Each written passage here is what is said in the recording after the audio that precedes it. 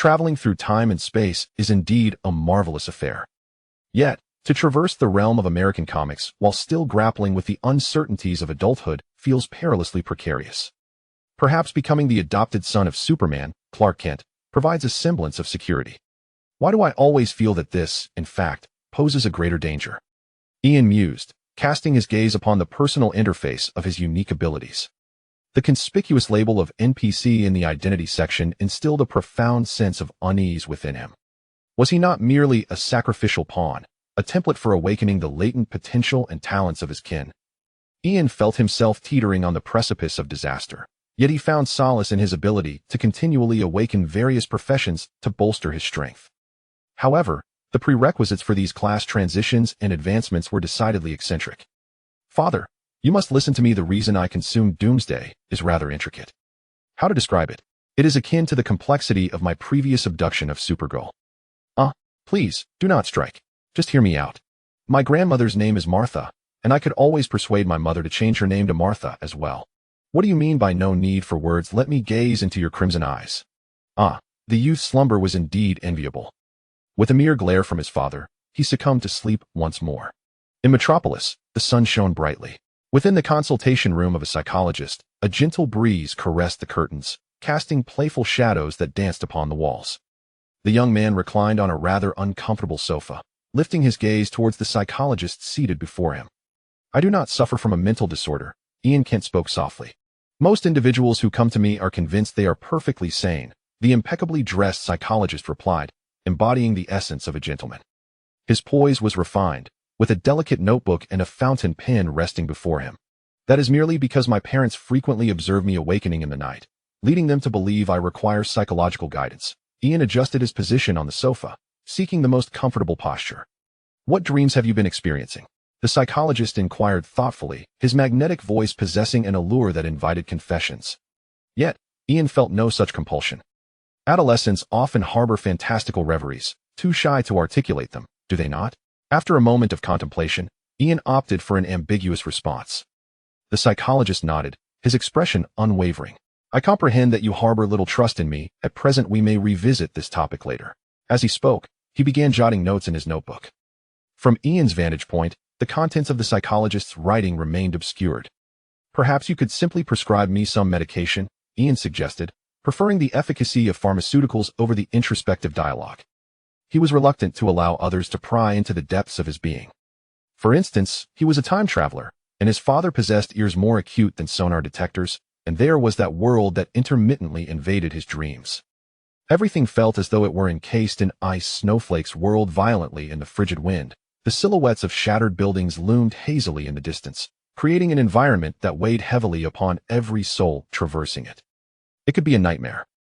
Or perhaps something else entirely. In this realm where anything was possible, Ian remained uncertain about the true meaning of his dreams. He only knew that he would awaken promptly at the sound of the bell tolling.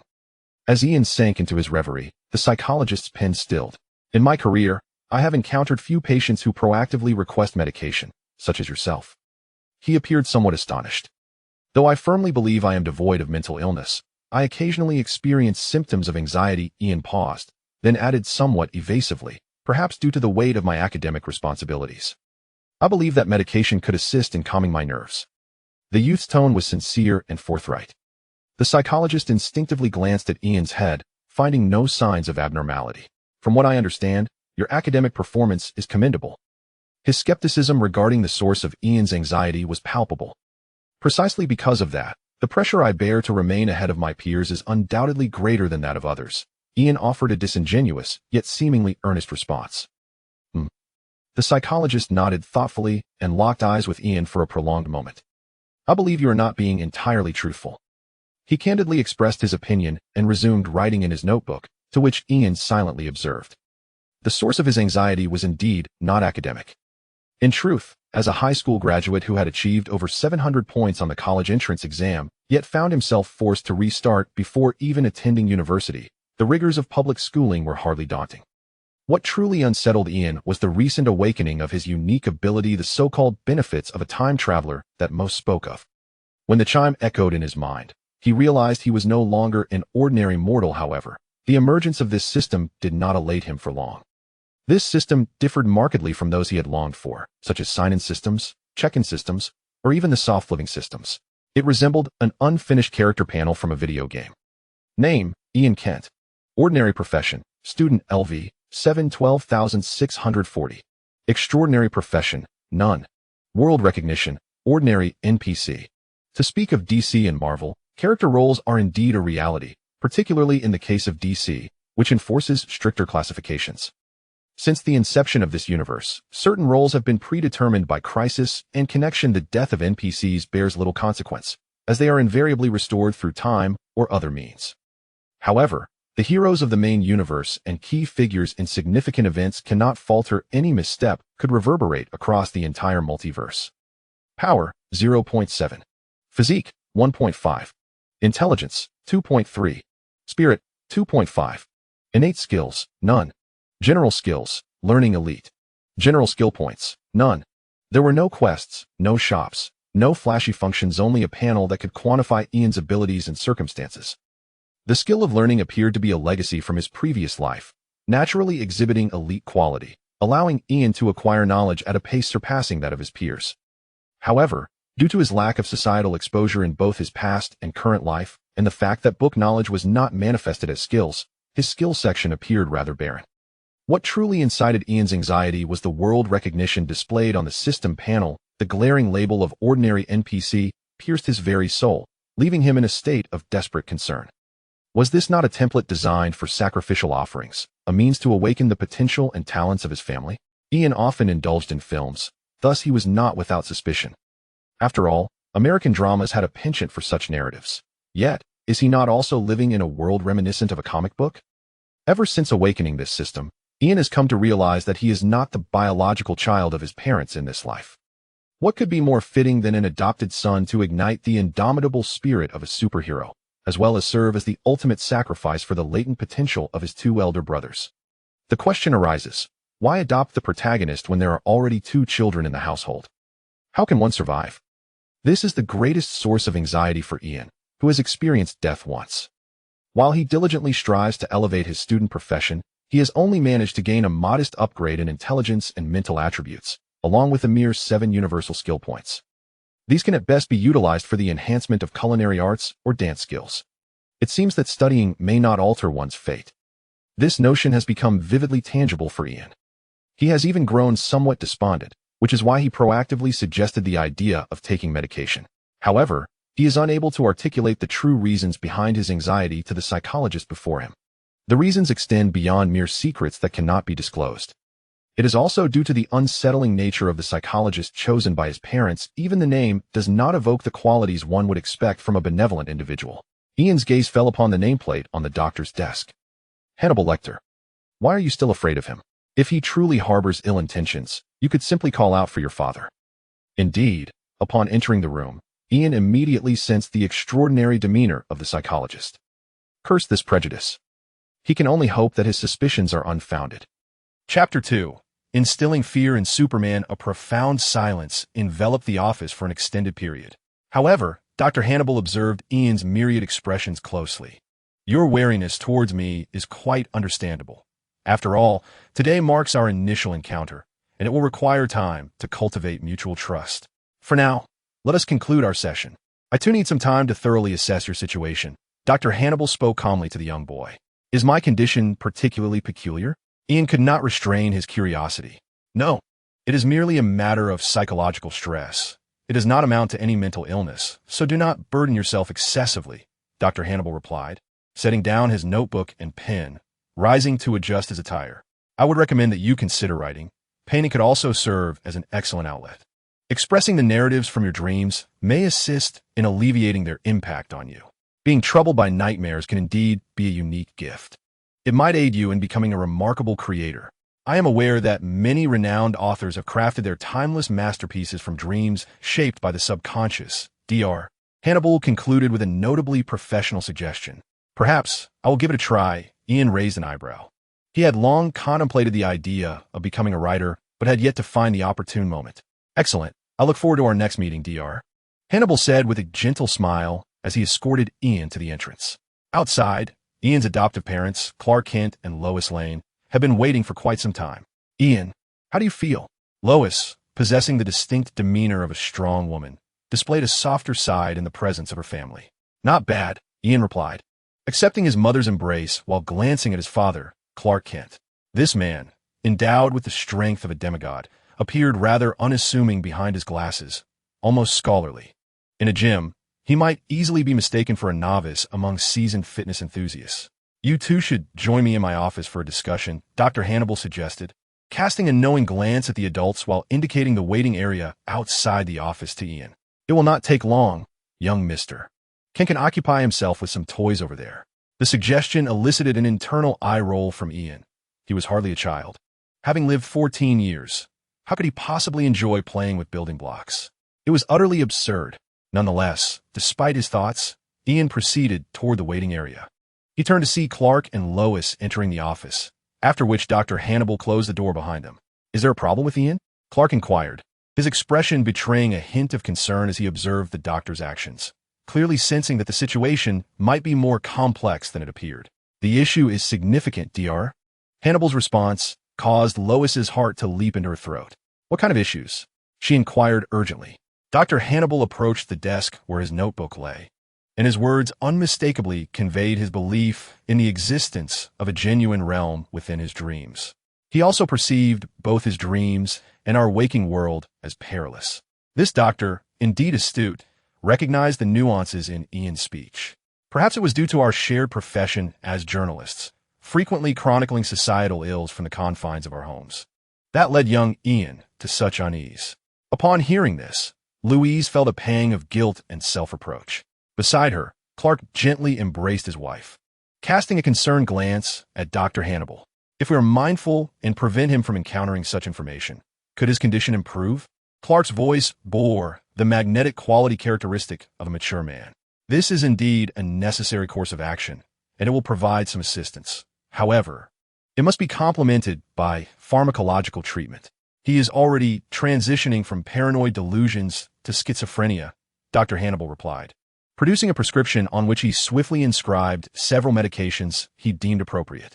He had evidently sensed the boy's trepidation. We might devise a method to incorporate it into his food to avoid resistance or unnecessary psychological burdens. Dr. Hannibal handed over the completed prescription. Very well. We shall heed your advice, Doctor. Louise accepted the prescription, carefully placing it in her handbag. She exchanged a glance with her husband, both concealing their worries behind smiles as they stepped out to fetch Ian. It's time to head back, little one, Clark said, patting Ian's shoulder. The boy, who had been engrossed in building a structure with blocks, quickly stood and dusted off his pants. What did the doctor say? Ian began to probe for information. The doctor believes you shouldn't remain overly tense while studying. Tonight, you must engage in activities unrelated to your studies. Louise, a renowned journalist, exhibited remarkable acting prowess as she adjusted Ian's collar. Yes, you might learn a thing or two about car repairs just like your two brothers, Clark added, offering suggestions as they made their way back to the bustling streets. The metropolis was vibrant, filled with towering skyscrapers and endless streams of vehicles. However, the inhabitants exhibited a certain impatience, possibly due to the proximity of this city to the industrious Gotham. Beep, beep, a large truck sped past, blaring its horn repeatedly. Ian's body tensed noticeably. What's wrong? Clark, who had been supporting Ian's back, noticed his reaction. Nothing, just startled for a moment. Even after 14 years, Ian still experienced a degree of apprehension towards large trucks, a lingering effect of his method of traversing time and space. Those who have experienced time travel are well aware that the reasons behind such phenomena are often unforgettable. Ian vividly recalls that the last words he heard before his journey were, "I thought that was merely a speed bump, officer. My entire family is striving to live. You cannot impound my vehicle. Please trust my insurance company." The thought of merely a speed bump lingered in his mind, along with the haunting question, how can you still be alive after all this effort? Such an experience left Ian with profound psychological scars. My dear, you truly need to find pursuits beyond your studies, Louise expressed, a flicker of concern crossing her eyes. Both she and Clark struggled to comprehend some of Ian's peculiar reactions.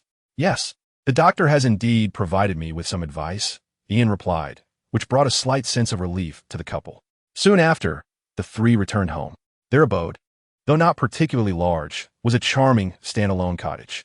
Since it was still during school hours, Ian's two older brothers, Jonathan and Jordan, had yet to return. I have an article that remains unfinished. I must visit the newsroom. Could you handle dinner tonight? Louise, a distinguished journalist, often found herself engulfed in a busy work schedule. In contrast, Clark had made some sacrifices in his career for the sake of family. Of course, no problem at all. The illustrious Superman kissed his wife goodbye and donned an apron, intending to ask Ian what he would like for dinner and whether he would join him in preparing the meal. However, upon knocking and entering Ian's room, he found him engrossed in writing. "Weren't you the one who promised us you wouldn't study so intensely?" Clark furrowed his brow, his tone taking on a hint of seriousness. "No, Dad, I'm not studying. I'm following the doctor's advice and engaging in some literary creation," Ian replied, glancing back at Clark. He shifted his body to create space at his desk. "Oh, curious." Clark leaned in closer. He had intended to offer words of praise. But as his gaze fell upon Ian's so-called literary work, his expression turned to one of rigidity. "Domineering Superman Loves Me. What a bizarre title." Ian continued. "I also plan to write Domineering Batman Loves Me and Domineering Aquaman Loves Me. I believe my trilogy of domineering characters will undoubtedly become a timeless classic, granting me financial freedom." Ian felt he had exercised caution by choosing a premise that, to some extent, could sidestep issues of character copyright. Harley Quinn on the bus. Clark's face was a canvas of questions. He had never disclosed to his 3 children that he was, in fact, Superman, so he should have felt pleased by their spontaneous admiration for the hero. Yet, upon seeing Ian's title, his instincts warned him that this was far from a serious endeavor. Why not give drawing a try? The realm of comics has seen remarkable development. With an eccentric expression, Clark offered a rather theatrical suggestion. Ian pondered for a moment, and then exclaimed, "Why not?" The boy eagerly unfurled a sheet of paper. Unfortunately, he merely inscribed a title for his artwork. Before he could even begin mixing colors or putting brush to paper, Clark swiftly clapped his hands, trembling fingers pressing down on the canvas spread before him. The tone of the elder was tinged with a hint of trepidation. "Never mind, Ian. I believe it will be better for you to write a book to relieve your stress." It was not surprising that Clark's attitude shifted so abruptly. He truly had no desire to fathom what it meant for the overbearing Superman to have an affair with him, which was far more exhilarating for his already racing heart than the notion of an overbearing Superman falling in love with him. Chapter 3. Family and alternate worlds. Can Superman suffer from high blood pressure? The occasional answer is yes. At that moment, Clark felt a rush of blood to his head. Why don't you write about an ordinary person who, through their own efforts, becomes a superhero? He attempted to guide Ian towards crafting something of substance. However, Ian tilted his head slightly, dismissing Clark's concept and creativity, noting that tales of superheroes rising to prominence were ubiquitous. Today's readers seek something that truly astonishes. Clark was momentarily speechless. He sensed that his interactions with his children were perpetually fraught with difficulty, whether with his second son Jordan or his youngest, Ian. Establishing a connection with either seemed elusive. His temples throbbed slightly as he still wished to persuade Ian. "But I believe Superman might not appreciate others weaving literary narratives about his life. That would infringe upon his privacy." Clark endeavored to maintain a serious expression, his tone earnest, and the principles he articulated aligned closely with contemporary societal values. He was convinced that he had a substantial chance to alter Ian's perspective. Unbeknownst to Clark, Ian had never been perplexed by the identity of Superman. After a brief contemplation, the boy provided an irrefutable rationale. "We all know how kind and helpful Superman is. He would never refuse to assist a child in need." Ian winked at his father. His playful rhetoric left Clark at a loss for words, repeatedly opening his mouth only to falter, ultimately leading the Earth's mightiest hero to acquiesce. "Very well, if this is the story you wish to write." Clark shook his head, choosing to exit his son's room and focusing instead on preparing dinner for the entire family in the kitchen. Of course, multitasking was hardly a challenge for him. As he cooked, Clark could not resist the temptation to utilize his super eyesight to sneak a glimpse at the secret writings of the young boy. He could not comprehend the source of his intense curiosity. Perhaps it was the explosive title of Ian's book that captivated him. After prolonged exposure to penetrating rays, might he succumb to cancer? Oh my eyes! The content of the book was even more astonishing, to the extent that Clark felt as though his mind had been subjected to some indescribable corruption. While it is true that children often possess a vivid imagination, Clark found it utterly bewildering to fathom Ian's thought process. A divorced woman in her 40s, having endured menopause and raising 9 children, finds herself the object of Superman's fervent pursuit after merely catching a glimpse of him. This surpassed the limits of Clark's imagination. Little did he anticipate that a villain would also develop feelings for this working-class woman, leading to a scene where Superman, with a crooked grin, summons other superheroes to confront the antagonist. Indeed, there are many such short films, but it is amusing to note how they simply replace the Chinese characters with foreigners. And even the manner of speaking is so strikingly similar that it borders on absurdity. With a frustrated slap to his forehead, Clark could not fathom the possibility of such a work being published.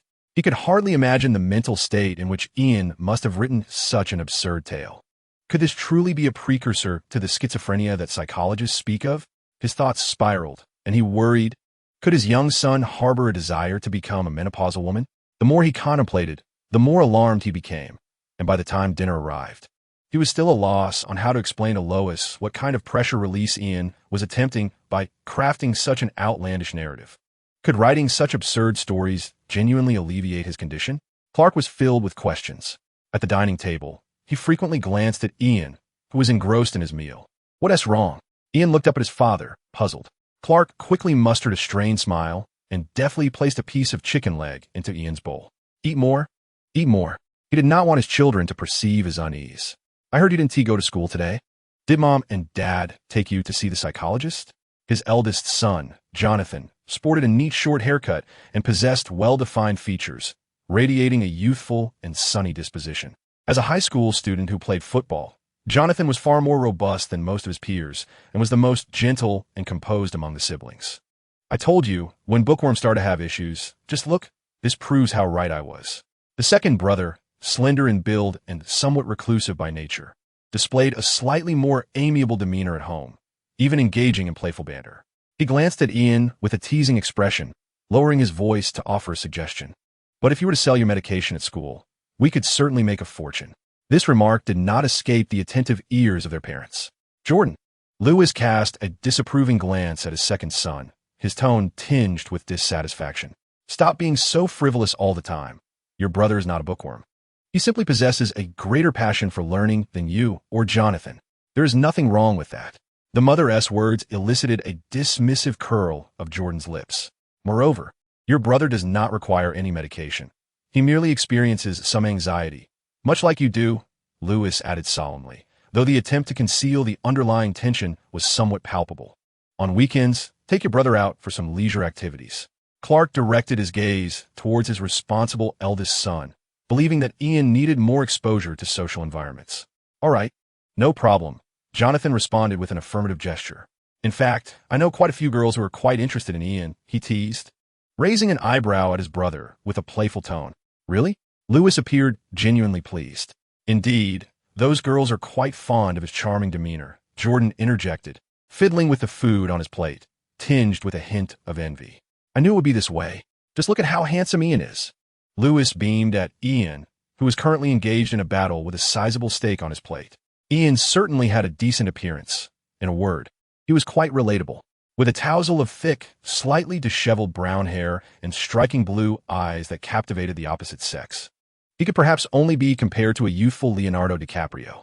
I actually wish I were a bit stronger, Ian expressed, lacking interest in his brother's suggestion to meet older girls, as he was uncertain about when he might face his own trials. The Kryptonian bloodline that coursed through his brother's veins weighed heavily upon him. Then let us spend more time exercising together, Jonathan exclaimed as he affectionately wrapped an arm around Ian's shoulders. Even unawakened, Ian already possessed strength that far exceeded that of his peers. Ahem! Ian felt as though he was caught in a chokehold. Fortunately, Jonathan noticed something amiss and promptly released him, granting Ian a much-needed breath of relief. Oh, my apologies. Jonathan quickly apologized. It's fine, Ian replied, stretching his neck and not overly concerned. He glanced at his now-empty plate and subsequently requested to retire to his room for some rest. Of course, dear, Lewis said, kissing Ian on the cheek. As he hurried up the stairs, she turned to her husband with curiosity. What is he busy with? Shouldn't he be studying from textbooks, right? The old journalist's intuition alerted Lewis to Ian's emotions. Yet Clark found himself at a loss for how to respond to this inquiry. Well, it's not studying, he managed to say, controlling his facial muscles to maintain a steady tone. I believe children need to have their own private secrets, don't you think? Once again, the familiar excuse of privacy is invoked. However, it proves quite effective with Lewis. As Lewis ceases to inquire further, Clark silently exhales with relief. Yet, the pressing topics regarding Jordan's psychological issues and academic status must still be addressed. Alas, such is the reality of Superman's married life. Maintaining familial harmony is far more burdensome than combating calamities. Perhaps this is a phase everyone must endure, and even superheroes are not exempt. In the room, Ian diligently writes, fervently channeling his creativity. Unlike Clark, who harbors doubts, Ian is invigorated by the act of writing, not only showcasing his talent, but also accruing professional experience in the process. Truly a twofold triumph, a dual victory achieved in one breath. Ian believes he has fallen in love with writing, yet certain peculiar circumstances seem to contradict this newfound passion. Despite his enthusiasm and the desire to write through several nights, an unmistakable wave of fatigue arrives punctually with the passage of time. Resignedly, Ian sighs, setting down his pen and glancing at the clock. 11:59. 12 o'clock. As the time marks the transition from one day to the next, Ian feels a familiar twitch in his mind. In an instant, his surroundings contort, and before him emerges a leaden sky, a pristine white earth, and the ruins of a city. Ian, unfazed, exhales a breath of fog, the white mist enveloping him. His pupils reflect this desolate world, as the howling winds and swirling snow render the city seemingly frozen in time, as if it has slumbered for millennia. All life is suspended, and he is perhaps the sole being capable of movement within this realm. Chapter 4. Conceptual Profession, The Descent of the Celestial. The scene before Ian is one he has grown accustomed to. This nightmare, or rather, this peculiar state he finds himself in every night, has been recurring since before the awakening of his system panel, the so-called Golden Finger. What exactly is this place? Frost crystals quickly form on Ian's eyelashes as he raises his hand to catch the snow cascading from the heavens. The blinding whiteness of the snow curtain consumes the skyline of the shattered city. The snowfall is overwhelming. Only objects in close proximity allow Ian to see clearly. Strangely, he does not feel the cold in this environment, as if he exists here, yet simultaneously drifts beyond the confines of the world. Amidst the howling winds mingled with the brittle sounds of cracking ice, the tranquil city resembled a desolate canvas depicting the apocalypse. Perhaps this world was indeed a realm that had long succumbed to the end of days. The rhythmic sound of Ian's footsteps echoed, tap, tap, tap, upon the frozen ground, as he wandered aimlessly, oblivious to what purpose he could serve in this forsaken place. His myriad attempts had already confirmed that he could not retrieve anything of value from this desolate expanse. Perhaps the only boon this city could offer Ian was the inspiration to become a renowned artist of the melancholic aesthetic. With the fractured overpass jutting into the snow like a dissected steel skeleton, rusted remnants of automobiles lay half-buried in the ice, alongside collapsed bus shelters, their glass canopies shattered, and buildings shrouded in deep snow had succumbed to significant decay. Everywhere, severed power lines swayed in the wind, creating the impression of a divine wasteland, where even the faintest chirp of an insect was an unattainable luxury. "Hey, come out," Ian called out to the heavens in boredom, yet no refuse plummeted from above. The 9 years of compulsory education he had once endured had proven ineffectual as a key to navigating this peculiar world. It seemed he would have to adhere to the old ways. Ian held himself to stringent standards in this realm. His rapid ascension to a level 7 student was partly attributable to the influence of the nightmare world, granting him an additional 7 hours for time management. Even in dreams, one must learn. It was only fitting that he excelled academically and leveled up swiftly. Thus, Ian commenced his search through the ruinous, snow-laden landscape, seeking out bookstores that had yet to be buried, most of which housed a plethora of adult magazines and journals. His 2 elder brothers used to conceal such literature in the neighbor's doghouse, while Ian remained unconcerned about parental discovery, gaining experience points through his literary appreciation. Learning about the adult world could certainly be deemed a form of education. His student profession was notably adaptable in its criteria for gaining experience. No field could afford to have weaknesses, for that was the hallmark of a true scholar in this new era. Ian was quite pleased with his meticulous planning as he traversed one snow-covered street after another. With each step upon the icy surface, the soles of his boots produced a disconcerting, grinding noise. Naturally, he would occasionally slip, but after brushing off the snow, the impact hardly registered as pain. It felt akin to a lucid dream, coherent yet distinctly unique. Soon enough, Ian reached his destination, a bookstore buried under snow, which he could access with just half an hour of diligent digging. Inside, the store was devoid of patrons. Not even the lifeless remnants of customers remained. Fortunately, despite the fragility of the tomes on the shelves, the volumes within the glass display cases remained intact enough for gentle perusal. You have earnestly engaged in reading, grasping various aesthetic techniques, and accumulating invaluable professional experience as a student. Time has slipped away, each moment enriched by your diligent studies. Ian fortuitously discovered a still functional revolver beside a collector's magazine, and he impulsively aimed it at his temple, pulling the trigger with fervor. The bullets grazed his flesh, creating ripples, yet they inflicted no harm whatsoever. Ian had long since discerned the peculiarities of dreams, and such actions bestowed upon him additional experience. You endeavored to learn the art of catching bullets. Although practical learning culminated in failure, you nonetheless gleaned some reckless techniques, earning 3 experience points. The 6 systemic prompts encountered were not Ian's limit, but rather the constraints of the revolver's magazine. Regrettably, no additional bullets could be found nearby. Otherwise, Ian would have expressed profound gratitude for nature's bounty of 18 experience points, which would require extensive reading to attain. The reality proved that only through audacity can one rise above mediocrity. With a lingering sense of unfulfillment, Ian crafted a narrative for himself. As previously mentioned, the acquisition of experience in a student profession was remarkably flexible, which led him to perceive his system panel as akin to an unfinished video game. It cannot be deemed riddled with bugs, but rather characterized by a lack of restrictive conditions. Until tomorrow, the lady who despises wearing shorts, he mused, setting aside his personal photographs and estimating the time for his return. He moved a table to the entrance of the bookstore, though devoid of coffee and delicate pastries. The bookstore was not lacking in images of these 2 delights. Ian meticulously cut several out and arranged them before his small table. When boredom reaches a certain threshold, one may become somewhat abstract in thought, yet Ian perceived this as a ritual. Without a single engaging activity to pass the time, he would feel suffocated every night. The world of silence, how it resembles a stuffy little black room. Outside the dog hole he had excavated, snowflakes floated gently, creating an unusual tranquility, occasionally disrupted by the sound of icicles breaking from signs and embedding themselves in the snow with a crisp noise. Suddenly, a loud rumble disrupted the calm, though not sharp. It was resonant, even causing a dull tremor beneath Ian's feet, startling him greatly after a prolonged silence. The abrupt noise was neither the sound of icicles falling nor a mere triviality. It resembled the thunderous collapse of a great mountain crashing to the ground. What on earth has fallen from the sky?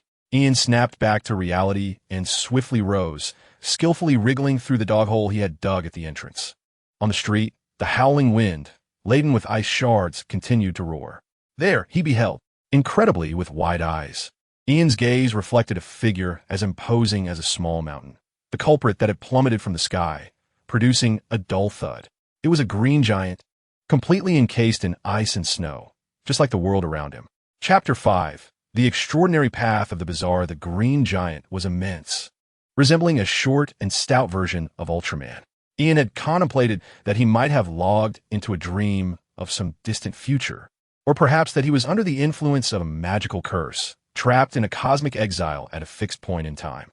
However, he could never have anticipated that this apocalyptic world was of the same caliber as the DC universe, where he would witness the corpse of the Green Giant.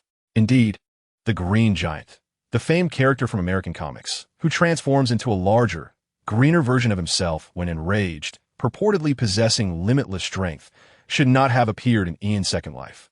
Oh, my Father in heaven, surely this is not merely a figment of my imagination. Ian's throat involuntarily constricted, overwhelmed by a surreal emotion surging through him. Was this the Marvel Universe? No, at least, not entirely the Marvel Universe. The Green Giant's massive form resembled a small mountain, his skin a chilling shade of bluish-green. His muscles remained taut, and his hands, raised high, were still frozen in position upon impact with the ground. It was the object trembling between the green giant's hands. Amid the biting wind, that left Ian stunned, unable to fully comprehend the situation. Who wouldn't find this bizarre? The green giant, with a gaping hole in his chest, held his hands aloft, tightly gripping a head adorned with golden hair. The expression on the golden-haired head was one of disbelief and fury, its eyes wide open. And the veins on its neck, along with the torn skin, were clearly visible, swaying in the wind like the golden locks. Meanwhile, the green giant's other hand clutched the body of this head, clad in a deep blue uniform, adorned with the stars and stripes representing American honor. For a moment, Ian had thought it was Sentinel, the comic book battle between Hulk and Sentinel, a formidable clash indeed. Since this figure was Homelander, could it be that the Green Giant's wounds were inflicted by him? Was this Green Giant not the MCU version? Was it not Homelander from Ian's favorite series, The Boys? The juxtaposition of the Green Giant and Homelander, two incongruous characters, lay starkly before Ian's eyes. He was no longer inclined to ponder how this had come to be, or what transpired between the two before their demise that led the world to its current state. He feared that this was no mere dream, and indeed, he could learn and evolve within this dreamscape. Ian indeed felt that the situation had become exceedingly surreal. To speak candidly, it was utterly bewildering. He yearned to seek out a reliable physician to tailor a regimen specifically for him. Truly, without consuming a substantial quantity of medication, Ian feared he could not manage his condition. What was more likely, my insanity or the world's madness? Such a perplexing dilemma. Ian found himself spiraling into a whirlpool of thoughts. He slowly approached the immense green behemoth. The icy landscape surrounding the green giant had been shattered, creating a vast crater. It required considerable effort for Ian to make contact with the giant's skin. His curiosity had merely been piqued by the texture of this creature's corpse.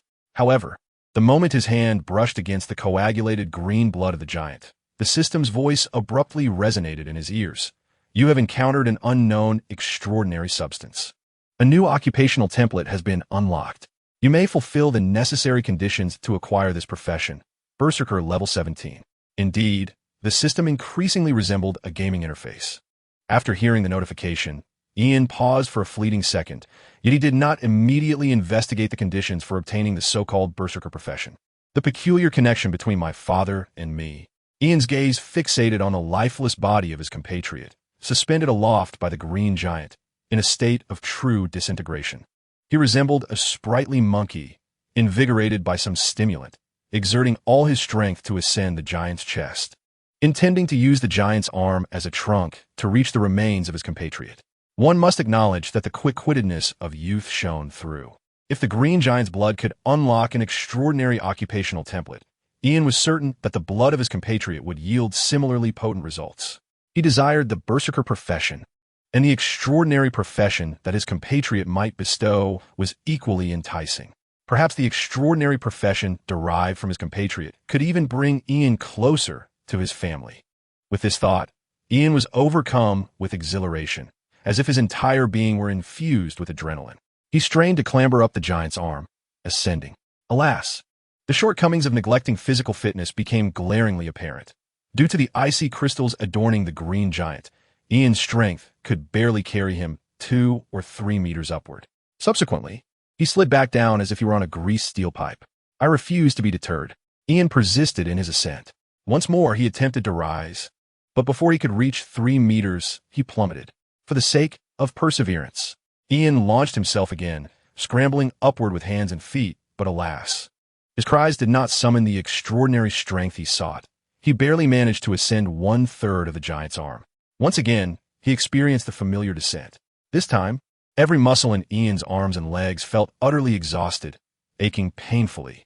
Ian sat heavily upon the cold, muscular chest of the green giant, his eyes brimming with dissatisfaction and bewilderment.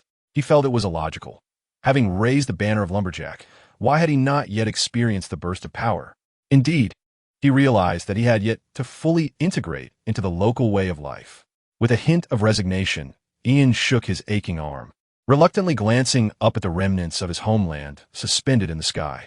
Surrender is not an act of evasion. We shall see what tomorrow brings. Ian had always been remarkably precise in his calculations regarding time, and just as his grand proclamation left his lips, the next moment, a heavy tolling of a bell erupted in his ears. The sound resonated like the echoes of an ancient cathedral, imbued with an irresistible force, as if the entire world were distorting and dissolving within the chime. Ian's soul trembled, his heart racing with uncontrolled dread and horror. The second, third tolls followed in quick succession, causing his vision to blur. The green giant's lifeless form, the grotesque visage of his homeland's remnants, and everything upon the frozen streets faded and collapsed into the bell's resonance, as if drawn into an invisible vortex. A thud. It was the sound of his forehead meeting the desk. Ian propped up his head, instinctively glancing at the peach-bottom alarm clock that sat atop the table. A birthday gift from his brother Jordan the previous year, notorious for emitting a terrifying sound akin to a bizarre cackle. 0042. Just as always, the time pointed to the correct hour. Chapter 6. Acquisition of job skills. The night breeze swept through the window, carrying a refreshing chill. From next door came the sounds of his brother Jonathan conversing playfully with his girlfriend, while in the corridor, the unmistakable sound of the toilet flushing echoed frequently as his brother made repeated trips during the night. These familiar noises were oddly comforting. Ian shook his throbbing head. This time, his awakening from a nightmare realm did not elicit much of a shout. The remnants of his homeland, the red-eyed affliction, lingered in his mind. Although he had returned to the real world, his thoughts were still occupied with the remnants of that counterfeit superhero. When you unleash your laser eyes, your mother looks at your father with suspicion, as if she suspects infidelity. Young people do not concern themselves with notions of imitation. As long as they can soar through the skies, impervious to harm, with eyes glowing red, Ian would willingly relocate to a grand villa, marry a stunning beauty, and enjoy a life of luxury. Next time, I must be thoroughly prepared and shout even louder for the sound of lumberjack. Ian resolved to practice tree climbing diligently.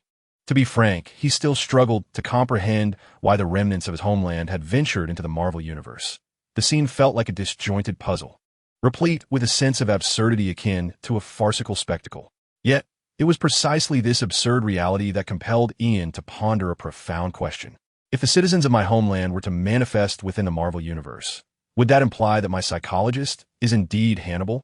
Ian found this question to be perhaps unsettling upon deeper contemplation. He knew better than to dwell on it, for the more he pondered, the more acute his anxiety would become. Rubbing his temples, he endeavored to erase the disquieting conjecture from his mind. System. He began to redirect his focus, opening his personal panel interface, which retained its simplistic aesthetic, yet now featured a brand new selectable option. At last, I shall no longer remain merely human. A surge of inexplicable excitement welled up within Ian as he eagerly accessed the career selection feature, which now displayed a solitary option. Berserker. Career system unlocked. Current available profession, 1. Berserker. Description. Fueled by rage, wielding fury as a blade, tearing apart all obstacles. The grandiosity of this introduction stirred Ian's spirit, and after a brief moment of hesitation, he resolved to bind himself to the Berserker option. After all, while there was still another profession to unlock on the homeland front, who could resist the allure of becoming an extraordinary being immediately? He was well aware that his system was capable of bestowing more than a single profession upon him, a fact he had verified during his previous experiments with the system. The path to acquiring a second profession merely hinged on fulfilling certain prerequisites, which Ian believed would pose no significant challenge. Berserker Ian was ready for action. With Ian's confirmation, lines of text materialized instantaneously. Promotion conditions. Reach the critical threshold of rage value. Current rage value, 5,100. Simultaneously, a translucent progress bar appeared in the lower right corner of his vision, reminiscent of a status bar from a game, indicating his rage value. At the upper part of the bar, a striking red threshold line indicated the level he needed to surpass. He was required to achieve at least 60 points of rage value. Indeed, it felt like he was immersed in a game of Earth OL. Ian couldn't help but reflect, and with a mere thought, he realized that the rage value display could be hidden. Elevating his anger was, after all, not an insurmountable task.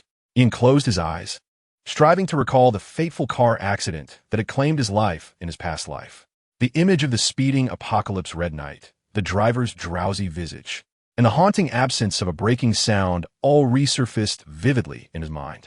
The flames of fury began to kindle within him. In a moment of wrath, Ian allowed himself to feel anger. Current rage value, 131003. This was the extent of Ian's efforts to summon his emotions. Alas, time had dulled too much, and the anger that should have burned brightly had been eroded by the passage of time. How distant it all felt, rendering him almost incapable of feeling anger. He touched his ears, which had yet to flush with emotion, and sighed in resignation. Then, he opted for a different approach, physical stimulation. Snap! Ian raised his hand and delivered a resounding slap to his own face. Anger? Current anger level, 11,100. Strangely, rather than igniting fury, there was an inexplicable sense of relief. Damn! Ian hesitated to continue this odd self-punishment, fearing he might awaken some bizarre attribute within himself. After pondering for a moment, he stepped out of his room and ventured into the kitchen, rummaging through the cupboards. Chili peppers? A bite. Mustard? A few dabs. Ian felt the fiery heat surge to his temples, tears and snot mingling in a close encounter. Current anger level, 211,008. Not enough, far from it. Gasping for breath, Ian's gaze swept across the refrigerator, and suddenly a spark of brilliance ignited in his mind. His astonishing intelligence of 23 came into play.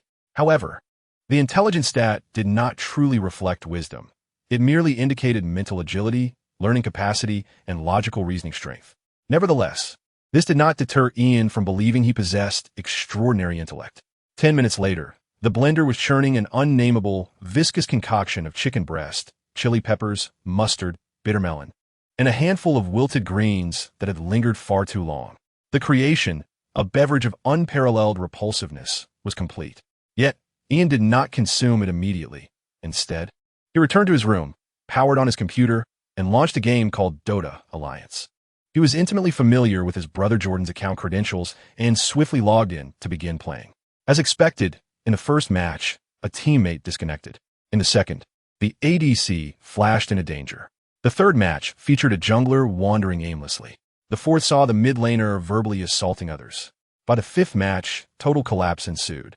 And Ian's score read 0-3-1, perfectly blending in with his teammates, utterly disgraced.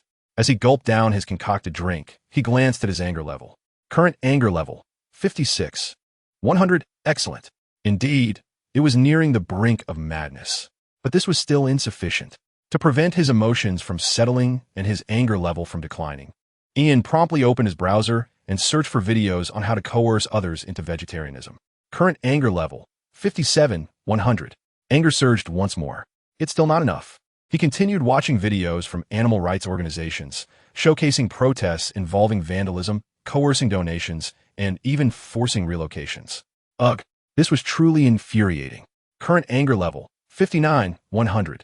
Ian's face had turned a deep shade of red, yet he was still just shy of that final push.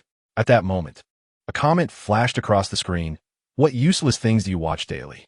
Young people should check out Surdu and Nizi. Suddenly, Ian's computer uncontrollably generated a new folder. It seemed the hacker who had lingered on his computer for years was up to something. Upon opening the folder, it was just as he suspected. The young man yearned to gaze upon the alluring images, a fanciful notion indeed. Within, there resided but a single phrase. Current fury level, 64, 100.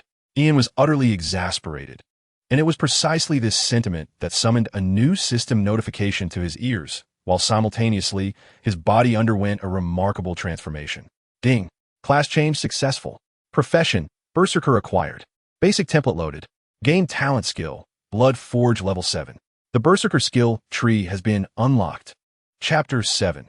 The path to enlightened strength. The acquisition of an extraordinary profession heralded an exceptional leap forward. In that moment, Ian truly felt his strength amplify. It was not merely a psychological sensation, but a tangible enhancement of his dimensional attributes. Name: Ian Kent. Ordinary profession, student level 7, 35. 640. Extraordinary profession, Berserker level 1, Neuro 10 world recognition. Ordinary NPC 4 strength, 35 constitution, 30 intelligence, 23 spirit, 27 talent skill. Blood Forge professional skill, none professional skill points. 1 general skill. Learning, elite, general skill points. 7. The dimensional attributes on his personal panel experienced a commendable enhancement, particularly in strength and constitution, which surged to approximately threefold that of an average person. Strength primarily influences muscular explosiveness, while constitution pertains to resilience and recovery speed. Together, they impact reaction time, whereas spirit signifies willpower and perceptual ability. These insights were gleaned from Ian's experiences since acquiring the system. Alas, his system was rather rudimentary, lacking the charmingly sweet and engaging dialogue functions that others possessed. My abs looked truly splendid. Ian stood before the mirror, shedding his garments. Previously, his body fat was not insignificant, yet now he boasted a physique that, while not exaggerated, displayed distinctly defined muscle lines. Perhaps the fat had been directly converted into muscle? It was unclear. All transformations seemed to transpire within a remarkably brief span, and Ian scarcely had the opportunity to fully appreciate the changes before they concluded. Was this a cheat? Countless traversers had experienced the same phenomenon over the years. I feel as though I could defeat a Jonathan with a single punch, perhaps even vanquish 15 Jordans. Ian clenched his fists with fervor, the muscles of his body rippling and showcasing the artistry of the human form. Such self-admiration bordered on vanity. However, Ian's spirits were exceptionally high, to the point that he scarcely regarded the unchanged status of his world recognition. The attainment of an extraordinary profession illuminated a path towards self-redemption. Though his current powers and capabilities might still be modest in this perilous world, it was merely the beginning. His future held the promise of vast horizons. Onward, developed steadily and prudently. Ian's self-encouragement was marked by a notable self-awareness. After calming the tumultuous waves of his emotions, he turned his attention to the newfound abilities that had emerged following his acquisition of the Berserker class. Bloodforge. The damage inflicted upon you will accumulate experience points. Each instance of effective harm will yield a corresponding increase in experience based on the severity of the injury. All negative statuses and physical afflictions will allow you to amass fury. When your fury reaches its zenith, your strength, constitution, and pain resistance will witness a substantial enhancement. Should you endure 5 simultaneous negative conditions or find yourself on the brink of death, you may activate the flesh and blood remnant state. All attributes increase by 30, albeit at the cost of a gradual decline in both rationality and intelligence. One cannot deny that the power bestowed by extraordinary classes is indeed formidable, particularly this core ability, which is a rarity even among the affluent. To grow stronger through injury, Ian felt that this innate talent could easily be rebranded as a golden finger of sorts. He finally sensed that his system was coming into its own. Moreover, there was a skill tree. Ian opened the newly unveiled option. In the next moment, a sprawling branch-like image manifested in his mind, with each shimmering fruit representing a skill he could acquire with his professional skill points. Almost instantaneously upon unveiling the skill tree, Ian was drawn to the skill available at the pinnacle, LV100, Fury Immortality. Upon death, if 25 negative statuses are present, all statuses will be consumed to resurrect you, restoring your full strength and granting a blood-soaked rebirth that doubles all attributes. Despite the lengthy cooldown of 1 day, this could undoubtedly be deemed a miraculous resurrection technique. With this skill, Ian felt he could face the prospect of being sacrificed without trepidation. He could even afford to be offered up for his family's sake once a day. Alas, the journey to level 100 was not a trivial endeavor. Ian sighed, retracting his lingering gaze. Currently, the skills available for his selection numbered merely 3, given his profession was only at level 1. Remnant resonance. When the body is impaired, amputated limbs, blindness, loss of internal organs, the remaining organs will operate at an overload capacity, compensating for the lost functions while additionally enhancing strength and constitution. Self-healing frenzy. Regenerate 1% of maximum health per second, capable of healing all injuries, including fatal ones, though movement and attack are prohibited during the healing process. Venomous stomach sac. Your stomach will be transformed, enabling ingested food to convert into poison for storage, which will be unleashed alongside your attacks when needed. All 3 skills were reasonably commendable. However, Ian perceived that he could only choose one, and both Remnant Resonance and Venomous Stomach Sac sounded rather grim. They did not quite resonate with his principles. I shall learn the skill Self-Healing Frenzy. Ian decisively engaged in the selection and acquisition of skills. Having played games throughout his life, he deduced from his limited understanding and research that when gaming, one must opt for skills that yield percentage-based effects. Take the skill Self-Healing Frenzy, for instance. It may appear to have numerous limitations, yet the ability to become a hero once more in just 100 seconds undoubtedly makes it the optimal choice to complement the Blood Furnace upgrade. Regarding future plans, Ian harbored his own thoughts. I prefer not to seek external torment, as long as I inflict sufficient suffering upon myself. No one from the outside can dare to harm me. Ian's intellect has always been rather peculiar. Without hesitation, he retrieved a small knife from his drawer. With swift, deliberate motions akin to slicing paper, Ian carelessly inflicted a sizable gash on his arm. Health points diminished, and he gained 13 experience. After a brief wait, he filled a large cup with his blood, finally receiving feedback from the system. The acquisition of experience proved to be more arduous than he had anticipated. It was still tolerable. Self-heal my body. Ian activated the skill, and in the next moment, felt as if he had transformed into a statue, utterly immobilized. His wounds began to heal at a visibly rapid pace. Ian sensed that should anyone interrupt this state of rigidity, the healing effects would cease. Furthermore, as his self-healing ability was activated, a hunger began to manifest in his body, clearly a byproduct of skill consumption. This came with significant limitations. Perhaps for a warrior, it might merely be a redundant skill. However, each mishap signifies a new opportunity for strength. Having conducted an experiment, Ian unhesitatingly inflicted upon his arm several unfortunate accidents. Adhering to the principle of waste not, want not, he even drank down his own spilled blood. Engaging in excessive physical exertion, he thought that such actions, inherently destructive to the body, would not lead to any significant misunderstandings from others. Though there was a hint of metallic taste, it mattered little. As long as it was nutritious and healthy. Who hadn't heard the recommendations of those weight loss bloggers? Low-calorie, high-protein items could certainly be flaunted. Health points diminished, and experience gained 1. This time, the system's feedback arrived with greater swiftness. Ian, with a slightly pale complexion, was overjoyed. Yet, immersed in the elation of leveling up and growing stronger, he remained oblivious to the figure cloaked in red and blue, lurking in the darkness outside his window, gazing with a complex expression at the scene unfolding within. Oh, poor Ian. Clark's expression was one of profound sorrow. He had never anticipated that upon returning from rescuing a chemical plant from an explosion, just as he was about to change his attire and transform, he would discover his own son engaging in self-harm within his room. Due to the presence of his family, Clark restrained his extraordinary vision and thus failed to notice Ian's physical changes.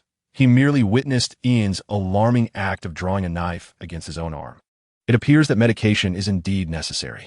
With a heavy heart, Clark swiftly changed his attire and descended slowly into the deserted courtyard. He began to contemplate how to approach Ian without being abrupt in their communication. To be candid, while Clark had previously harbored some skepticism regarding the psychologist's diagnosis, he now genuinely believed that his youngest son was undeniably unwell. Indeed, quite gravely so. Chapter 8. A brother's restraint in a dimly lit corridor of the second floor. The faint sound of water trickling from the pipes echoed softly. Jordan Kent, with his tousled curls, meticulously dried off a precious artifact that he had just washed, an essential tool for navigating the trials of adolescence. After diligently applying a layer of powder for its maintenance, he carefully stored the artifact in its box, making every effort to avoid disturbing the other family members as he gently opened the bathroom door. However, as soon as the door cracked open, he was nearly startled into awakening his superhuman lineage. Goodness! Jordan instinctively exclaimed. A gaunt figure stood silently outside the door, hunched over, with a sallow complexion and deep-set eyes, resembling someone who had been drained of all vitality by a succubus. Had it not been for Jordan's quick reflexes in recognizing his younger brother, he might have inadvertently hurled his treasured artifact at him. Ian? Jordan swallowed hard, still shaken. Ian slowly raised his gaze, his eyes unfocused. I need to use the bathroom, he said, his voice lacking energy, as if he could collapse at any moment and restart anew. What's wrong? Are you ill? Jordan's expression turned peculiar as he tucked his artifact into his pocket and scrutinized Ian with concern for his youngest sibling. I'm fine, just feeling a bit drained, Ian replied, a hint of frustration in his tone. He had indeed pushed himself too far, not realizing the extent of energy his self-healing abilities consumed. While his injuries were mending, the toll on his body's energy reserves left him nearly incapable of standing upright, rendering him weak and pallid. Jordan, however, had clearly misunderstood Ian's meaning. His expression was a mix of intrigue and awkwardness, culminating in an unspoken understanding that he felt he ought not to grasp. The atmosphere between them grew slightly tense. Well, you should wash up first, Jordan chuckled lightly, attempting to ease the thick tension, and stepped aside to vacate the bathroom space. All right, Ian trudged into the restroom, just about to close the door when Jordan suddenly pressed his hand against the doorframe, hesitating as if grappling with his words. Ian, he began, carefully choosing his phrases, as if stepping into the role of a life coach for the first time. I understand you may have unlocked some new realms of existence. However, as a human being, particularly as a man, one must grasp the importance of moderation. Neglecting your body now will surely lead to regret in the future. Jordan's tone was earnest and heavy with concern. He could hardly fathom that such words would escape his lips, yet he felt compelled to speak. Ian's demeanor was alarmingly unsettling, and the younger brother found it difficult to imagine just how many times his sibling had indulged in reckless pursuits within the confines of his bedroom. It was evident that Jordan was reflecting upon his own experiences. A misunderstanding lingered between the two brothers. Ian opened his mouth to explain, yet found himself at a loss for words. Ultimately, he resignedly nodded and forced a smile as he slowly closed the restroom door. Soon, the sound of water filled the air, as Ian was busy cleaning the tools he wielded to gain strength. However, in Jordan's mind, the implements Ian was scrubbing might very well be the same ones he used to hone certain muscles. Such a precocious Ian, Jordan couldn't help but muse, clutching the prized possession hidden in his pocket, intending to retreat to his room for a few rounds of gaming. Yet, just as he reached the staircase, he unexpectedly encountered his father, Clark, ascending the stairs. Their eyes met, and an awkward tension enveloped the space. "Good evening, Jordan," Clark greeted, his voice breaking the silence. Still clad in his wrinkled suit. Jordan replied curtly, nodding stiffly as a form of greeting, and turned to head back to his room. He was undoubtedly the child in the household with the most strained relationship with Clark. "Wait," Clark called after him. "Is Ian in the restroom?" He glanced toward the source of the noise. Jordan halted, nodding slightly in acknowledgement of his father's inquiry. Yet, Clark, consumed by concern for Ian's psychological well-being, was too preoccupied to mend the distance between them. Had Ian been acting unusually lately? Clark's foremost worry was Ian's mental health, especially after witnessing his brother's disturbing behavior of self-harm while laughing maniacally. Indeed, living so close to Gotham seemed to influence their lives in unsettling ways. Clark couldn't shake the feeling that Ian's actions bore a resemblance to the madness that often plagued the inhabitants of Gotham. This was in stark contrast to the obedient, studious child Ian usually presented himself to be. Given this alarming situation, Clark felt compelled to consider the possibility of the mental illness that Dr. Hannibal had mentioned. Could Ian truly be teetering on the brink of schizophrenia? As this thought crossed his mind, Clark's expression grew more serious, as he sought to extract further information from Jordan. Yet, what was truly amiss with Ian? In an instant, Jordan's mind was flooded with the image of Ian's indulgent face and that shocking remark about feeling utterly drained. After a moment's hesitation, he ultimately chose to guard his brother's unspeakable secret, a privacy that could not be shared with their parents. What could possibly be amiss? His grades were exemplary, teachers adored him, and girls practically tripped over themselves to fall into his arms. Even the troublemakers, known for their brawls, looked to him for the exam questions he might sell. I dare say that even Jonathan was not as popular during his middle school years. Jordan's tone carried a hint of envy, perhaps just a tinge, but more so it was admiration, for he himself, plagued by social anxiety, had few friends. Indeed, Ian was the quintessential model student, almost too perfect, which raised some concerns. Clark primarily believed that Ian might be feeling immense pressure because of this. However, to the rebellious Jordan, it sounded as if their often absent father was simply stirring up trouble. If one has flaws, you offer a word of guidance. If one is without, you still find discontent. Such are the parents of today.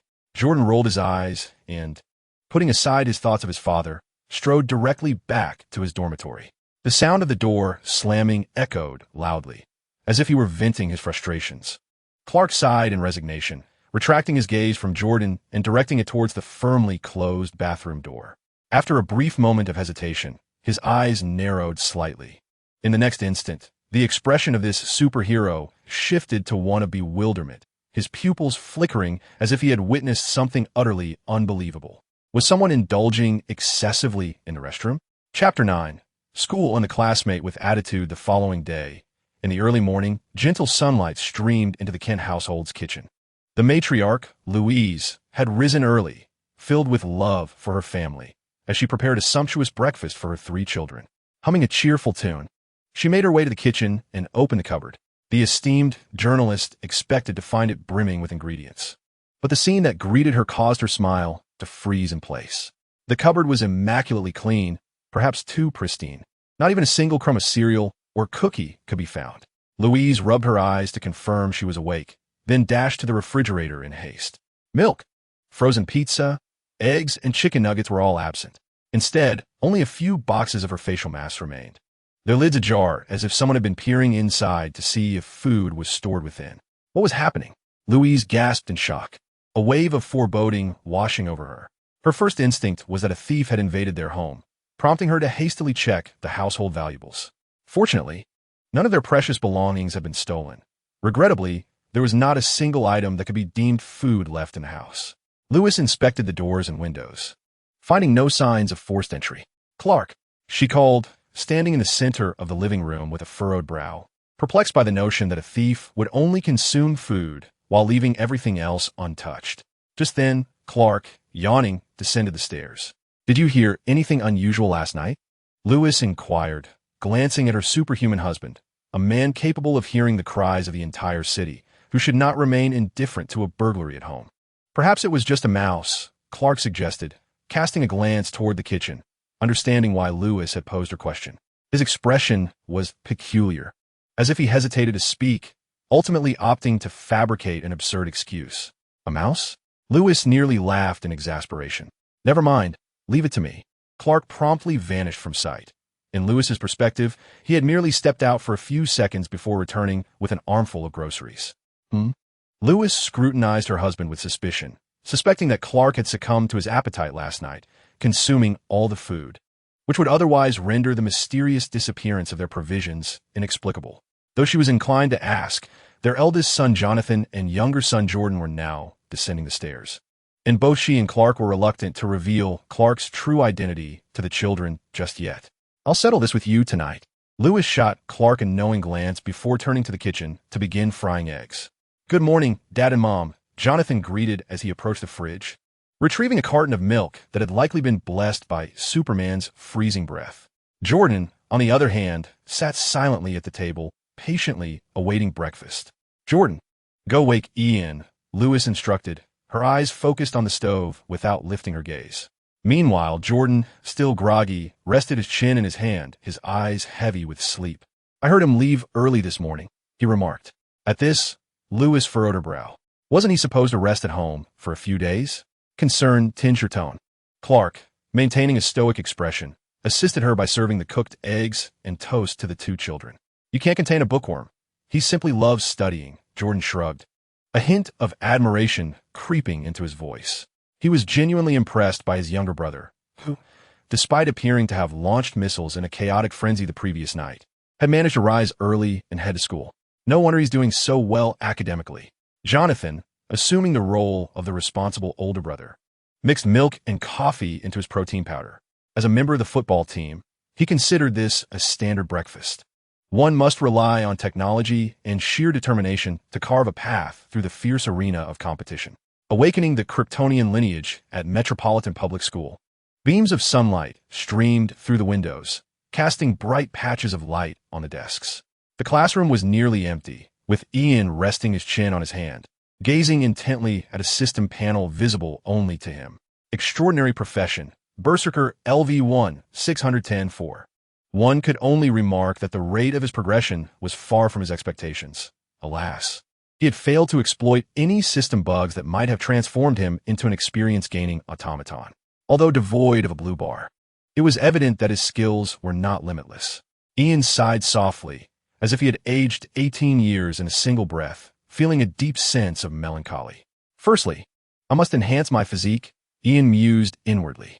Though his body had grown considerably stronger than before, only a more robust constitution would enable him to endure a more ferocious leveling methodology, thereby accelerating the advancement of his extraordinary profession, allowing him to deliver a few solid punches to his father when the rebellious phase inevitably arrived. With lofty ambitions, Ian was meticulously planning his adolescence. As he contemplated, a rich scent of perfume approached. Without turning, he knew his deskmate had arrived at school. "Oh, isn't this the Ian who skipped class for a day? Where did you go yesterday?" Madison Montgomery plopped down beside him, her golden hair trailing in a dazzling arc metropolitan. "What could possibly be so entertaining there that it made you, a study fanatic, miss Monday's class?" Madison scoffed, rolling her eyes dramatically. Today, she wore a meticulously crafted makeup look. Her eyelashes were perfectly defined, and her lips were painted a vibrant rose red, with a couple of buttons on her school uniform intentionally left undone, revealing a tastefully modest necklace beneath. "I spent Saturday and Sunday in Hollywood.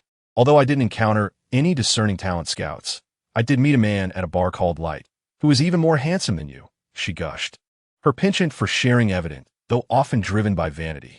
However, despite his looks, the man was not to her taste, especially since he refused her entry into his bar due to her age, which left her rather speechless. "In your words, he's just a shallow guy. Honestly, who would think I'm only 14? I've already sneaked into Metropolitan's bars twice." Behold, the boasting may be late, but it has arrived. Although Ian had little interest in bars, he found himself captivated by Madison's words. The young man fixed his gaze on his deskmate, a look of astonishment in his eyes. "I must say, young lady, you possess remarkable audacity."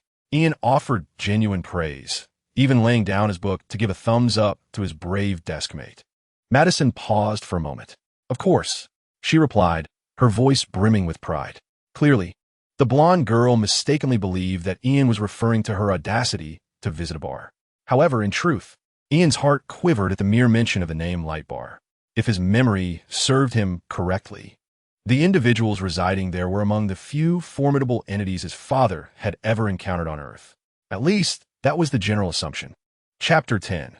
The routine of the metropolis. Once again, those who have undertaken preparation for traversing into the DC universe would comprehend the implications of Los Angeles' Light Bar. The thought of the Los Angeles fires in early 25 potentially reducing Lucifer's establishment to ashes left him chuckling. He could only sit idly by, staring blankly at the scene. "Lucifer," Ian murmured, swallowing hard. "Huh?" Madison's keen ears seemed to catch his whisper. "How do you know that man's name?" Indeed, it was rather juvenile. Someone had audaciously chosen the name Lucifer Morningstar. It was laughable, reminiscent of a washed-up rock star, certainly squandering that handsome visage. In this regard, she undoubtedly surpassed that wretched bar owner. Madison's acerbic wit remained consistently sharp. Ian cast a sidelong glance at her. The blonde girl was disdainfully critiquing the taste of the king of hell, evidently oblivious to whom she was casting her judgments. "Little sister," he suddenly interjected. Madison regarded her table-mate with skepticism. "I hope you can become a good person in the future, so you might ascend to heaven." Ian earnestly offered his blessing. However, Madison merely rolled her eyes and scoffed. "I don't believe in the notions of heaven and hell, and besides, good people can't make it in Hollywood." That was Madison's aspiration, to become a Hollywood star. Ian refrained from elaborating, simply letting out a soft sigh. At that moment, a wave of inferior perfume approached, far less refined than Madison's taste. A girl with brown wavy hair appeared, holding a necklace, cheerfully making her way towards Ian, her eyes sparkling with anticipation. This was Emily, a classmate who had feigned falls in front of Ian more than 10 times. "Ian, you weren't at school yesterday because you were sick, were you?" Emily greeted him with genuine concern etched across her face. "Are you cursing me with illness?" Ian furrowed his brow, his focus peculiar. Emily's expression faltered, but she quickly put on a forced smile, raising the necklace in her hand. "All right, I misspoke. Could you please help me with this necklace? It's a birthday gift from my mother this morning." She elongated her tone, emphasizing the phrase birthday gift. "My mother also gives me birthday gifts on my birthday," Ian replied, casting a clear-eyed glance at Emily before returning to organize his textbooks. The conversation seemed to have reached an impasse, leaving Emily momentarily embarrassed. Observing her discomfort, a male classmate approached with enthusiasm, a broad smile adorning his face as he offered, "Allow me to assist you." He was undoubtedly a well-meaning peer. However, the abundance of freckles on his face may have been the reason for Emily to instinctively retract her hands. "No, thank you," she replied, maintaining her politeness yet decisively declining his offer. The boy stood there, bewildered, unsure of how to react, his youthful eagerness failing to grasp the underlying reason for her rejection. Madison, witnessing the scene, erupted into laughter, her shoulders shaking as she leaned over the table, exclaiming, "Oh my, Emily, your acting skills are utterly abysmal." While laughing, she seized the opportunity to tease her friend. "Mind your own business, Miss Montgomery," Emily retorted, her tone laced with indignation. Yet, Madison appeared unfazed by her warning, even contemplating how to exacerbate the situation. "Since I am in a generous mood today, let me enlighten you on the proper way to interact with Ian." With that, Madison unclasped the necklace around her neck. "Help me fasten it, you diligent scholar." With her back turned to Ian, Madison nonchalantly tossed a $10 bill onto the book he was reading. In an instant, Ian sprang into action, deftly taking the necklace and skillfully looping his fingers through Madison's golden hair to fasten the clasp, all in under 3 seconds. His proficiency was remarkable, particularly evident in the swiftness with which he slipped the $10 bill into his pocket. It must be said that Madison was indeed quite affluent. For a high school student, this sum represented a substantial allowance. Thus, the allure of the cash triumphed over Ian's lethargy. The knowledge contained within the textbook could not compete with the charm of Alexander Hamilton. Its power diminished significantly compared to that of Benjamin Franklin. "Did you see that?" Now that is professionalism, Madison taunted Emily, reclaiming the $5 change Ian had given her. The son of Superman certainly had his principles when it came to earning through labor. "Just wait, you vixen. Don't let me catch you after school." Emily, already wearing a displeased expression, felt her anger boil over at this display, and she stomped away, teeth clenched in frustration. Madison remained unperturbed by her threat. "Honestly, where did you disappear to yesterday? Don't tell me it was the bookstore." She continued her light banter with Ian, pulling out nail polish to adorn her nails. "I did not skip class," Ian corrected her choice of words. "I was on sick leave." He displayed his meticulous nature. "Oh, sick leave?" Madison angled her freshly polished nails toward the sunlight. "Indeed, I was taken by my parents to see a psychologist." Ian felt no need for concealment. Seeking therapy is hardly an unusual occurrence in America. After all, Americans do not possess an indomitable will, and thus, consulting a psychologist is quite the norm in this country. Many are perplexed by the popularity of mental health services in the United States. Is it merely a competition for misfortune? Madison, upon hearing this, exhibited a hint of surprise. Is there a monetary reward for winning? Ian once again showcased his unique perspective. Madison rolled her eyes, revealing her exceptional talent in the art of eye-rolling, which could undoubtedly secure her a championship title. "I frequently visit my therapist, and even if there were a prize, it would certainly be mine," she remarked, angling her hand to catch the sunlight glinting off her freshly painted nails. "What did your doctor say?" inquired the blonde girl casually. Ian pondered for a moment.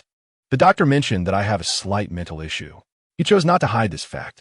Madison, upon hearing this, scoffed derisively, asserting that psychologists often resort to intimidation.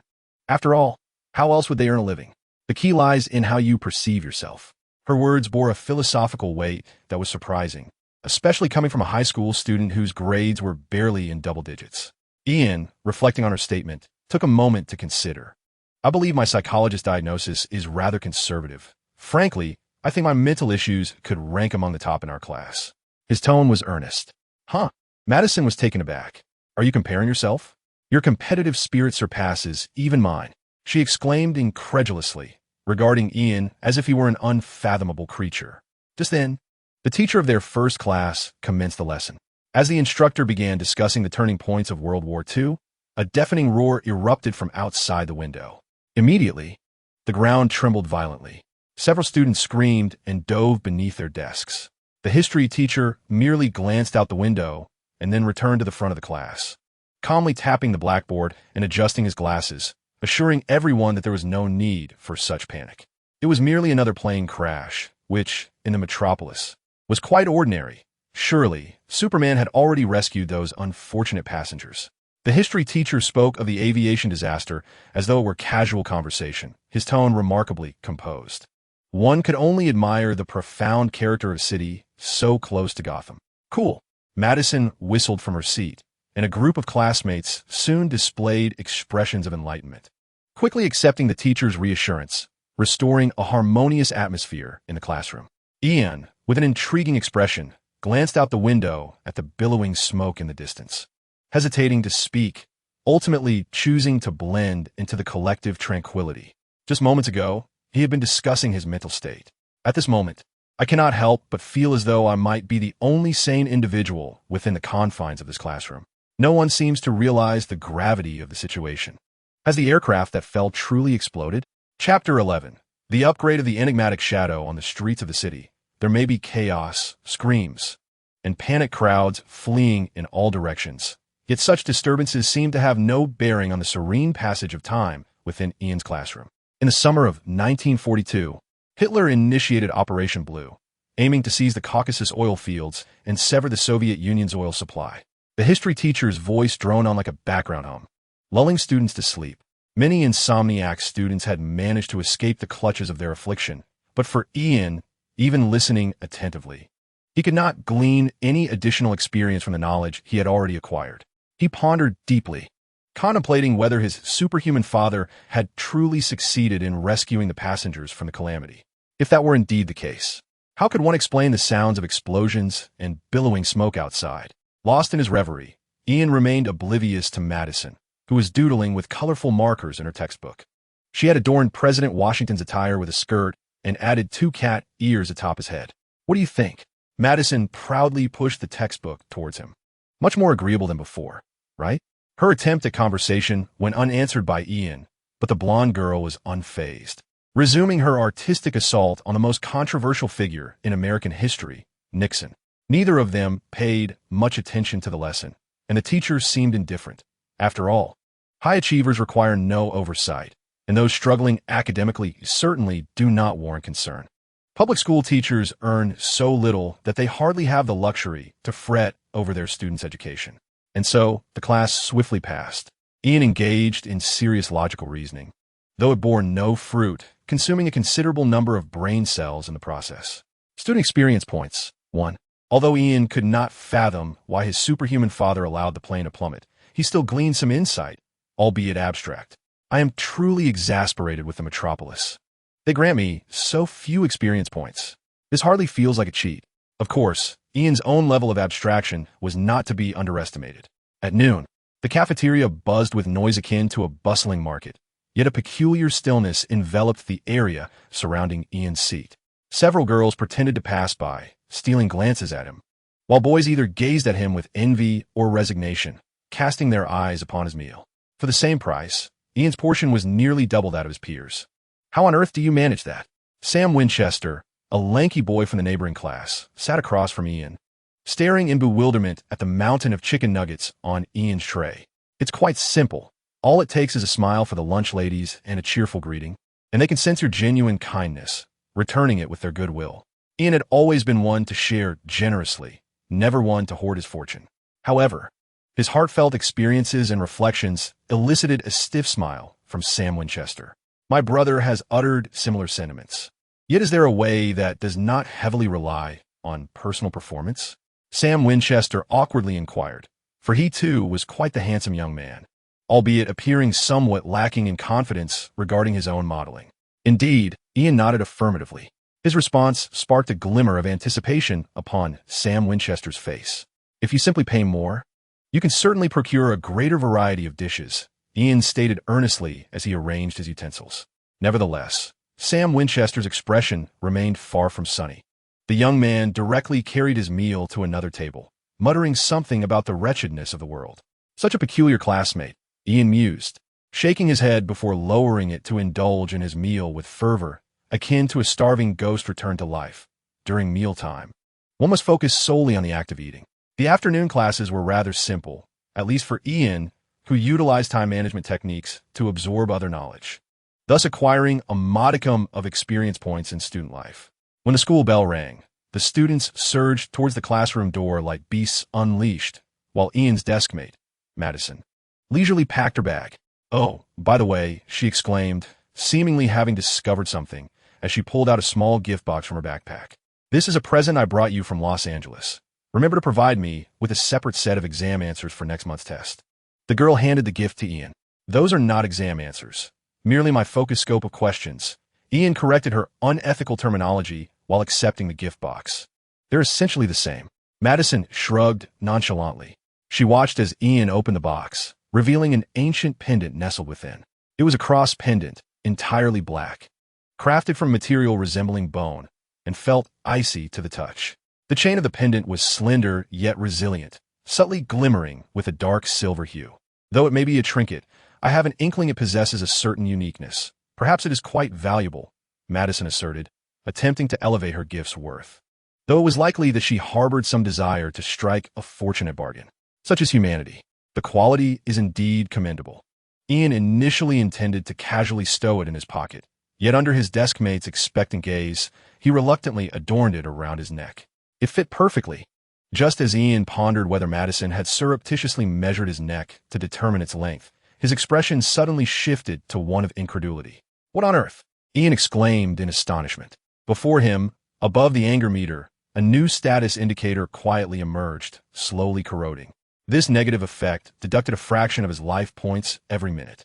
Of course, lacking both a mana bar and a health bar, Ian could only surmise that the pendant was surreptitiously siphoning his vitality. He was initially taken aback, but soon a wave of joy surged within him. What might be a terrifying curse for others was for him a rather fitting artifact for a novice, an exquisite gift. Ian genuinely praised it. Of course, it was splendid. One merely needed to consider whose taste had so abruptly diluted his bookish demeanor. Madison continued her self-indulgent boasting. Yet she soon noticed that Ian's gaze was profoundly penetrating, lingering on her for an extended period. What's wrong? Madison inquired with a furrowed brow. Nothing, Ian replied, recognizing the bewildered expression on her face and her impatient tone, understanding that she might not grasp the pendant's unusual significance. You certainly possess a rather peculiar stroke of luck, Ian mused, waving his hand at Madison before turning to leave the classroom. All while the golden-haired girl looked on in increasing confusion. Surviving to adulthood must require a certain skill. Oh, by the way, thank you, he said, returning for a brief embrace before departing once more. The typically extroverted Madison found herself utterly flummoxed by Ian's actions, completely at a loss. It took her a considerable time to regain her composure. If one day someone were to tell me that this fellow is an extraterrestrial disguised among us, I would not find it surprising at all, the golden-haired girl mused sincerely. She adjusted her attire and then, with her trendy new bag slung over her shoulder, exited the classroom. The deserted classroom was enveloped in silence, and after a moment, a distortion suddenly rippled through the air. A bizarre crimson pupil emerged from the fabric of space. Where's my offering? Where is my exquisite sacrifice? The twisted scarlet I spun rapidly, emitting a voice tinged with confusion and a hint of exasperation. Chapter 12. The Battle for Godhood. The sun hung high in the sky, the air thick with the scent of cheap perfume, mingling with sweat and the faint aroma of secretly lit cigarettes, accompanied by the soft sounds of couples kissing, slightly impolite. Never underestimate the students of America. Though they were merely a group of young adolescents, the phenomenon of early romantic entanglements had long since become their norm at this stage of life. Around the corner, three boys clad in sagging pants had cornered a frail boy wearing glasses against the wall, the leader gripping his collar while hurling curses. If you dare to go to the teacher again, I'll shove your glasses up your rear. The bully's threats were potent, causing the bespectacled boy to shrink back, his lips quivering. Ian passed by them without casting a glance. Hey, Ian. The bully suddenly looked up, grinning widely, releasing the glasses-wearing boy's collar, and swaggered toward Ian, his hand rummaging in his pocket to pull out a few crumpled bills. As is customary, next month, I must ensure that my father perceives my academic performance as steadily improving. The bully handed a stack of cash to Ian. He paused, accepted the money, and deftly flicked it open. $10 were missing. He calmly remarked, "Wow, your arithmetic skills are impressive." The bully, momentarily speechless, rummaged through his pockets and slapped a few more bills into Ian's outstretched hand before turning away towards the bespectacled boy who was being bullied. Ian's departure was unremarkable. While the bespectacled boy stared blankly at the scene, his wide eyes behind the lenses reflecting his evident sorrow at the inequitable treatment that the academically inclined received in school. Was it merely because that senior student was sufficiently handsome? The bespectacled boy, 2 grades below Ian, was unaware that Ian's favorable treatment at school was hard-earned. Once upon a time, Ian had also faced bullying. However, he had swiftly ingratiated himself with the bully's mother in just half an hour. Although nothing scandalous transpired between them, he managed to imprison the bully's parents as sex offenders for their complicity in the abuse of minors. When someone bullied him, he retaliated by targeting the bully's parents. Bullies often prey on the overlooked, while the protagonist, ranked first in his grade and undeniably attractive, did not conform to the stereotype of what reputation should be. That was inconsequential. Even Clark had no doubts about him, for what he spoke was the truth, albeit not the complete truth. His tearful account before the jury solidified his reputation. Since then, when the School S leaders conversed with him, they did so with utmost politeness, refraining from any semblance of threat. Particularly after Ian grew increasingly handsome, none dared to wager the fidelity of their female relatives. Consequently, the classmates Ian encountered at school were consistently amiable. I need to enhance my physicality. Upon leaving school, Ian did not immediately head home, but instead resolved to visit the gym that Jonathan frequently mentioned. Only knowing the gym's name, he reluctantly hailed a taxi. Where to? The driver was a rugged middle-aged man with a sturdy build, a chiseled jawline, and a voice tinged with hoarseness, exuding the weight of life's experiences. Ian set down his backpack and promptly responded, "Hello, I wish to go to the Big Muscle Club. If I recall correctly, it should be nearby." This was clearly an attempt to prevent the driver from taking a detour. In terms of navigational skills, metropolitan taxi drivers were only second to those in the neighboring Gotham City. The driver was taciturn, asking no further questions as he quietly activated the meter and set off. The ride was smooth. Ian leaned against the window, his fingers absently caressing the pendant around his neck. He was beginning to feel a hint of fatigue, uncertain of when he would reap the rewards of his efforts. As Ian pondered whether he could acquire universal skills through fitness, a sudden ringtone pierced the tranquility within the cab. The driver, maintaining his steady gaze on the road ahead, fished out his phone and answered the call. "Hello. I'm currently picking up a passenger. Right now? What do you mean I must come, or else you'll die?" The driver's demeanor shifted dramatically. His previously composed driving style abruptly transformed as he slammed the accelerator, nearly propelling himself into the fuel tank.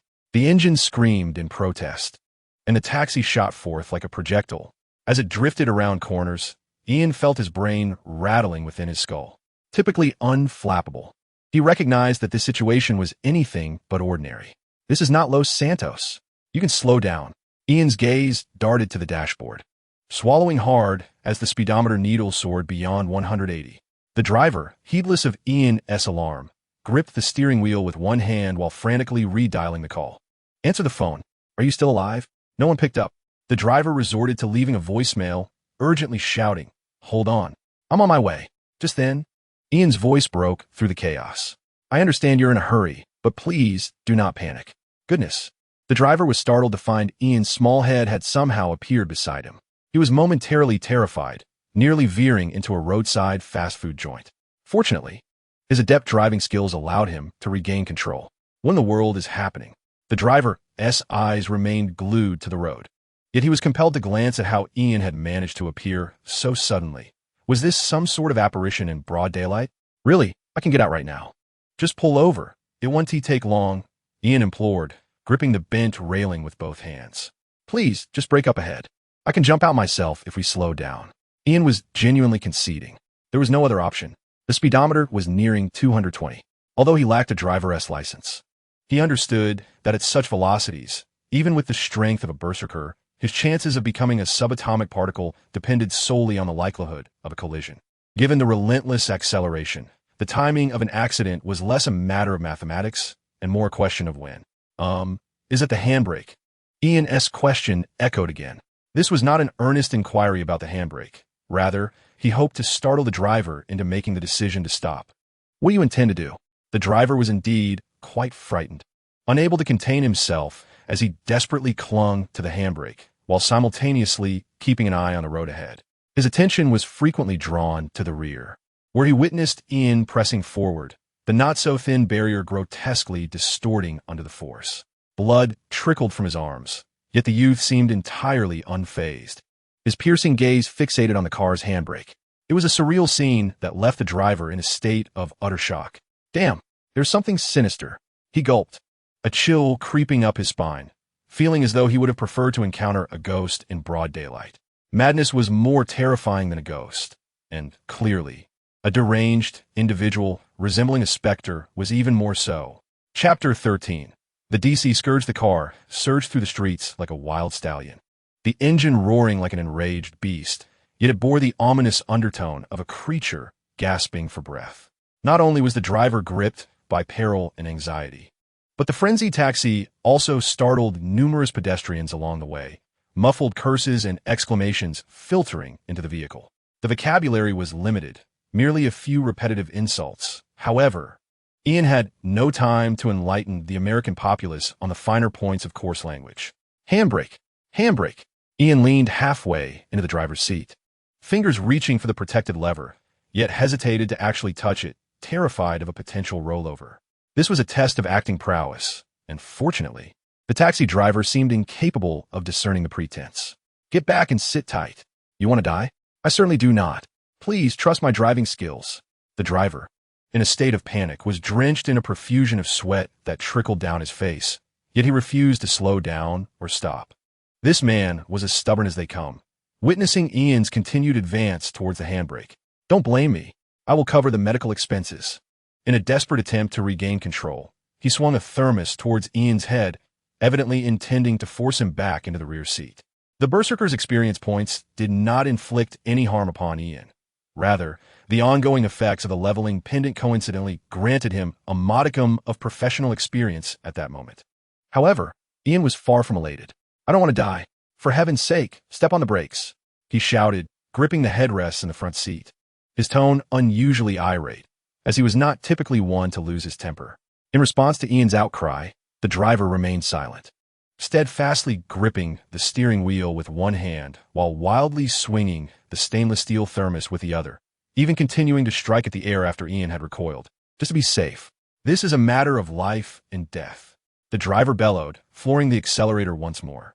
The scenery outside the car began to blur, and the speedometer needle trembled as it approached 250, while the vehicle emitted an ominous metallic wail. Should I take a moment to check my complexion? Is my life not worth living? Ian finally ceased his struggle, resigned to hiding behind a driver's seat. He clutched the metal railing of the front seat's headrest with both hands. To be candid, Ian was genuinely anxious. He regretted not bringing a helmet, believing that as long as his head remained intact, he could employ his skills to heal his battered body. Nevertheless, despite his apprehension, Ian did not succumb to complete panic. After all, as a second-generation heir, he still held a final trump card, a desperate cry for help to his father. With his superhuman speed, he would undoubtedly rescue him before he was shattered into pieces. To be honest, Ian had never felt this way before, and now he could only be grateful that his father was indeed a man who could soar in the skies above Earth. I will surely file a complaint against you. Your license will be revoked. The more Ian thought about it, the angrier he became, gritting his teeth in frustration. He couldn't help but conclude that this taxi driver must be mentally unstable, likely having smuggled himself over from Gotham City. This is laughable. I don't even have a license. The taxi driver continued to wave his thermos cup, unrelenting as he pounded the air, evidently fearful that Ian might seize the opportunity to launch a surprise attack. Upon hearing this, Ian felt numb, unable to comprehend why misfortune clung to him. Under his gaze, the taxi transformed into a single-player mode of a GTA game. Drifting around corners? A mere basic maneuver. Leaping over unfinished bridge gaps, sparks flew from the undercarriage, and he narrowly brushed past the rear of a fuel truck, the rearview mirror shattering into a flurry of fragments. Damn it, are you filming Fast and Furious? Ian's face turned pale, and he nearly succumbed to the urge to scream for help several times. The taxi driver navigated this wild ride, executing high-stakes maneuvers as they burst out of the city and crashed into a suburban farm. The weather here starkly contrasted with that of the city. While the urban setting basked in bright sunlight, this place was shrouded in dark clouds, the sky dim as though it were the dead of night. An oppressive atmosphere enveloping the entire farm. Ian sensed an ominous presence. Where on earth have you brought me? He pondered whether this might be a hideout for some nefarious dealings. Yet, in response to his loud inquiry, the taxi driver paid no heed. Kid, buckle up. He merely shouted a reminder to Ian before driving straight toward a wooden house. Of course, by this point, he had begun to apply the brakes. With a thunderous crash, the taxi finally came to a halt within the house. The front of the car was utterly deformed, the windshield completely shattered, and the hood had violently popped open, releasing a plume of black smoke. "Constantine, are you still alive?" The driver forcefully shoved open the mangled door and crawled out, shouting toward the interior of the house as he hurriedly made his way to the rear of the vehicle, intent on checking on the condition of Ian, the high school student. Just then, a figure emerged from the shadow of the rubble, a man clad in a beige trench coat, his disheveled blonde hair and a prominent bloodstain at the corner of his mouth giving him a fearsome appearance. "Charles, when I said I was dying, I meant it literally. Do you understand?" he questioned loudly. Yet, the taxi driver, Charles, did not respond. Instead, he yanked open the rear door and leaned in, only to find no trace of the extraordinary student. "Where is he?" Charles asked, bewildered. "Who?" The trench-coated man, Constantine, furrowed his brow as he approached. "He was just here," Charles protested, desperately searching the car, but finding nothing, a chill creeping over him. Could it be that he was truly haunted in broad daylight? Just as the driver stood there in confusion, a hand slowly emerged from the rubble ahead, a weak, youthful voice calling out. Upon seeing this, Charles rushed forward to help Ian free himself from the debris. After a thorough inspection, he discovered that the child was merely disheveled and in a state of distress. "You really are something else. Didn't I tell you to fasten your seatbelt?" Charles exhaled in relief before raising his voice in anxious reproach. Ian, the victim, retorted in frustration. "Why don't you go check your car yourself? Feel around in the back seat and see if there is even a seatbelt." At this, Charles fell silent. Perhaps it was overlooked during the inspection. "Oh, who am I kidding? I haven't had it inspected at all," he replied, his voice lacking conviction. Ian, at a loss for words, began to realize that given the driver's lack of proper credentials, this situation was hardly surprising. Just as he was about to throw a punch in frustration, a voice interrupted, filled with suspicion and urgency. "Charles, how could you bring a child to such a perilous place? The demon has not yet been dealt with." Ian turned to see a disheveled man in a trench coat racing toward him, his expression a mix of alarm and fury. If he wasn't mistaken, this man was the infamous Constantine, a notorious figure, and it seemed that his taxi driver was an associate of Constantine's. It all made sense now. No wonder his luck had taken such a turn for the worse after meeting this driver. He had truly encountered a harbinger of misfortune. "We must take this child away from here." Constantine, unaware of Ian's thoughts, gazed intently at him, his voice trembling with a hint of fear. After speaking, the man seized Ian and attempted to flee toward the entrance. However, to his bewilderment, he found himself unable to move a person of merely 1 meter and 60 centimeters. What was the matter with this fellow? Before Constantine could comprehend the situation, a sudden crack of splintering wood echoed from the second floor. His expression shifted dramatically, and in the next moment, he heard a chilling voice exclaim, "Delicious little child," accompanied by a sinister laugh. A shadow with a grotesque visage surged down from the dimly lit second floor like a bolt of lightning, enveloped in a billowing black mist, lunging toward Ian. Chapter 14. The Assault of Evil Spirits and the Battle of Wits within the dilapidated wooden cabin. The shadow, carrying a frigid chill, rushed toward Ian amidst the thickening fog. Damn it! How did it escape so quickly? Constantine, standing protectively in front of Ian, paled as he quickly raised his hand, desperate to retrieve something from his trench coat to fend off the malevolent spirit. However, the shadow moved with such incredible speed that there was no time to react effectively. It barreled through him like a freight truck, sending Constantine hurtling through the air, crashing heavily into Charles, who was rushing over with a water bottle. The two of them were unceremoniously thrown against a rather flimsy wall. "Come now, become my sustenance, delicious little child." The evil spirit seemed particularly ravenous for a boy like Ian, as it collided with his chest, penetrating deep within him. Indeed, Constantine proved to be an unreliable and troublesome star of misfortune. Ian could only curse under his breath, and in an instant, the world began to spin wildly around him. Simultaneously, the system in his mind emitted a feedback sound. Due to the invasion of a special soul, Berserker class experience points increased by 1. With this notification, Ian successfully leveled up his Berserker class, keenly sensing a corresponding enhancement in all his abilities. Strength, 35562 Constitution, 3045 Intelligence, 23246 Spirit, 2729 3 Upgrade Reward, 1 Class Skill Point. Status weight increased. This should have been a moment of joy, yet Ian found no happiness in it. He lacked the inclination to ponder the meaning of the increased status weight.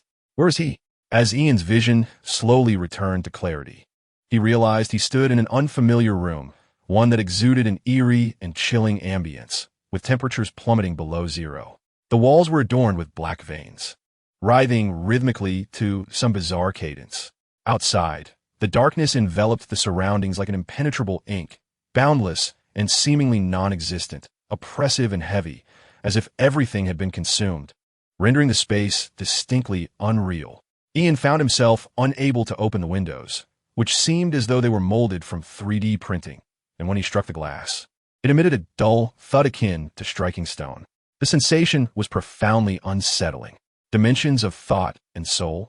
Ian glanced upwards at the ceiling, where crimson droplets, reminiscent of blood, oozed through the crevices one by one, falling slowly and heavily to the ground.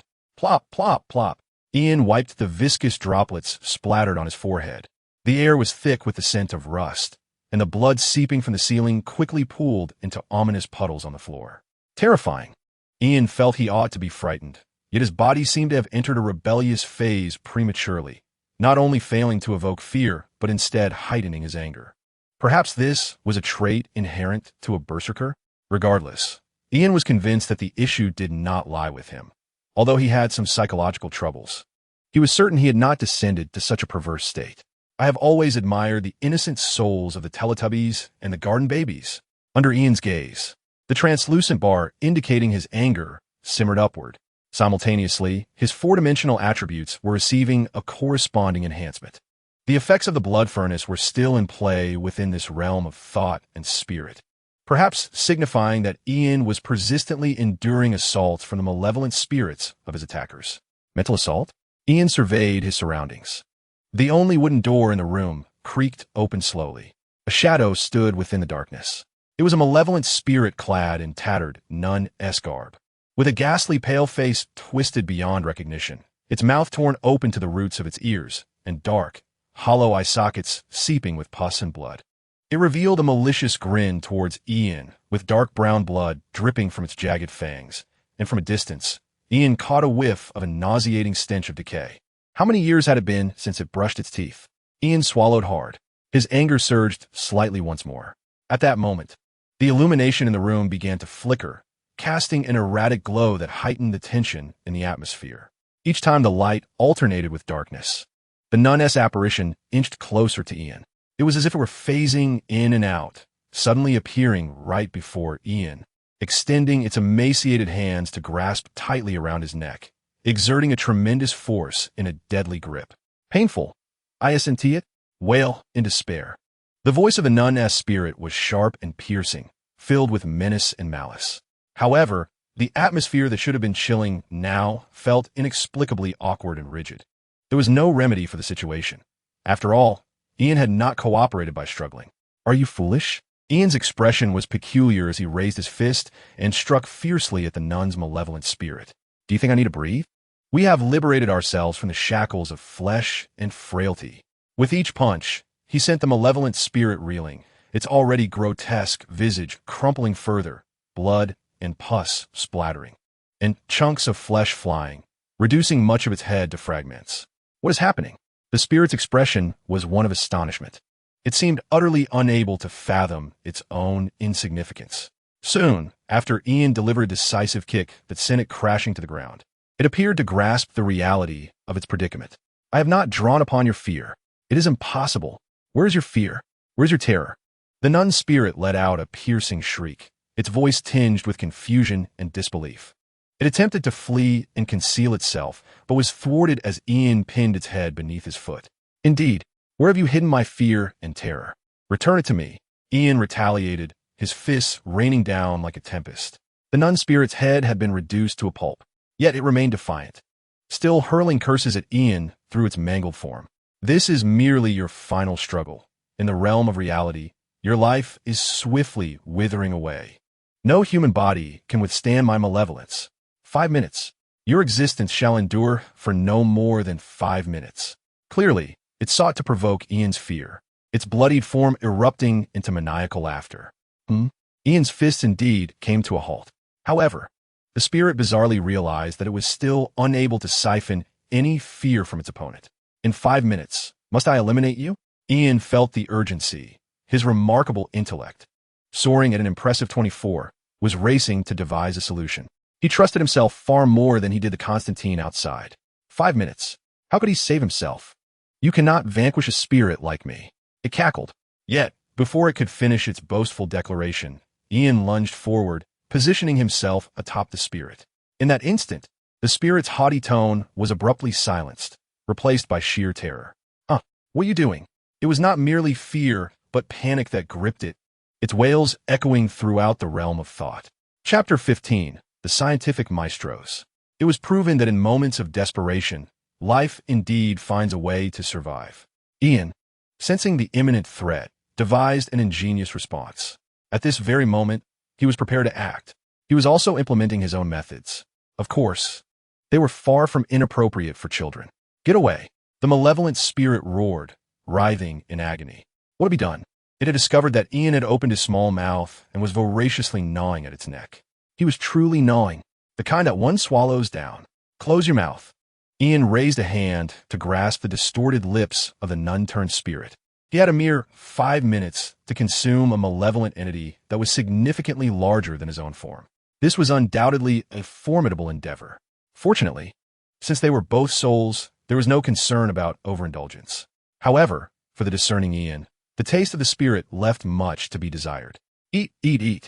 You wretched ghost. Ian mimicked the spirit's previous tone in complaint, firmly believing that the laws of energy conservation proposed by Meyer and Joule were indeed correct. Perhaps there was a touch of relativity at play here as well. If the spirit could devour him, then he could certainly consume the spirit. The system's feedback affirmed that his direction was not misguided. Do not let me see this. Mental, 2,931 Ian's attributes were on the rise, evidently indicating that the energy belonging to the malevolent spirit was flowing toward him. Perhaps the mental attribute was also related to the strength of the soul. Ian had yet to fully comprehend the influence of the four-dimensional attributes. It was puzzling that he had devised such a brilliant counter-strategy while his intelligence attribute had not increased. Perhaps this attribute bore little relation to wisdom after all. Smack, smack. Normally, Ian would eat without making a sound, but in his current state of ravenous consumption, he paid no heed to table manners. He felt the nun spirit would not mind this at all. Negative status, soul corruption 1. Consuming the malevolent spirit came at a price. Above Ian's rage meter, a negative status slowly emerged. However, for a berserker, this was the least of his worries. After all, he had already leveled up. Soon, he would learn a professional skill, and who knew, this negative status might even prove beneficial to his body. Rather than pausing, Ian quickened his gnawing after adapting to the taste. No, the spirit thrashed desperately, but was firmly pinned down by Ian. It had never encountered such a situation. It was always the one devouring humans, and now the tables had turned? This was not magical. It defied the very rules of the universe.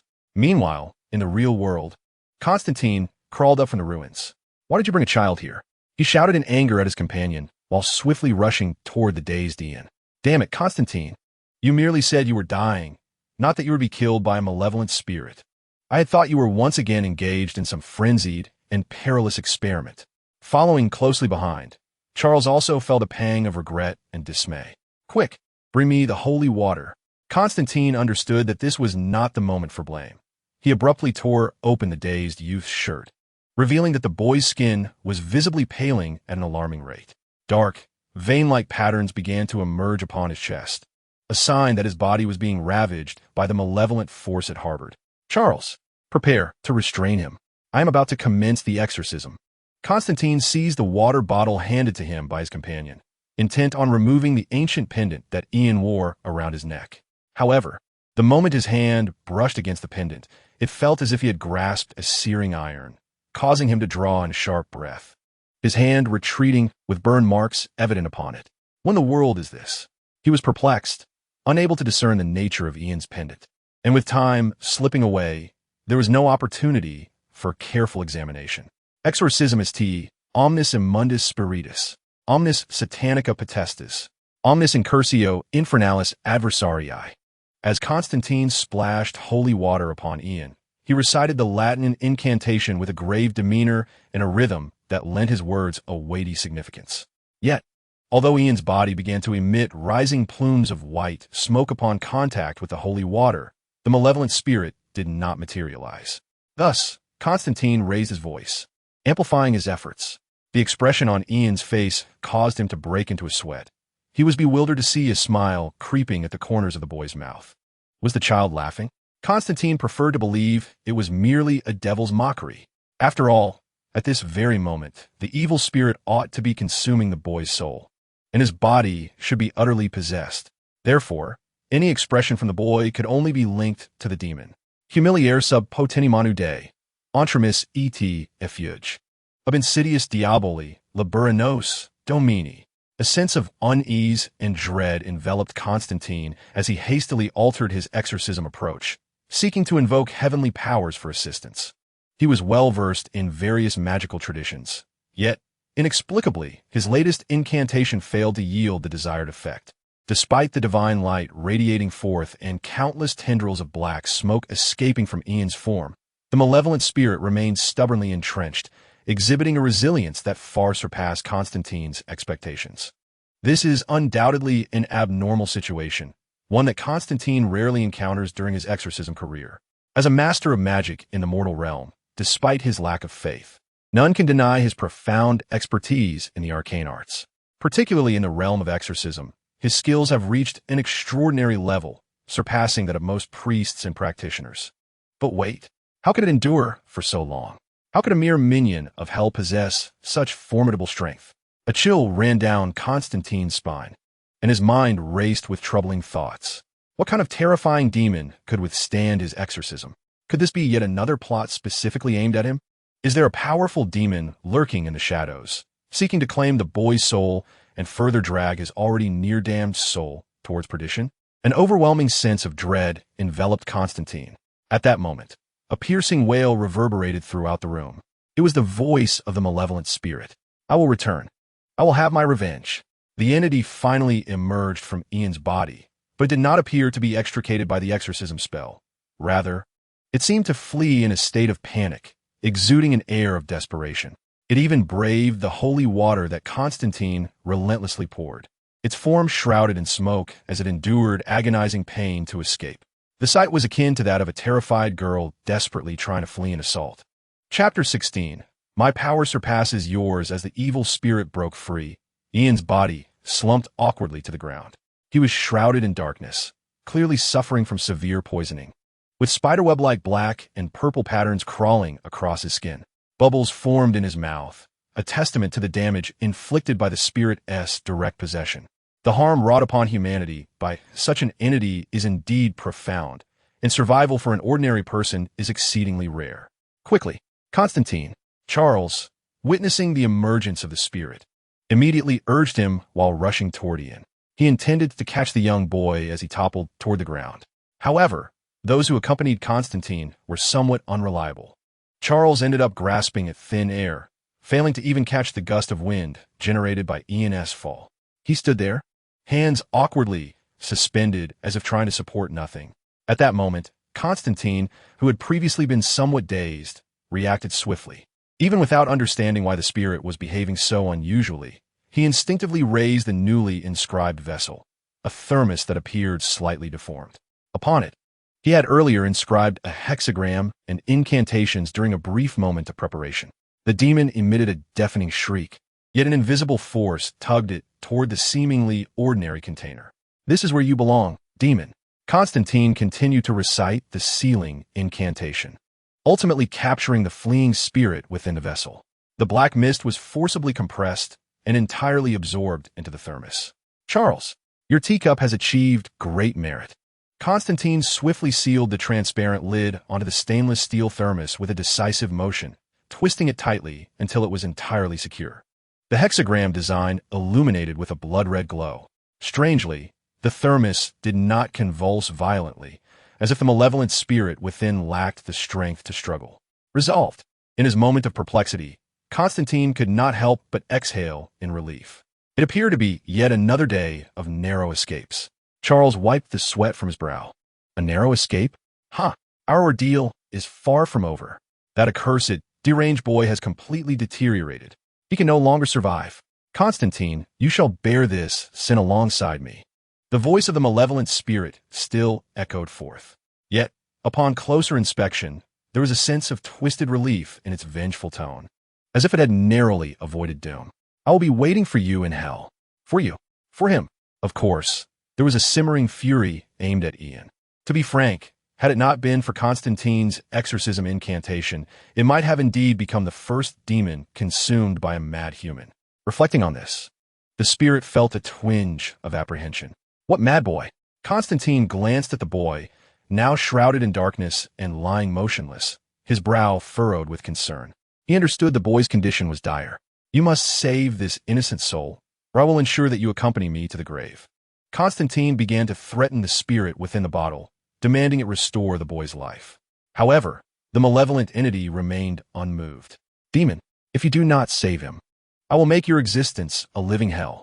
Trust me, you will never return to hell. Constantine's concern was not for the stranger, but rather for his own soul. Huh, the spirit merely scoffed.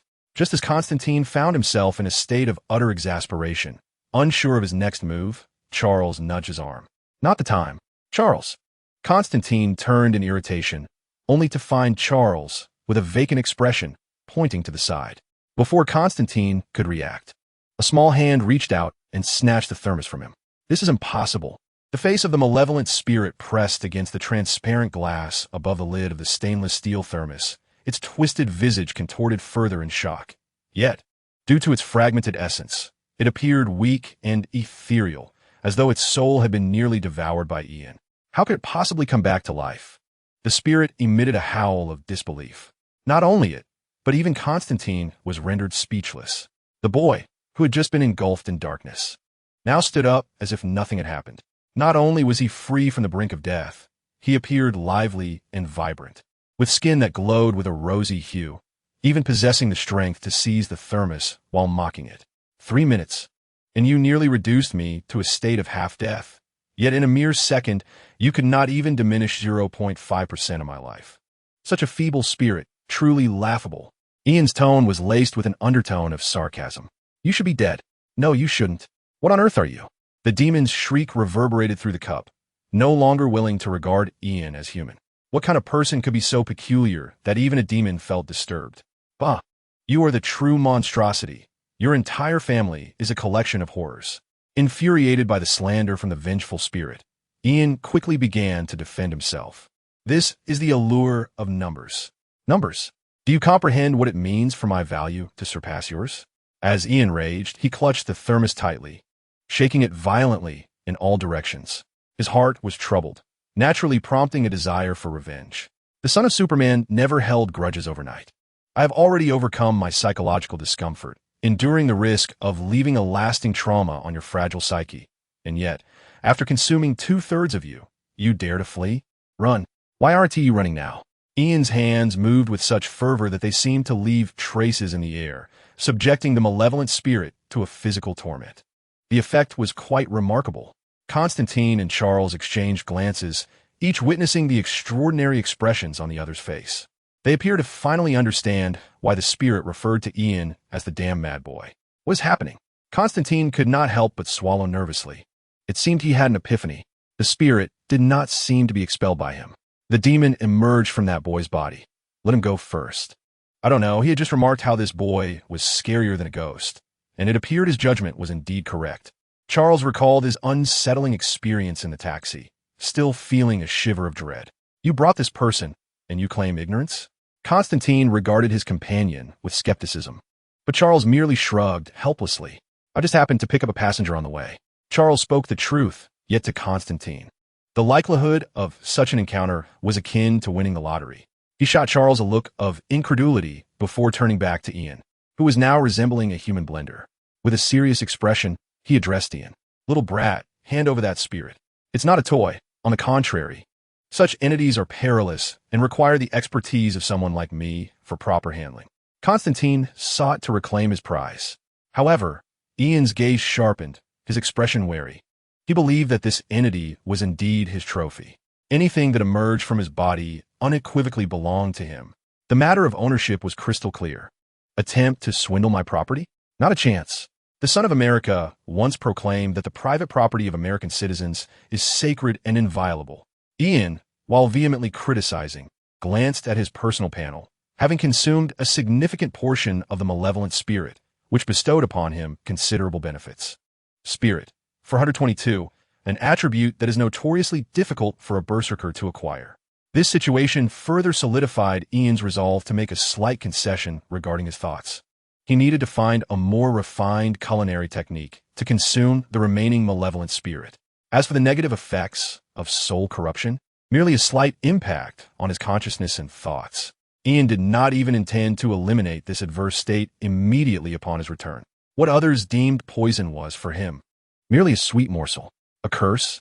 No, this was his shortcut to a higher profession. Perhaps accumulating a bit more negative effect would spare him the daily ordeal of self-torture followed by self-healing. What is wisdom? This is truly remarkable wisdom. Chapter 17. The mysterious demonic wind. The atmosphere within the dilapidated wooden cabin was somewhat peculiar. Faced with the boy's audacious sermon, both Charles and Constantine found themselves bewildered. Who was the Son of America? Constantine was utterly perplexed. He could comprehend each word Ian uttered, yet their combination left him confounded. Of course, it is General MacArthur. Ian answered without a moment's hesitation. Having lived in the metropolis for so many years, he possessed enough life experience to know that Americans indeed had their own Mr. Luson. After all, whenever there was something to be said from a position of authority, it would surely be directed at General MacArthur. And few would dare question whether he had ever uttered those words. Indeed, Constantine and Charles were left at a disadvantage due to their limited reading. They exchanged glances, yet none dared to question, feeling the substantial generational gap between themselves and the modern youth. How could today, as children idolize heroes of World War II, in stark contrast to their own admiration for long-legged beauty queens? Charles even felt a tinge of nostalgia. As the two were ensnared by Ian's words, a gurgling sound emerged. Ian looked down at the thermos in his hand, estimating he could still gain at least a modicum of attribute points from the other party. He began to anticipate with a gulp. The malevolent spirit, oblivious to his thoughts, was nonetheless acutely aware of the boy's malice. It began to frantically batter against the transparent lid of the thermos. Constantine, do not abandon me. You must take me with you. I know many secrets of hell. I know how to redeem your soul. Hurry, retrieve me. The malevolent spirit screamed in a frenzy. Constantine could only perceive the increasingly bizarre situation. He considered himself well-versed in the world, yet he had never witnessed a spirit of hell so terrified of a human. It was truly difficult to fathom. Under what mental state must a malevolent spirit find itself to beseech a demon hunter for salvation? Truly, I can assist you in salvaging your soul. The malevolent spirit fiercely tempts Constantine, truly fearful, for only those who have been sustenance for others can comprehend the profound misery of becoming nourishment themselves. I speak earnestly. There is no escape for you. Ian shoved the thermos into his coat, casting a wary glance at Constantine, only to find that Constantine seemed to have abandoned his insistence on reclaiming it. Very well, it is yours now. Constantine, having resisted the spirit's allure, relinquished his desire to retrieve it from the boy after the spirit's pleas for help. Ian was perplexed by Constantine's sudden shift in demeanor. Meanwhile, Constantine cast a deep gaze at him. Charles, there lies a pitiable woman who met a tragic demise. We must ensure her dignified burial. With that, Constantine turned towards the staircase. He raised one hand, still bearing the marks of burns, and thought of the pendant adorning the boy, leading the exorcist to suspect that the boy possessed an extraordinary background. Here it comes. Charles snapped back to reality, preparing to ascend the stairs. But Ian glanced out at the darkening sky and stepped in front of him. You must take me back. Ian spoke earnestly, unwilling to traverse the considerable distance back to the city on foot. Please wait. I need to assist my friend first. Charles did not refuse. Yet he intended to wait until matters were entirely resolved before escorting this special passenger back. Ian watched as Charles bypassed him and hurried up the stairs.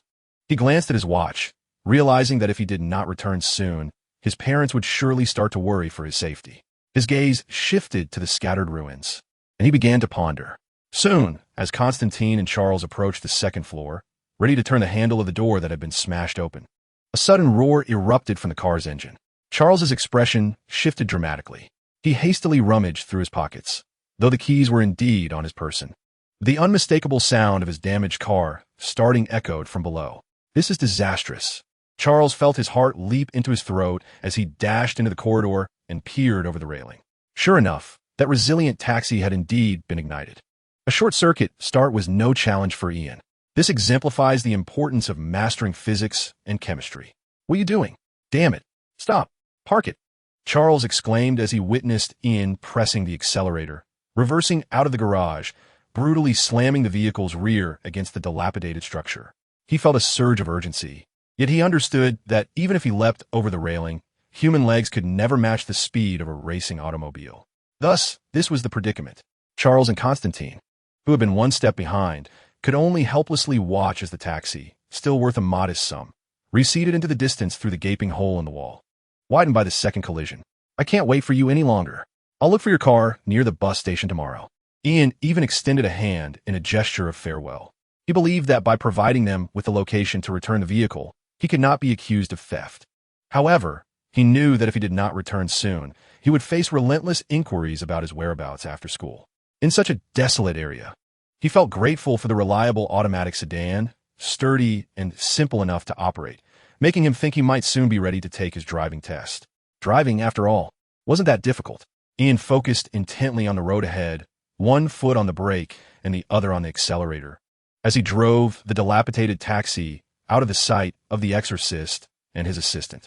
Constantine and Charles exchanged silent glances.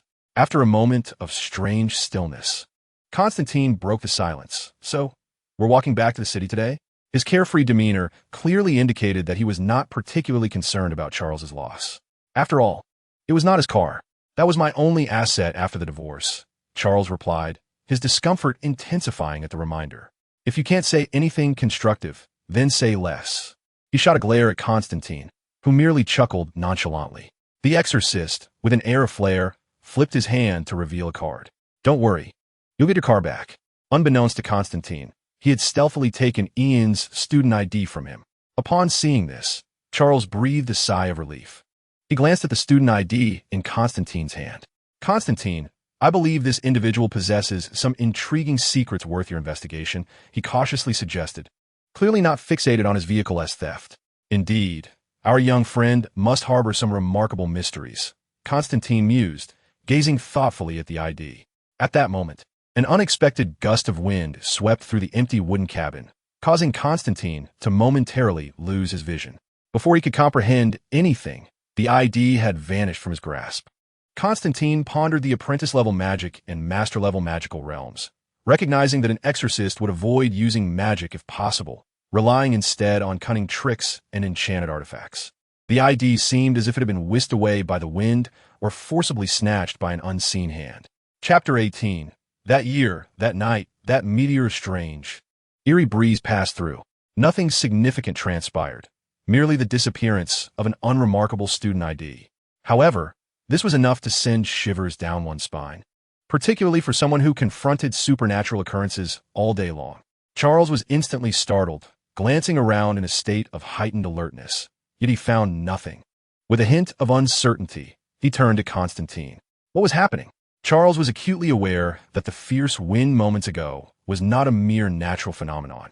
Constantine stared blankly at his empty hands, his eyes darting with agitation.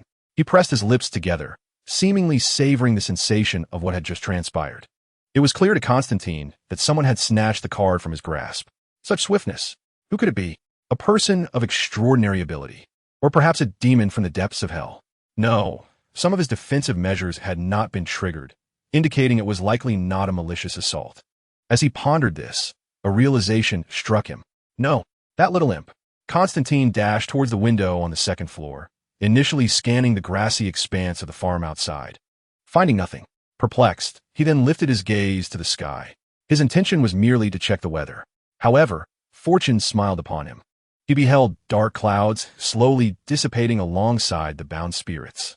Beneath the golden expanse of the sky, Constantine discerned a figure, partially obscured. overlooking a certain direction, the very path where the taxi had wobbled and vanished. Superman. He was instantly taken aback, his pupils constricting in shock. Charles. Constantine swallowed hard, his tone turning grave. What? Charles, evidently bewildered, continued to rummage through the cabin in search of any suspicious entities. You are in grave danger. Constantine glanced back at his friend, then peeked outside to the sky. Upon sensing a warning gaze, he quickly withdrew his head back into the cabin. What do you mean? I can't retrieve my car? Charles felt bewildered by Constantine's cryptic words, having found no hidden malevolence or supernatural beings within the cabin. Forget about your car. You've stirred up a significant trouble for yourself. Constantine wiped the sweat beading on his forehead, struggling to maintain a facade of composure. Huh? Charles was left utterly perplexed. That little imp has someone above him. I believe he will certainly report you. Constantine swallowed again, as if having grasped the character of that sinister schoolboy. He has an angel watching over him? Charles' imagination began to run wild. That would be far more terrifying. Constantine hesitated at the window, wishing to confirm his sighting, yet ultimately chose to retreat fully into the cabin. What are you even talking about? Charles perceived Constantine as a riddle, akin to a rogue who should be subjected to punishment, yet this did not prevent him from being momentarily taken aback by the revelation. More terrifying than an angel? What kind of background could that entail? Was there divine protection at play? No. Why should I be the one to face misfortune, rather than both of us? Charles grasped the essence of the situation, feeling once again the audacity of Constantine. The speed at which he distanced himself was astonishing. He gazed in silence at his old friend, while Constantine's shameless behavior persisted. It is not I who traffics in underage children. I am merely a passerby in this metropolis, and I shall depart at once, if not tomorrow, then tonight. As he spoke, Constantine began to gather his belongings, dismissing even the plight of the unfortunate lady left behind in the house. To be fair, he was quite adept at making a swift exit. After casting a charm at a large door within the room, Constantine vanished without a trace, leaving Charles, who was still in a state of shock, momentarily speechless. My car, he lamented over his most cherished possession. Regarding Constantine's actions, Charles felt a sense of resignation. It was merely a familiar betrayal. After experiencing it several times, anger towards Constantine diminished. The sun dipped below the city skyline, painting the streets in shades of deep orange. Ian's taxi halted by the roadside, not due to reaching a destination, but rather in the face of a traffic officer. Please exit the vehicle and present your driver's license. The officer's gaze bore professional vigilance, particularly as he noted the youthfulness of Ian in the driver's seat, his expression turning grave. There was no recourse. The taxi appeared as if it had just endured a bout of road bullying, and Ian's youthful demeanor hardly suggested he was a qualified driver. Here we are. Ian forcefully pushed open the deformed door, exiting the vehicle with an unhurried demeanor as he retrieved a slightly worn identification holder. With a calm demeanor, he waved the documents in front of the officer. The motion was swift, almost dazzling. He promptly returned the papers to his pocket. Hand it directly to me. I didn't catch that. The officer furrowed his brow, his expression skeptical. Officer, I presume you did not engage in eye exercises upon awakening this morning. Ian produced the identification once more and handed it to the officer, who scrutinized it with care. Naturally, the information was fabricated. However, it was sufficiently convincing. If one were to inquire why, it was not because Ian specialized in counterfeiting. Rather, before leaving the cabin, he had acquired this little trinket from Constantine, a spirit card, capable of allowing others to perceive the corresponding documents that should be seen, proving to be a remarkably useful magical tool. Ian had indeed noticed that Constantine had stealthily taken his student ID. However, he did not overreact. Instead, he paid homage to the law of conservation of mass, thereby enhancing the significance of Lavoisier, choosing to siphon a portion of Constantine's substance towards himself. Are you 19? The traffic officer scrutinized the identification for several minutes, yet found no discrepancies. Nevertheless, he remained skeptical of Ian, perceiving the youth before him as no older than 15 or 16. Indeed, it is often said that I have a youthful visage. Ian spoke untruths without so much as a blink. The officer, non-committal, alternated his gaze between the identification and Ian's face, ultimately returning the document to Ian with an expression that suggested puzzlement. What is the situation with your vehicle? The officer glanced at the taxi, which bore a grim visage at the front. Just then, while Ian was still pondering, The halted vehicle began to inch forward slowly, gaining momentum until it collided with a fire hydrant with a resounding crash. Ah, that is how it was damaged. It seemed as though fate was conspiring to provide him with an excuse, or at least that was how Ian perceived it. Chapter 19, You Haven't Yet Said Thank You. It began to rain. The rain poured forth from the fire hydrant. The atmosphere at the scene was quite peculiar. Did you not engage the handbrake? The officer was left utterly flabbergasted. Ian was somewhat reluctant to admit his blunder. Has such an incident occurred more than once today? The officer appeared to have encountered a genuine road menace, his expression grave as he glared at the delinquent youth before him. At that moment, Ian sheepishly inquired, How much will I have to compensate? The officer turned his gaze to the splashing fire hydrant. This is not under our jurisdiction. However, according to the standards set by the road administration, the repair costs will amount to at least $100,000. Good heavens. No wonder they say America has its own value system. After this bout of compensation, it is likely that the ever-present Commissioner Smith could net a tidy profit of $99,000. Ian turned back to the taxi, retrieving a toolbox from beside the driver's seat. What are you planning to do? The officer instinctively reached for his firearm, highly alert. Thankfully, Ian did not possess an epic-level skin of the Knight of Shadows. Otherwise, it would likely have escalated to an emptying of the magazine. For now, he was merely slightly concerned that Ian might produce a genuine weapon. Of course, I'm going to repair the fire hydrant. Ian extracted a hammer and forcefully pushed the car blocking the hydrant aside, turning to deliver a series of vigorous strikes upon the hydrant. Handbrake. The officer, witnessing the taxi sliding toward Ian, hastily set aside his firearm and dove into the taxi, managing to halt the vehicle just before it could collide with Ian. Is this how one earns a driver's license? The officer wiped the sweat from his brow. Emerging from the crumpled door, he discovered that Ian had vanished, leaving behind only a fire hydrant that no longer spouted water. Though the fire hydrant may appear rather unsightly, it has indeed been repaired, and resting upon it is a rather tattered car key. Where on earth is everyone?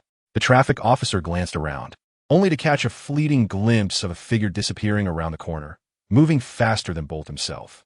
Stan Lee, perhaps? Stan Lee replied, I have no idea. I was perfectly fine in the Marvel Universe when an interdimensional officer from DC approached me, demanding I pay a fine of $100,000. The traffic officer clenched his teeth in frustration, convinced that this latest escape was undoubtedly the result of that troublesome young man's cunning scheme.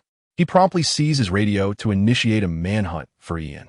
However, as the name on the identification was the alias Ian intended him to see, this pursuit was destined for failure, though it did not deter the officer from urgently seeking assistance from his colleagues.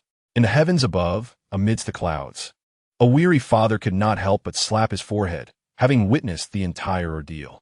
He had to concede that Ian was rather different from what he and Lewis had previously believed. How to put it? He possessed a sense of morality and conscience, albeit in limited measure.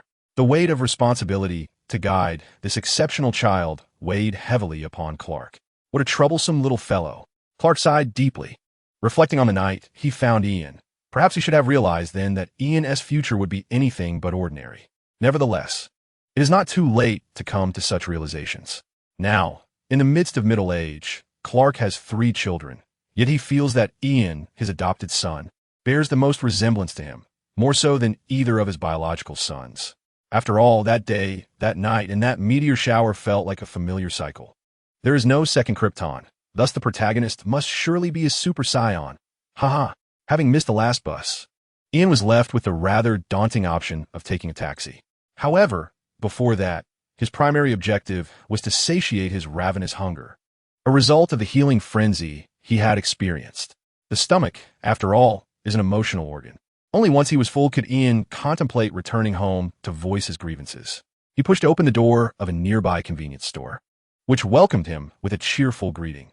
Yet, the word welcome felt devoid of sincerity in comparison to the warmth of his brother's arrival.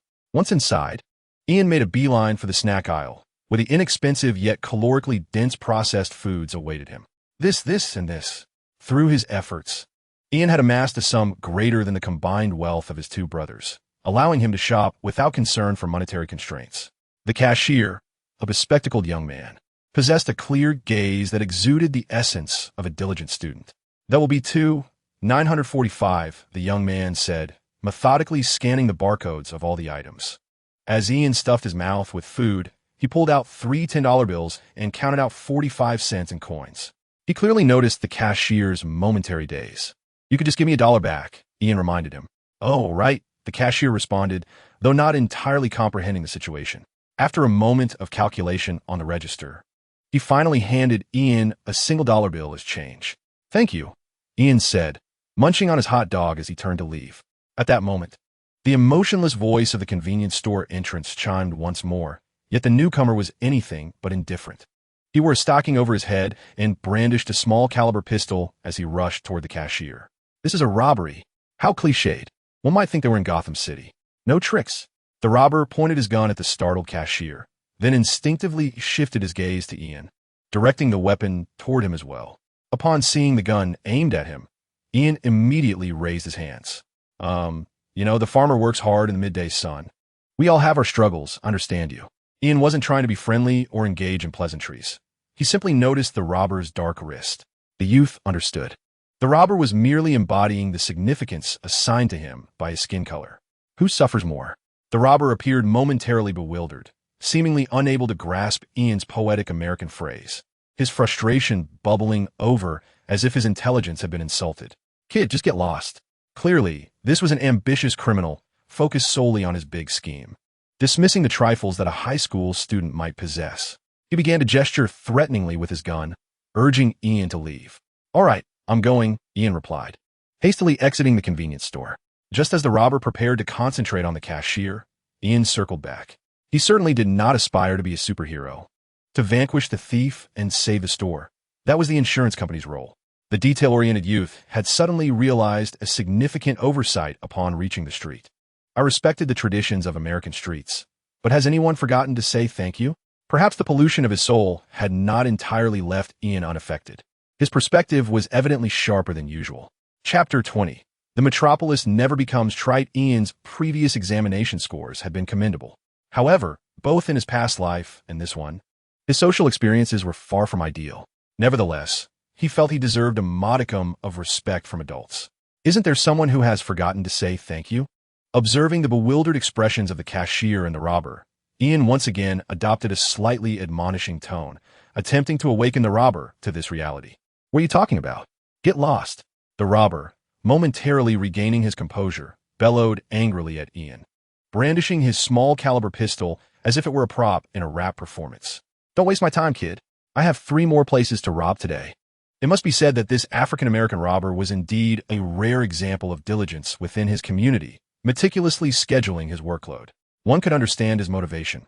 After all, the neighboring Gotham was a city renowned for its exceptional talents, often overflowing with individuals who found their way to Metropolis, where the streets were teeming with ordinary folk selling goods, entertaining clients, and disposing of bodies.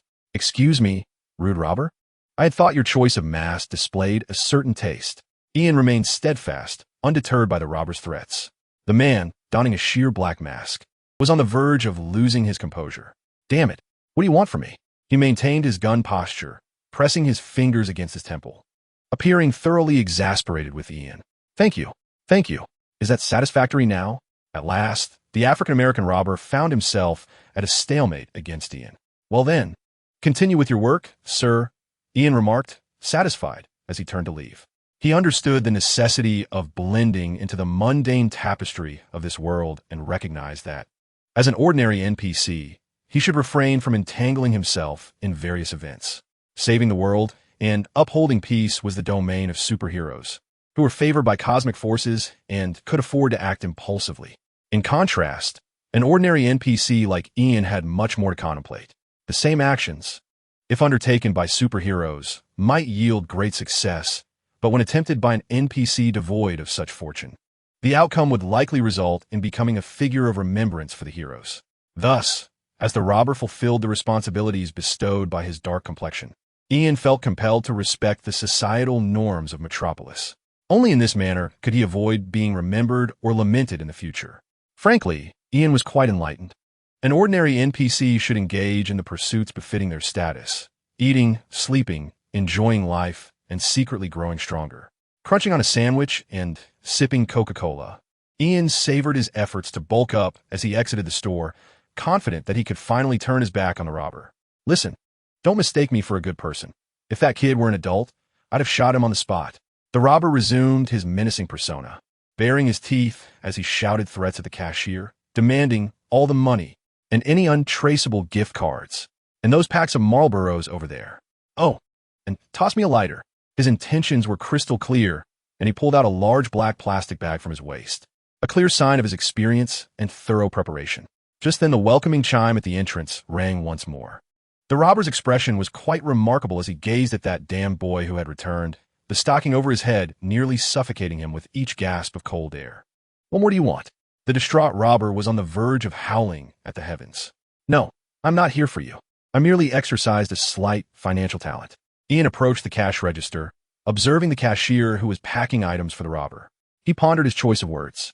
I would like to inquire, since this establishment is already destined to be thoroughly ransacked today, could you refund me the $30.45 I spent earlier? Ian maintained his politeness, speaking with a hint of embarrassment under the bewildered gaze of the increasingly confused robber. The cashier, having lived for over 20 years, had never encountered such a situation. Huh? The cashier was utterly perplexed. Regardless, your store has insurance. You will be compensated accordingly. Refunding my money creates a win-win-win situation, allowing everyone to have a pleasant day. Ian showcased his naive negotiation skills, convinced that his reasoning was impeccable, living up to his remarkable intelligence of 24. Superheroes possess extraordinary intellect, and as the son of a superhero, even if merely an adopted one, Ian surely possessed it too. His brilliant mind suggested that this was an opportunity to save a small expenditure. Just think, retrieving his funds meant that in the realm of illicit transactions, the circulation of goods like illicit flour would consequently save at least $30.45. This was akin to the macroeconomic regulation that he had never formally studied. Furthermore, in such a scenario, was he not contributing to the stability and peace of the metropolis? Indeed, he had not brought shame to the identity of the son of a superhero. How about that? Ian, with a coherent logic, gazed expectantly at the cashier. What delightful day do I have? The cashier sensed something amiss, yet inexplicably felt that the boy's arguments held some merit. He simply could not grasp where his victory lay. You could take a few days off and perhaps treat yourself to a few substantial bonuses. You might even claim workers' compensation. Ian's retort was undeniably flawless. It could work that way. The cashier slapped his forehead, suddenly enlightened, casting a questioning glance at the silent robber. After a considerable time, the black robber finally unraveled Ian's logic. Am I not at a loss? The robber frowned, his voice laced with dissatisfaction. He had finally comprehended that Ian's actions would lead to a reduction of $30.45 from his earnings that day. The cashier turned his gaze back to Ian. You can pretend I never came in to buy bread? Ian blinked and made a suggestion, casting aside the facts, which rendered the African-American robber momentarily speechless. The cashier swallowed nervously. Just as he feared that the robber might soon erupt, the young man interjected, Indeed. Let us return his $30, and we can all enjoy a splendid day. The robber brandished his gun menacingly at the cashier. It amounted to $30.45, Ian quietly reminded. The robber glanced between him and the cashier, nodding in agreement to refund that amount. The cashier, in a daze, complied, counting out $30.45 to hand to Ian. Surely you can do the math, right? You appear to be a student, possessing that unique audacity characteristic of youth. The robber observed Ian receiving the refund, his eyes momentarily widening, before abruptly posing a question that seemed entirely unrelated to the current predicament. It was indeed rather abrupt. However, Ian merely perceived the robber's thought process as rather peculiar. Do you possess such discernment? Ian acknowledged. Following Ian's astonished nod, the robber eagerly inquired, Excellent. Quickly, calculate how much tax I owe on this transaction. It was a rather unexpected revelation that even a robber could be a tax-paying citizen of America, leaving Ian utterly astonished, feeling as if he had gained insight into an unusual aspect of life. The metropolis taught him something new each day. You wouldn't want me to snatch back your $30, would you? The robber issued a threat, clearly harboring the intention of exploiting Ian's compliance with his refund request. One had to admit, it was an impressive and rare sight, even among the lower echelons. A strategist could emerge. Chapter 21. Where's my dark spirit? The cunning strategist employed money as leverage, seeking to enlist Ian as an advisor on tax matters. However, Ian, wary of such a proposition, shook his head resolutely. Would that not make me your accomplice? He was a law-abiding citizen, not one to condone criminal activity, and he certainly had no intention of becoming any form of accessory. What a ridiculous notion. He was Ian Kent. The son of Superman could never be complicit with wrongdoers. This line of reasoning was clear. In Ian's view, it did not contradict his sole request for a refund. A mere refund. The only party at a loss was the insurance company, that epitome of malevolent capitalism. It was a cathartic blow for the working class. Viewed in this light, it somewhat aligned with his father's superhero ethos. A perfectly closed logical loop. Ian's refusal was resolute, yet quick, calculated, exclaimed the irate bandit, his intentions veiled in menace as he brandished his pistol at Ian. The knowledge he wielded was ill-conceived.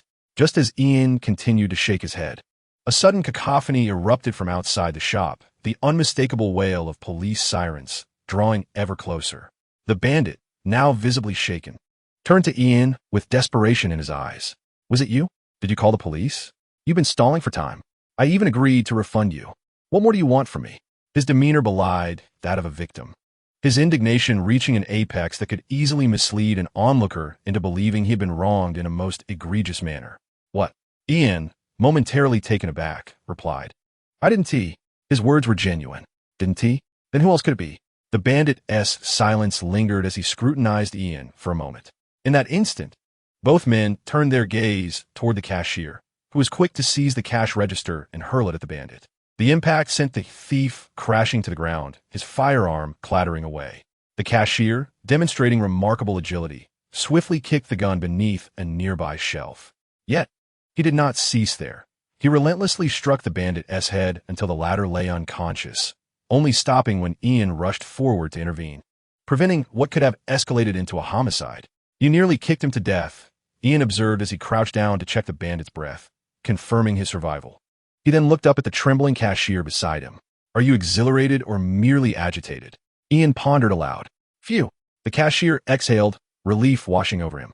It was sheer terror. We were truly on the brink of death.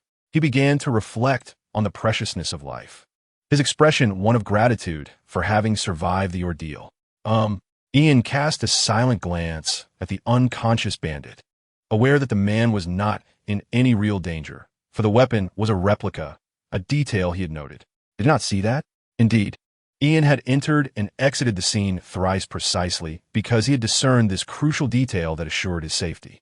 However, the cashier appeared stunned, evidently just realizing this fact. You could tell? No way. Skeptical, he rushed to the shelf, crouching down to retrieve the weapon lodged there. Upon a brief inspection, he gasped, You were indeed correct. This is a fake. The craftsmanship is exquisite. It seems even more expensive than a real gun. The cashier turned to Ian with astonishment. Does your family deal in firearms? How could you have discerned such a discrepancy? His curiosity was piqued. Perhaps this was the only explanation he could fathom. Isn't this a fundamental life skill in the metropolis? Ian, with an expression of astonishment and a tone of presumption, left the cashier momentarily speechless. Basic life skills, for heaven's sake. Who in their right mind would learn such things? This isn't the neighboring city. The atmosphere was palpably awkward as the two exchanged incredulous glances for a whole minute. After a moment's contemplation, Ian decided to return the $30.45 he had pocketed. Integrity matters. Ian held steadfast principles regarding his gains. Now that the robber had been apprehended, his previously flawless win-win plan had evidently lost its viability. You keep it. However, the cashier refused to accept it. He returned to the cash register, neatly bundled the money, and placed it into a safe. My name is Tate Land. Perhaps due to their shared experience of the robbery, the cashier felt a sense of camaraderie with Ian and introduced himself. Hello, Tate. Ian responded politely, but refrained from offering his own name. Tate, however, paid little mind to this. He simply retrieved several packages of high-end contraceptives from a shelf. This store actually belongs to my father. He initially explained his motivation for confronting the robber, then elucidated what he was doing. You were right. My father does have insurance. After a brief hesitation, Tate grabbed a few packs of Camel cigarettes, akin to local brands in America. Ian searched for surveillance cameras, but found none, quickly realizing Tate's intentions. Theft under the guise of guardianship. The seemingly honest, bespectacled man was anything but. This fellow must be planning to frame the already apprehended robber. I truly am a naive soul in the metropolis. This robbery, instead of being a triple win, had turned into a double win, rewriting the narrative to exonerate the robber. Astonishing. Ian was profoundly taken aback, gaining a newfound understanding of daily life in the metropolis, even beginning to question whether the shopkeeper was indeed Tate's father. At that moment, a voice called out, "Everyone inside, raise your hands." The alarm had been ringing for quite some time, and the robber lay on the ground, nearly incapacitated, while the police arrived fashionably late. This was not Ian's first encounter with post-incident law enforcement. To be fair, they seemed to possess an uncanny ability to anticipate whether the situation had truly concluded. "We are the victims. We need blankets." Tate raised his hands and addressed the armed officers who entered, having concealed a significant amount of stolen goods. It appeared that his experience in dealing with robberies was far more extensive than Ian had imagined. "I'm shaken. I need a ride home." Ian quickly followed suit, raising his hands and seizing the opportunity to request complimentary transportation back home. Typically, the police do not play the role of benefactors. However, under the auspices of Yenji Yu Li's modeling attributes, Ian ultimately received the kind assistance of a female police officer. The police car came to a halt at his doorstep. With gratitude, Ian bid farewell to the officer, who had encouraged him several times along the way to venture into Hollywood. He reached into his pocket and discovered that his assets had actually increased by $1 since before purchasing food. Indeed, the cashier had returned $30.45 to Ian, yet he had forgotten that prior to that, he had already given Ian $1 in change after his shopping was completed. Ian's actual expenditure amounted to a mere $29.45. It appears that the cashier possessed a certain cleverness, but his mathematical skills clearly hovered at the average level of an American. It was as if others spent $1 while he was treated to an abundance of pre-packaged meals. Ian pondered this logic, his gaze lingering on his home just a short distance away, hesitating slightly. It wasn't that he hadn't considered how to explain his late return home, but rather he was uncertain about bringing the malevolent spirit back with him. Not only was there a risk involved, but it wouldn't bode well if his superhuman father discovered such a thing. Primarily, Ian had yet to devise a coherent explanation for why he was harboring a malevolent spirit. Should he concoct a narrative about his extraordinary talents, leading him to inadvertently stumble into a mysterious mage's temple, where the esteemed mage Wang Defa took him as an apprentice? Or perhaps he should weave a tale of naivety, believing he had stumbled upon a magical lamp? Regardless of how he framed it, there were undeniable hints of plagiarism. Where was my writing talent? Come forth. Grant me a plausible origin story. Ian racked his brain, convinced he could conceal his transformation from the 1st to the 6th of the month. As for the question of whether he should confess the truth, he had indeed contemplated it thoroughly. However, compared to the notion of being a time traveler with a system, he felt his origin story ought to honor the current version. Nonetheless, the incident involving being deceived by Constantine's accomplices could certainly be reported. While deep in thought, Ian retrieved the thermos Charles had previously used to strike him. The uneven surface of the thermos bore witness to Ian's ironclad head. Even now, a faint ache lingered in his skull, compounded by the presence of the malevolent spirit, which was equally vexing. What was going on? Ian had intended to shake the thermos a few more times to vent his frustrations, but suddenly, he realized that the thermos seemed to have lost its efficacy. Not only had the inscriptions become blurred, but the spirit within had also vanished.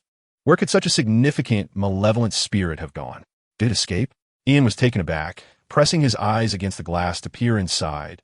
But indeed, nothing remained within the thermos. Was this the spirit's trickery? Or had it truly fled? Just as Ian was engulfed in doubt, he unexpectedly noticed a flickering sensation in his chest. He had no idea how long it had been shimmering. Ian swiftly extracted the object concealed beneath his shirt, revealing the pendant bestowed upon him by Madison, which now emanated an eerie, obsidian glow reminiscent of the malevolent spirit's hue. Chapter 22. The Transformation of the Homecoming Superman. The pendant flickered, resembling a feeble, pulsating heart, radiating an ominous, deep black light identical to that of the malevolent entity. Could it be that the spirit had infiltrated it? Ian cradled the pendant in his hands, scrutinizing it repeatedly, yet he could find no crevice to pry into. Indeed, if the spirit were hidden within, it would be futile to attempt extraction by mere hand. Just as Ian pondered this perplexity, a voice broke through the silence. Ian? It was Clark Kent's voice, suddenly resonating from behind him. Ian jolted, startled, and turned around to find his father, wearing thick glasses and carrying a briefcase. As if he had just returned from a long day at work. "What are you doing standing at the door?" Clark inquired, shrugging the shoulder burdened with his bag. A note of confusion in his tone. In the presence of his parent, Ian instinctively let his coat fall back over the pendant concealed beneath his shirt. He was acutely aware that if Clark wished, he could perceive even the minutest details of his very cells. However, seeing his father's expression remain unperturbed, Ian felt reassured that his father was not constantly maintaining an unnaturally heightened vision. "I was pondering a dilemma," Ian replied with a nervous chuckle, seizing upon a convenient excuse. "Stop daydreaming. Let us go home," Clark said, seemingly unperturbed by Ian's response, and with a warm hand, he patted Ian on the shoulder. He led the way toward the front door, with Ian following closely behind. Upon opening the door, a warm glow from the lights and the sounds of the television flooded in. The two entered sequentially, and in the living room, they beheld Jonathan, Ian's elder brother, sprawled on the sofa, engrossed in his phone, while Jordan, his second brother, was fervently pressing buttons on a gaming console. Their mother, Lois, stood at the kitchen doorway, biting her fingers, her expression relaxing upon Ian and Clark's arrival. "I just got back from work and ran into Ian at the door," Clark stated, his tone suggesting he was unaware of Ian's late return, though both brothers were evidently cognizant of it. "So, where exactly have you been? Why come back so late?" Jordan queried, glancing briefly at Ian before refocusing on the screen displaying a fighting game. Before Ian could respond, Jonathan interjected, his tone exaggerated. "You must have been out on a date, right? Our little Ian has finally discovered the joys of spending time with a female classmate after school." He winked at Ian, clearly attempting to provide cover. It was evident that Lois had been in a less than favorable mood before Ian's return, perhaps having expressed her displeasure earlier. A warmth spread through Ian's heart, yet he was well prepared for this moment. No, it was far more terrifying than hanging out with a female classmate, Ian exclaimed, thumping his chest, leaving both brothers momentarily bewildered as the attention of the entire family abruptly converged upon him. "I was, in fact, abducted by a taxi driver, a formidable man accompanied by an accomplice, who dragged me to an abandoned house, nearly costing me my life. Fortunately, I acted swiftly and managed to seize a bicycle, pedaling furiously to escape." Ian nearly let slip a confession, almost revealing his escapades in Grand Theft Auto, which would undoubtedly have provoked Lewis's ire. Of course, he did slightly alter the truth in this final detail, yet the preceding events were indeed factual. However, Clark's eyelids twitched multiple times in evident concern. Human traffickers? Jordan set aside his controller in astonishment, having been engaged in a fighting game, mercilessly pummeling an opponent named Lightning, who may or may not have had any licensing rights. "Huh?" Lewis cast a doubtful glance at her husband. Clark responded with an expression of resigned exasperation, subtly nodding in affirmation to his wife. "Is this not merely a tale of your rebellious escapades?"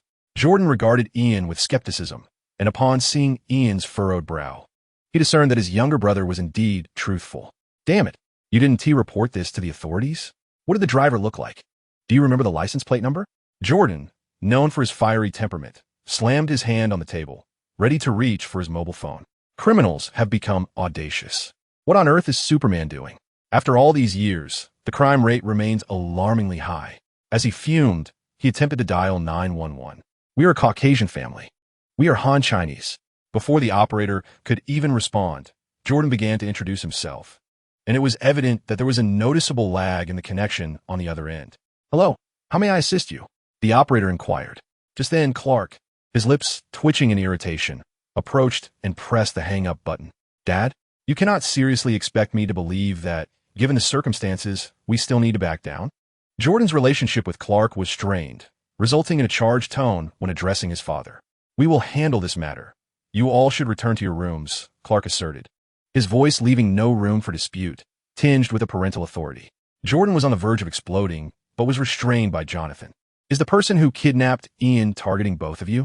Jonathan, with his keen intuition, had always been concerned about the dangers associated with their parents' journalistic profession. "Children," Lewis interjected, approaching them. "Listen to your father. Trust us. We will resolve this issue, and Ian will undoubtedly be safe from further harm." "Right, Clark?" After speaking, she cast a glance at her husband. Clark opened his mouth, eager to reveal the truth, but upon considering their older children, he ultimately nodded, assuring all three of them, "No one can harm my children." He cast a discerning glance at Ian, who was attempting to blend into the background. Perhaps the assurance provided had taken effect, or perhaps a mother's words were more soothing to a child's heart than those of a father. Jordan exchanged a glance with Clark and seized Ian, leading him upstairs. "It seemed that starting tomorrow, we must ensure you attend school, and after classes, you may await our return together." The high school they both attended was indeed not far away. Ian was inclined to refuse. At that moment, Jonathan also arrived, urging Ian to recount how he had escaped the clutches of his would-be captors, remarking on the impressiveness of his survival. Had it been him, he would have surely perished. Both brothers were expressing their concern for Ian in their own unique ways, which warmed his heart. Quietly, he ascended the stairs amidst the embrace of his brothers. Clark and Lois made no attempt to intervene. They merely observed as the three siblings departed the first floor. Once the sounds of their footsteps had completely faded, Lois turned to Clark, crossing her arms with a serious expression. She sensed that both Ian and her husband were concealing something. This could potentially be a rather frightening tale. Clark took a deep breath, removed his glasses, and rubbed his nose. However, he refrained from immediately divulging what he had witnessed.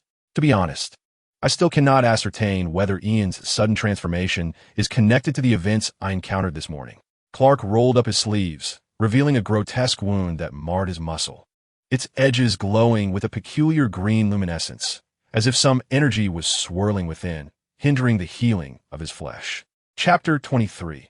Interesting souls deserve reward. Ian had already vacated the living room. Otherwise, he would undoubtedly have been able to link Clark's injury with the plane crash incident that had not been fully averted that morning. Clearly, Superman had faced a rather mysterious crisis. Of course, even if Ian were aware of this situation, he would be powerless to act. He remained exceedingly weak, unable to confront anything capable of harming Superman. In the upstairs corridor, Ian conversed with his two brothers for a while, showcasing his talents as a budding writer before retreating to his room. Jonathan continued to shout outside, encouraging Ian to join him in physical exercise. "I will incorporate exercise into my schedule," Ian responded from behind his door, and once the sounds of their footsteps had gradually faded, he plopped down onto his bed. What on earth is happening? He once again shed his jacket, pulling forth the pendant concealed beneath his shirt. It continued to emit a glow, a dark light pulsating like breath. The black luminescence cast shadows upon Ian's face, dispelling the illumination of the room. Frowning, Ian raised the pendant to his eyes. Scrutinizing it closely, he primarily sought to discern the presence of any malevolent spirit within the pendant. "Is anyone there? Please respond." Ian tapped the pendant with his finger, a seemingly aimless act born out of boredom, yet to his astonishment, it appeared to evoke a peculiar response. No sooner had he spoken than the pendant's radiance flickered violently, its rhythm accelerating as though in reply to his inquiry. Ian's breath caught in his throat as he instinctively glanced downward. No additional negative states emerged. Suddenly, the pendant began to vibrate subtly, the metallic patterns on its surface twisting and undulating as if they were alive, unfolding like the opening of a door to another realm. In swift succession, tendrils of black substance oozed from the pendant, drifting gracefully like silk, gently intertwining in the air. Ian's eyes widened in disbelief as he beheld these dark materials coalescing before him, restructuring to form a coherent phrase, an impeccable line of English, reminiscent of a textbook. "Interesting life, worthy of praise." The inscription floated in the air, its form precise, as though penned by a gentleman. Each stroke emanated an ancient and enigmatic aura, swaying slightly as if caressed by an invisible breeze, ready to drift away at any moment. What on earth? Ian felt a surge of confusion. He extended his hand, yearning to touch the words, but just as his fingertips were about to make contact, the black lettering suddenly shattered like spilled ink. It swirled in the air, reminiscent of agitated liquid, and Ian could almost hear a familiar wail, the voice of the malevolent nun from before. Indeed, she had been trapped within the pendant. Ian marveled at his own astute deduction, yet he discerned that the vengeful spirit likely hadn't willingly entered the pendant. Soon, as the lamentations of the malevolent spirit faded, the black substance coalesced in the air before Ian, forming a thumb-sized black crystal that floated gently downward. After a moment's hesitation, he reached out to catch it. The instant the crystal landed in his palm, a chilling sensation coursed through his skin, akin to grasping ice from the depths of the polar regions. As though he had truly touched a frigid soul. "Has the pendant bestowed upon me a gift?" Ian murmured, lifting the crystal to the light for closer inspection. He hesitated, contemplating whether this peculiar object ought to be ingested. The interior of the black crystal was not entirely transparent. Rather, it hinted at some swirling shadow, reminiscent of imprisoned mist. It certainly did not appear appetizing, though it seemed remarkably solid. Ian swore that he merely intended to test whether the black crystal was harder than his teeth. Even if a tooth were to break, it would serve as a means to level up for the day. Yet, it was this curiosity that nearly startled him. There was no imminent danger, but the unfolding events were entirely unforeseen. As the black crystal approached Ian's lips, even before he had the chance to taste its briny essence, it transformed into a refreshing liquid that smoothly penetrated his mouth. It truly melted upon entry, as if instantly refined. There was no bitterness, nor any malevolent burning sensation.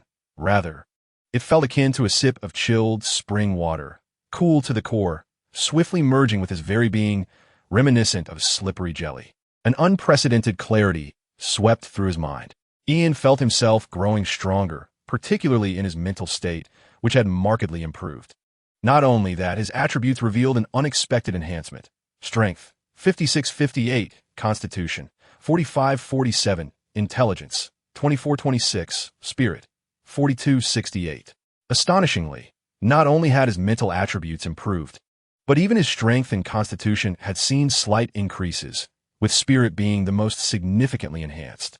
This exceeded Ian's expectations of the growth he anticipated from consuming the remaining malevolent spirits, even transforming him from a berserker into a state where his mental prowess surpassed his physical strength. It was rather indicative of impure bloodlines. To his surprise, this truly was a gift. Initially elated, Ian soon noticed an unusual pattern had appeared on the back of his hand, seemingly out of nowhere. It bore an odd shape, resembling a black eye. Was this the price of a fortuitous windfall? Ian felt a mixture of astonishment and calm. He attempted to rub it away with his other hand, but it remained steadfast. His skin reddened from the friction, yet the pattern did not budge, akin to a brand. Instinctively, Ian glanced at his status bar, expecting to see a new negative status affixed to him. However, to his surprise, the previous state of soul corruption had vanished. In its place was a new status display. No wonder I felt a significant decline in my wisdom. Ian felt a twinge of regret, believing that the soul corruption state could have offered him unexpected advantages at certain moments. Yet, it had silently dissipated without a trace, as if it had never existed. Now, occupying the space where the previous status once resided was a depiction of a pair of eyes, mirroring the pattern on the back of Ian's hand, clearly an official interpretation of the mark etched upon him. However, unlike the negative states he favored, this one was devoid of any effect, imparting no changes to Ian's condition. The name of the status, Death Knight's Familiar, revealed its true nature. Chapter 24, Nightmarish World of the Homeland. A Death Knight's Familiar? Gazing at the title of the status, Ian immediately thought of the Death Knight from the Four Horsemen of the Apocalypse, though he could not quite ascertain the nature of this character. He recalled the Death Angel. But that was all. As for the Death Knight, it has been over a decade since the journey commenced, and despite Ian's frequent efforts to consolidate his memories, he found it quite challenging to recall those trivial details. Moreover, his understanding of the world he currently inhabits is far from comprehensive. Being a man who scored over 700 in the college entrance examination, his literary exposure is predominantly limited to textbooks. As for films and comics, they merely serve as a diversion during his leisure hours. Had he known he would traverse into the DC universe, he would have undoubtedly dropped out of school to become a genuine scholar of comics. Regardless, the pendant Madison bestowed upon him is likely extraordinary. Ian realizes that the entity responsible for etching the mark upon his hand must be someone of significant stature. However, he remains uncertain of the extent of this individual's power and influence. Naturally, the ability to accurately uncover such enigmatic identity information elevates Ian's perception of his own system. Perhaps he may indeed have the prospect of transcending the ordinary identity of an NPC. Ian lowered his gaze to the mark on the back of his hand. The design is characterized by flowing lines imbued with an aura of mystery. The sole drawback is its failure to impart any adverse effects, which leaves him feeling somewhat disappointed. Regardless of the nature of the powerful being behind this unique state, Ian senses that they do not fully comprehend his needs, displaying merely a superficial interest in him. Shrimphead. This is a thought Ian dares to entertain only in the confines of his mind, a bold sentiment indeed. He then rubbed the mark a few times before retrieving the homework assigned by his teacher. Yes, indeed, even in American public school, homework does exist, albeit in limited quantities. Most of the time, it can be completed swiftly. For others, it might take 10 minutes or half an hour, but for Ian, it requires 2 hours, not due to any inability on his part, but because he meticulously completes 20 assignments. As a true academic prodigy, Ian has long been providing personalized assistance to his classmates, possessing keen insights into the requisite level of knowledge for each student. This arrangement has never been discovered by any teacher. It is no wonder that public schools are populated by so many disinterested learners, Ian muses. In truth, considering his parents' capabilities, both Ian and his two brothers possess the means to attend private schools. Yet, their father embodies a fusion of divinity and humanity, a near-saintly figure within the DC universe. Integrating with the common populace is paramount. This is Superman's philosophy and parenting approach. Furthermore, Ian believes that choosing to enroll children in public schools may also serve to shield them from the potentially skewed values influenced by the upper echelons of society. Smoking and drinking? Such vices are merely trifles in American private institutions. The miscreants there are of a caliber that the so-called bullies of public schools could scarcely aspire to. Done. That essay wrap. Ian concluded his small enterprise. Once again, the creative endeavor surrounding the narrative of a domineering superhero falling in love with me has commenced. Faced with a creative block, I have resolved to introduce a novel element. The superhero is struck by a spaceship, resulting in amnesia that causes him to forget the protagonist.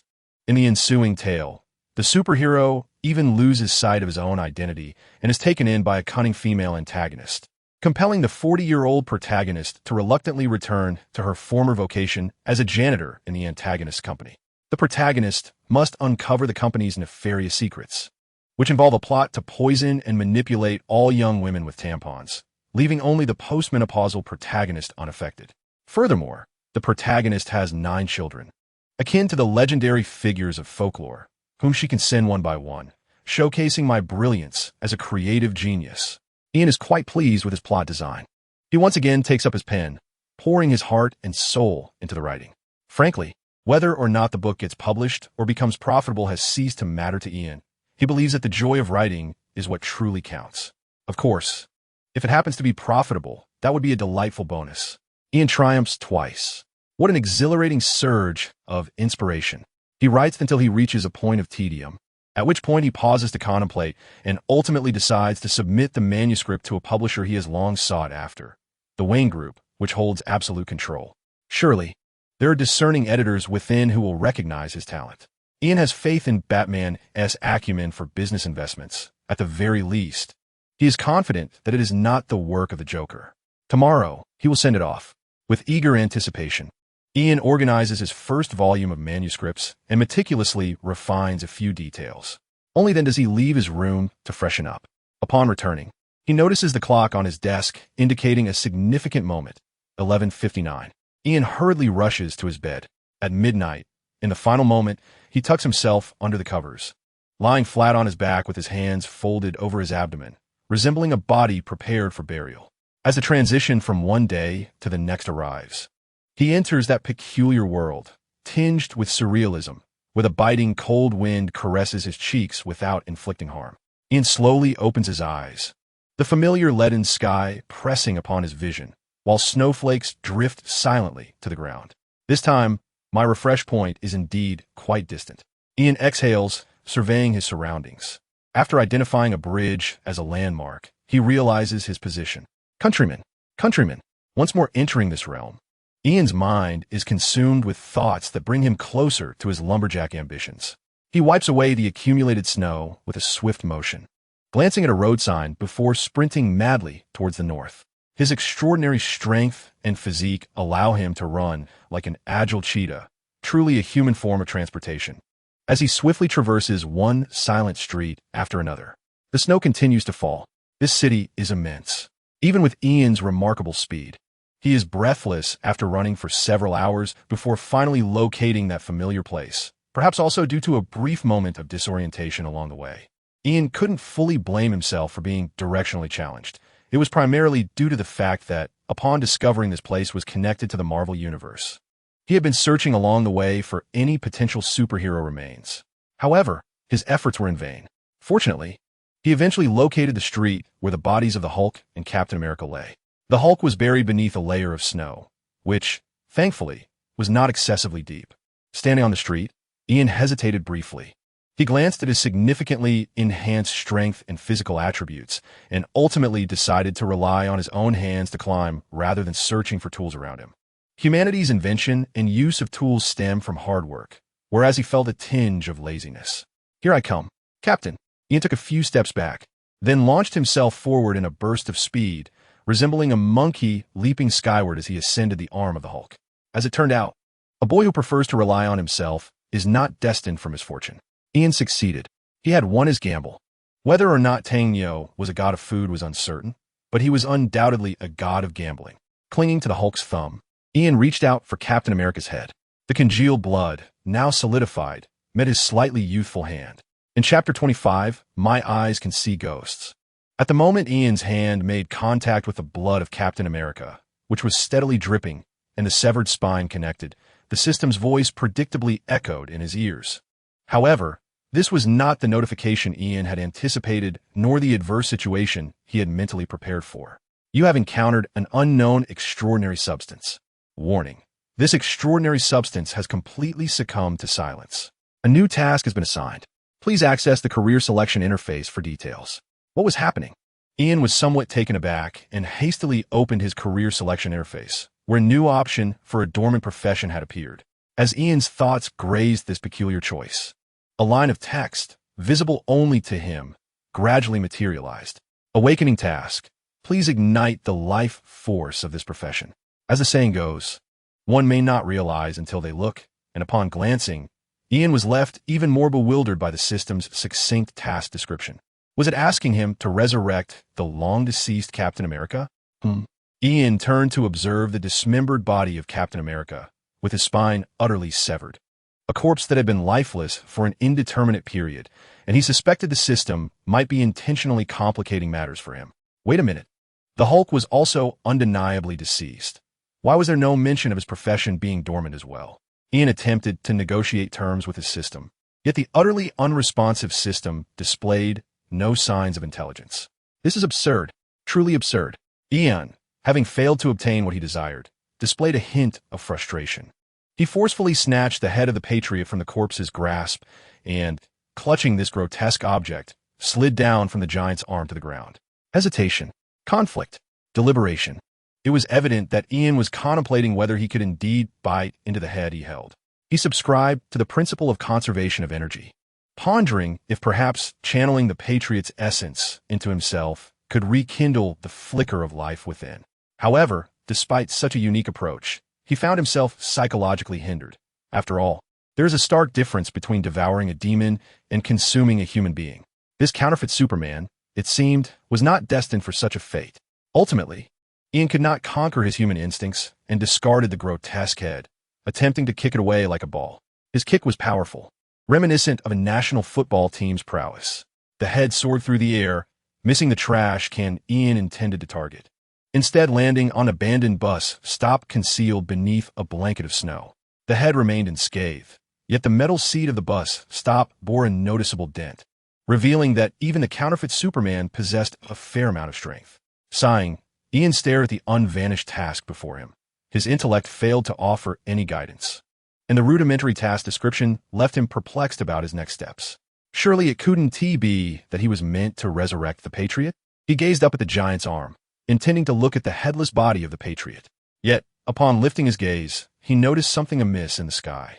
Amidst the perpetually somber, leaden clouds, an object stirred. Its outline was indistinct, devoid of any living essence, as if it were attempting to emerge from the shroud of clouds. It was immense. Ian felt the presence of this elusive entity, as colossal as a small asteroid. Perhaps it was indeed an asteroid? The boy stared in astonishment, his eyes wide. Gradually, The object within the dark clouds became clearer, revealing itself as a colossal, circular form that blotted out the sun. At that moment, in this world that had remained silent for so long, a voice broke through. It was crisp. Urgent. The sound resonated like a thunderclap, prompting Ian to turn sharply toward the source. But he could only catch a glimpse of a figure before the familiar chime of a returning bell abruptly rang out. Dong! The first heavy toll seemed to freeze time itself. Dong! Dong! The second and third tolls followed in quick succession. Ian jolted awake in his bed. 0042. Even with the eerie, premature return, the clock still pointed to that seemingly unchanging hour. Were there still living souls in that world? Ian's heart was still engulfed in a tumult of uncertainty. With a sudden burst of energy, he leaped towards the ceiling, only to swiftly press his hands against it, using the force of interaction to stabilize his descent back to the ground, just in time to slip into the pair of slippers that lay beside his bed. How could any heroes remain alive after the demise of all superheroes? Ian found himself perplexed by the events of the final moments, grappling with the inexplicable nature of his abrupt return. This was a scenario that had never occurred before. Was it related to the last cry he heard, or the enigmatic circular object in the sky? Wisdom? A flicker of movement? Ian tapped his forehead. Remarkably, there was a hint of efficacy, albeit directed in the wrong manner. A fleeting image crossed his mind, leading him to ponder his awakening mission and the figure of the Hulk. With a comical squeak, Ian's slippers echoed as he dashed to his older brother's bedroom. Pounding on the door with fervor, a bewildered Jordan rubbed his eyes and opened the door to his younger sibling. "What is the matter?" Jordan inquired, visibly confused, stifling a yawn as fatigue washed over him. "Where are your comic books?" Ian disregarded the aroma of heather wafting through the air and charged into Jordan's room, scanning for the box where his brother stored his comics.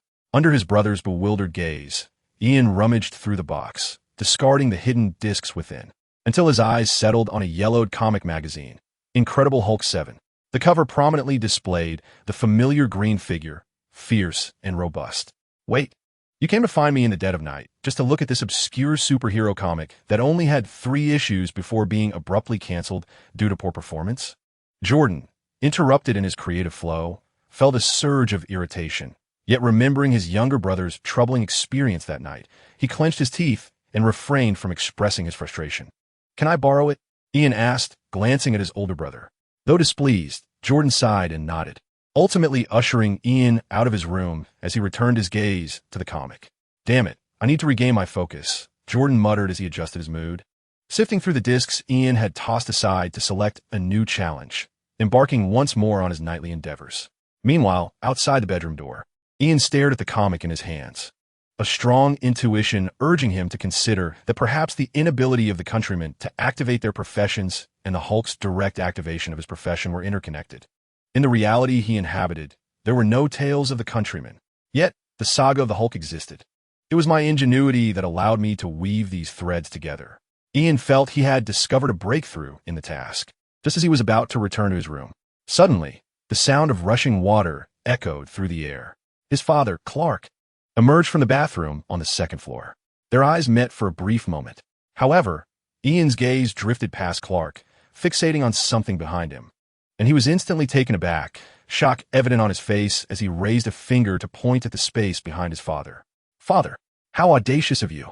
An affair at home." Indeed, Ian had spotted an unfamiliar woman trailing behind Clark as he exited the restroom. "What are you talking about?" Clark instinctively adjusted his sleeve, but as he heard Ian's accusation, confusion washed over him. He turned to look, yet saw nothing amiss.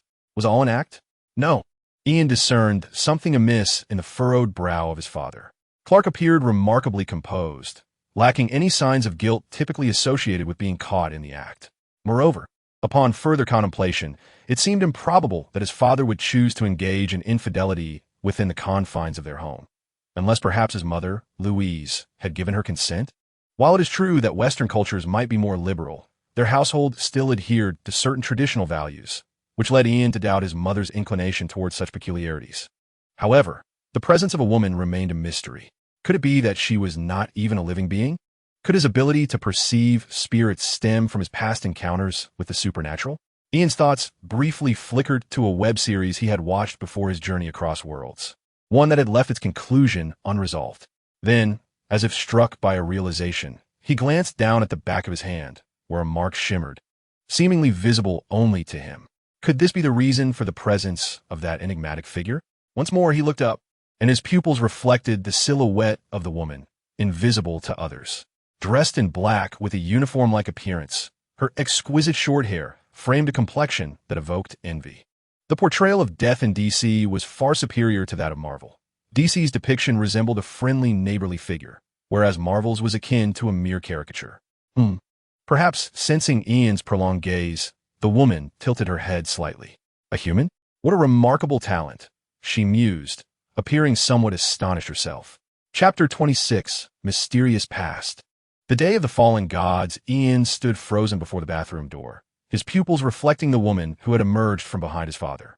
It seemed she had noticed him, her intense gaze piercing through Ian as if she sought to uncover all of his secrets.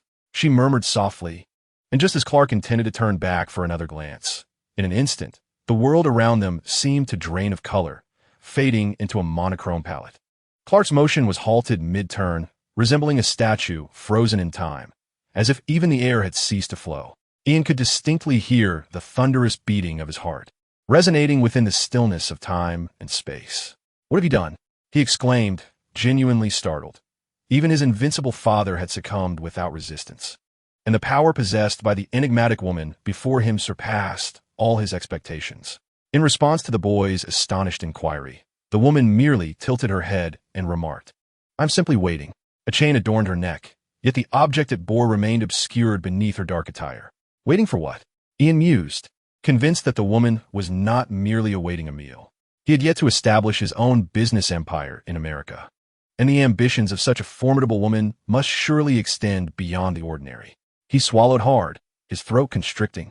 Out of the corner of his eye, he caught a glimpse of his father's petrified profile. Even in the face of mysterious forces, his superhero father should never have appeared so powerless. This woman was undoubtedly a deity-level powerhouse. She bore a youthful visage, emanating an air of maturity akin to an elder sister, yet infused with the exuberance of youth, a strikingly contradictory essence that harmoniously intertwined. To be frank, Ian found her terrifying.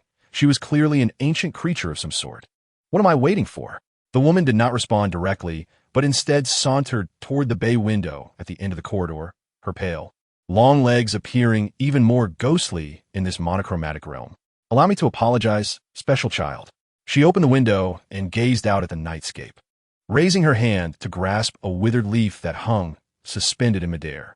"You will lose your father, and I will take him away. Rest assured, I promise to take good care of him." As she turned to Ian, a gentle smile graced her lips. Ian's mind raced, the sound of his breathing growing increasingly audible. "You are death," the thought surged through his mind, causing his heart to tremble. This fear did not stem from the woman before him. Rather, it arose from the implications of what he surmised. "You even know of death?" The woman appeared momentarily taken aback, her tone laced with astonishment as she scrutinized Ian with renewed interest. She then effortlessly leaped through the window to perch on the ledge. "No, I am not Miss Death. How could I possibly compare to her in beauty, gentleness, kindness, and approachability?" She twirled the desiccated leaf in her fingers, her voice imbued with admiration, perhaps even a hint of longing. Before Ian could voice his next question, the woman seemed to anticipate his thoughts. "My name is Tessa, and I am akin to them." As she spoke, Tessa raised her slender hand, her cold, white skin pointing toward the inky night sky, where something seemed to lurk in the shadows. After a moment's hesitation, Ian approached Tessa, only for his pupils to constrict once more in shock. Before him lay a throng of shadowy figures densely populating the streets. In a world fading into desolation, a sea of black suits stands tall and resolute. At the forefront, an elderly woman supports a black umbrella, its ribs starkly resembling skeletal remains. A young boy clad in suspenders cradles a chick, its eyes gleaming with an otherworldly fire. Among them, solemn men donning top hats are present. This assembly comprises individuals of all ages, not only crowding the streets, but also adorning the rooftops of houses and cars, each figure maintaining an upright posture in their somber attire. Without exception, they all gaze intently in the direction of Ian. Their expressions are devoid of emotion, save for Tessa, who smiles and raises her hand in a gesture of greeting, prompting a mechanical response from the crowd. The eerie congregation of suits bows in unison towards the window, each movement synchronized as if rehearsed 1,000 times. Their skin is as pale as snow, and in this monochrome world, the scene becomes even more unsettling. They are paying homage to you, the fortunate recipient of this rare honor. Tessa glances at the back of Ian's hand, seemingly perceiving the mark upon it, uncovering certain truths and secrets. Could you elucidate what is transpiring? Ian's scalp prickles as he observes the dense throng of black-clad figures outside, striving to maintain his composure. Frankly, your appearances are quite striking. Would you consider partnering with me to establish a company that allows intriguing souls to unveil a mysterious past during family gatherings, leaving all attendees profoundly astonished and questioning their existence? I am confident we would garner widespread acclaim. This forced humor may well be Ian's last act of defiance. Yet Tessa sees through his emotional facade. I believe you perceive the truth, she softly states, gently rubbing a dried leaf in her hand until it gradually disintegrates. You simply are not yet willing to acknowledge it. Dear little one, do not fear, nor be sorrowful, Tessa offers, attempting to reach out to Ian. All things must come to an end. This is not a punishment, but rather a new beginning. Her voice is notably tender, yet Ian recoils from her pale hand. This cannot be. It is impossible. There must be some mistake. Ian protests vehemently, desperate to argue further. However, Tessa's slender fingers press against his lips. We are absolutely certain of this, she gently asserts, her dark eyes locking onto Ian's as he feels himself spiraling into a profound abyss. I am deaf, as are they. Our presence here serves but one purpose. Tessa's voice, soft yet resonant, shatters the final remnants of Ian's hope. Your father, Clark Kent, possesses a greatness deserving of respect. Thus, we have arrived. At least the companions nearby have gathered, united in love and reverence. Today, the divine has fallen. The lament of a saint and the demise of a hero require ample witnesses. Tessa's words struck Ian like thunder on a clear day, shattering the last remnants of hope within him. Even the superhuman has perished and revived countless times. In comics, the metaphysical can resurrect even a lifeless body. It pressed upon the boy like a colossal stone, rendering him breathless. Chapter 27. Ian, the Miracle Boy. Ian's reactions were keenly observed by Tessa. This is fate, an unstoppable force. Her voice bore the weight of a decree, unyieldingly serious, as her fingers gently tapped against the bed's edge, producing a rhythmic sound. Ian's pupils flickered momentarily. There must be a way. Suddenly composed, he gazed intently into Tessa's eyes, the profound depth of which left him dizzy. Fate, they say, is an insurmountable conclusion. Your resistance is merely your prejudice towards death. Tessa's fingers hesitated slightly on the window frame, and an abrupt silence enveloped the room. Ian's expression, unusually serious, suggested that perhaps death was not so terrifying. Rather, the indifference to life and the passive acceptance of a family's passing was the true horror.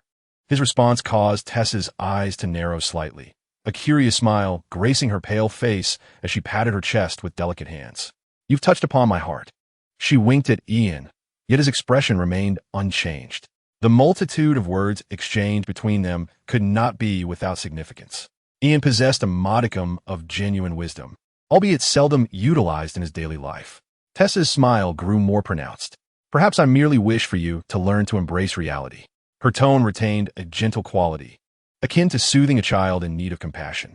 Your family is unique, thus your circumstances differ. Her words held a semblance of truth. It did not instill much credibility in Ian. Perhaps Ian merely turned his gaze toward the monochrome corridor, where several bedroom doors stood firmly shut. However, I suspect you have yet to comfort my brothers. His words carried an implied meaning. What does it matter? Tessa tilted her head, her expression still radiating warmth. You are the youngest. It is only natural for me to attend to your emotions. There is some reason in that.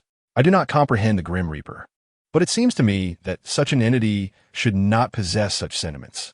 Thus, your conversation with me here must hold purpose and meaning. Ian's mind raced, gradually untangling a few perplexing threads. In response, Tessa merely chuckled softly, casting her gaze toward the cold street below. I'm simply passing the time. Living too long can be quite exhausting. The voice of the female reaper carried a hint of lamentation, intertwined with an elusive melancholy. Ian remained silent, gazing at her intently. Her obsidian-like eyes radiated an astonishing brilliance against the backdrop of a fading world. After a brief pause, Tessa broke the silence, her tone laced with mischief. "Well, you clever little rascal," she remarked, smirking as she raised her hands in an exaggerated gesture of surrender. "I must confess, I find you far more intriguing than your father. Until just now, I was completely unaware of your extraordinary existence. This revelation is indeed unprecedented in my monotonous career. Thus, I have decided to grant you an opportunity, one far more generous than that of our Grim Reaper overlord." As she spoke, Tessa cast a sidelong glance at the back of Ian's hand, pausing momentarily before continuing. "I can afford you 7 days to uncover the truth behind your father's demise." The sudden chill in her words momentarily stunned Ian. "You want me to return to the past?" He furrowed his brow, gently touching the back of his hand with his other. From the female Reaper's words, he gleaned a crucial piece of information that sent a tremor through his pupils. No, I haven't yet appreciated you to that extent." Tessa laughed unexpectedly. "Your father's time of death will be postponed, and these 7 days represent his, and this city's, final chance. Do not expect your father to assist you. He himself remains oblivious to his own plight. Little one, you must rely solely on yourself. Show me if you can cultivate a miracle within you." Tessa's voice held a barely perceptible note of anticipation. Without allowing Ian the opportunity to inquire further, she suddenly leaned forward, plummeting towards the street below, as if she were wholly merging into the interwoven tapestry of the night. "Is this related to the safety of the metropolis? If I uncover the issue, my father might yet live?" By the time Ian rushed to the window, there was no trace of her figure. Not only had the female Reaper Tessa vanished in a thin air, but the previously dense throng of dark-clad figures had also dissipated, as though they had never existed. Ian, what is wrong?" In a moment of uncertainty, Ian's world seemed to be infused anew with sound and color. Everything around him appeared to warp, intertwining into a blurred mass of confusion. Ian could not resist rubbing his eyes. Upon reopening them, he found Clark's hand resting on his shoulder, the other hand waving insistently before his eyes, worry etched across his father's face. "Why did you suddenly zone out?" Clark's concern for Ian's health was palpable. Although he was aware of certain aspects of Ian's condition, he still questioned the diagnosis provided by the psychologist. However, he is a renowned psychologist known throughout the country, often assisting the police in solving cases. It is precisely for this reason that the couple has intersected paths. Ian cast a glance at Clark's back, his voice trailing off. Behind Clark lay an empty void. He abruptly turned his head toward the window. It appeared as though the window had never been opened. What has transpired? Ian could not suppress his curiosity. Clark furrowed his brow, scrutinizing his youngest son with increasing concern. "When I emerged from the restroom, I found you standing there, dazed and vacant." It was no wonder the old father was anxious. Ian's demeanor mirrored the typical symptoms of schizophrenia he had encountered in his rapid reading on the subject. "So, have you forgotten even the accusation of infidelity? Or perhaps it never truly occurred in reality?" Ian suddenly felt as if he were becoming Li Huolong, lost in confusion. "Father, did anything peculiar happen today?" If he could not discern the truth, he would refrain from seeking it. Ian was far more preoccupied with the cause of death mentioned by the female Reaper. He was certain it was related to some event that had transpired that day. However, as you know, it was merely a collection of tedious news, rather uninspiring. Clark adjusted his glasses, clearly reluctant to speak the truth. Ian scrutinized his father for an extended period. "You should get some rest. As for your encounter with the robber, do not worry. I will certainly take it to heart." Clark, oblivious to Ian's unusual expression, patted Ian's shoulder in reassurance. Ian, who wished to lay his cards on the table, found his mind echoing the stern warning from the female Reaper, who stated that Ian could only rely on himself, hinting at a deeper meaning. Would seeking Superman's assistance only complicate matters further? Thus, lost in contemplation, Ian's heightened intuition was gradually guided by Clark to the threshold of his room. "See you tomorrow, Dad," Ian softly spoke. In his pupils, the reflection of the window behind Clark revealed a woman seated atop the chimney of the opposite house, gesturing for silence. Only Ian could perceive her. Clark, too, felt a twinge of curiosity and paused momentarily. "See you tomorrow," he replied with a smile, assisting Ian in closing the door. Once alone in the corridor, Clark's smile gradually faded, replaced by a contemplative bewilderment. Had something transpired? Superman glanced towards the restroom, then out the window, where the night sky lay empty, devoid of even a single bird. His eyes flickered momentarily as he raised his arm, concealed beneath his sleeve. The grotesque wound continued to emit a green glow. Yet, the previously overwhelming sensation of weakness seemed to have abruptly halted, leaving him with an unsettling awareness. Chapter 28. Solutions in the upstairs bedroom. The lamp cast Ian's shadow upon the wall, grotesquely contorting it into a fearsome creature. In reality, he sat cross-legged in a chair, fixated on his small computer.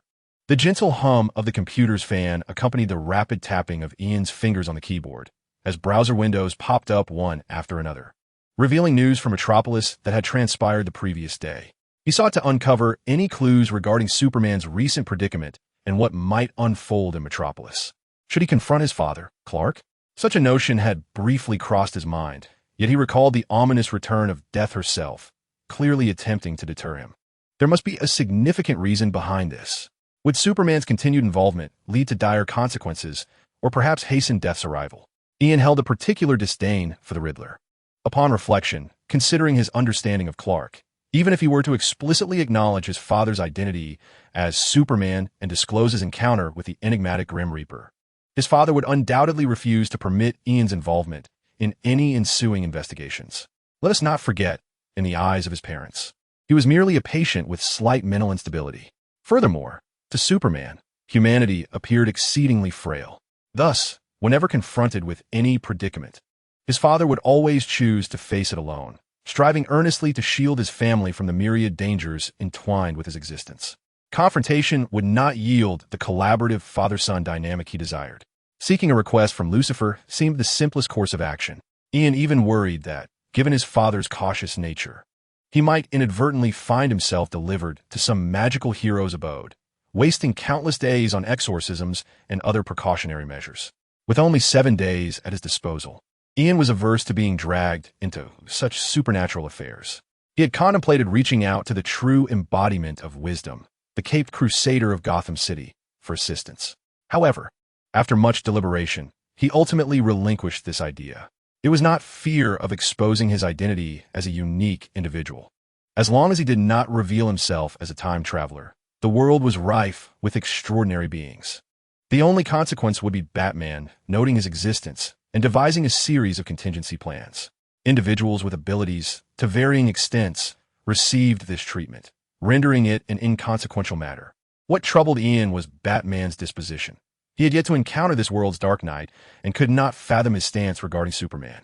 Perhaps Metropolis would be saved, but whether Superman could be rescued depended solely on Batman's whims. It was crucial to remember that Superman had once perished under Batman's machinations. Ian truly could not afford to gamble. He is unlike certain groups with an inflated sense of superiority who, upon traversing into another realm, believe themselves to be the destined protagonists, expecting unwavering loyalty from all who encounter them, and assuming they can effortlessly command Batman. In the presence of the most astute intellect in the DC universe, Ian finds himself lacking confidence in his own remarkable wisdom. Perhaps only in confrontation with the decaying gravestone of Batman, long since buried, will his intellect truly be galvanized. This reflects a profound self-awareness. Before Batman, it seems everyone possesses this understanding. Batman is not an unequivocally benevolent figure, characterized by an eagerness to assist. It is only the Batman seen through a screen who embodies the adoration of the masses. Thus, Ian has temporarily set aside the notion of seeking Batman's aid. With 7 days at his disposal, he believes he can explore other avenues within the initial 3. For instance, could he not solicit the assistance of Wonder Woman? Surely, she possesses extraordinary means of support, and her stature is undoubtedly significant.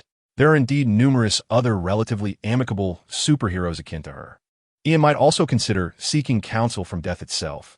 The notion that no soul can depart without Death's intervention must surely harbor some loopholes. Additionally, there's Lucifer from the light, who, in his own turmoil over his unrequited affections, might also offer a potential trade. Of course, dealing with the Lord of Hell necessitates careful deliberation. As for the potential destruction of Metropolis, that is a concern for superheroes. It is not a matter of great import for him. Ian's thoughts are straightforward. His primary concern lies with his family. After all, his entire family embodies the spirit of heroism, a legacy to some extent, in comparison to his two brothers, who are destined to become heroes. Ian even perceives himself as considerably more selfish. There is nothing inherently wrong with that. He repeatedly reassures himself of this truth. Those who have excelled academically understand that multitasking is foundational. While contemplating, he simultaneously peruses the news online. In the data jungle, Ian searches for any elusive clues that might emerge. The cherry blossoms in Central Park bloom prematurely.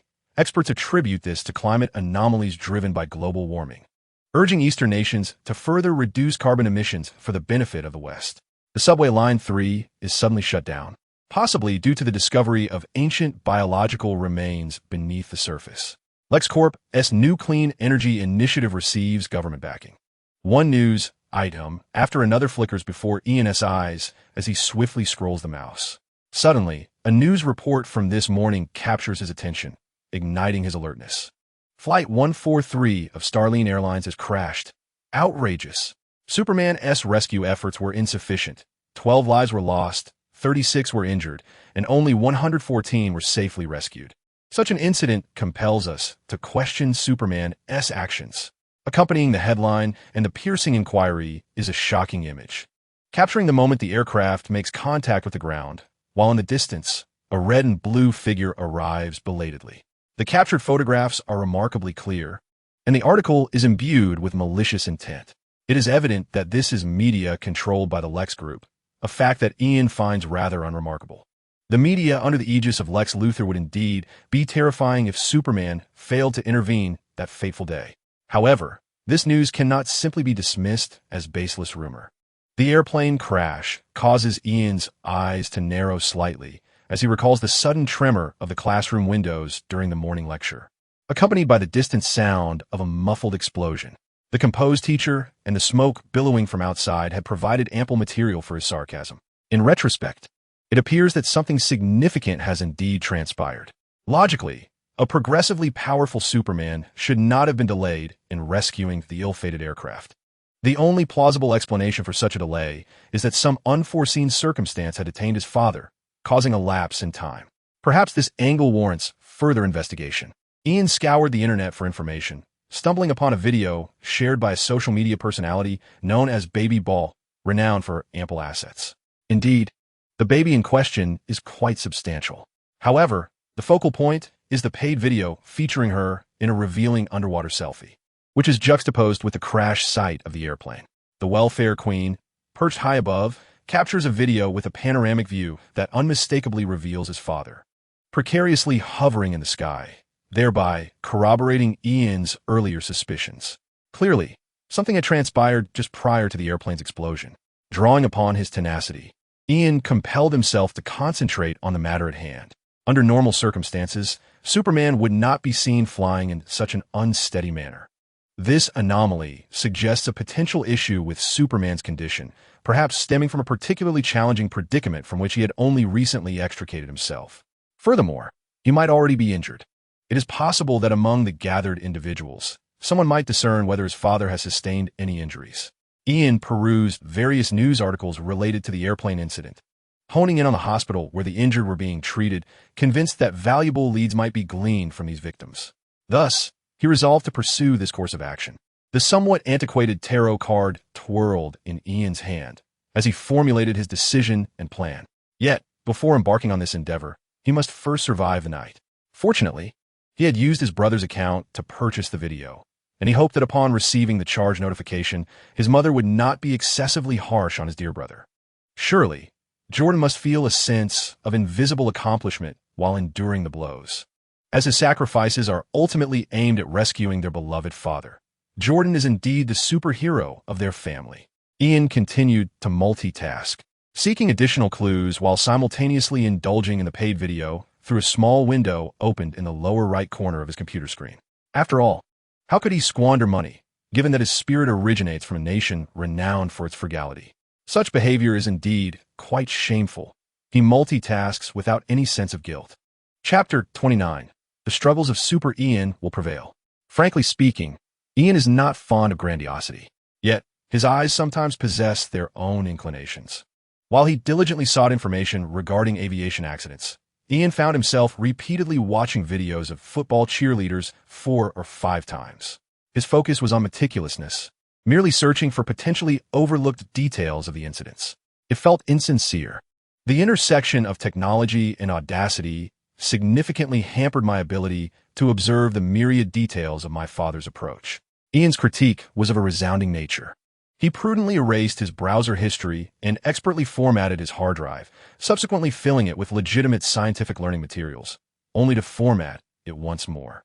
The operation was seamless and replete with substance, wisdom that even Jonathan and Jordan combined might struggle to comprehend. Tonight, sleep was out of the question. An all-nighter was the true path. Ian dedicated the entire night to exploring relevant topics across online platforms. Indeed, he unearthed some valuable information within various forums and niche circles. The following day, Ian, who had neither developed dark circles nor suffered from fatigue, emerged from his room with a tinge of disappointment, lamenting his body's resilience. Morning light streamed through the blinds, casting golden stripes upon the dining table. The air was infused with the aroma of grilled meat and eggs. Ian poked at the scrambled eggs on his plate, his peripheral gaze fixated on Clark in the kitchen, who hummed a tune while stuffing bacon into a sandwich. "Would you like some blueberry jam?" Clark turned to Ian, who was watching him intently, his expression devoid of any signs of illness. As he spoke, he placed the prepared sandwich onto Jordan's plate. "No, thank you," Ian replied, shaking the milk carton in his hand, which produced a hollow sound. "I'm full. I must head to school now. You all enjoy a wonderful breakfast on this new day." With that, he stood up and slung his backpack over his shoulder. "Wait, we'll drive you to school," Jonathan exclaimed, his mouth full of chicken breast. As a key player in football, he always had a dietary regimen. "What if you encounter those kidnappers again? That would be too dangerous." Jordan also attempted to catch up with Ian, but Ian dashed out the door, his physical prowess allowing him to escape swiftly. Clark did not intervene. In fact, he even stopped Jordan from pursuing. "Your brother is clever. Trust that he will take care of himself." Clark understood that some matters were best left unsaid, thus opting for a more diplomatic expression. "But he is still just a child. Can he truly protect himself?" Jordan retorted, rolling his eyes, further entrenching his perception of his father as a somewhat irresponsible man. Such is the portrait of an American family. Family conflicts have always been a prevailing theme. Sighing, Clark watched Jordan rush out without offering further explanation. At that moment, a somewhat weary Lois descended the stairs. "Kids, I apologize. I'm rather sleep-deprived. How did you find the breakfast your father prepared?" Upon awakening, Lois realized that only Jonathan remained in the dining room. "Good morning, Mom." Jonathan smiled at Lois, giving a thumbs up to commend Clark's culinary skills. Though he had only consumed a few of the eggs Clark had cooked, the rest of his diet consisted of chicken breast, creatine, protein powder, arginine, fish oil, curcumin probiotics, and an array of mysterious supplements that he had meticulously curated himself. "Where's Ian and Jordan?" Lois inquired, accepting the coffee her husband offered. Clark remained silent. After finishing their meal, they departed for school. Jonathan chose not to mention the earlier unpleasantness. He had always been the most mature brother in the family. "All right," Lois said, harboring no suspicions. As she munched on her sandwich, she walked towards the cupboard in the living room. "Clark, regarding what we discussed yesterday, I believe it is essential to inform Ian. He must come to terms with taking his medication. We cannot allow him to feel deceived." Lois opened the drawer in search of the prescription medication. However, the next moment she froze. "Did you place Ian's medication somewhere else?" Lois turned around. Clark remained silent, engrossed in his bread. "Or have you already given him the medication, secretly mixed it into his breakfast?" Lois's brow furrowed, her tone laced with discontent. "Why didn't you consult me first?" It was evident that Lois was quite displeased. Observing this, Jonathan quietly exited the dining room. As for Clark, he gritted his teeth yet remained mute, enduring the pressure exerted by the strongest presence within the household, shoving bread into his mouth to stifle any response. Outside the home, Ian had not been caught by Jordan. He ran swiftly, taking shortcuts that surpassed even the bus's speed. The reason for his rapid escape was rather peculiar. "Ha ha!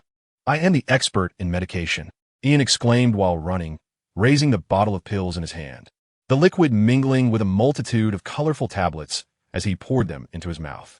The taste was bitter, yet it did not deter him from ravenously chewing and swallowing, one bottle after another. Soon he had consumed all the medication, and its effects were swift. Ian noticed several changes in his field of vision: abnormal heart rate, nerve paralysis, sensory overload, metabolic chaos, liver and kidney failure. My goodness, a full 5 negative states. The deterioration of the body, experience too, must be acknowledged. The medication prescribed by the doctor has proven remarkably effective in Ian's eyes. Dr. Hannibal is indeed a miraculous healer. Ian sincerely praises the psychologist, whom he had previously regarded with some suspicion, as he feels an overwhelming sense of impending demise, as if he could succumb at any moment. Yet, though he may be on the brink of death, he is not truly dead. It is merely a semblance of death. Yes, this encapsulates his ideal method of leveling up. Ian runs swiftly, saving himself a fare on the bus upon reaching school. The morning classes are exceedingly simple, but Ian finds himself resting his head on the desk, unable to absorb any information. As his body continues to falter, experience 3, the youth ponders. He contemplates whether his mental affliction has worsened. After much reflection, he concludes that he has mostly recovered. The teacher in class does not seem to mind the distraction of the best-performing student in the grade. However, his deskmate Madison is somewhat concerned, though not out of infatuation. She frequently glances at Ian, and, after class, she can no longer contain her curiosity. Ian, why do your eyes keep darting around? Goodness, they're practically sparkling. Are you turning into a zombie? Madison is genuinely startled by Ian's condition. If you become a zombie, please don't bite me first. How about you go after our principal instead? Her hand abruptly pushes towards Ian's approaching head, appearing quite alarmed. At that moment, what have you done to me, Madison? Ian, immersed in his leveling experience, suddenly regains clarity, momentarily stunned before becoming visibly agitated. He had accumulated 7 anomalous states, and now they have all vanished. He feels invigorated, as if he had experienced a surge of self-healing, his body remarkably revitalized. Chapter 30. Ian and his backup plan. Ian, in a state of agitation, speaks loudly. His inquiry towards Madison immediately draws the attention of his classmates. The murmurs in the classroom come to an abrupt halt. Over 30 pairs of astonished eyes turning in unison towards Ian. Huh. Madison's hand remains suspended in the air, retaining the posture from her earlier push. She slowly retracts her hand, her expression one of confusion, clearly perplexed by Ian's intense reaction. A whistle from the back of the classroom disrupts the silence, emanating from a most mischievous student in the class, followed by several others who begin to jeer, as they seem to believe there is a romantic entanglement between Ian and Madison. Everyone gathers around, eager for gossip. No. There's no story here for you to enjoy. This person simply lost his mind, and I have no idea why his reaction is so extreme. Madison rolls her eyes at the crowd, a master of such gestures. The youth's face reddens, surpassing all attempts at rebuttal. A voice from the crowd, belonging to a student who enjoys antics, chimes in, and the onlookers' gazes grow increasingly suggestive. Eddie, what nonsense are you spewing? Madison remarked, a perplexed expression etched upon her face. She turned to Ian, who was shaking an empty pill bottle, and was taken aback. Damn, why are you blushing at a time like this? The blonde girl appeared increasingly exasperated. I'm furious. Do you have any idea how much you cost me? Ian retorted instantly, his voice tinged with indignation as he calculated his losses. The more he pondered, the more he felt as though his heart was bleeding. Ian thought that if he encountered a formidable opponent in the future, he might lament the narrow margin by which he fell short of experience. And he would surely haunt his deskmate, even in death. Madison was utterly bewildered by Ian's expressions. Just then, Emily, with her flowing chestnut waves, stormed into the classroom. After inquiring about the commotion, she furiously charged toward Madison. Ian dislikes me, and you wretched creature, have your reasons, she declared, casting a furtive glance at Ian, who did not even spare her a glance in return. The boy, consumed by his own grievances, was still preoccupied with thoughts of the lost upgrade buff. Emily interpreted this scene as Madison's emotional manipulation over Ian, gnashing her teeth in frustration. Madison, however, rolled her eyes dramatically, her composure remaining unshaken. Oh please, Emily. My disdain for you stems from your utter lack of talent, even in being a vixen. She exaggeratedly gestured a considerable distance with her fingers, a gesture that would surely delight anyone from Korea. Perhaps you should practice with more men?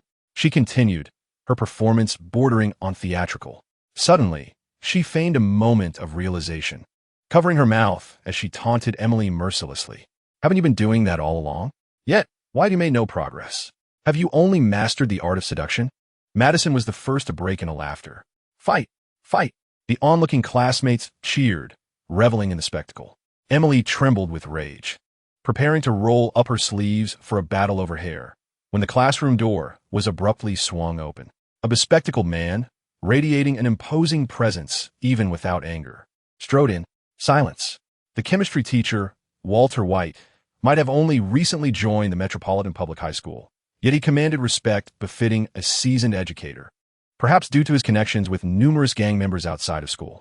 Rumors circulated that he was a leader of some criminal organization, with teaching merely a facade to conceal his true identity. Surprisingly, many students were inclined to believe such tales. As a result, the raucous crowd that had been instigating the conflict dispersed in an instant. Emily, too, returned to her seat in defeat. Class is now in session. Walter White commenced his monotonous chemistry lecture during lunch hour, amidst the cacophony of the bustling cafeteria. In search of his quarry, Ian, with a laden tray, scanned the surroundings and pinpointed his target. He approached with purpose, seating himself opposite a lanky boy from another class. In the midst of the clamor, a figure settled across from him. Sam Winchester, he muttered, glancing up at Ian. Not wishing to endure another round of Ian's ostentation, he instinctively lifted his tray, prepared to relocate to another dining area. Sam, Ian called out, halting him. You're Sam Winchester, correct? If my inquiries are accurate, you have an older brother named Dean Winchester. Am I right? May I have a word with you? Ian maintained a courteous demeanor. Initially, Sam Winchester was reluctant to engage with Ian. However, upon hearing mention of his brother, he reconsidered and returned to the table, placing his tray back down. The two family heroes sat face to face, yet the atmosphere felt decidedly strained. What are you trying to convey? Sam fixed a piercing gaze on his classmate. He felt a twinge of concern, yet remembering the absence of females in his family, his tension eased slightly. Why are you investigating me? Sam's tone was unwelcoming. Ian refrained from providing an immediate response. Some individuals at school perceive you as reclusive and frequently trouble you. I have intervened on your behalf, he stated, sensing Sam's resistance and endeavoring to extend goodwill. Oh, Sam frowned at this revelation. You've dealt with those annoying individuals? Are you suggesting you've dismembered them into 5 parts, each placed in different locations, and then incinerated them with salt and kerosene? He continued with a chilling calmness. I trust you remembered to pierce their hearts with a demon-killing knife soaked in holy water that would rend their souls asunder. This seemingly innocent boy spoke with startling ferocity, and even Ian, with his composed demeanor, nearly faltered. Observing Ian's astonishment, Sam allowed a slight smile to grace his lips, his eyes reflecting a knowing glimmer. Your inquiry into my affairs appears to be linked to my family's profession, Sam mused, taking a bite of his meal. His earlier remarks evidently attest of Ian's character. Clever, Ian remarked appreciatively. My academic performance is not significantly inferior to yours, thank you. As Sam responded, he produced a notebook. You may share the circumstances you've encountered. Are there supernatural occurrences plaguing you, or do you find yourself waking from nightmares each night? He intended to document and preliminarily analyze Ian's experiences, a process he had navigated numerous times throughout his life. However, let me be forthright with you. Ian refrained from disclosing his love for control, a trait that would allow his counterpart to stand alongside him, which serves as a testament to his emotional intelligence. In truth, I have no need for your family's ghost hunting enterprise. I merely wish to request your assistance in inquiring about Ian. After surveying his surroundings, Ian leaned forward slightly. How might I vanquish death? Although Ian did not perceive death's presence nearby, he nonetheless lowered his voice, perhaps embodying the notion that extraordinary claims demand extraordinary evidence. Goodness! Sam gasped in disbelief. Are you out of your mind? You actually intend to eliminate a Reaper? It was evident that his knowledge was extensive, as he grasped the implications of Ian's words, which took Ian by surprise. Well, not exactly, Ian mused thoughtfully. Sam exhaled a sigh of relief. What I wish to eradicate is a whole nest of Reapers. Ian corrected his terminology once more. Sam's eyes nearly bulged from their sockets, his expression one of horror and shock. He regarded Ian, sensing that he was not jesting, and internally questioned whether he had encountered a genuine lunatic. To kill a Reaper? No, a legion of Reapers. What state of mind could provoke such audacity? Chapter 31. Who is in a hurry? I shall not say. Today, Ian would attend class. A significant part of his motivation lay in seeking an alternative solution. Yes, the boy he had previously encountered in the cafeteria had come to mind last night, Sam Winchester. A character reminiscent of figures like Hannibal. He hailed from a long-running American television series titled Supernatural, which spanned over a dozen seasons. The plot was easily summarized. Sam, alongside his brother Dean, initially hunted ghosts, then confronted demons, subsequently slaying angels, and ultimately even challenged God himself. Perhaps the brothers in this world were not as formidable. Yet Ian believed that Sam's family possessed the knowledge he desperately sought, how to resolve the ultimate question of how to prevent his father from dying. I suggest that if you have a fever, you should consider taking some cold medicine. Sam, snapping back to reality from his state of shock, regarded Ian with an expression that conveyed disbelief. The excessively youthful Winchester evidently had yet to cultivate a robust sense of courage. I am genuinely seeking assistance. Ian glanced at a girl nearby, engaged in jovial conversation with her friends. If you help me discover the method I seek, I will reveal to you how you can attain what you desire. He had come prepared. True scholars never approach examinations without preparation. I don't know what you're talking about. Sam's gaze faltered, and his face flushed crimson, a true testament to youthful embarrassment surpassing that of a confession. You are astute enough to understand my meaning, and you should also be aware of what I am capable of. Ian endeavored to employ negotiation tactics akin to those of formidable characters from television. However, he lifted the cup, which was filled with Coca-Cola, and the corners of his mouth curved into a smile, though remnants of sweet and sour tomato juice lingered, hardly embodying the commanding presence one would expect from a figure of authority. However, Sam, not yet of considerable age, was indeed taken aback. You cannot do that," he exclaimed, slamming his hand on the table, his eyes ablaze with fervor, his knuckles whitening as he appeared somewhat flustered. "Why can't I? This is the land of the free, America." Ian raised his head, intending to assert his right to pursue the girl Sam fancied. Yet, Sam retorted, "My father is a man. You cannot accuse him of indecency. The police would never believe your claims." Sam's reasoning was evidently more erratic than Ian's. Ha ha ha ha ha. Ian was momentarily bewildered by Sam's convoluted logic. After a lengthy pause, he mused, "Well, it's not impossible. We could give it a try." He approved of the suggestion, realizing that he was rather ill-suited to play the role of a menacing antagonist. "How despicable of you." Sam's agitation intensified upon hearing this, as he was defeated by his own suggestion. "I will go back and look into it. Don't involve my family. They are innocent." It was unclear why Sam reacted so vehemently. He stormed off in anger, leaving Ian, who felt utterly unprepared for the unexpected turn of events, still seated. Ian took a sip of his Coca-Cola, beginning to comprehend why Sam struggled to win the affections of his desired girl. Family ties can be burdensome. Why the urgency to fight amongst ourselves? He pondered, recognizing that Sam, too, was a kindred spirit. Shaking his cup of soda, Ian lowered his gaze and took a bite of the pork tenderloin, genuinely marveling at the situation. He then transferred an untouched chicken leg from Sam's abandoned plate to his own, reasoning that food is innocent. The afternoon classes were as monotonous as ever, with the teacher droning on, while Ian rested his head on the desk, idly toying with the pendant Madison had given him, all the while fixated on her. "What are you doing?" Madison, feeling uneasy under his gaze, shielded her eyes with her textbook. "You can't possibly want to date me, can you?" she questioned, her tone laced with skepticism, as she found Ian's behavior today exceedingly peculiar, more so than any other day. With your annual income in the millions, your 30-60 figure, your unwavering affection, and lavish gifts like a Lamborghini, why would I think you want to date me? Ian responded, genuinely perplexed. After being abruptly interrupted in his training, he had indeed been momentarily upset, but now, with his hunger satiated, his emotions were sufficiently stable. However, Madison was still taken aback by his words. Seeing that Ian was not jesting, she paused, her expression turning strange, and she genuinely raised her thumb in admiration for him. It dawned on her that when a man sheds all sense of shame, it becomes apparent that women have little say in the matter. "Can we be a bit more normal? What exactly are you staring at?" Madison sighed helplessly, feeling like a novice in Ian's presence. "I was merely pondering whether you might be an awakening superhero, while I play the role of an ordinary NPC suffering great losses in your origin story." Ian gazed thoughtfully at his personal panel. Indeed, encountering a debauched Lucifer upon stepping outside, only to return home with a mysterious pendant from a street vendor. Seemed far from the experiences of an ordinary person. Curse that green wave girl, or rather, the miraculous healer. I clearly possess a gift for writing.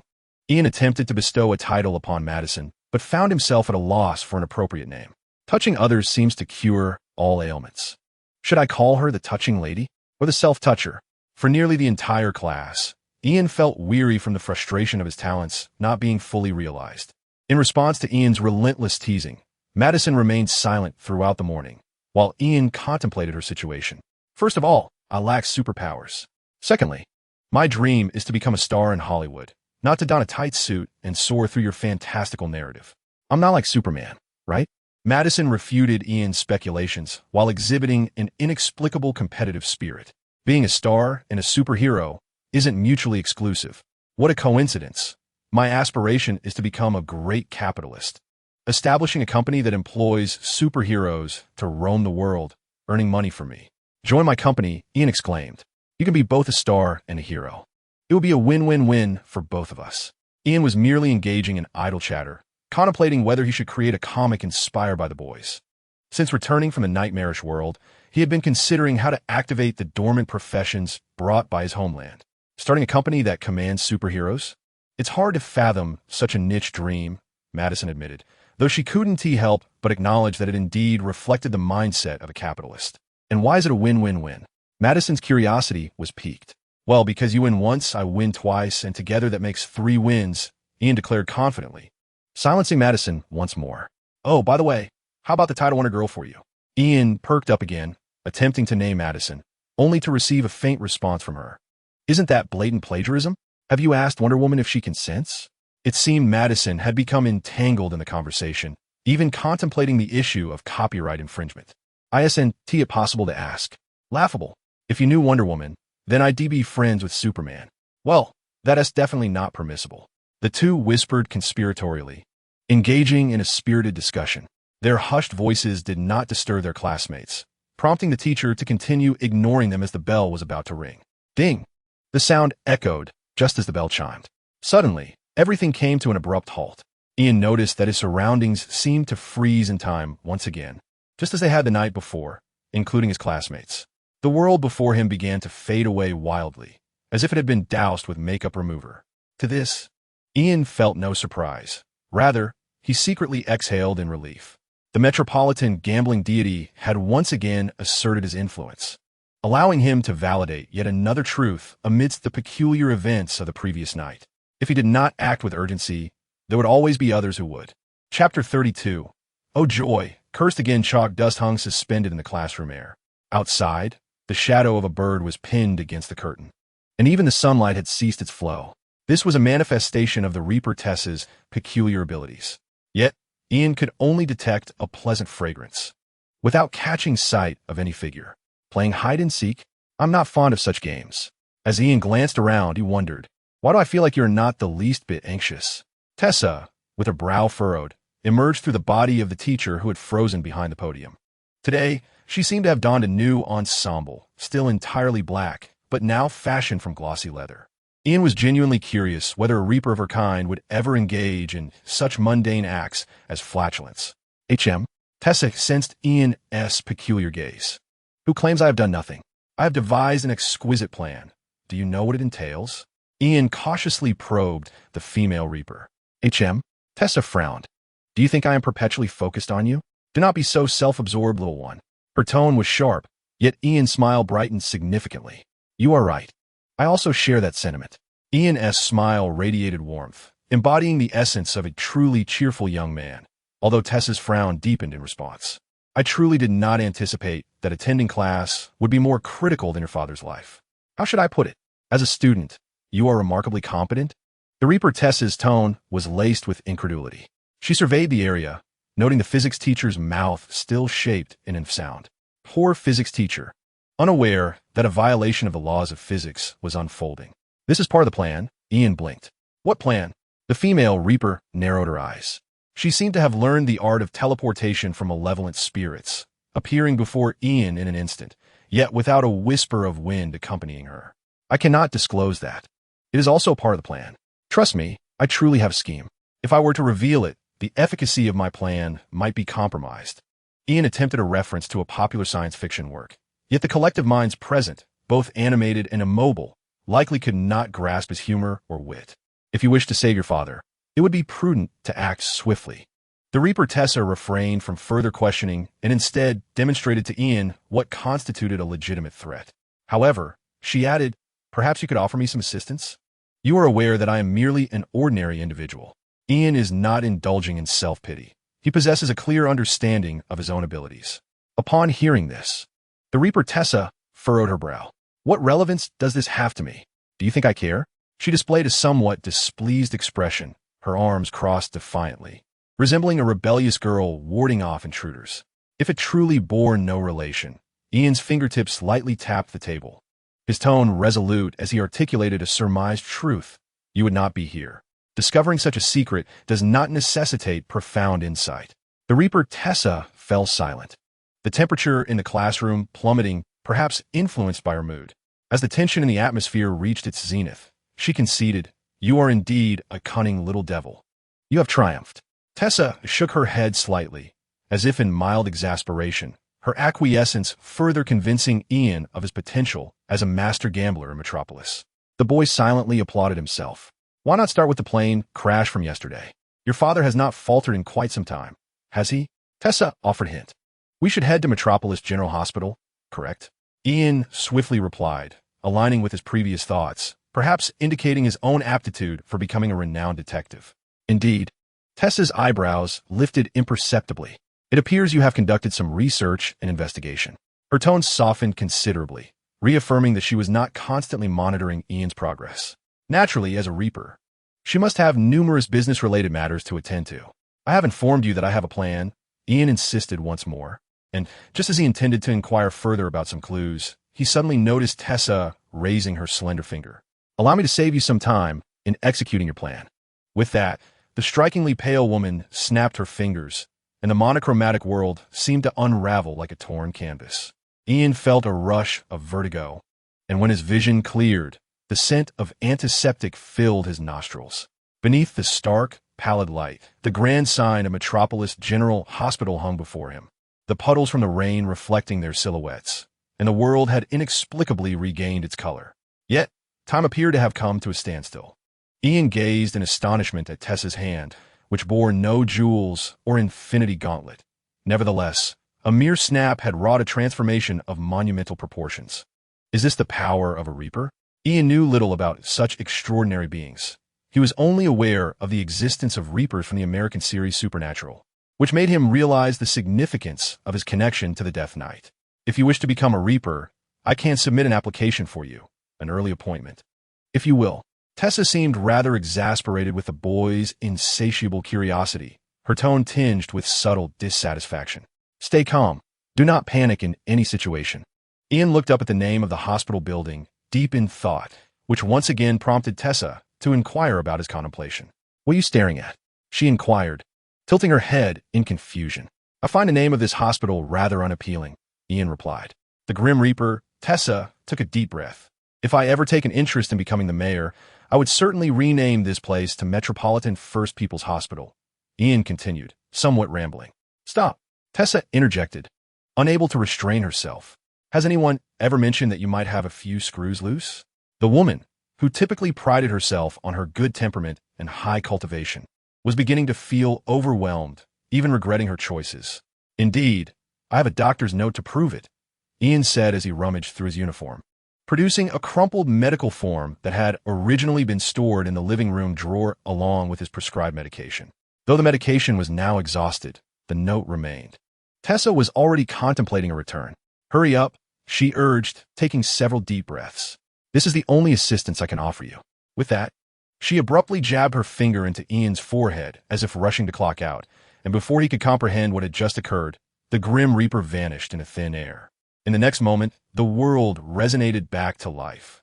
The wail of an ambulance, the whir of rolling gurneys, and the shouts of medical personnel flooded his ears. Ian noticed that, despite the bustling crowd, no one seemed to acknowledge the boy who had seemingly materialized out of nowhere. Temporary curse, within 24 hours. You will be immune to death. The status bar displayed a clear icon flashing, a condition that appeared negative but was, in fact, advantageous. The extraordinary effect nearly compelled Ian to inflict harm upon himself on the spot. Chapter 33. The Grim Reaper. Not just a mere self-inflicted wound. Even stabbing himself in the heart would certainly not be an issue. What is this? A bounty of experience from the berserker profession. Ian felt a pang of regret for not establishing a better rapport with Tessa. Otherwise, he would shamelessly solicit a long-term curse from her. The relationship wasn't that strong, yet it could still be audacious. The glass automatic doors of the Metropolitan General Hospital reflected Ian's resolute visage. He gazed at his blurred reflection, his fingers unconsciously brushing the pendant at his chest. Yes, I still have the Grim Reaper's boss to consider. There is potential, there is opportunity. The DC Universe deserves its own Deadpool. What the Marvel Universe has, the DC Universe should possess as well. Ian found his moral high ground, marveling at the power of the Grim Reaper. It seemed that, within the tales of malevolent forces, the Grim Reaper could even resurrect others. To be honest, this American television series was rather dated, and despite his exceptional memory, he could hardly recall all the details. Just as Ian contemplated devising a way to establish a sanctuary for his thoughts, he heard a voice call out, "Make way." A hurried cry echoed from behind. Ian swiftly sidestepped as a gurney whizzed past, its wheels screeching against the tiled floor. The man on the stretcher wore a pallid expression, a jagged piece of rebar protruding from his chest, blood trailing in a fragmented crimson line along the path of his movement. In every realm, the laboring class endures hardship and peril. The capitalists deserve to dangle from lampposts. With the exception of myself, I shall undoubtedly become a benevolent capitalist in due course. Ian was acutely aware that not even a few crocodile tears would aid the dying man. His only recourse was to avoid causing trouble for the medical personnel. Following the directional signs, Ian located the inpatient building. He first visited the restroom, emerging over 10 minutes later, invigorated and in high spirits, having cleaned the crimson stain blade. Thankfully, no one bore witness to his actions. Upon entering the inpatient building, he found a young nurse at the nurse's station organizing patient records, her chestnut ponytail swaying gently with her movements. Ian took a deep breath and donned a perfectly measured smile. "Good day. I'm a student from Brewster Public High School, writing a report on the tragic incident involving Starry Airlines Flight 143. The public is not the only one concerned. We students are also deeply affected by the plight of the victims. Could you kindly inform me which ward the survivors have been assigned to?" Ian maintained his politeness while subtly altering his voice to weave a small fib. He was certainly not a high school student. Yet this did not impede his assumption of that identity. Interviewing the patients? Nurse Kate initially frowned, lifting her gaze. However, upon noticing the striking young man before her, her expression transformed dramatically. "Are you referring to the patients from Starry Airlines? Today's students are remarkably compassionate." Perhaps she had contemplated a refusal, but her demeanor had shifted to one of genuine warmth. The allure of his appearance had certainly elevated his standing. "Yes, indeed, I am a campus journalist." Ian produced a press card from his wallet, waving it slightly before her. Yet the nurse's gaze remained fixed on his face, her ears tinged with a hint of crimson. Ian, feeling somewhat dissatisfied, resolved to employ his magical prop, extending the card before her eyes. At last, the nurse succumbed to the card's influence. In truth, even without the card, Ian likely would not have encountered any significant obstacles. "Wow, you're the campus's chief reporter. That is truly impressive." It became evident that women understand how to provide emotional value. She even kindly rose from her station to direct him. "It's in Zone B. Wards 32 to 40 are where that group of patients is located." Nurse Kate leaned in closely, and Ian sensed her inhaling the scent of his body wash. "I can accompany you." Her eagerness continued unabated. Ian politely declined, realizing he had indeed encountered a female predator today. It seems that in every country, nurses belong to the most audacious group of women. How grateful he was. "You are truly a benevolent angel." Before Ian made his escape, he maintained his decorum, perhaps bringing joy to the nurse for a day. The antiseptic scent in Ward B was more pronounced, mingling with the aroma of various medications. Ian searched around and entered a room occupied by a survivor of the aviation disaster. "Hello, I am Ian," he said, producing a spirit card. However, the man lying closest to the door, with his legs suspended in a cast, misinterpreted him. Are you a relative of a patient? He rasped. No. I'm a campus journalist. The teachers and students at my school are keenly interested in the recent aviation incident, and I am here to gather information on everyone's condition. Ian began his role-playing. As the child of two journalists, he had a distinct advantage in embodying a reporter. And indeed, he bore some resemblance to a campus journalist. No one suspected him. However, just as some people flaunt their iPhones while others boast of luxury cars and watches, Ian showcased the magical card he had found to every survivor he inquired about. He certainly collected a wealth of information, though much of it proved to be trivial.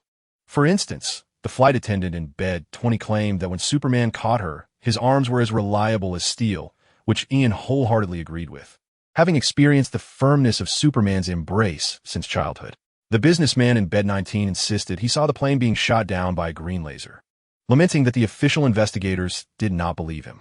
His words, however, provided Ian with some useful insights. Meanwhile, the elderly woman in bed 17 spoke cryptically of a foul odor emanating from Superman. Given her Romani heritage, Ian found himself spending a few extra minutes with her. Nevertheless, aside from receiving responses like "you carry a great deal of ominous portent, I could offer you a discount," Ian, fearing that he might soon sprout red hair at her mention, promptly ended the conversation, having gleaned no further useful information from the Romani woman. It was only after the man with the suspended leg observed Ian questioning numerous individuals and taking notes that he spoke again, his voice raspy. "Superman carries the scent of chemical waste from a sewage treatment plant. I worked there for 20 years, and I can assure you, I would not mistake that foul odor." This was undoubtedly the most valuable information Ian had gathered throughout his inquiries.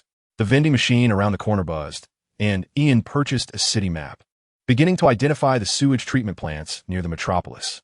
Just then a voice cried out, "Patient in bed 43 is nearing the end." Medical personnel rushed past, pushing a defibrillator. Ian looked up to see doctors in the ward beginning to resuscitate a patient. Beside the bed where the patient lay stood a woman, seemingly invisible to everyone else, gazing tenderly at the patient. Tessa, although the woman had changed her appearance and attire. Ian's keen eyes recognized her instantly from afar as the Grim Reaper who had brought him here. He waved at her, hoping to mend the rift between them. Yet, the woman, seemingly taken aback, raised her gaze, her expression a mixture of surprise and confusion. It was as if she did not recognize Ian at all. Did another rival for Thanos emerge? The acrid scent of disinfectant suddenly intensified. Ian was bewildered by Tessa's reaction.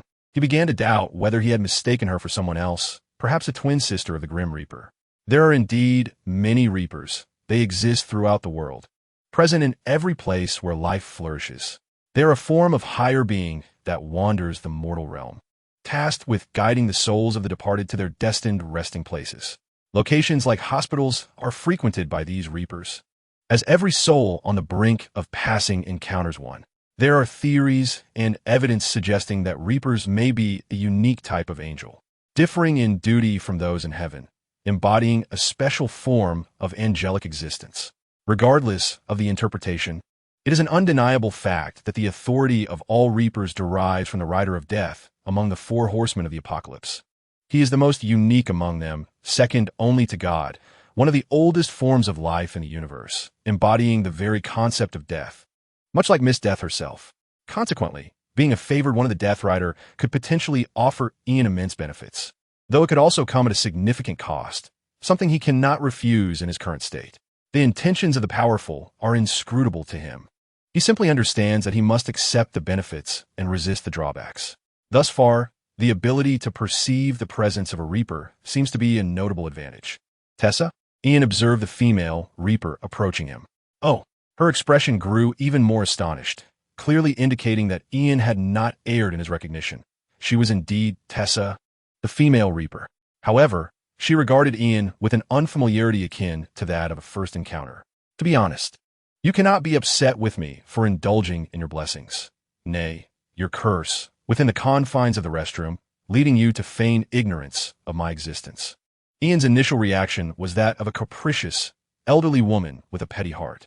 Yet, I fail to comprehend your words. Child, you should not be able to see me, for that contravenes the rules. The gaze of the Grim Reaper was laden with suspicion, her expression betraying genuine confusion rather than pretense.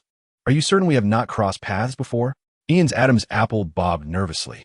It was not merely due to the advancing presence of the Grim Reaper, nor solely the unfamiliarity of her demeanor, but rather the unsettling realization that he could not detect the delightful scent he had associated with her. This thought sent a chill down Ian's spine. If the Grim Reaper Tessa before him was not the same as the one he had previously encountered, then who was the false Tessa he had met? A temporary curse. Within 24 hours, you shall be immune to death. Who, besides the Grim Reaper, possesses the authority to issue such a curse? A question lingered. Which is stronger, the Death Knight or the endless family's demise? Cold sweat began to bead on Ian's forehead. Perhaps his subconscious had begun to formulate a hypothesis. Though Ian's will and spirit clearly had their own agenda, he was reluctant to ponder the source of his unease. He chose to avoid such thoughts. With a bit of self-deception, he rounded it off, convincing himself that the world remained tranquil, gradually regaining his composure through a perfect logical loop. Have we met before? The Grim Reaper paused before Ian, their proximity palpable, one tall, the other short. She scrutinized him with a serious expression before shaking her head. I'm unfamiliar with you. I believe this is our first encounter. In her extensive memory, the Grim Reaper Tessa could not find a single recollection associated with Ian. The sound of the boy swallowing was now more pronounced. The corridor lights flickered unexpectedly. The Grim Reaper's gaze abruptly shifted to the room where resuscitation was underway. The monitor connected to the patient's chest was nearly flatlining, indicating a critical state of life. I apologize, but my time is limited. Although I'm unsure how you were able to see me, this is not how it should be. The Grim Reaper raised her slightly pallid right hand. Relax, there will be no pain. You must forget our encounter. I believe that this extraordinary connection will guide us to reunite when you eventually depart from this world. Her voice was gentle, even imbued with a touch of warmth. As her hand neared Ian's forehead, he unexpectedly leaned forward. However, the Grim Reaper's hand did not meet the boy's brow. Instead, it was met with Ian's teeth, which sank in her wrist, catching her completely off guard and rendering her motionless. What are you doing? The Grim Reaper Tessa was bewildered, feeling Ian's teeth pressing down firmly. Moments later, I apologized for my unprovoked assault. I merely wished to test the waters. Ian awkwardly released the grasp on the other's hand and, with polite demeanor, produced a tissue to wipe away the drool from the female Reaper. It appears that Einstein's theories are indeed quite limited. Ian's expression grew melancholic, for he was reluctant to accept that science had boundaries. He preferred to believe that his dental fortitude was insufficient. The newly encountered Tessa remained perplexed. She could comprehend every word spoken by Ian, yet she failed to grasp the essence of his discourse. Nevertheless, she stumbled upon something utterly astonishing: bite marks. The female Reaper raised her now clean hand, revealing clear imprints on her wrist, a sensation of pain coursing through her body that she had never experienced before. This was an impossibility. A Reaper should be impervious to all physical harm in the mortal realm.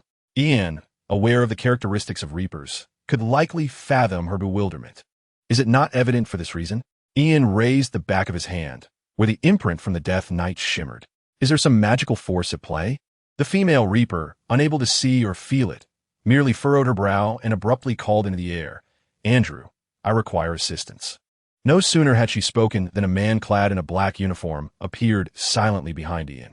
He was unmistakably another Reaper, with bony fingers pressing firmly against Ian's crown. Tessa, are you incapable of handling even a boy with spiritual sight? The voice from behind carried a languid tone, as the man carelessly squeezed Ian's head. Brother, you've disheveled my hairstyle.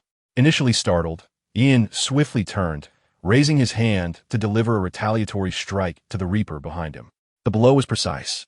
The Reaper, named Andrew, stiffened and then collapsed to the ground, incredulously clutching his groin, emitting a heart-wrenching scream.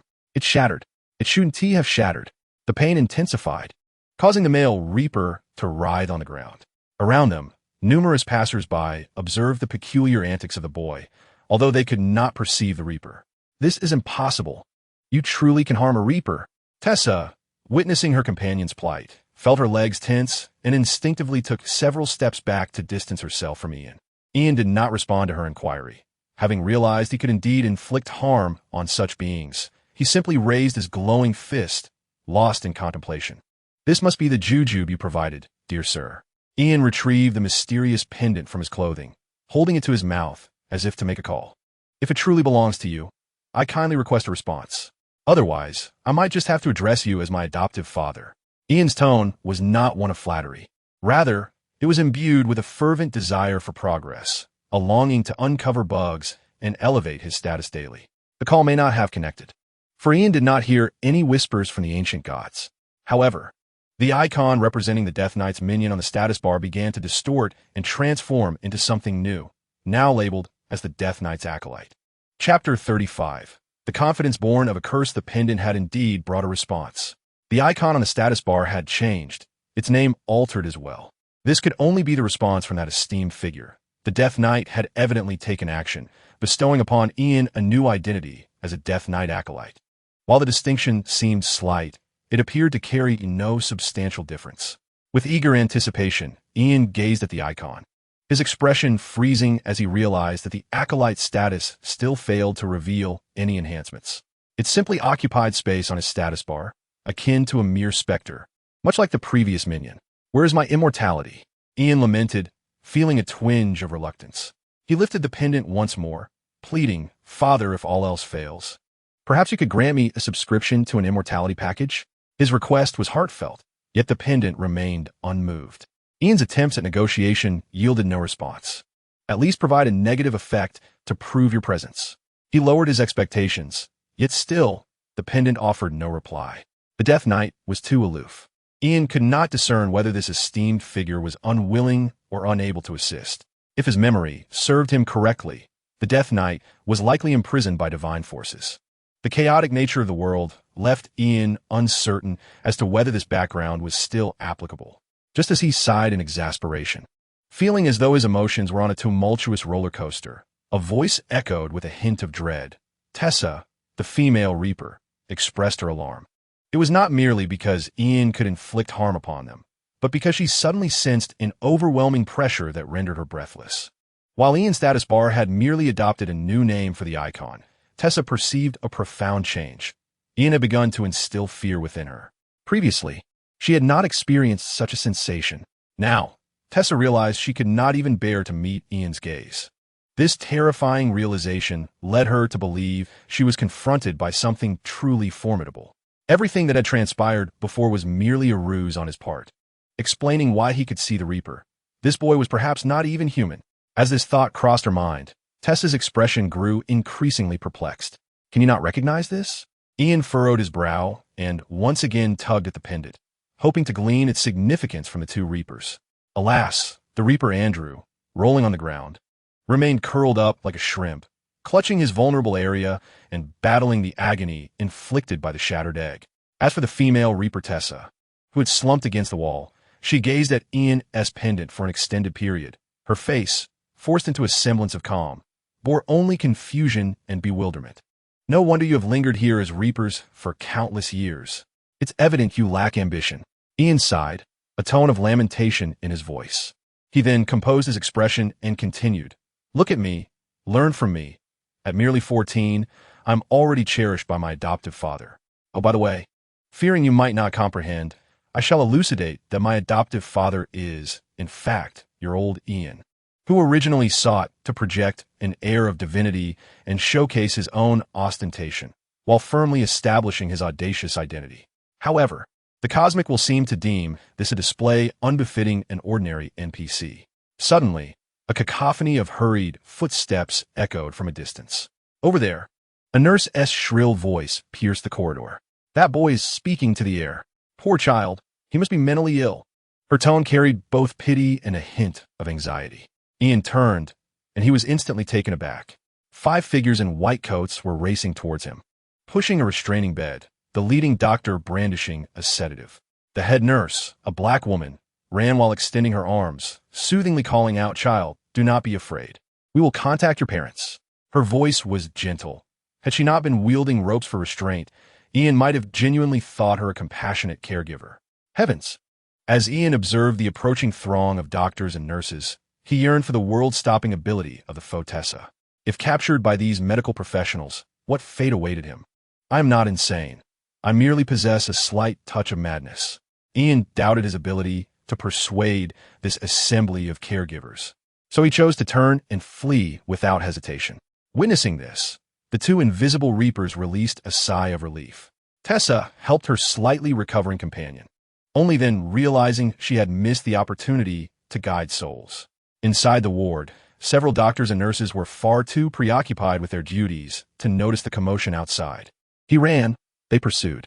Fortuitously, with a strength of 58 and a physique of 47, exceeding the norm by more than fivefold, Ian evaded a grim fate.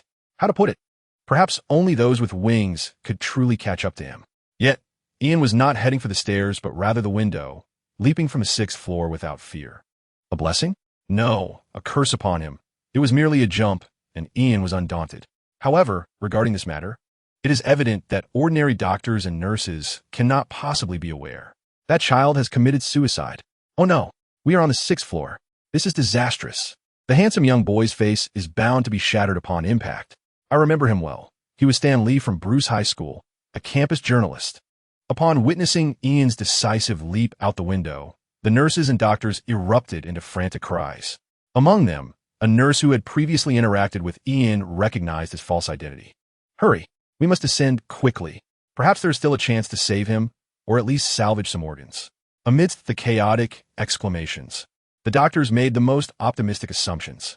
Consequently, a group of individuals immediately dashed towards the elevator, their speed now exceeding that of when they initially sought to assist Ian. At that moment, Ian landed with a thud on the ground, his rear hitting the floor, and he involuntarily gasped in pain as negative statuses began to accumulate beneath his vision. His anger level surged to a critical point. His body suffered severe injuries, and his experience point stood at 5. Ian's pelvis was shattered, along with his femur and his several ribs. Fortunately, his physical constitution was robust enough to prevent a gruesome scene.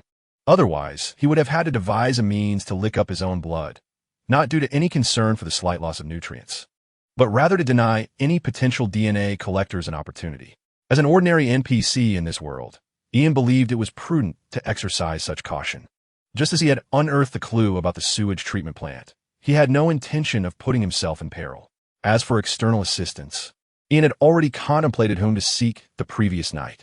There was someone formidable and capable who would undoubtedly lend genuine support. Unlike other superheroes, this individual would sincerely aid him, or rather, assist a superhero with a lifespan of merely 7 days. Was it possible to feign ignorance and enlist the protagonist's father to help investigate the superhero? It seemed to have dramatic potential. Chapter 36. The meticulous boy seeks aid from superheroes despite the grievous injuries he sustained. Ian found solace in the sweet rewards of his predicament. Gritting his teeth in pain, he commenced the activation of his self-healing frenzy skill. It must be said, this skill proved immensely effective. In an instant, a searing force surged from his heart to his extremities. The fractured bones emitted faint cracking sounds. Severed blood vessels and bones reconnected like budding vines. It was as if countless healing factors traversed through his marrow, reassembling the fragments. Muscle fibers writhed like living entities, and the torn tendons seemed to be woven back together by invisible hands. Apart from an increasing sense of hunger, Ian felt as though he had returned to his peak condition. Were it not for the overwhelming crowd in the hospital, he would have insisted on ascending to leap once more. A few back-and-forth attempts could easily elevate his berserker level. I maintain that the DC universe must have its own version of Deadpool. Ian increasingly pondered the acquisition of long-lasting blessings. Uncertain of the price he must pay to attain such happiness. Once more, he was lively and animated. In no time, Ian was able to spring to his feet, much to the astonishment of the onlookers, and his newly healed legs propelled him towards the hospital entrance with the speed of a V8 engine. There was no choice but to run. Ian was acutely aware of his situation. It was no jest. He understood that if the doctors caught him, he might perhaps face an unfavorable evaluation at the psychiatric department of the hospital. It was all due to the malevolent spirit that had tainted him. Ian felt a pang of hunger. He glanced around, realizing time was still on his side. Even if he paused momentarily to offer $2 to a child in exchange for a chocolate bar, the doctors and nurses descending the elevator would be none the wiser. By the time this group emerged from the building, Ian had already vanished into the bustling street outside. His speed was indeed akin to that of a racing wind. Is this where the organs are located, or merely the boys? The doctors and nurses observed the trampled greenery. their ears filled with the bystanders' discussions of a medical miracle. That boy lay on the ground, convulsed for a moment, before suddenly springing up and running away. Surely, the apocalypse is nigh. He is transformed into a mother zombie. Such were the speculations of avid gamers. I watched him plummet from the 6th floor. Who knows who pushed him down? Thank heavens for divine intervention. A miracle has saved this poor child. There were even individuals dressed as priests attempting to seize the moment for their preaching. Doctor, is that brother of yours a secret bioengineer creation? He took my chocolate and actually paid for it. I was so moved I could hardly move. The boy, clutching the $2, questioned the authenticity of the bills. How to articulate this? The doctors and nurses absorbed the words. They might comprehend what a miracle was. Yet where was the medicine? Where was the science? A cluster of nurses and doctors exchanged bewildered glances. Soon, amidst the intertwining emotions of confusion and absurdity, they spotted the familiar boy racing back towards them. Goodness, he is truly alive. The nurses and doctors were left dumbfounded, standing there, transfixed by the miraculous survival. No, to be precise, the resurrection of Ian. He returned, hammer in hand, bypassing them and dashing into the back of the hospital building. The boy appeared to be in a great hurry, as if on a mission. Was he seeking vengeance against the one who had pushed him down? Everyone was eager to follow and ascertain the situation, speculating among themselves. However, the doctors and nurses dared not speak, fearing that revealing the truth, that Ian had jumped, would lead to disbelief. A series of loud thuds echoed through the air, the sound of something being continuously smashed. Before the bewildered doctors and nurses could comprehend the unfolding chaos, they beheld Ian, tattered and disheveled, emerging with a multitude of surveillance hard drives, wielding a hammer to smash them while making his escape. A cadre of security personnel, displaying a modicum of intelligence, pursued him fervently. Though Ian lacked a designated skin, the security guards were indeed armed and ready to fire. However, with agility reminiscent of an eel, Ian deftly maneuvered, his speed remaining unimpeded. Superboy, he must be a being of extraordinary abilities. My heavens, what have I witnessed? Father, kindly remove your hand from my son's posterior. Amidst the astonished crowd, Ian dashed through the hospital's entrance, leaving the stunned medical staff gaping, unable to grasp the reality of the situation. After a prolonged silence, someone finally expressed a heartfelt observation. Destroy the evidence. This boy is remarkably meticulous. It was then that they began to comprehend Ian's return was motivated by the desire to erase the surveillance footage he had left behind. Truth be told, even if Ian were to be exposed as different, the likelihood of being captured for experimentation was slim, considering his father is Superman. As long as he remains unclassified, he is akin to a deity among mortals. And should he be classified, it is best left unmentioned, particularly with a general for a grandfather, making him quite the embodiment of American valor. Of course, with global recognition as a double-edged sword, one must maintain a degree of vigilance. This was precisely why Ian had returned, hammer in hand. That insidious woman, the false reaper Tessa, had deceived me so grievously. Ian was acutely aware of who should bear the brunt of today's events, though he dared only to ponder this in the privacy of his thoughts. Confronting that woman? Even a berserker ought not to offer their head on a platter. Ian understood his own limitations and could merely ensure that Metropolis General Hospital would not seek recompense for the damages incurred. As time marched on, in the afternoon, within an apartment building, Cara Danvers, savoring her rare day off, returned to her abode, cradling a paper bag filled with the fried chicken and fries she had been craving. Engaging with the latest series while indulging in succulent fried chicken and fries, such a holiday existence was truly splendid. Cara Danvers felt relatively upbeat due to her time off. However, her cheerful disposition was short-lived upon entering the apartment lobby. As she crossed the threshold, a boy, garbed in torn clothing and adorned with dried leaves atop his head, emerged from the staircase, reaching out to snatch the bag of delectable food from her grasp. Do not presume that my femininity makes me an easy target. How dare you attempt robbery in broad daylight? Cara deftly evaded the boy's surprise attack, furrowing her brow as she cast a stern glare in his direction. In the face of the food thief, despite his remarkable speed, Cara's swiftness far surpassed that of the boy. All his movements appeared to her as if played in slow motion. I'm truly famished. Had it not been for those hospital security guards confiscating my coins, I would certainly fend for myself, he lamented, revealing his tattered pocket. Immediately, He reached again for the enticing fast food. Were you besieged by hospital security? Kara sidestepped once more, initially believing she had encountered a dashing delinquent, contemplating whether she should administer a lighter lesson to this handsome youth. Cousin, just let me have a bite, just one bite, the boy implored. And as he spoke, the self-styled second strongest Supergirl in the world was left momentarily paralyzed, as if struck by a critical blow. Who is your cousin? Confused, Kara felt her head buzzing. Seizing the opportunity, Ian snatched the delicacy from her grasp. It became evident that the mere super brain of a Kryptonian paled in comparison to Ian's slightly superior intellect. Of course, the astute Ian also had his nemesis. Ugh, ugh, ugh. It's Penguin Cola, Gotham's sewage.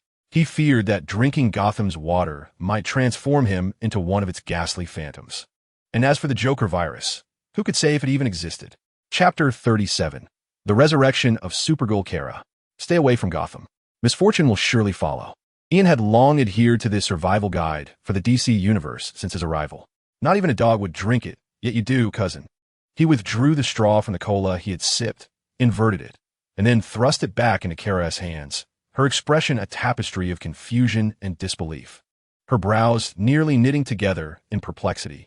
She stared at Ian, who, with a crunch, glanced down at the packaging of the fried chicken, noting a few remaining pieces. His hair slightly disheveled, revealing a fair and rosy forehead. Indeed, it was strikingly unique. You have a bullet embedded in your forehead. Before she could process Ian's peculiar designation for her, Kara suddenly noticed the bizarre situation before her. She should have recognized it earlier. Her attention had been solely captivated by Ian's looks. Now, upon closer inspection, she realized that this handsome boy had a large-caliber bullet lodged in his forehead. A bullet? Ridiculous. That's impossible. I run too fast for the security guards to ever hit me. Ian began to boast about his fried chicken, his previously ravenous appetite now being satisfied. How rude of you, cousin, to attempt to disrupt my meal. Truly despicable. Does your head hurt? Kara's eye twitched, her expression becoming increasingly strange. Not at all. Ian shook his head and, seizing the moment while Kara was momentarily distracted, took not just one bite, but several. Demonstrating an impressive technique of devouring fried chicken, bones and all, Kara remained oblivious to the rapidly diminishing food before her, fixated instead on Ian's forehead. At last, the seemingly unrecognizable Supergirl stealthily extended her lightning-fast hand. Her speed was astonishing. Before Ian could react, she pinched a metallic bullet casing from his forehead with 2 fingers. I believe you should feel some pain. That would be normal, Kara mused, suspecting this might be some sort of prank. However, after scanning the vicinity for a hidden camera without success, she hesitated momentarily before handing the bullet casing to Ian. Ian exclaimed, abruptly halting his consumption, as Kara braced herself for a dramatic reaction from him, perhaps even a fainting spell. She concluded it was merely her imagination. Perhaps a relative had indeed consumed some poisonous mushrooms this morning. Ian nonchalantly pocketed the bullet casing, dismissing the incident as if it had never occurred. Kara crouched down to retrieve the bullet casing that had fallen from Ian's torn pocket. Upon witnessing this, Ian conceded, "All right, you've seen through my facade as a mere novice." He recalled glancing back at the security guards who had been shooting from a distance, surprised to find sharpshooters among those earning a meager salary. This is absurd. America is truly a competitive place. Is this really just a prank? Kara maintained an expression of incredulity. She suspected Ian might be concealing a special camera that even her super eyesight couldn't detect. Indeed, this explanation seemed more plausible than encountering someone so unfazed by being shot at with a large-caliber pistol. There's no prank here. It's merely biological science. Iron head technique must involve some science as well. My forehead is certainly harder than the average. Ian stuffed the final piece of fried chicken into his mouth, his absurd focus nearly causing Kara to lose her composure. Isn't this supposed to be a normal reaction? If you crave attention, I could actually recommend my psychologist to you. Don't misunderstand. I merely feel that in today, as society, everyone is under immense pressure. Kara could no longer contain herself, yet she maintained a semblance of decorum. Just as her question escaped her lips, Ian offered no response but swiftly presented a Dr. S. note instead. I've recently shed the facade of pretense and genuinely feel I'm on the path to recovery. Ian spoke earnestly, yet received no reply from Kara. A silence enveloped them, punctuated only by the sound of Ian consuming the food Kara had purchased. The fried chicken was gone, leaving only fries. 1 bite, 2 bites. 3 or 4 gluttonous mouthfuls. Ian devoured the extravagant fast food worth over $100 with remarkable gusto. Ian Kent? Staring at the name on Ian's medical report.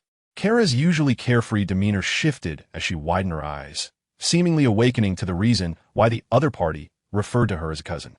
The absurdity of being struck by a bullet, yet remaining vibrant suddenly appeared rational.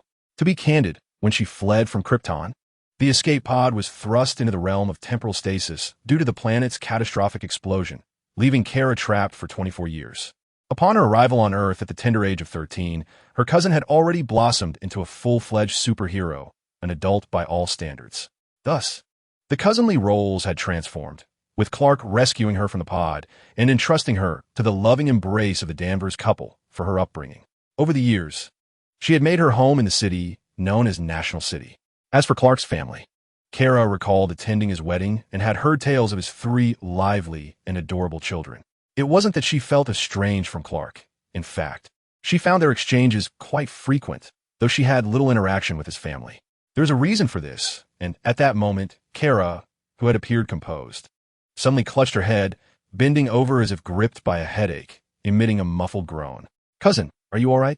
Ian swiftly reached out to support the slightly taller elder, noting her remarkably soft arms, devoid of muscle, a testament to the extraordinary physiology of Kryptonians. "Do not call me cousin. I'm not much older than you," Kara replied, abruptly returning to her previous state as if nothing had transpired. "Very well, cousin," Ian nodded, though his eyes betrayed a hint of confusion. He sensed something was amiss. It could not pinpoint its source. Faced with Ian's persistent misnomer, Kara felt a twinge of frustration but attributed his deliberate misaddress to Clark's teachings, which emphasized understanding. As she prepared to exhale a sigh, her motions abruptly halted. Even her golden locks hung suspended in the air, no longer swaying. The surrounding colors began to fade. The off-white walls, the deep gray corridor, the brown floor, all appeared as though diluted paint, peeling away to reveal stark outlines. Ian's nose caught a whiff of a familiar fragrance. "Sister," he turned to see the familiar silhouette, forcing himself to adopt the most detestable of expressions, a forced smile. The woman, still clad in the guise of the Grim Reaper, leaned against the wall in a black dress, her eyes blazing and her expression tinged with dissatisfaction. Ian's heart skipped a beat. At this moment, he felt that the name Ian, combined with his current state, evoked the essence of a potion warrior. Chapter 38. The truth within reached the entire world fell into an eerie silence, as if even the light from the chandelier in the apartment lobby had been frozen in time. Such formidable power. Ian felt he should have anticipated that it could not merely be possessed by an ordinary Reaper. Perhaps it was his insufficient intellectual prowess that rendered him incapable of fully embracing his wisdom, leading to intermittent lapses in clarity during moments of lesser significance. Just as Ian lamented this shortcoming within himself, the Fodder, as starkly contrasting eyes narrowed slightly, fixed intently upon him. Her brow furrowed as if attempting to twist the essence of an 18-year-old maiden into that of a 28-year-old matron. Ian's heart skipped a beat once more. Having already ascribed to her an air of authority, he hesitated momentarily before venturing a tentative inquiry. "You appear to be in a rather foul mood?" Ian was acutely aware that this was not an opportune moment to unmask her deceit. Regardless of age, a woman confronted with her own falsehood would invariably erupt in fury. Could it be that even a Reaper experiences such days? He understood clearly that he could not afford to provoke a tempestuous figure of such stature, and fortuitously, his emotional intelligence was sufficiently high to recognize the necessity of feigning ignorance. Drawing upon the acting skills imparted by Madison, he endeavored to mask his apprehension. However, the expression on Fodder's face grew somewhat rigid upon hearing his words. "Do you believe yourself to be amusing?" Her voice emerged as though squeezed through clenched teeth. Ian blinked, feigning a semblance of bewilderment. Observing his reaction, Fodder inhaled deeply, striving to maintain her composure, even raising a hand to massage her temples. It was not genuine discomfort that plagued her. Rather, she feared that if her hands remained idle, she might inadvertently strike Ian down in a fit of rage. A prospect she found utterly terrifying. She did not wish for this individual to linger in her presence. "In merely a few hours? I have sensed that you have brushed against death on multiple occasions, and you were merely conducting an investigation. There was no conceivable danger. Fotessa articulated her bewilderment. Perhaps the reason for her return to seek Ian once more. She had witnessed inexplicable phenomena during his various encounters with curses. I reside in a metropolis, adjacent to Gotham. The world outside is fraught with peril, Ian insisted, blinking in an attempt to evade the scrutiny. Yet, you're not being truthful. Ikan sensaite. You are drawing strength from a state of near death. Indeed, the older a woman becomes, the sharper her perceptiveness grows. She had evidently deduced Ian's predicament. However, perhaps due to the system's hierarchy surpassing her own, her conclusions were based solely on observation. Thus her tone retained an air of uncertainty. What can I possibly say?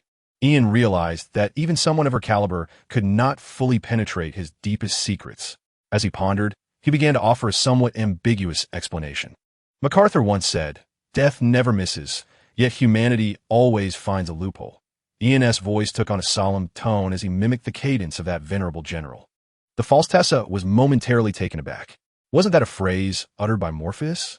She scrutinized the youth before her with a gaze full of suspicion. Oh well, you've caught me. Even if this is a quote from MacArthur as mentioned by Morpheus, it doesn't lack this line. Ian's expression of regret was laid bare, devoid of any pretense. It seems you possess knowledge not only of death, but also of the Sandman. The false Tessa narrowed her eyes meaningfully, her gaze seemingly piercing into Ian's very soul. Ian did not flinch, nodding in acknowledgement, feeling the dizziness that accompanies such a connection. I will eventually uncover your secret. Rather than being angered, the false Tessa suddenly laughed, as if she had stumbled upon something intriguing. Her reaction elicited a slight smile from the corners of Ian's mouth. To be frank, Ian preferred those who did not engage in ostentatious displays of prophecy before ordinary people, only to shrink back and conceal themselves in the presence of formidable figures. Of course, he had given this matter considerable thought. Those powerful beings, if they wished to know something, could effortlessly sift through a person's soul in a heartbeat. No matter how meticulous one might be, could an ordinary soul truly evade detection by an entity that had existed for countless years? Ian's reverse blood furnace had already been noticed. It was not merely a matter of leaving traces. Any exuberance would surely attract attention and potential peril. To attain a lasting, death-defying boon, Ian had no choice but to engage with the formidable figure before him. Gains and risks are invariably proportional. Thus, Ian did not desire to live in constant trepidation. He reflected on his initial encounter with this powerful figure, wherein he had also mentioned information he should not have known, yet his secret had not been uncovered. This either indicated that the other party did not wish to delve into his memories, or that they were incapable of doing so. Understanding that the other would not grant him a chance to save himself for no reason, Ian leaned towards the latter interpretation. Armed with such judgment, he decided to take another tentative gamble. The outcome proved that the worth of the metropolitan gambling god continued to rise. In the DC universe, few were aware of the Sandman's identity, and the nature of the female overlord who held no reverence for him was self-evident. The ultimate concept of the DC universe, like the Sandman, belonged to the eternal family known as death. With this minor wager, Ian validated his thoughts. The greater the storm, the more precious the fish. It was time for him to don a slick-back hairstyle. Ian mentally applauded himself, his expression leaving the false Tessa, the true goddess of death, increasingly perplexed. However, she did not inquire further. She had serious matters to address. I recall telling you that this matter can only be resolved by yourself, correct? It was uncertain whether the false goddess of death was unaware of Ian's predicament or simply indifferent to whether he had discerned the truth. She appeared oblivious to Ian's performance. Sister, take a good look. Does my face resemble that of a mere lapdog? Ian wished to subtly convey the overwhelming nature of the troubles he faced. Troubles that even a superhero would struggle to manage. If you continue to provoke others, you may soon find yourself with far graver concerns than your own inadequacies. The faux Tessa glared at Ian, her teeth clenched in frustration. Very well, Ian chose to remain silent. Faux Tessa scrutinized him for a few moments before glancing at Kara, who was frozen in place, her previously unusual demeanor now subdued. I had intended to reprimand you severely for disregarding the rules, but you have revealed an extraordinary situation. Faux Tessa's voice hesitated, as if weighing her options. You may seek her assistance, but only this once. with an air of finality that brooked no dissent. Fodder's decree left Ian momentarily stunned, as if struck by lightning. Isn't that rather insufficient? Let me find one more no, too. Ian attempted to negotiate. He had meticulously crafted a plan that now seemed on the verge of collapse. He intended to enlist the help of the Supergirl, who posed no threat to Superman, and leverage her connections to engage the Flash, and subsequently, use the Flash's relations to approach Wonder Woman. What a flawless network management strategy. Yet, his proposal was outright rejected. Did they not comprehend the intricacies of the plan? In response to Ian's discontent, Fodder exhibited a surprising calmness, devoid of her previous emotional turbulence.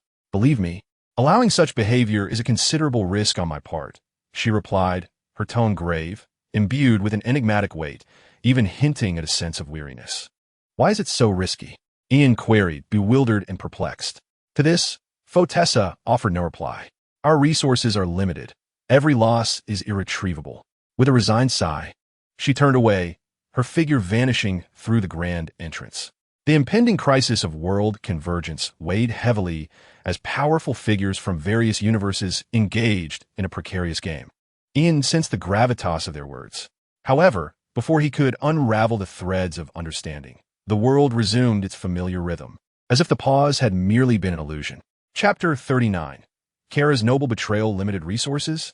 This resonated with his earlier realization that the powerful figures were reluctant to witness Superman's demise, and thus had employed both persuasion and deception in hopes that Ian could resolve the predicament, thereby allowing Superman to escape his fated end. Just as this thought crystallized, the vibrant hues of the surroundings surged back, sound flooding his ears once more, and Kara returned to life, finally exhaling the breath she had held for what felt like an eternity. It seemed as though Kara remained oblivious to the events that had transpired. Her thoughts seamlessly picked up from the moment before the pause, as she mused while casting a slightly concerned glance at her dinner, which Ian had completely consumed. Have you awakened your powers, and did your father confide his secrets to you? Kara had no recollection of her prior headache, nor the world being halted. Her mind was solely occupied with curiosity about Ian's visit. This matter is somewhat lengthy to discuss. Ian, pulled back from his reflections on the enigmatic behavior of the great riddle master, scratched his head in an attempt to organize his thoughts. Well, let us just go ahead. I have other food at home. Noticing that Ian appeared unsatisfied with his meal, Kara felt it her duty as an elder to express her concern. How peculiar it is to suddenly find oneself in the role of an elder. All right, cousin, please wait a moment. With that, Ian ventured into the hallway, retrieving a plastic bag containing several damaged hard drives. What are these? Did you scavenge some trash outside? Kara inquired, perplexed. Just remnants of a few hours' wear and tear. Ian replied, clearly still uneasy about the broken drives. He spoke to Kara with a hint of pleading in his tone. Could you possibly breathe fire at them? His request again placed Kara in a position of control. Breathe fire? Initially, Kara thought it was merely a generational communication gap that had emerged since she left school. But upon recalling the proof Ian had shown her, she began to reconsider whether the issue lay with her. I cannot breathe fire, she sighed in resignation. However, I do have a stove at home that you can use. Her suggestion was a practical solution that anyone in need of fire would consider. As she made her way towards the elevator, Ian followed closely. But you'll need to practice, cousin. Breathing fire is far more impressive than just spraying water. His continuous banter seemed to instill a sense of insecurity in the Supergirl. No, I cannot spray water either. Can Clark truly breathe fire and spray water now? How does he manage that? Kara turned, her expression filled with uncertainty as she looked at the boy behind her. Isn't that why they call her the scatterbrained Supergirl? She realized she had been led into a whimsical notion by Ian. Consistent training? Daily workouts, 50 million push-ups, 50 million sit-ups, 50 million weighted squats. I truly believe you, cousin, could become a fire-breathing hero like the Gourd babies. While Ian occasionally indulged in little white lies, he felt assured that this was a kind-hearted deception aimed at a loved one. You must believe in the idealistic powers of Kryptonians. Although Kara did not possess the life code of Krypton within her, it wasn't as if she needed to be invincible to achieve such feats. Ian genuinely believed that one day he would witness his cousin breathe fire and spray water. At the very least, one of those would suffice. Consistent training? Could that really be effective? Kara harbored doubts in her heart. However, seeing Ian's earnest demeanor compelled her to ponder seriously. Ding. Kara pressed the button for the elevator and stepped inside, with Ian jogging to catch up. Before she could press the button for her floor, he hastily pressed it first. I just moved. Is your father watching me? Kara wore an expression of bewilderment, raising her hands and gazing at Ian with eyes full of astonishment. Is it possible that the apartment manager possesses access to your residency information? Ian maintained a calm demeanor, his hands spread in a gesture of mild confusion. He found Kara's reaction somewhat excessive. Upon hearing this, Kara's expression turned slightly awkward. I recall that the management of this building is rather stringent. The administrator typically refrains from disclosing resident information to inquirers. Of course, unless one were to bribe her. Kara cast a puzzled glance at Ian's empty pockets, sensing that he did not appear to possess the means to offer a bribe. There is no need for bribery. The administrator is merely a young girl. Ian's response left Kara somewhat perplexed, as she furrowed her brow, seemingly contemplating how this related to Ian obtaining her information. Most girls are quite kind, and as long as one maintains a smile, they often become quite helpful. Aunt, did your father not teach you to be wary of such matters? My father certainly taught me how to exploit this technique. Ian was now smiling, and unlike his previous forced grin, this smile reflected a sincere appreciation for the life lessons imparted by his father. Kara was taken aback by Ian's remarks, her face a canvas of questions. She was genuinely curious about the abstract nature of the Clark family's educational approach. You didn't come all the way to International City to ask an innocent girl for travel expenses, did you? Kara's thoughts drifted to Ian's empty pockets and the considerable distance between this place and the metropolis. Given the explosive nature of Ian's statements, she found herself engulfed in deep skepticism. Certainly not. How could I ever do such a thing? Ian appeared offended, furrowing his brow, as he never believed he would stoop to such petty means of support. That is a relief. Kadaihalit. Feeling reassured that no innocent girl had been deceived by a scoundrel. So, did you come here by flying? Kara seemed unaware of Ian's status as a ward. Her curiosity piqued regarding the extent of his abilities. I arrived by car. Ian shook his head, expressing his regret over not being able to fly. However, once he unlocks the profession brought by his homeland, perhaps this regret might be directly rectified. By car? Did you hitch a ride on the roadside? Kara speculated, considering that for a child, this could be a perilous endeavor. Nonetheless, for a child capable of deflecting bullets with his forehead, she felt little cause for concern. Initially, that was my plan, but I later encountered a robber who attempted to mug me. Just as Ian finished speaking, the elevator came to a halt. Ding! The elevator doors opened. Kara led Ian towards the entrance of her residence. It seems you played the hero after all.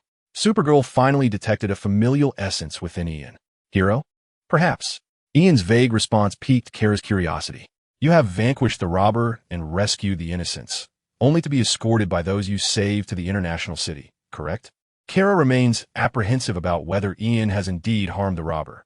Yet, it appears her concerns were somewhat unfounded. No, Ian shook his head. He has consistently adhered to his principle that ordinary NPCs should not interfere in the daily affairs of the metropolis. Thus, I simply seized the vehicle the robber had abandoned at the roadside during the heist. Ian's candid response bore a hint of nostalgia for the driving experience. Kara, poised with keys in hand, was momentarily struck dumb. This was certainly a turn of events she had never envisioned. Though she prided herself on her worldly wisdom, she now felt woefully inexperienced. What about the car? Kara swallowed hard, unable to suppress her curiosity. I sold it to that tattooed fellow by the roadside, Ian replied. And the money? Even if sold to someone from the gang, you must have made a few $100s, right? Recently contemplating the price of a used car, Kara's eyes widened in disbelief. Of course, Ian's eyes were even wider than hers. No, dear cousin, what do you take me for? A thief? Naturally. The money from the sale was sent to that robber. The vehicle contained his identification and home address. I am a law-abiding citizen of America. Ian could hardly believe his cousin would regard him in such a light. He began to empathize with those misunderstood youths with bleached hair. Not every blonde is a delinquent. Some simply find it stylish. Just as he had driven away the robber-esque vehicle, it did not necessarily imply he was participating in the crime. How flawless the logic. Kara fell into a prolonged silence. After a moment, Ian, my nephew whom I have only just met, she inhaled deeply several times, striving to muster a semblance of a mature smile. Subsequently, might you be interested in learning about Arkham Asylum? She gently offered her heartfelt suggestion to Ian. Chapter 40. Ethical Dilemmas with Cousin Kara's knowledge of Gotham is limited. She is aware of the asylum's notorious reputation, housing numerous mentally unstable superhumans. It serves as both prison and hospital, a place where someone like Ian should spend a few days. Huh, cousin, do you have a collaboration with Gotham's asylum? Ian furrowed his brow, feeling that Kara sought to leverage him for her own gain, hoping to reap a reward from Gotham's Batman. I merely wish for you to be more grounded. Kara sensed Ian's skeptical gaze and slapped her forehead vigorously, her expression laden with exasperation. I am perfectly normal, and I abide by the law. I would wager that at least 80% of Americans do not respect the law as much as I do. Ian's voice brimmed with unwavering confidence. He knew he spoke the truth. No, you stole a criminal's car and then sold it through illicit channels to gang members. Are you aware that this constitutes a crime? Kara's voice suddenly soared an octave higher, her disbelief palpable in response to Ian's confidence. Frankly, she couldn't fathom such an audacious maneuver even if given 100 years. Multiple laws were broken, and yet no one benefited from this operation. What was the purpose of such actions? I did not steal the car. I merely drove away with the robber's vehicle. How could that not be considered a form of emergency evasion? Ian, embodying the persona of his sister, Houchuan, blinked innocently like a white lotus. That is still a crime. Kara sighed helplessly. So this is classified as a crime? Oh, I am but a child. What do I know? Ian scratched his head, which wasn't itchy, and then flashed a boyish smile. His expression made Kara want to punch him. From the looks of you, it's clear you have always known your actions were wrong. Though she sometimes displayed naivety, she could discern that Ian was blatantly lying. In response to her aunt's merciless exposure, Ian merely shrugged, his smile growing more radiant. Rest assured, the jury will not see it that way. Besides, I have a doctor's note. Saying this, Ian produced a crumpled medical document and waved it around. Indeed, this was a formidable weapon. The confident boy believed that no institution could confine him within a psychiatric ward. You. Kara's face flushed crimson, rendered speechless for a moment. Damn it, how could Clark raise a child like this? Could it be that she had never truly understood Clark's character? Given how Ian had left her at a loss for words, she began to doubt Clark's integrity. A child could develop into this? If Clark bore no responsibility, Kara could not believe it from the depths of her heart. Kara did not wish to argue with Ian any further. She felt that to avoid hypertension, she must pretend she had never heard this story from her impudent nephew. With a click, Kara opened her door and stepped inside first. The warm white light illuminated the space, and Ian followed closely behind, the faint scent of lavender laundry detergent wafting through the air. This was a quintessential single apartment layout. As an assistant secretary, Kara's salary was modest, and being able to afford such a place was already a commendable economic situation. The open kitchen countertop gleamed, with two upside-down mugs placed beside a stainless steel kettle.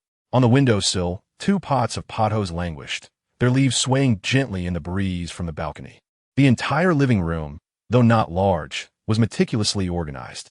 A beige fabric sofa was neatly adorned with a gray blanket, and several minimalist landscape paintings hung on the walls. On the television cabinet rests a small photo frame, within which Kara is depicted in casual attire, playfully posing with a peace sign in front of a notable landmark on Earth. The sofa appears rather disheveled, and the coffee table is cluttered with remote controls and several fashion magazines. Just a moment before, Ian distinctly observed intimate garments belonging to a female, carelessly strewn across the table, yet in the blink of an eye, everything vanished, leaving only his young cousin's awkward smile directed at him. Ian felt a sharp sting of humiliation at the hands of his relative, as if alien forces had mercilessly assaulted his intellect. All while she seemed to believe he would remain oblivious. Did his cousin still fancy pink lions? Ian's perception was remarkably swift, allowing him to vividly recall the fleeting image he had glimpsed during that brief moment. I don't know what you're talking about. Kara feigned ignorance, attempting to furrow her brow in confusion.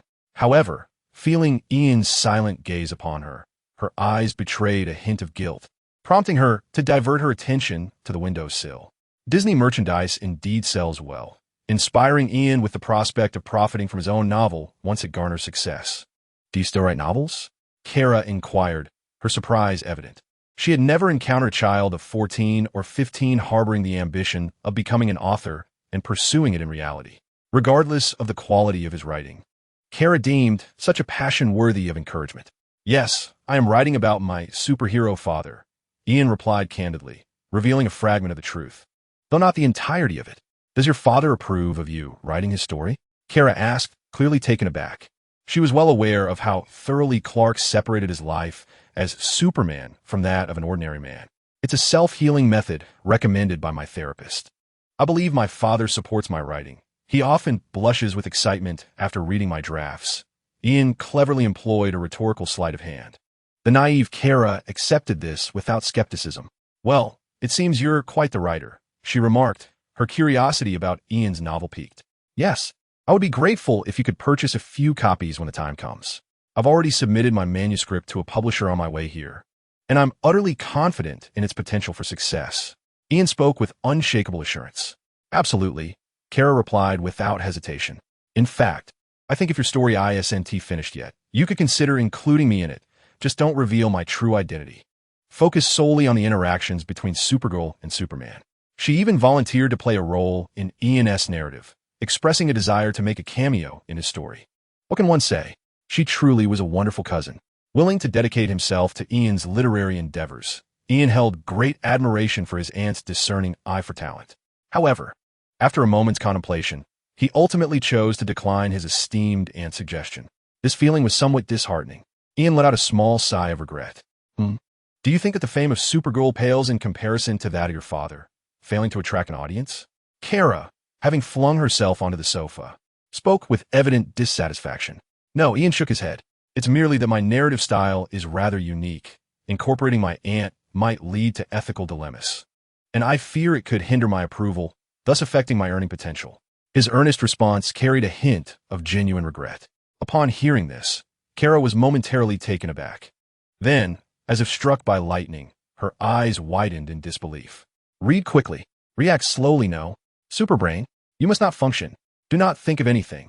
The brave Supergirl, in that moment, found herself not only hesitant to speak, but also unable to engage in thought. Chapter 41. Reasonable. This was indeed too reasonable.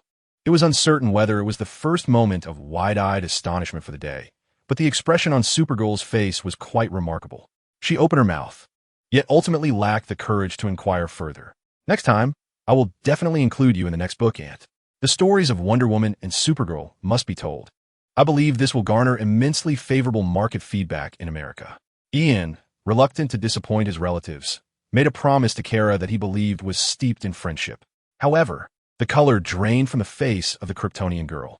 I feel I am still too obscure and unfit, she exclaimed, her hands flailing wildly, her gaze betraying a hint of panic. Let's discuss this. What exactly brings you to me? Have you caused some great trouble at home, thus seeking refuge here to avoid punishment from your parents? Kara frantically began to shift the conversation. She genuinely believed that, given Ian's character and the ailments noted on that diagnostic certificate, no matter how great a mess Ian made, she would not be overly shocked. In truth, the opposite was the case. It was his father who had caused turmoil, compelling the usually cautious Ian to step in and assist him. Ian approached the open kitchen, his attention fixated solely on Kara's large refrigerator. The previous chicken nuggets and fries, though high in calories, had not satiated the hunger and energy depletion he experienced from the self-healing frenzy. Speak normally. Kara sighed wearily. Be serious and tell me the truth if you wish to receive my assistance. She watched as Ian opened his refrigerator and retrieved a box containing food. This is the truth, Aunt. Your beloved brother's life is in grave danger, and we're the only ones capable of saving him. Ian rarely spoke in a serious tone, but when he did, it was in a hushed voice. However, his solemnity dissipated within mere seconds as he lowered his head to open his lunchbox. He inhaled the aroma and wrinkled his brow slightly, hesitating momentarily before shoving a generous piece of chicken breast into his mouth. Ugh, after only a couple of chews. He hastily expelled the chicken from his mouth. It had gone bad. He rushed to the sink, vigorously rinsing his mouth, regretting that he merely sampled it when he first detected the sour scent. His hunger had indeed clouded his judgment. Is this what you meant by there being food upstairs? He questioned, wiping his mouth as he spoke.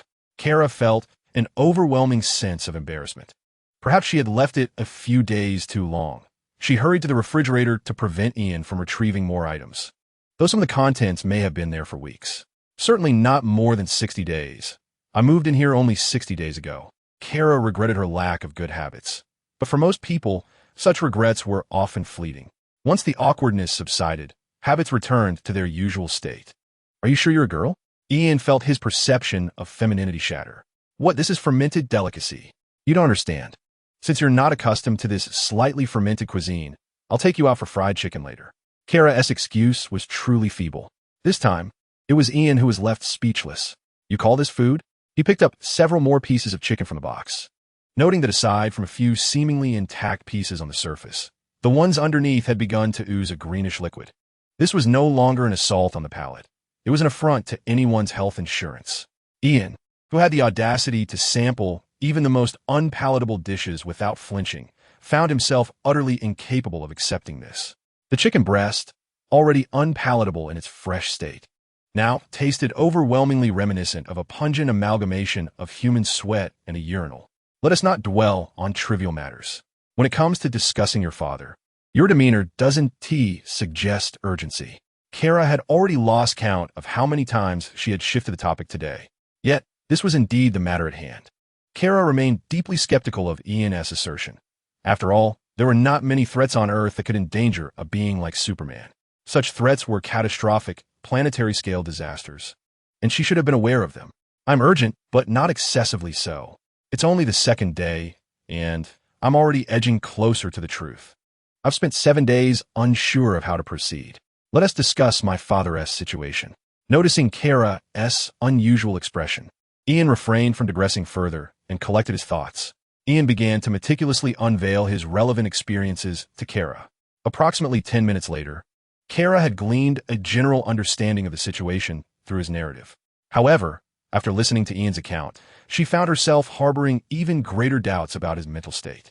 Thus, before speaking, Kara took a deep breath. Her voice emerged as if squeezed through clenched teeth. Are you suggesting that you encountered a cosmic deity who is utterly infatuated with you, risking the breach of rules to secretly inform you on how to save your father? It was hardly surprising that Kara found it difficult to believe Ian. The story was indeed fantastical. Well, perhaps with a touch of artistic embellishment, but largely, that was the essence of it. Ian sat across from her on the sofa, his expression earnest and resolute. Upon hearing this, Kara fell into a prolonged silence, her gaze sweeping across Ian's face in search of a hint of deception within his seemingly innocent expression. She could not discern whether this troublesome nephew had succumbed to madness or if such absurdity truly unfolded before her. Just as her mind buzzed, teetering on the brink of an uncanny state, Ian unexpectedly produced a military knife from his pocket. Kara's eyes widened in shock. Before her warning could fully escape her lips, Ian unhesitatingly thrust the blade toward his own heart. In a flash, Kara transformed into a blur, her Kryptonian speed creating a brief sonic boom in the air. She grasped the blade tightly, the metal groaning under the strain of her grip. "What are you doing?"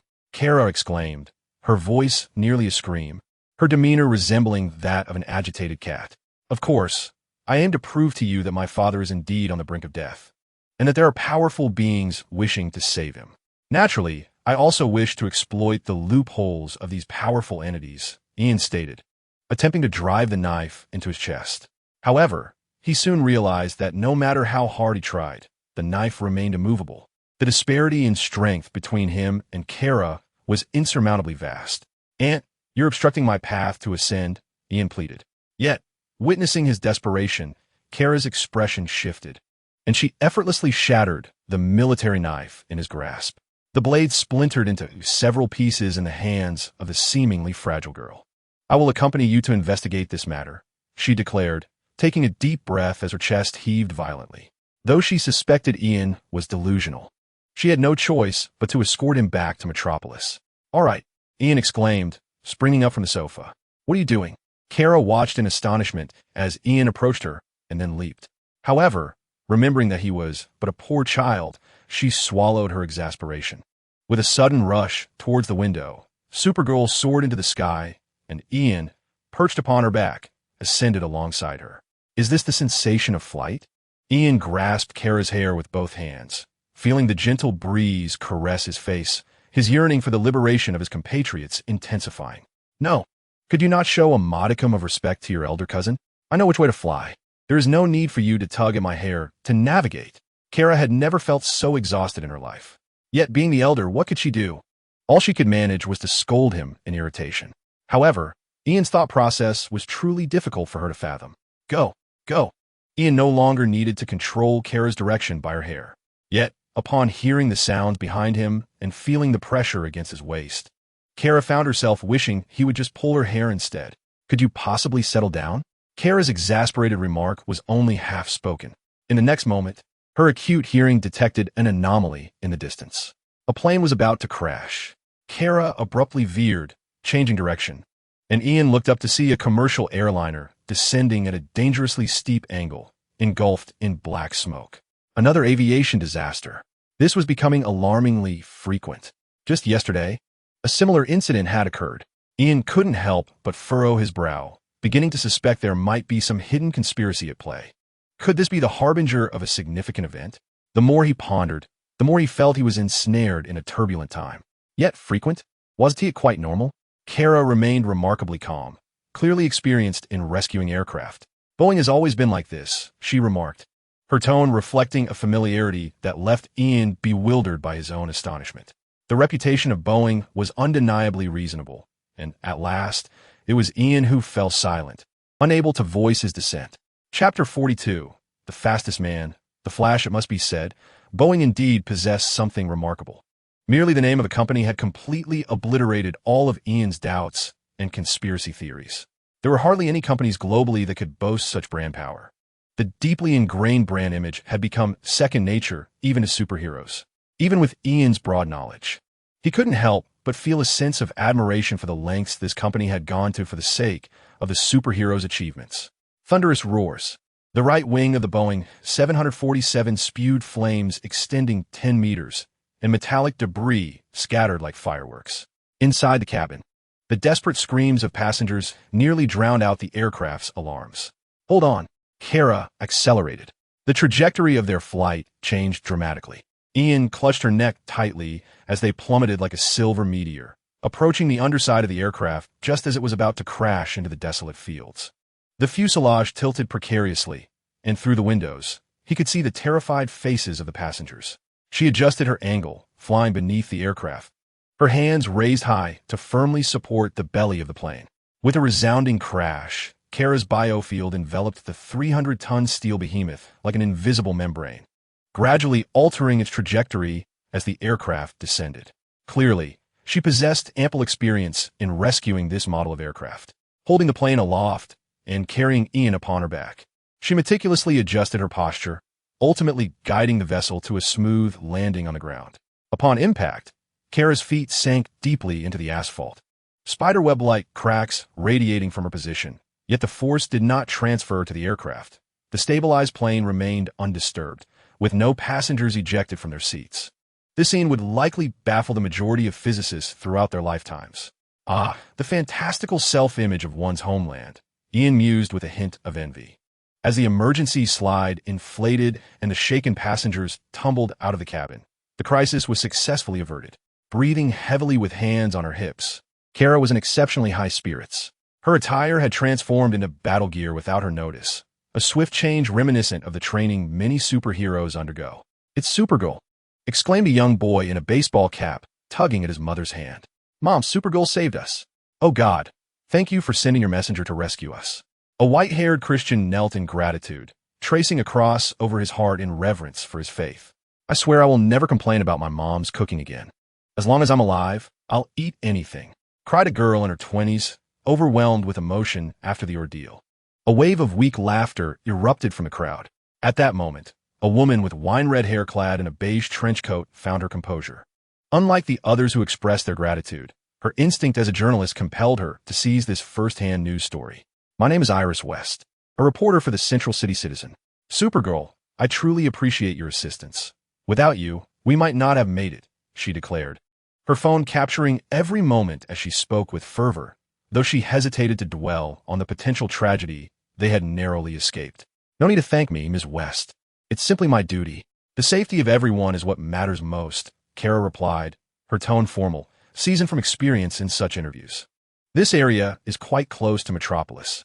Are you here temporarily assisting Superman? I heard he encountered some difficulties. Could you clarify or dispel any rumors for the public? Iris knew precisely the news she sought.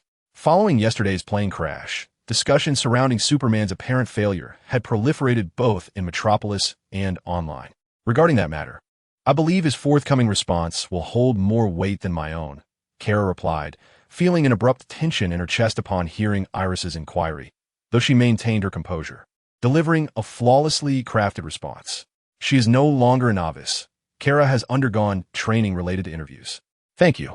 The reporter, Iris, being of fair complexion, maintained a sense of decorum and did not press her benefactor further. After glancing at other passengers, she swiftly shifted her line of questioning. I noticed you seemed to be escorting a criminal earlier? Iris had already drafted an initial version in her mind. Now it was merely a matter of clarifying the daily life of the superheroine. Readers are captivated by such insights, akin to fans who yearn to glimpse the lives of their idols. Escorting a criminal? Kara, still somewhat astonished at the possibility that Superman might indeed be in trouble, was taken aback by Iris's inquiry, her expression momentarily frozen. Suddenly, Kara's eyes widened as if recalling something, as she turned sharply to her side. She discovered that Ian, who she had set down during the costume change, had vanished. Alarmed, she quickly turned to look behind her. There, Ian had somehow jumped off her back and was now surrounded by several daring passengers eager to take pictures. To make matters worse, he was wearing a sheer, flesh-toned stocking on his head, complete with holes for his eyes and mouth. He looked every bit the seasoned criminal. Kara fell to throbbing at her temples and hastily jogged over to Ian, disregarding the passenger's compliments, and frantically grabbed him, soaring into the sky as if fearing that any delay might result in further chaos. The other passengers were still processing the situation. Click, click, click. Reporter Iris had pulled out her camera, aiming at the sky and snapping photos at an alarming rate. Every shot was worth a fortune, after all. Just then, a bolt of lightning surged from the distance, causing a stir among the passengers. A man clad in interwoven golden and red armor appeared before them, his face obscured by a metallic mask, revealing only a modest mouth. The Flash. It was the Flash. A passenger exclaimed in delight, pulling out their phone. Particularly, a young girl who had been live-streaming but felt disheartened after Supergirl's departure was thrilled to capture another superhero. Oh my goodness. Friends, look, it's the Flash. My luck today is incredible. The girl hoped to gain followers through her stream, yet her audience seemed less than impressed, inundating the comments with reproaches about her lack of focus. Is everything all right, everyone? The Flash surveyed his surroundings, his gaze fixated on his childhood friend, though he made an effort to conceal his identity. The Flash. Have you come to Metropolis too? Iris had yet to come to terms with the revelation from her boyfriend, Barry Allen. She hurriedly aimed her camera at the Flash, fervently snapping pictures to earn her keep. Barry Allen longed to disclose that he had rushed here after receiving Iris's farewell call, yet he glanced around and refrained from unveiling his feelings due to the emotional burden. Indeed, superheroes convene regularly, and while Barry was quite chatty, an overwhelming wave of weakness suddenly engulfed him, rendering his words abruptly silent. He found himself unable to resist the urge to kneel on the ground. What's wrong? Iris swiftly approached to support the Flash, though unaware of his true identity. She had become quite familiar with him over time. This year, her newly purchased BMW Mini had benefited from their friendship. It's nothing, just feeling a bit weak. Barry intended to brush it off. However, he soon realized that his speed force was also diminishing, causing him to panic as he hastily removed some of his armor from his arm. What has Savitar done to me?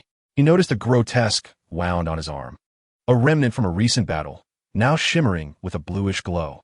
Had Ian not been taken too soon, he would have recognized the shape of this wound, which, apart from its color, bore an uncanny resemblance to the injury on Superman's arm. Meanwhile, high above in the frigid winds, Kara could no longer contain her sarcasm. What are you doing? Are you so eager for others to know about your past crimes? Once reaching a suitable altitude, she unleashed her thoughts. Ian had a valid point. Come on, I can see the reporters. Can't you act like a reasonable relative? I don't have your magical glasses. I need some means to protect my privacy and identity. A handsome boy like me would be recognized in 2 minutes. And then it's not just my father who would be exposed, but likely your true identity as well. This was indeed a compelling argument that left Kara speechless. Do you even carry stockings with you?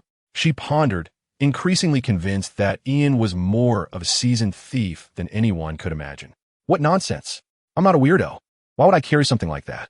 I'm just clever enough to adapt, and rummaged through a passenger's dropped suitcase to avoid being judged by her own standards. Ian felt compelled to clarify. I assure you, when I got it, it was still sealed. With that, Ian yanked the stockings from his head, not discarding them. Instead, he rummaged through his tattered pocket and then directly tied the stockings around his waist. His aunt's words reminded the youth that carrying a few small tools was always prudent. We must fly northward. Drawing out his map, Ian prepared to guide Kara, who had previously intended to escort him home, but this time did not object.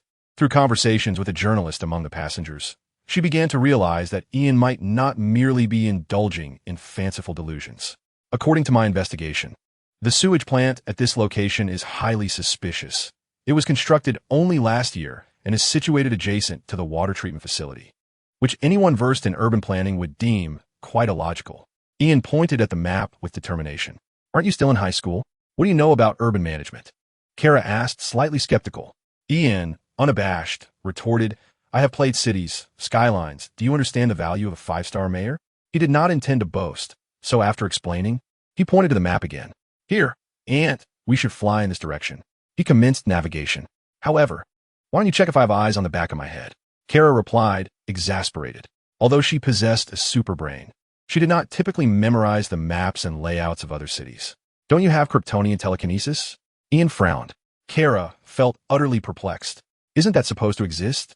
She was entirely unfamiliar with the terms Ian mentioned, increasingly doubting what Clark was truly teaching the children. Had Clark become more adept after spending so long on Earth? All right, I'll bring the map in front of your eyes, Ian said, feeling disheartened. It seemed that among the extraterrestrial beings, Ultraman was indeed superior. Showing me the map doesn't mean you should place it over my eyes. Hand it over. Kara, left with no choice, snatched the map from Ian's hands to confirm the direction. I have short arms, Ian replied defiantly. Kara felt a profound sense of helplessness wash over her. She moved swiftly. Before Ian could even contemplate how much experience he might gain from jumping from such a height, Kara had already reached the sewage plant marked on the map. With a thud, she landed almost vertically in front of the rusted iron gates of the sewage treatment facility, and Ian followed suit. Leaping down from her back and adeptly repositioning the stockings atop his head, Kara found this difficult to evaluate. Rubbing her temples vigorously, she refrained from any futile admonitions. Turning to approach the sewage plant and single-handedly pushing open the towering 6-meter metal door. The hinges emitted a piercing groan, the sound reminiscent of a tortured whale.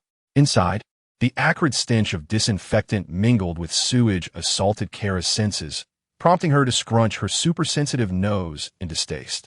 Ian instinctively covered his mouth and nose. The muffled sound filtered through the stockings, resonating with a sense of astonishment, his tone notably lower than usual. The odor was reminiscent of a pot of durian simmered with foul socks. He possessed a peculiar talent for metaphors that transported one into vivid imagery, leaving one to ponder how he conjured such remarkable comparisons. Several workers clad in orange uniforms busily attended to their tasks within the factory grounds. Upon noticing the sudden appearance of the Superwoman and the man in stockings, they paused, casting curious glances their way. However, none approached to inquire, each absorbed in their own labor. Had it not been for the sight of a superheroine typically reserved for television, these industrious workers might not have spared them a second glance. After all, work held far more significance than idolizing celebrities. To them, the Superwoman was merely a fleeting spectacle. How are you feeling? Ian asked, his nerves palpable yet tempered by the presence of an invulnerability buff. He sensed an exhilarating opportunity to level up significantly in this environment. Let me take a look. Kara gestured for Ian to wait, her eyes honing in as her supervision scanned the entire facility. The filtration pools, sedimentation tanks, and disinfection equipment all appeared to be functioning normally. Everything seems fine, Kara remarked, her gaze returning to Ian with a hint of confusion. Isn't there an issue here? My superintelligence clearly indicates something is amiss. Ian furrowed his brow, raising the electronic device in his hand. It was still a product of LexCorp, its buffs fully stacked. He swayed the information he had just uncovered, yet Kara's immediate focus was drawn elsewhere. You are using the same model of phone as I am, Kara exclaimed, her tone tinged with surprise. She was about to suggest that perhaps this was a bond of blood. However, Ian interjected, "I don't have my own phone. I borrowed yours, dear cousin." He blinked, his words freezing Kara's sour smile in place. "That explains why you touched me earlier." Kara realized, exasperated with Ian's antics. Her gaze finally fell upon the information displayed on the phone. Metropolis New Concept Wastewater Treatment Plant, wholly owned subsidiary of LexCorp, potentially providing free processing for 70 of the city's industrial wastewater. This news caused Kara's eyes to glimmer with intrigue. LexCorp had always maintained a stable reputation within superhero circles, more so than Boeing. "You're right. Luther is unlikely to engage in genuine philanthropy. He typically has his own ulterior motives," Kara mused, contemplating a more thorough examination of the wastewater plant. Ian wholeheartedly agreed. "Indeed, I would wager that if Luther were to take on social responsibility without a scheme, I would promptly invite the Joker to be my therapist next door in Gotham," he declared with righteous conviction.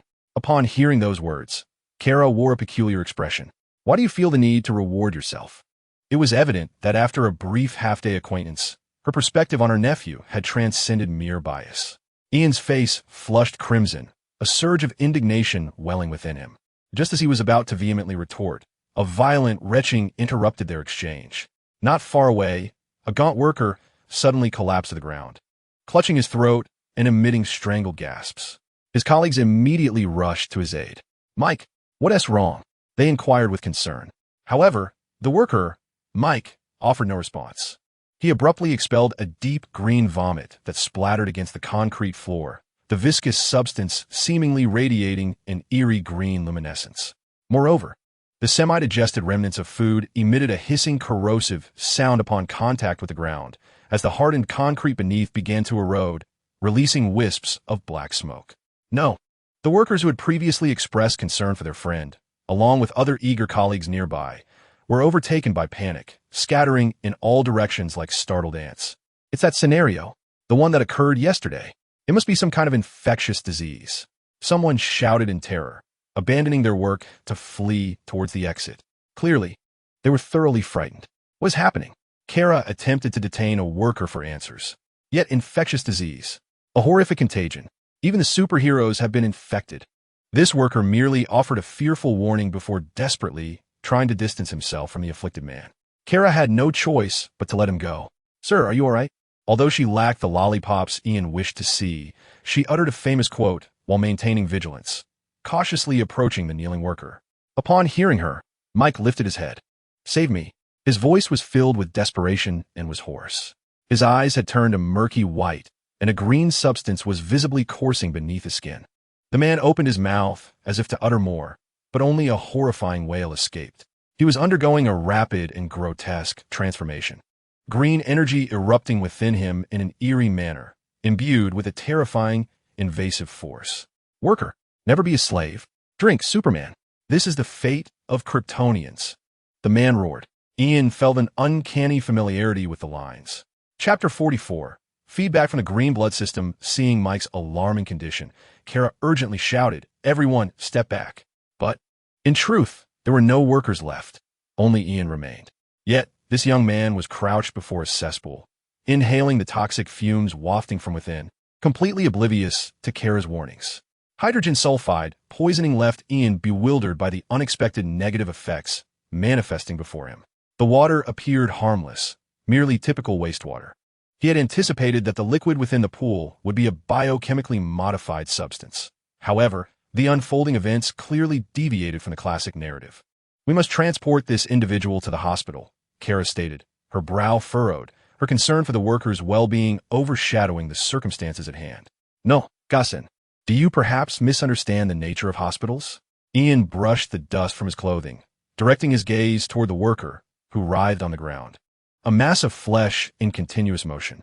He was not devoid of compassion. He simply understood that hospitals also have their limitations. "We cannot simply abandon him, can we?"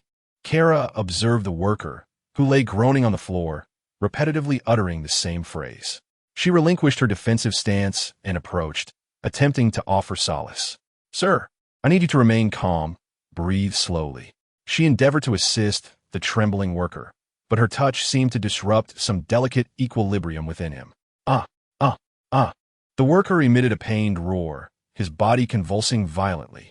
In an instant, his flesh and blood appeared to surge, muscles inflating as if filled with air, causing his work uniform to tear, revealing skin that had taken on a sickly green hue.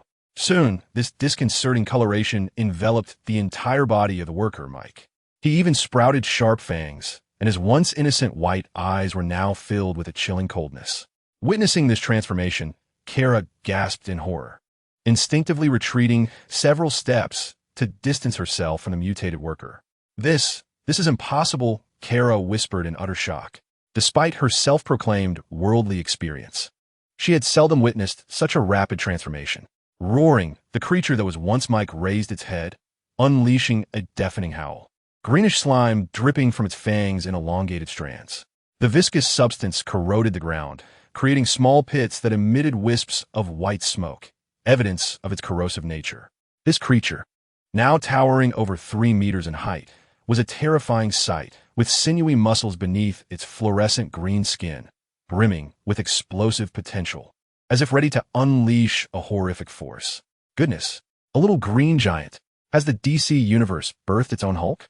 I haven't even turned green yet. And I'm already a knockoff. Ian exclaimed in astonishment, his fear palpable. He beheld the green behemoth, its gaze bloodthirsty and filled with rage, as it raised a claw-like hand to strike at his cousin. Let me handle this. Ian sought to seize the opportunity to gain experience. Unfortunately, he was not swift enough. Cursed fate. He is transformed into a beast.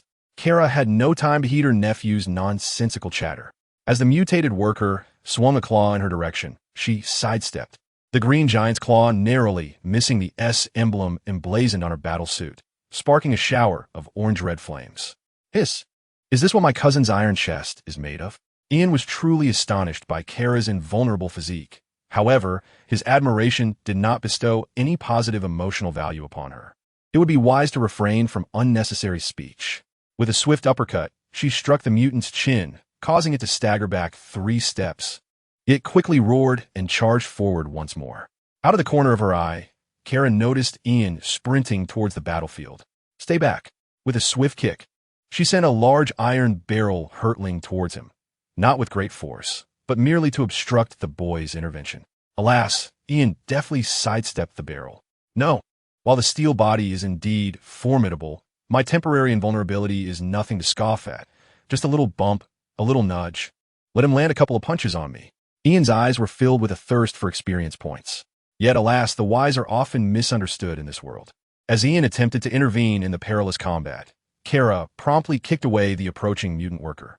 Simultaneously, as the worker was sent flying, she swiftly advanced. And amidst its pained roars, she seized a chain and bound it to the water tower.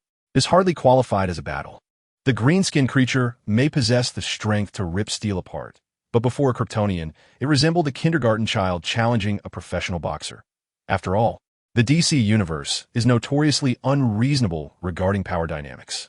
Ian watched with envy. Traitor, woman, you have betrayed your class. The mutated worker, perhaps still retaining some semblance of thought, albeit distorted, struggled while unleashing a fierce roar at Kara. Slavery, oppression. This world should not be like this. We must change it. Change it. For everyone. For glory. Madness filled the worker's eyes as he thrashed about, causing the water tower to shake. Yet, his strength was insufficient to break free from his bonds. The mutant twisted and turned, attempting to escape the iron chains, but they were too thick, rendering him immobile. It was evident that despite her youth, Supergirl Kara was remarkably adept at binding her foes. Such a character could not harm my father. Ian, witnessing this, felt utterly perplexed. How could someone so easily subdued by Kara possibly be the cause of his father's demise? Having dealt with the mutant worker, Kara brushed off the rust from her hands. Regardless, you were right. This place indeed harbors significant issues. She scrutinized the mutated worker once more, sensing the situation was quite precarious. If this truly resembled the infectious disease described by the fleeing workers, it was difficult to fathom the ulterior motives of the shadowy puppet master behind it all. With this thought, Kara pulled out her phone and began to send text. My deductions remain quite astute. It appears that the Joker shall not serve as my doctor, and that is his loss.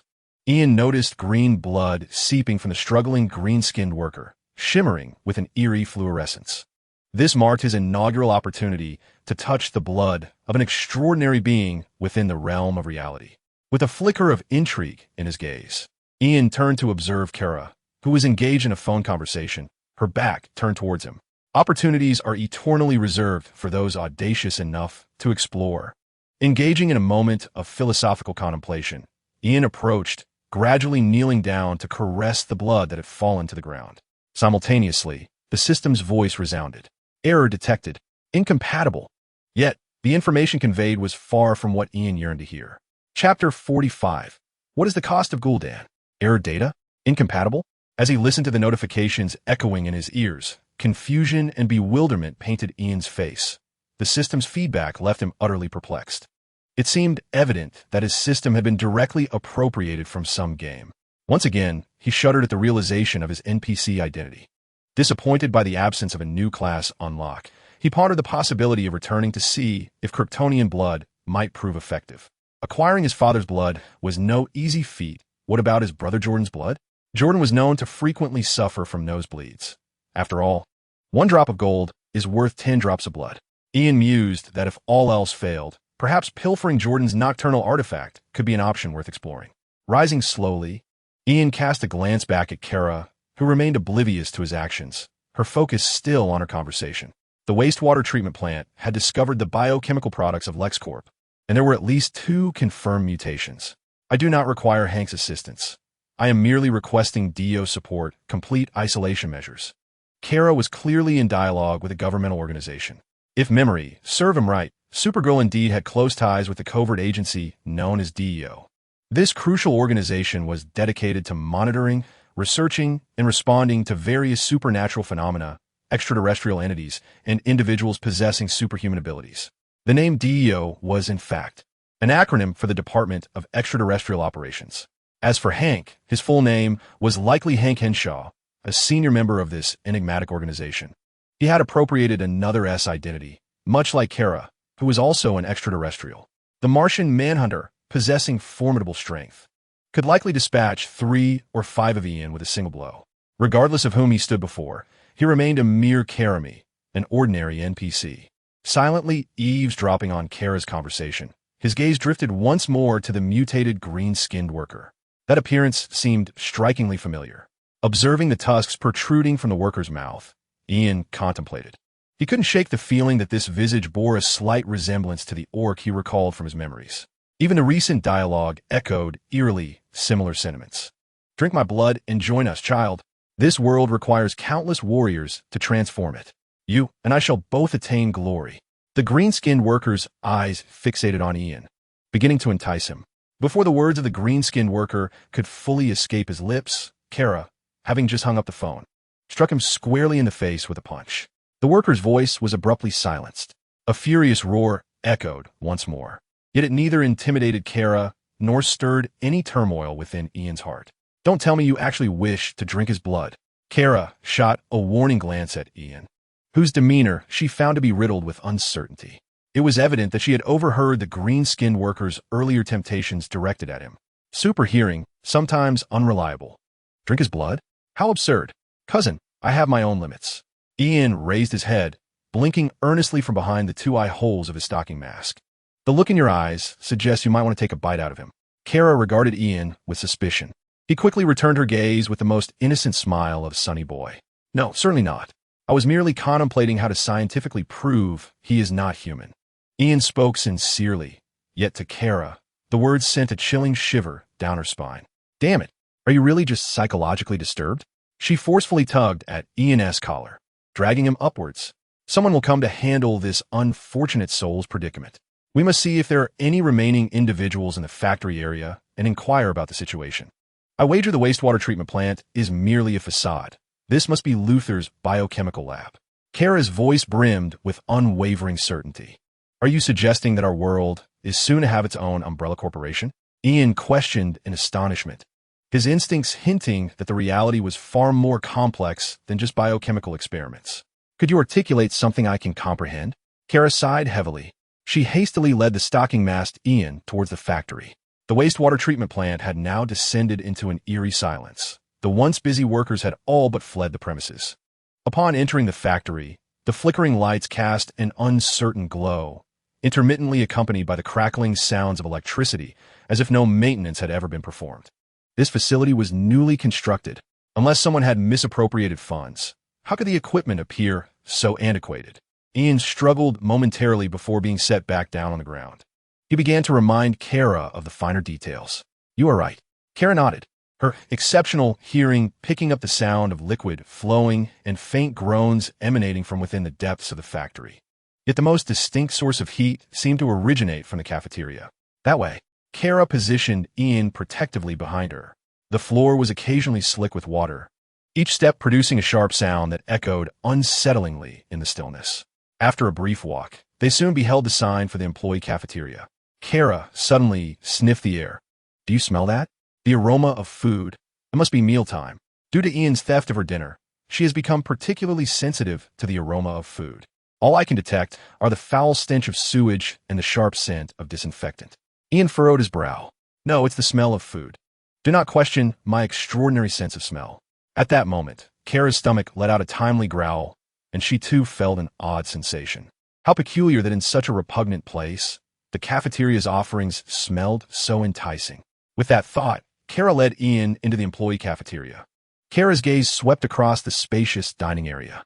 4 or 5 workers clad in orange uniforms sat quietly at stainless steel tables, engrossed in their meals.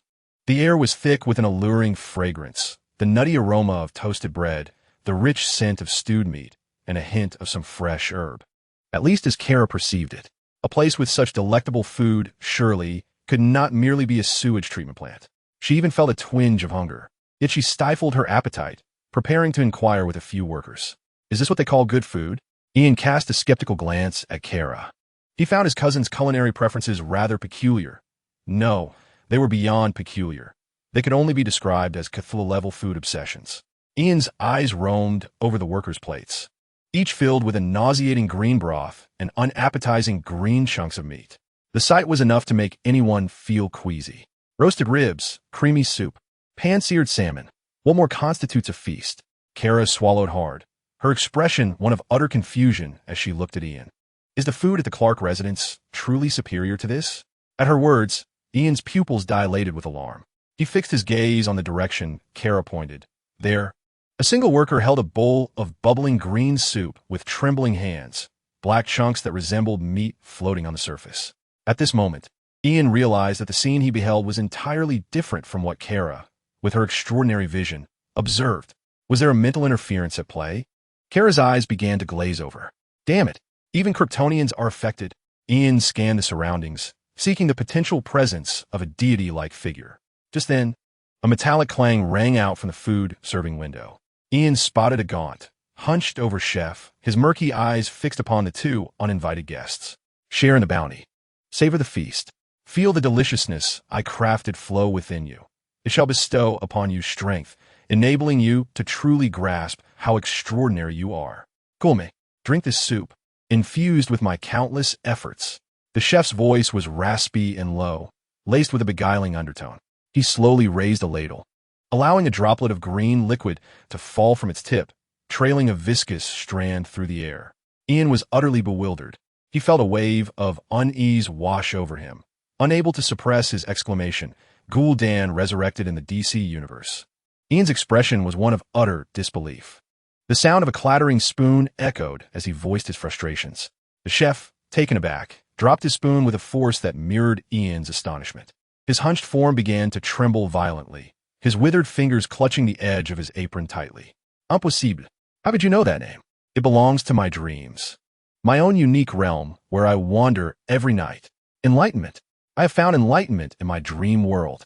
They reside solely in my mind. I know what I must do. Oh, yes. You are merely a figment of my imagination, here to hasten my rebellion against this world. Are you not?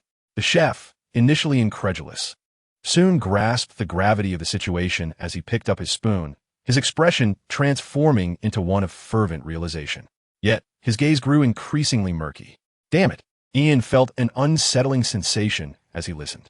Initially, he had perceived the chef as merely deranged, but as the chef articulated descriptions that struck a familiar chord within him, Ian's eyes widened in sudden understanding.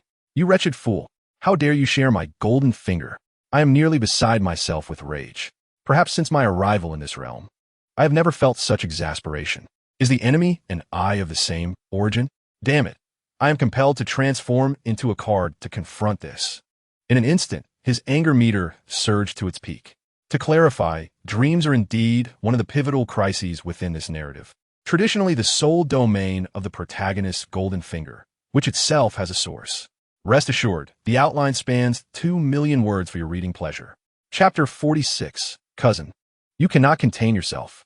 Ian was filled with fury, an extreme frustration manifesting as the selfishness of humanity unveiled itself within him. He had once believed that he alone could traverse the enchanting realm of dreams in the universe, only to discover that his nightmares were not a privilege exclusive to him. Who understands this plight? Family. A second Alice has emerged, and the one sharing my golden finger is not a beautiful maiden, but Gul'dan. Can this individual accomplish anything? Ian lamented his misfortune, encountering a wretched golden finger of mediocre caliber. His rage surged as he lunged forward, intent on seizing the chef by the collar through the glass window. Yet, as he reached out, curses escaped his lips. Damn it, get closer. Due to the length of his arms, he could not grasp the chef through the small opening, and the hunched chef retaliated by striking his hand with the spoon. Nevertheless, after a few attempts, Ian managed to seize the chef's spoon. Who are you? Why has your soul not undergone my baptism? The chef engaged Ian in a tug-of-war over the spoon, inquiring amidst their struggle. It was evident that he was perplexed by Ian's lack of the puppet-like state that had ensnared Kara. A hopeless soul, indeed. The chef assessed Ian's unusual state. You are utterly beyond redemption. Baptism. You seem to revel in it, don't you? Allow me to baptize you properly. With that, Ian raised his fist, ready to smash the obstructive glass of the serving window. However, he was interrupted. Step aside, it's time to eat. I must eat. At that moment, Kara, with her dazed expression and vacant gaze, squeezed in front of Ian. She had been patiently waiting behind him, but now she appeared unable to contain her impatience.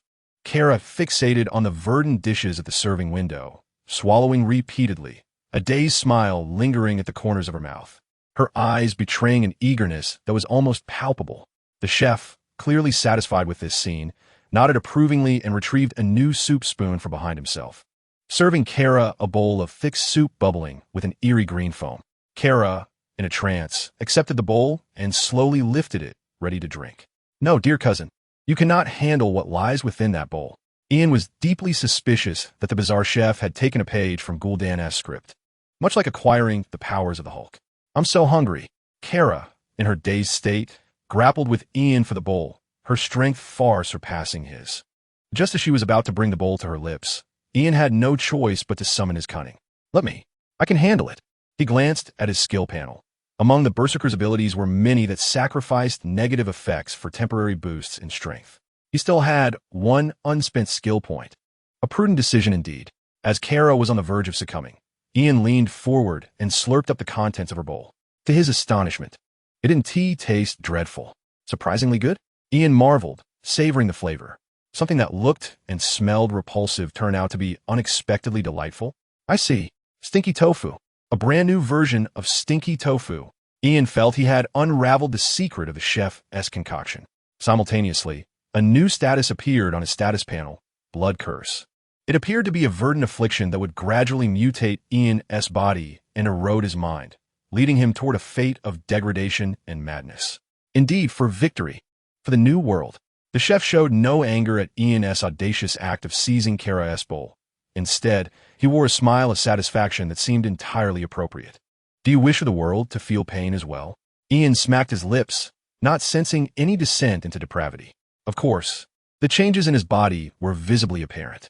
He looked down at his hands, noticing green energy pulsing beneath his skin, though it was not particularly abundant.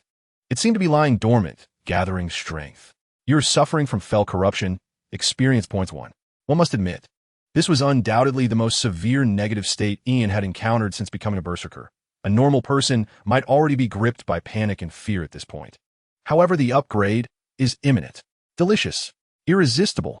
Ian observed as the chef served another bowl of soup to the waiting Kara, and he promptly snatched the new bowl, tilting his head back to gulp it down eagerly. Kara's expression reflected her annoyance at having her food snatched away. Meanwhile, the chef looked on in astonishment at the gluttonous Ian. Such remarkable talent. How splendid. I truly require a devout and potentially great warrior like you. As Ian savored the second bowl of soup, the chef, regaining his composure, was filled with immense joy. He hastily ladled out more soup, offering bowl after bowl to Ian. Glug, glug, glug. Ian, of course, accepted them all without hesitation. As time passed, he consumed over 10 bowls of the green soup. Initially, the chef was increasingly excited, but soon he began to sense something amiss. Logically, the boy before him should have undergone a transformation in his life form by now. Something is off, the chef exclaimed, angrily halting the soup distribution. Not fair. Stingy. Ian, noticing the interruption, glanced around and pulled over a water pipe from the corner, skillfully inserting it into the pot beneath the window. Despite the blood curse indicating it would affect his sanity, he felt no descent into madness. Nor did he transform into his green giant form from merely drinking a few more sips.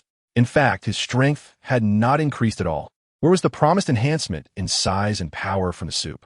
As a berserker whose attributes were heavily skewed towards strength, Ian had sacrificed intelligence for the sake of surpassing spiritual awakening. Yet, fate seemed unkind to him. Tell me, have you diluted the demon's blood with water? How infuriating! While he continued to gulp down the soup, he drew forth his dagger, fervently beginning to level up. Do not misunderstand. This was not a result of diminishing sanity.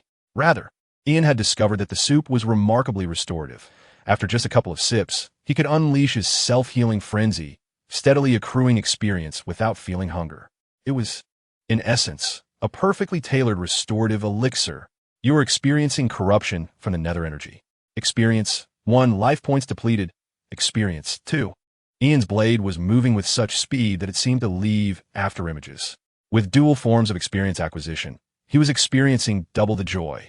In no time, his entire demeanor underwent a transformation. He had leveled up.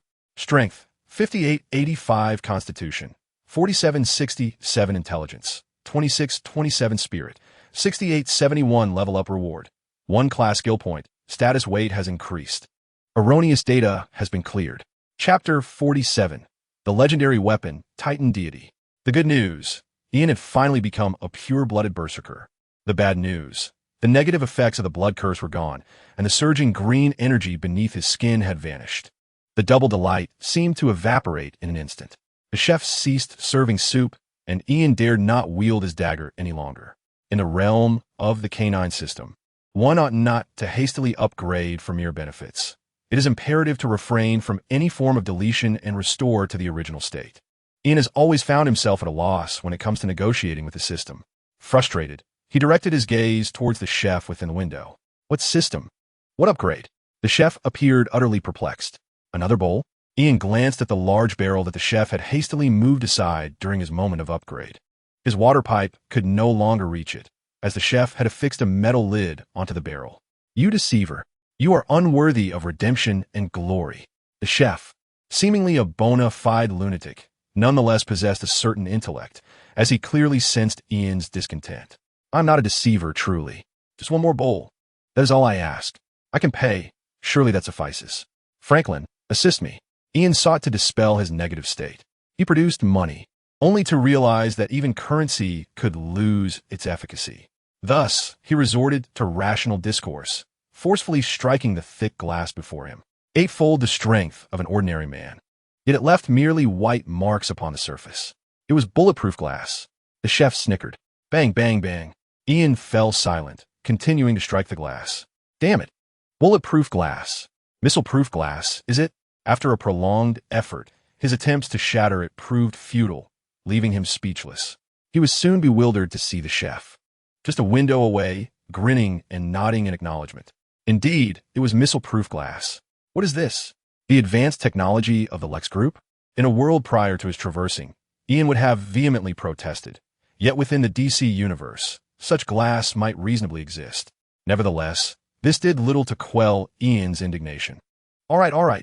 A timely warning would have been appreciated. Speaking only half of the truth, are we? He scanned his surroundings. Superintelligence activated once more. With a mere glance, he immediately identified an unparalleled weapon. Forgive me, Dear cousin, I require your assistance in my endeavors. I believe that even in a state of lucidity, you would absolve me. After all, this is to uphold the justice you so fervently champion. I have consumed those broths. I cannot fathom how many lives I may save. This is truly immeasurable merit. A triple win. I triumphed twice. Observing his dazed cousin, Ian seized Kara's leg with both hands, lifting the invincible Kryptonian. He vowed that this would undoubtedly be the most effective hammer in existence. Like a mighty sledgehammer, he forcefully hurled his cousin against the glass window. Clang, clang, clang. One can only say that using his cousin to strike the glass, no, to smash the glass, produced a sound that was extraordinarily distinct. The reality proved that the hardest substance in this world is not diamond, but rather the head of a Kryptonian. With a crash, the entire sheet of bulletproof glass shattered instantaneously. It remains uncertain whether it is Kara's head of remarkable resilience or the substandard products of the Lex Group that have failed. But in any case, Ian has successfully surmounted the barrier between himself and the all-encompassing elixir. No, the chef was splattered with shards of glass. Nonetheless, he valiantly protected his large barrel. Stop. This source of hope must be shared with others.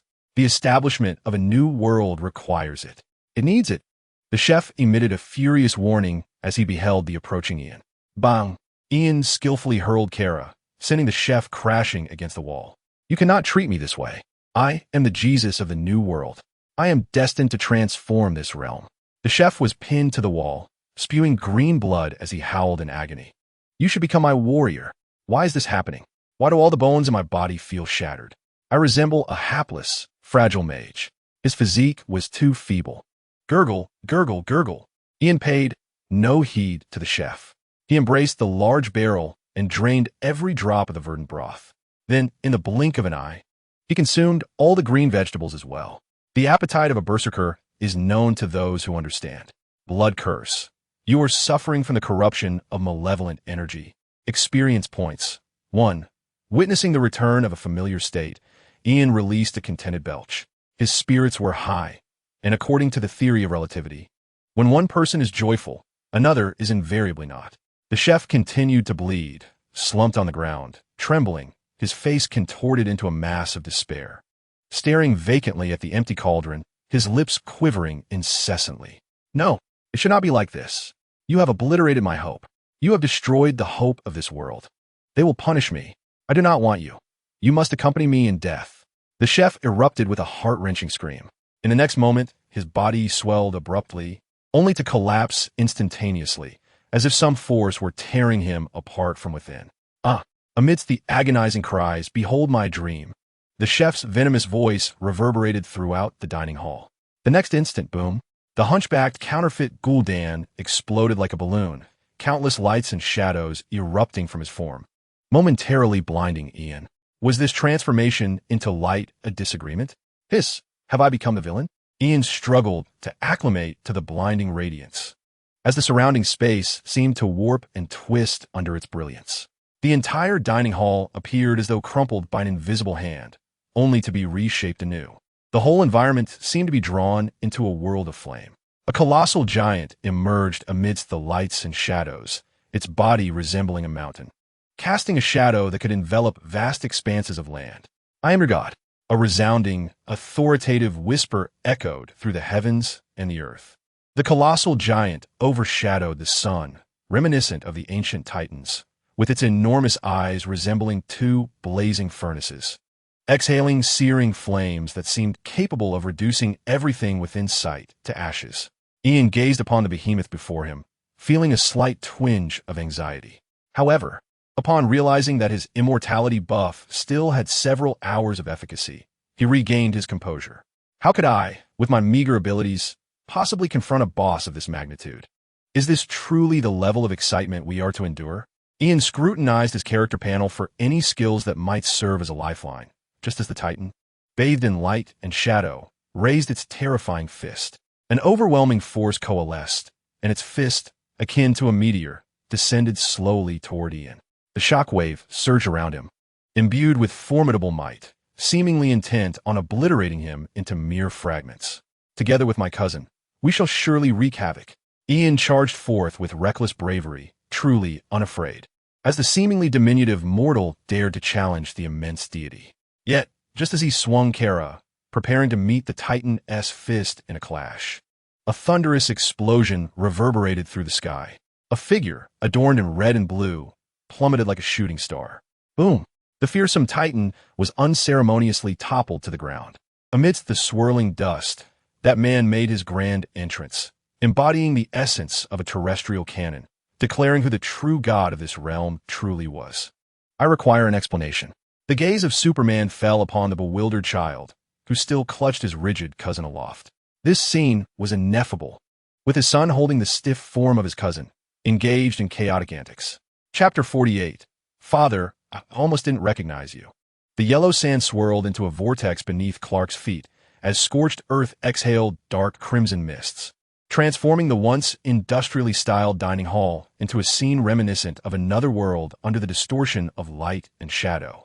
Clark, clad in his iconic battle attire, regarded his son with profound intensity. Typically, Ian would remain unflustered. However, facing his parents was a notable exception. Ironically, he now found himself under the serious scrutiny of his father.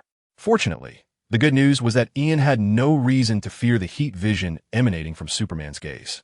This was a far more favorable treatment than that accorded to most villains. The bad news, however, was that despite his ability to be forthright, Ian still found it challenging to justify why he was wielding Kara as a makeshift hammer. I do not comprehend your words. Ian instinctively attempted to conceal his cousin behind him, but her length rendered that impossible. His not-so-broad back could hardly accommodate her. In truth, even if he could manage to hide her, it would serve no purpose, a mere reflex. Superman, you have arrived too late. As one of the crowd, I am the one in need of an explanation. Ian recalled the news he had seen the previous night and, in a moment of desperation, opted for a preemptive approach. He disguised himself as an ordinary citizen, unable to discern whether the superhero was handsome or not. This was a rather reasonable guise, and Ian felt a sense of respect for the traditions of the DC universe. However, it may not have served its purpose effectively for Ian. The veins on Clark's forehead were visibly protruding, his fists clenched tightly. Had it not been for his aversion to striking children, Ian would have surely glimpsed the concealed coach belt he kept hidden. Ian, this is not amusing, Superman growled, his voice low and magnetic. Ah, Superman even knows my name, Ian thought, reflecting on the notion that superheroes must harbor a sense of theatricality, which his partner's performance had evidently failed to convincingly imitate. He noticed his father's expression growing increasingly grim. I knew Madison's method was unreliable. It pales in comparison to the Downey acting technique. Ian felt a jolt of realization and dared not besmirch his father's reputation further. After a hard swallow, he abruptly pointed behind Clark. Look, that Titan is getting back up, Ian exclaimed, not as a ruse, but as he genuinely perceived a distraction. A colossal figure, immense enough to eclipse the sun, slowly rose, resembling the visage of Sargeras from his memories. Its expression was one of fury, its form diminished, yet still exuding an overwhelming aura of oppression. With a thunderous crash, the Titan's fearsome fist descended upon its adversary. He was launching a surprise attack, barely stirring the air around him. Yet, with a resounding thud, Clark displayed no surprise at Ian's warning. He did not even turn around. Instead, he simply extended one hand backward, effortlessly holding the Titan's colossal fist, larger than a truck, suspended in midair. The visual impact was striking. Mortal, the Titan roared, realizing it was immobilized. Clark paid no heed to the struggles behind him, his gaze steadfastly fixed on his youngest son, which only intensified Ian's growing sense of unease. Truly, he was Superman. It seemed his presence was no longer required. Ian, with a forced smile plastered across his face, quietly placed Kara on the ground as if setting down a statue. He patted off the dirt that clung to her, remnants of his earlier antics when he had used Kara as a makeshift hammer, now discreetly tidied away. What we call this? It is known as leaving no witnesses. Ian had begun to carve out an escape route for himself. Ian, I am your father, Clark Kent. Superman had never felt so speechless in his life. His tone had grown so deep it rivaled that of Batman. Perhaps in an effort to vent his pent-up frustrations, Clark turned and floated in midair, striking the Titan behind him with fervor, sending the colossal creature crashing into the peaks of the Earth's crust. Debris erupted, creating a scene reminiscent of domestic violence, leaving Ian, who initially intended to unleash a torrent of curses, to merely whisper softly after brushing the stones from his face. What a rogue superhero! How dare he impersonate my benevolent father? Ian glanced around, searching in vain for an escape route within this tangible illusion. Everywhere he looked was scorched earth and molten lava, devoid of any tactical retreat. In truth, he had a plan. If only he could flee, he could undoubtedly concoct a perfect tale of a shapeshifter masquerading as himself. One must never underestimate the prowess of a writer. Ian believed he could fabricate a captivating and believable narrative. No more playing the fool, Ian. Superman emerged from the dust, his eyes still glimmering with residual crimson light, giving him an aura of lethal intent. Ian instinctively recoiled, feeling a shiver down his spine. Clark, wearing glasses perhaps due to the demise of the chef, was met with a gentle awakening from Kara, who, shaking her head, offered a reminder. Supergirl felt she had grasped some of her nephew's tactics. She recalled the events that had just transpired, and thus bestowed her affection upon Ian. He felt a sense of betrayal. Cursed cousin. He observed Superman, now somewhat puzzled, donning his glasses, and realized there was no longer any pretense of ignorance. Ian quickly smacked his forehead in epiphany. Oh my father is, in fact, Superman. I couldn't recognize him without his glasses. How astonishing. After retreating a few steps, he took a deep breath. I must share this marvelous news with Jonathan and Jordan. He altered his strategy and activated his threat mode. Dear father would be most displeased if the children discovered this secret. Ian understood this well, for he was a false prophet, adeptly discerning his father's character. Superman's temples throbbed with tension. You best consider how to explain to your mother why you have yet again failed to return home on time. Clark gritted his teeth, turned, and unleashed his heat vision upon the Titan once more. Redirecting his fury, Superman demonstrated an understanding of emotional management, though it surely tormented the gigantic Titan, who continued to roar under the scorching beams. Miserable mortal, you cannot thwart our rebirth. You shall ultimately become one of us. The Titan's thunderous roar echoed through the sky, yet his threats bore no weight. Superman's heat vision intensified, growing fiercer still. Chapter 49. The nightmare source of mysterious cataclysm. Ignoring the Titan's frenzied curses, Superman's mood had calmed somewhat after 5 minutes. Do you two truly comprehend the peril that resides here? Clark turned his gaze towards his small child and his cousin, who had seemingly been wielded as a weapon. He brought me here, claiming he needed to save your life. Kara promptly reported, without a hint of concealment, betraying Ian entirely. Upon hearing this, Clark's pupils dilated. He recalled the unsettling sensations from the previous night and Ian's nonsensical ramblings. Who summoned you here? Clark suddenly demanded, directing a fierce look at Ian. My superior intellect? Ian replied candidly. This time, he was genuinely speaking the truth, relying solely on deduction. Yet Clark's expression grew increasingly menacing. Wait, we must have a serious discussion. Clark stated gravely to Ian before turning back to unleash several heat rays, causing the already battered Titan to shatter violently. In the wake of this, countless shadows began to dissipate, revealing the grimy restaurant of the sewage treatment plant outside. Numerous scattered silhouettes seemed to converge frantically under some unseen force. A black orb began to coalesce. Within it, a fractured world flickered incessantly, countless restless souls screaming towards the outside. Superman, however, appeared unfazed, as though he had encountered this phenomenon before. What is this? Kara inquired, attempting to reach out. Do not touch it. Clark abruptly pulled Kara back, his expression grave, laced with concern and caution. Is this the entity that caused your injury? Kara glanced at Clark's arm, sensing his wounds, and thus deduced why he was apprehensive. Did the one who brought you here instruct you on how to handle this thing? Clark did not respond to Kara, but instead turned to Ian, who was astonished. Fixated on the black orb. I have no idea. That big shot didn't say a word. Ian's gaze was clear. Perhaps I can eliminate it? He fantasized about becoming Gul'dan, filled daily with fell energy, and merely contemplating such rapid enhancement made him swallow hard. Clark noted Ian's reaction with keen interest. The cannibalistic DR. Hannibal had mentioned this particular symptom, just as Superman sighed, preparing to enlist Kara's assistance with heat vision to obliterate the ominous black orb that was solidifying mid-air and poised to flee. The orb trembled violently. Become our new hope. It seemed to cry out as it shot towards Ian like a released arrow. Superman swiftly raised his hand to intercept it, but the orb, as if phasing out of reality, passed through his palm. Detected potential for data integration. Ian suddenly heard a prompt from his system. He exclaimed, elated. He immediately opened his mouth, ready to receive the opportunity that had presented itself. And at that instant, everything froze. The surrounding world is fading into madness. Have you lost your mind? A pale hand materializes out of thin air, gripping Ian's throat, rendering him unable to swallow the morsel of duck that was poised at his lips. Before him, the figure of the faux Grim Reaper, Tessa, or perhaps a certain unnamed female magnate, gradually comes into view. With a mere pinch of Ian's throat, he expels the dark sphere from his mouth. Is it a case of food being snatched away?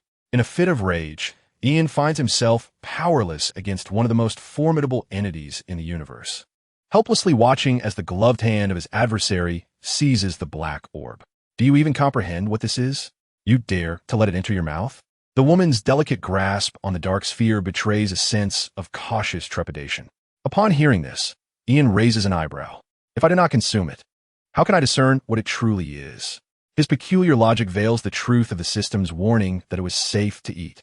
The woman shows no signs of doubt. Her focus remains steadfast on the enigmatic orb in her hand. This is a shattered world, a fragment of a universe. Yes, the debris of other realms, containing elements not of our own. With a gentle shake of the orb, ripples dance across its surface, revealing flickering lights within, as though countless beings are raging within. Is it truly that advanced? Ian's emotions are tumultuous, mirroring his unsatisfactory gains.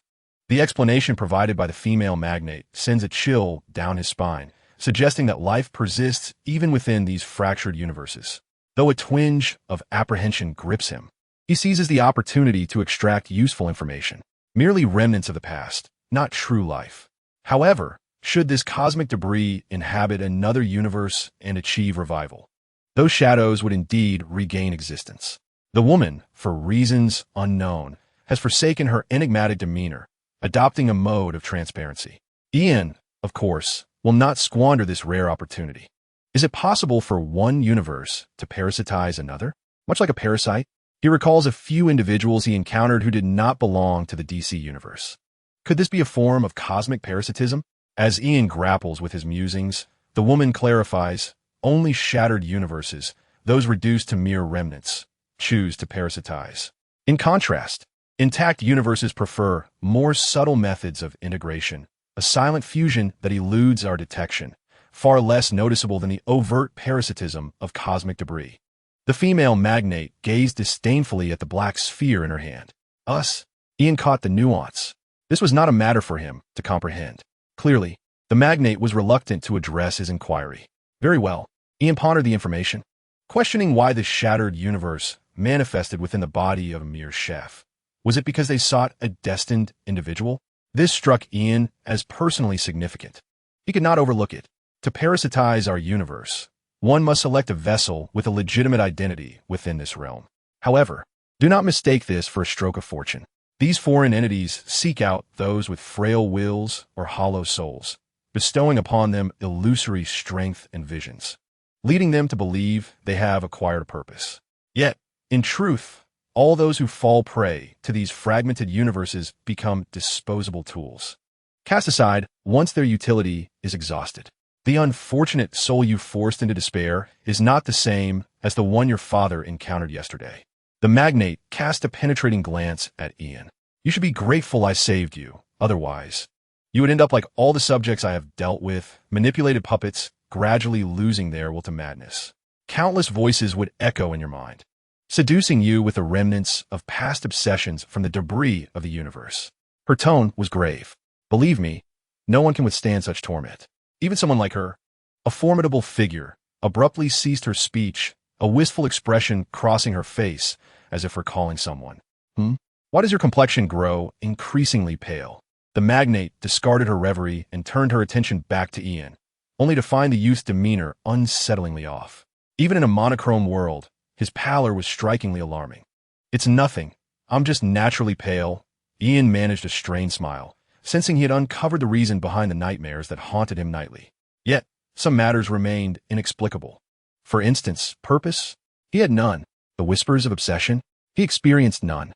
Even his minor psychological ailments had swiftly resolved. Was this correct? Upon reflection, he recognized other distinctions between himself and the chef. The chef's power stemmed from the fractured universe, insubstantial and ephemeral, while his own power arose from the system, solid and tangible. There was no comparison. With this realization, Ian felt a profound calm wash over him. Chapter 50. A glance between us is a miracle. The contrast was stark, and Ian understood. Compared to the nightly descent into his nightmares, his bond with his delightful system was far more profound. It demanded no recompense and offered no tasks. All that exists is selfless dedication. Silently assisting Ian in documenting each moment of his growth, the experience points merely serve as a record of his development in Ian's eyes. Yet, this does not diminish the emotional impact of the system's unselfish documentation. Why do you look so pale? You seem to be trembling. The formidable woman tilted her head slightly, her dark eyes reflecting her confusion at Ian's change of expression. Hypoglycemia. I'm shaking from hunger, in dire need of a kind soul to provide sustenance. Ian's gaze once more fixated on the black orb in the woman's hand. He yearned to discover what reward awaited him should he consume it. A new profession? Or perhaps an explosive surge of experience points. Once a black gem is swallowed, one realizes that fate is self-determined and not dictated by the heavens. Ian brimmed with anticipation. However, the woman had no intention of granting his wish. I cannot give you this. It requires proper handling. With a gentle tap of her fingertip on the surface of the black sphere, a dark crimson nebula surged within. Just a touch? Ian attempted to reason. I promise I want tea put in my mouth. His assurances did not inspire trust in the woman. Your father is right. You do indeed have a peculiar appetite, she remarked, covering her forehead with one hand, unconvinced by Ian's earnest expression. But it is my trophy, Ian persisted, reluctant to let go of the tempting data, despite his ignorance of its nature. His instinct suggested it would be immensely beneficial. Your trophy? The woman cast a scrutinizing glance at Ian, as if encountering a bold life form for the first time. I have been watching you all along. This is clearly your father's trophy. She coldly exposed the truth. Although Ian played a role, it was minor and lacked any decisive impact. What? Ian wished to retort that ordinary NPCs are always sidelined. No matter how dramatic, the decisive influence would never be his. Blame must be placed on the collective that established the overarching narrative of the DC universe. What do you wish to say? The woman discerned Ian's hesitation. But isn't it mine as well? Surely I could claim a third of it, then plead with Jonathan and Jordan for the remaining 2/3, which would undoubtedly still belong to me. Ian ultimately opted to continue his argument. There's logic in this. The woman opened her mouth, momentarily at a loss for words. The atmosphere grew somewhat awkward. After a brief silence, she asserted, this object is neither a toy nor a source of power. Since it has departed from the realm of existence, I cannot allow it to return. That would be a blight upon our world. With a weary sigh, she spoke in an exhausted tone. Rest assured, your contributions will not go unrecognized. We shall bestow upon you ample rewards. If you seek power, we shall provide it. It must be said that the formidable woman, despite her inability to decipher Ian's heart, possesses an astute perception and has discerned the reasons behind Ian's desire to consume fragments of the external world. Thus, this embodiment of the supreme cosmic rules has bestowed upon Ian a promise. Very well, let us proceed. Show me. Ian, a man of contentment, understands that he can still seek out other fragments, and, while the lady is distracted, sees them in one swift motion. At present, his sole wish is for the curse of immortality. The lady observed Ian as he spread his arms, adopting a posture of acceptance, and she felt that in her 1,000 years of existence, she had never been rendered speechless as often as in these few days. After scrutinizing Ian for some time, and seeing no indication of him lowering his hands, she declared, death resistance. You shall be completely immune to death in your lifetime. Even if you were to transform into a neutrino, you could never truly perish. Perhaps she genuinely wished to avoid encountering him daily. With a sigh, the lady reached her hand towards Ian's forehead, and thus, the temporary curse on Ian's status bar transformed into a permanent condition. So, I shall not perish? Does that imply immortality? Ian's greed began to resurface. His contentment was akin to Schrodinger's notion of satisfaction. True fulfillment only emerged when forced to accept limitations. Trust me, that will not be a reward. Some rules exist not merely to impose constraints, the lady replied, shaking her head and disregarding Ian's suggestion. Very well. Ian blinked and chose to embrace contentment. Ultimately, he had acquired what he desired. The DC universe finally had its own Deadpool. Ian believed he would be far more popular than Marvel's version. This is a small token of appreciation from me to you. As for our rewards, you will experience them in your future endeavors, the lady remarked, as if preparing to depart. Ian was reluctant to relinquish the opportunity for further inquiry. Wait, could you elaborate on the merging of worlds? I mean, no offense. I'm simply an eager learner. As you know, I've always been a diligent student. Ian's pretense was subtle enough that the lady harbored no suspicions.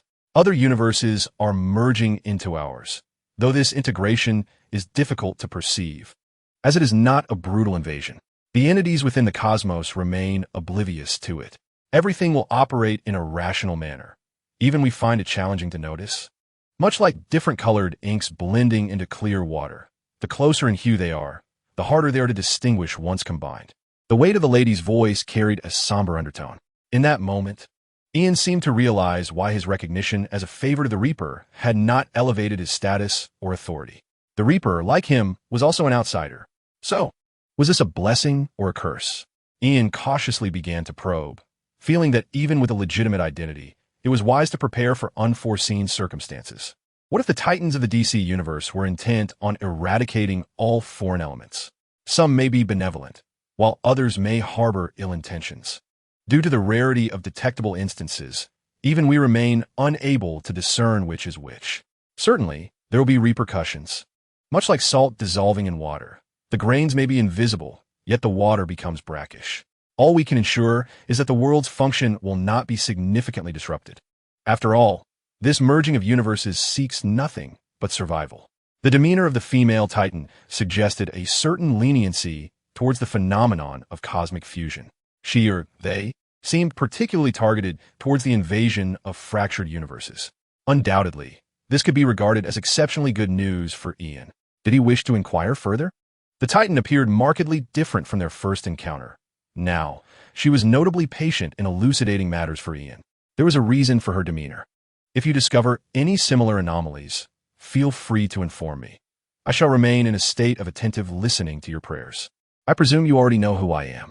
The Titan's gaze upon Ian was laden with significance. Ian felt a twinge of guilt. How could I uncover what you cannot? I am merely the son of Superman, an adopted child at that. He attempted to veil his insecurities with self-deprecating humor. The Titan observed this with keen interest.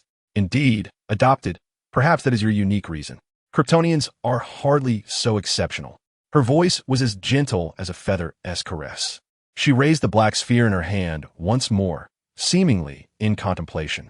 Due to the constraints of regulation, we cannot directly interact with such entities. Your father's initial actions led us to discover it. Yet how to compel it to reveal itself again remains a quandary. This is why I require assistance. And I sought you out because I had no alternatives. Her words enveloped Ian in a haze of confusion. What did she mean? Could you assist me with comprehension? Ian blinked, hoping she would not speak in riddles. After all, Riddlers seldom meet a favorable fate outside of Gotham. You ask me, but who should I inquire of? I await your own discovery, and for you to enlighten me as to the cause. The Titan smiled faintly, as if not overly eager for an answer. Her form began to wane, along with the black sphere she held. To obscure my omniscience is itself a miracle, and to engage in this form of interaction with me is not merely due to the favor of the old man you bear. The gradual disappearance of Miss Death is imminent. I am the embodiment of rules. Not all beings possess the right to gaze upon me and remember my essence. Little one, ponder well, what sort of existence do you represent? Her last lingering voice left behind a phrase imbued with profound meaning. In an instant, the monochrome faded away. The world resumed its operation. Chapter 51. The Return Home. Shadows Lurking. The black and white dissipated, and colors began to flow anew into this realm. The weight of authority had risen. Suddenly, Ian heard the system's notification. However, before he could examine the personal panel meticulously compiled by his dear friend, a gust of wind swept in, and Superman stood mere inches away from him. My beloved father. Ian smiled eagerly, hoping Superman would not strike a child bearing a smile. Where is it? Clark, however, showed no intention of striking. his brow furrowed, his expression unusually grave. He had merely witnessed the dark sphere that had surged towards Ian vanish in an instant. It was the big guy who came and took the black sphere away. Ian answered candidly, his tone still tinged with surprise, as the coveted 9-turn golden elixir had seemingly slipped away just like that. Of course, the immortality granted by resisting death was rather commendable as well. Finally, he had managed to secure a long-term experience card, which uplifted his spirits. Yet in the next moment, his elation dissipated. I suspect he has consumed it. At that juncture, Kara transformed into a gust of wind and approached, extending her hands as the Steel Maiden. One hand gripping his chin while the other pried open his mouth. Her movements were as deft as a cat inspecting stolen treats. Ian struggled desperately, but alas, his strength paled in comparison to Kara's, leaving him at her mercy as she avenged herself by probing into his mouth. Yes, vengeance. The tenacity of a woman's desire for retribution is formidable. Even though she had just fought alongside Ian, she now harbored resentment towards him, making Ian feel as though he had wasted his concern for his cousin's well-being. He and T even struck her forehead with any force. It was merely a vigorous tap. It truly was the big guy who took it away. Ian raised a hand to poke at Kara's eye, which finally compelled her to release him. However, he also felt that his cousin's eye was as unyielding as steel. Ian gazed at his slightly aching fingers, bewildered. Dad? He looked up and found Superman, silent yet scrutinizing him, seemingly employing his supervision to ascertain whether Ian had indeed swallowed the dark sphere. As they say, no one knows a child better than their father. Clark had witnessed Ian's attempts to gnaw on malevolent spirits, and although he was unaware that Ian had already chewed through half of it in the realm of souls, he remained highly skeptical of Ian's peculiar craving for the bizarre. There is indeed nothing. Clark meticulously examined Ian for quite a while, discovering only a surge of green energy within him, a manifestation of corrupted energy, though it seemed well suppressed by Ian's body. While his son was not entirely unscathed, he had at least not become the host of the eerie black sphere, which allowed Clark to breathe a slight sigh of relief. The big guy, is it? Clark had long ceased to be surprised by Ian's references to such titles. His eyes flickered as he raised his arm to inspect the sleeve of his battle garb, revealing an arm that had inexplicably returned to normal. Subsequently, the elder man silently took a moment to fully appreciate this change. Ultimately, he chose to place his trust in Ian. What kind of big shot? Karamusit. Rubbing her eyes where Ian had poked her, her expression betraying her confusion. Unlike Clark, she clearly could not perceive the earlier stillness that had enveloped the world. Cousin truly lacks skill. She needs more practice, Ian thought to himself. Kara continued to frown, scanning her surroundings but finding nothing amiss. She cast a doubtful glance towards Superman, who merely shook his head slightly, indicating that she need not delve further into the matter. Father and son should have an open discussion. However, we must first return to alleviate your mother's worries, Clark stated solemnly to Ian. He then added, "Thank you for your assistance today." He hesitated to refer to Kara as cousin. "It's nothing," Kara replied, waving her hand dismissively, a smirk of mischief playing at her lips. "Family should help one another. When you return, be sure to give that little brat a good beating for me." Indeed, the extent of a woman's vengeance knows no bounds. Ian felt quite aggrieved. He hadn't even used Kara's face to strike anything. He had utilized the back of his head and his forehead. Was that not a show of adequate respect toward his cousin? "I still need to return to write a piece for my boss. I must take my leave." Kara declined Clark's invitation to dinner and prepared to depart. Hearing her words, Ian sought to mend their familial relationship. "I'm quite adept at writing. Just ask my father. Do you need help with your writing?" Ian looked toward Clark, whose expression was inscrutable. Kara's demeanor was equally peculiar. "Perhaps you should consider how to explain your issues to your father," she said, before transforming into a gust of wind and vanishing from the already disheveled restaurant. The few workers who had been dining had also disappeared, leaving behind only a puddle of greenish pus. "Such unfortunate souls," Clark lamented, gazing at the unsightly residue with a tinge of sympathy. "Let us depart. We must seek assistance in addressing the contamination within you." With that, he adjusted his mood and firmly grasped Ian by the nape of his neck. "Wait, Dad. Ian's words were cut short by a swift whoosh, and in the blink of an eye, the father and son vanished from sight. Time passed, though its measure was unclear. The sky darkened. Outside the rusted, barbed wire, A group of armed personnel clad in black tactical gear silently began to establish a perimeter, their weapons coldly aimed at the workers attempting to return. On what grounds are we being barred entry? Are you planning to withhold our overtime pay? An angry worker, possibly a leader among them and wearing a hard hat, shouted indignantly.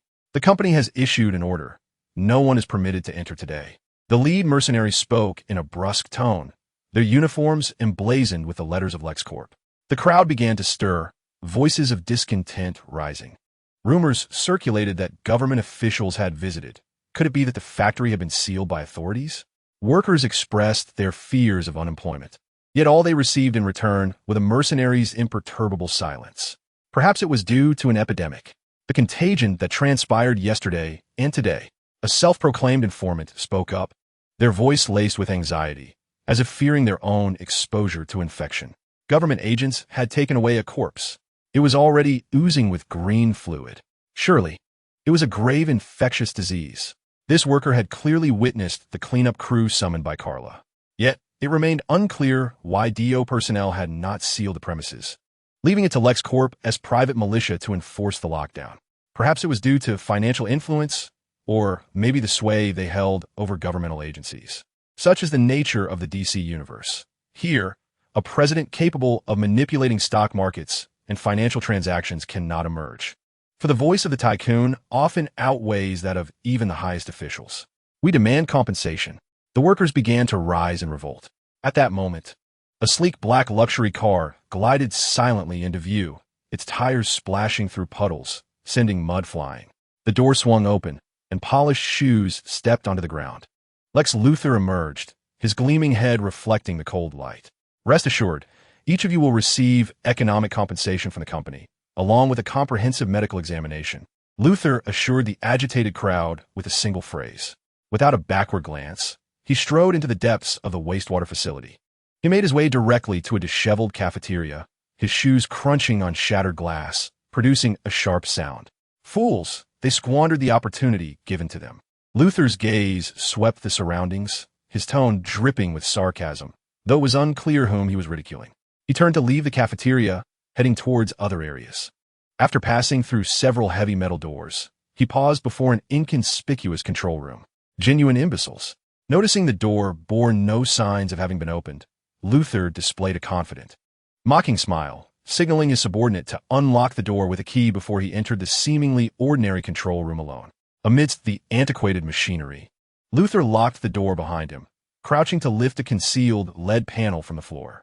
He then descended step by step down a staircase revealed before him, arriving at a lead-line chamber.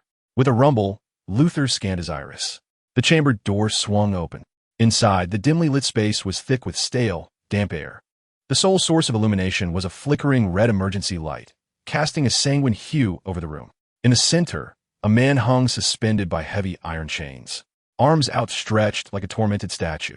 His skin was pallid to the point of being sickly, revealing dark veins beneath, resembling a ghoul.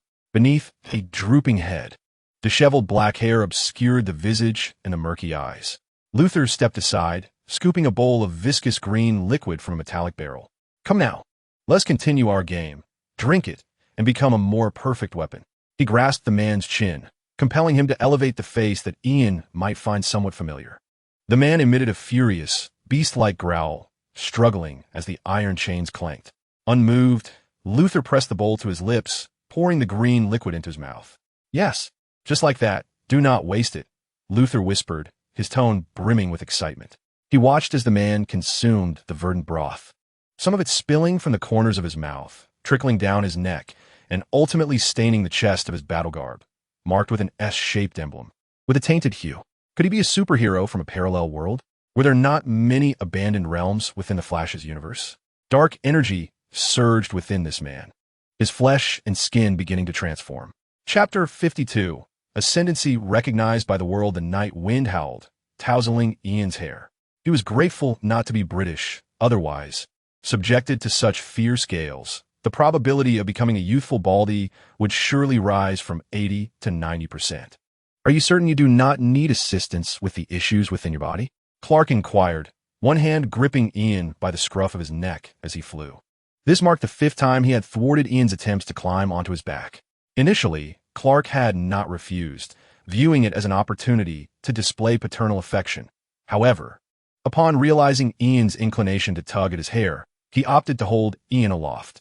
Perhaps a teenager need not worry about baldness, but a Kryptonian in his 40s lacked such confidence. Absolutely not, Ian replied, glancing at the negative effect of the blood curse displayed in his status bar. He felt fortunate that, even though Miss Death had taken the shattered world, his negative status had not been erased like that of his father. You are suffering from dark energy corruption. Experience points. 1.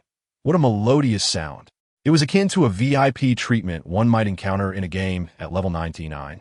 Akin to having an automated leveling feature activated. I believe your body has already begun to succumb to pollution.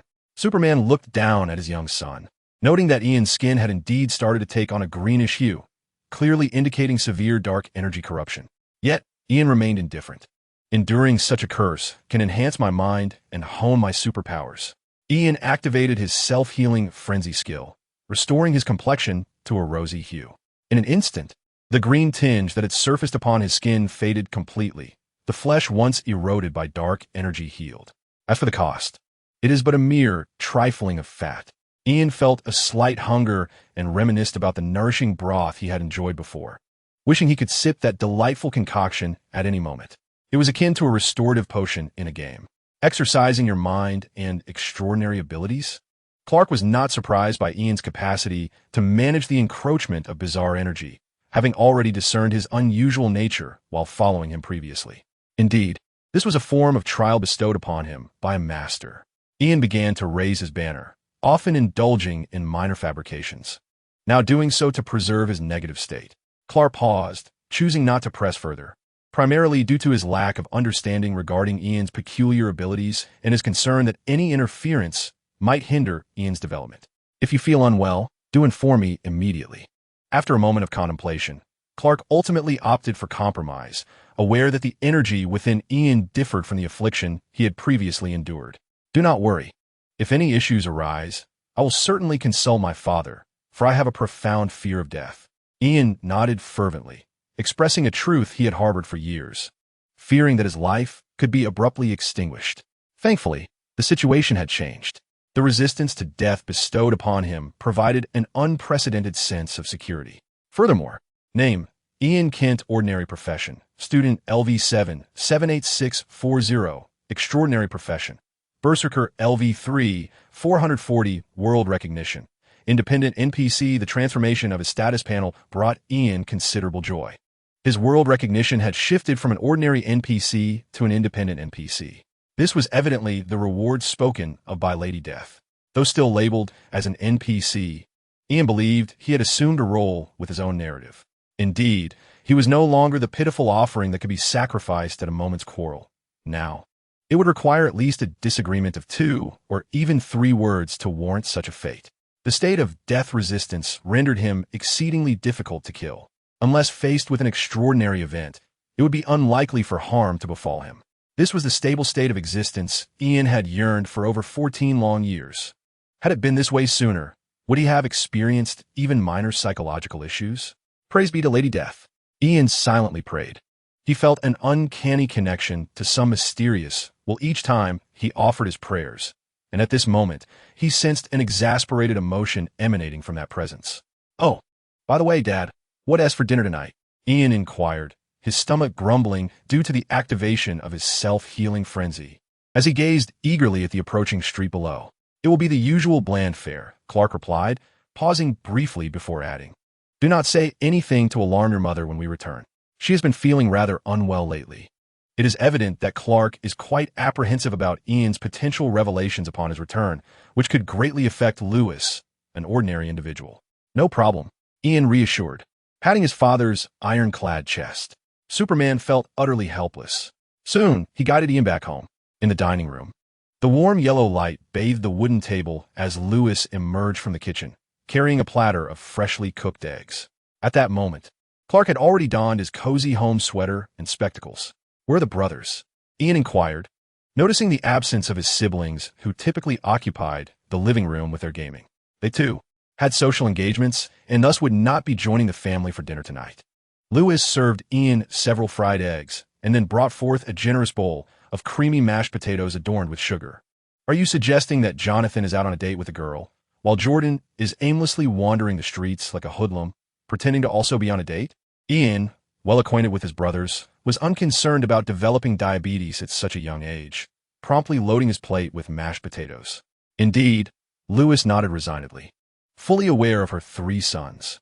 It was precisely for this reason that Lewis harbored skepticism regarding Ian's earlier narrative. Let me clarify what you just said. Are you certain that an ancient goddess, who has existed for countless eons, is so enamored with you that she would risk her divine status to guide you through a crisis potentially affecting your father? It was no wonder that Lewis's expression grew increasingly peculiar. Fate, young man, if you truly possess such abilities, I shall personally officiate your wedding. This scenario felt as if it belonged within the pages of one of Ian's whimsical romantic novels. Ever since reading Ian's work, Lewis felt as though her intellect was waning. Yes, I did assist her in resolving a significant dilemma. However, she never mustered the courage to express her gratitude. This thought had lingered with Ian since his time at the wastewater treatment facility. Chapter 53. An unexpected visitor, even though Ian was genuinely melancholic and heartfelt in his sentiments. Lewis found it difficult to believe his words. Furthermore, she felt that Clark, too, should be skeptical. Superman's physical resilience surely surpassed that of an ordinary human. Is this how you choose to place your trust in him? Lewis queried, glancing at Clark, who was focused on his meal and reluctant to engage. Clark hastily set down his spoon and wiped his mouth with a napkin. There are numerous phenomena in this world that elude our understanding. Our family itself is rather unscientific. Hence, it is not entirely implausible that Ian has encountered a goddess visible only to him. Clark refrained from providing a direct answer, opting instead for a more diplomatic approach, genuinely believing that there must be a kernel of truth in Ian's words. I harbor no doubts about the enchantment of this world. My experiences with you have rendered me somewhat worldly. Yet, even so, Ian's tales are rather extraordinary. Lewis let out a heavy sigh, a touch of artistic embellishment. Not too much, though. You know, Mom, I'm a writer, and I cannot help myself. Ian blinked and quickly sought to amend his words. He had initially intended to focus on his meal.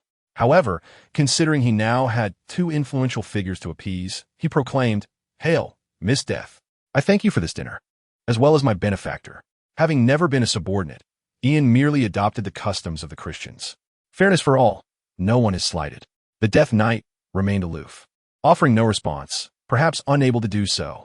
Yet, through the medium of prayer, Miss Death, contacted once more in the ethereal realm, was quite different. Silence. She even directly responded to Ian with an irate rebuke. Such emotions are cultivated. Not only did the message arrive instantaneously, but it was also in voice form, leaving Ian's head buzzing. Nevertheless, he still had words to convey. "Oh wait, Mom, there's no artistic embellishment left now. It's unrequited love." Ian's tone was resolute, leaving both Clark and Lewis utterly bewildered. What? Unrequited love claims to still be pursuing me? The couple was entirely oblivious to the unfolding situation. Even if what you say is true, Lewis rolled her eyes, deciding to abandon the topic. She picked up her spoon and ladled a generous portion of boiled greens into Ian's bowl. "But even if you are fervently adored by a divine goddess, you must finish all these greens tonight. One must admit, maternal love is silent yet difficult to swallow." Listening to his mother's words, Ian gazed at the excess greens in his bowl, his face resembling that of a bitter melon. Broccoli, it may be a symbol of elite households. It remains the lifelong adversary of a carnivore like him. Just as Ian took a bite, his father, who had been silent, stood up in evident irritation. Ding dong. The doorbell rang. I'll go. Ian quickly spat out the broccoli and dashed toward the door. However, someone was even faster. Before Ian could blink, Clark stood in front of him. "Let me handle this." Clark pushed Ian behind him and, gritting his teeth, opened the door. "Bruce, we agreed you wouldn't disrupt my normal life." He clearly knew who had arrived, his tone directed at the visitor outside, tinged with dissatisfaction. The name sent a jolt through Ian, prompting him to lean to the side and peer past Clark's broad arm.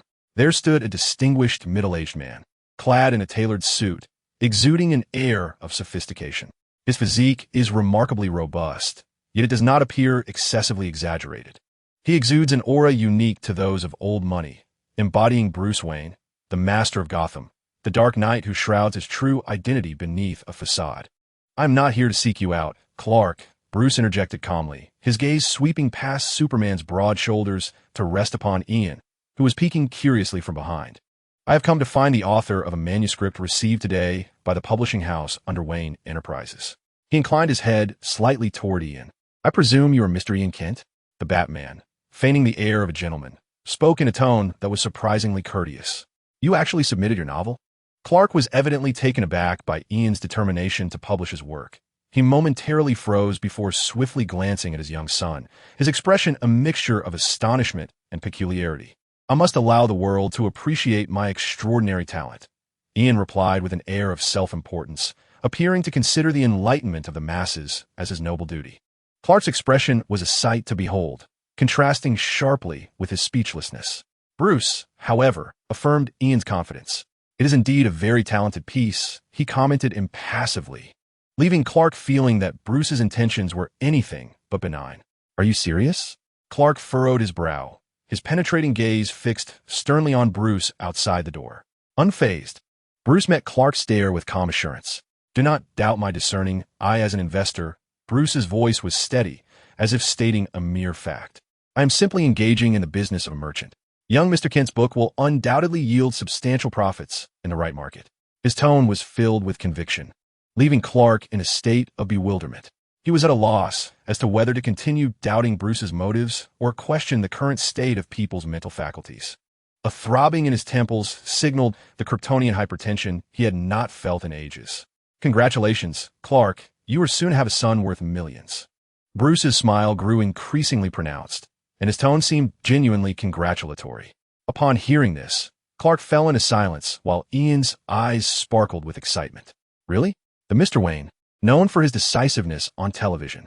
Ian's head popped out from under Clark's arm, never one to hold back on his praise for others. I assure you. Bruce nodded with a smile. What an impolite old father. Do come in. Do come in. Ian instantly transformed into the most enthusiastic host, pushing aside the still perplexed and conflicted Clark to welcome Bruce into their home.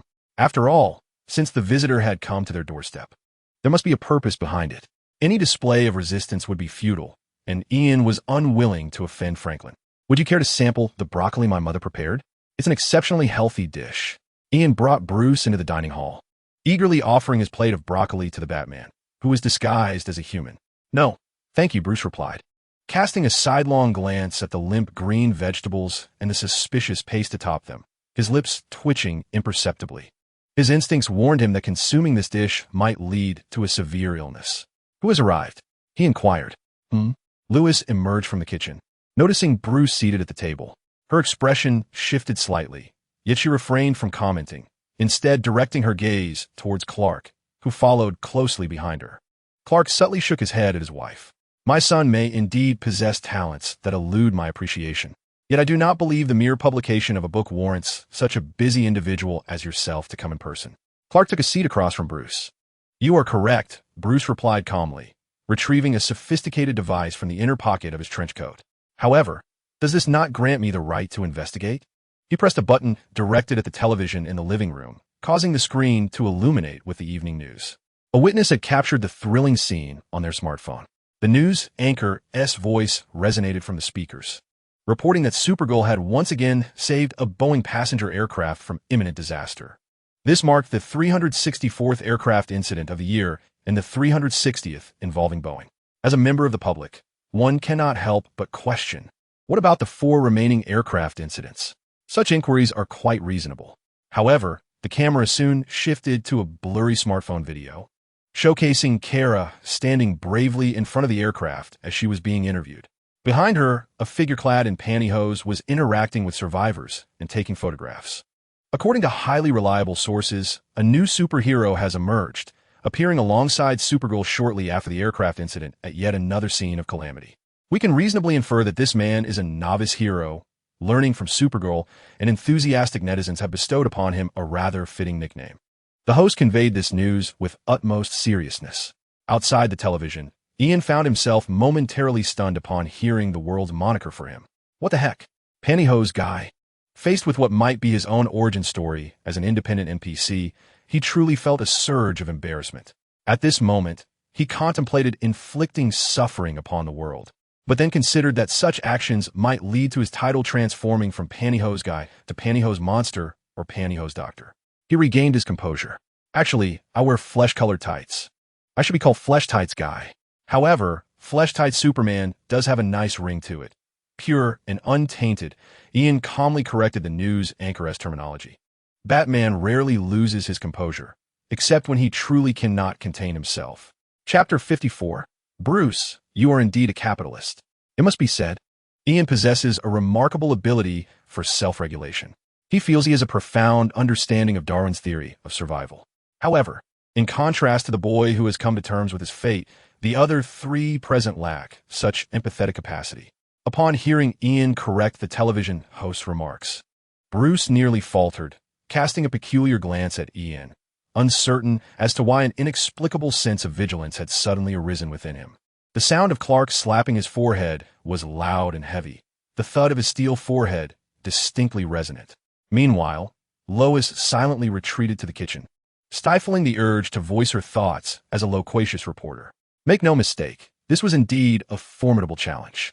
Thus, Lois opted to pour herself a glass, then another, and subsequently 3 or 4 glasses of red wine, downing them in quick succession. In a slightly tipsy state, she found some merit in the moniker Meatloaf Superman. Clearly, she was quite intoxicated. Ian appeared on television alongside his family. I doubt this is a significant matter, is it? Clark remained watchful of Bruce, and once he had steadied his emotions, he seized the remote control to turn off the television. My close-up has not yet arrived. Ian felt somewhat unfulfilled, having caught sight of his image on the news, beginning to understand why his fellow countrymen were so enamored with the spotlight. Clark paid him no mind, instead fixating on Bruce, who sat across from him. After seeing the news, I conducted a brief investigation, merely to satiate my curiosity, nothing more. Bruce's expression appeared genuinely sincere. Yet Clark shook his head. Bruce, having known you for so many years, I have come to realize one truth. Concerning any matter related to you, my thoughts will never be sufficiently thorough. Clark's gaze was profoundly penetrating. Bruce lowered his head with a light chuckle, gently stroking his lower lip, neither confirming nor denying. Perhaps due to your extraordinary intellect not being fully utilized, he even ventured a playful jab. Chuckling, Clark initially furrowed his brow but then inexplicably smiled. I may not be as clever as you, Bruce, but occasionally I too experience flashes of insight. As he spoke, the elder walked toward the stairs, leaving Bruce with a look of confusion. Your father harbors considerable prejudice against me. Observing Clark vanish down the second-floor corridor, Bruce turned to Ian, adopting an expression of great exasperation. Mr. Wayne, please forgive my father. He is of an advanced age and lacks understanding of social nuances. Unlike me, I possess a certain social acumen. Ian began to provide emotional support, also taking a moment to praise himself. Oh, Bruce raised an eyebrow at Ian with genuine interest. He squinted as if assessing something. Ian, what are your plans after receiving your first manuscript payment? The Batman, disguised as a human, suddenly interjected, undoubtedly testing Ian without reservation. Ian stroked his chin, contemplating seriously. He felt no need to conceal anything. I plan to establish a tech company to streamline the current food delivery market, extracting exorbitant profits from merchants and delivery personnel, and ultimately funneling the earnings into legitimate usury. Ian was reluctant to take even the slightest detour. He aimed to replicate the successful paths of others. To be frank, Ian was not concerned that the affluent man before him would pilfer his ideas from Master Wayne. In his human form, was still a man of certain ethical boundaries. Bruce was taken aback by Ian's words. Glancing repeatedly between Ian's face and the resigned Lewis leaning against the wall not far off, the living room fell into an eerie silence, broken only by the sound of Lewis pouring his drink. After a moment, Bruce spoke slowly. That's a rather mature idea. You should make a competent capitalist.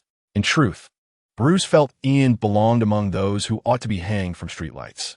Nevertheless, Bruce admired his emotional intelligence. Yes, I'm certain I will excel. However, the people of America also deserve my contributions. Ian was not one to shy away from self-promotion. He typically favored a pragmatic approach. Bruce once again fell into prolonged silence.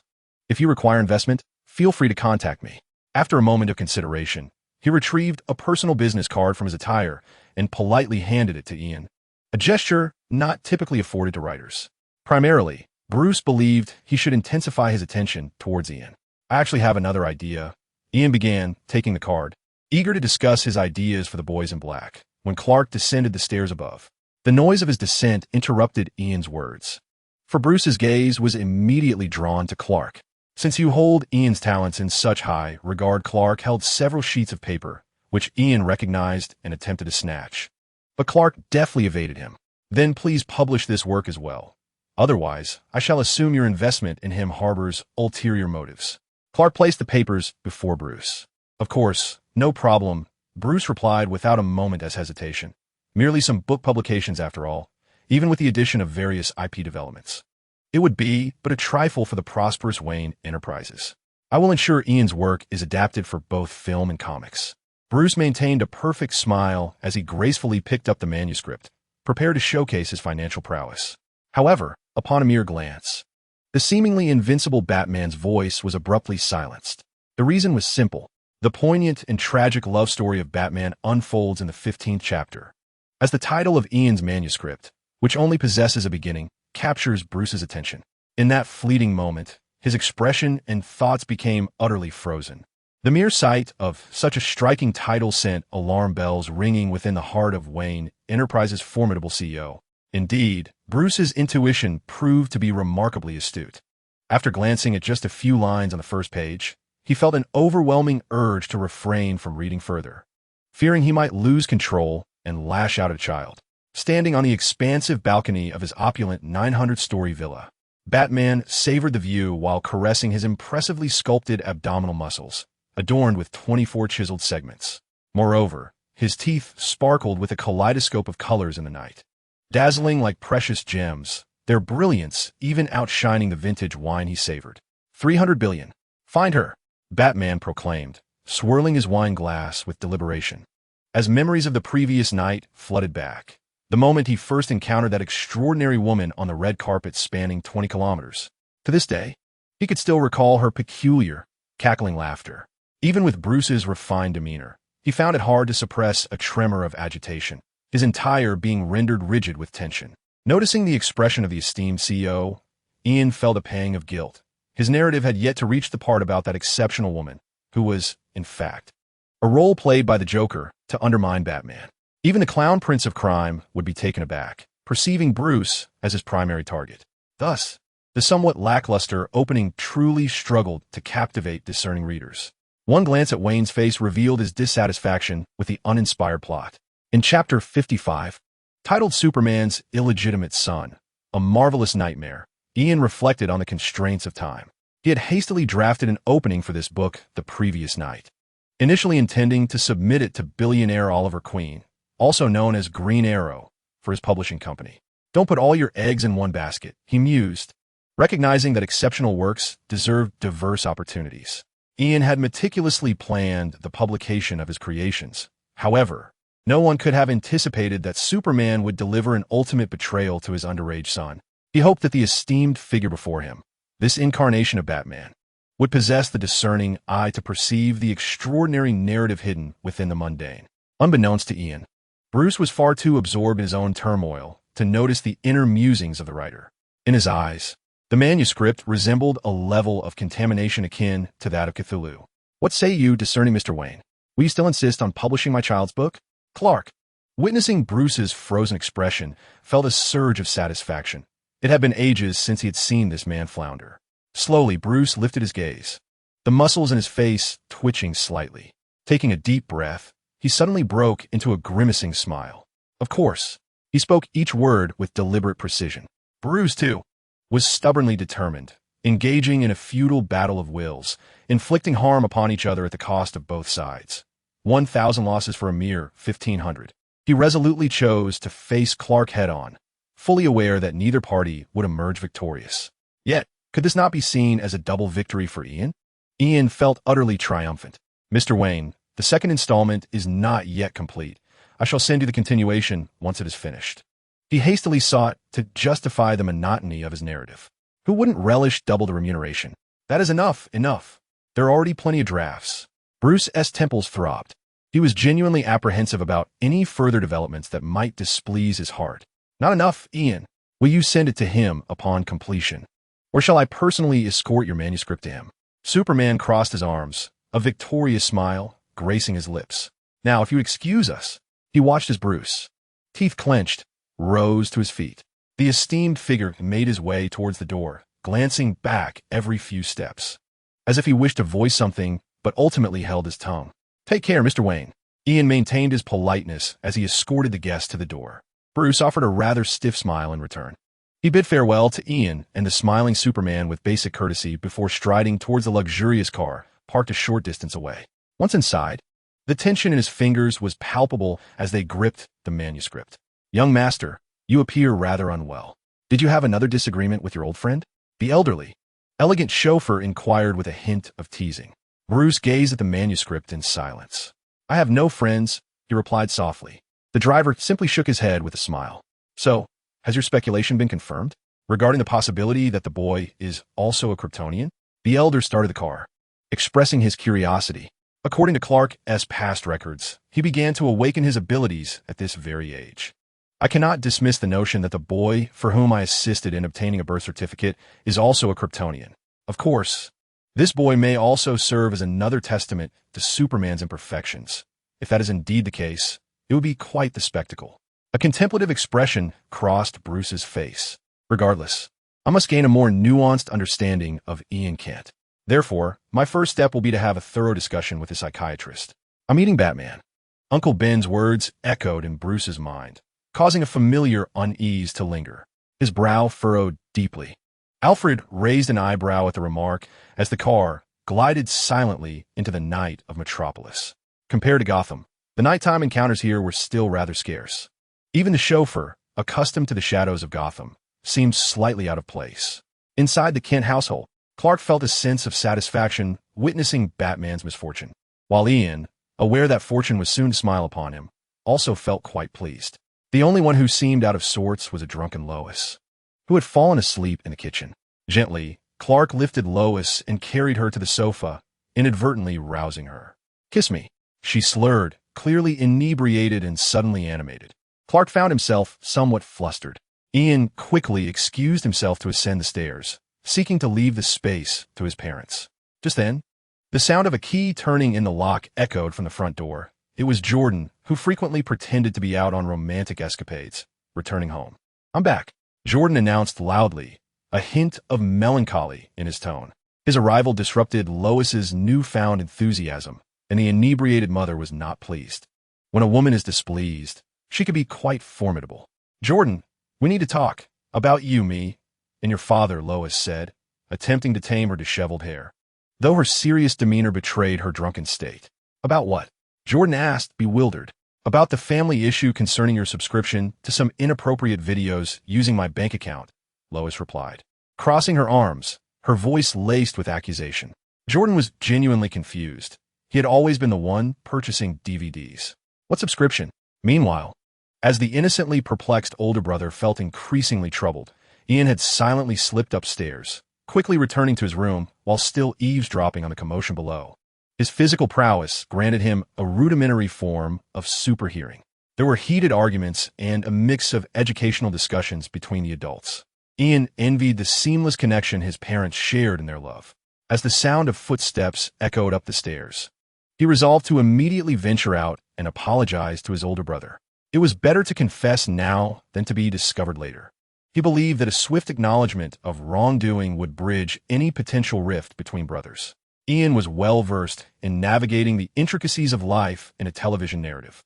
To preempt Jordan's classic brotherly betrayal, turning around to report him downstairs, he prepared to claim that it was all a prank by his friends. Fabrication had proven effective in various situations. Ian began, but Jordan's furious expression stopped him in his tracks. Damn it, Jordan seethed, his frustration palpable. Initially, Ian thought his brother might have uncovered the truth, but it appeared that this Kryptonian heir's intellect was rather absurd, blaming their father for the subscriptions Lois had discovered. It's absolutely unfair, Jordan complained, and Ian stood frozen in disbelief. Oh, my goodness, is that really how it is? Perhaps you're right, Jordan. Your instincts have always been spot on. Ian genuinely admired the convoluted truth Jordan had conjured. Indeed, the second brother is truly the superhero of the Kent family. Indeed, My intuition seldom falters. The situation must be precisely as I surmised. He is merely a man devoid of responsibility, too cowardly to admit to his own actions. Fueled by support, Jordan was even more incensed. Ian nodded vigorously, resembling a human bobblehead. As the saying goes, a little hardship builds character. Surely, the sons will find happiness. I trust the towering father would not mind. Damn scapegoating. The more Jordan pondered, the more irate he became, his face flushed with indignation. Already grappling with emotional issues, Ian felt a twinge of worry when he saw Jordan storm toward the bedroom. Surely, you aren't planning to confront father in a fit of rage? Ian suspected that his elder brother might not stand much of a chance. Of course not. Jordan glanced back at Ian, a hint of confusion in his eyes. Since I'm already bearing the blame, I cannot carry this burden in vain. I intend to criticize the exorbitantly priced video father purchased for its sheer contemptibility. What a righteous declaration. Ian stared, dumbfounded, as Jordan shut the door behind him. Such is the evolution of adolescence. Is this the phase of burgeoning desires? He couldn't help but reflect. Just as he turned to retreat to his own room, eager to wash up and drift into dreams, the door creaked open once more. Ian looked on in astonishment as Jordan emerged again. I just need to wash a few items I neglected last night, specifically my underwear. Jordan chuckled awkwardly, holding a handful of undergarments. However, keen-eyed Ian was well aware that he concealed something else within. Jordan's clumsy attempt at subterfuge was painfully apparent. Yet Ian, being an exceptionally emotionally intelligent younger brother, remained ever so considerate. Jordan, do you remember that day you advised me? Never let the healer neglect his own wounds. Ian expressed his gentle reminder, watching as his elder brother stiffened momentarily before entering the restroom. The bathroom door closed, and the familiar sound of washing echoed from within. Surely, father employs his supervision to witness this behavior daily. Ian was genuinely curious to know how his brother would react upon discovering that their father is, in fact, an invincible superhero. Would he continue to engage in such shameless and relentless personal training at night? With a curious heart, Ian returned to his own room. Black Noir. Engage. With time still remaining, Ian chose to begin drawing comics. With bold strokes, he embarked on a new wave of passionate creation. As the saying goes, good times pass swiftly. When the clock approached a critical juncture, Ian's neck tilted, and he found himself adrift in the realm of dreams. In the dream world within the Marvel Universe. The snow continued to fall endlessly. Ian was once again transported to a random location, but this time he did not immediately seek out landmarks to ascertain his direction, for he was captivated by the colossal entity in the sky. Beneath the somber canopy of the sky, dark clouds churned like boiling ink, and a vague silhouette stirred deep within the layers of vapor. This time, the figure had breached the clouds, gradually descending towards the earth. My father in heaven. Ian finally discerned the object plummeting from the celestial sphere. A colossal head, akin to a diminutive planet, emerged from the clouds, its metallic skin seemingly etched with enigmatic patterns. It was the planet devourer, the supreme deity of the Marvel Universe. It exuded a lifeless aura, its shattered form collapsing toward the earth. Hiss! The invincible Star Eater was about to crush me. In this world, Ian felt no trepidation about the possibility of being crushed. Rather, he was intrigued by the prospect of touching the corpse of a cosmic deity. What kind of profession would the blood of a god unlock? Chapter 12. The living in the Marvel world. This was Ian's dreamscape, perhaps also the shattered and extinguished universe spoken of by Miss Death. Regardless of the disparity between his fate and that of the Mad Chef, Ian understood that he too was likely a host to the Marvel Universe. It wasn't entirely unfortunate. After all, he had labored diligently in his past life. A touch of adversity in this life seemed only reasonable. Truly, it mattered little. Although it had parasitized him, he was simultaneously drawing power from it. Both he and this dreamscape were benefiting from one another. Ian harbored no fears of becoming a lunatic like the sewer chef. He heard no whispers in his ear, nor was he swayed or seduced by the obsessions of a universe. In this desolate dreamscape, he could not find a single being to converse with. He even longed for some whispers to engage with, as, to be fair, who wouldn't he desire an invisible friend? How cool would that be? Alas, fortune was not on his side. His psychological troubles were undoubtedly linked to the suffocating silence of this realm. Should there be an indescribable presence to play cards with him every night, he certainly would not need to seek the culinary doctor his father had found for him. Ian gazed up at the planet Devourer for an extended period. Its descent was agonizingly slow, defying the laws of physics. His neck had grown sore, yet the being had not yet made contact with the Earth. What a waste of my emotions. Ian was in no rush. He recalled the last time he entered this world, the crisp and urgent call he had heard before his return. Perhaps there were still living souls here. According to Miss Death, they might be referred to as echoes from this universe's past. Miss Death, I praise you. Are you still here? Ian attempted to pray to the goddess he had managed to cling to by his own merit, but he felt no connection to her. His prayer hadn't even misdialed. It simply failed to reach the Marvel-esque goddess of death. Perhaps the first Marvel goddess had also perished. Ian felt a profound sense of regret. He had longed for the day when he might witness the two goddesses of death tugging at each other's hair. Alas, that opportunity had slipped away. Yet he was convinced that this world still harbored beings capable of communication, regardless of their nature.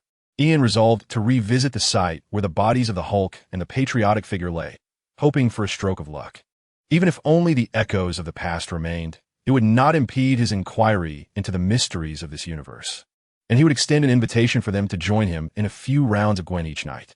He found solace in conversing with these phantoms, and perhaps they would patiently indulge him in his card games, allowing him to secure a couple more victories. With determination, Ian discerned the direction and sprinted toward the familiar area he had visited twice before.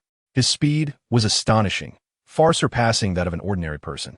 However, due to the slippery ground, he slipped and fell while attempting to leap over a small vehicle obstructing his path. Nevertheless, this minor setback did not hinder his pace. Indeed, it was more efficient than running. Ian was quite adept at adapting to his surroundings, using his hands as paddles and his rear as a vessel. He glided across the icy surface, even twisting and drifting with flair as he turned. After all, the city was deserted, and he had no fear of social faux pas. In fact, he found it rather enjoyable, envisioning a time when his brothers would awaken, unafraid of the wear and tear on their steel behinds, and he would invite his family to compete in a snow-covered race. Before long, Ian found himself gliding along a familiar street. Yet, where was that colossal Hulk? And what a patriotic figure, the one who had lost its head to the crescent moon. Ian gazed at the desolate street, his expression one of confusion. The crater left by the Hulk's impact remained, yet the bodies had vanished, not even a trace of blood to be found, as if they had been meticulously cleaned away. Could it be that the voice he had heard during his last return had whisked away the remains? Surely they had not been consumed by survivors of the apocalypse?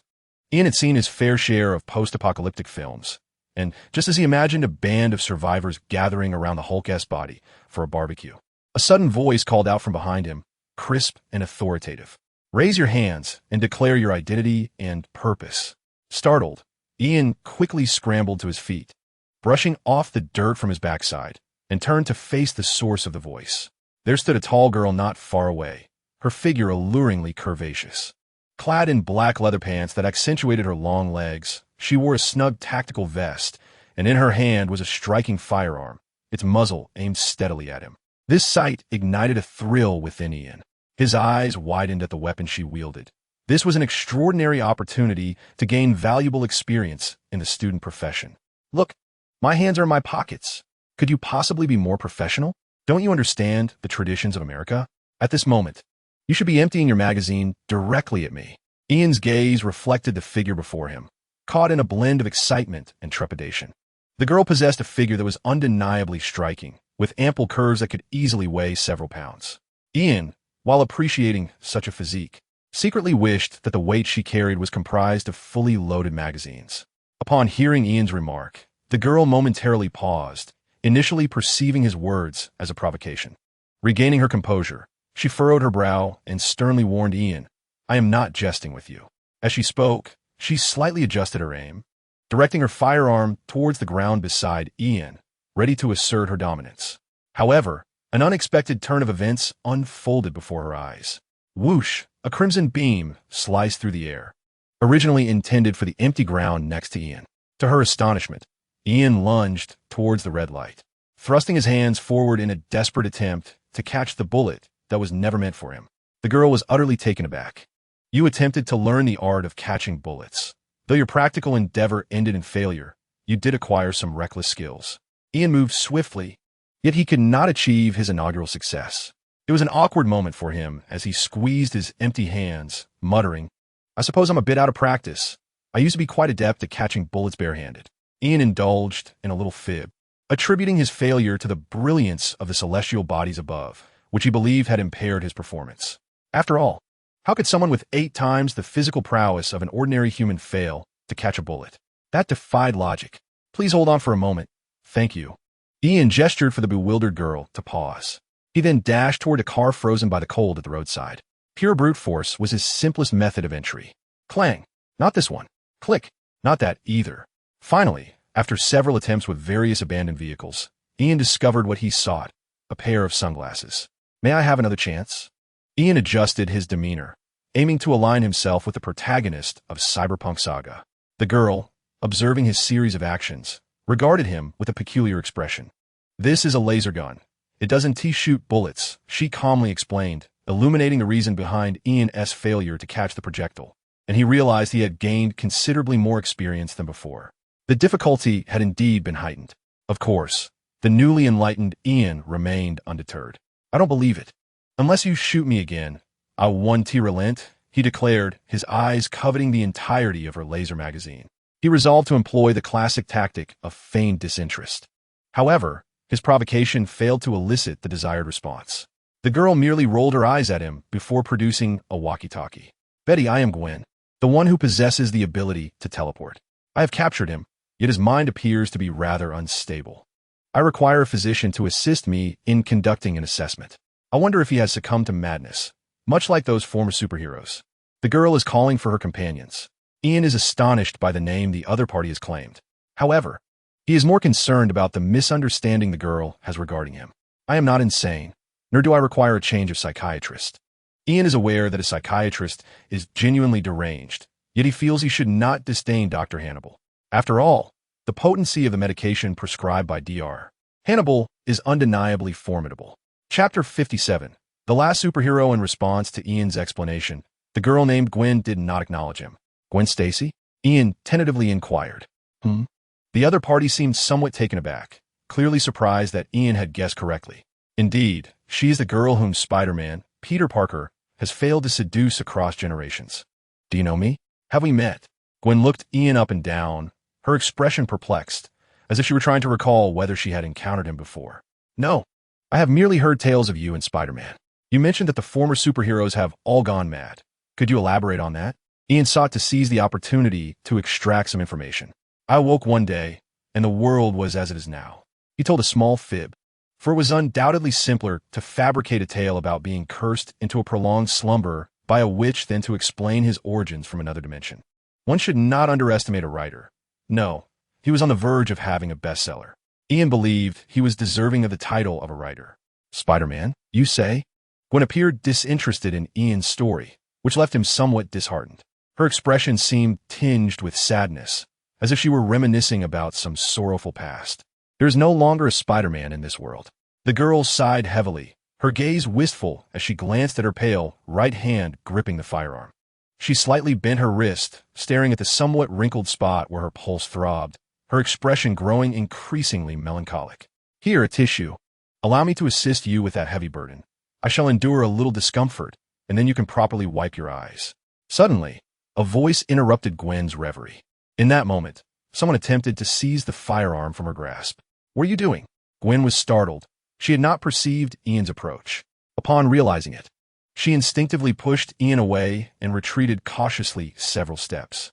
In her reflexive response, Gwen aimed the gun at Ian, but upon seeing his eager expression, she felt a wave of exasperation and lowered the weapon. "No, what is the matter with you?" The girl, perhaps oblivious to the peril posed by Ian, once again set aside her weapon and regarded the boy before her with an inscrutable gaze. "You possess such strength?" Ian remarked, somewhat astonished, as he rubbed his chest, his eyes flickering with intrigue. "Do not attempt to seize my firearm again." Gwen offered a stern warning, though it lacked any substantial menace. "Give me a chance, truly. Trust me, I had no options before, but now I wish to be the villain struck by gunfire." Ian was quite tempted by the full magazine of laser rounds. To be candid, had he not been devoid of gold bars, hard currency even in the apocalypse, he would have insisted on renting the weapon directly from her. Gwen genuinely yearned to shoot Ian, yet her emotional regulation was commendable. Honestly, you remind me of a comic I read in my childhood, she sighed, her nostalgia tinged with melancholy. What comic? Ian inquired, curiosity piqued. Gwen, however, remained silent.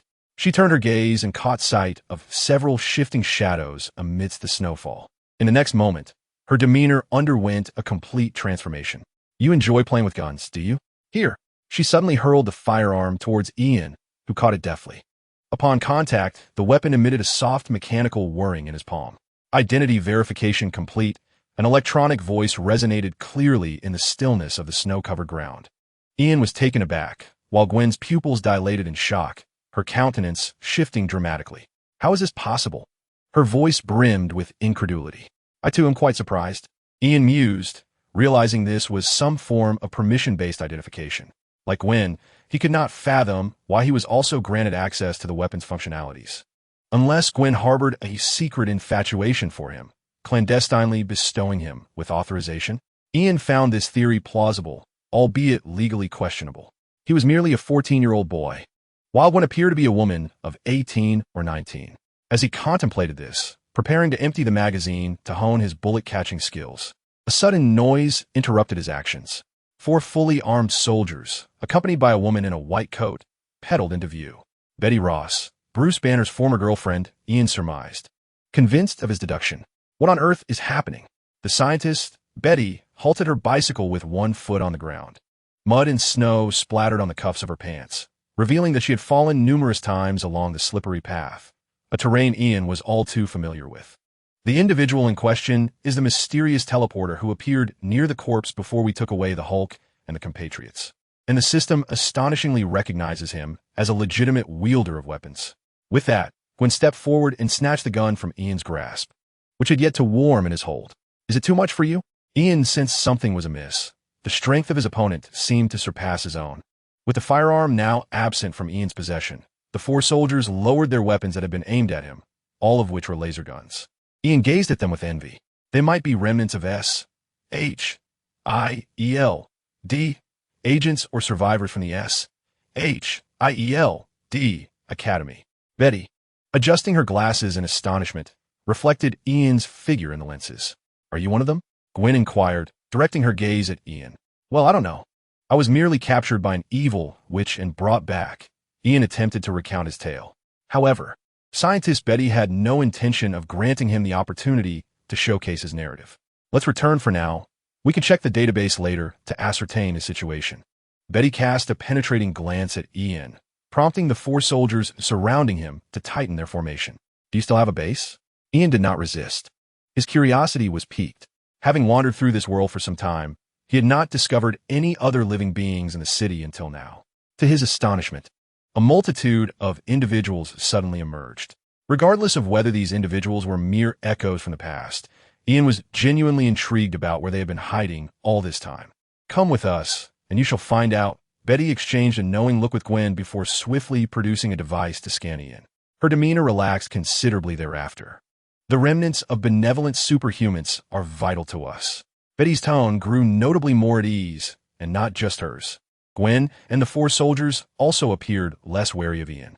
Perhaps it was due to the green light illuminating from the mysterious device. Of course, and benevolent.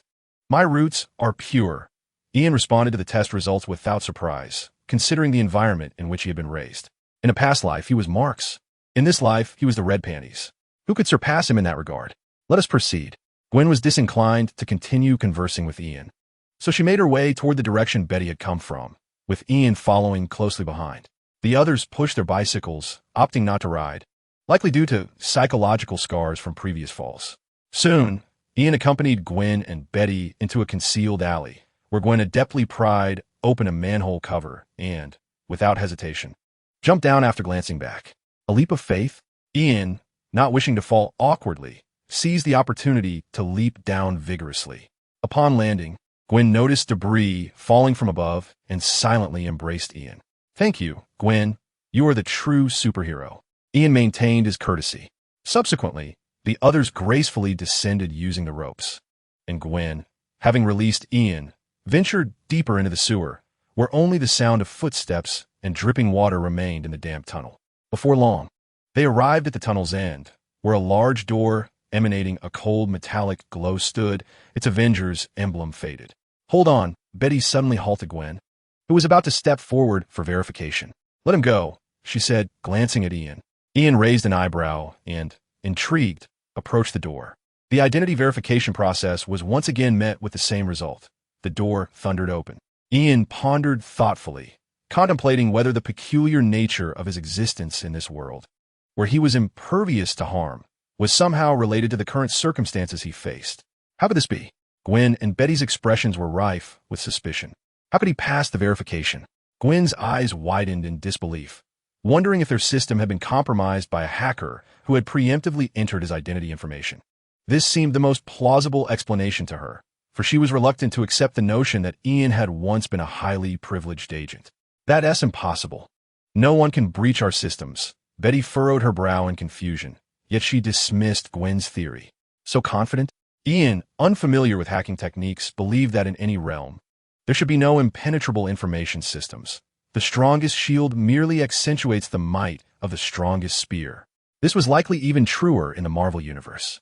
"You truly know nothing." Betty observed Ian's reaction closely, her frown deepening. "Our system is undoubtedly the most secure in the world." As she spoke, she led Ian further into the door. "Why?" Ian inquired as he walked alongside her.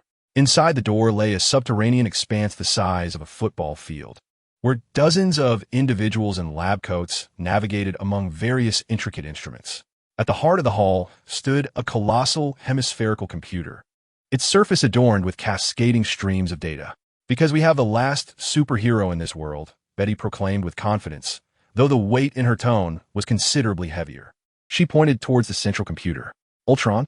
Ian unabashedly voiced his speculation, knowing that his background information was already on its way to being completed, and he was acutely aware that in this realm, he need not conceal his omniscience. However, in the next moment, Ian realized perhaps he was not as omniscient as he believed. "No, it is not Ultron," a deep, magnetic voice suddenly resonated. "I am Iron Man, Tony Stark." Astonishingly, that voice emanated from the computer. A remarkably handsome visage was constructed from a multitude of digital symbols. Chapter 58. On the computer screen, the face of Iron Man, Tony Stark, appeared vividly, composed of countless characters. Ian's eyes widened as he rushed toward the enormous computer, taking 2 steps at once. He reached out to touch the ice-cold metallic exterior of the massive mainframe. "This is the real Iron Man. Truly, it cannot be more authentic." Ian marveled, undoubtedly astonished. Yet in such a desolate world, nothing seemed particularly extraordinary. "Did you just touch my backside?" The digital Tony raised an eyebrow, his tone teasing, as if unconcerned by Ian's remark, having perhaps acclimated to his current identity.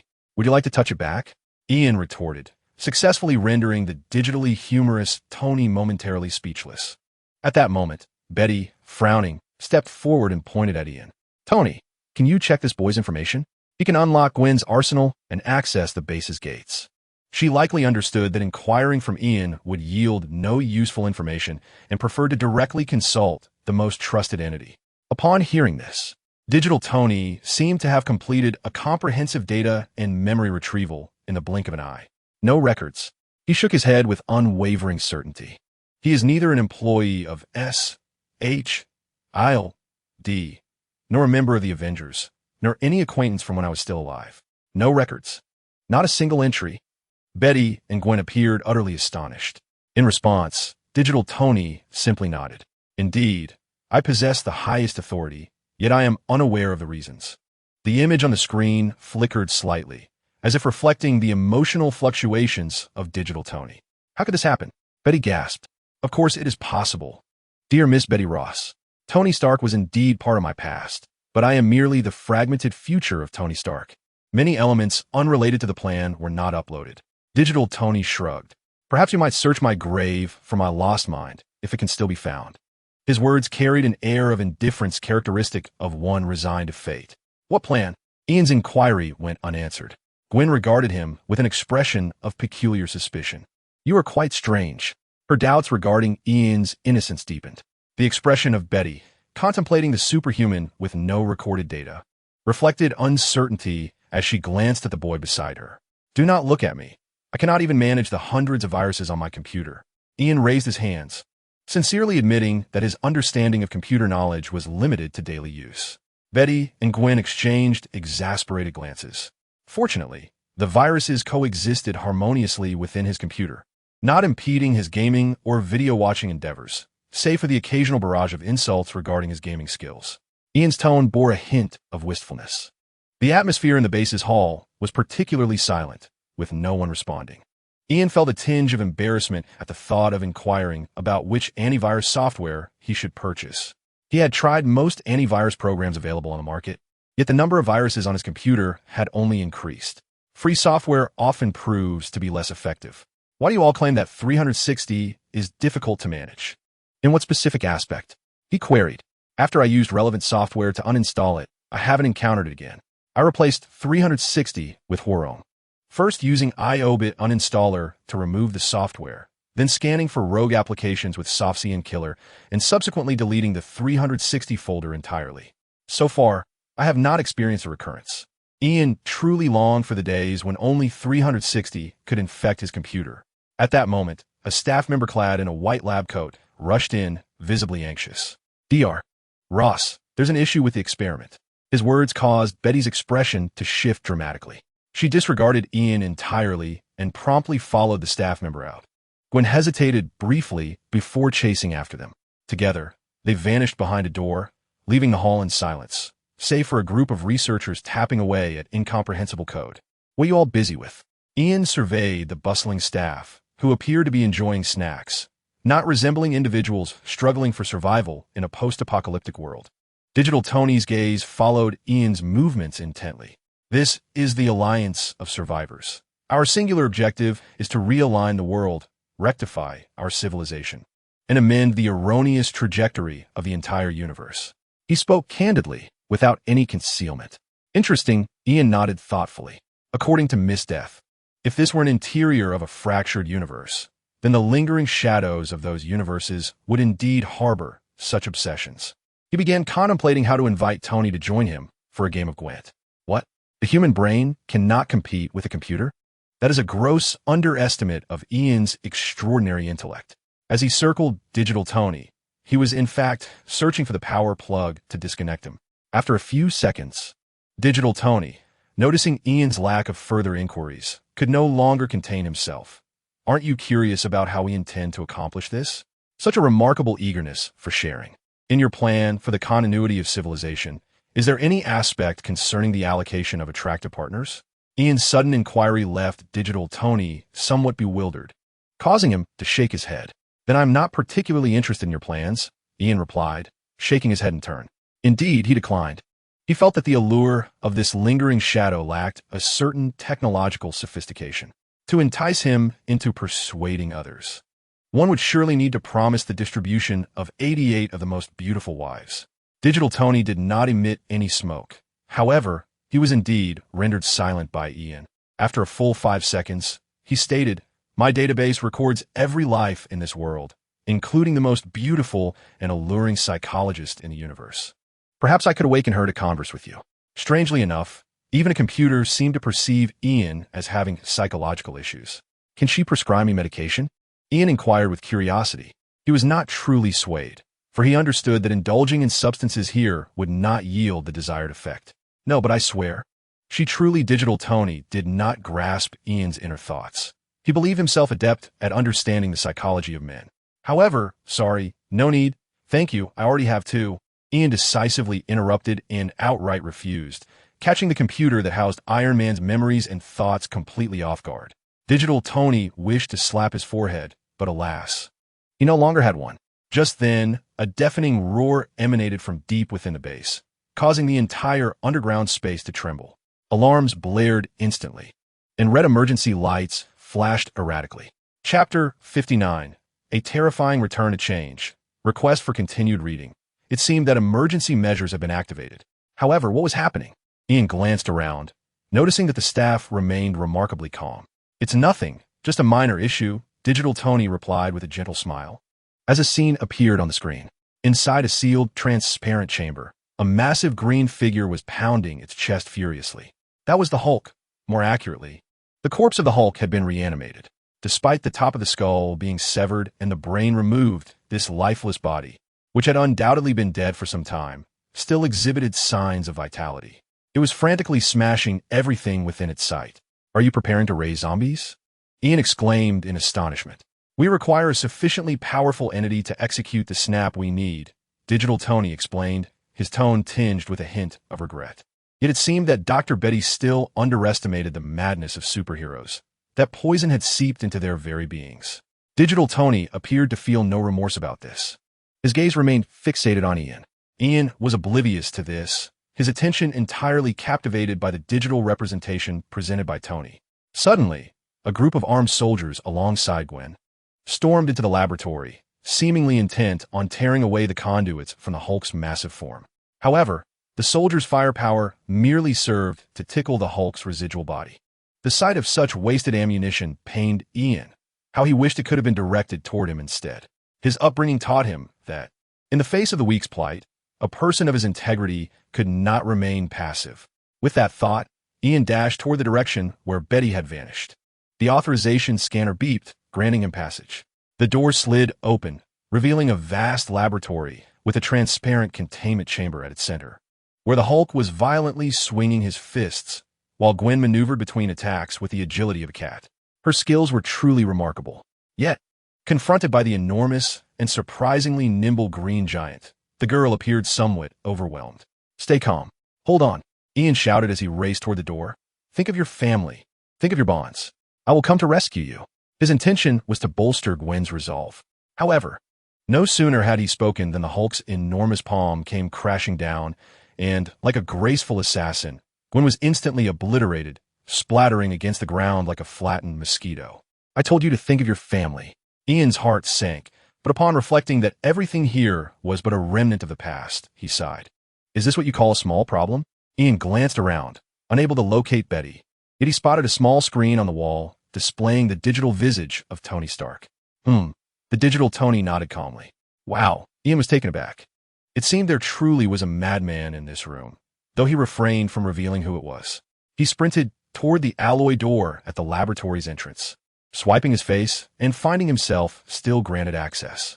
While others battled the remnants of the mighty, he would contend with the remnants of the Hulk. Everyone had a promising future. Ian stretched his limbs, but at that moment, the Hulk had already noticed him. Initially, Ian had planned to hone his skills using the fallen soldier's weapons. Yet just as he picked up a gun, the Hulk, disregarding his youth, unleashed a powerful punch. Boom!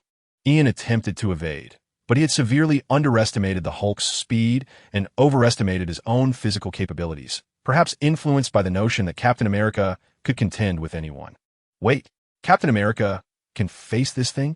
Ian was sent flying, yet in this world, he would not be harmed. As he rose, the Hulk was already preparing to strike again. "You have diligently studied martial arts, gaining 3 points of professional experience as a student. You have earnestly pursued martial arts, accumulating 2 points of professional experience as a student. Well, I've been struck down like a whack-a-mole, yet this is still deemed as learning martial arts. Truly, you are remarkable, my steadfast system companion." Ian's attempt to block with a raised hand is utterly futile. Were it not for his immunity to all harm in this world, he would likely be queuing alongside the soldiers and Gwen on the ground, reduced to mere meat patties. "You have diligently studied martial arts, gaining 3 points of professional experience as a student. You have diligently studied martial arts, gaining 3 points of professional experience as a student." Ian has been struck down to the very ground. However, the sensation is rather pleasant. Ian has chosen to embrace the experience. After all, he entered this fray solely for advancement. And what better way to progress than by enduring? He is indeed a superhero who accepts fate with grace. Of course, as a superhero, Ian has managed to protect something, at the very least, the firearm in his hands, intended for practicing bullet catching, remains unscathed. You have diligently studied martial arts, gaining 3 points of professional experience as a student. You have diligently studied martial arts, gaining 3 points of professional experience as a student. With a symbolic gesture, he raised his hand to block once more. Experience points flowed in ceaselessly, bringing Ian immense joy. However, this joy was short-lived. Suddenly, the Hulk paused, collapsing to the ground without warning. Just as Ian was about to shout for someone to recharge the Green Warrior, a figure appeared before him. "What are you doing? Are you not aware that this place is perilous?" It was that familiar, crisp female voice. In a state of bewilderment, Ian was pulled from the pit by Gwen, clad in leather pants. "Your head is quite hard," Gwen exclaimed in astonishment at Ian's unscathed head. "Is it you, Gwen?" Ian rubbed his eyes, glancing at the ground beside him, where a grotesque mush and the torn remnants of Gwen's leather pants indicated that the one reduced to a pulp was indeed her. Staring at the unscathed young woman before him, Ian questioned his understanding of the past phantoms. However, in the next moment, his super intellect activated. "My database records every living entity in this world." Tony's voice resonated in Ian's mind. He was about to voice his absurd conjecture when the chime of a returning bell interrupted him. Upon reopening his eyes, Ian discovered he had returned to his familiar bedroom. Lying on his familiar bed, he sprang up from his small bed, the bizarre and surreal experience still vivid in his mind. That Marvel universe. No, wait. Ian sensed a terrifying realization dawning upon him. Either Iron Man had simply utilized the genetic information of every individual in the world to create clones, or this Marvel universe was a data realm, capable of resurrection through data manipulation. Yet, before he could ponder further, the hard object pressing against him in the blanket made him somewhat uncomfortable. He lifted the covers. Ian's pupils instantly narrowed slightly upon the sight before him. There lay a sci-fi-styled firearm, quietly nestled in his embrace. Chapter 60. The absurd daily life of the Kent family. The frigid touch of a laser gun felt strikingly real. This laser pulse weapon, hailing from a nightmarish realm, rested peacefully in Ian's arms, its inscription indicating S-H-I-L-D, property glimmering faintly under the glow of the voice-activated lamp on his bedside table. Not only was his scalp tingling, but goosebumps had also begun to form across his skin. Ian was genuinely astonished. He had attempted countless times before to bring something back from that nightmarish world, yet had never succeeded. What was different this time? Was the nightmare beginning to infiltrate the real world? Or could it be related to a shift in his identity within the DC universe, transforming from an ordinary NPC into an independent one? No, I suspect that the AI Iron Man bears greater culpability. Ian scratched his somewhat disheveled hair, recalling Gwen, who had been smashed to a pulp yet reappeared unscathed, albeit not in the same form as the original. It was likely that not just Gwen possessed such abilities. Perhaps Betty and others at the base shared similar powers. Ian pondered again on the digital Tony's remarks, suspecting that the inhabitants of that world were merely memory-endowed clones. As for why the reappeared Gwen remembered him, it seemed plausible that their memory data had a real-time upload characteristic. This was undoubtedly an unforeseen circumstance for Ian, entirely divergent from the remnants of the past he had envisioned. Could it be that the realm itself was one that had been entirely digitized? Alas, having employed his super intellect too frequently today, it was only natural that he found himself perplexed. Ian, unable to comprehend the situation, sought a reasonable explanation for his bewilderment. Regardless of the circumstances, he believed that entering that world once more tomorrow night would yield answers. Now, back to sleep, Ian glanced at the night sky outside his window, casting his confusion aside as he embraced the laser gun and drifted back into slumber, dreaming of himself towering at a height of 190 meters. The following morning, humanity should possess its own plasma spark tower. Perhaps it was typical for adolescents to dream of bizarre occurrences, which is why Ian gradually awakened.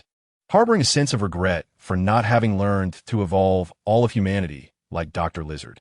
Gazing at the warm laser gun on his bed, Ian contemplated. He knew that keeping such an object at home would inevitably raise his parents' suspicions, and without an appropriately sized backpack to take it to school, he decided to employ his super intellect, which had awakened alongside him. The most dangerous place is the safest place. Ian stealthily entered his parents' bedroom and, under the gaze of his sleeping father who had just opened his eyes, concealed the laser gun beneath their bed. Clark silently observed as Ian crawled up from the floor, their eyes locking immediately, yet Ian feigned ignorance as if nothing had transpired. With a sudden motion, the boy reached for the bedside table, grabbed an object, and swiftly placed it atop Clark's head. He then gently brushed his fingers down Clark's eyelids. In this stillness, fraught with an almost palpable tension, Clark kept his eyes closed. Watching his young son stealthily exit his room, he refrained from turning to glance at the items hidden beneath the bed, not even bothering to open his eyes. Instead, he lifted a hand to massage his temples, where the pressure had surged, and casually removed the noise-canceling headphones that Ian had clumsily placed upon him. After a brief moment of tidying up, Ian departed for school. Moments later, the sound of footsteps echoed down the stairs. The aroma of sizzling bacon wafted through the kitchen, where Louise was frying eggs. Without turning, she greeted her eldest son, recognizing the familiar sound of his approach. "Good morning, Jonathan." She continued her tasks. "Morning, Mom," Jonathan replied, rubbing the sleep from his eyes as he approached the pantry. Upon opening his small cabinet, he was met with a shocking sight that left him momentarily speechless. "Where's the protein powder I just bought?" He wondered, suspecting he was still caught in a dream. Rubbing his eyes again, he discovered that the creatine, arginine, and fish oil were all depleted. The realization struck him hard, and his voice trembled with disbelief. For a professional athlete, this was the worst news to awaken to. "I'm sorry, sweetheart," Louise replied, her tone tinged with resignation. She did not turn around, a vivid image of Ian flaunting Jonathan's supplements in her mind. "I've already given Ian money to buy you new ones tonight." As a mother who believed she understood her children well, Louise doubted Ian thought this would make him as strong as Clark. It was a common assumption, perhaps given 10 more chances. She would never have imagined Ian's true intention was to gain experience. With no supplements left, could an excess of them be acceptable? Unfortunately, due to his already compromised liver and kidney function, Ian did not achieve the desired effects. This predicament left Jonathan feeling bereft. Without his supplements, he sensed his strength dwindling significantly. "All right, I'll borrow some protein powder from a classmate at school," Jonathan resolved, though he remained puzzled about Ian's involvement. Nevertheless, as the older brother, his demeanor remained remarkably stable. Once again, footsteps echoed on the staircase. Clark and Jordan descended in succession. "Dad, did you get new glasses?" "They look pretty cool," Jonathan remarked. Jonathan noticed the brand-new black-framed glasses adorning Clark's face and couldn't help but give a thumbs up, providing him with a semblance of emotional support. However, the typically taciturn Clark, who had recently taken to silent mornings, merely stirred his cereal with his fork, responding to Jonathan's compliment with a vague grunt. The atmosphere grew somewhat awkward as Jonathan pondered the reason behind his parents' somber demeanor. "I'll fetch the newspaper," Jordan announced, slipping out the door. Moments later, he returned with a package in hand. A look of confusion etched across his face as he approached Clark. "Why on earth is your delivery coming from Gotham?" Due to the events of the previous day, a subtle rift lingered between the father and son. "An old friend resides there," Clark replied, unwilling to engage further. Yet, Jordan's curiosity was piqued. "What is it?" He proceeded to tear open the address-less package, revealing nothing particularly entertaining or mysterious, only a thick stack of books sent by Clark's old acquaintance. Titles such as How to Raise Children, The Earth is Not for Blowing Up, From Rascally Kids to Supervillains, a preventative handbook, and 100 responses when your child asks why they can't conduct human experiments emerge from the package. With each title Jordan read aloud, Clark found his cereal increasingly difficult to chew. "What kind of friend sends you this nonsense? And it appears to be entirely handwritten, not even published," Jordan exclaimed, both shocked and perplexed. Clark remained silent, continuing to chew his cereal. "Perhaps I could send Batman a couple of these." Like how to communicate emotionally with children, children need encouragement, not commands or adolescent mental health, he mused, glancing at his wife, who was quietly pouring herself a drink in the kitchen. Had he not been immune to intoxication, he would have relished the opportunity to indulge as well. Chapter 61. The teacher's ascendance and the reappearance of death. The Kent family's mourning was anything but tranquil. Conversely, young Mr. Kent's school life was relatively serene. In the classroom, sunlight streamed through the window, casting a gentle glow on the desks. Ian adjusted his new glasses and turned to his blonde classmate, who always arrived punctually. "Hello, madam," he said, deliberately lowering his voice to maintain politeness. However, Madison's expression was rather peculiar. "You academic overachiever, what scheme are you concocting now?" she inquired, glancing skeptically at Ian's slightly altered visage. "Are you fishing for compliments on your new glasses? They hardly seem fashionable." With a doctoral-level expertise in mainstream luxury brands, Madison was certain that the glasses Ian wore were no different from the mass-produced ones available for a mere $30 on the street. Ian has made over 10 attempts today, yet he has still failed to successfully utilize his father's glasses. He harbors a growing suspicion that these wretched spectacles possess a peculiar feature of recognizing their owner. Perhaps it is my lack of a biological field, he mused with a touch of regret. Madison, seemingly accustomed to Ian's capriciousness, plopped down into her chair and began rummaging through her cosmetics, spending the entire morning adjusting her makeup. The teacher remained blissfully oblivious to her antics. After school, I have an audition, the girl thought with a sense of pride, eager to share her life with her friends. However, you have diligently engaged in drawing, grasping some writing techniques, student experience points. 1. Ian was leveling up, yearning to unveil the Black Cloak enforcers and see if he could unlock the template profession of his homeland. He even showed a lack of pretense that left Madison at a loss for words. What are you drawing? She leaned over to peer at Ian's sketchbook. There, a figure resembling a superhero was depicted soaring through a crescent moon. Gasp! Madison inhaled sharply. You dare to tarnish the image of Superman? Aren't you afraid he might come after you? To be honest, Madison found the comic rather intriguing, yet she couldn't shake her concern for her desk mate's safety. Superman would never harm a child, but that does not mean he wouldn't give one a good thrashing. There's no need for concern. Superman's heart is truly vast, and his son can attest to that, Ian replied without lifting his gaze, continuing his creation. He refrained from infusing his own ideas into the work, fearing it might affect his professional gains, which left him feeling that the piece lacked a smidgen of brilliance. Wait, Superman has a son? That rumor is wild. Even more so than the absurdities I've seen online, Madison scoffed, clearly unconvinced by Ian's fanciful claims. Is everyone questioning whether Superman's convulsions could pierce the earth? Thus, amid their idle chatter, time flew by, swiftly ushering in the midday meal. In the cafeteria, Sam Winchester, a scion of monster hunters, stealthily took a seat across from Ian, glancing around before handing him a crumpled piece of paper. Everything I know about the Grim Reaper is on here, he whispered. All right, thank you, Sam, Ian replied, accepting the paper and casually tucking it into his pocket as he continued to shovel mashed potatoes onto his plate. Aren't you going to take a look? Sam asked, somewhat surprised. Ian's expression stiffened slightly, as if he had reached a profound epiphany, realizing that he had suddenly lost interest in violence. I feel that the lives of Grim Reapers are lives too, he responded vaguely. Sam looked on, utterly bewildered. It seemed as though Ian did not comprehend a word of what was being said. At that moment, he noticed a classmate from the adjoining class, dressed rather simply. Suddenly, as if struck by an epiphany, he set down his fork and inquired, by the way, do you require a top-quality lunch loan? This was one of Ian's primary enterprises at school, catering to a broad audience. Sam appeared momentarily taken aback by the proposition. No, I have a credit card, he declined. As a traditional demon-hunting family, they never spent their own money on meals. Credit card fraud was their core competency. All right, Ian replied with a hint of disappointment. So, my father should be fine now, right? You won't cause him any trouble, will you? Sam hesitated for a moment before bravely posing the question to Ian. Of course not. I'm not a school bully, Ian remarked, casting a peculiar glance at his overly cautious classmate.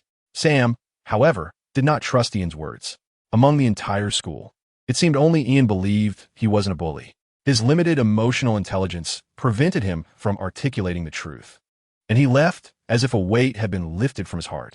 After watching Sam depart, Ian quickly clasped his hands together, closed his eyes, and reverently murmured, "Thank you, great lady of death, for granting me this splendid lunch." He was probing to see if the goddess of death had been observing him. The response came swiftly. "You have enjoyed a delightful lunch, and now you wish to disturb my meal?" The voice conveyed both irritation and inquiry. However, upon hearing it, Ian chose not to respond. After all, he had conducted his inquiries. His emotional connection for the day had been established, rendering any further elaboration unnecessary. And I also thank my adoptive father. Ian was equitable in his gratitude. After finishing dinner, it was time for the afternoon physical education class. Ian blended into the crowd, running while deliberately controlling his pace to remain in the middle of the pack. "Ian, help me," cried Emily, the lovesick girl, as she tumbled before him. With a single stride, Ian leaped over the obstacle. He understood that a superhero should conceal their extraordinary abilities amidst the masses. This time, Emily truly fell, and she was met with relentless mockery from several girls led by Madison. During free activity time, most classmates opted for various sports. However, Ian believed in the power of technology to strengthen the body. He planned to head to the gym after school to purchase a few drones to experiment with. Consequently, he found a secluded step to sit upon, retrieving a crumpled stack of bills from his pocket, beginning to count them one by one. Madison, his desk mate who was not particularly fond of physical activity, appeared to have just emerged from confrontation. Her hair was disheveled, and her face bore several scratches, likely from nails. "What are you doing here?" Madison asked upon seeing Ian jotting something in his notebook, and she sat beside him, casually snatching his soda. "Counting." When Ian is serious, he seldom raises his head. "Do you still need to tally how much you have collected?" Madison's tone was tinged with surprise as she glanced at the stack of cash in Ian's hands, which surely amounted to several $1,000s. This was undoubtedly a considerable sum, even for adults. "It's for tax purposes." Ian exhaled deeply, calculating his minimum taxable amount. "My goodness, you truly are a talent. Collecting protection fees at school and yet contemplating tax obligations?" Madison seemed to be learning this for the first time, her eyes widening in astonishment as she looked at Ian as if he were an extraterrestrial. "Firstly, this is earned income, not protection money. Secondly, what must I do to convince others that I am a genuine law-abiding citizen of America?" Ian regarded Madison with a peculiar gaze, not because he thought she resembled an alien, but because he envisioned her future being whisked away by the tax authorities for tax evasion. The delinquent girl was rendered speechless. At that moment, a deafening explosion erupted from within the campus, shaking the ground beneath them. Students panicked, glancing around frantically until they discovered the source of the explosion was from the direction of the teaching building. Thick smoke billowed from a window. "Is that our chemistry classroom?" Madison shielded her eyes from the sun, squinting towards the building. "Let me take a look." Ian also lifted his head and began to count earnestly. 1, 2, 3, 4, 5, 6, 7, 8, 9, 10, 11. His actions perplexed Madison. "What are you counting?" Madison widened her eyes, unable to discern anything in the smoke. "I am counting our chemistry teacher." Ian repeated his count several times, confirming that their chemistry teacher, Walter White, surely had no chance of survival. He envisioned the figure of the Grim Reaper clad in black amidst the smoke, accompanied by a girl with blue hair. "Huh, don't we only have one chemistry teacher?" Madison, clearly still processing the situation, failed to grasp what Ian was counting. "There is now more than one," Ian replied calmly, his gaze fixated on the teaching building. The Reaper and the girl were engaged in a conversation, somewhat heated. Ian eagerly anticipated the sight of them tugging at each other's hair. Chapter 62. Connections prove useful. The chemistry classroom, enveloped in smoke post-explosion, appeared to be ablaze. Ian observed through the classroom window two individuals embroiled in a fierce argument. His curiosity piqued as he realized that someone else could see those spectral figures that were invisible to most. Could it be that his foster father had another foster daughter? The thought invigorated Ian, making the unfolding drama all the more intriguing. "Do not move from this spot. I shall return shortly with a few oranges," Ian instructed. He turned to Madison, who was fervently capturing moments on her phone, eager to garner a surge of attention on social media. Without delay, she sprinted towards the teaching building, anxious not to miss the most exhilarating part of the event. "I don't want oranges. Bring me back some of Professor White's morphine," Madison shouted after Ian's retreating figure. The wayward girl remained fixated on her video recording. Poor academic performance did not equate to a lack of intelligence. She was acutely aware that Ian sought to witness the spectacle up close, and she also understood what was most coveted in the chemistry teacher's classroom. Madison had no use for illicit substances, yet those very substances could elevate her status among her peers. "Absolutely," Ian responded, eager to assist his friend, especially when money was not mentioned. The acrid scent of smoke intertwined with the odor of charred materials engulfed him as he rushed against the tide of screaming students towards the chemistry classroom. Teachers passed by, offering no inquiry into his purpose. They were too preoccupied with their own escape to concern themselves with the fates of other students. Such is the reality of America, where Hollywood films glorify even the slightest acts of moral courage. To some, helping others is merely a matter of convenience, while for others, it is the hallmark of heroism. Outside the classroom, shrouded in thick smoke, Ian cautiously peered inside. He beheld two women. One, a figure clad in a black uniform, a grim reaper of sorts, was unfamiliar to him, not the familiar Tessa. The other was a girl with blue hair, her locks shimmering under the sunlight streaming through the window. Her forehead bore curious tattoos, her features delicate, her pallid skin accentuated by the deep purple of her attire, lending her an air of chilling elegance. Ian rummaged through his memories, but found no recollection of this girl. Perhaps a less prominent character? Inside the classroom, remnants of the explosion littered the floor, with some chemical substances trickling slowly, as if coalescing to form an enigmatic pattern, unnoticed by all. This man has made a pact with the demon, and I need to uncover the reason from him, the girl said, her expression impassive as she fixed her gaze on the Grim Reaper, where a transparent soul curled in the corner of her finger. Ian, too, could see this soul. It was none other than his unfortunate chemistry teacher, Mr. Walter White. A being of such ordinary nature would not attract the attention of the demon, the blue-haired girl declared with a tone of certainty, her words succinct and clear, suggesting that there was a conspiracy lurking beneath the surface. I'm not ordinary, Mr. White protested from his corner, defending his existence. A terminally ill man who struck a deal with a demon to gain a new life, a drug lord, is as common as the planets in the universe.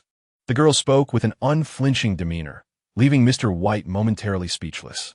I am a good person, driven solely by the desire to provide for my family, to leave them a legacy, Mr. White stammered, attempting to justify his soul's allegiance. Those who do not forge contracts with demons are truly virtuous, like myself. The blue-haired girl paused momentarily, then added, No, I am not. After all, my father is a demon. Her words carried a touch of dark humor laced with self-mockery. Yet, Mr. White remained oblivious to the underlying drama. Such a unique girl, I empathize with your plight. However, your soul bears a mark, and I must take it, declared the brown-haired Grim Reaper with resolute conviction. You are making decisions detrimental to this world, far more foolish than I. The blue-haired girl responded with an equally unyielding tone, unabashedly expressing her views to the Reaper. The Reaper was indifferent to the matters of the Lord of Hell. With a soft laugh, the female Reaper stepped forward, intent on taking Mr. White. But the moment she noticed the blue-haired girl's movement, she raised her hand for the first time. What have you done to me? The blue-haired girl suddenly found herself immobilized, a slight frown creasing her brow.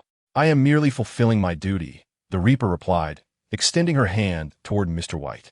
Yet, he hesitated, failing to respond to her gesture of goodwill. Come now, do not fear. Death is merely a new beginning. The Reaper spoke softly in consolation. Their line of work adhered to certain rules. Those meant to be taken must do so willingly, allowing them to escort souls that no longer belong in the realm of the living. I must achieve my objective, even if it means bearing the weight of certain accusations. The blue-haired girl, bound in place, felt a red glow emanate from her forehead, her eyes turning crimson in an instant. The atmosphere grew tense, the Reaper on high alert, as the temperature in the air began to plummet. At that moment, a hand suddenly reached out, grasping the blue-haired girl's forehead, as if attempting to pry the gem-like glow from her. Darkness encroaches. Berserker Experience Level 3, echoed a voice in Ian's ear. Ian was pleased to receive the affront he had sought. He knew not who the girl was, yet he sensed the perilous power radiating from her forehead, and he thrived on danger. My apologies, I am still waking up. I thought I'd found my lost gem, Ian said with a grin, gazing at the emotionless girl whose light had dimmed. Who are you? You seem more troublesome than me, she questioned, a flicker of confusion crossing her eyes. Just a passerby reluctant to reveal his name, Ian replied, flashing a smile as he turned to greet Mr. White, the chemistry teacher in the corner. Hello, Mr. White. You seem to be in fine spirits, he exclaimed warmly. What ensued was merely Mr. White's further retreat into the corner, his awareness of Ian's peculiar nature heightened. Yet he never anticipated it would manifest to such an eerie degree. How could he, now a specter, still be perceived by another?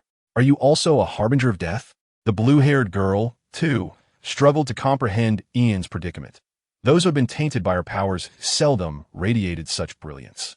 In response to the girl's inquiry, Ian shook his head, declaring, I am not. I can discern that you cannot engage in a hair-pulling contest.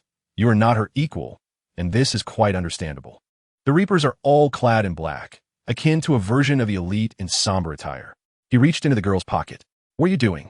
The girl, still partially ensnared, frowned as she watched Ian extract her wallet, only to see him approach the female Reaper with it. I am genuinely curious about what she mentioned regarding the 3 palaces of magic. Ian counted out $200, pocketed $100 for himself, and then handed $100 to the Reaper. A brief tea break, nothing to interfere with. Ian realized that the girl was not his older sister. Yet this did not deter him from showcasing his benevolence. he was drawn to the potent aura of demonic energy emanating from her forehead. Thus, face fruit. Activate. Chapter 63. A demon that melts in one's mouth. To be candid, the face fruit does exist. The Reaper, while not accepting the money, did not rebuke Ian's actions. She merely absorbed the oppressive air emanating from him, staring at him with a mix of astonishment and uncertainty for a prolonged moment. "I'll leave this to you," she remarked, as if struck by a sudden thought, lowering her head in trepidation to bow deeply before Ian, then vanishing into the billowing smoke of the classroom. Mission accomplished. Ian tucked the remaining 100 into his pocket, doing so with boldness, as he believed initiating the face fruit indeed warranted a facilitation fee. "You still claim you're not a Reaper?" The girl, in that fleeting moment, regained her mobility, her expression devoid of emotion as she scrutinized Ian. "No, today I'm the face Superman." Ian mused that this title paled slightly in comparison to stalking Superman, yet it mattered little. He could always assume other superhero identities in the future. "Should I be expressing my gratitude to you?" The girl slightly moved her wrist, maintaining her impassive demeanor. Yet her gaze finally revealed a flicker of emotion. "To think you even know to say thank you. You are undoubtedly the most courteous individual I have encountered this year," Ian exclaimed in astonishment, silently elevating the girl's favorability in his mind. "Rachel Ross," the girl suddenly introduced herself. "Oh, I met a Ross last night, but she appeared to be an AI." Ian still found no corresponding information, yet he distinctly remembered the three palaces of magic. One of the most formidable demons in the alternate dimensions possesses the immense power to dominate the multiverse. However, for reasons understood by those in the know, it remains sealed away. AI human? The blue-haired girl, Rachel, paused momentarily. "Is it useful?" Her sudden inquiry left Ian momentarily speechless. "That's a splendid question, but I shall have to wait until tonight to find out. For now, let us discuss my chemistry teacher." Even Ian found himself at a loss for words. He turned to look at Mr. White, who was still curled up in the corner, trembling. Ian, you remember how good the teacher has been to you, don't you? Last semester, I even added 5 extra points to your lab score." Mr. White forced a smile that was more painful than a frown. "I remember," Ian nodded. "I was quite strict with grading, but those extra 5 points allowed me to come in first, which resulted in a loss of $500 in bets." He certainly could not forget such a significant financial loss. Upon hearing this, Mr. White went rigid, a sense of foreboding washing over him. At that moment, Rachel approached the unfortunate chemistry teacher. "How did you come into contact with the demon of the 3 palaces?" Her voice was as chilling as ice water sliding over metal. At her words, Mr. White swallowed hard. "It was that demon who approached me," he exclaimed, suddenly agitated. "I was diagnosed with cancer and had tried every treatment available, even consulting a gypsy witch. In the end, that fraud just took my money and vanished, just when I was at my most desperate. I heard whispers promising me a new life. I had no idea it was a demon. Had I known, I would have never believed such nonsense. Despicable, shameless, loathsome, wicked. I was indeed seduced by the demon." Mr. White's voice was filled with venom, as if he were sworn enemies with the demon. Ian could only agree, finding the demon utterly detestable. "That is my father," Rachel calmly interrupted Mr. White's tirade. Mr. White's expression instantly froze, as if someone had pressed the pause button. "However," she continued, "one must consider that not all demons are entirely malevolent, right? For instance, your father. I believe he genuinely wishes to help me. Even if he is a demon, he is a good demon." It must be said that despite Mr. White's lack of intelligence, his mind was still quick to turn. With only his soul remaining, he quickly began to shift his attitude. "Yet, we are mortal enemies." Rachel maintained her calm and succinct demeanor. Upon hearing this, Ian felt a pang of discomfort for Mr. White, who must have felt even worse. Mr. White's face twitched twice as he completely abandoned any semblance of emotional control. "Just kill me." The chemistry teacher seemed to forget that he was already dead. Ian timely reminded him of this fact, even mentioning how he had counted the number of pieces he had been blown into upon his demise, believing it could contribute some useful information for reassembling a relatively intact corpse. Mr. White experienced a sensation that was worse than death itself. "Forget it. Let me see for myself what makes you so special that my wretched father pays you any heed." Rachel crouched slightly, extending her hand. The girl appeared to possess the uncanny ability to read minds, as ethereal runes illuminated her forehead. Just as her hand was about to touch Mr. White's soul, she felt a tug on her clothing. The force intensified. She did not turn around. Has your hormonal impulse rendered you uncontrollable? The girl calmly addressed the boy behind her, who seemed to be perhaps 2 years her junior. A rather cold humor, which Ian did not appreciate. So you're Rachel? You needn't concern yourself with your father's whereabouts. It seems he has come seeking you himself. Ian's uncertain voice resonated from behind her. Rachel's pupils constricted sharply.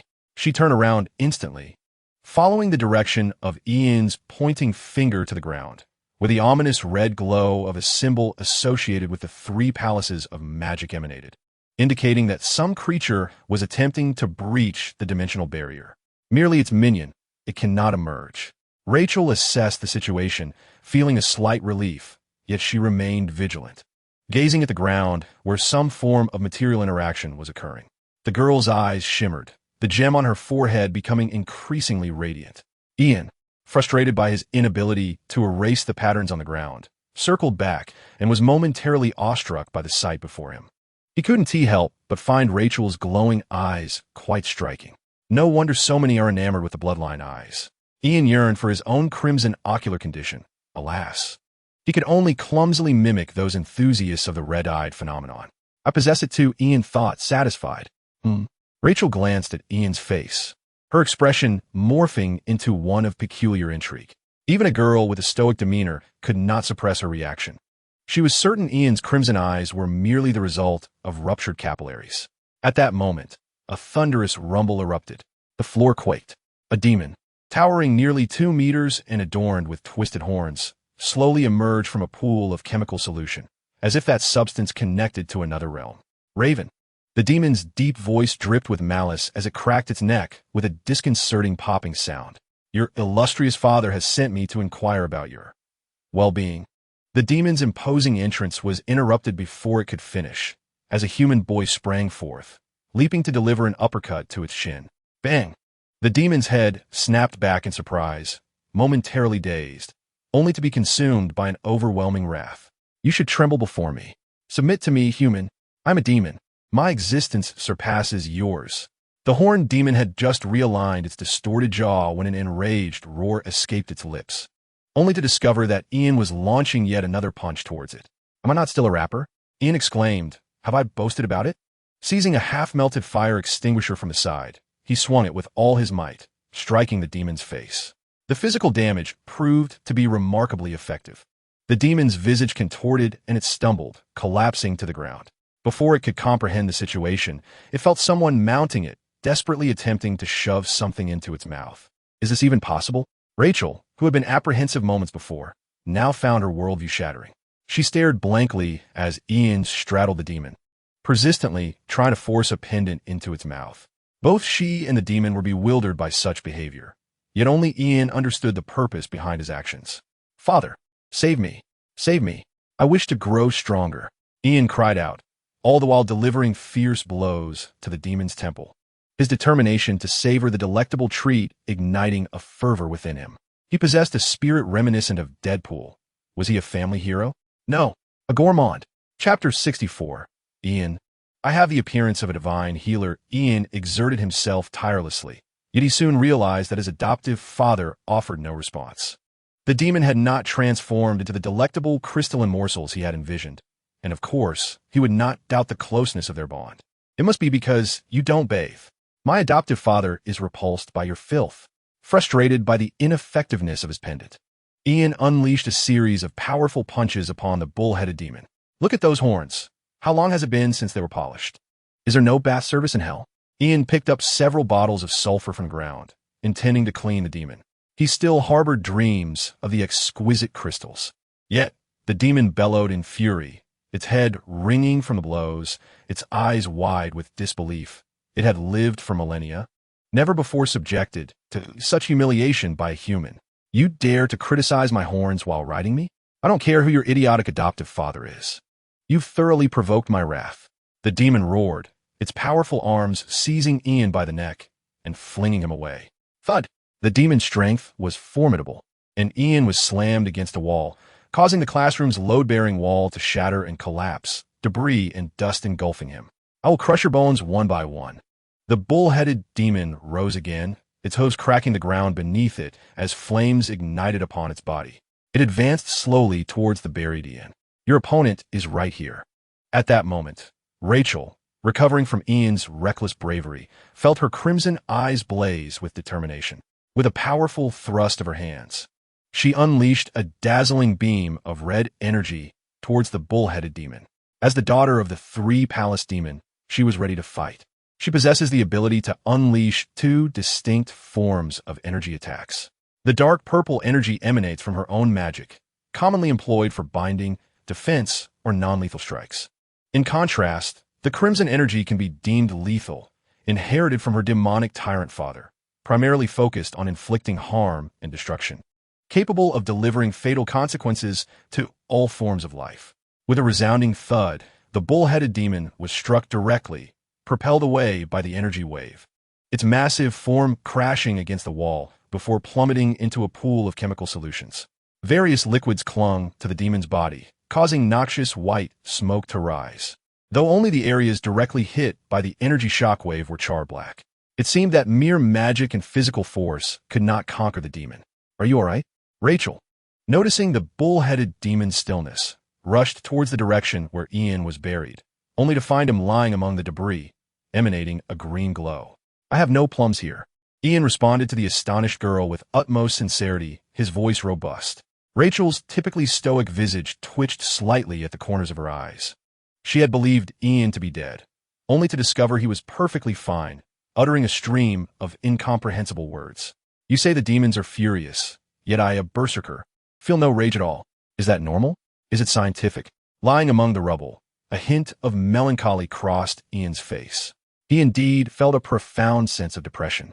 His current anger level stood at 9100, merely a trivial amount, a reflection of his dissatisfaction and frustration at not being a competent berserker.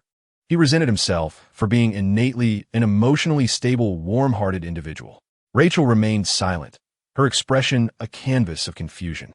I need a red light. Surely, a red light would make a great companion for me. Ian's heart brimmed with desire for the berserker's specialized artifact. Scalding hot blood, crimson rage, drawn from the unbared bones. Deep grievances simmering within, forging the path to your demise. Having healed his body, Ian glanced at the notification of his berserker experience level 4. Disregarding Rachel's dirty hands as he emerged from the rubble. Are you truly unscathed? Upon seeing Ian lively and well, Rachel's eyes flickered with suspicion, contemplating whether Ian was a monster disguised as a human, much like herself. Yet, despite her fluttering heart, she maintained her impassive demeanor and spoke in a low tone. Leave. This matter does not concern you. Rachel inherently resisted involving others in her troubles. Ian could perceive this trait, yet did not deter him from his inclination to seize others' experience. Young people are drawn to the mysterious. Who could refuse the opportunity to practice exorcism? Allow me to engage it for 10 more rounds, and then I will depart. You cannot thwart a superhero's quest for justice. As he spoke, in a bid to demonstrate his heroic virtues, Ian spread his arms wide, intending to shield himself with his very flesh against the concrete ambush launched by the bull demon, which had stealthily risen. Suddenly, a massive slab of concrete was lifted and hurled directly at the back of the girl, Rachel. Ian stepped forward, determined to rescue the damsel and simultaneously enhance his experience points, envisioning a scenario of mutual triumph. However, the concrete veered in midair. Cheating. Ian barely had time to utter a gasp before missing out on at least 3 experience points, as the colossal slab struck Rachel with a resounding thud, sending her crashing to the ground. Blood spewed from her mouth. With her body pinned down, only her head remained exposed, disheveled like a re-emerging specter. This was an unforeseen turn of events for Ian. Apologies, I'm still in my training phase, he rationalized his oversight, relieved that Rachel was still alive, feeling that he had indeed gained some elusive experience. Not a total loss. Amidst the rubble, though Rachel remained silent, she understood that grievances must be addressed. The runes on her forehead suddenly glowed, her crimson eyes piercing through the dust, fixed firmly on the demon not far away. Her supernatural abilities were on the verge of activation. Yet the bull demon remained unfazed. I bring you greetings from your illustrious father, it proclaimed, snapping its fingers as if unleashing some material from another realm. The resilient girl, who had remained stoic despite being crushed by the concrete, let out a piercing scream, as if besieged by immense agony, her eyes and the glow on her forehead dimming in an instant. "Do not panic. I am here. I have always been here." Ian, witnessing the scene, immediately activated his superior intellect and dashed towards the collapsed cabinet, rummaging through it for the medicine he sought. Clatter, clatter, clatter. Ian hastily poured half of the white pills into his mouth and rushed to Rachel's side, single-handedly lifting the concrete slab that pinned her down while pinching her mouth with his other hand. "What is this?" Through her gritted teeth, Rachel's blurred vision caught sight of several white pills being shaken in her mouth, while the boy emptied the remaining half bottle into his own. "Ibuprofen," Ian mumbled, his mouth full of powder.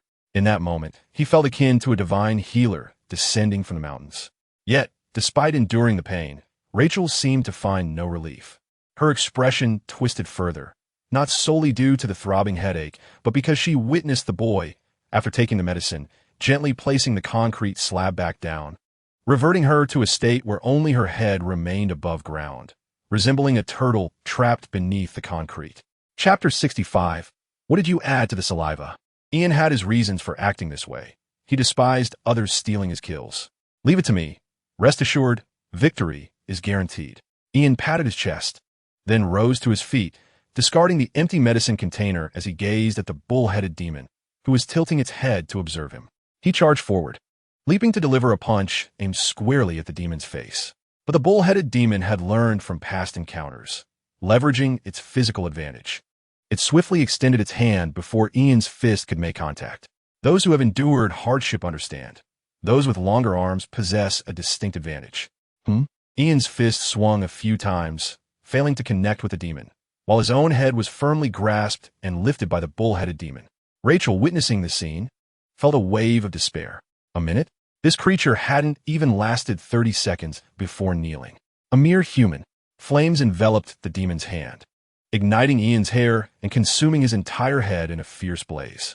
It sought to inflict the most excruciating torment upon this human, compelling him to experience the agony of his soul being scorched.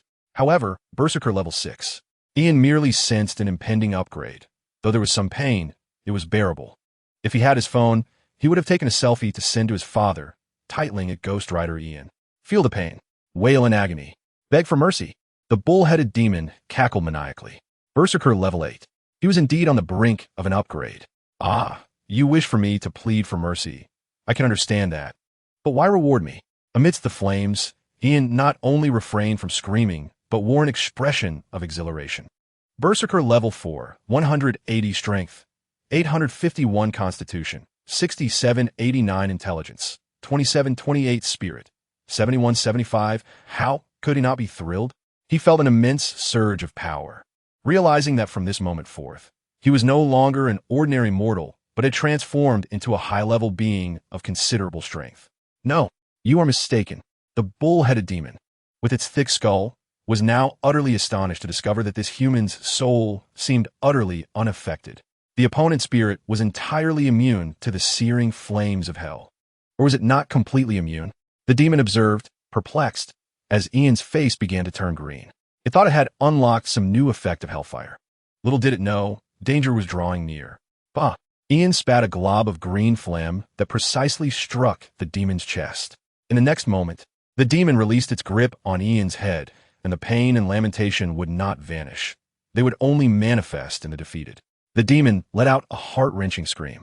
After being thrown to the ground, Ian stumbled backward several steps, his entire body reeling. "What have you done? Did you poison my saliva?"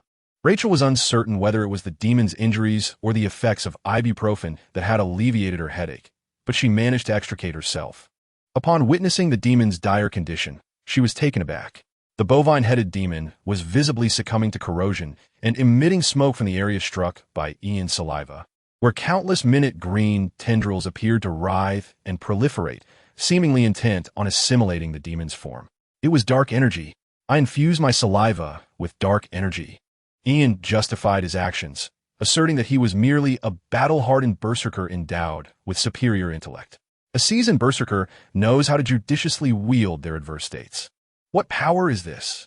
"It is using my magical energy as sustenance." The bovine-headed demon let out a terrified roar. As the effects of the dark energy far exceeded Ian's expectations, akin to an extraordinary outcome. Within mere seconds, the dark energy had enveloped a significant portion of the demon's form, causing Rachel to feel a prickling sensation at the nape of her neck. No, there's a sound. I hear a sound. Perhaps this demon possesses a modicum of intelligence and decisiveness, as it let out a howl and proceeded to tear off its own untainted head. Ian gasped in astonishment at the sight. There was indeed a madman in this room.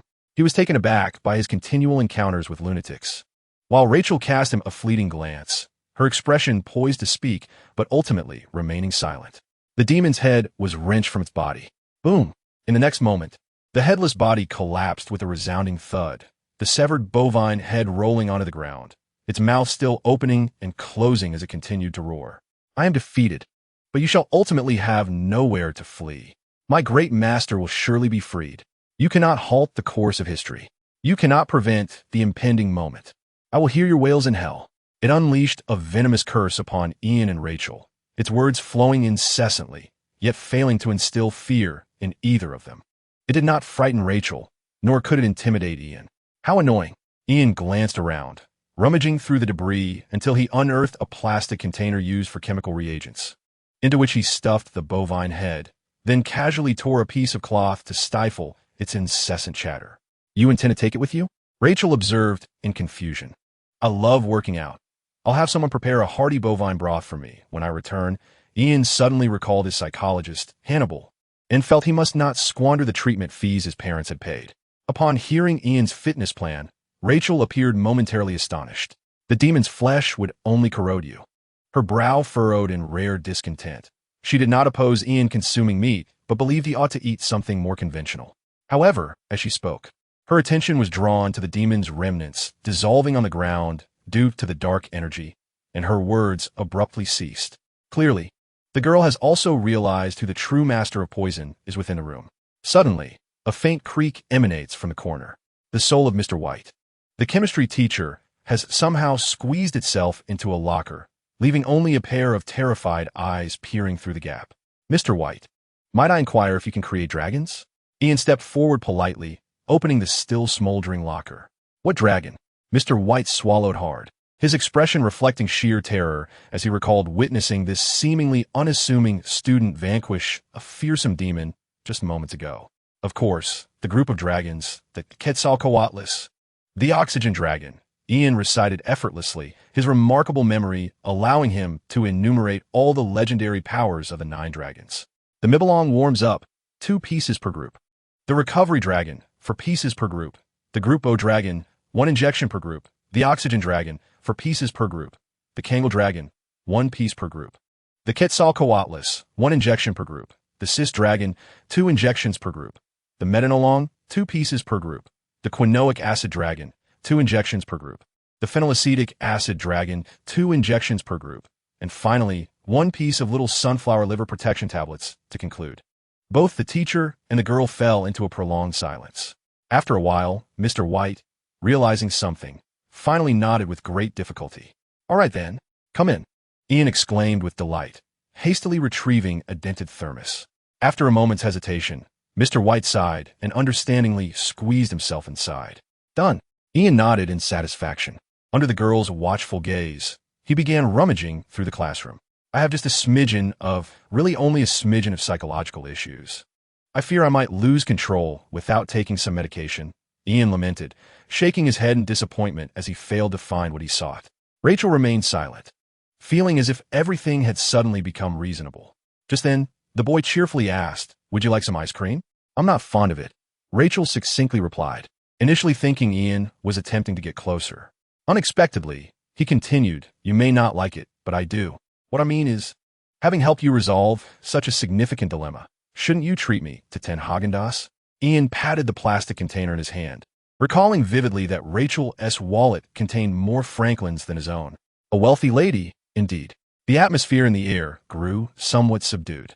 After a moment, Rachel softly remarked, "If you feel hot and wish to have ice cream, could you perhaps extinguish the fire on your head first? It's quite frightening." She feared that a heavier tone might provoke the boy before her. Chapter 66. Is this not a superpower? Had it not been for Rachel's reminder, Ian might have soon forgotten that his head was ablaze, primarily due to the system's occasional notifications of experience points, which indeed foster a tendency for intermittent amnesia. Apologies.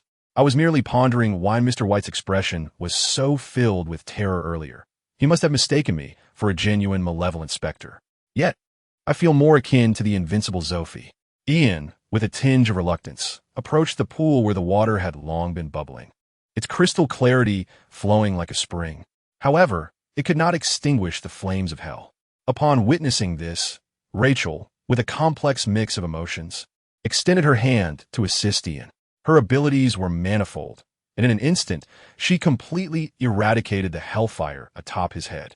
"Thank you," Ian remarked, feeling considerably refreshed. He activated his healing powers, and his hair began to grow wildly. Even his slightly damaged visage returned to a smooth, youthful appearance, so smooth that Deadpool would undoubtedly harbor immense jealousy. General MacArthur once asserted that if someone assists you, you ought to treat them to Haagen-Dazs. So now you owe me 9 servings.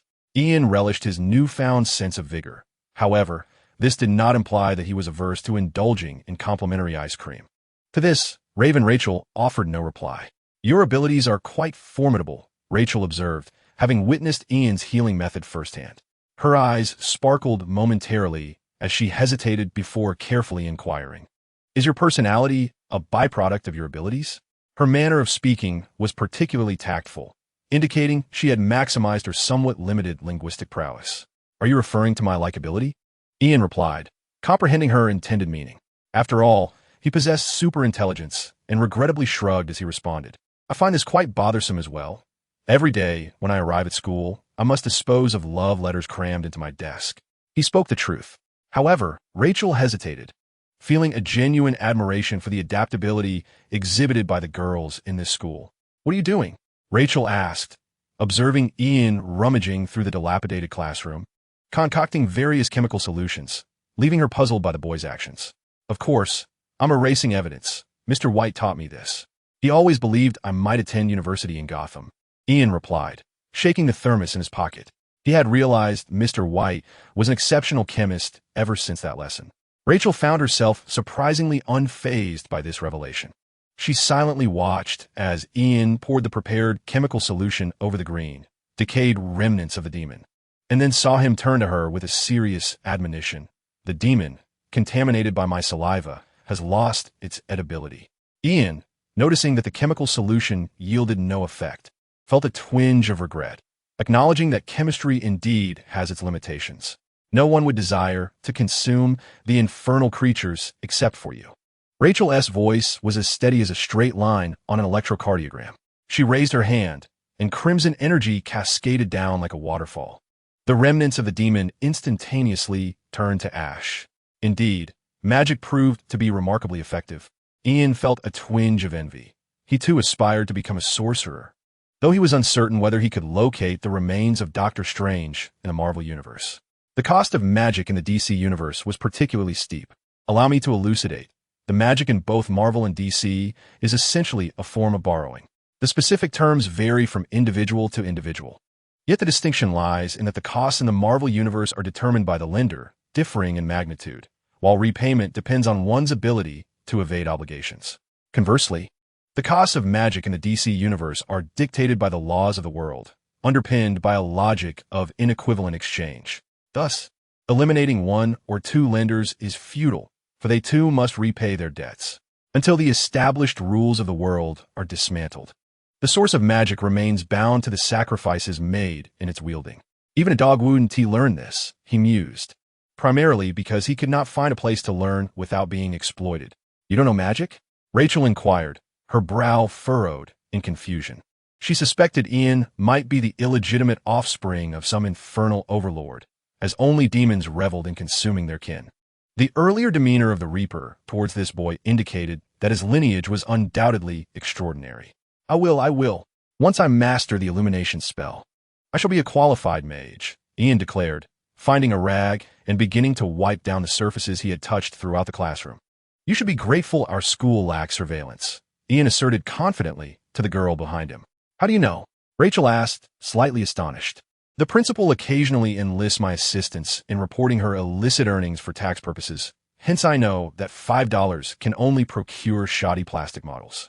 The reason I receive a full scholarship each year is not solely due to my academic prowess. It is a reward from the principal.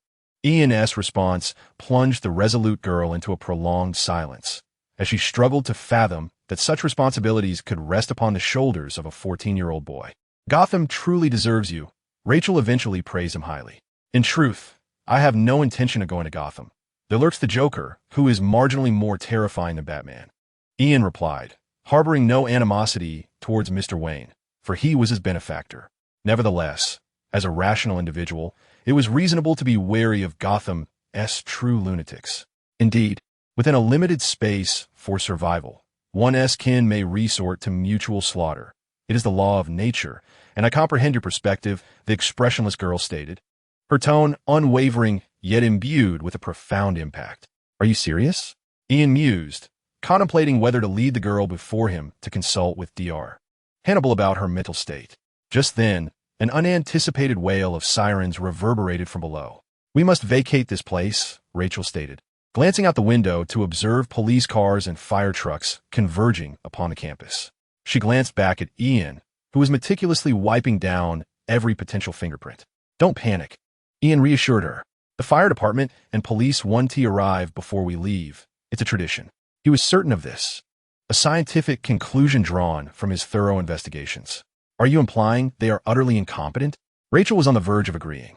Yet in the next moment, she observed Ian shaking his head slightly. No. I'm actually praising their intelligence. The salary they earn dictates the effort they put forth. Only astute individuals can survive their internship in the metropolis. Gotham, however, is far more terrifying. It's all about fate and chance. Ian firmly believed that statistical data never lied. Rachel found herself at a loss for words. She felt an urge to counter his argument, but could not deny the validity of his reasoning. The facts supported this, as Ian continued to clean for another 2 minutes without any footsteps echoing from the hallway.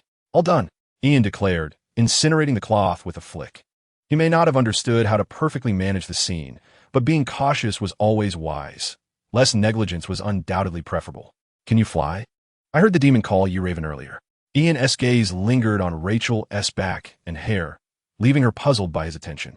I'm no superhero, she replied, taking a deep breath and reluctantly extending her hand to Ian. I believe I have better means of retreat than flying away. She watched as a curious Ian took her hand.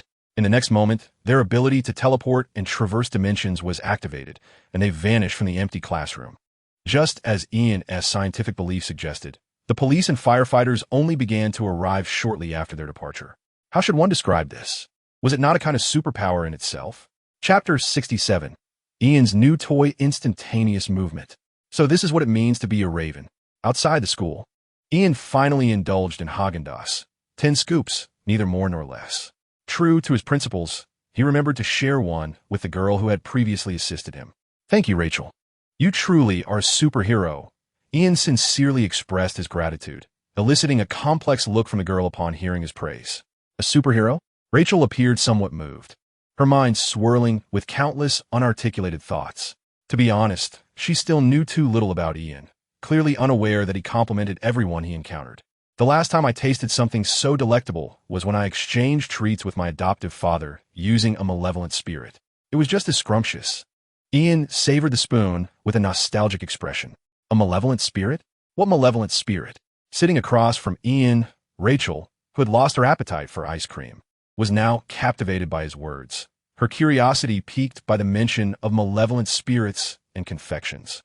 These two words clearly do not seem to connect. A deceitful specter, resembling a nun, yet I bet it is unequivocally not human. Ian recounted his harrowing experience of abduction. Upon hearing this, Rachel's pupils dilated in astonishment. Is that so? She dipped her finger into her coffee, sketching a lifelike doodle on the table. Indeed, Ian marveled at her artistic skill. Have you encountered this as well? The boy's tone carried a hint of surprise. I read about it in a book. Rachel scrutinized Ian intently for a considerable time. This is Valak, one of the 72 demon lords of Solomon. What you may have encountered is merely a fragment of its presence on Earth, she said, her gaze fixed upon Ian, her voice low and eerie. 72 demon lords. Ian initially froze, his hands trembling slightly.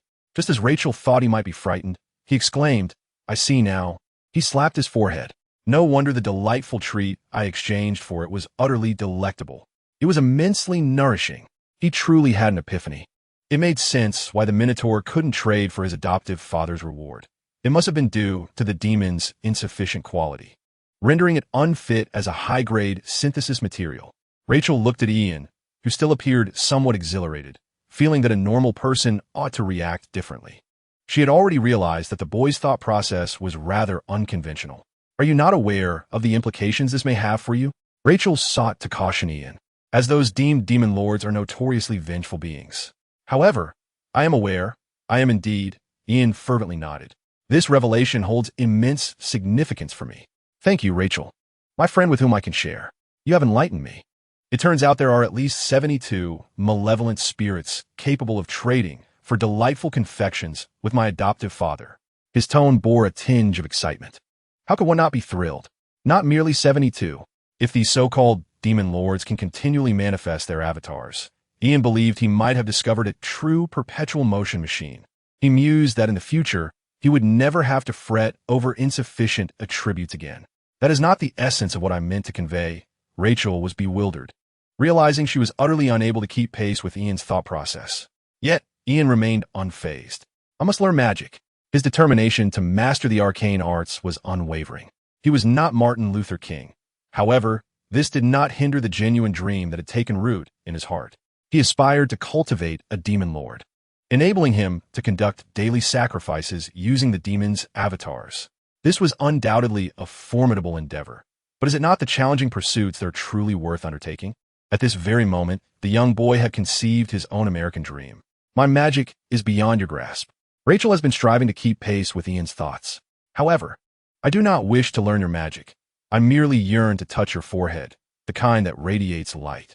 "Indeed, why does your complexion appear so flushed?" Ian, eager to be tainted by the magic of the three palaces, found his desires thwarted as Rachel teleported away, leaving behind an empty chair. Alas, Ian felt a tinge of regret. He casually seized the uneaten ice cream from the girl, adhering to the traditional notion of conserving food, and placed it into the plastic container he had kept close to his heart. "Ah, hurry and open your mouth." Ian disregarded the taunts from the bull-headed figure, repaying malice with kindness by forcefully offering a scoop of ice cream to the demon's head. Surprisingly, it did not spill, he observed, discovering this inexplicable wonder. Thus, the broccoli his mother had cooked finally found a place for recycling. "I could even start a waste management company with you." Ian, casting aside his earlier disappointment, felt a surge of joy. He realized he possessed a personal trash bin. Indeed, fortune had smiled upon him. "Cursed humans!" The bull-headed creature bellowed in terror, only to have its mouth sealed once more by Ian. Upon returning to school, it was no surprise that, due to Mr. White's disarray, the institution declared a half-day holiday. Ian tucked the oranges he had hastily purchased into his pockets, humming a tune as he made his way to the gym he had longed for. Meanwhile, after Ian and the majority of the students had evacuated the school, poor Mr. White, a good man who always shared the finest remedies with us, did not deserve such a tragic fate. Some teachers remained on campus, sorrowfully assisting the police with their investigation. He was genuinely heartbroken. "Do you know if the deceased had any enemies?" The police harbored suspicions of a premeditated murder, or perhaps a campus terror attack orchestrated by a deranged individual. "Let me ponder. Miss Lucy seemed to have had a conflict with him." I am not gossiping. Rather, some teachers displayed their traditional workplace talents, preparing to take the opportunity to harm those they found disagreeable. At that moment, a disheveled man clad in a trench coat arrived at the school gate. "Damn it, I cannot enter. My spirit summoning card was recently swiped by a superhero." The audacity of superheroes is boundless. Constantine instinctively reached for his pocket, only to find his familiar companion absent. His expression was one of frustration. "I truly do not wish to return. Metropolis is at odds with me."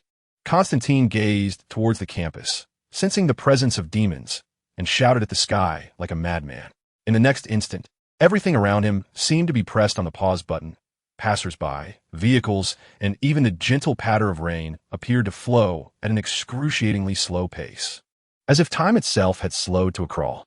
With a gentle rustle, the sound of wings flapping emerged.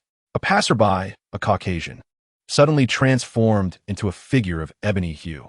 It was an old acquaintance of Constantine, a correctly colored angel. You must remain here, Constantine. Darkness is imminent. If you wish to redeem your soul, you must commence your investigation from its very source. The angel spoke with a tone of gravity. It was due to his presence that the world's pace began to decelerate. The rise of darkness, too, commenced from Los Angeles. Do not feign ignorance regarding who resides there. Constantine, unabashed, retorted with ire towards the angel. Lucifer is not the threat. It is the calamity we must confront. The angel's tone grew heavy, his words igniting a crucial realization in the usually perceptive Constantine. We? He queried, casting a skeptical glance at the angel. The angel offered no reply. Attend to your responsibilities, he reiterated solemnly. Very well.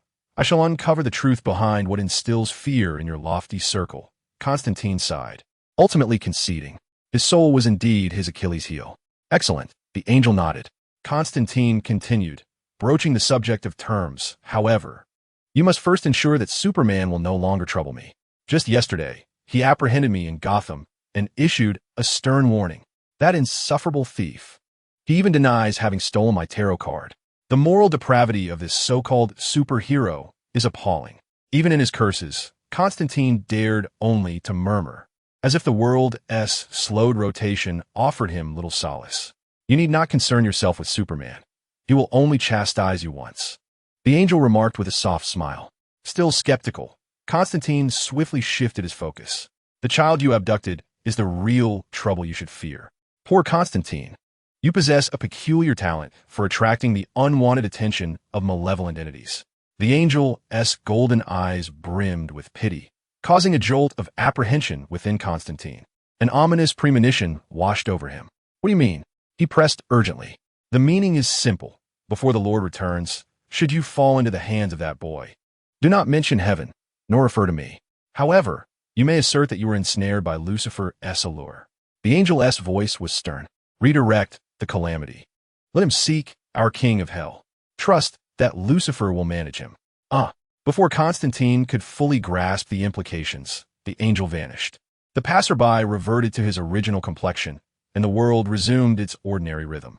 Despite his lingering confusion, Constantine gleaned a chilling realization from the angel's words. It's all Charles. He orchestrated the abduction independently. I am innocent. If I surrender Charles now, could it possibly grant me a sliver of redemption? He shouted towards the heavens. He received no response, only passing strangers gazing at him as if he were a fool. Chapter 68. Another day of lawfulness. While Constantine felt an unsettling shiver at the angel's use of pronouns, Ian, who was deeply frightened, finally arrived at the gym he had been thinking about for the past 2 days. The twilight sun cast its golden rays upon the neon sign of the gym. The pinkish-purple light appearing particularly ambiguous in the evening mist. It seemed more suited for a quaint town in England than the bustling metropolis. His hometown, the land of eternal rain, lacked such a gym. The vibrant color scheme of Chengdu Lin Xinru was overflowing with enthusiasm. It was truly easy to misunderstand why Jonathan frequented such a place. With his hands tucked into his pockets, Ian stood at the entrance, gazing up at the gym sign. He had no intention of flaunting his extraordinary physique, 10 times that of an average person. There are certain pretenses one need not adopt. A mature facade only serves to convey a sense of accomplishment. Where do the drug dealers hide? Although Ian had his lethal chemistry teacher, he still wished to encounter the legendary dragons soon, as even the most skilled chemist required him to procure the necessary materials. The law-abiding student in this bustling metropolis lacked access to such channels. While Ian pondered whether he should seek someone for inquiries, he noticed a hooded African-American in a sweatshirt approaching him. Hey, brother, I can tell you need assistance. How about a crash course in fitness? The young man flashed a dazzling smile, one that would befit a toothpaste commercial. Swimming and personal training sessions? Sorry, I'm not interested. Ian initially assumed he had encountered a sales pitch for personal training. The gym entrance often hosted such NPCs. Brother, I'm not a trainer. I'm a chemist, he said, glancing around before lowering his voice. The latest formula results in 3 weeks. Science can grant you a robust physique. Trust me, with a body like that, girls will be unable to resist. The young man spoke with an enticing tone, clearly understanding the desires of teenage boys. However, Ian was not swayed by such tactics. Is this the kind of physique you're referring to? He lifted his shirt, revealing a perfect set of abs, then pointed to his still youthful face. What I need isn't to make girls unable to move, but rather to be able to protect myself in their presence. His words were earnest, and even the young man found some truth in them. All right, I admit, you do possess a rather enviable Hollywood look, he conceded, revealing a hint of honesty as he showcased his Nike backpack. Perhaps I misjudged. You're not a novice in fitness. However, brother, you get to try my products, which are effective without any side effects. You can grow even bigger, believe in yourself, and the power of science. He exerted himself to exploit the greed of fitness enthusiasts while peddling his technological elixirs. Have you ever tried it?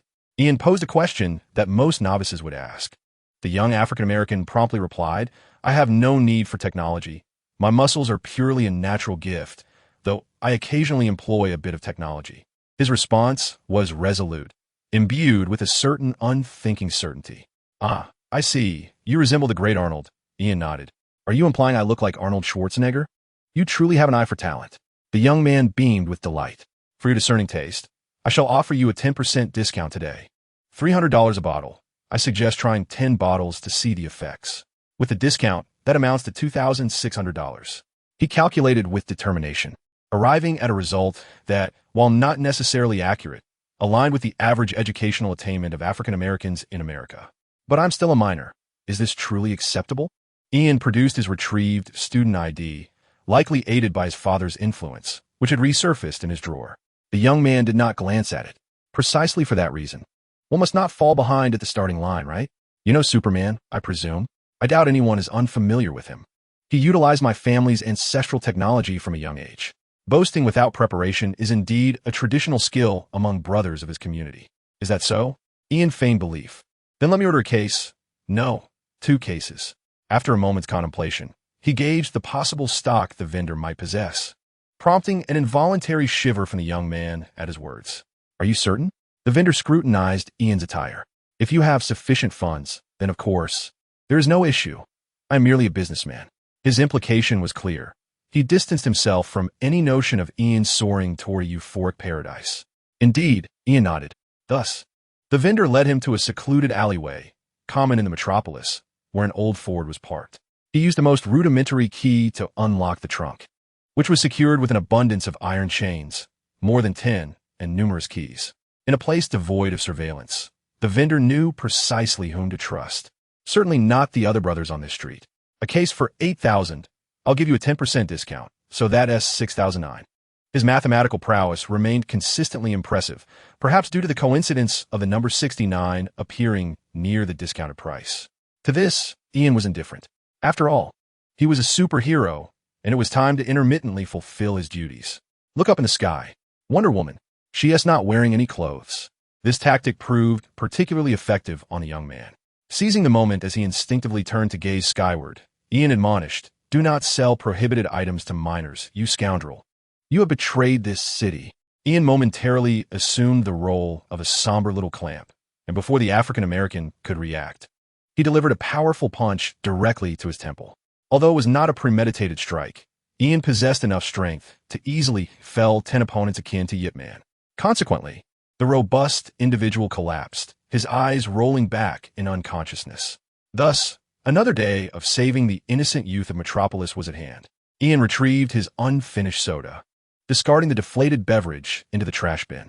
Humanity, you have gone too far. The trash can's grievances were fleeting. With the empty bottle in hand, Ian proceeded to pour an array of small vials of potions into it. The concern over bacterial contamination was trivial. This could merely be regarded as a form of enhancement. 3 boxes of technological elixirs perfectly filled his soda bottle. After sampling a sip, finding the taste agreeable, he resolved to use the trash can as a test subject for experimentation on the effects of muscle injection. Even demons possess musculature. Where's the phone?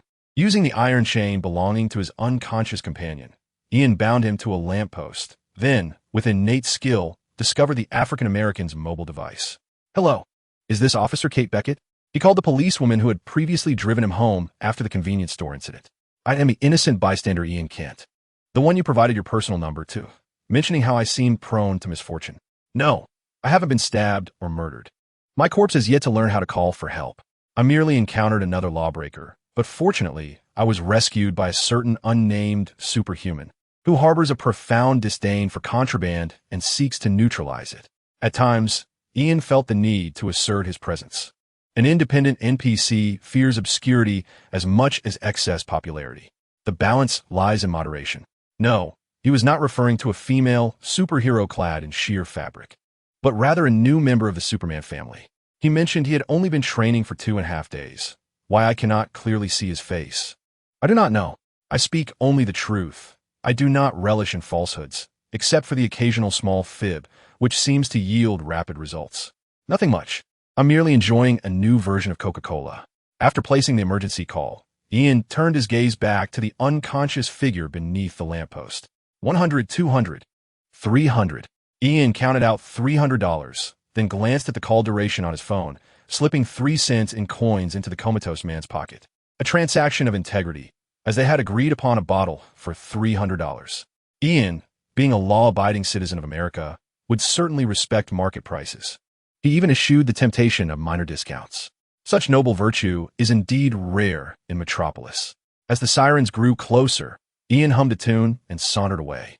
He gulped down 2 more sips of the energy drink as he passed by the gym entrance.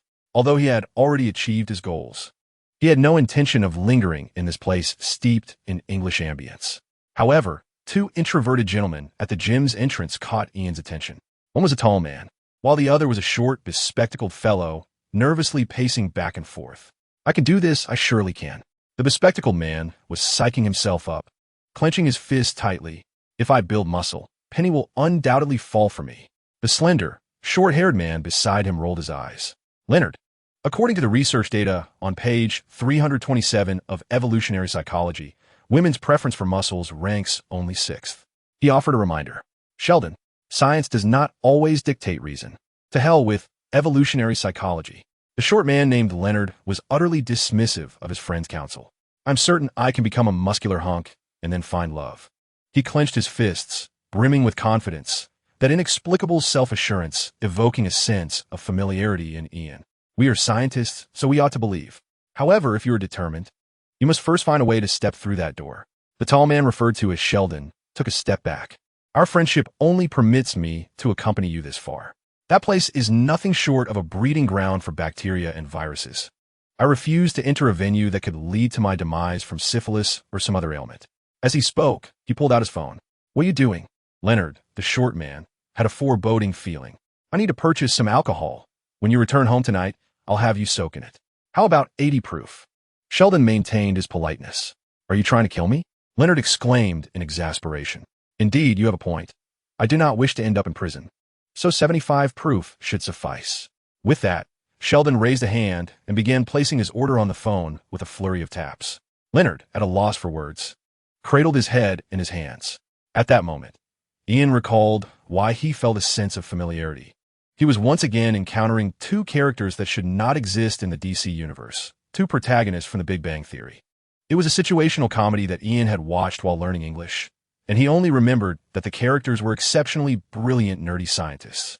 Other details were inconsequential. Whether he knew them or not would make no difference. Even if he had never watched the show, Ian would still be captivated solely by their identity as scientists. He had a laser gun. He inhabited a Marvel universe. Thus, it was only natural that he aspired to meet enough brilliant scientists. Emulating literary icons was merely the beginning. Emulating scientific icons was the true path to greatness. Ian harbored a desire to utilize technology to benefit himself and, in turn, humanity. Upon witnessing an approach from someone, Leonard instinctively waved his hand, asserting his need to maintain a clear mind. Thus, fitness technology products were unnecessary for him. It was evident that this was not Ian's first visit to such a place, as he was quite familiar with the customary tactics outside the gym. I'm not a purveyor of technology, he declared. Ian concealed his bottle of cola and, under the scrutinizing gaze of the 2 physicists, defended his identity. Leonard furrowed his brow in skepticism, while Sheldon appeared contemplative. You are correct, Leonard, Sheldon stated thoughtfully. With his striking looks, it is likely that Penny would willingly spend 500, or even 800 on him. He could easily engage in illicit activities that yield quicker financial gains. If he possessed even 80% of an average person's intelligence. He would gravitate towards wealthy women, extorting them and amassing a fortune, thereby securing his place among billionaires. Sheldon, the scientist, articulated his rationale with utmost seriousness. Ian was taken aback. Do you possess superintelligence as well? He marveled, feeling an unusual sense of astonishment within. I am a theoretical physicist destined for a Nobel Prize. So, of course, I possess superintelligence, Sheldon replied, tilting his head in contemplation before responding with an air of certainty.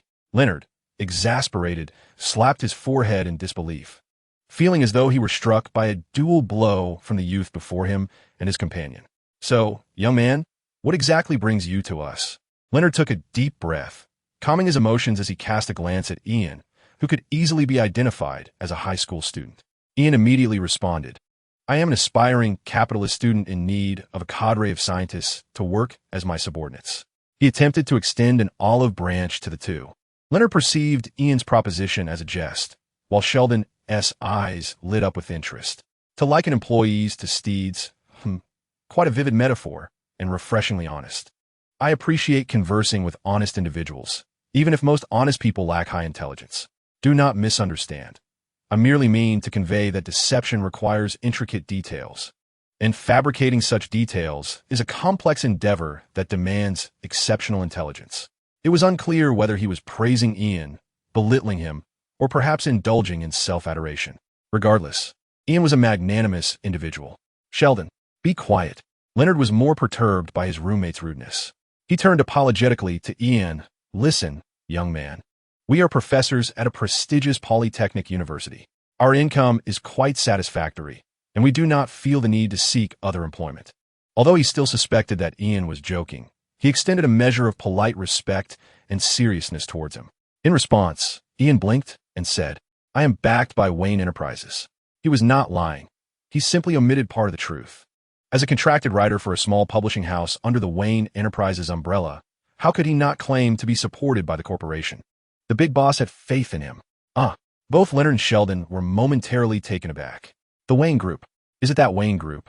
Sheldon was visibly exhilarated. Bruce Wayne ranks third among my 16 most admired individuals. Just after Batman. Bruce Wayne is undoubtedly one of the most underrated capitalists and inventors of this century. I must say, this man named Sheldon seems to possess a certain degree of loyalty. In stark contrast to his unwavering belief, Leonard found it more challenging to trust others. Do you have any association with the Wayne Group? What kind of association? Leonard gazed incredulously at Ian, perceiving him merely as a typical child from an elite family. What kind of association? Let me put it this way. Bruce Wayne owes my father a life. Ian replied earnestly, speaking a truth of considerable weight. A life debt. Leonard suddenly understood, or at least he believed he did. So, your father established a company and subsequently received support from the Wayne Group? Despite his astonishment, he still found it hard to believe that a child like Ian could embark on an entrepreneurial venture. I'm sorry. After a moment's contemplation, Leonard still opted for rejection. Just then, Ian opened his backpack, prepared to cater to the interests of the nerds. Wow, this bull-headed figurine is crafted with such precision. Sheldon immediately noticed the unique item in Ian's backpack, yet he did not venture into supernatural speculations. Leonard felt the same. It's even motorized. He was greatly impressed. Suddenly struck with a bold idea, desperately wanting to inquire where Ian had procured such a figurine. I am not merely a reserve capitalist, a future best-selling author. I'm also a comic artist. Ian produced a sketchbook, the cover prominently featuring the original artwork of the boys. It must be said, he had a remarkable grasp of the interests of two nerdy scientists. It's a comic, and the artistry is exceptional. Leonard was instantly captivated, even momentarily casting aside his bold idea, instinctively accepting the manuscript of the boys from Ian's hands. Sheldon leaned in closer. Moments later, oh, this comic is truly explosive. The two seasoned comic enthusiasts could not help but be astounded. A genius. He is truly a comic genius. Leonard, we must work for him. This way, we can leverage him to include us in the comic. Sheldon was clearly getting carried away, and Ian intended to seize the moment, extracting a clause from exemplary entrepreneurs. However, at that instant, an unexpected occurrence transpired without warning. The system's voice abruptly resonated. Dormant profession has met revival conditions. A reminder of considerable significance. So, It turns out Azu yearns to be remembered by people.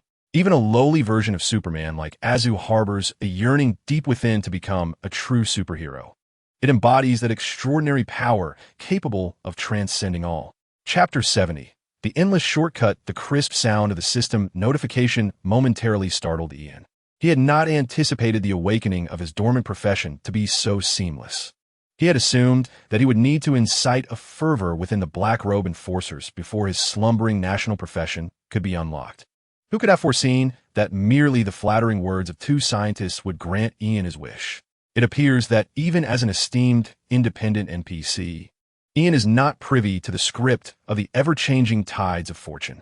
A vague sense of melancholy washed over him. Ian cast a glance at his system panel. You have acquired the corrected profession, Barbaric Tyrant. This name emerged following the revival of the dormant profession brought forth by his homeland.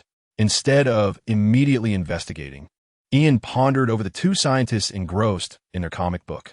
Despite being mere ordinary individuals, they too are protagonists in their own narratives. Perhaps, in the process of reviving dormant professions, the memories of such individuals hold greater significance than those of ordinary NPCs. Ian remained somewhat perplexed, only recalling his deskmate, who must have contributed to the comic he had read. Thus, he resolved to save the 2 oranges in his pocket for the little girl. At that moment, although I do not particularly appreciate your portrayal of Superman in a negative light, I find joy in seeing someone like myself notice the absurdities in Superman's rescue of airplanes. It seems I am indeed a contradictory person. Nevertheless, your work is commendable, and I will be delighted to offer my insights on how Superman defies the laws of physics.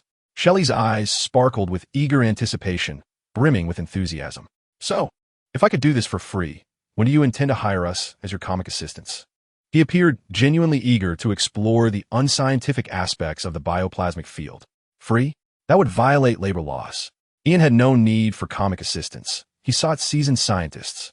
Just then, allow me to draft the contract. Please, I implore you. I truly understand capitalists. And I assure you that all 8,000 clauses will favor your exploitation of us. Shelley rubbed his hands together, wearing a pleading expression, as if he had transformed into Ian's devoted little helper. Such was his nature. His greatest passion in life was drafting contracts. He could forego his own benefit, but he must have the opportunity to write contracts. The genius's thought process often eludes comprehension, leaving his good friend Leonard utterly speechless. Shelley, they wish to hire us for our scientific intellect, not as comic assistants, he quietly reminded his friend while resting his forehead in disbelief. Oh, is that so? Then I can write 2 contracts. Hooray! How splendid! Sheldon's thought process was distinctly unconventional.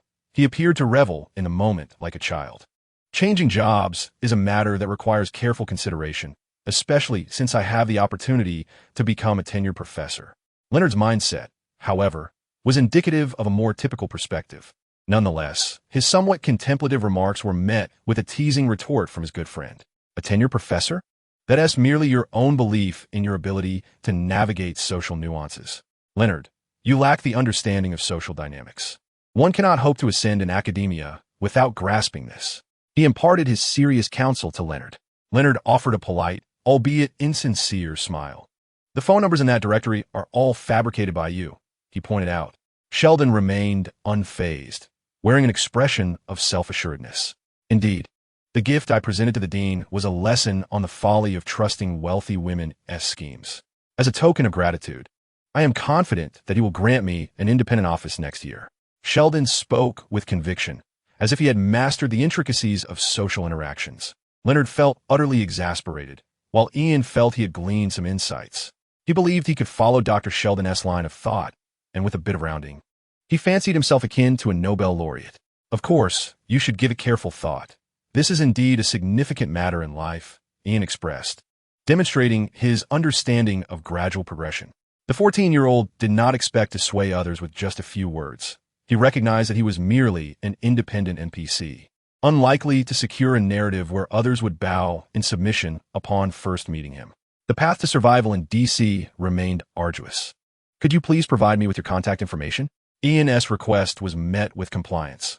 Leonard paused for a moment before hastily scribbling down his details. Perhaps we can discuss your father's company's projects first? Of course, if we receive a formal invitation from Wayne Enterprises, I believe both Sheldon and I could persuade our parents. Leonard pondered, still in a state of uncertainty. Yet, upon looking up, he found Ian had already vanished. Where'd he go? Leonard exclaimed in surprise. Wow, he certainly moves quickly. Sheldon, who had begun composing a contract on his phone, was only now catching on. He was so enthusiastic just moments ago. What an odd fellow. Sheldon continued editing the contract, unfazed by its potential utility. It was merely his hobby. Considering he is an exceptional comic artist, I can't understand. Look at me. I'm becoming quite empathetic, he mused, seemingly pleased with his own revelation. Leonard found it difficult to comment on this and decided to shift the topic. Do you think we might actually receive an invitation from Wayne Enterprises? He was still contemplating the olive branch cast forth by a child. Perhaps he was not as ordinary as he seemed. Ultimately, the two did not enter the gym, instead turning and walking toward home with an air of naturalness. Meanwhile, on the other side, Ian was eagerly seeking a secluded corner, eager to access the system panel and view his newly unlocked class, Barbaric Tyrant. In every battle, the Barbaric Tyrant stands as the most resplendent figure, capable of crushing all adversaries with sheer physical prowess.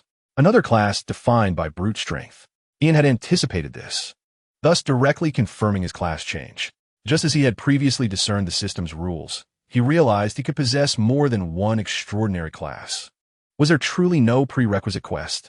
Ian had indeed misjudged certain aspects. He had underestimated the system's affection for him. Class change quest gained sufficient public attention and support, 1 million.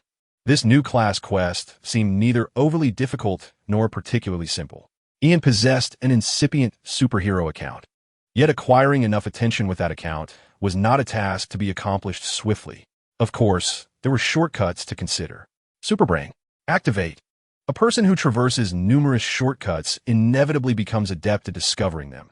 And thus, after a moment's contemplation, Ian, leveraging his remarkable intellect, conceived a strategy. Slowly accumulating popularity and support, Ian had no desire to become another mundane figure in Metropolis. Thus, he donned a triple-layer disguise and, with untraceable cash in hand, entered a shop specializing in role-playing costumes, which predominantly catered to individuals with unique proclivities. However, today, it welcomed a rather exceptional patron. What do you intend to do? The shopkeeper, who also served as the attendant, immediately entered a state of alarm upon Ian's entrance, brandishing a large firearm aimed at him, clearly mistaking him for a robber. Please, give me a Batman suit, Ian said, disregarding the attendant's weapon, deliberately lowering his voice to adopt a more effeminate tone, while politely presenting a stack of cash. Yes, this was indicative of Ian's shrewdness. Everyone could be a billionaire. Although he was merely a future billionaire, he could certainly embody the persona of Batman. Just as Bruce Wayne did. Why could he not? Ian can't. Night had fallen. The Dark Knight was due to emerge, merely acquiring attention and support. The system had not prohibited Ian from commandeering someone else's account. Batman, you are perfectly capable of donning your father's attire. Thank you. Chapter 71. Batman, listen to me. Thank you. Ian ultimately overestimated Franklin's purchasing power, or perhaps he underestimated the economic strength of the role-playing community. The funds he carried only allowed him to acquire a low-quality costume. Nevertheless, gripping the plastic bat-shaped shuriken and tugging at the ill-fitting fabric armor, Ian remained resolutely confident. Under the cover of night, he made his way to a rather secluded public telephone booth. Such communication facilities still abound in America. And thanks to his parents' professions and his remarkable memory, Ian had memorized the contact information of numerous renowned media outlets. The first call, naturally, was to the illustrious editor of the Daily Planet. Hello, this is a concerned citizen. He intentionally altered his voice to sound more adult. I saw Batman in the old town. Yes, indeed. I swear on my father. If I am lying, let my father encounter a host of supervillains. Yes. I have a penchant for swearing oaths. Let me meet some supervillains. After concluding his first call, Ian proceeded to make another 17 calls. He did not overlook the local television station. Batman. Goodness. I saw Batman. He was on a date with a woman in the old town. I have no idea why he would wear superhero costume for a date. Perhaps his companion has peculiar tastes. It stands to reason that one would avoid their own city for such rendezvous. They really ought to be in the metropolis. Next, he contacted a media outlet known for its penchant for sensationalism. Exclusive news. May I receive the television submission bonus? I witnessed Batman emerging from an alley often frequented by inexpensive streetwalkers. I believe Batman must be in the metropolis on business, perhaps to assist those unfortunate women. The specific location? It's in the old town where the brothers of the community gather. I must go. Batman is approaching me. For each media entity, Ian selected the type of news they favored most. Having once navigated the tumultuous waters of the UC browser, he certainly knew how to capture the essence of marketing. After informing most of the media he was aware of, Ian hesitated briefly before deciding to call his journalist mother. He did not wish for her to miss out on the Batman news and forfeit potential rewards.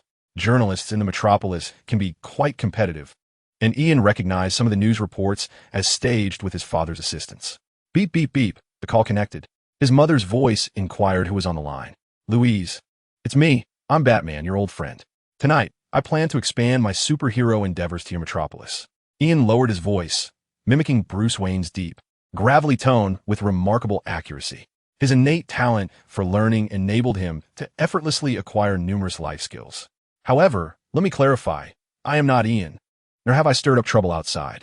To be candid, Ian's voice is indeed perfectly emulated that of Batman. Yet, he was met with intense skepticism from the other end of the line. I am Batman. Can't you just trust me for once? Damn it. Don't come out tonight. Batman isn't heading to the old town. He.s. racing back to Gotham. It's me racing back to Gotham. A sharp intake of breath followed. Not due to being beaten, but merely checking if his head had grown pointy. All right, Mom. I'll be home shortly. I'm currently in class, watching a poignant film highlighting the Israel-Palestine conflict and its historical ramifications, and then I laughed. Ian, feeling frustrated, hung up on Lewis. Naturally, he would not head home immediately. The term soon never meant right away, but rather whenever he finally arrived home. The prerogative to explain rested solely with Ian. Of course, disregarding that prerogative, Lewis held the right to deliver a reprimand. It matters not. One must conquer fear to become the embodiment of fear. Ian adopted the gravelly, exaggerated tone of Batman, immersing himself fully into his role. The night in the old town was bustling. He found no robberies. Yet that did not hinder Ian from donning his subpar Batman costume, imitating the running style of ninjas from Naruto, darting up walls and rooftops wherever there were crowds. It was as if he feared being overlooked in the darkness. His task, to garner sufficient attention and support from the masses, 432100000. It became evident that Ian's strategy was sound. He and his system remained in sync. After just a brief diversion, his task was already making commendable progress. The knight concealed his cheap costume, leaving most unaware of his true identity. After all, not every cosplay enthusiast could leap 7 to 8 meters between skyscrapers, performing multiple backflips mid-air, something even Bruce Wayne himself might struggle to achieve without technology. Oh my, Batman has arrived. Is another catastrophic disaster unfolding in Metropolis? Look, he lost his footing and fell from a 4-story rooftop. He is not dead. He got back up and is running again. It's Batman. It must be the real Batman. Indeed, just as everyone says, only the indestructible can truly be Batman. Career transition task. Garner sufficient public attention and support. 841100000. Career transition task. Garner sufficient public attention and support. 13671000000. Career transition task. Garner sufficient public attention and support. 18421000000. Amidst the chaos, Ian certainly managed some trivial matters, such as drunken brawls, minor gang skirmishes, and recalcitrant debtors refusing to pay. While he had encountered cases like bank robberies, he averted his gaze, fearing a conflict akin to a showdown between Superman and Batman. This was a matter of preserving Batman's reputation. He wished to shield the public from scenes of Batman being overwhelmed by a pack of wolves. Fortunately, the media that arrived were far more amicable towards external superheroes than local ones. Help the elderly, assist the children, and perhaps even those disabled individuals who do not wish to cross the street. He also smiled at the cameras. Is this truly the Batman we know? Indeed, this is Batman, embodying the true spirit of chivalry. We have been misled by our Gotham counterparts. Batman understands the plight of the underprivileged far better than Superman. It seems we have been too quick to malign Superman. The news from Gotham is utterly unreliable. Does Batman truly appear to favor stealth and elusiveness? Such a handsome jawline on Batman. Is there something amiss with his attire? Perhaps it is merely my illusion. It must be my imagination. All for tonight's overtime pay. It can only be my misunderstanding. The local reporters were indeed quite amiable. They vividly illustrated the allure of an outsider hero. With the arrival of these journalists, career transition task, garner sufficient public attention and support. 323-210-0000. Career transition task, garner sufficient public attention and support. 433-110-0000. Ian genuinely experienced the advantages of substantial fame. If he were to wield the account of the silk-clad Superman to dispense justice, he would never attract such significant attention. Look, the television station has come to broadcast live. Ian stood on a rooftop, facing the floodlights, lowering his voice to intone solemnly. How did you know I had come to Metropolis? I do not require acknowledgement of my capabilities. With great power comes great responsibility. Justice does not seek validation from others. Ian recited his lines, feigning ignorance, appearing as if he had been inadvertently discovered. To be fair, the locals of Gotham would see through this act in an instant. However, this is Metropolis, where the citizens are not as familiar with Batman as those from Gotham. This is precisely why Ian opted to assume the identity of Batman, rather than pilfer his father's account. He had contemplated the gentler Wonder Woman, but his legs were regrettably not long enough. Some individuals exploit informational discrepancies to resell goods, while Ian capitalizes on such gaps to peddle the personas of heroes. The absurdity of reality never ceases to amaze. He not only achieved success, but did so with remarkable triumph. The incessant clicking of cameras fills the air. Does Superman know you've come to Metropolis? A curious onlooker inquires loudly. I arrived simply because I observed a lackadaisical Superman. In the corners of Metropolis, numerous criminals continue their nefarious activities. Yet, Superman is preoccupied only with high-profile cases. My purpose in coming here is to convey to the world that matters Superman neglects, I, Batman, shall address. Those he fails to apprehend, I shall catch. Ian emulates Batman's tone, his voice impassioned. Moreover, the criminal Superman dares not eliminate, I too shall spare. I have always confined them to prison. He nearly succumbed to a moment of character inconsistency, but fortunately, he swiftly re-immersed himself in his role. A cascade of applause erupted from below the towering buildings, likely resonating on the other end of the live television broadcast as well. Regardless, the attention and validation Ian garnered surged rapidly toward his mission's completion. Transition task. Attain sufficient public attention and support. 3413-310-0000. Transition task. Attain sufficient public attention and support for 756-810-0000. With a television broadcast underway, the feedback was indeed substantial. Just as Ian reveled in his success, striving to articulate sentiments that would resonate, a resounding hum filled the sky. A journalist, glancing upward, was the first to exclaim, "Goodness! It's the Batmobile. He truly is the genuine Batman." At that moment, even the sharp-eyed reporters who had noted Ian's unusual attire could not dismiss the revelation. After all, who is unaware that the Batmobile is an exclusive possession of the authentic Batman? The crowd erupted in excitement. Yet Ian, standing on a rooftop, froze in place. He was acutely aware that his identity theft could not remain concealed from Bruce Wayne, but he had not anticipated that Bruce would rush over to thwart his actions. The good news was that the Batmobile was in autonomous mode. The bad news? With a startling thud, the Batmobile airdropped a phone.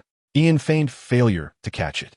To his surprise, this phone proved more resilient than a Nokia. Despite plummeting onto the concrete rooftop, it remained unscathed and automatically connected to a call. Alarmed, Ian rushed forward, stomping on the fallen phone repeatedly, yet he could not destroy it. Just as he lamented the absence of his hammer, a steady, composed male voice resonated from the other end of the line, having anticipated his potential actions. "Kid, what are you doing?" The voice was magnetic, echoing the unmistakable essence of the old Bat. Chapter 72, Divine Perfection, requesting follow-up reads, as Gotham's master posed his question. Ian instinctively reached for his phone, contemplating the absurdity of crushing it between his teeth. The human dentition is perhaps the most primal and formidable weapon at our disposal.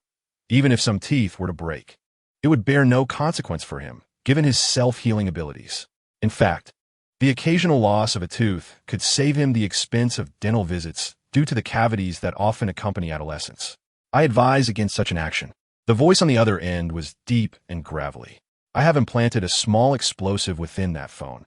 Should it endure significant pressure, it will release a noxious odor akin to excrement within your mouth. At this, Ian's movements halted abruptly. The thought of such a foul scent was shocking, and it was evident that he was genuinely frightened. Shall we gamble? The voice continued, cool and composed. It is equally plausible that I have infused it with the fragrance of heather. The mere mention of heather's scent rendered Ian unable to proceed. Even the most seasoned gambler experiences moments of hesitation. One could hardly fault Batman for being astute. At that moment, Ian felt akin to the villains of Gotham.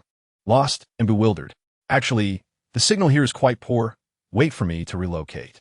Ian feigned ignorance, but Batman seemed to have anticipated his ruse. The satellite facilitating our communication is directly above you. Your current position boasts the strongest signal on Earth. It became evident that Batman was far less accommodating than Bruce Wayne. If you intend to assert that you are Metropolis's Batman, unrelated to Gotham's, I must inform you that all conceivable combinations of titles and puns are under my copyright. Ian felt a wave of despair wash over him. How could it be that merely 30 hours had passed since their last encounter, yet he felt so thoroughly ensnared? I, too, harbor dreams of heroism. In truth, I have idolized Batman since before my birth, which is precisely why I have been tempted and manipulated by the demon. Fortunately, Ian had a habit of preparing contingency plans. A demon?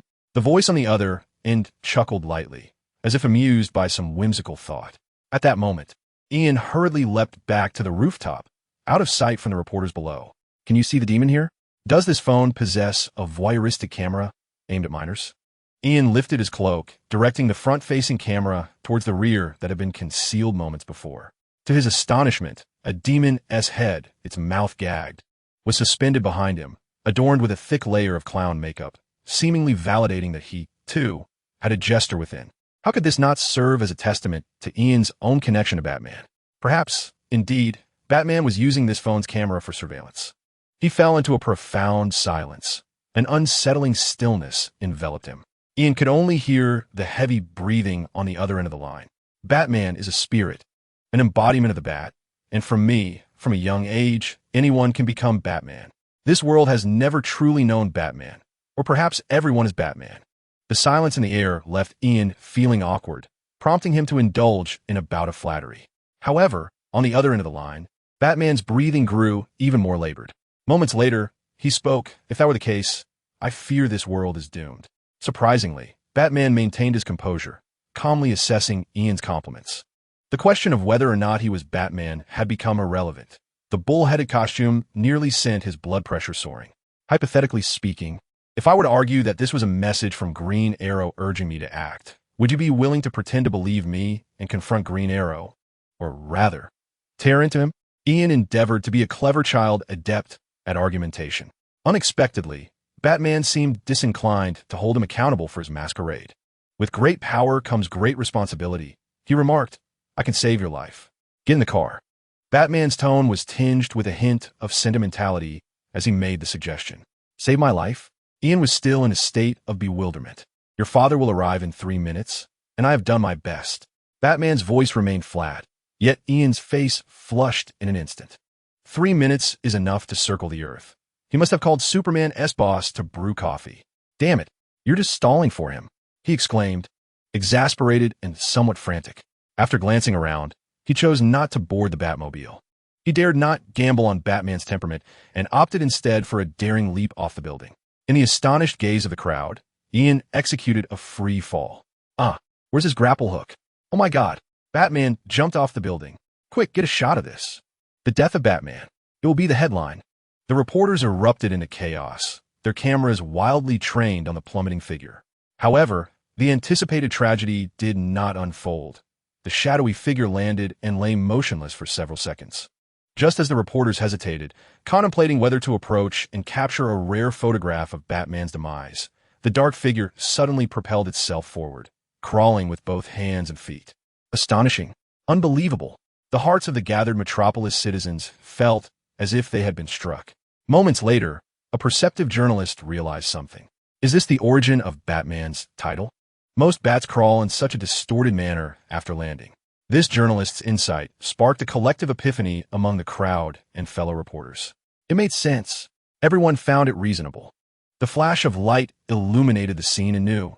On the television screen, a dark figure crawled along the ground like a bat for several meters before suddenly rising and sprinting away at an astonishing speed. Countless viewers, witnessing this moment through the live broadcast, came to a realization. This was the true Batman. All recognition and praise stem from understanding. She understood. He understood. They all understood. Ian's class transition quest serendipitously aligned with this moment, unexpectedly culminating in success. Ding! Class transition quest completed. New profession, barbaric tyrant recorded. Acquired the innate skill, perfect divinity. The completion of the transition was undeniably a cause for joy. However, Ian found himself unable to celebrate. He had scarcely a moment to examine his newfound abilities. The reason was simple. Reporters were already exclaiming that Superman had appeared. They saw Superman soaring through the sky, while only Ian knew it was his father pursuing him from behind. Chapter 73. The profession of the patriotic man he ran. He chased. Ian felt as though he had no wings to aid his escape. With a new profession and a new talent, Ian's attributes had noticeably increased. Name: Ian Kent. Ordinary profession, student, LV7, 125640. Extraordinary profession, Berserker, LV4, 980. Barbaric Tyrant, LV1, Neuro, 10. World recognition, independent NPC strength, 1113. Constitution, 8914. Intelligence, 28306. Spirit, 7576. Yet, such enhancements were not enough to save him. Help me. Who can rescue me? Ian had no idea whom to turn to, for he was still quite far from Grandma Martha's home. Calling his mother to ask her to change her name to Martha was clearly out of the question. A mere two-legged person could never outrun someone flying above. After just a few paces, Ian had yet to find any street thugs he could grab and hurl at the airborne Superman, when he was already caught by his father, who effortlessly seized him by the scruff of his neck and lifted him into the sky. Bad news. He was caught by his father without any struggle. Good news. His father merely dropped him at their doorstep. "Wait for me at home," he exclaimed, as if rushing off to undertake some vigilante work. Ian was granted a brief reprieve, a moment to catch his breath and devise a plan. Sighing deeply, Ian shed his inferior Batman costume and stowed the Minotaur demon back into his small backpack. Finally, he could examine his new talent. Perfect divinity allows the absorption of chemical substances to automatically synthesize the necessary reinforcing compounds for upgrades. Each synthesis of a chemical substance will grant corresponding experience points. When subjected to any form of derision, one's physique enters an unparalleled mode, wherein a 30% enhancement is bestowed upon all attributes, albeit at the cost of a gradual decline in moral standing. It must be noted that the physical augmentation granted to the barbaric tyrant class is indeed remarkable. Its enhancement effects are even more potent than that of the Berserker template. This seems incongruous. The homeland is, after all, the unfortunate victim of such turmoil. Ian harbors doubts regarding the potential for these classes to advance later on, considering that the barbaric tyrant is essentially a class for the early stages. This conjecture remains unverified. Yet the emergence of extraordinary talents suggests a profound alignment with the path of ascension. Indeed, I am exceptional. Ian procured his specially crafted beverage and took a hearty sip. The experience points for the barbaric tyrant class were indeed effective. The value of the chemistry teacher was evidently on the rise. He retrieved his battered thermos, contemplating the opportunity to procure a more expensive one for Mr. White. I possess a skill point for the barbaric tyrant class. Let me see what I can acquire. Ian stood at the threshold of his home, certainly not procrastinating his entry. Eye of the Blazing Sun. This ability allows the eyes to emit high-intensity laser beams, with continuous use resulting in temporary visual impairment. The strength of the beams is contingent upon the user's mental attributes. Warped breath. You will perpetually harbor distortion factors within your body, which can be actively expelled through your lungs in a gaseous form, inciting severe biological distortion reactions in the target. Ironclad physique. The surface of your body will undergo significant enhancement, markedly increasing your strength and constitution attributes. A plethora of skills remains available. However, at Ian's current level, he could only learn 3 of them. Flight was not among the options. Passive skills are a must. This is a truth understood by all gamers. Ian did not deliberate for long and decisively chose the skill that would bring him closer to the lumberjack. Ironclad physique system. Could you please change it to steel physique? I have had my fill of subpar versions. Ian attempted to negotiate with the system, but the typically aloof system merely granted him the skill in silence. Strength, 132 Constitution, 1438 Intelligence, 30 Spirit, 76. What a remarkable enhancement. This unexpected physical fortification left Ian astounded. Had he not already exhausted his skill points for other barbaric tyrant abilities? He would fear losing control and investing further in this skill. Indeed, standard skills can be upgraded, and the same applies to class skills. However, each level requires double the skill points of the previous one, which is why Ian hesitated to expend the few berserker skill points he had accrued. It's time to grind for levels.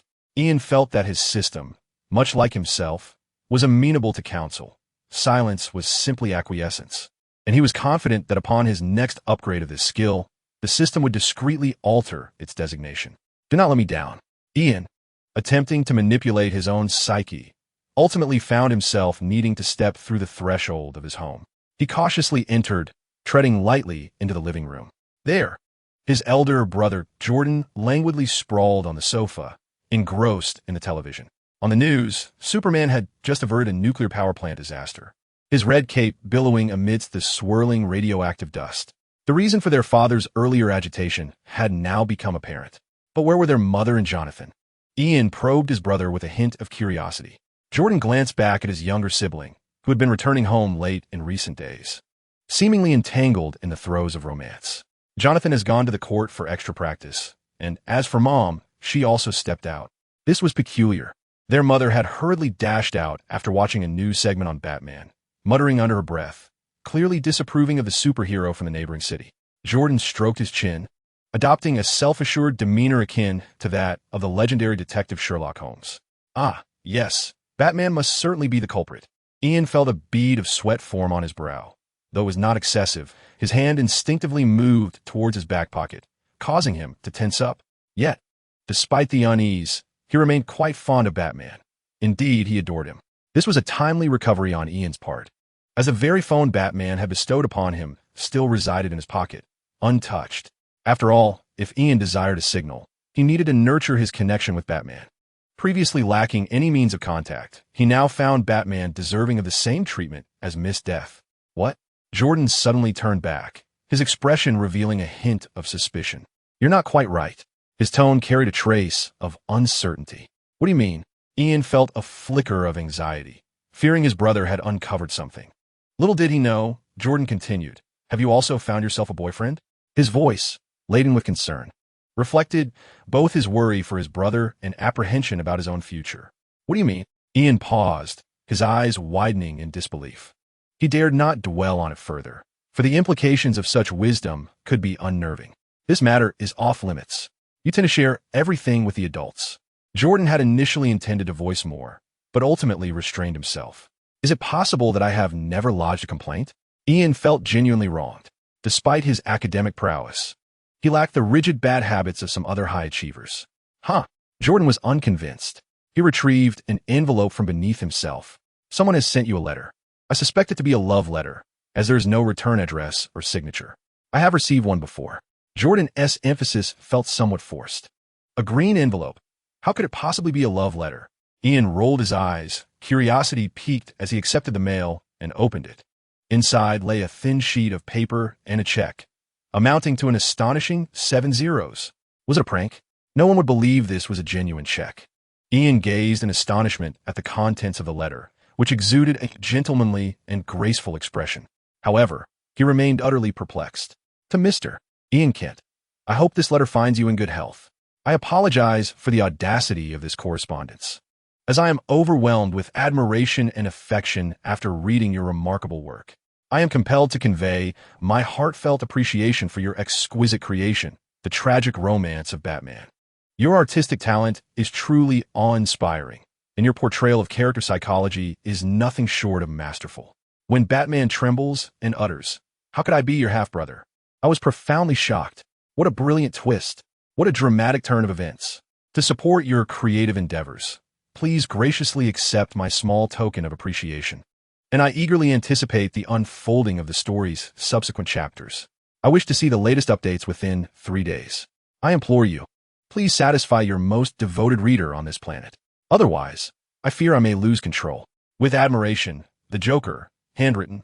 Well, this is the true Joker. Chapter 74. I am still a normal person. The letter was written with utmost seriousness, imbued with politeness and gentlemanly decorum. However, the sign-off from the sender was somewhat provocative. For Ian, receiving acknowledgement from an archetypal character undoubtedly validated his extraordinary talent. While others may have a girlfriend with explosive temperaments, he has fans of the same caliber. Both are reasons for joyous celebration. If tomorrow Ian could indeed withdraw $10 million with a check in hand, he would force himself to believe he merely encountered a fan with the same name. Everything is well. There is no need for Batman to intervene. I have never been one to complain. Given that someone finally appreciates his work, Ian decided to cherish this letter and keep it safely within his backpack. Whenever he visits Gotham in the future, it will serve as his finest passport. Noticing Ian's beaming expression, Jordan couldn't help but be curious and leaned in closer.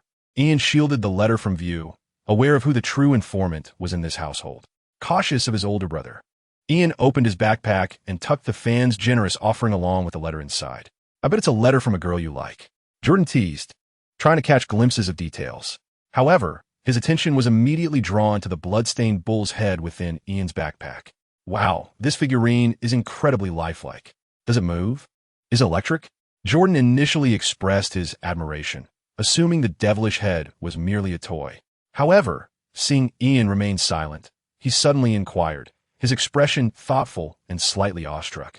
Ian, where did you buy this? The only response to Jordan was the sound of Ian zipping up his bag. Do not call me Ian. Refer to me as the wealthy scoundrel brother. Such a title aligns perfectly with the traditional virtues of America. Ian cast a glance at his unambitious, impoverished brother. He maintained a steady grip on the sense of immersion in this moment. What on earth? Jordan appeared utterly bewildered, unaware that a wealthy individual had quietly infiltrated their home. Ian had already begun to calculate the tax he would owe from this windfall. I know you possess more wealth than both Jonathan and me, but wait. How on earth have you grown so much taller? Jordan, having been ensconced on the couch for quite some time, was now catching up to the reality before him. He stood up in sheer astonishment, realizing that Ian was nearly as tall as he was, not due to any enhancement in Ian's physical attributes. I wondered why I felt as though I had forgotten something. That cursed special drink. Ian paused momentarily at this remark, then hurriedly removed the long boots he was wearing. To Jordan's astonished gaze, Ian proceeded to take off the towering red stilettos that had been concealed within his boots. The many tumbles he had taken while scaling walls were not due to a lack of balance. No one would believe a Batman standing at a mere 5'7". However, he certainly could not break his own legs to artificially increase his height by several inches. My eyes. Jordan's expression was as if struck by lightning, his mouth opening and closing in disbelief, finally managing to utter, "What on earth are you doing?" Goodness, should I be thankful you're at least not wearing stockings?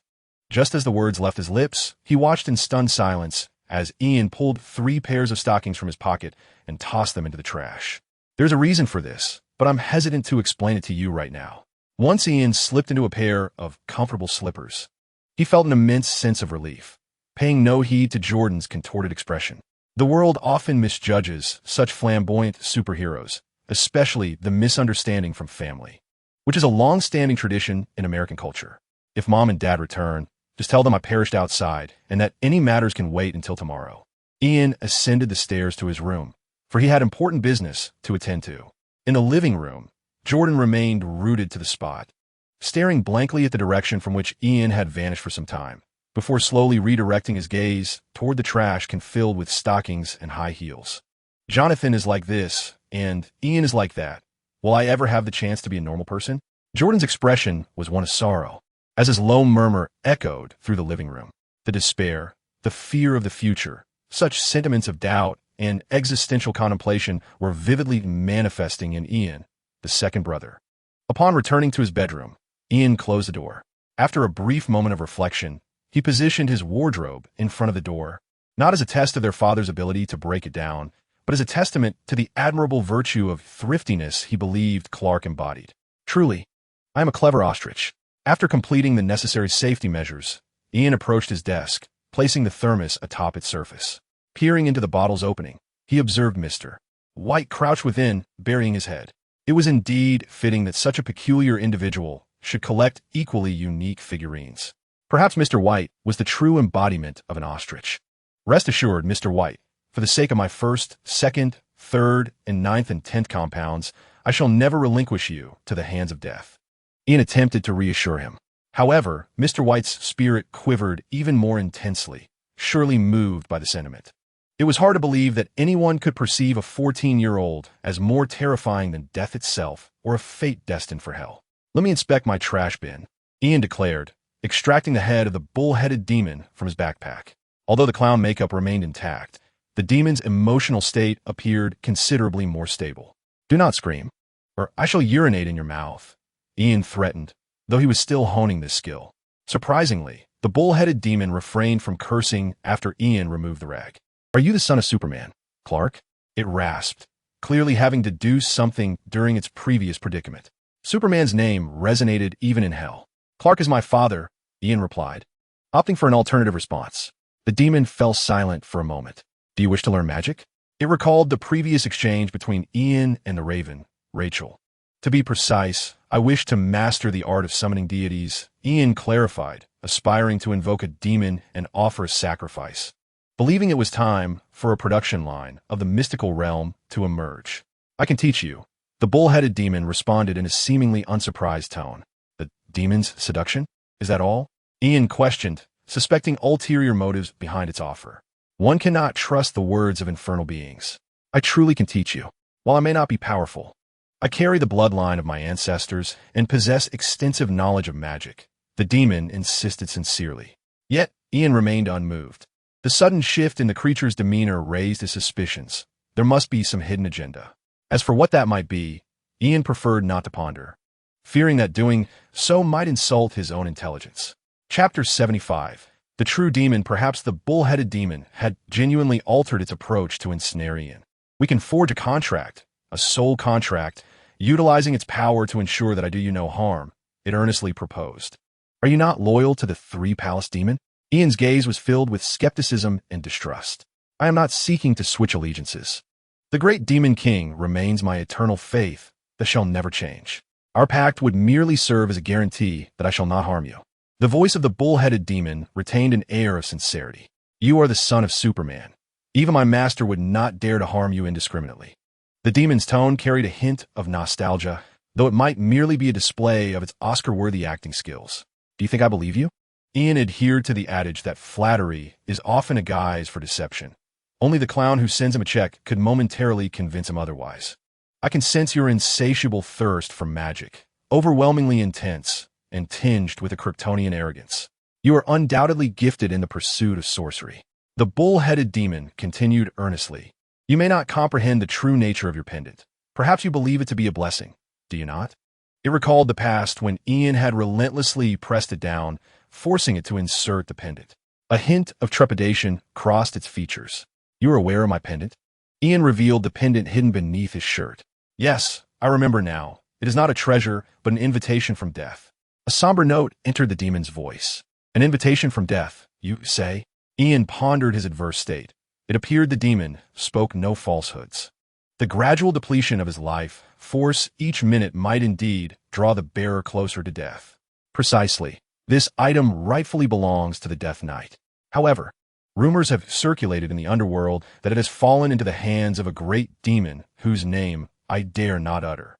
This demon has been exploiting the pendant, attempting to offer amusing lives as a sacrifice to the Death Knight. Now, I fear you are the offering this great demon intends to present to the Death Knight.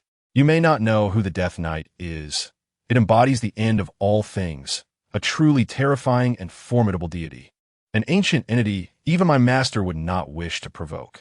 The bull-headed demon took the time to elucidate the gravity of the situation to Ian. However, bang, bang, bang. Ian swiftly seized the expensive alloy hammer he had purchased to destroy evidence from the hospital incident and aimed it squarely at the bull-headed demon's forehead, delivering several forceful strikes. You are the one who is terrifying. You are the one who is fearsome. Do not attempt to sow discord between me and my adoptive father. Ian found the hammer quite manageable, though the damage inflicted was rather limited. The bull-headed demon did not even develop a bump on its head. Bang, bang, bang. Thus, Ian continued to deliver several more hammer blows, causing the demon's head to spin with stars. Nevertheless, Ian still cherished the memory of that afternoon. Ever since he experienced the satisfying weight of wielding two hammers, he found it hard to revert. The Kryptonian forehead truly was the finest hammer in existence. What do you mean, adoptive father? The bull-headed demon was genuinely dazed from the blows to its head. Listen carefully. Before you sits not a man, but rather a boy, the favored son of the Death Knight, and the perfect object of Miss Death's secret affection. Ian's thoughts abruptly ceased, as he felt as if his mind had been struck with a heavy blow, leading him to draw a profound conclusion about Miss Death. She would not always direct her attention towards him. Yet, during the invocation of her name, she might indeed become aware of his presence. When Ian had previously confided in his parents using euphemisms, he had not experienced that indescribable force that seemed to hammer directly into his mind. Apologies. He had just briefly tasted the shyness of an admirer. Shaking his head, he found himself at a loss for words. The Minotaur demon had nothing to retort. Its bovine head was engulfed in confusion. Either this boy was fearless, or he sought his own demise. Beyond this, it simply could not fathom how he dared to confront two of the most ancient entities, particularly the latter, whom even Lucifer had described as a capricious old woman. One could easily surmise that she would be difficult to engage with.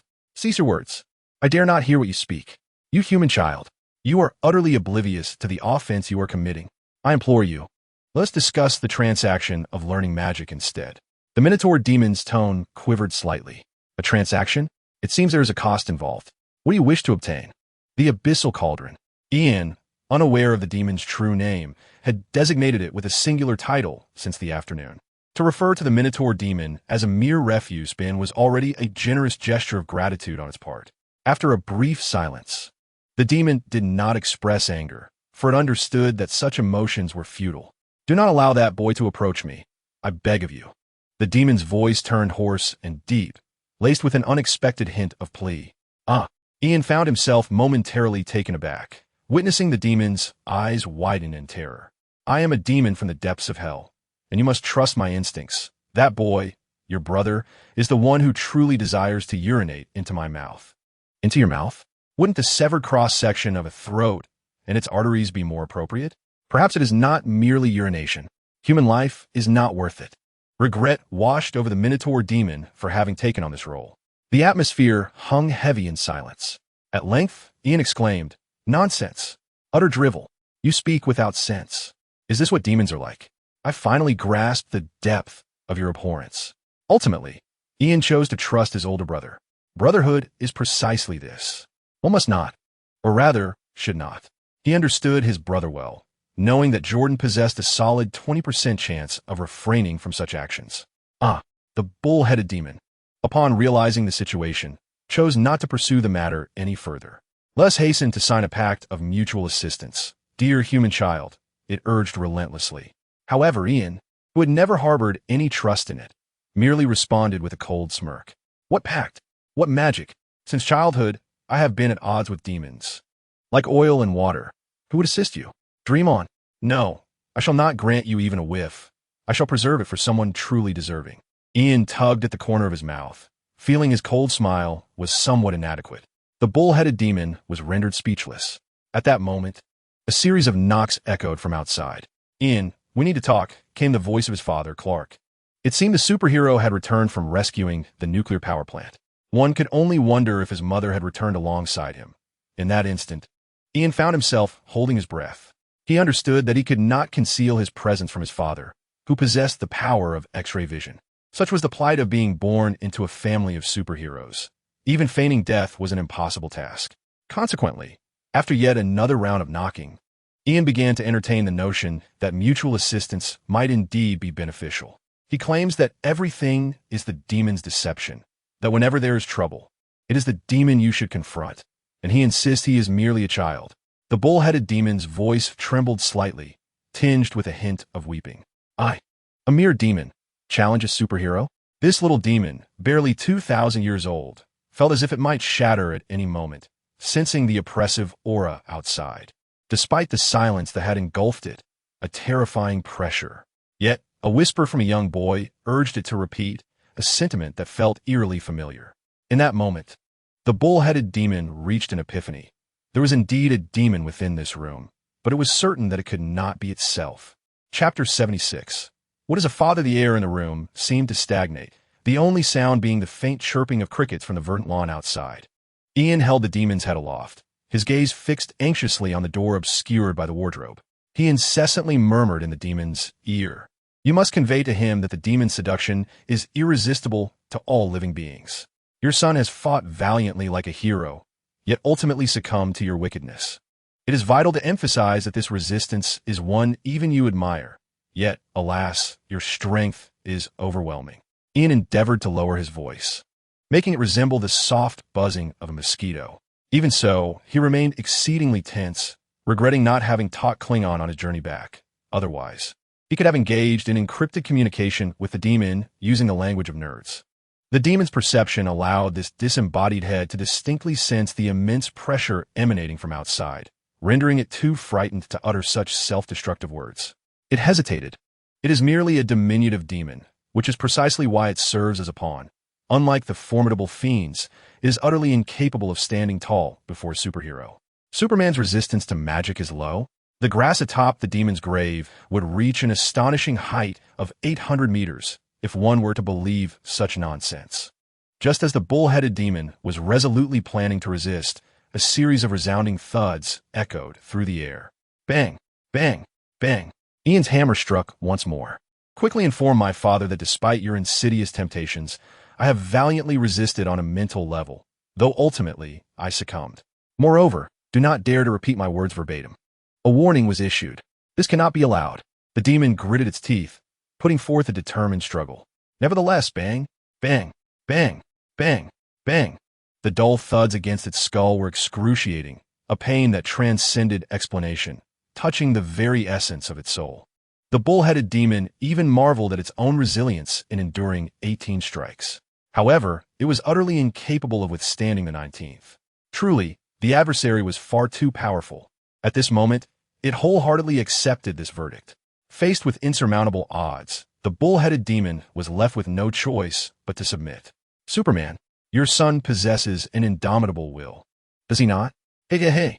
The demon cackled, yet I laugh. I laugh. However, my persuasion is frightfully potent, truly formidable, and I have not forgotten my lines. I am merely cultivating my emotions. My persuasion is such that no being can defy it. I am the mightiest demon in hell. Behold, I speak with great fluency and vigor. I have heard this before. I know precisely how to articulate it. The bull-headed demon seethed with indignation. Ian, on the other hand, inwardly cursed, convinced that such a woeful command of dialogue would preclude this demon from thriving in the political arena. It might at best secure a role as a guest star in Hollywood.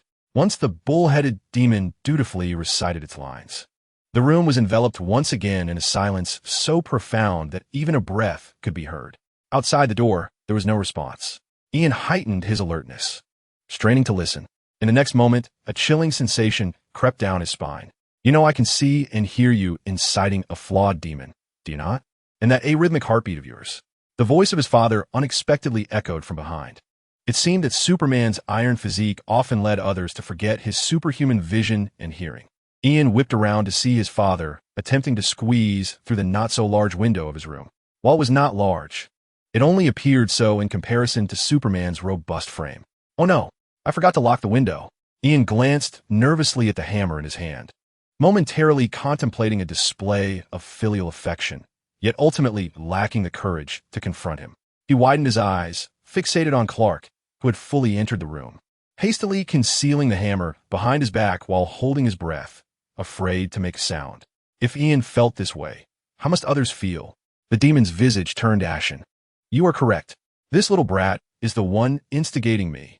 Its will to survive was robust, frantically attempting to shift the blame. As is well known, the language of demons is one of treachery. In response, Clark, adjusting the creases of his shirt, cast a cold glance at the demon. You do realize that the person you are accusing is my son? His words carried a gravitas that sent shivers down the demon's spine, making it acutely aware for the first time of being caught between two worlds. Well, it was never human to begin with, due to its demonic abilities. It sensed the formidable biofield of the superhuman and the terrifying purity of his soul, a pressure that caused crimson sweat to pour from its brow. As the sweat dripped onto the wooden floor, it corroded the surface, leaving dark spots in its wake. In that moment, the demon felt a more intense wave of oppression that made its very soul tremble. You do know this is the floor I paid for, correct? Clark's voice was at least an octave lower than usual, and Ian could even hear the grinding of his father's teeth. The wear of a floorboard was no trivial matter for a frugal farm boy. It has nothing to do with me. I swear it. Ian reacted swiftly, tossing the demon's head towards Clark as if it were a hot potato. Clark's hand gripped the demon's skull tightly, deforming it in the process. However, for the demon, this pain paled in comparison to that inflicted by Ian's peculiar hammer. Yet, facing the possibility of being crushed, the demon summoned a flicker of cunning. If I claim that I am not a demon, but merely a highly efficient garbage bin, would you believe me? The demon's voice was high-pitched, daring not to meet Clark's gaze. I'm of great value. I can serve as a recycling station and surely earn enough to compensate for your floor. It had even begun to pilfer Ian's ideas. Clark glanced at the creature claiming to be a garbage bin, and then at his son's innocent face, his eyelids twitching before he took a deep breath, seemingly striving to calm his emotions. Tomorrow, Clark finally spoke, his tone laced with evident restraint. I shall procure a sufficiently secure cabinet for you to store your peculiar toys. He notably paused on the word toys. Ian initially expected paternal affection, but was taken aback by the genuine love rather than a reprimand from Clark. Is that truly possible? Still somewhat in disbelief, his tentative words carried a hint of caution. To be fair, Ian had assumed that Clark would possess a rather rigid demeanor. So long as you refrain from shoving such ghastly items under my and your mother's bed, and implement appropriate safety measures, there shall be no issue. Clark's expression bore an unmistakable air of exasperation. Yet he still nodded at Ian, as a gesture befitting a child so uniquely special. Clark perhaps understood better than anyone how to embrace the uniqueness of a child. His parents had set the finest example for him in the past. Now it was undeniably his turn. Chapter 77, Re-entering Marvel for Clark. This represented a legacy of familial values. However, for Ian, the unexpected situation remained somewhat bewildering. Thank you, Dad, he exclaimed, his face lighting up with surprise. As he stepped forward to envelop Clark in a firm embrace, he felt the momentary tension in his father's muscles, followed by a reluctant relaxation, radiating a warmth reminiscent of camaraderie.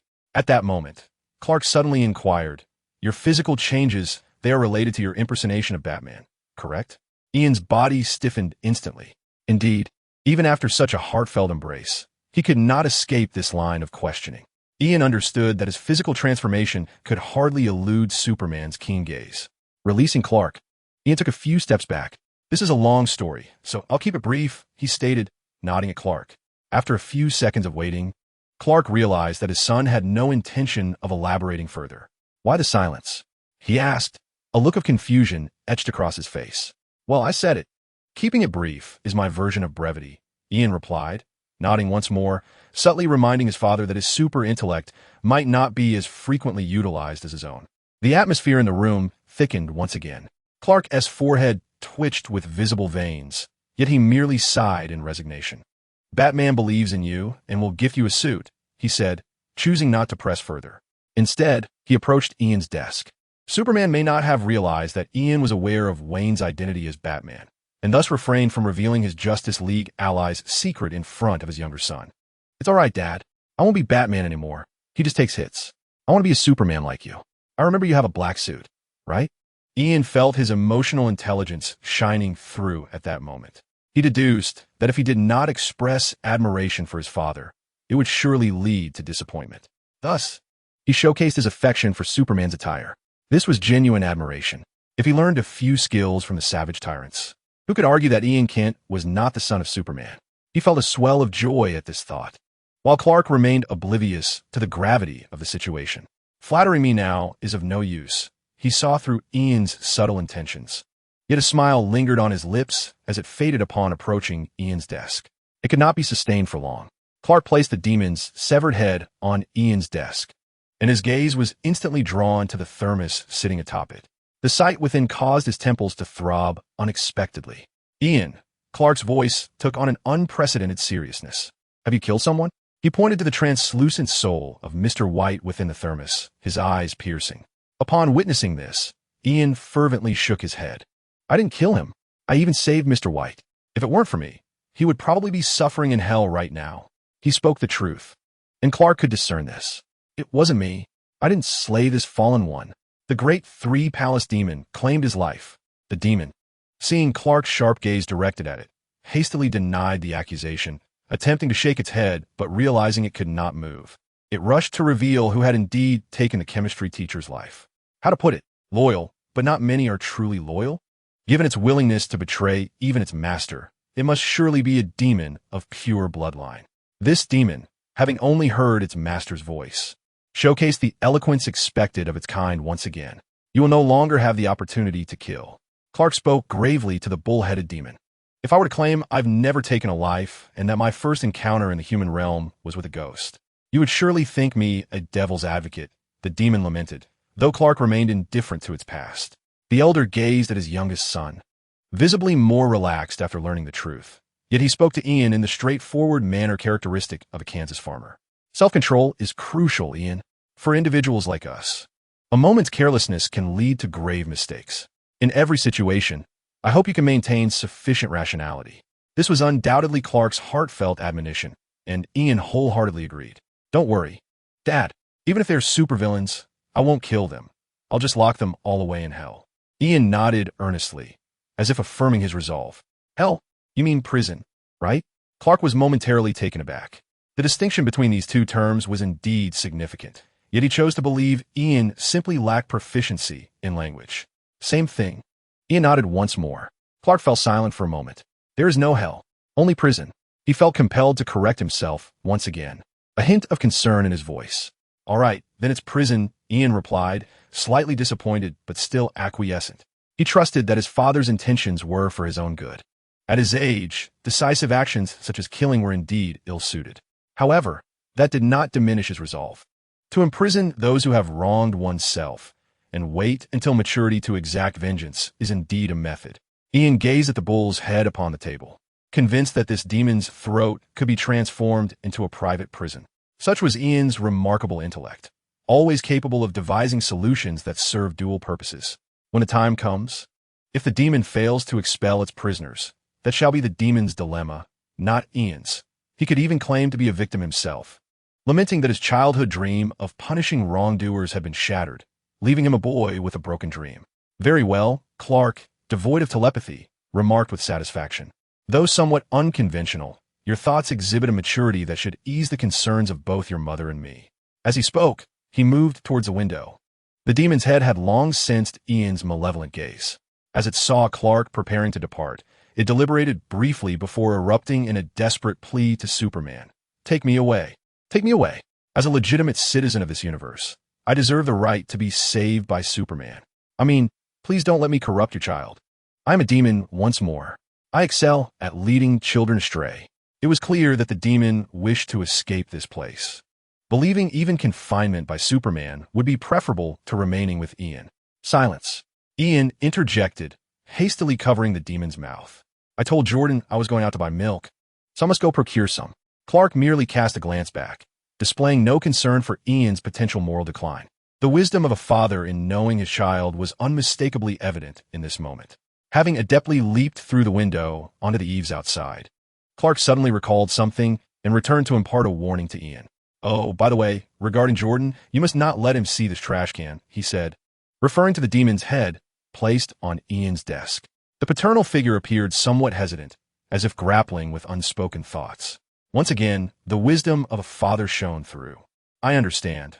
Jordan needs to relish the simplicity of an ordinary life. Ian quickly provided a valid justification for his older brother, prompting a nod of approval from Clark. All was conveyed without the need for further words. As Clark vanished into the sky, the room was once again left with only Ian and the demon's head. The atmosphere remained tolerable, for Ian had already grasped his hammer. Don't come any closer. Please don't approach.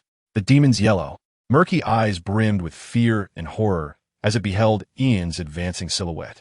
We demons are indeed notorious for our deceit, ever so fickle. I simply cannot restrain my nature. Its voice trembled with an unrestrained honesty. Yet, honesty could not avert Ian's retribution against the accuser. Bang, bang, bang. A thorough beating ensued. The demon felt as though its very soul were being shattered. I want to die. Now. Immediately. Why am I still alive? I should have been struck down by you by now. It emitted a hysterical wail, its voice laced with profound confusion.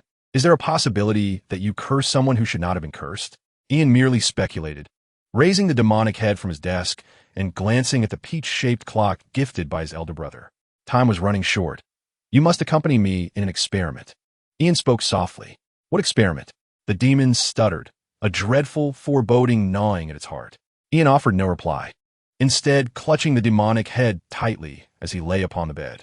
At the moment when the clock's hands overlapped, silence enveloped the world. Upon reopening his eyes, he found himself in an entirely different realm, a sky blanketed with snow. The boy appeared silently on the desolate street. Could it truly be my own doing? Ian gazed at the demonic head he held, astonishment filling his eyes. Previously, he had brought back a laser gun from this world, and now he had inexplicably transported a living being into it. His conjecture had been validated, leaving Ian both awestruck and bewildered. No, no, no. The demonic head trembled violently, far more so than during its encounter with Superman. This is impossible. The demon's voice transcended mere trembling, infused with a profound disbelief and dread. What is impossible? Ian remained astonished at how he could accomplish such a feat. Your voice. The bull-headed demon's throat seemed as if it were obstructed, its damaged vocal cords emitting a wheezing sound akin to a broken bellows, its frantic screams shattering the eternal silence of this world. How could you be a dimensional demigod? The bull-headed demon exclaimed. Superman's son is a dimensional demigod? I must still be dreaming. Chapter 78. Who isn't a sacred soul in a nightmarish realm? An eternal cold wind swept snowflakes against Ian's face. He glanced down at the demonic head swaying at his waist, its murky eyes and visage brimming with terror and fear. What is a dimensional demigod? Ian pondered while furrowing his brow. The demon's head remained engulfed in disbelief and horror. It could not fathom how Superman's son could be a dimensional demigod. This is not magical at all, though the bull-headed demon possessed little understanding of science. It firmly believed that this scenario was far from scientific. Kryptonians are cosmic deities, not members of the dimensional demigod lineage. You possess an entire universe. As it surveyed its surroundings with trepidation, the bull-headed demon assessed this unfamiliar world. The more information it gathered, the more its heart raced with fear. The colossal figure in the sky, though devoid of life, still exuded a terrifying aura that left the demon, having clawed its way out of hell, feeling as if it were suffocating. Contemplate this. Such existence is merely treated as ornamental, suspended in the heavens. How could a diminutive demon not tremble in fear? I am not a dimensional deity, nor do I possess an entire universe. Rather, I harbor a cosmic tumor within my being. This is an affliction, yet thus far, no remedy exists.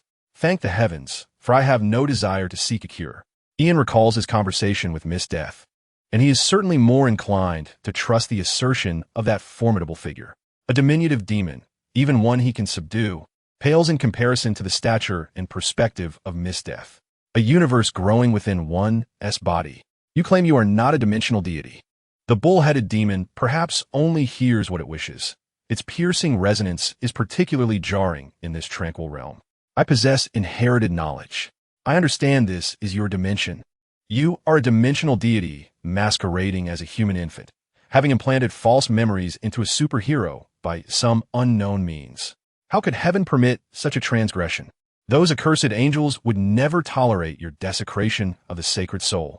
Its eyes were wide with astonishment, its tone rife with incredulity. At that moment, the bull-headed demon felt it was beginning to comprehend everything. Why its hellfire could not harm this boy, why a single droplet of saliva could nearly extinguish its very essence, and why the hammering assault on its soul had been so excruciating. It became painfully clear that this boy was, in fact, a whimsically malevolent dimensional deity in disguise. He was merely a small demon. How could he possibly contend with such a terrifying entity? He and his master were already of the same caliber. I have desecrated the sacred soul? Ian pondered, sensing that the demon was berating him. Such insults are bearable to some, but not to him. He raised his hand and delivered 2 hefty slaps to the demon. Well then, stirring discord within my family. Ian glared fiercely at the demon. You are the dimensional deity. Your entire family consists of dimensional deities. Am I not sacred? The angels surely possess greater discernment than you demons. They must know that I am as pure as my father. The priests adore me when I attend church. And even General MacArthur once proclaimed that Ian is a fine young man. Sometimes a little white lie is harmless. However, General Douglas MacArthur never uttered such words. I recall that his soul was offered up for me to consume. The bull-headed demon wished to assert that it too desired its entire family to be dimensional deities. Yet it lacked the courage to voice such a sentiment. In the end, it could only timidly grasp at the boy's choice of words. A hellish joke.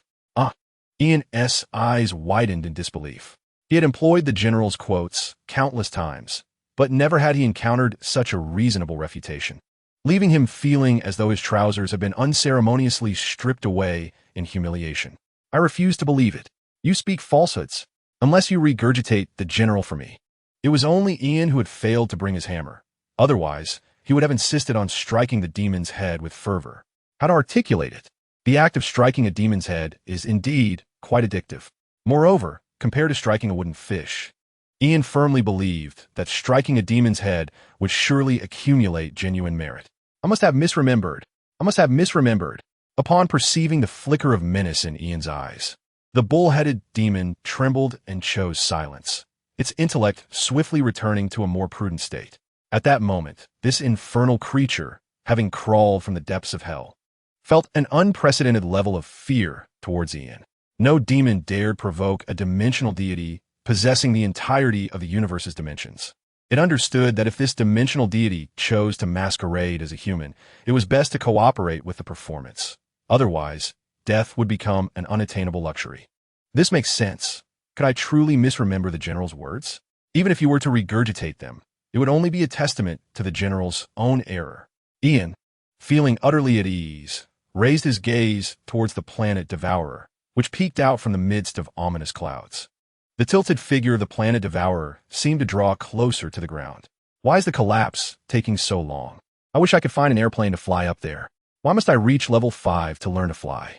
Is it because I was born without wings? My system, my friend, in our America, you could be charged with racial discrimination. I would surely win in court. Ian let out a heavy sigh. After engaging in a bit of self-affirmation with his system, he hung the demon's head at his waist and stood up, preparing to venture once more to that mysterious base to gather information. Following the direction of his memory, Ian began to sprint. The demon's head bobbed up and down at his waist as he ran. Yet the demon dared not utter a word of complaint. The buildings lining the streets were blanketed in thick layers of ice and snow, and he continuously peered through his murky eyes at this unfamiliar world. What is that noise? Ian suddenly halted. In the distance, he could faintly hear a roar accompanied by the sounds of intense combat, interspersed with the thunder of gunfire. It's raining. I must go out and feel it. Ian, suddenly invigorated as though electrified, changed direction and sprinted towards the source of the sound. Wasn't it snowing all along? Snow is merely another form of rain. Look, even my mouth is raining. The demon's head, adopting a philosophical tone, began to engage in abstraction. It hung at Ian's waist, continuously foaming at the mouth, clearly dazed. The demon, having arrived in this world, realized it seemed to have lost its extraordinary status, reduced to nothing more than an immortal head. What significance is there in life or death? Perhaps this is the destiny of a demon. It sighed, lamented, its voice filled with sorrow. Be quiet. Do not disturb my focus. My favorite gunfire is nearby. Ian lifted his hand and delivered several sharp slaps to the demon's head at his waist. Stop it. That really hurts. Immersed in a melancholic philosophy, the demon's gaze suddenly became clearer. Meanwhile, Ian seized the opportunity to trace the source of the disturbance, weaving through a narrow alleyway until he arrived at a frozen fountain square. Blood, still blood, was everywhere, a vivid and warm crimson staining the ground. The previously intense sounds of battle had emanated from this very place. Chapter 79. A greater contest of might. It was evident that Ian had not erred in his pursuit. However, he had arrived a tad late. The combat had already concluded. This was rather typical, for I am a denizen of DC, and in our realm, even the swiftest of men find themselves perpetually tardy. Ian's gaze fell upon the icy square, littered with the bodies of soldiers strewn haphazardly across the ground. Amidst this chaos, Gwen Stacy leaned against a shattered wall.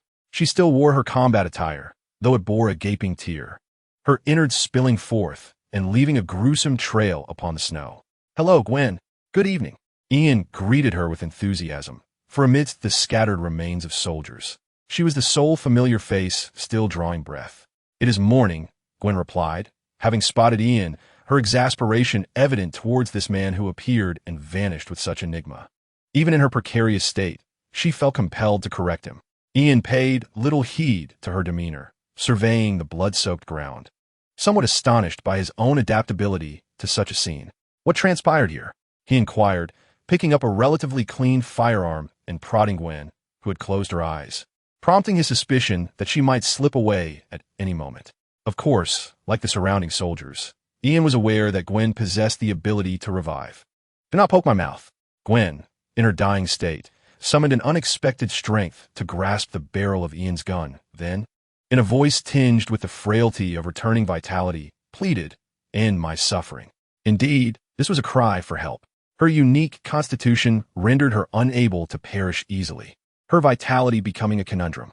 Ian raised an eyebrow, but before he could utter a word, the demon at his side interjected. He was not inclined to take lives, having made a promise to his stern father.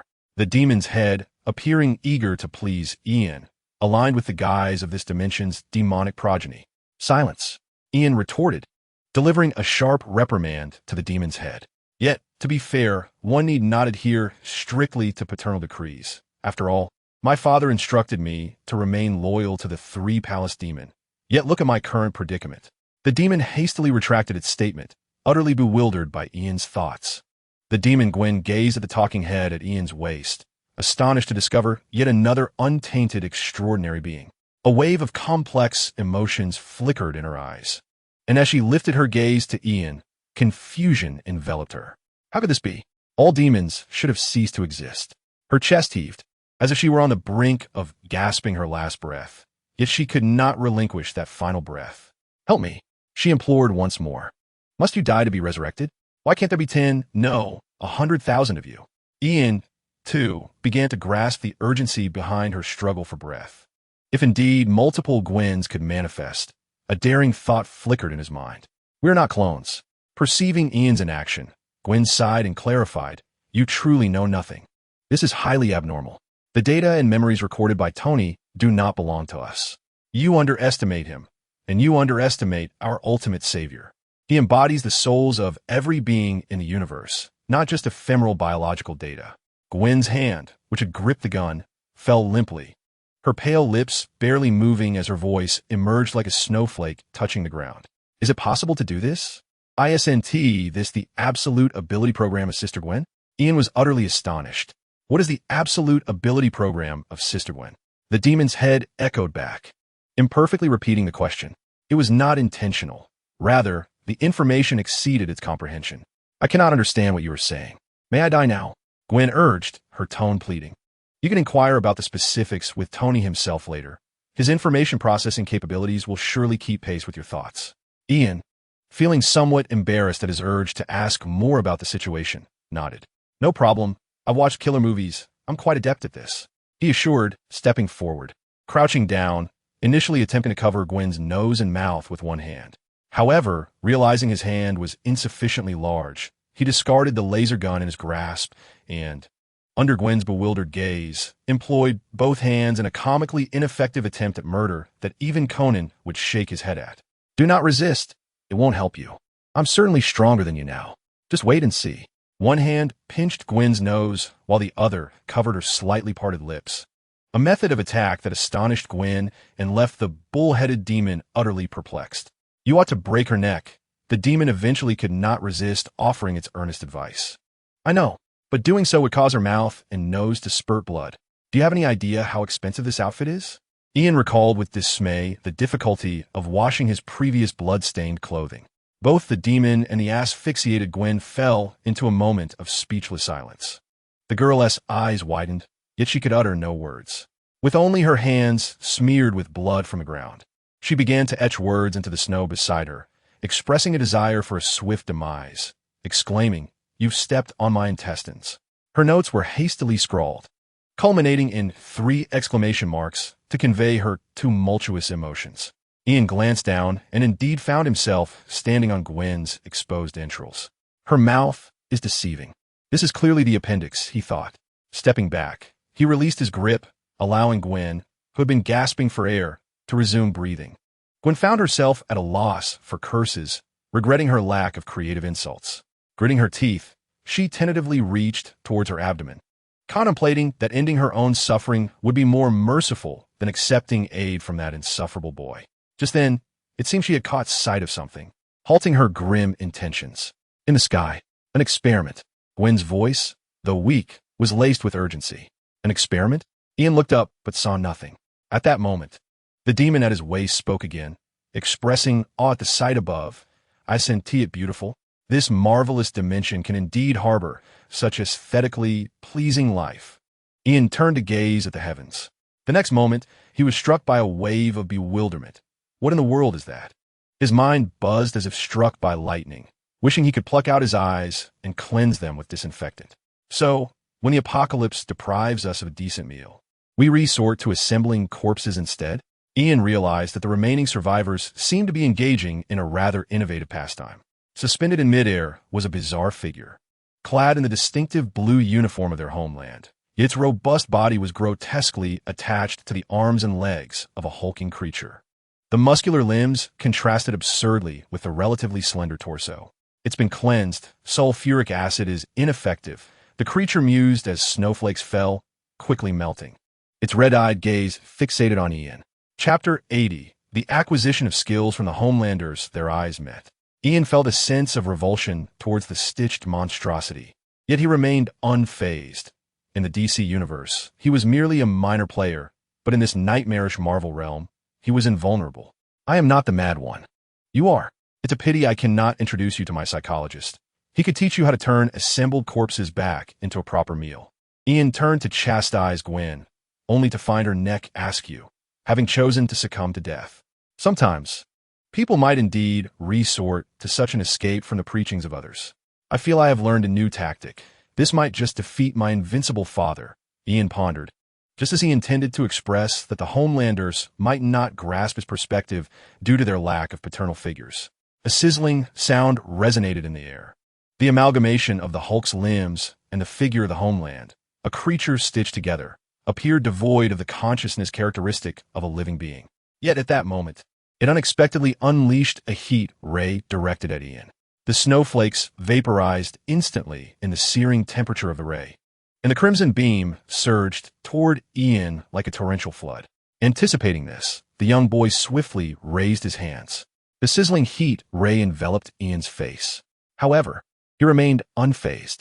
Indeed, the high-energy electromagnetic waves proved swifter, eluding him much like the fleeting memories of his childhood. Ian, unharmed, felt a tinge of poetic reflection. Yet, this did not hinder the system's assessment. You attempted to grasp the heat ray, gaining insight into extraordinary self-destructive techniques, earning 6 professional experience points. Regardless of the system's disposition, this world consistently presented Ian with delightful surprises. Once again, he reaped a bounty of experience, prompting him to gesture a provocative finger at the stitched figure of the homeland. The sizzling heat ray persisted. The creature suspended in mid-air exhibited no emotion. Devoid of a soul, it was merely a hollow shell adhering to its biological instincts. Just like that. Don't stop. Perhaps use force sound a bit odd. Widen your eyes a little more. Ian continued to grasp the heat ray, accumulating 2 more waves of experience. However, this scoring spree did not last long. Observing the futility of its attacks, the creature surged downward at speeds exceeding 10 Mach. The air erupted into a conical mist. Its seemingly incongruous fist, imbued with the power to shatter steel, descended upon Ian's face. Ian remained motionless, knowing that any movement would waste his energy. The creature's fist struck Ian's forehead, causing ripples and distortions in the air. Yet it remained utterly meaningless. Ian emerged unscathed. The demonic head at his waist emitted a pure, mocking laughter. What a foolish zombie. To think it could harm the master of this dimension.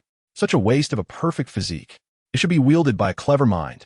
The demonic head, filled with yearning, taunted Ian while imploring him, quickly, tear off its head, then affix mine in its place. I am a most suitable choice for this body. The words of the demonic head sparked a realization in Ian. Indeed, it was a patchwork. He noticed the seams connecting the homeland's head to its torso, which was only natural, as he had previously encountered the homeland's corpse in a state of decapitation. Bang, bang, bang. Perhaps sensing Ian's invasive gaze, instinct compelled this true amalgamation of the homeland to launch a dizzying flurry of attacks against Ian. Futile, yet persisted with fervor. Ian did not heed the suggestions of the demon's severed head. Instead, he earnestly attempted to grasp the fist of the amalgamated patriot. However, the disparity in physical prowess between his current state and that of the patched-together patriot was considerable. This was to be expected, given that the barbaric tyrant held merely a novice level of 1. Thus, the amalgamated patriot relentlessly launched his assaults, while Ian persistently endeavored to seize his fist. You are acquiring combat skills. Student profession experience points. 1. You are acquiring combat skills. Student profession experience points. 1. You are acquiring combat skills. Student profession experience points. 15. What a splendid world this is. How exquisite is this experience-gathering mechanism. The only lament is that Ian has yet to successfully catch the fist of the amalgamated patriot even once. Alas, his eyes and hands struggled to keep pace with the opponent's speed. Damn it, Master John Banner, could you not allow me to catch it just once? If I do, I shall chant thrice daily that you are the true superhero. Ian's competitive spirit occasionally surged, igniting in peculiar moments. While the acquisition of experience was undeniably gratifying, he was genuinely earnest in his attempts to grasp the opponent's fist. At this rate, I shall rip off your head. No, I shall unleash a torrent of online vitriol upon you. Ian's futile endeavors ultimately resulted in a face increasingly flushed with frustration. Of course, after a series of trials, Ian confirmed that perhaps the amalgamated patriot truly possessed no remnants of wisdom. Even in the face of online vitriol, the fellow's movements showed no sign of diminishing in speed. Sighing in resignation, Ian quietly lamented, continuing to utilize this assembled cadaver to accrue experience. His mood gradually stabilized, for as General MacArthur once stated, frequent failures lead to adaptation. This phrase the general may have genuinely uttered.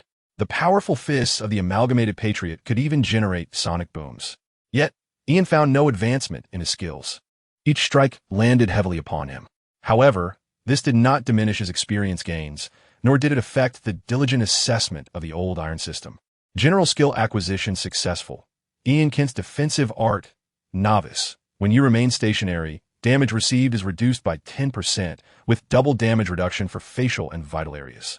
To be fair, such a system response left even Ian momentarily astonished. Nevertheless, he soon grasped the realization that he had tapped into a family tradition. If he refrained from defending, then defense was unnecessary. Was this not, in essence, another form of defense? Engaging in combat with a superhuman merely to feign evasion was merely a gesture of respect, a consideration for your emotions. The spirit of no pain, no gain embodied him. With no need for inequalities, he could solve this problem in an instant. The universal skill of comprehension, much like the art of learning itself, cannot be enhanced merely through practice. It can only be elevated by the investment of skill points. Ian felt a profound sense of regret regarding this reality. As he pondered how to engage the system in a meaningful conversation, the sound of the wind diminished. Without any forewarning, the stitched version of the homeland figure became eerily still, as if it had lost power. In Chapter 81, the true identity of the dimensional demon was revealed. With a slight activation of his intellect, Ian discerned the cause of the figure's malfunction. It had indeed run out of energy. Embedded within the hollowed nape of the figure was a dimming miniature reactor.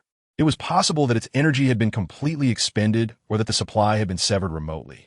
This was indeed black technology. Ian deftly removed the thumb-sized reactor and tucked it into his pocket, recognizing the blurred insignia of Stark Industries on its surface, a clear indication of its value. What a magnificent form! I implore you, allow me to experience this body. I shall comply with any request you make. The demon's head remained fixated on the stitched figure's physique, revealing a rather peculiar taste in aesthetics. It could only be described as distinctly hellish. Will you comply with any request? Does that include betraying the triumvirate demon? Ian, sensing the demon's impatience, cautiously probed. Impossible. Absolutely impossible. The demon's reaction was vehement. My father pledged loyalty to the triumvirate demon. My grandfather did the same, and my great-grandfather was one of the most capable demons under its command. such as my lineage. I, too, shall remain eternally loyal to the great triumvirate demon. Not even death can shake my fidelity. Its resolve was unwavering.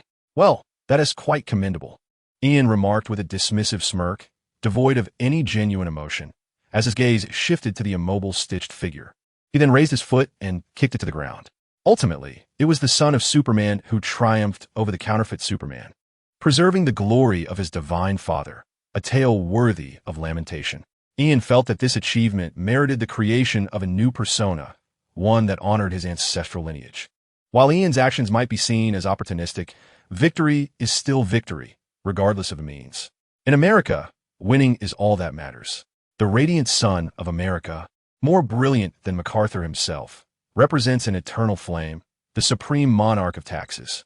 Before Ian's journey through time, he had been taught the essence of the American way of life. Do not spit upon this body. The demon's head, with a wary glance, noticed Ian's lips moving, mistaking his murmurs for incipient aggression, and quickly interjected. Though I shall not betray the triumvirate demon, I am capable of betraying other demons from hell. I can assist you in summoning my kind, even a demon god. This body possesses the strength to wield such magic. The demon laid bare its boundaries, pleading humbly. Ian, it must be said, found himself somewhat intrigued. Truly, the demon adept at growth has struck a chord within me. This display of prowess is commendable. Ian contemplated for a moment before ultimately approaching the fallen amalgamation of his homeland's people. He exerted considerable force in an attempt to tear away the head of the amalgam. Yet who could fathom the materials employed by those Marvel impostors? Even with strength exceeding that of an ordinary human by 20-fold, he could not dismantle its patched structure. The young man felt a twinge of embarrassment. Fortunately, he possessed a secret weapon. Close your eyes, he instructed. I am about to spit. I will only apply a small amount. He promptly smeared 2 clumps of earth over the demon's eyes. He first attempted alternative methods, only to find that even the most formidable weapons innate to humanity proved of little utility. Meanwhile, having completed her rebirth, Gwen once more led her team to Fountain Square. Gazing at the scene before her, Gwen, having contemplated at least 20 potential scenarios, was left utterly astonished. The soldiers around her exhibited signs of agitation, though their commendable discipline prevented them from reacting as vocally as Gwen did. What on earth are you doing? Gwen's voice soared to an F3 pitch, her hands trembling. Huh? Ian, in the square searching for materials, did not turn around but replied while meticulously selecting his components, I'm assembling a Gundam. No, it's the Evangelion. He sees a robust arm from the ground. Yes, precisely. I'm the Evangelion. This is sheer artistry. The demon's voice brimmed with excitement. Its head finally able to rotate a full 360 degrees like a typical demon. I feel fantastic. It moved its 3 heads, 6 arms, and 8 legs, offering genuine praise to Ian, causing Gwen and the soldiers to experience a twitch of disbelief. How could you possibly damage the ironclad body of the amalgamation? Gwen snapped back to reality, hastily moving forward and yanking it down before the demon's bovine head could react. Ian's spittle only contained the corrosive effects of dark energy. He had not reinforced it with any potent adhesive. No, the demon's head let out a mournful shriek, disdainfully tossed back to Ian, who also attempted to kick it away. But alas, his skills resembled those of a former national football player, resulting in a misdirected kick. Nevertheless, this did not hinder him from stepping upon the demon's head. This body still has its uses. We cannot allow you to squander or take it away, Gwen stated with utmost seriousness, directing the soldiers to commence recovery of the remnants of the amalgamation and the Hulk.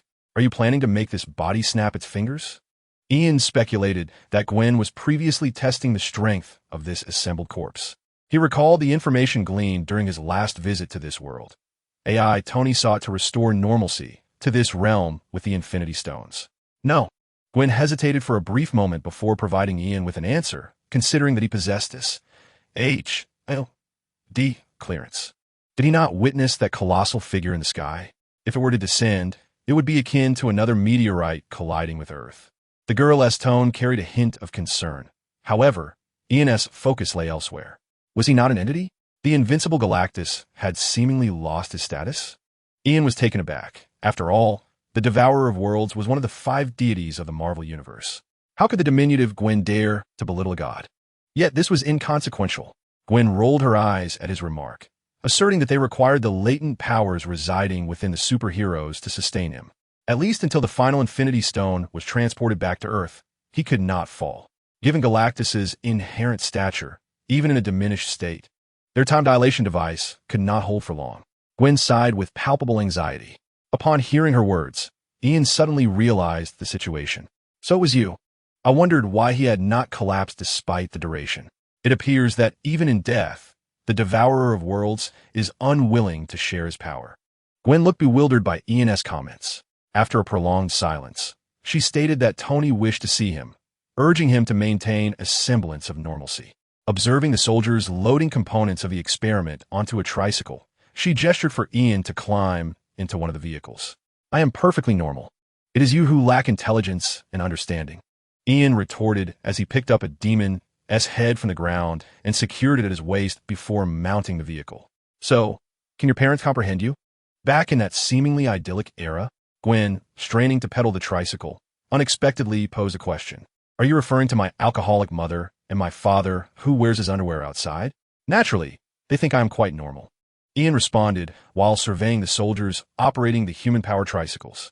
Lacking affection, the couple serves as a mixed duo. Gwen fell into silence, as if all had suddenly begun to make sense. Soon, the group returned to the sewer entrance, traversing the underground passageway until they reached the base's entrance. This time, it was Gwen who used her own identification to unlock the base's doors. Her swift actions deprived Ian of the chance to assert his arrival. Once more entering the familiar hall, Ian remained awestruck by the vast mainframe of AI Tony. Unable to fathom the monetary value of these components if sold as scrapback in the DC universe. Would you care for something to drink? The visage of digital Tony materialized. At that moment, the demon's head, sensing its surroundings, emitted a voiceless exclamation. Here, what on earth is this place? The bull-headed entity detected an aura it should not have perceived emanating from digital Tony's mainframe. A single universe should not harbor such an abundance of souls. Its tone was imbued with a sense of trepidation towards the unknown and incredulity, leaving one momentarily unable to discern who truly reigned as the dimensional deity between Tony and Ian. Chapter 82. The Cosmic Mystery and the Marvelous Chaos. A familiar base. Familiar faces.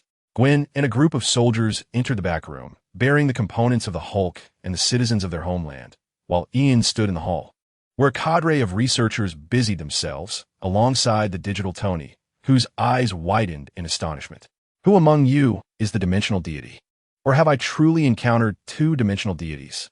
The demon's head was momentarily overwhelmed, plunged into a state of confusion, unable to distinguish the reality before it. Tony cast a glance at the demon's head, while Ian adeptly struck the demon's cranium a few times. Could you be quiet? Do you feel the need to shout about every encounter? Have you seen yet another dimensional deity? He harbored serious doubts regarding the demon's desire to be a braggart. Perhaps, in the depths of hell, praising others as dimensional deities was tantamount to the human custom of exchanging pleasantries, akin to expressing envy over someone's newfound wealth.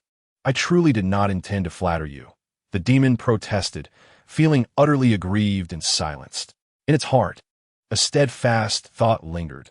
After 30,000 years in the Eastern prison and 30,000 years in the Western prison, as long as it endured, there would inevitably come a day when it could rely on its bloodline to become a great demon.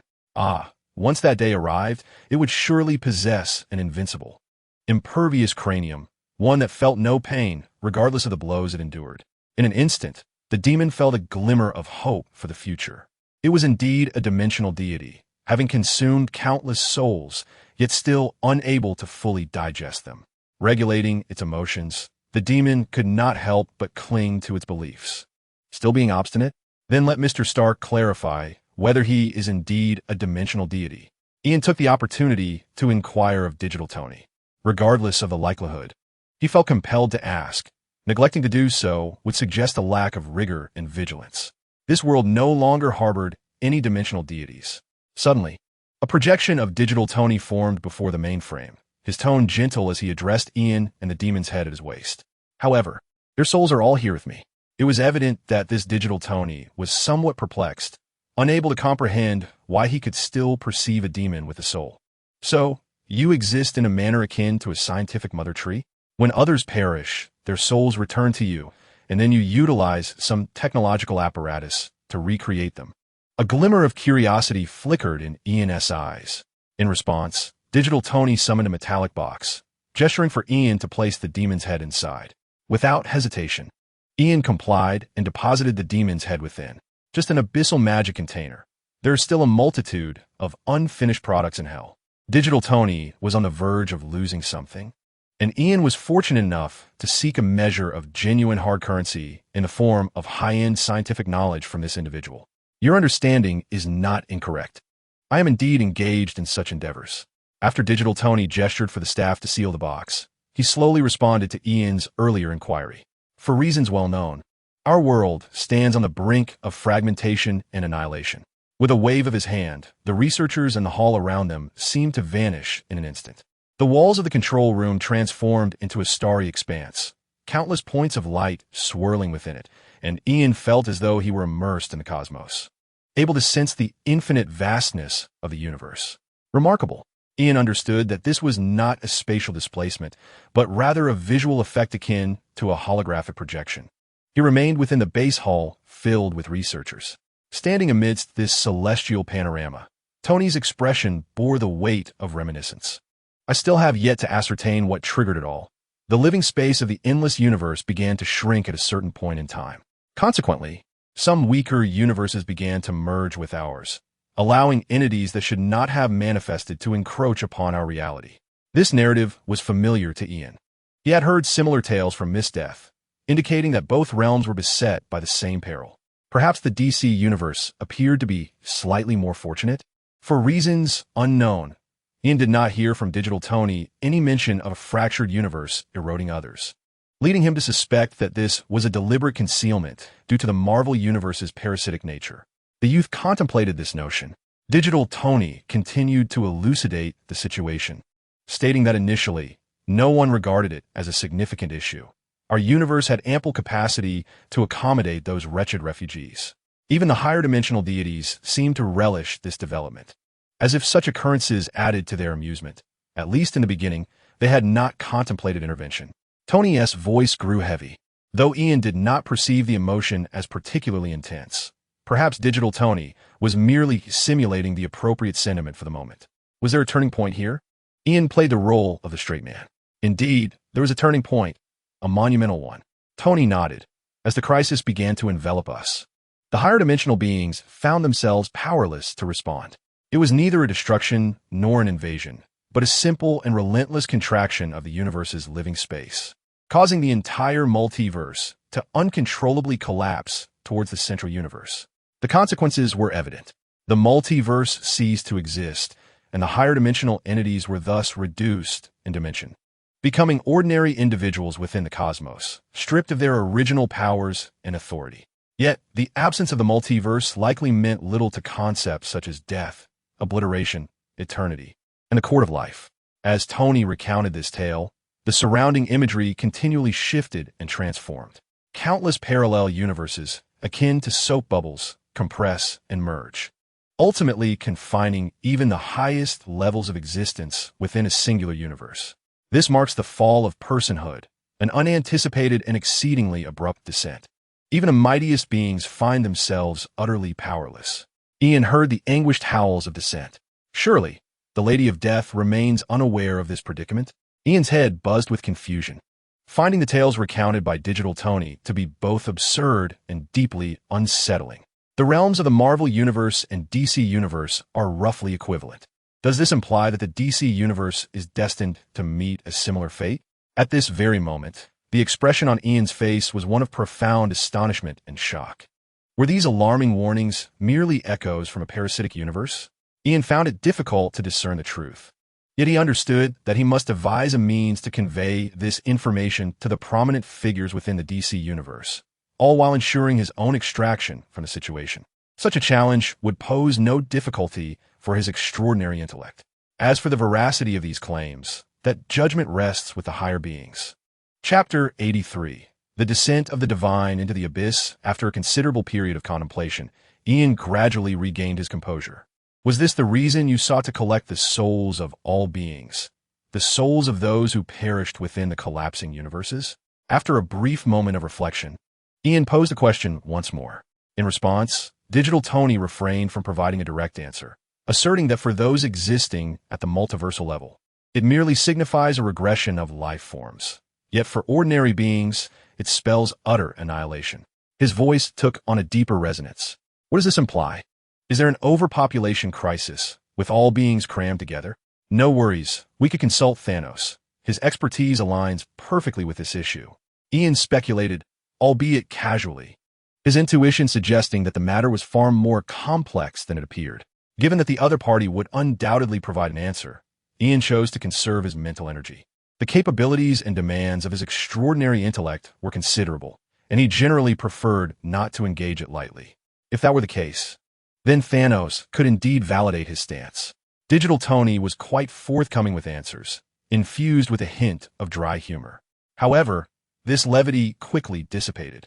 When the divine can no longer extend compassion to life and suffering, it falls upon us, mere mortals, to bear the burden. Tony lowered his gaze, his voice suddenly taking on a raspy quality. What does that mean? Ian continued to conserve his mental faculties. Digital Tony glanced at him, still avoiding a direct response. Can you imagine countless parallel versions of yourself, with memories and souls overlapping within a single entity? Now becomes clear. This is akin to sitting upon a golden throne. This inquiry delved directly into Ian's realm of ignorance. After all, he had always firmly believed that there could not possibly be another version of himself in the other parallel worlds of the DC universe. Such a concept was beyond his imagination. Ian shook his head earnestly. Digital Tony could undoubtedly perceive that Ian was reluctant to engage his mind even slightly. In silence, he touched his illusory forehead, and then directly presented a scene from the past to Ian. The sky was being torn asunder, and the earth was crumbling continuously. Yet, no one cared, no one sought redemption. On the twisted streets of the city, not only humans and superheroes, but even the cats and dogs seemed to have succumbed to madness. I remember I was a doctor. No, I was a firefighter, or perhaps a teacher. Yes, I'm a wretched woman who ventured into filmmaking only to have my organs harvested. A disheveled giant bellowed as he sprinted down the street. Where's my daughter? Alice. Alice, I am your mother. Don't hide. I'll take you home. A wild boar frantically searched for non-existent things. I remember I am an eagle. No, I'm that cat chasing a mouse. Am I Voldemort? Others, in a frenzy, brandished sticks while laughing maniacally. They all seemed to be lost in their madness, devouring rumors with fervor. I am Captain Ultimate. I am the Dual Shadows. I am Captain Universe. Supreme Sorcerer Captain. Damn it. Why do I have so many identities? Forget it. It doesn't matter. Hail Hydra. Captain America, clutching a Gatling gun spewing blue flames, rampaged down the street, shooting indiscriminately. No one attempted to stop him, for other superheroes, too, had plunged into chaotic insanity. How can mere mortals bear the weight of countless memories? Dark souls inevitably taint the pure. Truth be told, Ian was utterly astonished by such a chaotic spectacle. His mouth agape in disbelief. Oh my God, what is that Hulk doing to Black Widow? Ian exclaimed in genuine astonishment. He had never witnessed such explosive imagery, even in his brother Jordan's treasure discs. It was utterly contemptible, profoundly disgraceful. Yet, Ian's eyelids refused to blink, as if fearing that missing a single second would be a regretful loss. Apologies, I forgot you were still a child. Reluctantly, Digital Tony abruptly switched the surrounding scene, leaving Ian with a sense of deep regret as he felt remnants of those images lingering in his mind. This was indeed the toxic residue of the past. My eyes and mind have truly been sullied. Ian shook his head, yet the feelings persisted, refusing to dissipate. The Hulk was indeed formidable, and Black Widow undeniably resilient. Meanwhile, what is wrong with these people? And that ridiculous group of volunteers has gone mad too? In a newly transitioned scene, bewildered citizens stood on the streets, shocked by everything around them. The bizarre nature of it all seemed overwhelming, leaving them feeling out of place. We must stop these superheroes from going insane. A figure clad in a red and white battlesuit slowly descended from the sky, a being who, like the citizens, did not belong in the Marvel Universe. The all-powerful man. In simple terms, it is yet another pirated version of Superman, albeit one whose strength rivals that of a fully developed Superman. Yet devoid of the weakness to kryptonite, he surpasses the individuals from my homeland significantly, instilling a sense of fear among them. I merely seek a tranquil place to find solace. The mental health facility has never sought my collaboration. Thus, I bear no obligation to assist them in apprehending this group of individuals. Moreover, I doubt a mental institution could contain so many patients. Even the doctors there may have succumbed to madness. The individual from my homeland shrugged and prepared to leave. However, he caught sight of the omnipotent hero sneering at him, exclaiming, "Look around you. Everyone has lost their sanity. Even escaping into the cosmos won't save you. Do you wish to wither away in solitude among the stars?" With that, he charged forward, first encountering Captain America. The deranged captain inexplicably took 2 punches from the omnipotent hero with his head, only to meet a fatal end as his skull shattered. This was truly the destined captain, capable of defying logic in a single encounter. Ian could not help but express his astonishment as he observed the omnipotent hero seize Thor, who was performing electrotherapy on passers-by, akin to a possessed deity, and ascend towards the heavens above.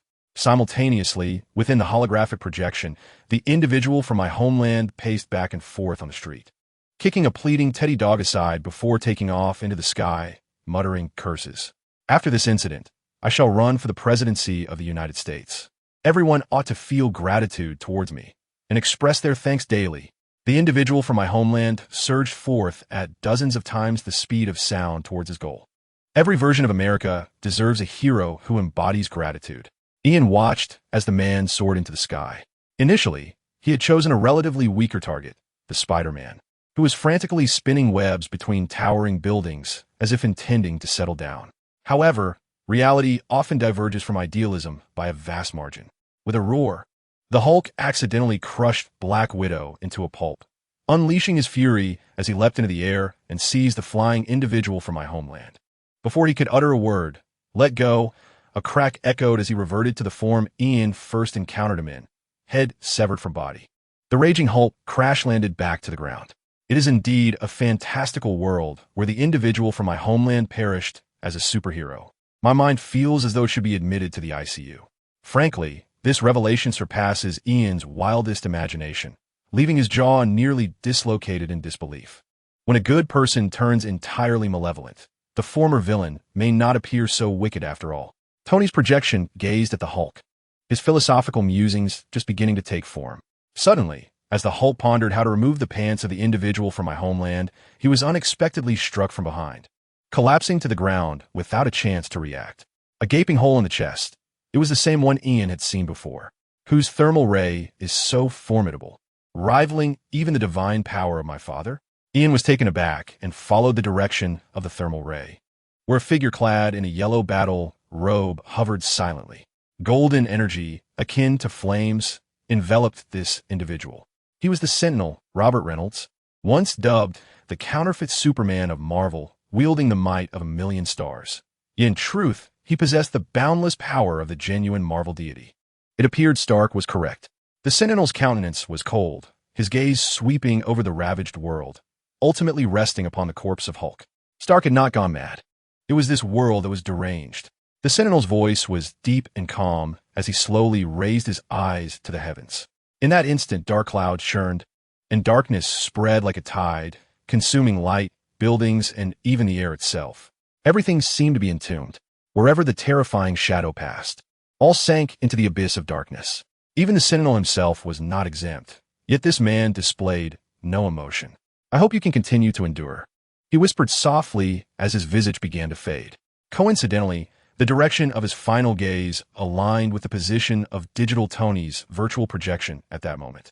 Ian waved his hand, only to find that the other's eyes did not turn. However, this did not impede his performance. He agreed. Ian exclaimed, "Just now, I asked if I could touch his corpse, and he consented. Quickly, bring out his body." Ian immediately turned to Digital Tony, who looked utterly bewildered. "I was speaking in my mind, and he consented in kind. You must trust the Sentinel. He possesses the ability to transcend time and space. He is the true son in my heart." The boy's voice was resolute and unwavering. Chapter 84.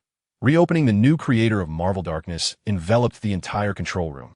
and the flickering of the holographic projection came to an abrupt halt, the final image seemingly frozen in place, with digital Tony failing to present the subsequent events. Yet at this moment, Ian was too preoccupied to concern himself with the history of the Marvel Universe. He was envious of the potential abilities that the Sentinel's blood could bestow. He exerted himself to the fullest, pressing Tony for what he desired. "Could you help me breach the Sentinel's corpse? If that is not possible, just let me touch his hemorrhoids. I bet he has more than one. Afterward, I shall comply with any request you have." Were it not for Ian's awareness that digital Tony lacked a physical form, he might have shamelessly contorted himself into an octopus-like form and clung to Tony.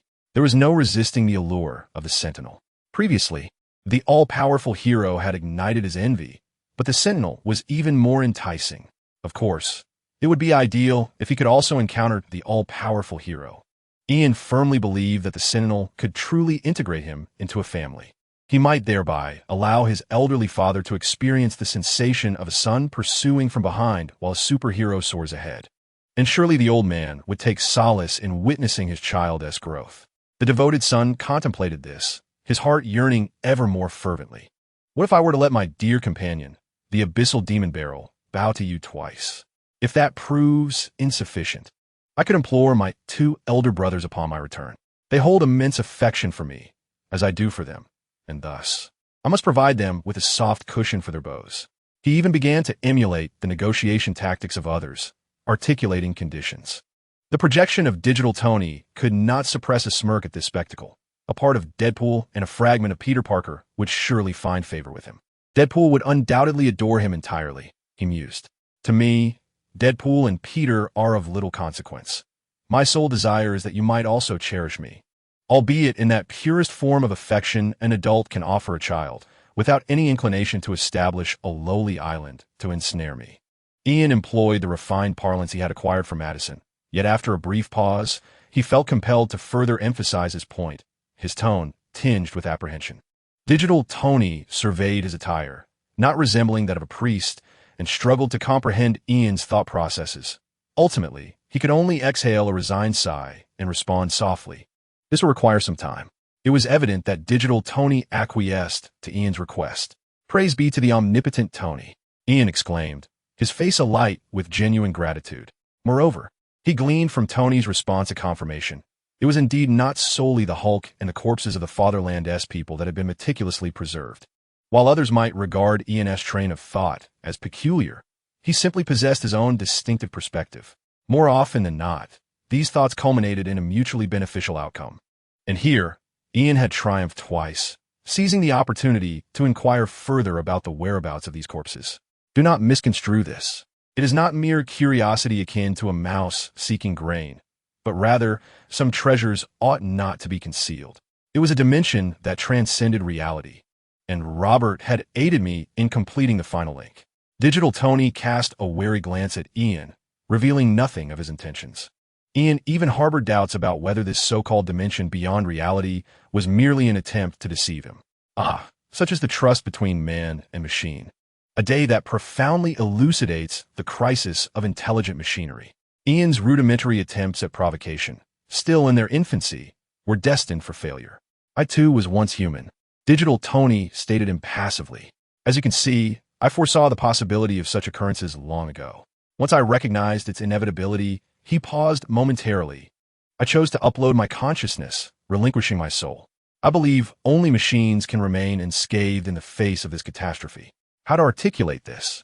Truly, he embodies the wisdom of the Marvel Universe, aligning perfectly with Ian's preconceived notions of Iron Man. Were you ultimately affected? Ian, intrigued by the events that had just unfolded, quietly inquired of the complex-faced Digital Tony before him. Confide in me alone. I assure you, I shall not disclose it to anyone else. Ian's mischievous expression rendered Digital Tony silent for an extended period. After a moment, he spoke. You will see Robert's body in 2 days. I will allocate some computational power to manifest his remains. Digital Tony shook his head wearily, evading the question. Ian, contemplative, nodded. Allocating computational power? So, you too have your limitations. Most of your computational resources are devoted to guiding the Infinity Stones back to Earth. He deftly shifted the conversation, grappling with confusion. Ian remained uncertain about the capabilities of AI Tony. Guiding the Infinity Stones back to Earth is merely a minor task.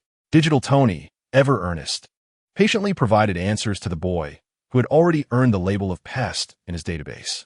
My primary computational power is engaged in an endeavor akin to what every individual you see in this base is doing, meticulously restoring each affected soul to its original state. Gwen, Betty, and others serve as my experimental subjects. This is a monumental project. Each fused soul requires precise calculations to be correctly separated into countless distinct entities.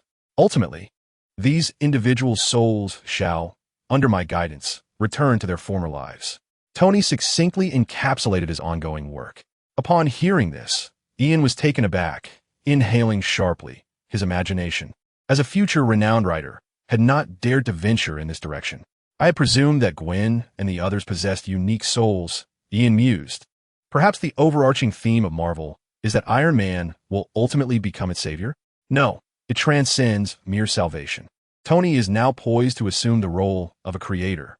Do you intend to reopen the multiverse with the Infinity Stones? Ian could certainly connect the information he had previously acquired with the current revelations. If the other party was not lying, he might have grasped the true significance of Digital Tony's existence. We need not achieve our goals all at once. We possess infinite time, sufficient to reopen countless universes. Tony raised his hand against the backdrop of darkness. Regardless of the outcome, my existence is dedicated to this endeavor. As his words settled, 4 resplendent stones materialized in his palm. The purple Power Stone, the blue Space Stone, the red Reality Stone, and the green Time Stone. Only the Soul Stone and the Mind Stone were absent. Chapter 85. The Return of Supreme Authority. The radiant glow of the Infinity Stones illuminated the surroundings. For reasons unbeknownst to him, Digital Tony had yet to deactivate the virtual projection. Was this right? Why were there only 4 stones? Ian gazed at the 4 stones, astonished. This contradicted the information he had previously received, which indicated that only 1 stone was missing. However, after a moment of contemplation, Ian seemed to have an epiphany and looked skyward. This was wisdom at work, albeit not fully awakened. Ian could only perceive the darkness projected before him, unable to even glimpse the ceiling of the base, let alone catch a reflection of the Devourer of Worlds. One of the stones resided upon the invincible entity. Did it not? Though it was deceased, it had promised him a touch. If one were to doubt, they could inquire of its remains once he had finished. I assure you, my esteemed Uncle Thanos would not deny this. Ian felt himself succumbing to one of the 7 deadly sins, greed, and Digital Tony offered no refutation of his judgment. Naturally, Digital Tony refrained from commenting on Ian's peculiar request, affirming that the collection of all Infinity Stones would be the moment they could ascertain the success of their endeavor. He stared intently at the floating Infinity Stones, seemingly untroubled by the notion that this could all merely be a grand illusion. They were truly beautiful. Ian was captivated. Observing this, Digital Tony promptly levitated the 4 Infinity Stones before Ian. Can I touch them? Ian's fingertips made contact with the surface of the stones, cold, hard, lacking the anticipated sensation of acquisition, which left him feeling a twinge of disappointment. He felt no surge of power either. Could it be that my immunity in this world has deprived me of the opportunity to wield the Infinity Stones? Ian sighed inwardly, having previously speculated that Tony might wish for him to snap his fingers. Yet, it appeared this was not the case. These stones were indeed magnificent. Upon witnessing this scene, Digital Tony displayed no change in expression. They were the final Infinity Stones, the most powerful among them. The collapse of the multiverse also signified their unprecedented proximity to their original forms. He softly explained to Ian, "I understand." Ian nodded, regarding the tale of the Infinity Stones originating from the goddess of vengeance. It was said that she was among the top 50 or even the top 100 super beings in Marvel. It was precisely this knowledge that prompted Ian to ponder how to obtain a profession. Must the stones bleed? Or was there another way? Ian furrowed his brow, unlocking his superintelligence. Simultaneously, Digital Tony fixed his gaze upon Ian, adopting a tone of mock astonishment. Are you not the least bit excited? The omnipotent force once represented by these stones is now at your disposal. No, you can actually ingest them. This time, Digital Tony's emotions were undoubtedly sincere. He hastily raised his hand to summon the Infinity Stones, and thus. The 4 gems that Ian had already placed in his mouth broke free from his lips and soared away. My intention was merely to test the resilience of my teeth, to ascertain whether they were worthy of residing in my mouth. Ian did not speak the truth. This was quite normal. He feared that Digit Tony might not comprehend his intentions. Sometimes, unless one pushes the boundaries of their own stomach, how can anyone ascertain whether the system harbors secrets within? May I take another bite? Undeterred, Ian cautiously glanced towards Digit Tony. In truth, this would not affect the world significantly. Acquiring a profession did not necessitate genuine digestion. For once expelled and cleaned, no one would discern anything amiss. The Infinity Stones might even appear as pristine as when they were freshly forged. Digit Tony, confronted with Ian's proposal, was rendered speechless, vehemently shaking his head. To be frank, had he not realized he lacked the authority in this regard, he would have genuinely desired to allocate some computational power to make targeted predictions about Ian's behavior. I can fulfill any other request you have, but this is absolutely out of the question. Digit Tony promptly confiscated the Infinity Stones and dismantled the surrounding dark projections, revealing a bustling hall filled with researchers who seemed utterly oblivious to the conversations that had transpired in the holographic projection. Well then, Ian nodded, slightly disheartened. Ultimately, he had failed to discover a successful method to channel the power of the goddess of vengeance into a new profession, thereby achieving greatness once more. With a heavy heart, Ian snatched a bag of snacks from a researcher's desk. The researcher shot him a glance and protectively shielded his snack box, preventing Ian from seizing his second bag. Even a good person like me warrants your suspicion? The youth felt a surge of frustration at the other's vigilance, his mood darkening further. In a fit of anger, he discarded the Franklin he had already retrieved, only to find the researcher staring at him with a look of resigned bewilderment. Do you believe that in this chaotic state of Earth, I can still find a place to spend money? The researcher remained protective of his food. This time, it was Ian who found himself at a loss for words. Perhaps you could use it for wiping? Trust me, it's far superior to paper laden with guilt. A genius like him could ultimately muster only such a strained justification. Is there a possibility that my posterior requires no wiping at all, as I am utilizing a disposable body? The researcher stared at Ian with her large, expressive eyes, engaging in a silent standoff. After a moment, Ian found himself at a loss for a retort. Fortunately, Digit Tony intervened. Gluttonous little rascal, do not make it difficult for Dr. Helen Zhao. Let us discuss whether you have any other requests. Digit Tony offered Ian a gracious opportunity for reprieve. Ian feigned busyness and quickly returned. If only I could have the chance to touch the Sentinel and the Omnitrix. Ian is indeed a person who finds contentment in simplicity. Thus, he subtly added another name to his list to reach a state of satisfaction. The digital Tony appeared rather forthright. Your time has come, he abruptly stated, then turned to signal the researcher to return the box containing the demon's head to Ian. As soon as Ian accepted the box, the chime of the returning bell resonated. Witnessing Ian's form vanish within the confines of the base, Betty, the scientist Ian had initially encountered, could no longer restrain herself and approached. Tony, he comes and goes repeatedly, disappearing mysteriously each time. No one knows his intentions. We haven't even discerned who he truly is or whence he hails. This is undeniably perilous for us. Especially in these times, she expressed with concern. Given the uncertainties, she believed Tony should exercise caution. It is not surprising that Betty harbors suspicion. After all, this world should not contain pure beings of flesh and demons. Miss Ross, I have long since relinquished my curiosity. I do not require knowledge of his origins or the purpose behind his repeated appearances and disappearances. My sole obligation is to fulfill his request to the best of my ability. The holographic projection of digital Tony reappeared on the screen, streams of data silently coursing across his visage. Why? What is the nature of the relationship between you and him? You have not even agreed to let me analyze the demon he brought, Betty inquired, her brow furrowing in confusion. She was aware of Ian's high-level access within the base, but was taken aback by the extent of that authority. Surely, Tony's singular objective should be to propel the world towards a reset. I am not the complete Tony Stark. Therefore, I cannot provide you with a definitive answer. You need only understand that in this universe, that boy possesses the highest level of authority. Tony spoke again, the air seeming to thicken momentarily. Above me, above you, above this base, above all. His voice reverberated through the vast hall, and Betty's complexion gradually paled, her face reflecting profound shock. The words of the Savior instilled within this scientist a chilling sense of dread. Chapter 86. God Cannot Save. Ian the Return was eerily silent. Suddenly, Ian opened his eyes. 042.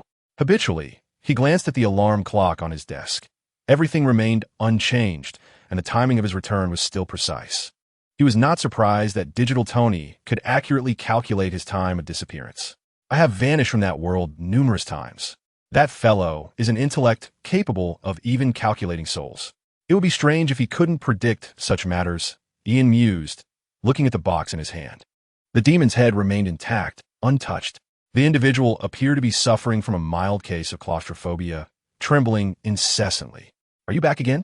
It seemed to sense the surrounding atmosphere, and with palpable anxiety, it hurriedly continued. Rest assured, I shall remain silent. I shall not reveal that you are a dimensional demon, harboring a collection of souls, only to manifest a so-called savior to cruelly toy with them. Even if the king of hell were to arrive, I would not utter a word. During its confinement within the box, it had evidently pondered the meaning of life for quite some time.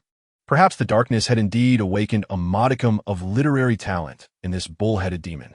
Alas, it still paled in comparison to my extraordinary genius.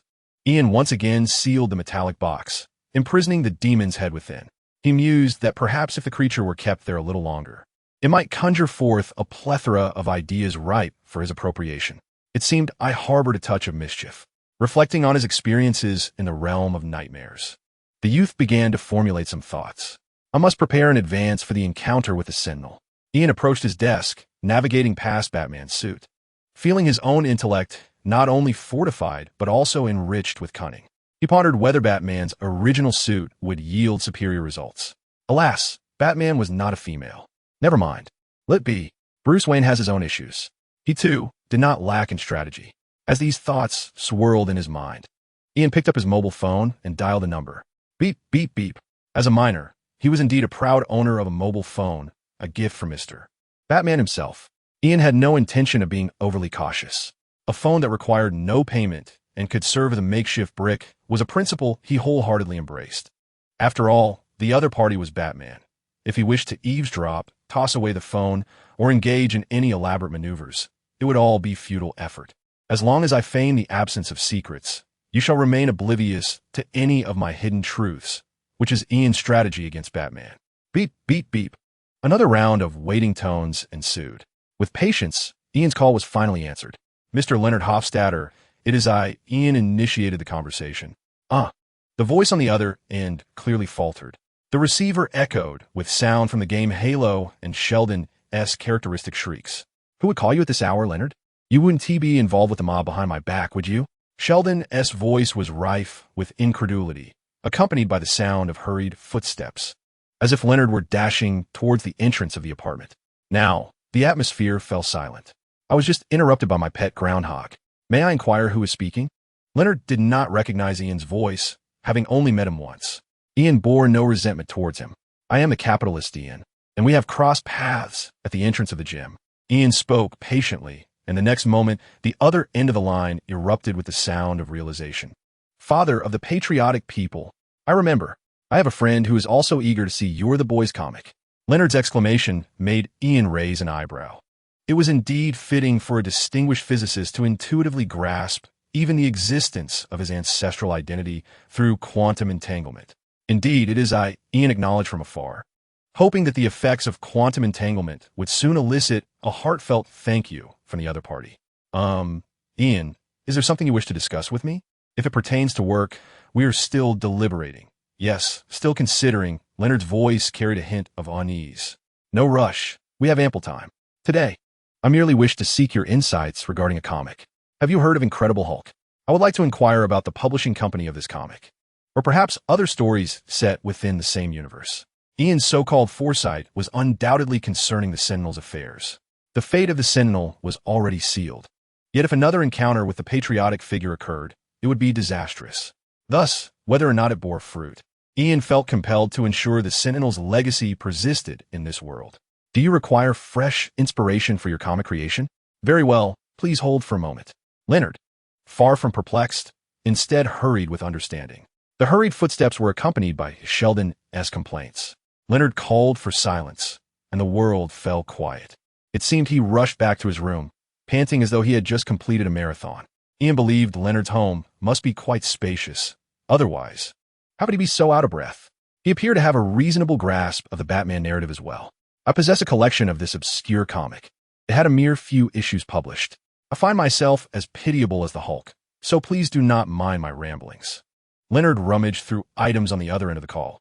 The publishing company is, I believe, League Comics. They indeed have other works. Let me check. As he spoke, the sound of keyboard tapping resonated from Leonard's side. I found it. This company has had its share of misfortune. I checked on the Fringe comic website, and they have published 3 comics.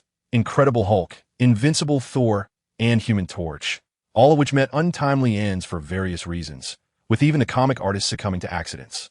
How eerie. Leonard's intake of breath sounded akin to an impending asthma attack. Thank you, Leonard. I am inspired now. You truly seem to be a genuine superhero. Ian pondered, finding his information aligned with what he had gleaned from Google. As the line fell silent, Leonard instinctively touched his head, relieved that it remained intact. As a reader of The Boys, the seasoned otaku indeed felt a rather intense connection to certain lines of dialogue. After becoming acquainted with the Homelander, I find myself hesitant to confront Superman directly. Leonard and his friends have engaged in more than one debate regarding whether Superman could indeed obliterate the moon. The emergence of the Homelander will undoubtedly cause this discussion to permeate into broader circles. After all, there exists a whimsical notion of launching something into the moon, a concept that the young comic artist has vividly illustrated. Although this is merely the prologue of the tale, the epic scenes, akin to a supercharged crescent moon barrage, undoubtedly deliver an immense shock to seasoned otaku. Leonard cannot fathom the expression Superman would wear upon encountering the boys. Furthermore, Hancock, the all-powerful Superman, truly penetrated a car's roof. And the character named Deep Sea surely draws inspiration from Aquaman, whose temperament is notoriously volatile. Leonard is genuinely willing to gamble once more, firmly believing that the more popular the boys become post-release, the greater the likelihood of witnessing the Justice League reassemble in the news, collectively rallying to critique the young comic artist. In this tumultuous world, while God may continuously bless America, he may not extend the same favor to the audacious comic artist. Fortunately, he has not yet dared to depict Batman. This is where Leonard perceives a flicker of wisdom in Ian. For the ability to illustrate the mental state of the boys suggests a certain merit deserving of Arkham Asylum. How long could a young boy survive within its confines? Chapter 87. The eve of awakening and new professions in a brightly lit bedroom. Ian, after hanging up the phone, remained deep in thought. As an experimental physicist, I must devise a means to entice him and his friends to become my pawns. Ian rummaged through his pants pocket, retrieving a thumb-sized mini-reactor. This device was originally intended to power the assembled Homelander and could potentially have extensive applications across various fields.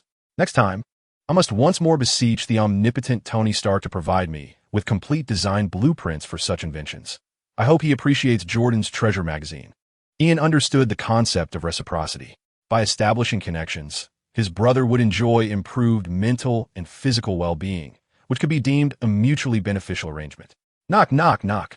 Sometimes, a person is simply unable to withstand incessant reminders. Ian, outside, Jordan called out, accompanied by the sound of knocking. The door was unlocked. Ian responded, and thus the sound of the door opening echoed. However, Jordan still failed to successfully enter the room. What else with this cabinet? I know you might have found some new toy, but must you be so cautious? As Jordan, employing his own perspective, exerted effort to move the wardrobe aside, Ian mused that both it and the door lock represented a high-stakes gamble. One he had clearly won, yet not entirely. With the mini-reactor, which was not particularly heavy, Ian twirled it in his hand. What on earth is going on? Jordan was utterly perplexed by Ian's words. Let's not dwell on that. After all, I have emerged victorious. Your late-night visit must not be due to any fondness for my toys, right?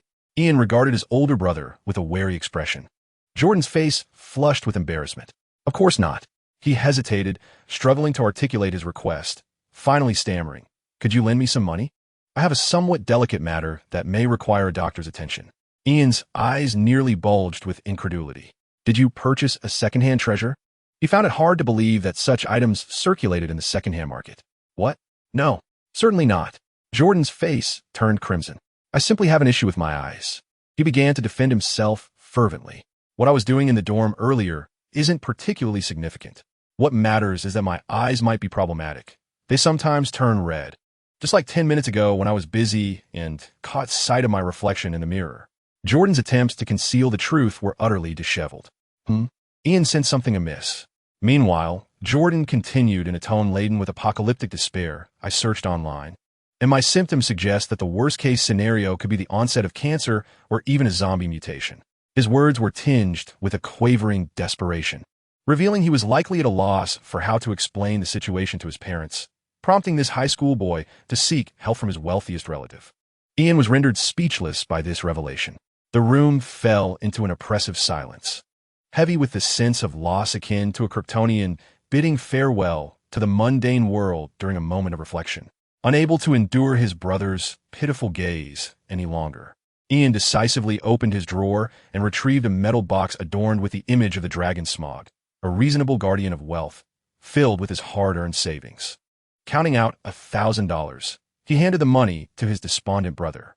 You needn't repay this. Consider it an advance on your acting fee. His tone was resolute. Acting fee? Jordan was utterly baffled. But I've never acted before. Besides, aren't you just writing novels? His understanding of Ian's pursuits seemed to lag behind the times. Yet Ian had no intention of holding this against him. We must keep pace with the times, brother. Ian firmly pressed the $1,000 into Jordan's hand. Money carries warmth. Thank you, Ian. You have always been the superhero of our family. Jordan was profoundly moved, even echoing one of Ian's catchphrases. Exactly. Just be yourself. I am confident you will succeed. Ian's faith in his brother grew stronger, and he finally comprehended why it felt so effortless for him to depict characters from their homeland. However, Jordan remained perplexed, choosing not to probe further. Instead, he scratched his head and solemnly declared, if I were to succumb to illness, my treasures would all belong to you. This sounded strikingly like a last will, his eyes filled with an unwillingness to part with this world. Rest assured, after your demise, I shall ensure that your treasures and information are all shared online. Ian vowed emphatically, thumping his chest as he made this promise. Jordan's demeanor stiffened instantly. Wasn't the assurance supposed to be that he wouldn't post it online? He questioned his own understanding of Ian's words. Yeah, of course, it must be posted online. We are brothers. Even in the end, I must gamble on the chance that you might rise again. Ian recalled how their father had once returned from the dead in his youth. In dire situations, even Kryptonians could potentially resurrect. However, this rigorous logic seemed to escape Jordan's comprehension. The adolescent Kryptonian, upon hearing Ian's words, felt a mix of emotion and trepidation. Regardless, thank you. If by some stroke of luck I survive and recover, I will certainly earn money washing cars to repay you, Jordan earnestly promised. Compensation. This is your payment for your role. Ian, however, was not interested in Jordan's Franklin. He did not need it. As Jordan moved toward the door, Ian felt the need for caution. By the way, Jordan, this money must not be used for any illegal activities. Our family only spreads positivity, devoid of any negative influences. I will inquire with Miss Susan, Aunt Mary, Aunt Lisa, and Grandma Grace about the 4 new illicit practitioners in our neighborhood. Ian pointed out the recent additions to the local underbelly. Jordan stumbled at the revelation, nearly colliding with the doorframe. Wait, you, a police officer, haven't investigated this thoroughly? He turned back to his youngest brother, his face reflecting the sibling distrust often seen in melodramatic television shows. Clearly, he had misjudged Ian yet again. Ian would never engage in such unlawful activities. Please, they resided in a metropolis. The police only needed to worry about the adequacy of their pensions. As ordinary citizens, they had far more pressing concerns. Ian spoke with righteous indignation, his tone filled with gravity. If we cannot even ascertain the local situation, how can we possibly escape when a significant event occurs, let alone the speed at which death can arrive? Once upon a time, Ian did not enjoy the same peaceful slumber as he did now. This newfound comfort was undoubtedly his fundamental sense of security. Jordan found himself at a loss for words. May God bless you.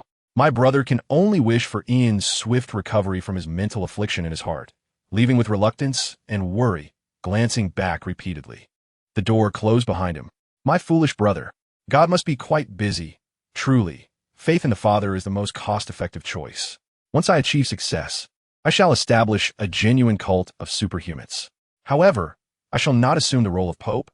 I shall let Jordan take that position, as he owes me. Ian set aside the reactor he had been toying with and briefly recalled the origins of the Sentinel. Thus, he began to write fervently. This time, he was quite earnest. He roughly remembered the origins of the Sentinel's tale. With thoughts solely fixated on the Sentinel's abilities, it appeared that Ian was destined to stay up all night. Comfort is reserved for the dead. Work hard. Ian was engrossed in his drawing. Time slipped away, second by second. Sometimes, hard work appears to yield unexpected rewards. Writer level 1. No prerequisites. No forewarnings. A new profession silently emerged on Ian's panel. The image of the Sentinel sprang vividly to life on the page, as if a faint glow was subtly creeping toward the blank sheet of paper on the next page.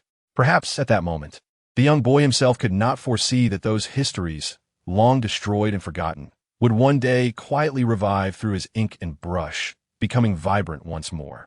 Chapter 88. The night assault of Batman. The night had deepened. Ian's pen continued to dance wildly across the paper. He diligently labored, illustrating the origin of the Sentinel in his comic. The awakened writer profession made him feel that his artistic skills had remarkably improved. Truly it is I, along with my pendant system. Ian grasped the essence of success, knowing that the credit belonged solely to him. The awakening of this unexpected and ordinary profession allowed Ian to recall the narrative threads of the story with greater clarity, as if countless inspirations surged forth the moment he picked up the pen. However, he dared not indulge too freely in this comic. As he struggled to restrain himself while drawing the Black Cloak, inadvertently infusing it with numerous details he deemed far superior to the original work. At times, being overly talented can also be a source of frustration. This artistry, these storyboards, would make Marvel kneel in reverence, acknowledging the bounty I have bestowed upon it. Ian licked his lips, casually wiping the ink splatter from his face. The soiled paper was, of course, discarded into the trash bin. The box was opened and then closed. The demon's head, unable to utter a word, was left to experience the texture of the tissue, thankfully imbued only with the scent of paint rather than anything more unpleasant. Ian's hand speed rivaled that of a human printer, living printing technique. Page after page of comics stacked up as if by magic. Yet just as he felt himself settling into a rhythm, the phone rang with a series of chimes. The gift from the Gotham trickster. Good evening, Mr. Batman. Ian seamlessly took the call, as there was no number displayed, and without waiting for the other party to speak, he extended a polite greeting to the Gotham trickster. What are you currently engaged in? Batman's inquiry carried a hint of vigilance, as if he were anticipating a formidable threat. On a macro level, I am engaged in the art of comic creation, while on a micro level, I appear to be providing voyeuristic material for the copper creature. Ian maintained a well-mannered tone, his voice buoyant. His hands continued to sketch, and he could not resist the urge to add 2 playful tufts of hair to the Sentinel. That damned hand seemed to possess a mind of its own. Ian silently cursed himself. To be honest, not endowing the male Sentinel with a pair of hefty pectorals was already a testament to his respect for Marvel.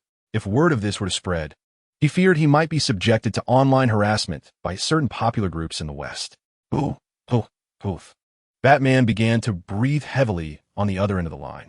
Ian speculated that this venerable figure had likely overindulged in pharmaceuticals during his youth. May I be so bold as to inquire, Mr. Batman, if you could share the network hotspot of your back camera with me? As you know, my father is reluctant to subscribe to high-speed internet services. The internet speed at home is excruciatingly slow. The hundreds of viruses residing in my computer are nearing extinction. Ian's heartfelt request did not elicit a generous response from Batman. You cannot install a camera in your home. Batman retorted through clenched teeth. Perhaps he was not lying. At that moment, he was not stirred by Ian's words, but rather reminded of the lucrative deal he had made with Clark regarding the sale of second-hand cameras. Setting aside the fact that the mortgage materials for this house were under his name, the down payment alone indicated that at least one room's purchase funds stemmed from his contributions. That damned Kansas boy possessed an excessive penchant for frugality and resource recycling. Is there truly no camera? I refuse to believe it. You must be spying on me. My sixth sense is quite acute. Ian glanced around, searching for potential hiding spots for a camera. Turn around. Outside the window, Batman's voice resonated once more from the receiver. His mood appeared particularly foul during the latter half of the night. Oh my! Ian turned around, a shiver coursing through him. There was no escaping the sight of a bat-like figure hanging upside down from the eaves, its gaze piercing through the night. Who would have thought that such a distinguished gentleman resorted to such rudimentary methods of surveillance? This was slightly beyond the realm of my comprehension. Ian hastily rose to draw the curtains, also taking the liberty to wipe away the eyelids that Batman had been fixated on. It's rather unsettling outside. Ian returned to his conversation, keeping the phone pressed to his ear.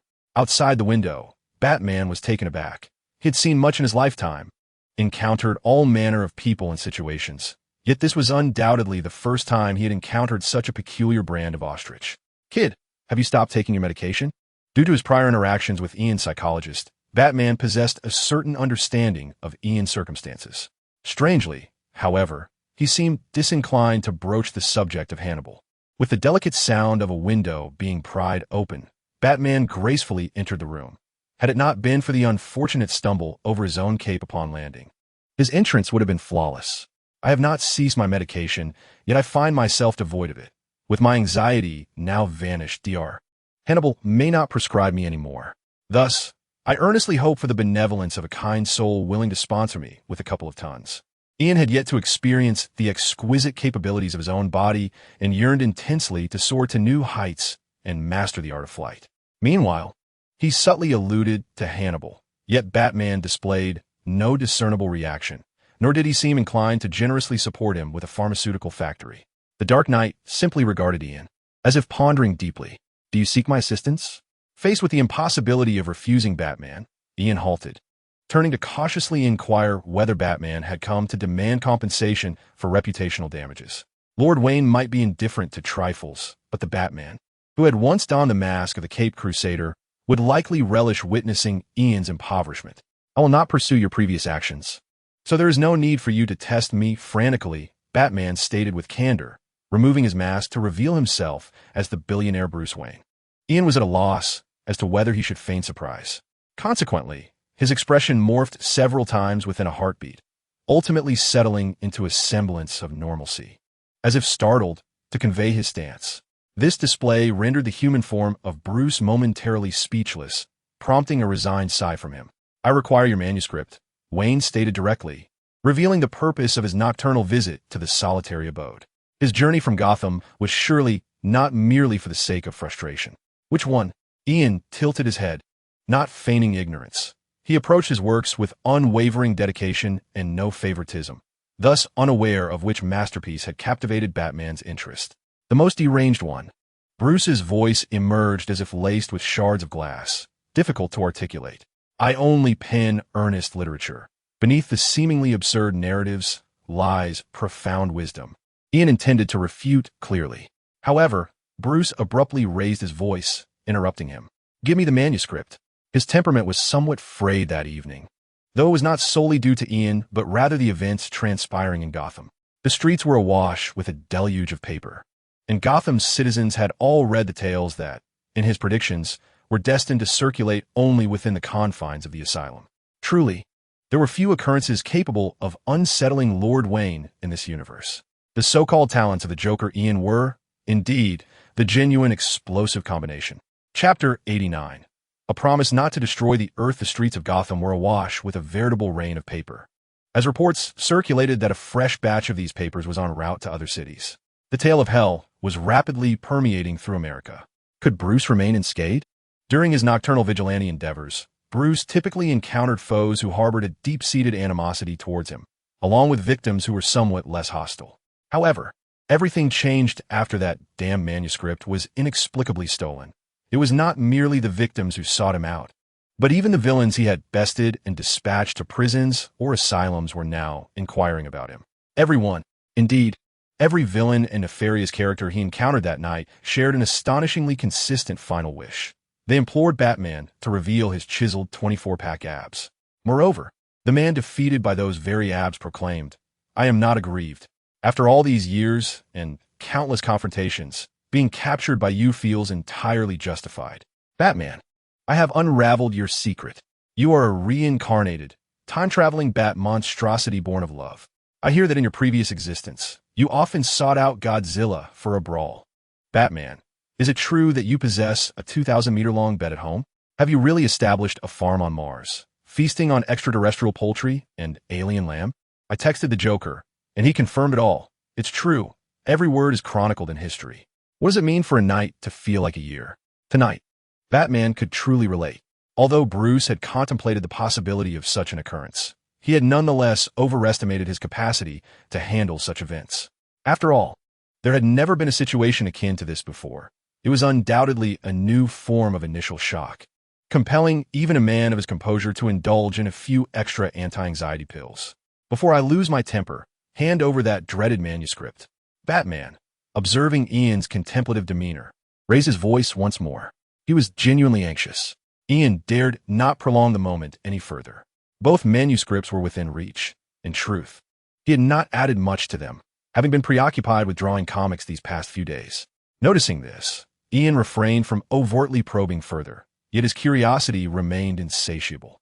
Has my work begun its release? The young man primarily sought praise from the editorial department for his talent. However, Bruce merely cast a sidelong glance at him before delivering an expressionless, candid reply. Yes, it has been released, disseminated in the most extensive manner possible. This was a boon for resources. At least, that was how Ian interpreted it. All right. I knew it would become a bestseller. Ian hurriedly handed over the manuscript to Bruce, who, after a moment's hesitation, returned half of it to him. Tomorrow, it must be mailed. No, have your father personally fly to Gotham to deliver this part to me. Bruce dared not open the manuscript. Instead, he fixed a serious gaze upon Ian. I understand, Ian replied, recalling that the Coca-Cola formula was escorted by heavy security during its transfer. The significance of his manuscript, it was evident, surpassed even that of the Coca-Cola formula. What do you understand? Bruce asked, somewhat astonished. Am I about to strike it rich? Ian ventured cautiously. Bruce remained silent, and Ian took this as tacit approval from his esteemed boss. This is incredible. Once I become a billionaire, I shall establish a football team for Jonathan and purchase the finest gaming mugs for Jordan. As for my mother, I will acquire 10 wineries so she will never run out of wine. My father lacks nothing, so I will buy out his newspaper and send him on daily assignments to distant planets. The universe is vast, teeming with extraordinary tales to capture. He will undoubtedly become an even more distinguished reporter than my mother. Ian's heart brimmed with thoughts of his family. He was aware that Mr. Wayne was emotionally reserved, so he refrained from elaborating further, a testament to his emotional intelligence and acumen. After all, he knew the other party would not empathize with him. You wouldn't want your father monitoring you every day, would you? Bruce coldly revealed Ian's underlying thoughts, not wishing to disclose that he intended to use this manuscript as bait for the Joker. He was not entirely confident in his plan and feared losing face. As for the remuneration Ian envisioned, money was merely a means. Bruce saw a fondness for wealth as a positive trait. Of course, having a correct perspective on money was equally vital. Just yesterday, Gotham experienced the sudden deaths of 6 or 7 wealthy individuals. Their safes emptied of valuables worth approximately $15 million. I suspect someone is in desperate need of cash, Bruce remarked, his gaze fixed on the young man before him. He knew full well that Ian was not responsible for those actions, but he also understood where the money ultimately ended up. Ian felt a pang of guilt, yet he did not avert his gaze. Such occurrences are happening? Surely, someone must harbor resentment towards the affluent. What wrongs have the wealthy of America committed? He feigned sorrowfully, putting on a performance. The principles of the method acting were once again put to practice, certainly ineffective, yet indispensable. They have erred in many ways. The deceased were all vile, unscrupulous wealthy scoundrels. Bruce might have been inadvertently cursing himself, though he dismissed the notion of being among them. In any case, he sidestepped Ian's desire to lament. Bruce remained the unrivaled master of foresight. Oh, the deceased were all reprehensible wealthy scoundrels, yet they were not the typical affluent miscreants of Gotham. The irony of this situation in Gotham City is palpable. Ian, unable to strike Batman's chiseled physique, had no desire to strike his own, as his fists were now akin to hammers. He was genuinely taken aback. While it is common knowledge that the affluent in Gotham are far from virtuous, 10 deaths would scarcely elicit sympathy. He had not anticipated that the infamous Joker would exhibit such discernment. Clearly, there had been meticulous selection involved. The funds provided were all legitimate donations that could be justly utilized. Ian was profoundly moved by the Joker's gesture, feeling that he should overlook the matter of the $5 million he had been shortchanged. who, one might wonder, would engage in such dealings. Bruce posed a perplexing inquiry to Ian. Without hesitation, Ian replied, "Isn't it obvious? It must be one of the usual suspects. Two-Face, Penguin, Riddler, Scarecrow, Poison Ivy, Mr. Freeze, Clayface, Mad Hatter, or Professor PYG." He rattled off the names of all the supervillains who had roamed Gotham over the years, deliberately omitting any mention of his most extravagant fans. The question of who was the greatest perpetrator remained unaddressed, an answer in itself, a perfect response. A win-win situation. Ian had a knack for achieving a trifecta of victories. "Very good, very honest," Bruce remarked, casting a deep gaze at Ian, evidently satisfied with his answer, before turning towards Ian's desk. "Don't let me catch you weaving absurd tales about superheroes." Clearly, young Wayne was not inclined to delve deeper into this matter. He merely wished to guard against Ian's literary assaults. "I have undergone ultimate evolution, becoming a more competent writer, no longer the person I was yesterday." It's akin to receiving an epic enhancement without any sign of balding.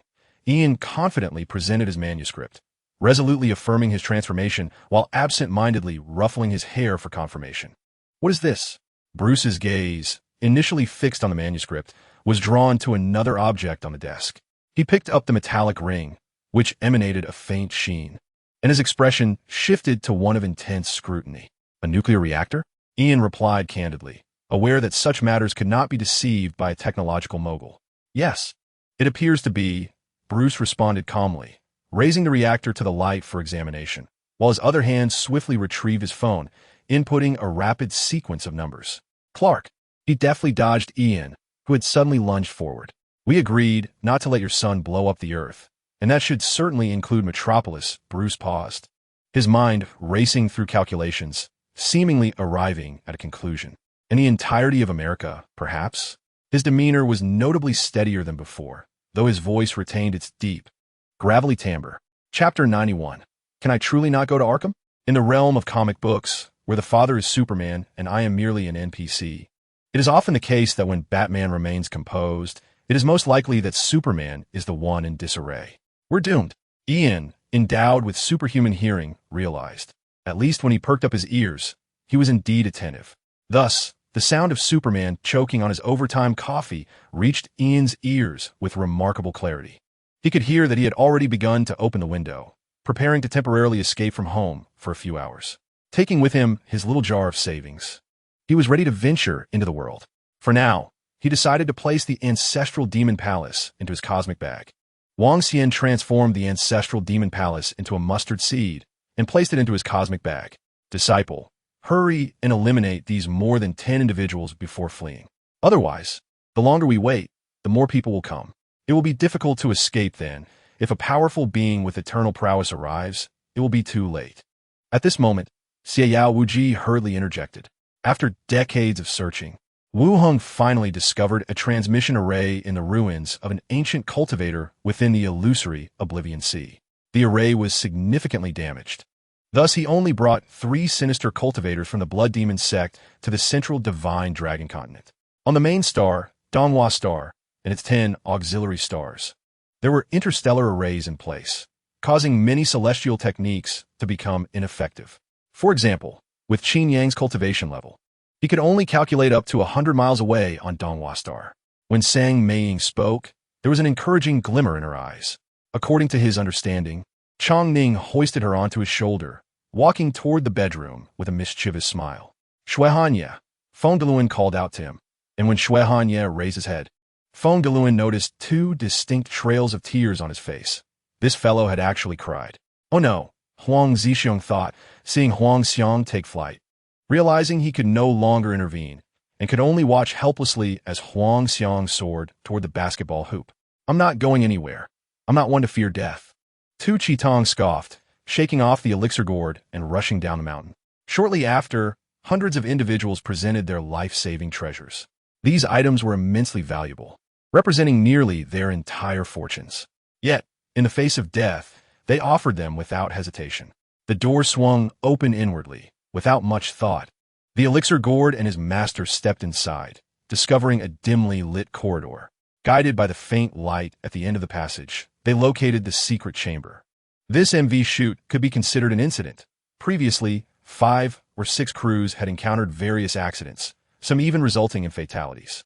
However, what the newspaper sensationalized was not this, but rather the long-concealed secret of Lee Ing-jun that was finally exposed. The guitarist was once again moved. The girl listened with a vague comprehension, while old Jai wept profusely. After a moment, the ball director Ma arrived with an assistant. He didn't leave promptly, seemingly with some ulterior motive. "I hear you can save me." Chen Yong gazed at Yang Dong, caring little for anything else, only concerned with whether he could survive. Recently, Song Li had been basking in glory. As her body slimmed day by day, she surprisingly revealed a touch of beauty, prompting all who knew her to exclaim that the saying "fat people are potential stocks" was not mere talk. He is a good brother, willing to be a loyal companion to Yang Dong. However, he is also a son and must fulfill his duty as a good son. Do the brothers have any clever strategies to defeat our enemies? Wang Luan inquired, casting a glance at the assembled company with a smile. Upon returning to the courtyard, Li Daniu promptly closed the door and directed his gaze towards Yi Cheng, who occupied the esteemed seat. Having exchanged pleasantries with the disciples of Longhua sect, the disciple of the Qing Jing sword sect, representing the righteous path, adeptly reciprocated the customary etiquette of the cultivation world. Indeed, moreover, the weather today is quite peculiar. Such gloomy skies are certainly not expected for this season. As he spoke, Apujala instinctively looked up at the sky. Chapter 92. Rainy night, yet no Maybach. After stepping outside, Yu Qilin was indeed agitated, with Tian Wang fanning the flames beside him, which only intensified Yu Qilin's ire, making him yearn to arm himself and confront the deities of the illusory realms, eager to see who would emerge victorious. After failing to detect anything unusual, Long Yuanquan pointed his finger into the earth, discovering a sensation akin to something recently buried beneath the surface, potentially a landmine.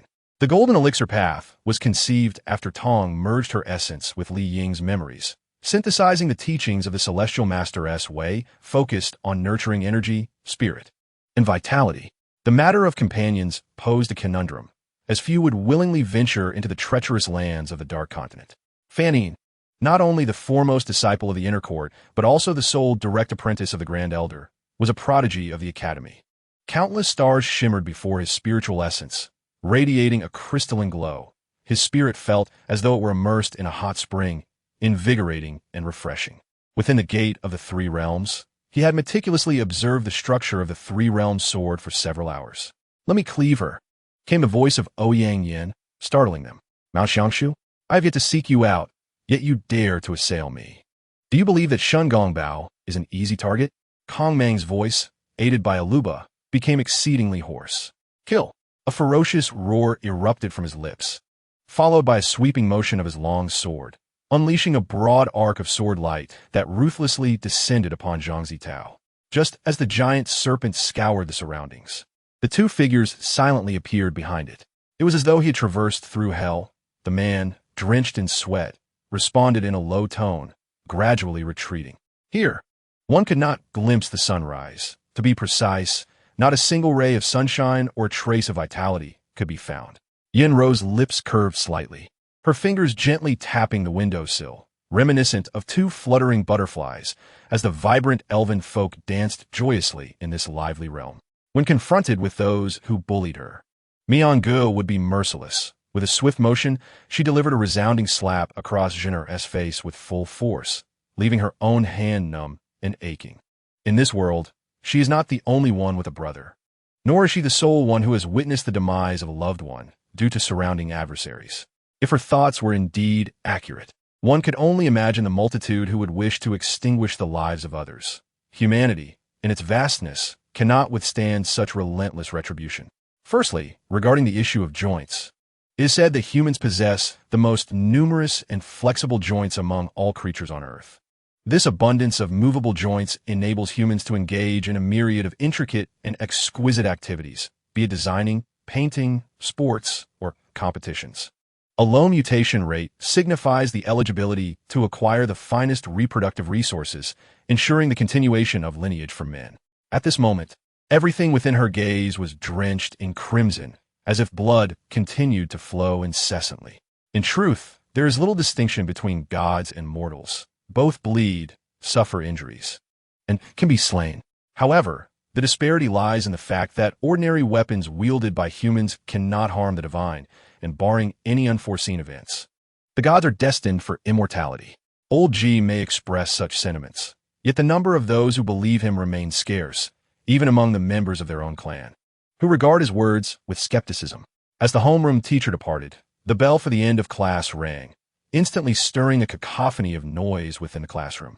Under the envious gazes of many directed towards her, Su Anmo felt a slight rush of exhilaration. Chao Yusin's shadow drew closer to the white banner, and once it aligned with the banner, not even the mightiest celestial being could save Chao Yusin's life. Early the following morning, Pan Jinlian and Lin Baiyu left the hotel, setting fire to the establishment before their departure. As Ruoshuan strolled through the vast expanse of space, she suddenly experienced a fleeting blur, and a figure materialized before her. Mo Ran glanced at Chi-Chi with a smile, a gesture of greeting, and then extended the folding fan in her hand towards Chi-Chi, leaving her momentarily bewildered as she stared at the fan that had unexpectedly appeared before her. Pondering its significance, the eighth prince wore a gentle smile, yet Lin Baiyu was certain that his intentions towards Fu Chailing were far from noble. Perhaps he had already discerned Fu Chailing's true identity, and his visit to the tavern was a calculated trap. For some inexplicable reason, I found myself afflicted with a perforated ulcer in the wretched confines of Demon Island Prison. A fatal condition in such a place where medical care is scarce and the death of a prisoner is as commonplace as a daily occurrence. Li Weibin sat silently on the bed, but suddenly rose to practice a set of martial arts within the confines of the room. The space was left in disarray, as if ravaged by a tempest. Su Anmo mused that perhaps her previous actions to impede herself had earned her a measure of atonement, though the weight of this burden now rested squarely upon her shoulders.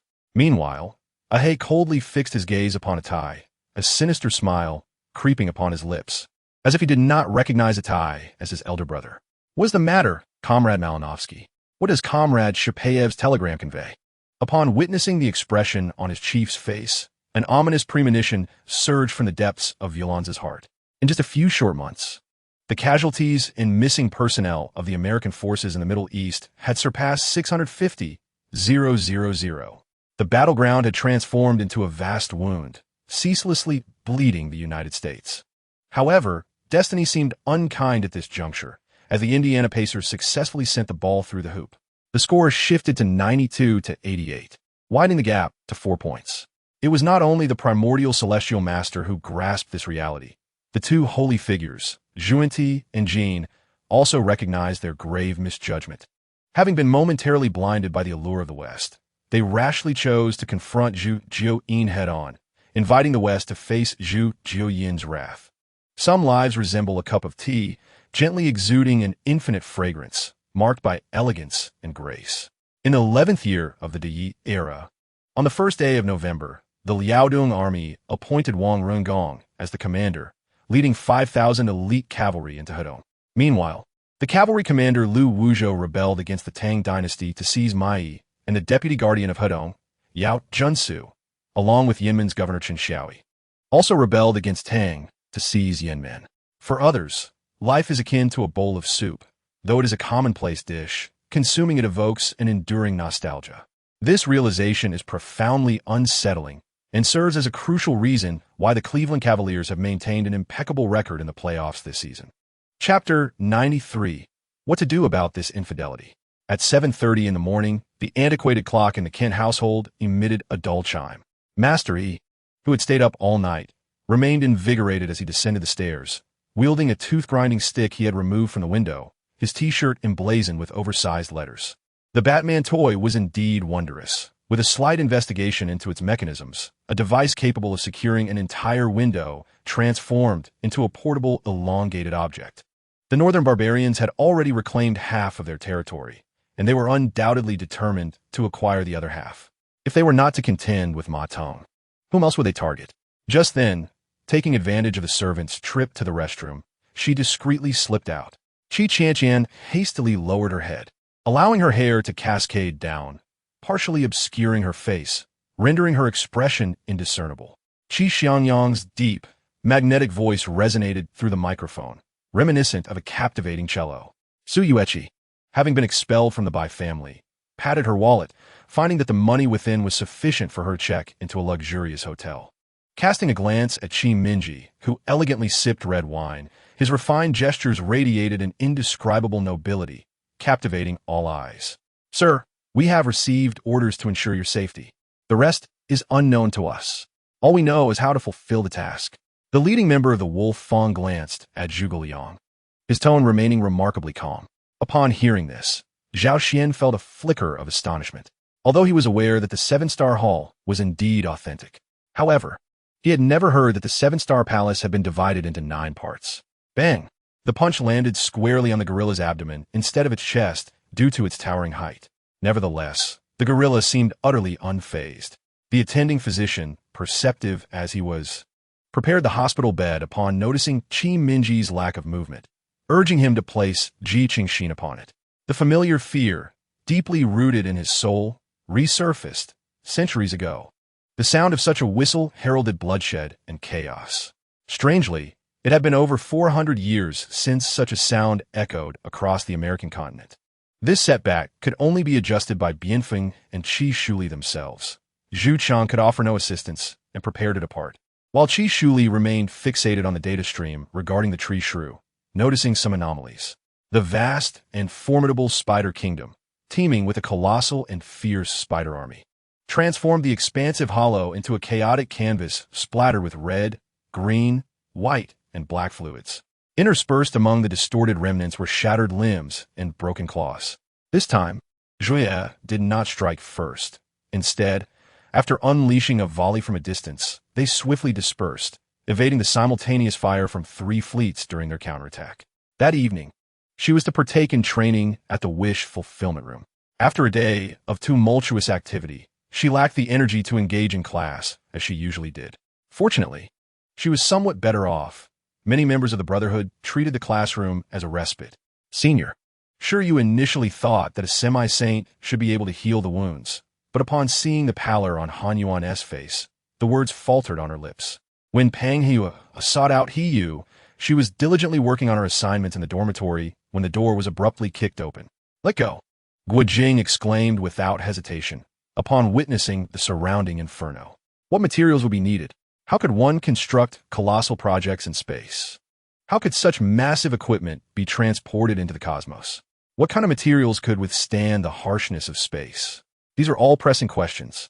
"No problem, boss," Wei Zhong replied with ease, utilizing his innate abilities, feeling no sense of danger, indicating that the ensuing battle would proceed smoothly.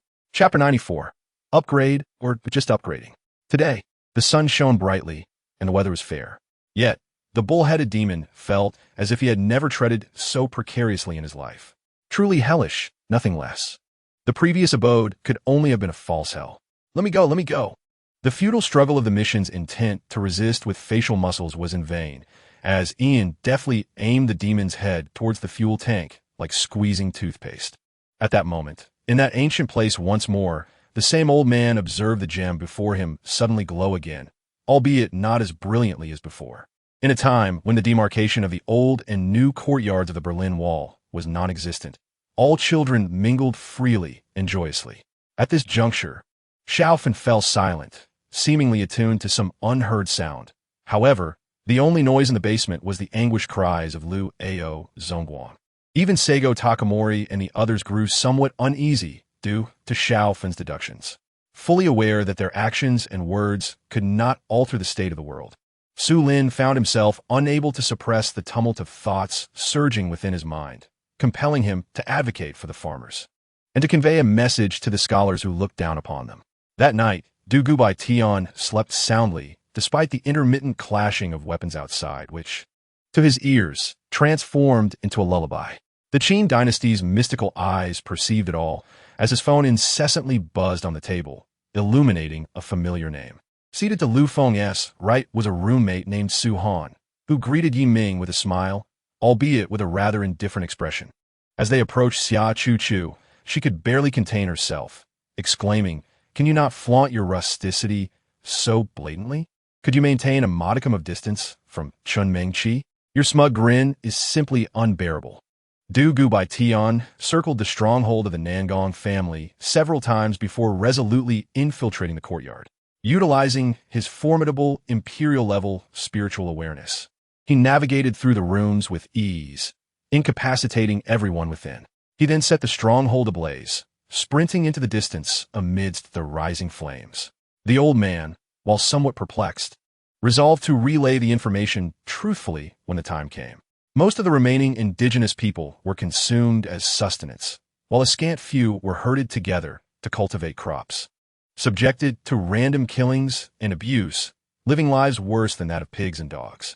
As the hands of both parties drew nearer, poised for collision, a sinister smile crept across Kai Guijia's lips. The visuals were exquisite, the character designs remarkable, culminating in a pinnacle that transcended the traditional notion of juvenile comic imagery. Within mere minutes, a plethora of conflicts were depicted with vivid clarity and unparalleled brilliance. Just as Chu Xian withdrew his gaze from surveying his surroundings, a sudden cacophony akin to a surging tide erupted. Little brother, someone and your brother have arrived. Why don't you hurry and invite us inside for a meal? Show yourselves, Wei Chi Baolin shouted as he made his way toward the main hall. The Liang faction was among the earliest forces to rise during the turmoil of the Sui dynasty's decline.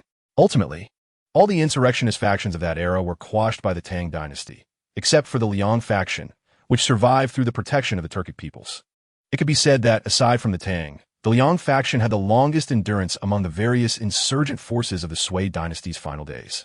Noticing the endless sorrow reflected in Xian Xian's eyes, Xianzhe pondered whether he should change the subject.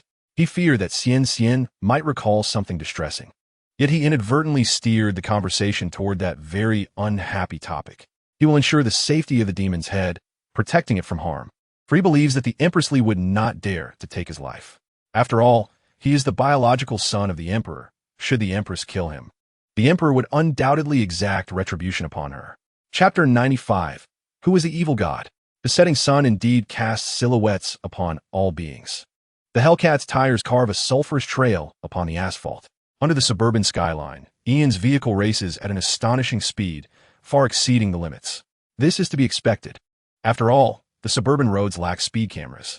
For a seasoned driver who truly adheres to traffic regulations, a place devoid of speed limits and enforcement signifies absolute freedom.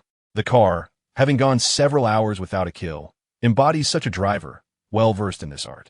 Taking everything in my stride, don't need reason, don't need rhyme. In the appropriate moments, Ian's Hellcat relishes in switching to the fitting tunes, and today, the computer plays a once popular anthem of freedom from America. Of course, much like everything that one might see in America, it originates from Australia. Just as the individuals residing on this land are imports, one might ponder what is authentically American. Those capable of answering such questions are now mere specimens in a museum. Ah, no wonder you claim this place to be hell, Ian mused, coming to a realization.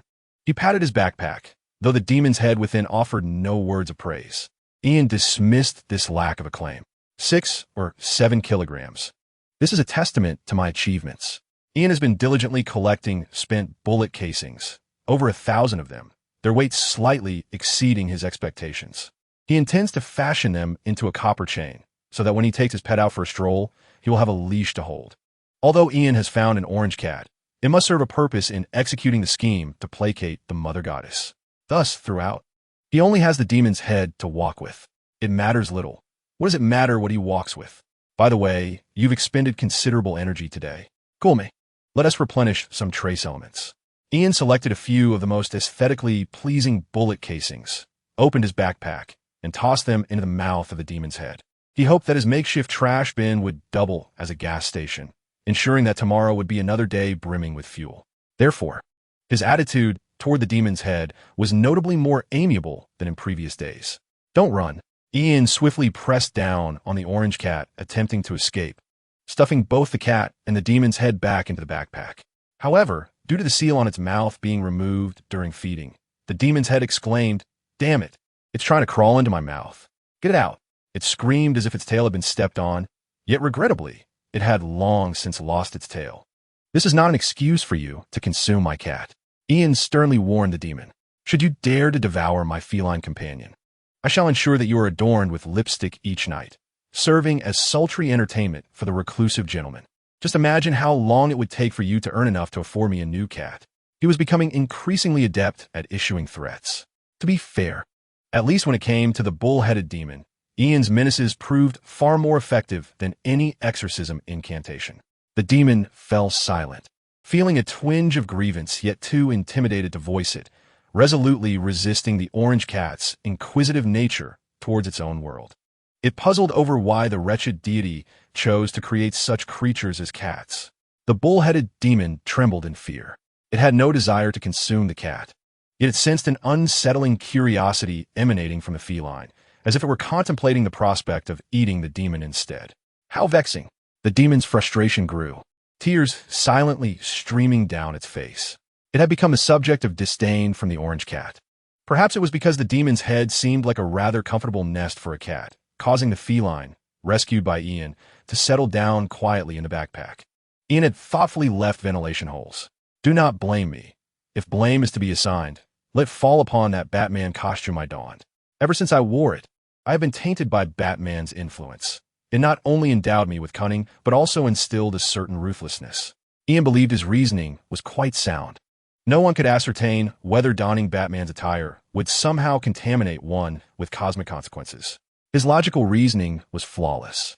However, the bull-headed demon evidently could not grasp his intellectual realm. You merely engaged in role-playing, the demon retorted feebly, feeling utterly depleted from the day's losses, its mind entirely exhausted. That is why I am so ruthless, foolish. Ian scoffed softly. The bull-headed demon ridiculed him for overthinking, while he chuckled at the demon's ignorance of the bond between himself and Batman. As for the nature of this bond, well, it seemed that titles such as mentor or surrogate father had long been exhausted. Amidst his thoughts, Ian realized he too encountered moments of difficulty. Alas, surely his attribute points had not been sufficiently allocated. His brain could not sustain prolonged exertion, for his body was not robust enough to match his intellect. Pondering this with a tinge of melancholy, Ian stored the remaining bullet casings in a bag, casually tossing one into his mouth. Crunch, crunch, so crisp, reminiscent of peanuts. After a few chews, Ian swallowed it all. This was merely an experiment.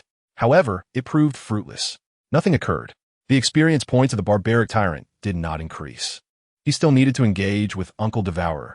Ian failed to exploit the system's bug. Hence, he could only await the unlocking of the planetary devourer profession, which might grant him a truly functional digestive system.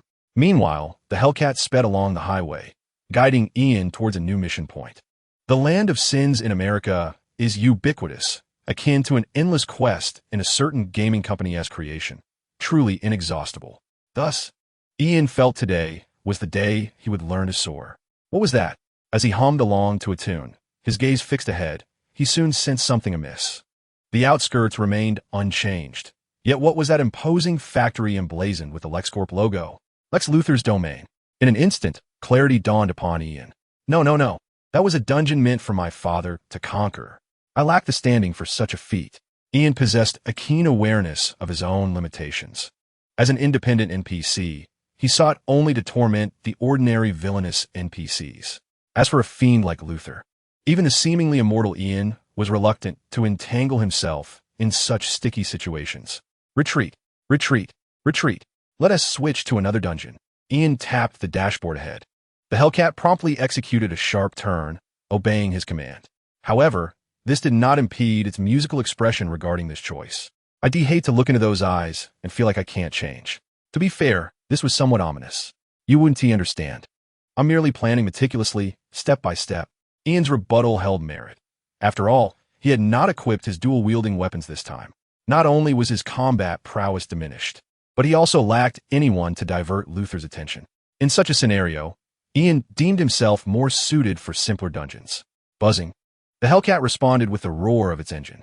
It transformed into a black mamba once more, whisking Ian along the road and straight into the bustling city, arriving in an exceptionally lively district. Would there be transactions of military supplies here? Ian was taken aback. He looked around. This area boasted relatively good security. The streets were clean, pedestrians well-dressed, and there were no signs of vagrants. Even the street vendors donned suits and ties. They would finish their transactions and even leave tips. Clearly, These were respectable individuals on their way to work. Ian was deeply intrigued. In such a tranquil and harmonious district, could there also be sinister dealings afoot? Trust me, pilot. This time, the Hellcat-S radio quoted not a song, but a brief line from a video game. Ah, I see. The most perilous places are often the safest. Ian still placed his faith in his trusty automobile, scanning the surroundings for potential sites of illicit exchanges. Numerous clothing stores and various shops lined the streets. Soon, the boy's gaze landed on a relatively upscale fast food establishment, at least known for its freshly fried fare. He hurriedly jogged over and pushed the door open to enter. Here, without a doubt, is the place. Ian resolutely made his judgment, his stomach grumbling twice in response. After utilizing his self-healing abilities, he tended to feel quite hungry. Although this hunger was not overwhelmingly intense, given his enhanced physical condition, it did not diminish Ian's desire for a dual victory. First, I must satiate my appetite. Only then will I have the strength to seize opportunities, or rather, to act as a superhero. His ordering demeanor resembled that of a glutton who had not eaten for 3 days. 20 hamburgers, 10 servings of fries, 5 milkshakes, and 30 fried chicken legs. Were it not for the fear of being subjected to strange glances from others, Ian could have easily ordered even more fast food. This is the confidence that wealth affords me. Ian settled at a large table by the window, even elegantly tucking a napkin into his t-shirt. The only disappointment of this meal was that his Coca-Cola could not be served in a goblet. Gulping down, not just a beverage that brings joy to the couch potato. He gazed at the abundance of food before him, just about to offer his pre-meal prayer.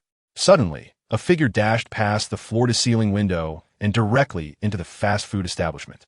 She first sprinted toward the restroom and then quickly retreated to dive beneath Ian's table. Before Ian could comprehend the situation, a group of individuals clad in black followed closely behind, entering the restaurant. They drew the attention of many diners. However, the absence of firearms prevented any sense of panic. What is happening? Ian curiously observed this group in black. They began searching the fast food restaurant, scanning the surroundings without locating their target, before they were inexplicably led toward the restroom. Perhaps they believed their quarry would attempt to escape through a window there. A classic scenario indeed. Ian found this amusing, for it was entirely reasonable that individuals who donned sunglasses indoors in the afternoon might not possess the best eyesight. Little girl, you can come out now. Ian nudged the girl concealed beneath the napkin. Damn it, Ian, don't crush my chest. The girl emerged, grumbling, and frantically wiped her shoe-printed clothes with napkins taken from the table. Indeed, she was Madison, Ian's desk mate at school. Are you auditioning for fast food horror? A Hollywood B-movie? Ian recalled that Madison often went to auditions on weekends, so he boldly ventured a guess akin to that of a young detective. No, can't you see? I'm genuinely being pursued by a bunch of lunatics, Madison exclaimed, still shaken, as she snatched the Coca-Cola from Ian's hand and took several gulps to calm her nerves. Are they dead? Ian was not angry. He simply grabbed another drink, accustomed as he was to this behavior after years of experience. The emotional turmoil within him was not even as strong as his initial conjecture. Rather, it merely rendered him akin to a young detective, rather than the wise one he aspired to be. This should be fine, shouldn't they? Madison felt a twinge of uncertainty. If I'm not dying, then I'll just wait to have my meal first. Ian tidied up the somewhat disheveled tabletop, hoping that Miss Death would not perceive him as a casual individual while he was praying. To be frank, he was indeed somewhat apprehensive that Miss Death might take advantage of his demeanor. Wait, I'm currently discussing a group of perverts trying to capture me, and you remain so composed? Madison found it difficult to comprehend Ian's unflappable calmness. She harbored doubts that Ian truly believed her. We live in an era where superheroes and supervillains roam freely. Isn't that just normal life? Ian regarded Madison with a somewhat peculiar gaze. After a lengthy pause, he exclaimed, darn. Madison was at a loss for words, yet she had to concede that there was a modicum of truth in Ian's assertions. Frustrated, she selected a box of fries from the table and began to munch. She understood Ian's rules well enough.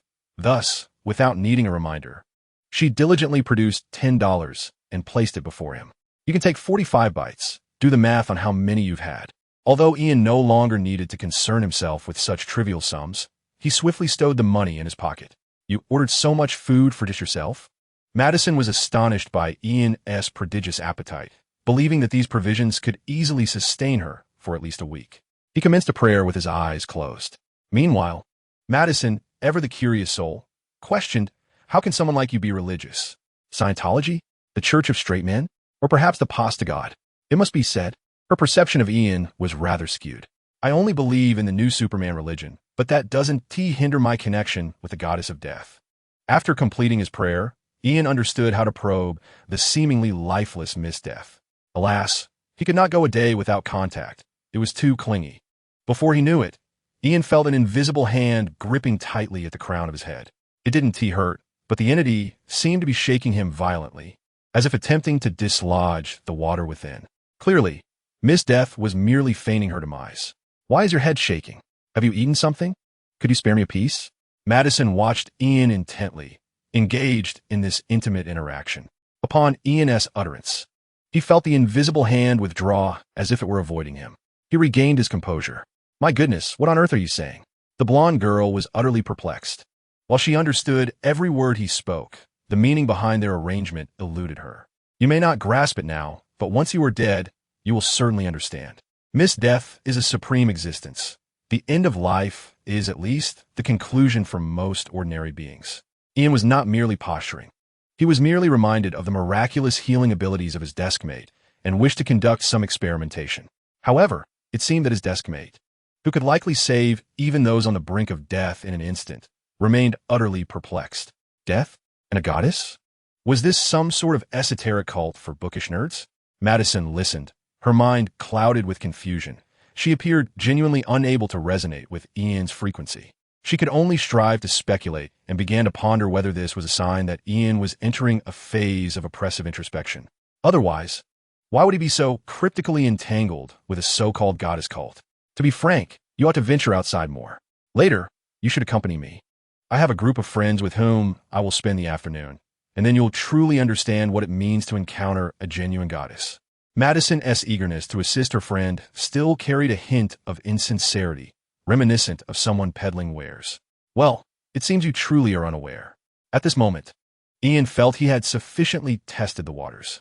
He believed that although his deskmate's acting skills were commendable, they could hardly reach the level of Oscar-worthy authenticity. Should I know this? Madison ran her long fingers through her disheveled hair, her expression bewildered. Upon noticing the Rolex adorning Ian's wrist, her eyes twitched slightly. I know you are audacious, unafraid to insult anyone, but death is certainly not an evil deity. Just look around. If it weren't for death, could we indulge in such delectable hamburgers? Ian, uncertain whether Miss Death had departed, decided to indulge in the moment. After all, if those succulent pork chops did not perish, how could he savor such delicacies? As he spoke, Ian began to gnaw on the pork chop. Madison regretted her lack of diligence in her studies. Even though she was acutely aware that Ian's logic was flawed, she found herself unable to counter his argument. After all, one truly cannot feast upon a living pig. The very thought was terrifying. If only there were alcohol here, otherwise, Madison would surely have taken a few sips, as women often do. All this junk food will lead to weight gain if consumed excessively. Her well-meaning advice was likely intended to shift the topic. However, Ian took the matter quite seriously. Junk food is delightful. My godfather adores it. He was boasting, and his demeanor made Madison feel as though he had been starved for days. The blonde girl swallowed hard. Your godfather? You mean your surrogate father, right? If he enjoys it, I believe you should bring some back for him, rather than using him as an excuse to indulge here. Madison's words appeared to carry a semblance of logic. Nonetheless, she lacked the persuasive prowess of Ian. My godfather is currently incarcerated. He cannot partake, so I am eating in his stead. Through our bond, he can surely sense the flavors. Ian was unwavering in this conviction, his cheeks stuffed like a chipmunk. Madison slapped her forehead, clearly incredulous at Ian's fanciful tales, nearly amused to the point of laughter. She shook her head in resignation. As Madison gazed at the table laden with food, she found herself unable to continue eating, not out of sheer discipline, but because she noticed Ian casting a sidelong glance at her after her 45th bite. With a style of eating like yours, can you truly possess muscle? She mused inwardly. The pictures of your muscles you sent to everyone last night must have been edited, right? Madison's eyes were filled with skepticism as they fixed on Ian. What? Now it's my turn to be baffled, Ian replied, genuinely perplexed. Why didn't he do that? He pulled out his phone to check. Damn it. This must be Batman's revenge. Better late than never. Who said I wouldn't pursue this? Ian lamented, realizing he should have never trusted every con artist emerging from Gotham. Yet, it mattered little. Even someone as formidable as Batman likely underestimated Ian's audacity. He quickly composed himself. Would you like to touch them? The first time is complimentary. Subsequent touches will cost $10. Or what price do you think I should set to accommodate all the beautiful girls at school? Ian lifted his t-shirt, revealing a set of abs that, while not exaggerated, were impressively defined. Madison's eyes widened, and she couldn't help but express her admiration. Have you undergone some technological enhancement? The blonde girl seemed quite knowledgeable, her inquiry resonating with conviction. Nope, Ian replied, his confidence unwavering. He had consumed a muscle-enhancing supplement, not undergone any technological transformation. As long as the terminology differs, they can indeed be viewed as distinct entities. Can a cold dish of How-to-Inia chordata be equated with a fishy herbal tincture? It's the same principle. Regardless of whether the muscles were genuine or not, they certainly had the power to intimidate. Still somewhat in shock, Madison fished out her wallet, searching for smaller denominations. A girl who could envision a future in the film industry and flaunted a plethora of luxury items undoubtedly hailed from a privileged background. Carrying over $1,000 was a hallmark of an elite family. Huh. You may wonder how Ian knew about the $1,000. He had merely caught a glimpse of Madison's wallet's interior.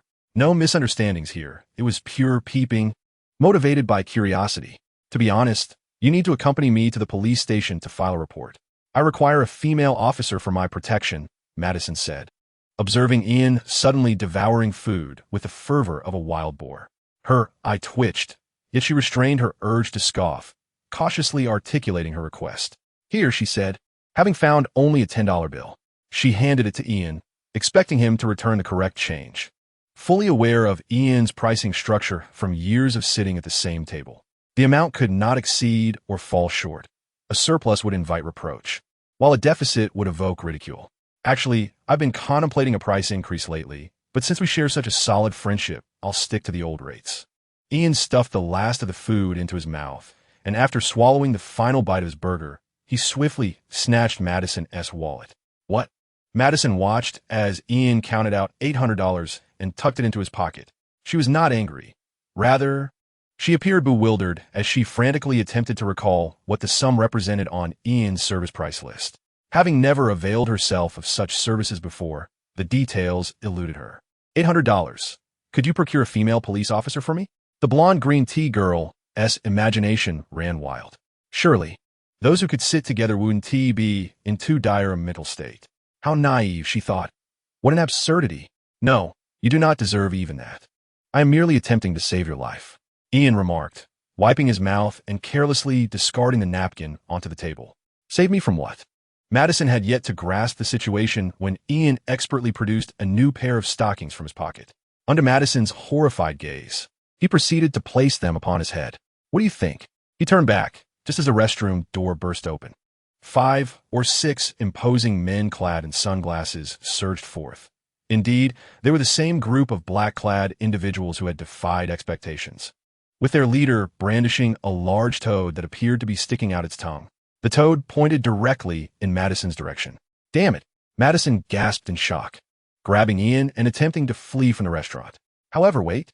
Allow me a moment to poke 2 holes in this mask. Ian, with his back to the chaos and unable to succeed, could only follow Madison in a hurried dash. With a rip, the tights tore apart, disintegrating into tatters. You owe me for that. Fortunately, Ian always managed to find someone to shift the blame onto. I have a car. My car is right there. Ian attempted to boast, only to discover that the crowd on the street was in disarray, as his Hellcat, his hood repeatedly opened and closed, seemingly eager to swallow a man wielding a crowbar. It appeared to grasp a semblance of understanding regarding the concept of prison, yet not entirely. Ian's voice trailed off. You have a car? Madison, discarding her high heels, turned back in astonishment. Perhaps you should wait for a moment, allowing me to log into my account.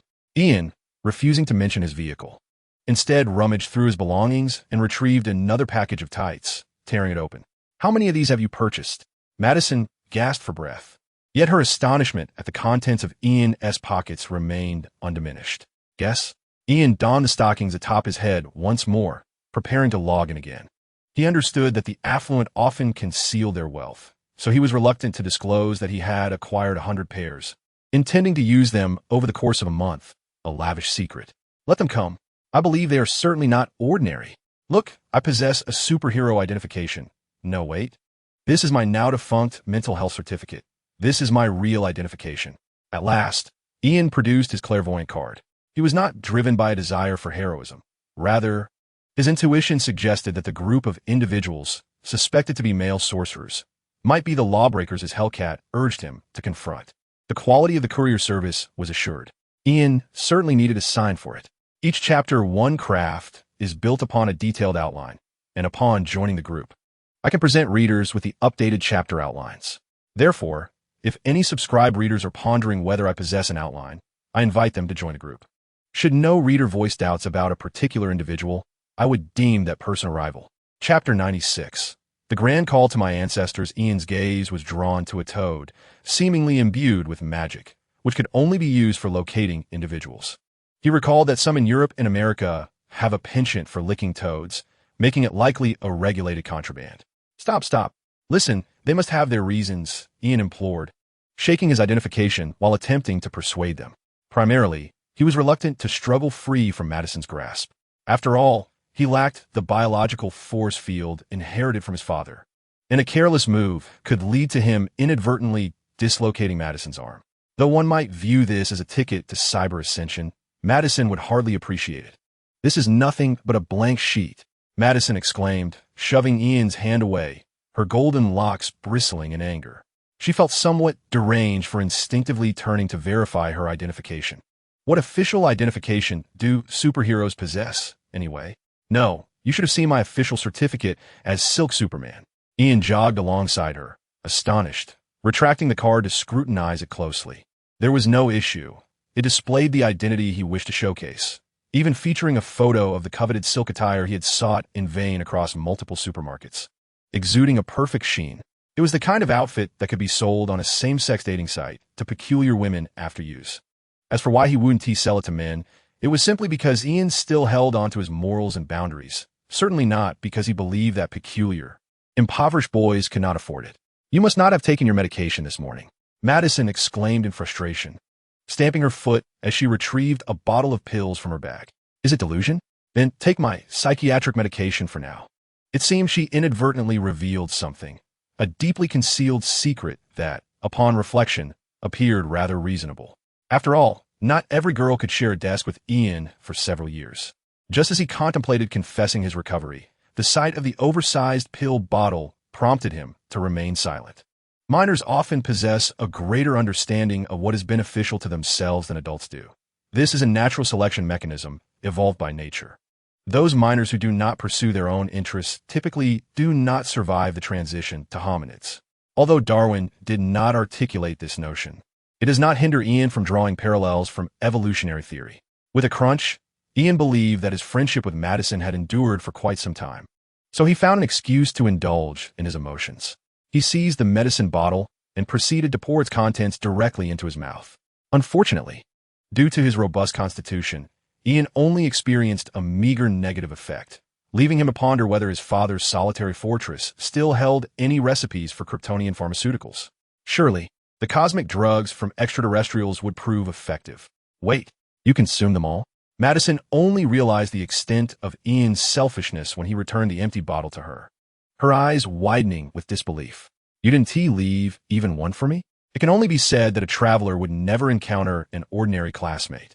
Madison's concerns were clearly distinct from those of the average individual. She was merely astonished by Ian's blatant selfishness.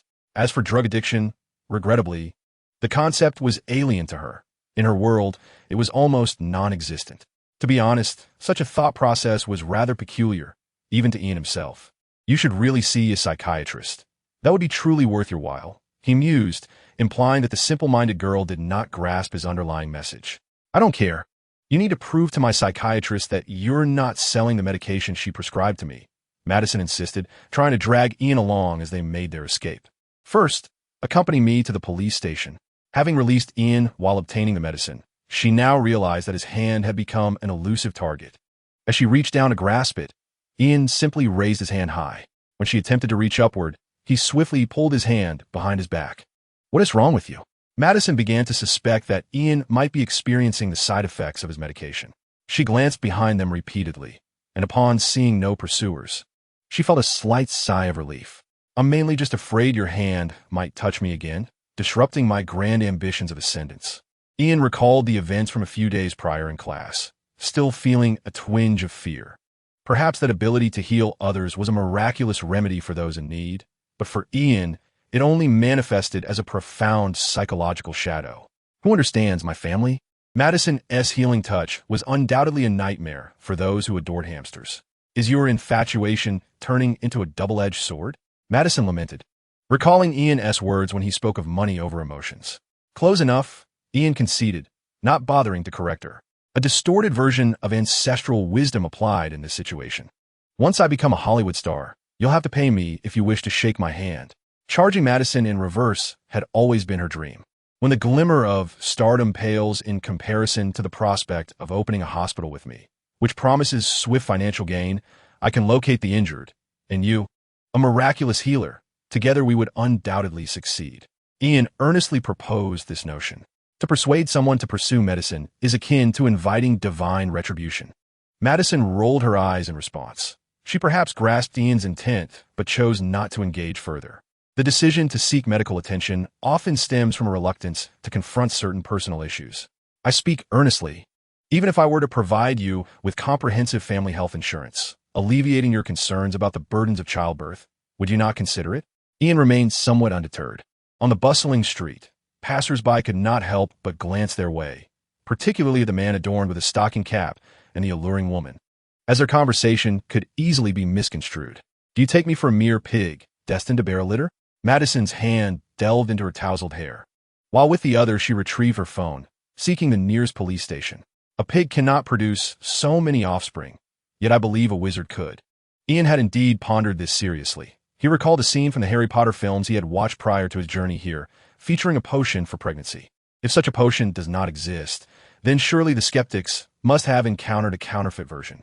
The spiritual heir of the great emperor would not err in such matters. What wizardry? Madison's eyes flickered at his words, though she masked her reaction by lowering her head to her phone. The 14-year-old actress still lacked sufficient depth of insight. Ian cast a meaningful glance at the phone Madison had carelessly dropped. For instance, look at them, he softly remarked, gesturing toward the opposite side of the street where a group of men in black had appeared, obstructing the path Madison had taken to flee with Ian. The leader of the group, wielding a magical toad, extended its long tongue toward Madison. Upon Ian's warning, Madison quickly detected the presence of these black-clad figures, reminiscent of stubborn warts. This is impossible. She anxiously scanned the street behind her, noting the encroaching figures weaving through the traffic. She had just reviewed a map and was acutely aware that no alleyway existed nearby for those individuals to circumvent and appear in front of her. This defies logic. Madison's face was a canvas of doubt and uncertainty. She yearned to escape, only to find herself cornered by the figures on either side. Your natural science course scored a mere 6 points, and now you profess your belief in science? Ian tilted his head, suddenly enlightened. No wonder you sought the counsel of a psychiatrist. He believed Madison was the one with a skewed perception of reality. After all, a rational person witnessing superheroes soaring through the skies, alongside the Flash on television and various other superhumans, would hardly maintain faith in the conventional understanding of science. Even if one were to believe in science, it should be an inclusive belief, not one that prompts doubt as exhibited by Madison. I do not mean to imply that this is abnormal, right? Abnormal? Madison found herself once again rendered speechless by Ian's irrefutable logic. It was infuriatingly sensible. What was amiss? For all these years, our world has persistently adhered to the mantra of trust and the pursuit of magic. Science, it seems, eludes our grasp. Ian deftly evaded Madison's grasping hand, casually patting her shoulder in the process. How is your hand speed so remarkable?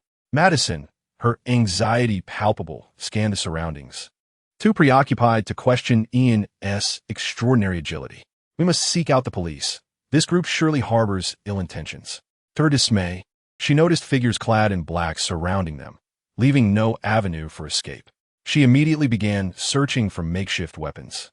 In the next instant, Ian thrust an orange into her hands. Have you not observed that I've been wearing these stockings for ages?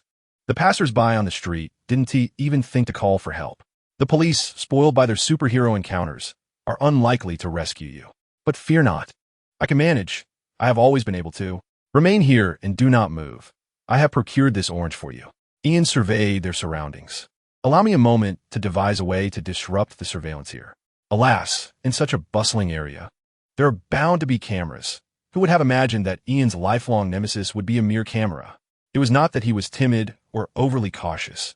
Rather, he had recently embroiled himself in too many complications, wishing to afford his family a brief respite, especially for Louise, who, after a long shift, returned home to a father she dared not provoke.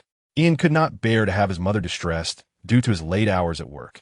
The repercussions of his father's wrath were inconsequential.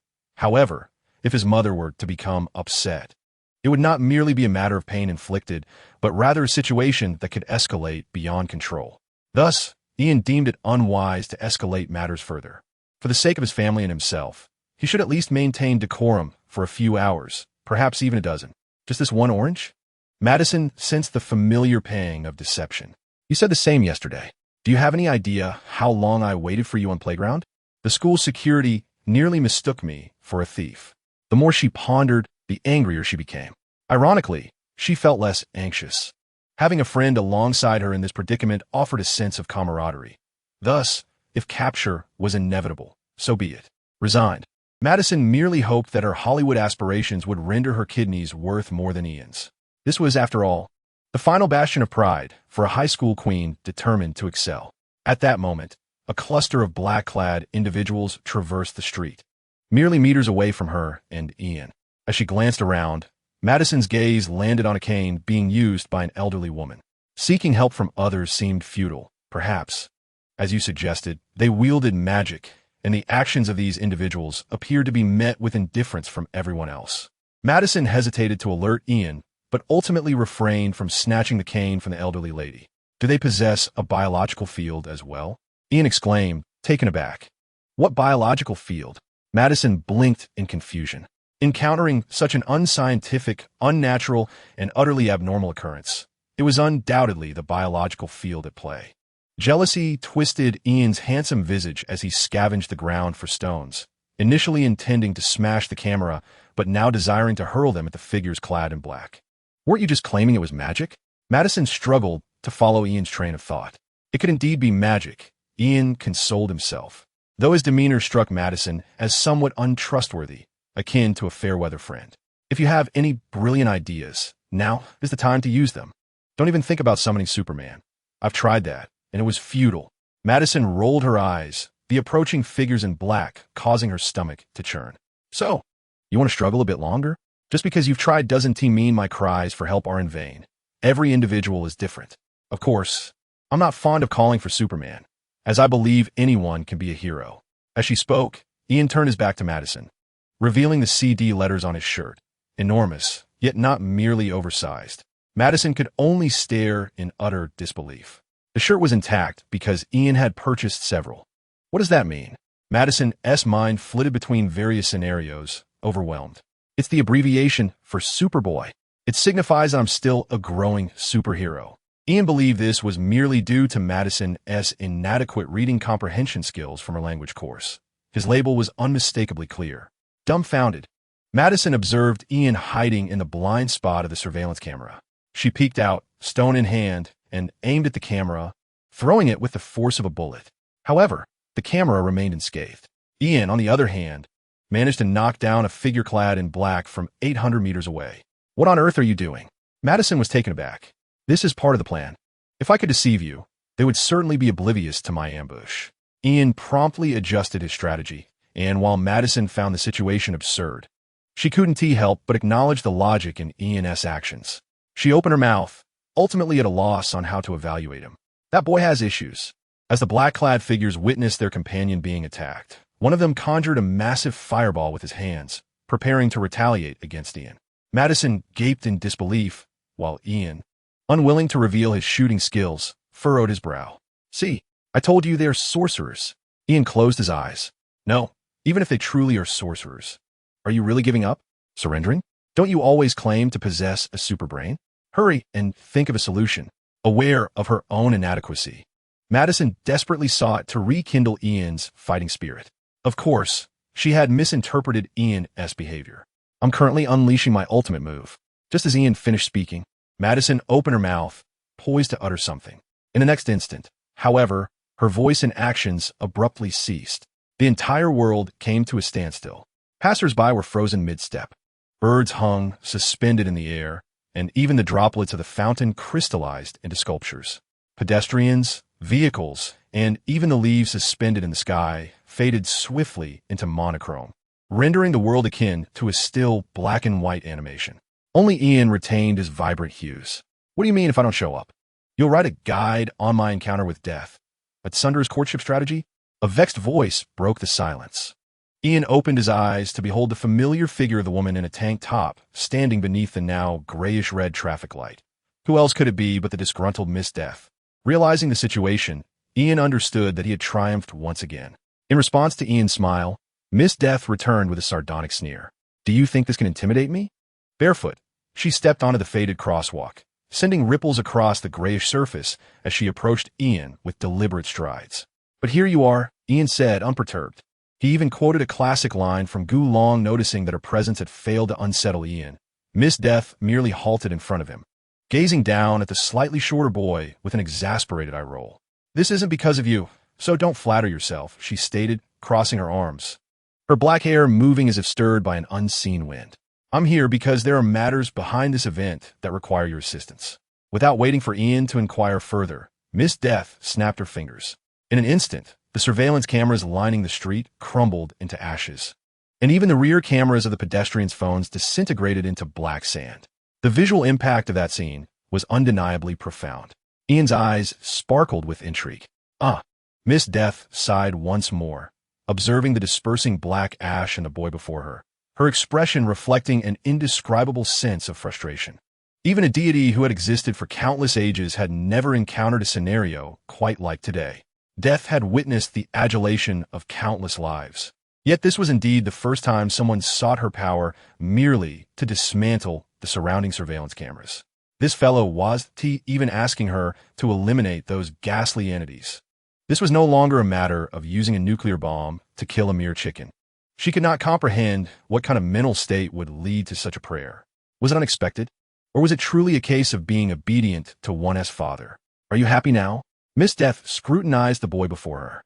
Just a little? Ian's tone held a hint of uncertainty. Miss Death fell silent for a moment. Remember, in return, you must investigate this matter thoroughly and provide me with an explanation. She seemed to imply something further, gently tapping Ian on the forehead. That can't be right.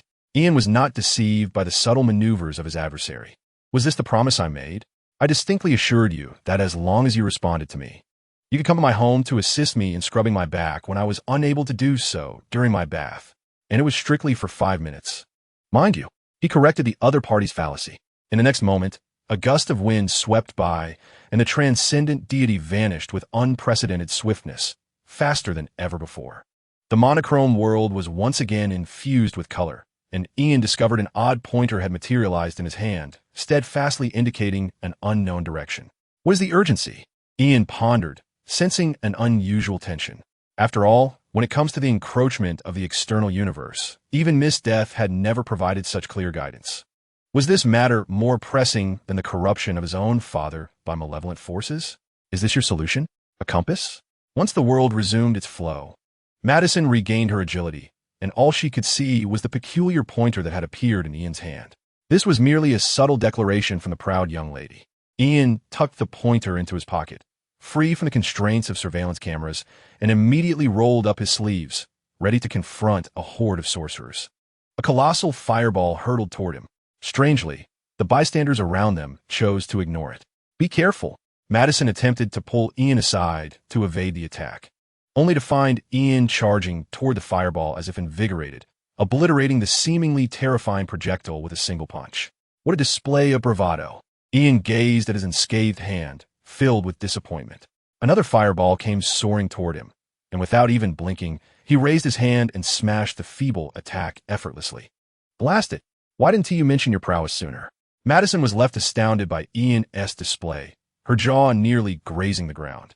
I had already warned you not to run. You truly have a scatterbrained approach, little delinquent. Ian did not turn back, but instead deftly seized a lamppost hurled at him by the black-clad figures using telekinesis. A perfect replication of his father's technique. Splendid. The feeling of not faltering was exhilarating. I cannot control his mind. Damn it. Who is this guy? Yet, relativity prevailed. When Ian remained calm, others grew anxious. The black-robed sorcerers were thrown into disarray, unleashing a flurry of spells upon him. However, their actions merely illustrated the meaning of weakness. Fanciful, yet less effective than wielding an AK-47. Ian charged through flames, lightning, and ice shards, advancing to confront them directly. Each of them received a punch, and his body bore no injuries from the magical onslaught. Not even the experience of a berserker could be acquired, showcasing the allure of his inherent resilience. His clothing showed slight wear, and his trousers bore minor blemishes, while only the stockings on his face had turned to ash. Bang, bang, bang. These magicians evidently miscast their spells, their frail bodies succumbing easily to Ian's single punches, rendering them unconscious on the ground. He carefully captured the toad of the lead figure clad in black. My precious.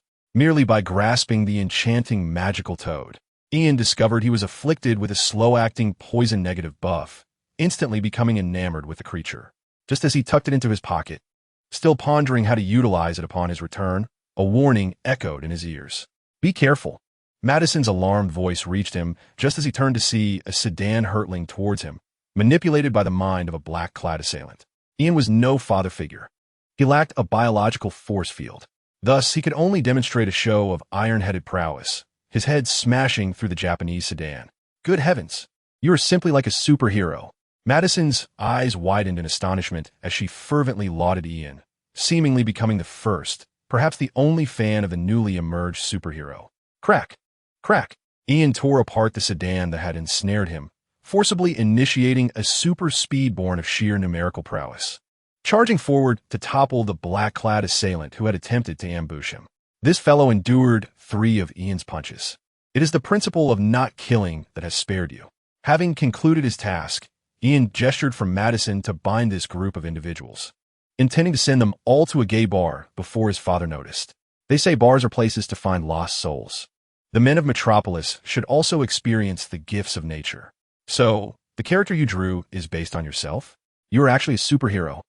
Madison's imagination ran wild, instantly bestowing the title of Superman upon Ian. She was now exceedingly obedient, binding the group of black-clad figures without needing Ian's guidance. The precocious classmate understood what shape Ian adored most, the centipede. No, the inspiration of my homeland comes from my brother.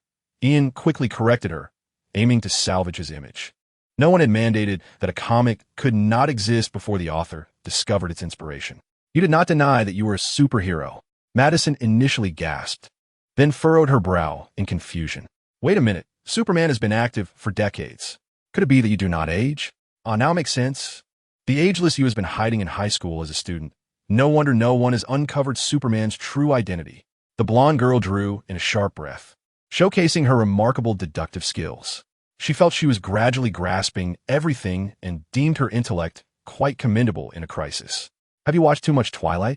Ian regarded his classmate with surprise. He had no desire to betray his father, nor did he dare to steal his identity. He believed that one day he would possess his own legend. Metropolis would ultimately witness the dawn of the era of the flesh-and-blood Superman. Ian is a man of vision. His elder brother, despite lacking in academic prowess, possesses commendable athletic abilities. Should he fail to awaken his Kryptonian heritage in the future, a promising career on the football field could be followed by a transition to a role as a senator, especially with the backing of a popular hero. Furthermore, Ian has cunningly appropriated the MAGA slogan, leveraging it as a backdrop for his ambitions. What is this, if not a divine indication? Jonathan, emerging from a traditional redneck family, may very well aspire to become the president of America. This indeed represents the true path to safeguarding the family's legacy. Why do you wear such a foolish smile? After Madison had successfully managed a group of bindings, she discovered Ian cheerfully admiring a billboard promoting Luther's candidacy for state senator. Oh, it's nothing. I'm merely consumed with thoughts for my family's future. Ian withdrew his gaze, scanning his surroundings, contemplating asking Madison to inquire among their male classmates about the nearest bar of the sort they sought. Suddenly, the entire street fell to the ground in unison. Cars began to collide chaotically. In a flash, Ian rescued an elderly gentleman of 80, while a 70-year-old on the opposite side of the street was not so fortunate, colliding violently with a runaway car driven by an unconscious driver. He lay on the ground, convulsing, blood streaming profusely. "I can only save one," Ian lamented. Yet he felt no shame. After all, he had saved at least one life, and the elder's age signified the greater merit of his deed. Respect for the elderly is a virtue deeply rooted in the ancient Eastern soul, who believes in adhering to the scoring system of his homeland. "You are Superman. How could you only save one? Surely, you're testing me on purpose." Madison rushed forward, placing her hands on the injured man. Instantly, the old man was revitalized, even the age spots fading. "Could you not exhibit a bit more trust?" Madison did not reproach Ian, yet her utter disbelief in him was palpable. From her perspective, such skepticism was entirely reasonable, for the speed of Superman is sufficient to save everyone. This is a common understanding in Metropolis. I did not engage in such Batman-like antics. Ian's frustration simmered, feeling that Madison's accusations were rather harsh. How could he possibly be compared to Batman, who operates in the shadows? "Well then, you little brat, not only do you deceive me about your understanding of magic, but you also maliciously speculate about my intentions. This matter shall not be settled without at least 10 KFC meals, and if it's Thursday, then 20. Ian seized the opportunity to extort her. Madison, feeling overwhelmed, began to doubt Ian's superhero identity. "I did not deceive you," she sighed in resignation. Madison began to speak earnestly for the first time, revealing, "I was indeed on my way to an audition today, but I soon realized that something was amiss."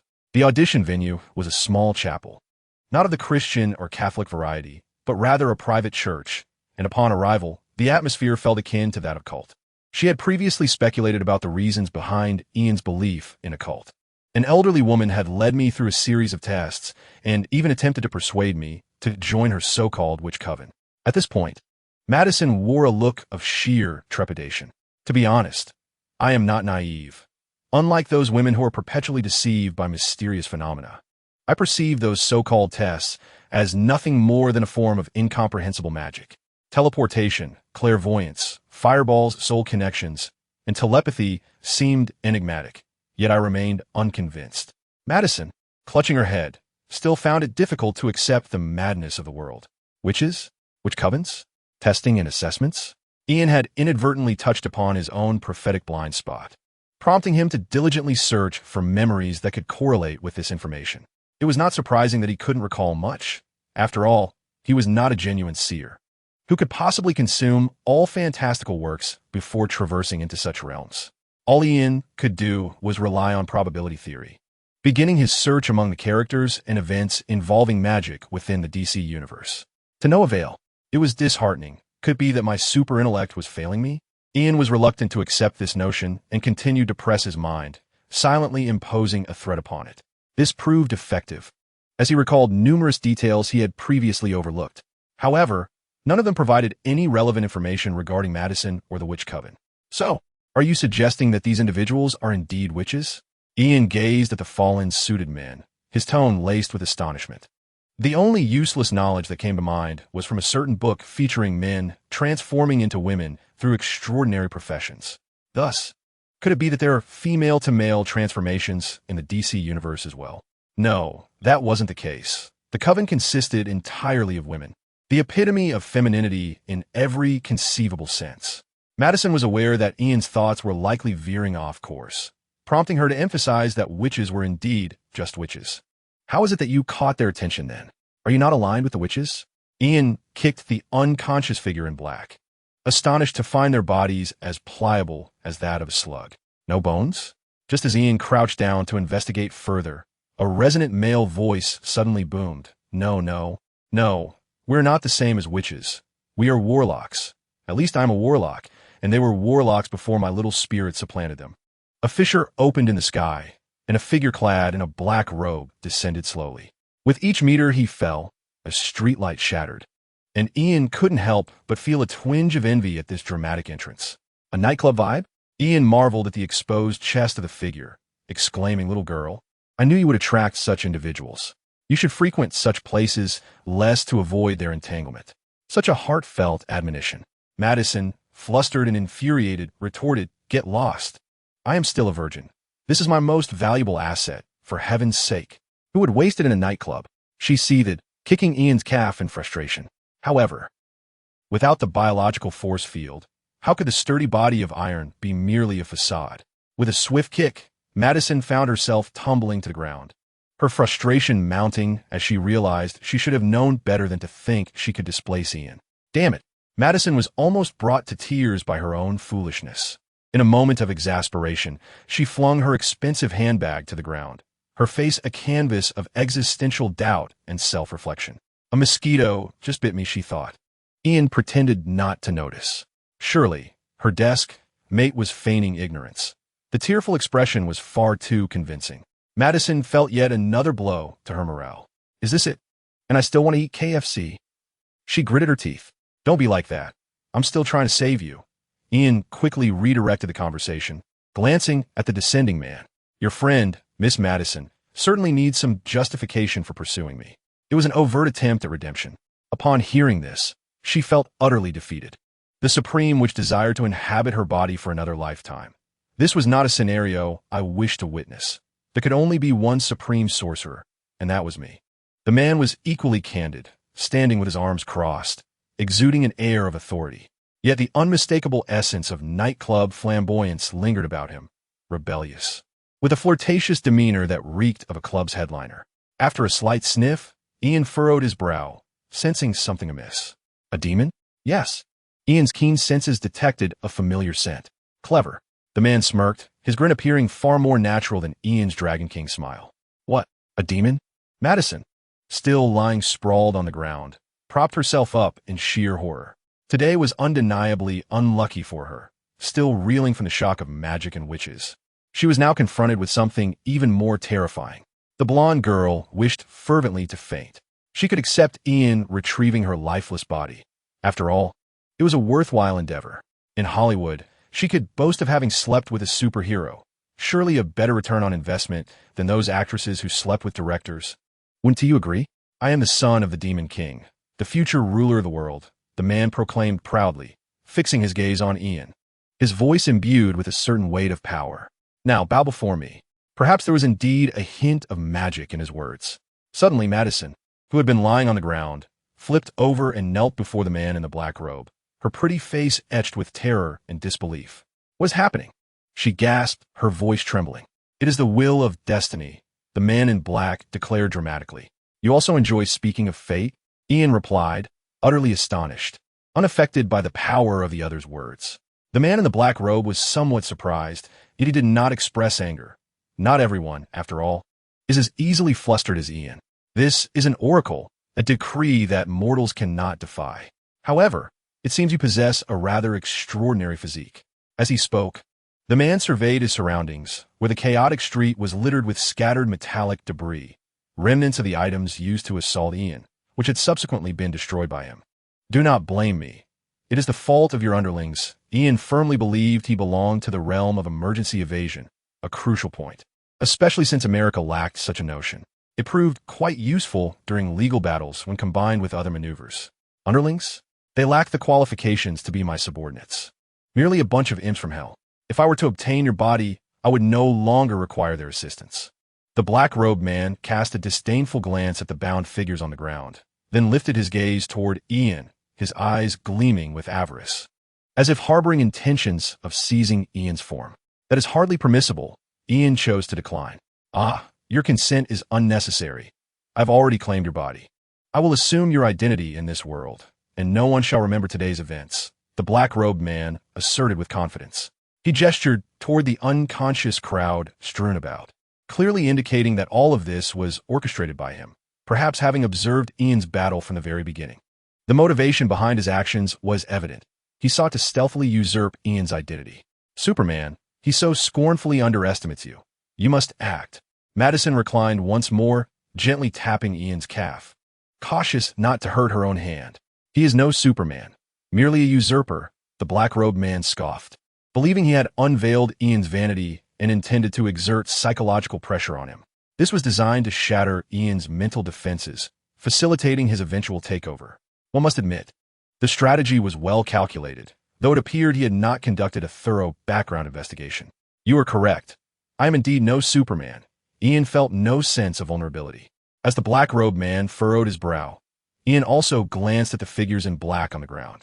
So, you imply that the assistance I garnered through my allure is utterly futile? Not only are the cameras ineffective, but there are also no witnesses to remember what transpires here.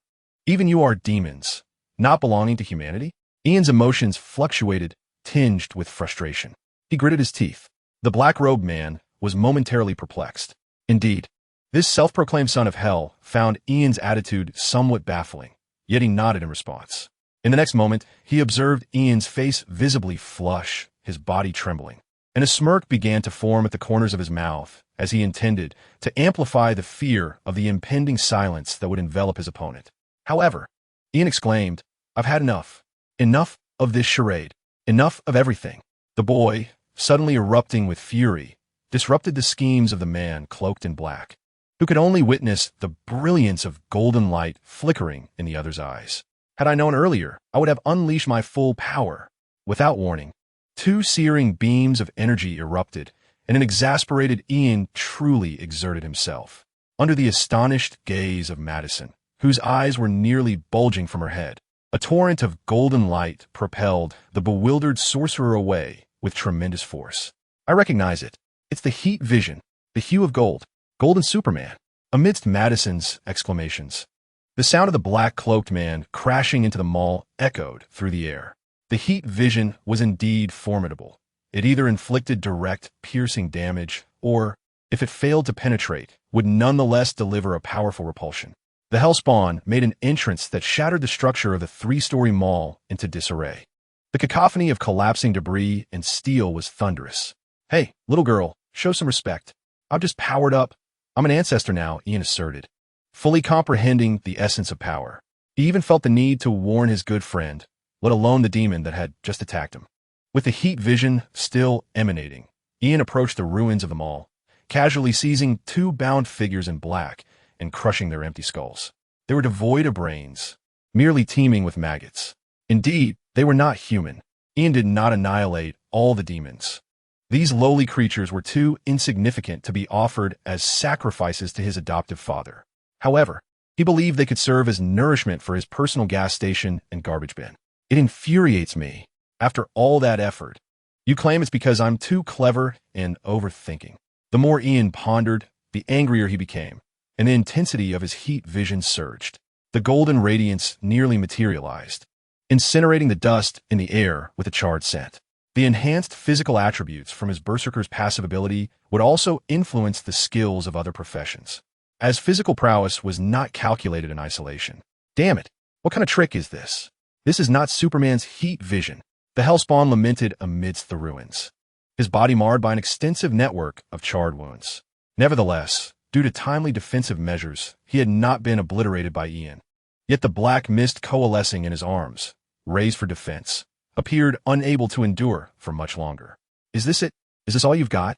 Ian advanced with purpose, each step fracturing the ground beneath him. "Supreme sorcerer? Rubbish." He seized the powerless man by the throat, lifting him effortlessly. The black-cloaked figure was suspended above the ground, the dark mist swirling frantically, yet it could not escape Ian's iron grip. In a moment of terror, he realized that even his black mist could not harm Ian. "Were you?" His voice contorted with fear. "You are certainly not a supreme sorcerer. What a worthless creature." Ian, adept at maintaining relationships with powerful figures, was about to declare his mentorship under the supreme mage, Tony, when suddenly, amidst the struggle, a book tumbled from the robes of a man cloaked in black. The cover, fashioned from the hide of some creature, was adorned with a myriad of delicate scales that glimmered with an eerie bluish-gray sheen in the sunlight. Writhing around the spine were several living black tendrils, fidgeting restlessly, inscribed with incomprehensible symbols to Ian. What did this be? Ian had a penchant for collecting items. Thus, he unceremoniously cast the black-clad man aside. Then, as the man writhed on the ground, he firmly stepped on him, immediately bending down to retrieve the peculiar tome. At the moment Ian's fingertips brushed against the ominous volume, it convulsed violently, reminiscent of a sock tossed into a washing machine.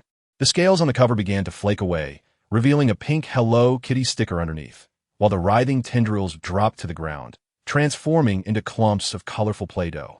Cartoon clouds and rainbow doodles erupted from the edges of the pages, and the menacing demon relief at the center of the cover twisted into a round, cheerful yellow, smiley face. A tumultuous, murky yet perpetually bubbling gray substance spread around this smiling visage. The text on the cover also morphed, coalescing into 6 distorted characters. Resembling a child's scribbles, Ian's grimoire. Ian found himself suddenly able to comprehend it. He blinked in astonishment. This book could even discern fortune and misfortune? Such a sudden transformation left Ian utterly astonished, while the man beneath his foot merely glanced up. In the next moment, he became utterly rigid, ceasing his struggles. As if confronted by something profoundly terrifying, his entire being began to tremble, his face contorting into a ghastly mask. No, it cannot be. It belongs to me. The man's voice pierced the air, shrill with panic, echoing through the street. I can no longer sense it. I cannot feel it. This was not how it was supposed to be, as the once arrogant man, proud of his identity as a son of hell, now revealed a visage of despair. What is happening? Ian flipped through the pages of the book. They were all blank, the slightly yellowed paper devoid of content. Why can't I feel it? Ian furrowed his brow, sensing he had been deceived. However, the black-clad man showed no inclination to respond. He merely quaked in fear. How could you be a demon? How could you be a demon superior to me? At times, a life on the brink of collapse becomes a mere echo. In that moment, the black-clad demon was such a reflection. He was utterly shattered, engulfed in despair, even afraid to contemplate the implications. As a child of the king of hell, what could a demon of higher status possibly be? Today I encountered a traffic jam on my way home. What manner of terrifying hellish demon possesses the ability to obliterate its own infernal mark in an instant and sees a profoundly powerful artifact as if it were a mere trinket? The Lord of Hell, surely, embodies the very essence of dread that festers within the heart of a dark-robed demon, its incessant mutterings perhaps perceived as accolades among its kind. Yet, who cares if Ian is not a demon? To him, the underworld is rife with self-proclaimed overlords of hell, rendering such titles utterly trivial. It would be far more dignified for a minotaur demon to hurl insults at him, proclaiming, "I am your father." Without hesitation, Ian retaliated with a flurry of punches, his own expletives tasting peculiar upon reflection. Was he not, in essence, rebuking himself? The mantle of ancestral lineage is indeed a cumbersome one to assume. Perhaps he ought to blame Batman's armor once more for having donned it. He found himself striking with a certain cruel finesse. The dark-robed demon, bloodied from Ian's relentless assault, elicited a pang of sympathy from Ian, who hastily covered its mouth to prevent this wretched creature from depleting his precious high-grade fuel. The Minotaur demon, merely a lowly foot soldier of hell, possessed blood potent enough to allow hellish cats to roam the earth. But should the blood of a demon child be utilized, it would surely elevate Ian to celestial heights. Perhaps a journey to the moon to ascertain whether Armstrong had indeed planted the stars and stripes was not beyond the realm of possibility. Stop bleeding. I shall strike you less forcefully next time. Ian attempted to soothe the demon's distress, yet his sudden gentleness sent an unsettling chill down the creature's spine. Its muffled attempts to speak were indecipherable. I said no more bleeding. Slowly, Ian released his grip, only to witness fresh blood seeping from the demon's lips once more. Bam! Bam! Ian's fist descended upon the demon once again, this time targeting its head, for should the demon merely suffer a cerebral hemorrhage without the cranium being breached, it would not count as a loss in Ian's eyes. Ah! The dark-robed demon let out a wretched wail, its surrounding black mist dissipating entirely on the brink of death. Did you not promise to be gentler? It lamented, unable to contain its anguish. Indeed, I have been gentler. I originally intended to use 8/10 of my strength, but now I am applying merely 7/10. Can you not perceive the difference? Ian retorted, delivering another strike to the demon's head.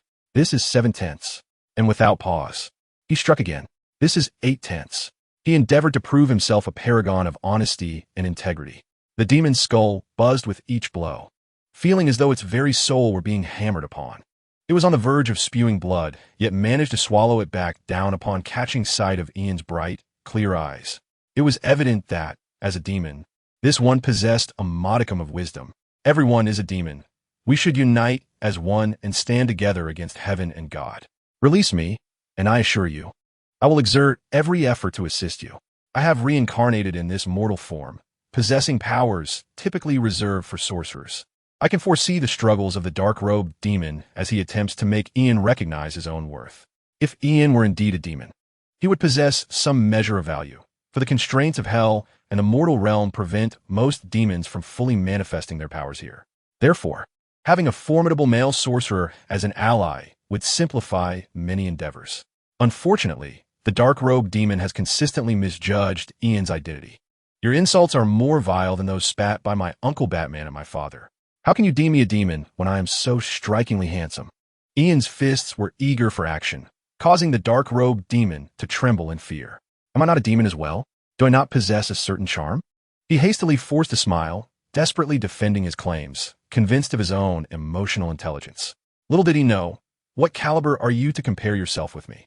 Aside from my father, my elder brother, and my second brother, if he could abandon his daily vices, might return to a normal appearance. Everyone else is merely passably attractive. Under the astonished, aggrieved, and fearful gaze of the dark-robed demon, Ian landed several blows to his lower regions. The dark-robed demon's face turned ashen. He felt it would have been less painful to strike his own head. Stop! Cease this at once. The dark-robed demon attempted to restrain Ian, knowing that the human body is exceedingly frail and its vital areas are indeed too vulnerable. Are you instructing me? Ian delivered a thunderous strike atop the demon's head, causing the high-ranking demon bound within the human form to swell visibly. It was astonishingly less resilient than the lowly, bull-headed demons. Damn it! The dark-robed demon felt a lingering dread, relieved that the swelling was not on a vital area. Otherwise, the pain would have been unbearable, and he was thoroughly shaken. My father is the new Satan of hell, the great king of the underworld. You would not wish to offend a new deity of hell. A mix of pleading and veiled threat escaped from the dark-robed demon's sausage-like lips, which seemed far tougher than his skin. New Satan? Upon hearing that title, Ian felt it lacked the gravitas befitting a true demon. Satan, the new Satan of what? Do you not understand that the only God in the skies above Metropolis is my father? Ian found himself embodying this brazen and domineering persona. He was not one to rely on parental influence, but now he had fully embraced this ancestral mode. Different modes correspond to different personalities. Who says the DC universe lacks its own grand assembly? As long as one wears enough disguises, a tarnished reputation can still give rise to another. This embodies the capitalist necessity for foresight and diversified investments. With the adept application of the make-performance technique, Ian certainly need not fret over a genuine descent into madness. For this, he must extend his gratitude to the mentor who imparted the art of partially unleashing one's inherent nature. Little girl, quickly fetch me a rope and a scaffold. Although he felt a flicker of gratitude, Ian could not sincerely extol Madison as a true superhero. The reason was simple. At that moment, Madison was writhing on the ground behind him, crawling about, evidently unable to locate her phone, attempting to rummage through the pockets of the unconscious crowd for another device. Madison wished to capture a world of melancholic literary photographs of her battered self to share on social media, and as she looked up, leaves clung to her golden hair. What do you need a rope and scaffold for? After Ian's display of prowess, Madison had relaxed her demeanor, oblivious to the whereabouts of the pedestrians or her own phone, her face betraying a look of confusion regarding Ian's request. Do not question me. Ian endeavored to maintain a serious expression.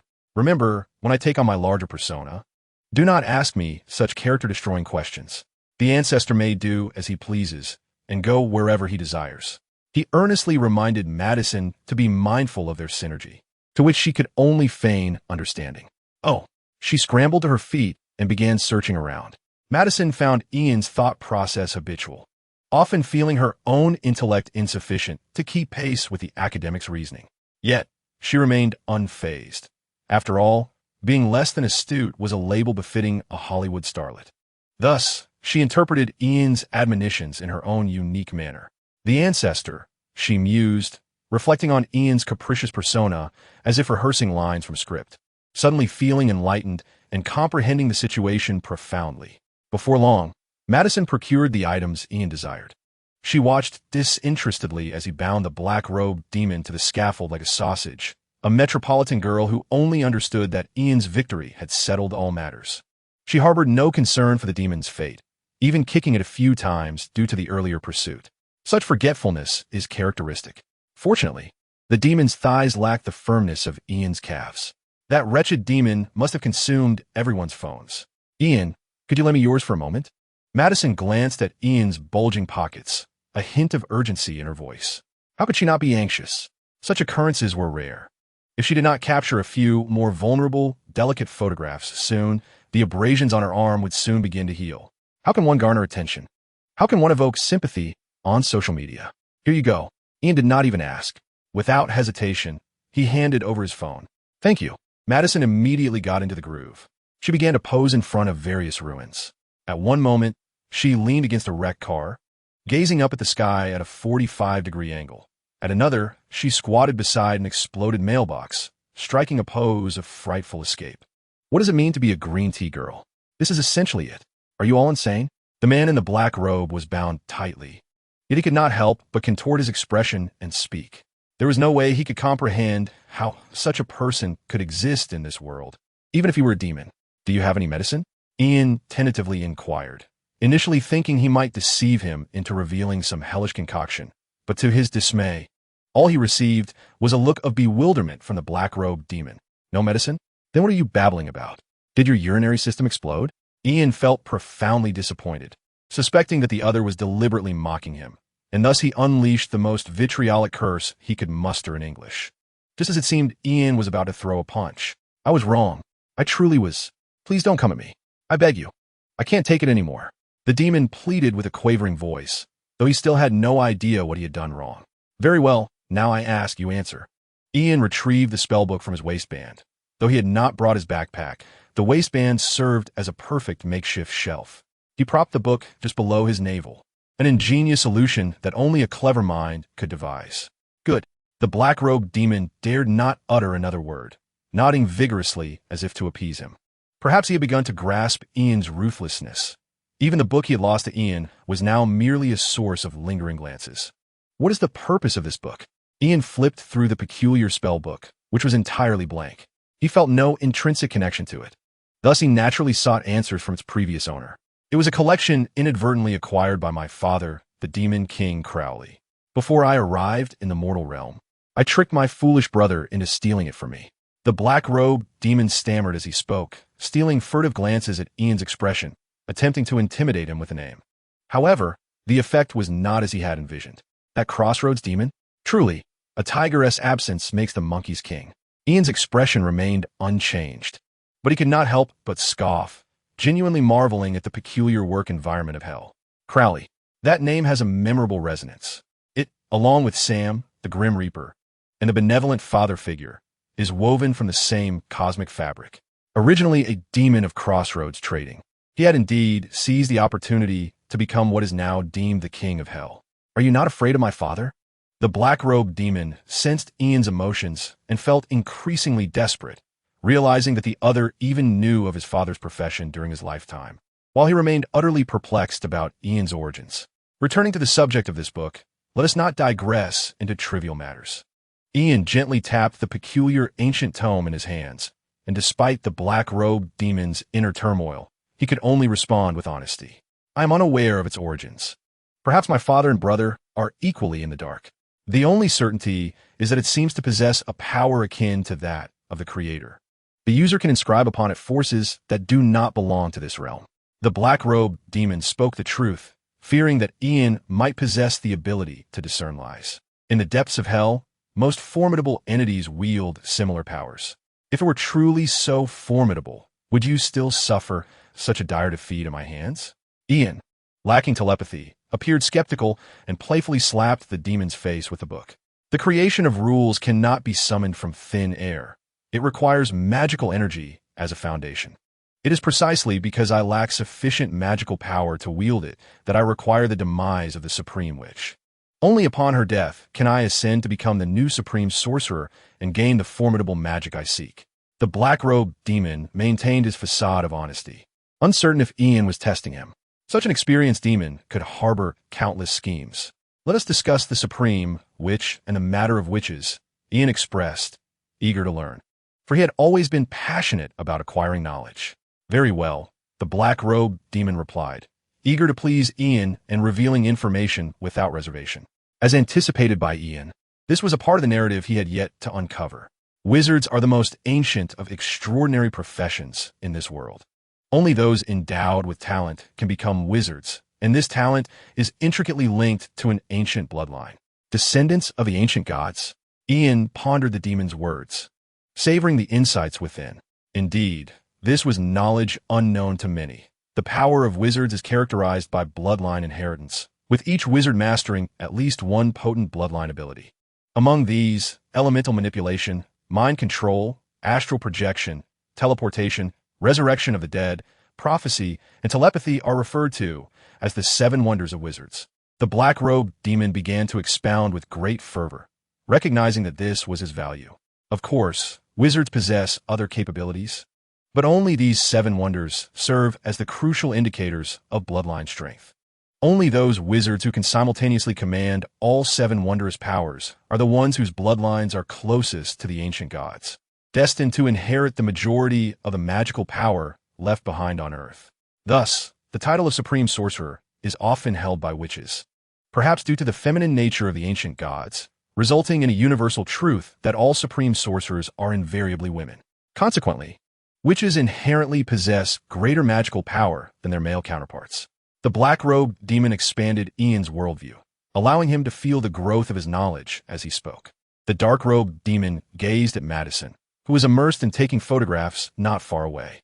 She had successfully passed several miraculous tests, though not all, yet she was perilously close to being worthy of inheriting the title of Supreme Witch.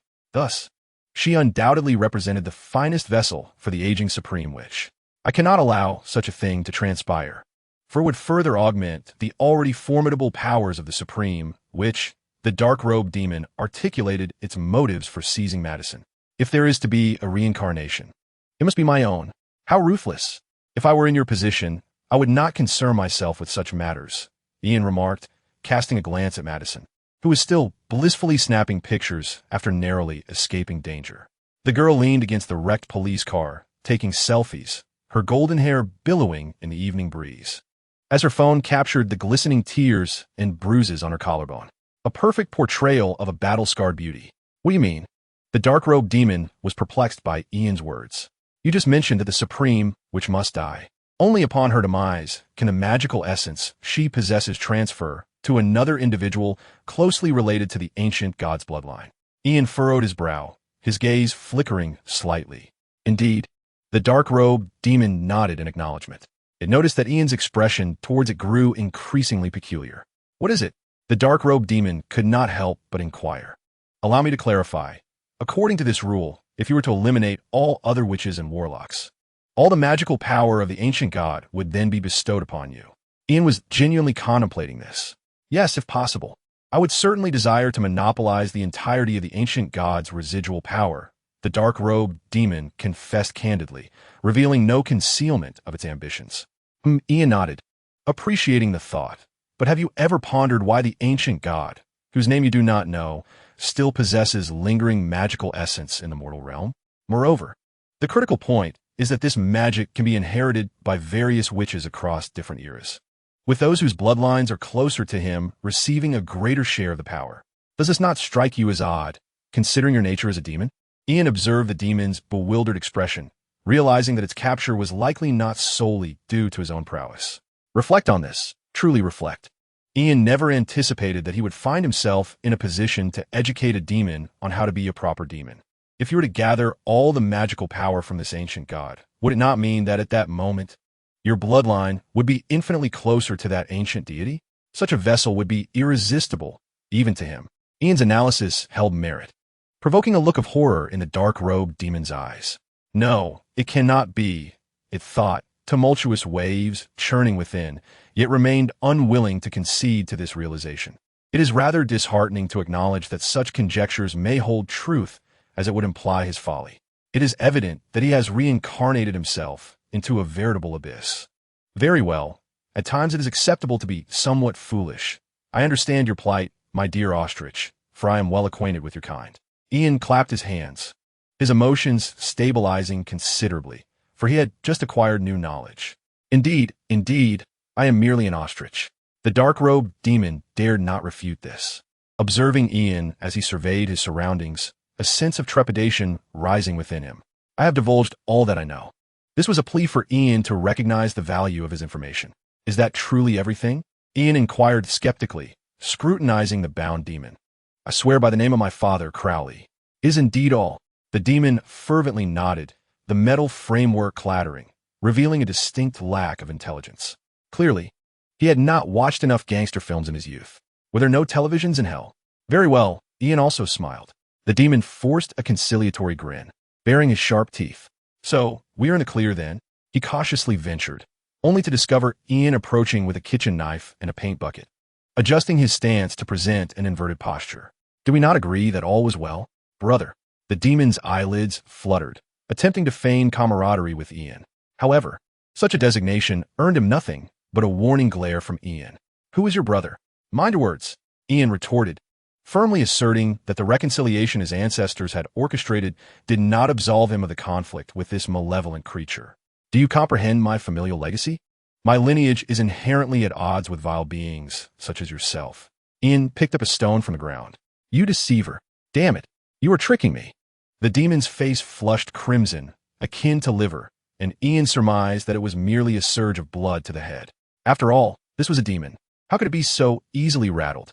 Their brief interaction led Ian to believe that this creature was not as petty as the Minotaur. Release me. Let me go. The dark-robed demon began to struggle vehemently, yet his strength had waned, and his magical power was rendered dormant due to the loss of that book. Nevertheless, this did not deter the demon from thrashing desperately.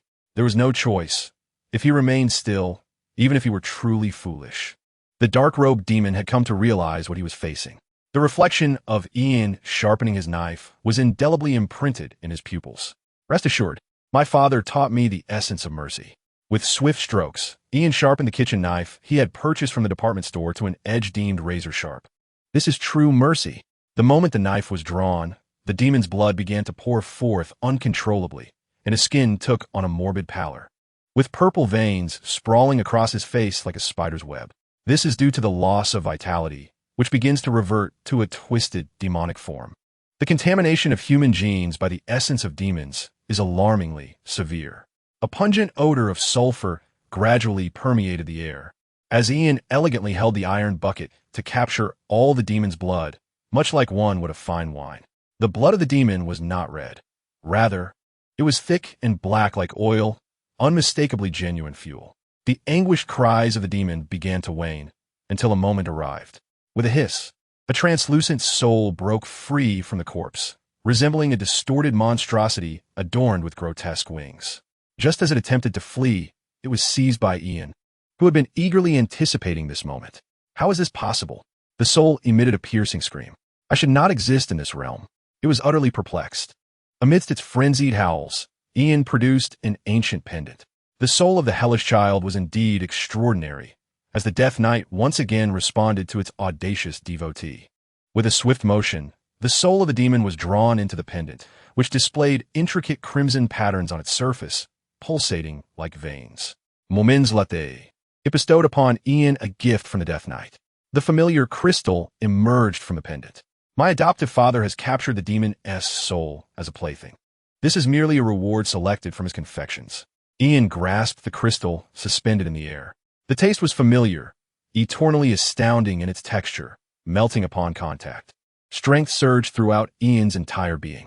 Name, Ian Kent. Common profession, student LV7, 586640. Writer LV1, 710, extraordinary profession. Berserker LV4, 6980. Brutal tyrant LV3, 740. World recognition. Independent NPC talent skills. Blood reversal forge. Perfect divinity professional skills. Healing frenzy. Ironclad body. Eye of the blazing sun professional skill points. Berserker 3. Brutal tyrant 1. General skills. Ian Kent S. Defense technique beginner. Learning elite general skill points. 7 strength, 232 constitution, 44443 intelligence, 3335 spirit, 7921 once again. It was that familiar sensation, still focused on the enhancement of the spiritual realm. One must admit, the title of Hellish Child indeed carries a certain weight. This enhancement far surpasses that granted by the demonic avatar. It exceeded Ian's expectations. I have grown stronger, yet I'm still not bald. Ian instinctively touched the crown of his head, confirming that no hair had fallen. He could feel his eyes becoming increasingly powerful. Even the slight temporary decline in vision caused by the prolonged use of the golden ray was swiftly restored, not even requiring Ian to invoke the self-healing frenzy skill that consumed his fat reserves. Not only had the duration of skill usage significantly increased, but the eye of the blazing sun, a gaze capable of emitting high-intensity laser beams, which would lead to temporary vision impairment with continuous use, had also received an epic enhancement. The intensity of the laser beams was contingent upon the user's mental attributes. Indeed, the effects of this skill could now be rounded up to an impressive threefold of its previous strength. Alas, there was no opportunity for me to wield it. Ian cast a wistful glance at the completely decayed corpse, now fully exhibiting its demonic traits, hanging upside down. The enhancement of attributes was not the sole benefit derived from the soul of this hellspawn. Upon examining his personal panel, Ian immediately noticed changes in his extensive status bar. The Unfettered Walker. This was evidently the additional reward Ian had garnered from sacrificing the hellspawn to the Death Knight. It stood alongside the Death Knight as favor. How delightful to discover such a benefit. Truly, my generous adoptive father deserves the credit. Ian did not inherit the scorching rays of his father from a void, yet his eyes did possess a faint hint of crimson. If the hellspawn could yield extra rewards, how splendid it would be to capture its father and other demon lord from hell for sacrifice. The thought was almost too much to bear. Ian feared he might actually plunge directly into hell. He was indeed capable of doing so. All he needed was to locate a gateway to the underworld. The Unfettered Walker. You may traverse freely between the realms of mortals and hell. Yes, this is the brief introduction of the rare positive buff Ian possessed. Its brevity signifies its gravity. Yet, for whom is it significant? That remains a matter of personal interpretation. Regardless, Ian felt a profound gratitude towards his adoptive father and resolved to honor him each year on the anniversary of their meeting by offering a feast of Kentucky Fried Chicken as a tribute for his father to savor. Fortune truly favors me. Ian was in high spirits, one hand grasping a fuel canister, the other holding the corpse that had begun to twist back into its demonic form, just as he intended to call Madison to retreat. To his surprise, Madison had already concluded her selfie session and was scampering over with great enthusiasm.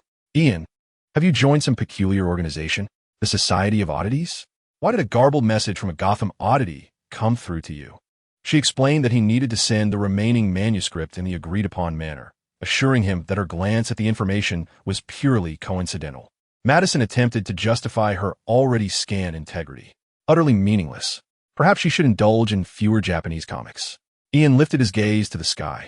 Despite his exceptional eyesight, he could see the birds soaring above, yet he had yet to reach the level of perceiving satellites. The Gotham miscreant must be urging me to make a hasty retreat. It cannot be that their stolen manuscript has found its way back into the wrong hands. Ian swiftly surveyed his surroundings, his mind immersed in contemplation. He then set aside the array of materials in his grasp and, without hesitation, extracted 2 imps from the bound demon gang, swiftly snapping their necks. Have you switched personalities again? Madison blinked at Ian, who displayed such decisive prowess. Get lost. Ian found Madison's crude language excessively vulgar. He did not truly suffer from dissociative identity disorder. Rather, he believed that any rational individual would share his lack of compassion towards demons. Observe closely, learn well. That is wisdom. Ian assessed the positioning and placed the 2 imps amidst the ruins, arranging them to suggest a scene of mutual slaughter.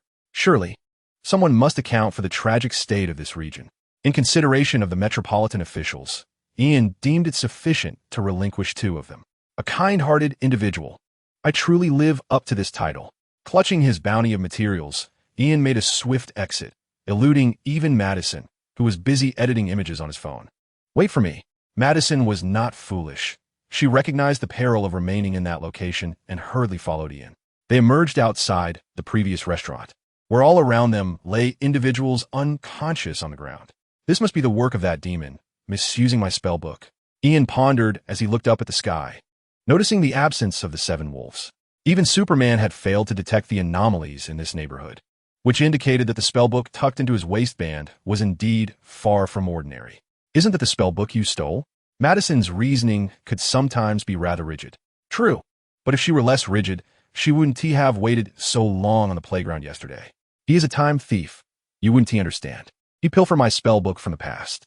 Ian's convoluted logic held a certain weight, and Madison felt she had learned yet another lesson. Oh, she replied.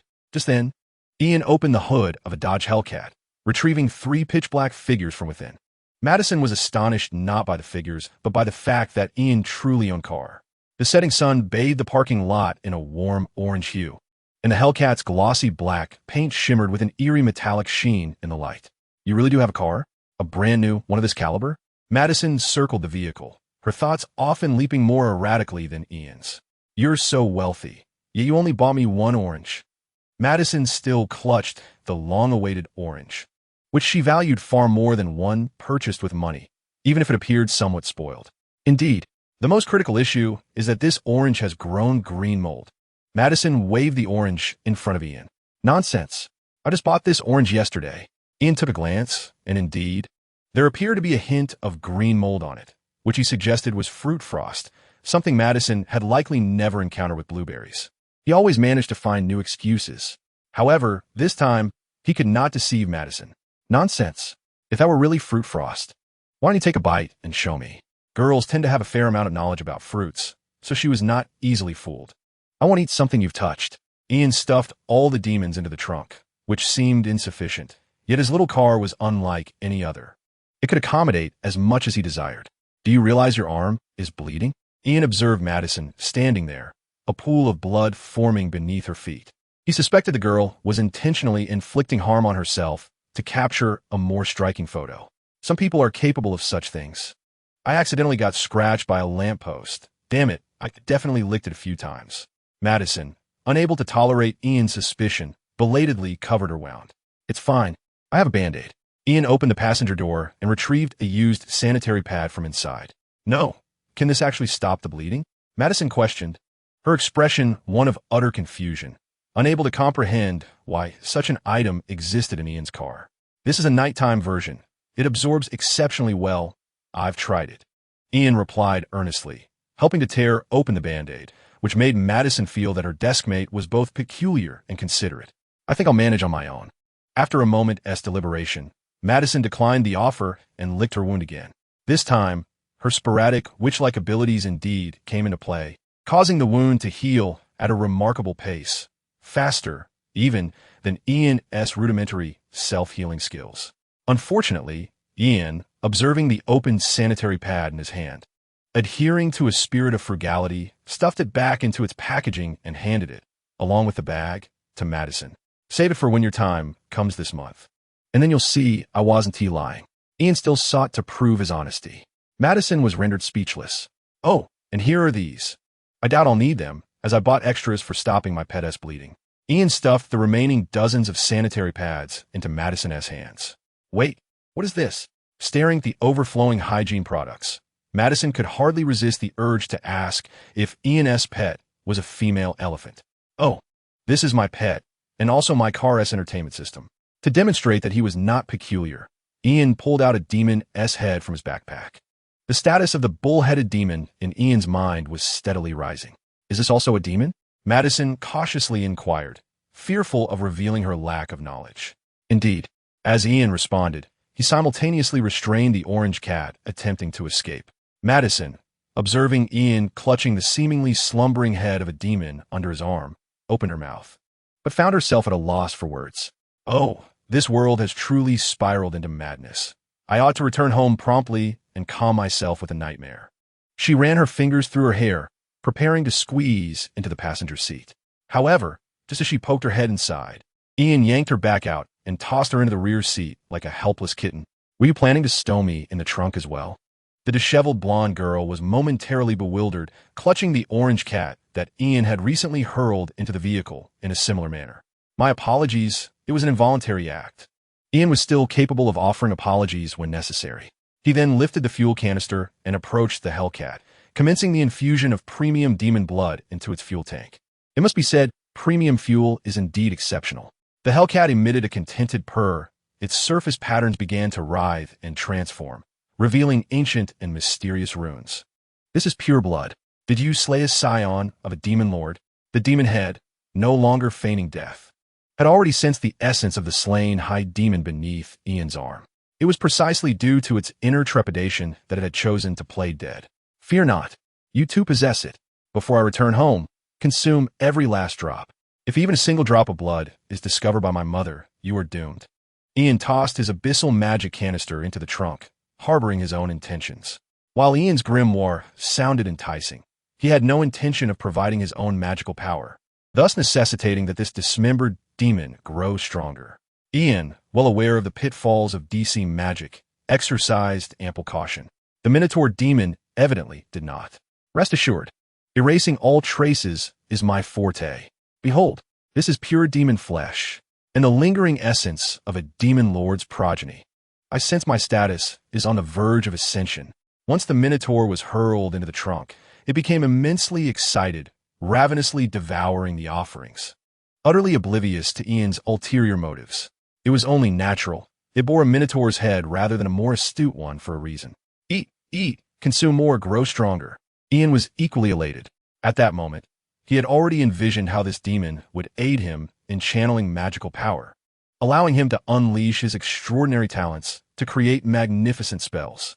That would undoubtedly be something truly grand. Just then, Madison tapped on the window. Ian, your car is on fire. Do I really not need to get out? The color of the flames seems rather off. Madison, cradling the cat, endeavored to present herself as someone well-versed in worldly matters. Naturally, the Hellcat would emit hellfire. That is to be expected, Ian patiently explained. Thus, the astonished Madison experienced enlightenment once again, feeling an enhancement in her knowledge. She realized that she was quite capable of learning. It was merely that she hadn't acquired the right knowledge in school before. Observing Madison's demeanor, Ian found himself quite appreciative of those who exhibit a humble willingness to learn. Rest assured, my dear, although your strength may not be formidable, as long as you remain content to be my ornament, I shall bequeath this vehicle to you upon my demise. Moreover, the prestigious title of Supreme Mage bestowed upon me by my mentor, Tony Stark, will also be yours, sounding far more illustrious than any title of Supreme Witch. All you need to do is shave your head, and your power will surely amplify. Ian felt his skills in persuasion becoming increasingly adept. Though Madison lacked combat prowess, she embodied the essence of a super healer, a rare asset. Even if one does not require it, it is essential to include such resources in the team. As for the shaved head, let us forego that notion. Your confidence in your impending demise before me is palpable, Madison mused, revealing her insight into Ian's character. Nonsense. Lies may not wound, but the truth can indeed provoke a cacophony when certain individuals close the passenger door. Wait, why is it driving itself? Goodness. Despite her attempts to conceal her own superficiality, Madison was taken aback by the sudden acceleration of the Hellcat. This is an electric vehicle. Of course it can drive itself, Ian replied without glancing back, imparting knowledge that Madison eagerly absorbed, swallowing hard as she committed the information to memory.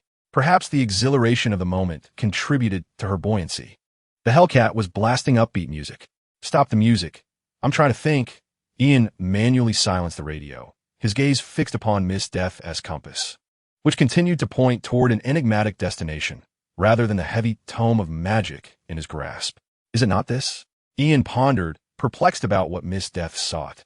At that moment, as Madison noticed the Hellcat accelerating rapidly and preparing to take flight, she became increasingly anxious, clutching the cat in her arms. To divert the conversation, she initiated dialogue with Ian, asserting her belief that his earlier ancestor persona lacked sufficient audacity. It needed a touch of rudeness. Madison spoke with conviction. The most effective means to ease this green tea girl-esque tension was, of course, to engage in discussions related to her cherished pursuits. Ian, previously lost in thought, immediately perked up. That demon has perished, yet I have not even inquired about its name. Am I not sufficiently rude? He considered his demeanor quite brusque. Not enough. Your comic characters also lack genuine recklessness. Madison S.'s voice was resolute, illustrating the reciprocal influence shared between classmates. Perhaps you were right. He mocked me so mercilessly, yet I did not perceive any decline in my moral standards. It seems my personal integrity is exceptionally high. Ian reflected, contemplating his flawless divine negative buffs. The toad stirred. He struck the toad lightly. The car gradually soared away. After approximately 10 minutes had passed, the unconscious crowd on the street began to awaken one by one. People looked around in confusion, some attempting to call for help only to find their phones mysteriously absent. Amidst the chaos, a woman clad in a black veil silently appeared at the entrance of a fast food restaurant. Something seemed amiss down that street. A waiter, rubbing his temples, approached. "I regret to inform you, dear patrons, that we may need to suspend our operations today. Everyone has succumbed, perhaps due to military personnel experimenting with gas on the populace." His demeanor suggested a conspiratorial mindset. The veiled woman, however, showed little interest in his concerns. She merely lifted her pale finger and pressed it against the waiter's temple. In the next moment, his eyes became vacant, as if his memories were being extracted. After a brief pause, the woman retracted her finger, hastily closing her eyes to employ some extraordinary ability. The expressions of all within the restaurant turned hollow, and during this memory extraction, the woman's countenance beneath the veil grew increasingly grave. This was unfathomable. A gasp escaped her lips. By the time the waiter regained his senses, the woman had vanished without a trace. 5 minutes later, in a dimly lit alley, the previously elusive veiled woman retrieved her phone and dialed a number. "Mother, she began, relaying the absurd information she had pieced together after her investigation. It was indeed ludicrous, prompting a prolonged silence from the other end of the line. "Are you suggesting that our perspective, which spent $800 to hire a formidable exorcist, who dispatched a scion of a demon lord before we even realized it, and this individual has not yet been consumed by that book?" The ancient, raspy voice carried an odd tone. Had it been anyone other than her daughter making the call, she would have deemed it a jest. It was understandable that the old voice harbored such skepticism. After all, the scenario described by the veiled woman would seem implausible to any rational thinker. How to articulate this? It was akin to a gangland shootout where one faction managed to enlist Darkseid as their enforcer. Preposterous. The veiled woman endeavored to reassure her mother that she had verified the information multiple times. She was anxious. No one understood the woman on the other end of the line better than she did. The Supreme, which was a formidable presence, one that even her own daughter regarded with trepidation. "Do not fret, my child. Return home at once. I believe you, for indeed, this world is rife with inexplicable occurrences that manifest before our very eyes." The Supreme Witch's voice quickly regained its composure after an initial surge of emotion. "Very well, mother." With a sigh of relief, the veiled woman's pale fingers gently brushed against the time-worn bricks of the wall, and with a near-silent whisper, her figure faded away as if erased like chalk from a blackboard. In an instant, she vanished from her spot. This is the teleportation magic spoken of in the 7 Wonders of Demons. When she reappeared, the veiled woman stood beneath the stained glass of a Gothic cathedral. Several witch apprentices were diligently polishing the candlesticks. Upon seeing the veiled woman, they immediately bowed in respect. "Principal Fox," they addressed her with exceptional reverence. "Good afternoon." Cordelia Fox replied with a perfunctory tone, her robes sweeping over the cold marble floor as she briskly moved toward her office. However, she did not enter her office, but paused in the empty corridor before the damaged statue of the Virgin Mary. Cordelia pressed her palm against it, and the statue emitted a dull rumble as it slowly shifted aside, revealing a hidden passageway. It was a deep spiral staircase, the damp, musty scent mingling with the aroma of herbs enveloped her. "I hope Mother has not begun without me." Cordelia lifted her skirts and descended the stairs, the flames of the candles igniting with a greenish hue as she passed. In the center of the basement, a stooped figure stood with her back to the entrance. "Mother," Cordelia gently called, her tone cautious. "Wait until I have contemplated. I wish to examine your memories." The Supreme Witch Fiona's voice was hoarse, tinged with frailty. Yet she did not turn, but continued to gaze at the colossal glass orb before her. Within the orb, a dark, viscous liquid filled its depths, occasionally illuminated by ethereal blue points of light swirling within, reminiscent of trapped fireflies, and a comatose man ensnared within, equally tragic. He was a pale, emaciated figure with long, disheveled hair, curled up as if in the womb of a mother. Oh, how am I to seize his unparalleled power? The Supreme which murmured softly, seemingly pondering the same question every day. The hope seemed so distant, and I was acutely aware that my freedom was intertwined with her happiness. Our fates bound so closely, so tightly. Yang Wang pushed her away, but she suddenly embraced him, her chest brushing against his, a jolt of electricity overwhelming him. It's all right, it's been a long time. Ah, how adorable is Qianqian the child? She asked, brushing her hair aside. I gazed at her legs, my heart aching like a knife. How could this be considered all right? Could it truly be all right when her legs were crippled? This screen suddenly materialized in the air, appearing unreal, more akin to a three-dimensional image. With a roar, the colossal creature unleashed an enraged bellow, its form expanding once more in an instant, a layer of black fur suddenly manifesting upon its body. You say it crashed, but where did I collide with you? Rin Jingyao's tone was feeble. Her earlier mention of calling the police was merely a ploy to intimidate him. In truth, should she decide to involve the authorities, the other party's deceit would merely result in a reprimand. Yet her own unlicensed driving, compounded by the accident, would incur far graver consequences. Amidst this turmoil, Luan Hua scratched the back of his head in confusion, perplexed by the situation, as he had often referred to several individuals as butchers. Upon exiting the hospital, I returned to the hotel, where I instructed the surveillance personnel to review all the camera footage. Given the suspicion of poisoning, it was imperative to identify any dubious individuals, particularly from the kitchen's surveillance. At that moment, Chu Jun ceased to speak. Through the car window, he could distinctly observe the scenery passing by. Lu Jisheng nodded in understanding, refraining from further inquiries, for he recognized the peril in knowing too much. After finishing his words, Lin Ruo walked towards the direction of Idong, vanishing from Ning Jiheng's sight within mere steps. It was only when Lin Ruo's cool voice resonated that he abruptly realized she was fully aware of everything he had orchestrated. Upon reaching the changing area, Gu Yanji dismissed the attending servants, her previous confusion replaced by an inscrutable depth in her gaze. If Fu Minglang were to see her now, he would surely be captivated. She donned an exquisite gown that cascaded to the ground, adorned with delicate patterns, while a pale green ribbon swayed gracefully with her movements. Chaos, with a look of delight, consumed the giant python's inner elixir, while UMO utilized Chaos's newfound spatial abilities, acquired from breaking through to level 9, to witness an unfolding spectacle. Regardless of the outcome, it would benefit Yumaching, who sought merely their essence blood. The remaining assassins, unable to contain their fury after Yang Haoshuan had slain one of their brothers, unleashed a barrage of gunfire towards his position, bullets flying as if possessed. Yang Shengtian's complexion paled. It was overwhelmingly powerful. Luo Qiong, as the heir of the Luo Baolu, must have mastered soul techniques, which explained the origin of his spear.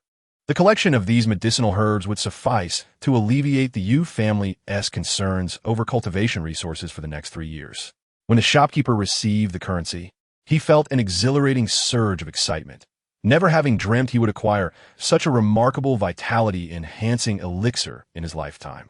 Zhuge Exen, renowned for his swordsmanship, exhibited an increasingly ferocious and destructive prowess with each strike, pushing Ning Qianyang to the brink of defense. The remaining spell was exceedingly common, as the saying goes. 9 returns to 1. Though it was last in line, it represented the foundation of all things, the essence of nature, and was of utmost importance. The seasoned physician gestured for her to remain still before approaching to take Ling Wanwan's pulse. By the way, do visit my home sometime and persuade Zishan for me. She occasionally mentions you, Zhou Zhigua remarked. A piercing howl echoed, the sky turning crimson as blood, with the divine bird Zhuke soaring above, scorching the very fabric of space in its wake. However, Omu Fei stands in stark contrast, seemingly enamored with Duan Ruehua, often candidly acknowledging in front of the media that her ideal type is Duan Ruehua and expressing a desire to marry him. When Wang Hao mentioned poison, Wang Qifeng had already begun to believe him. He shared a close bond with the 8th Master, frequently conversing over the phone and gathering annually. He had long since heard the 8th Master declare that he had ceased all dealings in the realm of poison and would no longer pursue such matters. Who could have exposed our identities?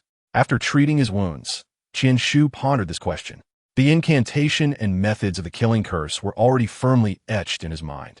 He thought that whether he practiced or not, death was inevitable, so he might as well give it a try. Yisher leaned weakly against Xing Biao's shoulder, who wore a peculiar expression and cleared his throat awkwardly. The term adorable darkened Lin Buoxing's countenance. He pressed his lips together and continued to push the cart forward with an impassive demeanor. Particularly, Ling Shui, embracing an M200 sniper rifle longer than her own body, relished in pulling the trigger repeatedly. The medicinal power of the Xianyang spirit fruit within him had been entirely absorbed. That immense energy nourished every cell in his body like spring rain, infusing his flesh and vitality with renewed vigor. Upon hearing this, Xie Miaoshuan let out a wistful sigh. Her inherently stunning appearance was further accentuated by Hiya, who sat beside her, pouring wine, drawing the attention of several guests at the table. Song Guangyao was the very lifeblood of Li Meifeng. Her words were akin to stabbing a knife into Li Meifeng's heart. The Bagua array suddenly erupted, annihilating all the death warriors within, blood erupting like a fountain and bodies flying in all directions. Yu Guiwan suddenly recalled the conversation from dinner yesterday when Jiang Bei and the others spoke, pausing momentarily. Li Ju furrowed his brow, extending his hand in front of him, maintaining a distance from a cat. Surrounding the 50 martial arts platforms were elevated stands, hosting not only the 50 judges, but also an elderly man and several middle-aged individuals. Chapter 99. The Angel Descends. Iron-headed bat within the bat cave. Hundreds of screens flickered with cold light, and the mechanical hum reverberated against the rock walls. The sudden thunderclap in the underground base startled Bruce Wayne.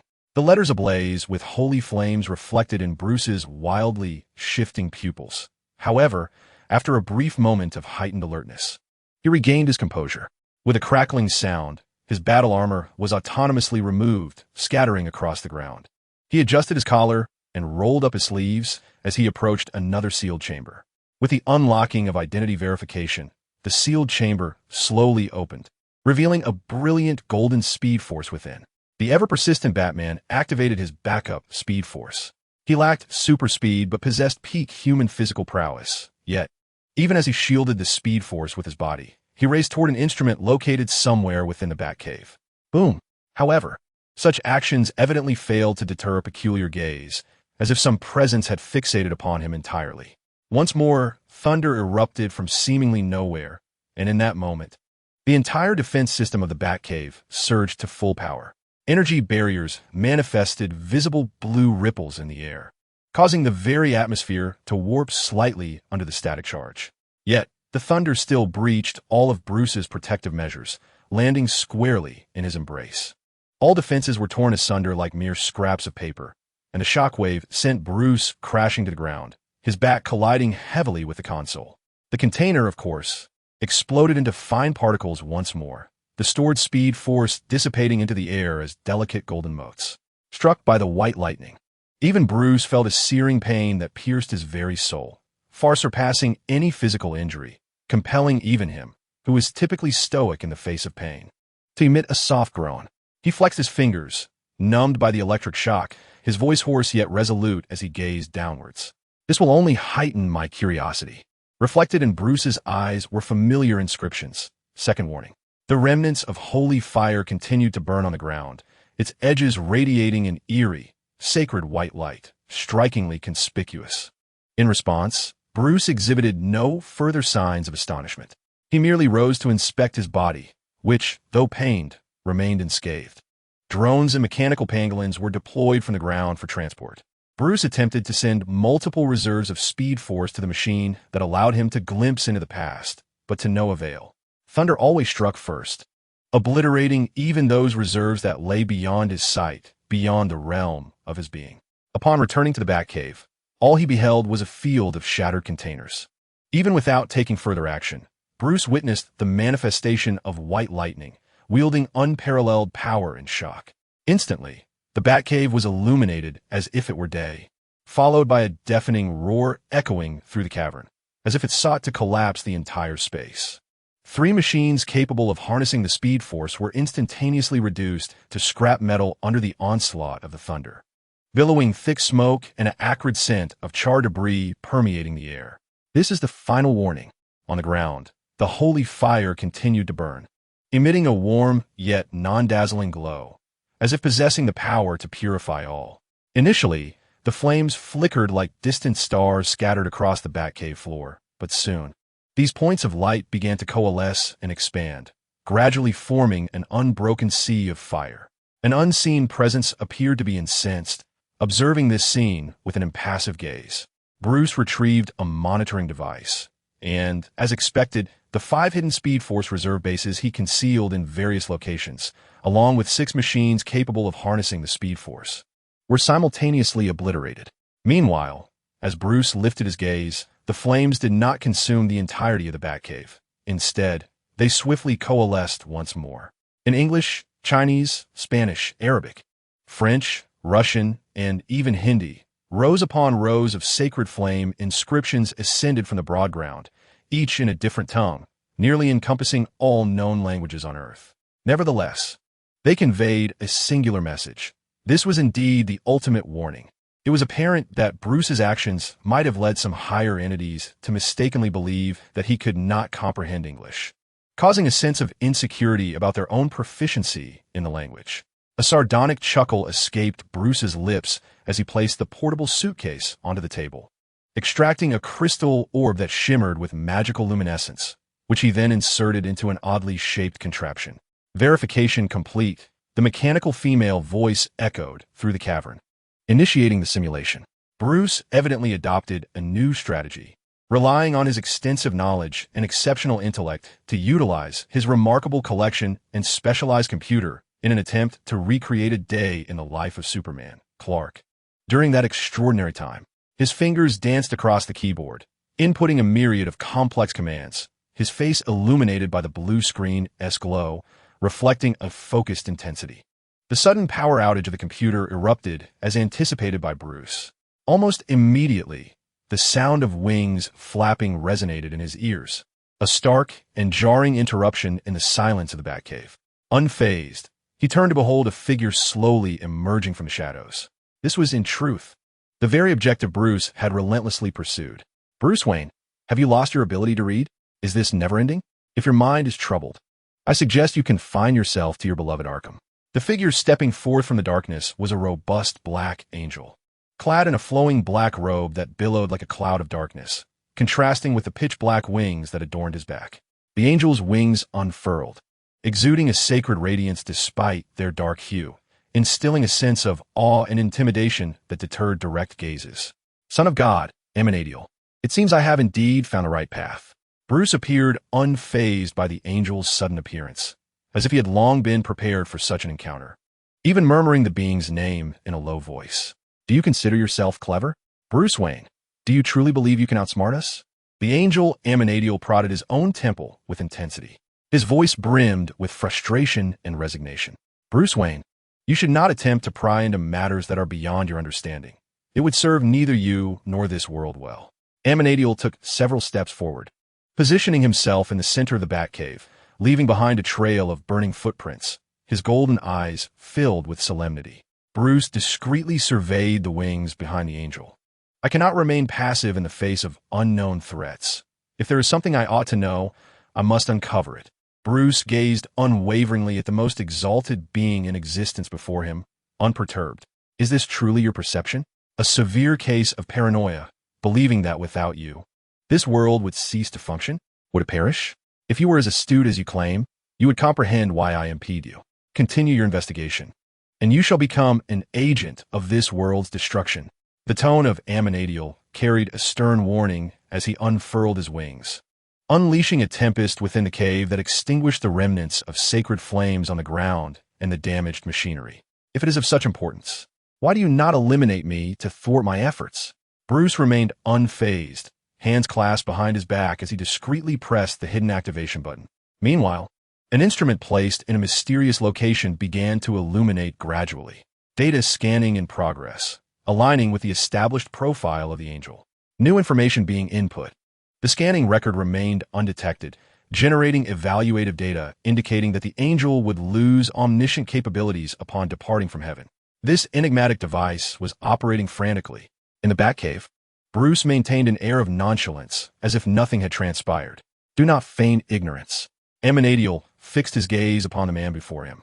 Were it not for your relative significance to us, believe me, your provocations would exact a grievous toll. His voice was laden with exasperation. Do you presume you can control everything?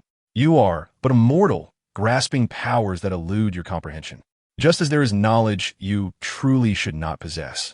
Do you think this is merely about Superman and his offspring? Any observation you make regarding that day will tear at the very fabric of our reality. Amenadiel understood he must convey the gravity of the situation to Bruce. Mere words would not suffice to persuade this man. So what transpired that day? And how is it connected to Ian Kent's lineage? Bruce furrowed his brow, realizing that the matter was far more intricate than he had envisioned. What could instill such fear in an angel? He was clearly analyzing Amenadiel. Damn bat. Amenadiel gritted his teeth, yet felt powerless. I cannot divulge any information to you, nor should you attempt to extract answers from the Superman. No one in this world can provide clarity on your inquiry. You must simply remember to suppress your curiosity, lest we encounter events that neither of us wishes to witness. Having spoken, the angel Amenadiel turned to depart.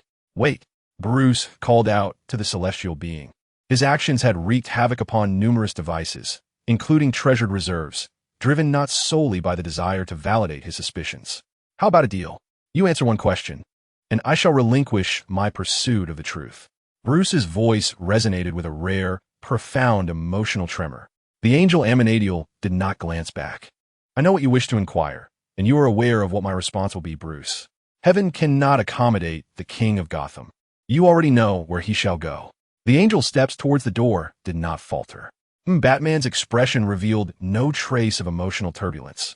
Indeed, this was not the most dreadful of responses, for he had discerned another message within the angel's words. He had asked two individuals, yet the angel had provided but a single answer. Remember, do not continue your probing.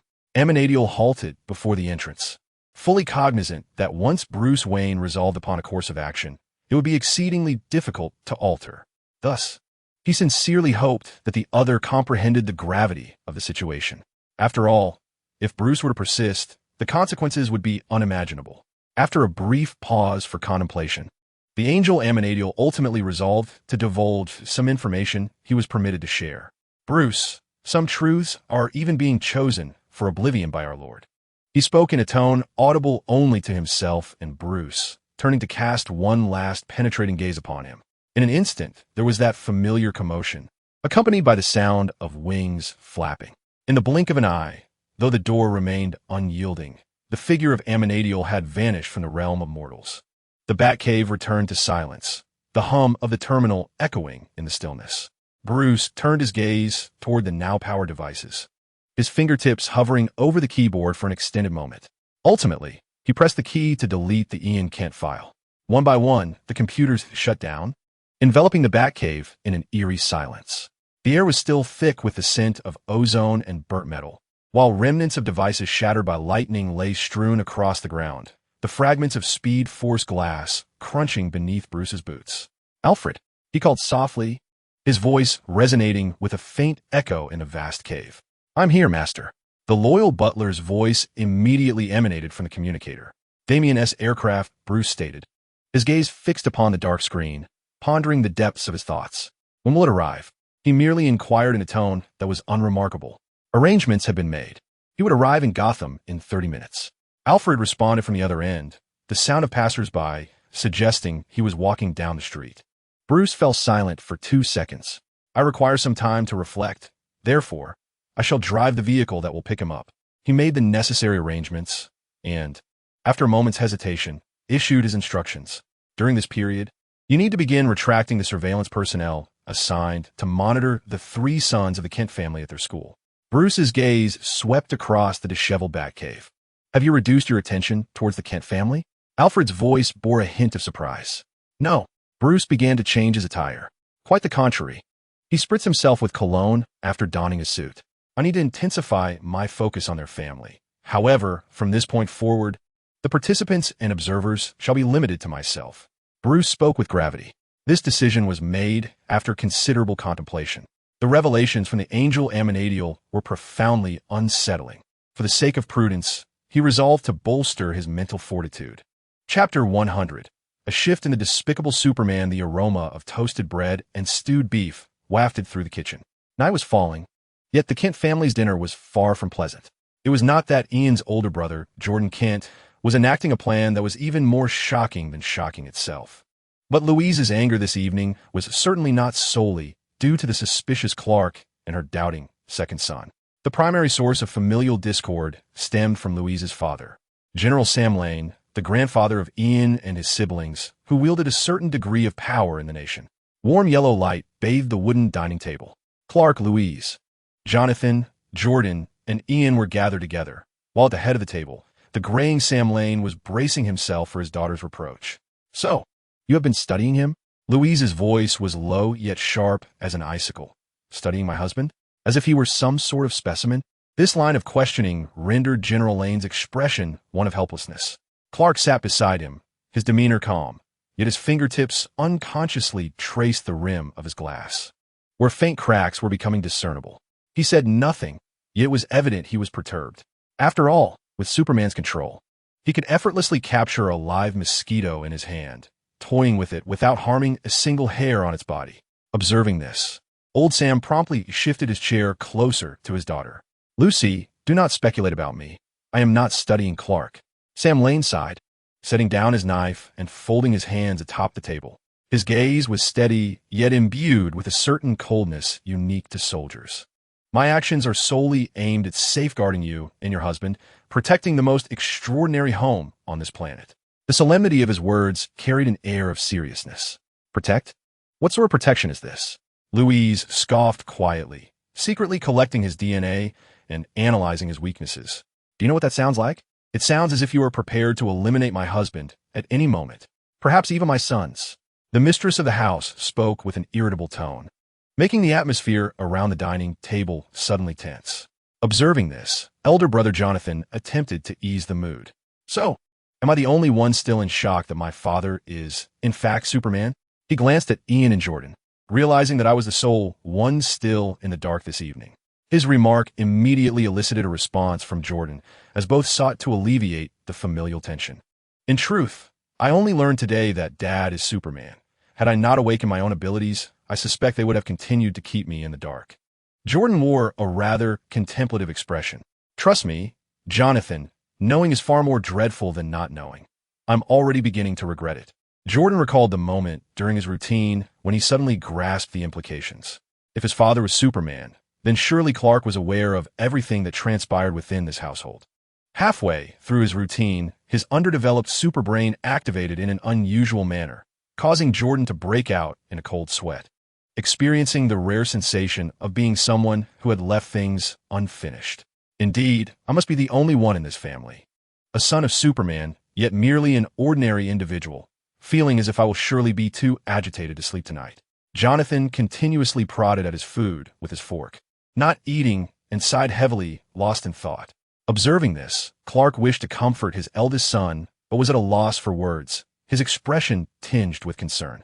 After all, he had witnessed many classmates succumb to emotional turmoil due to imbalances in their hearts during their youth.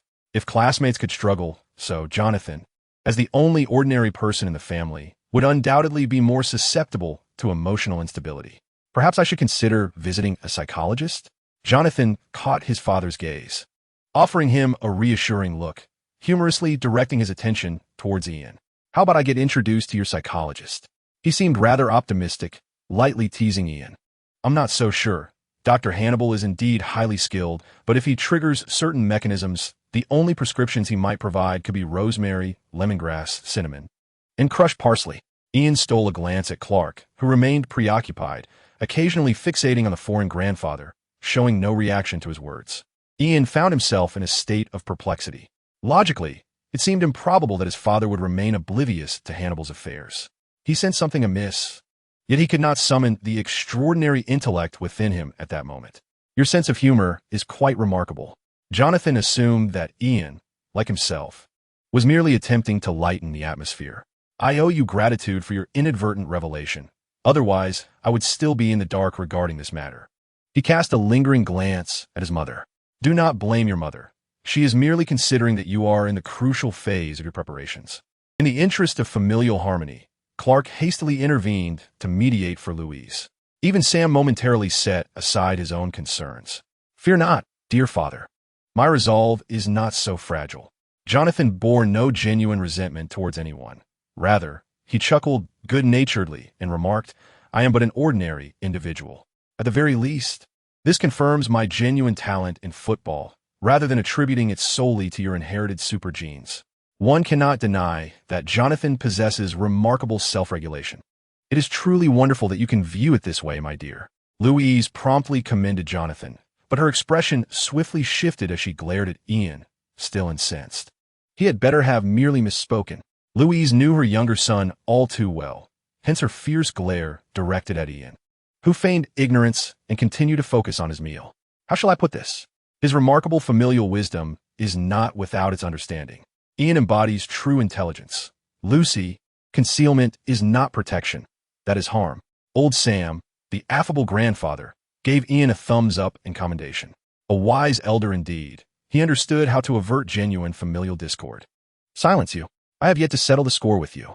Do you comprehend what protection entails? Do not meddle with my husband and children.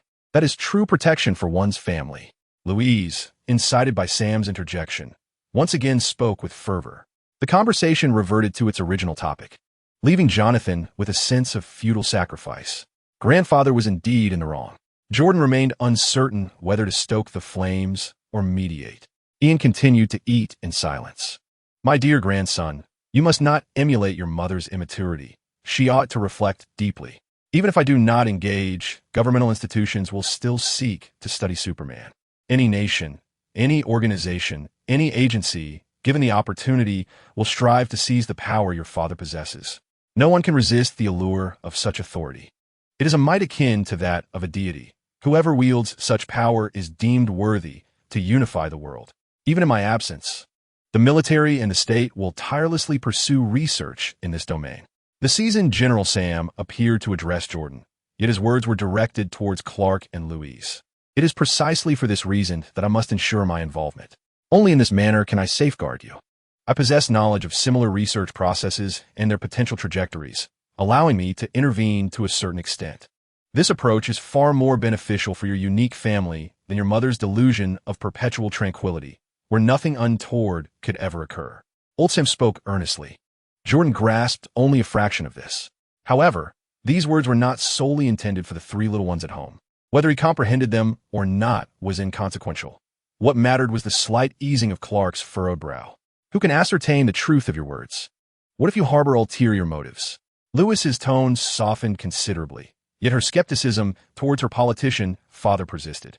"I do not deny that I am a man driven by self-interest, and I have always held disdain for extraterrestrial beings. However, this does not imply I would harm my daughter or her family."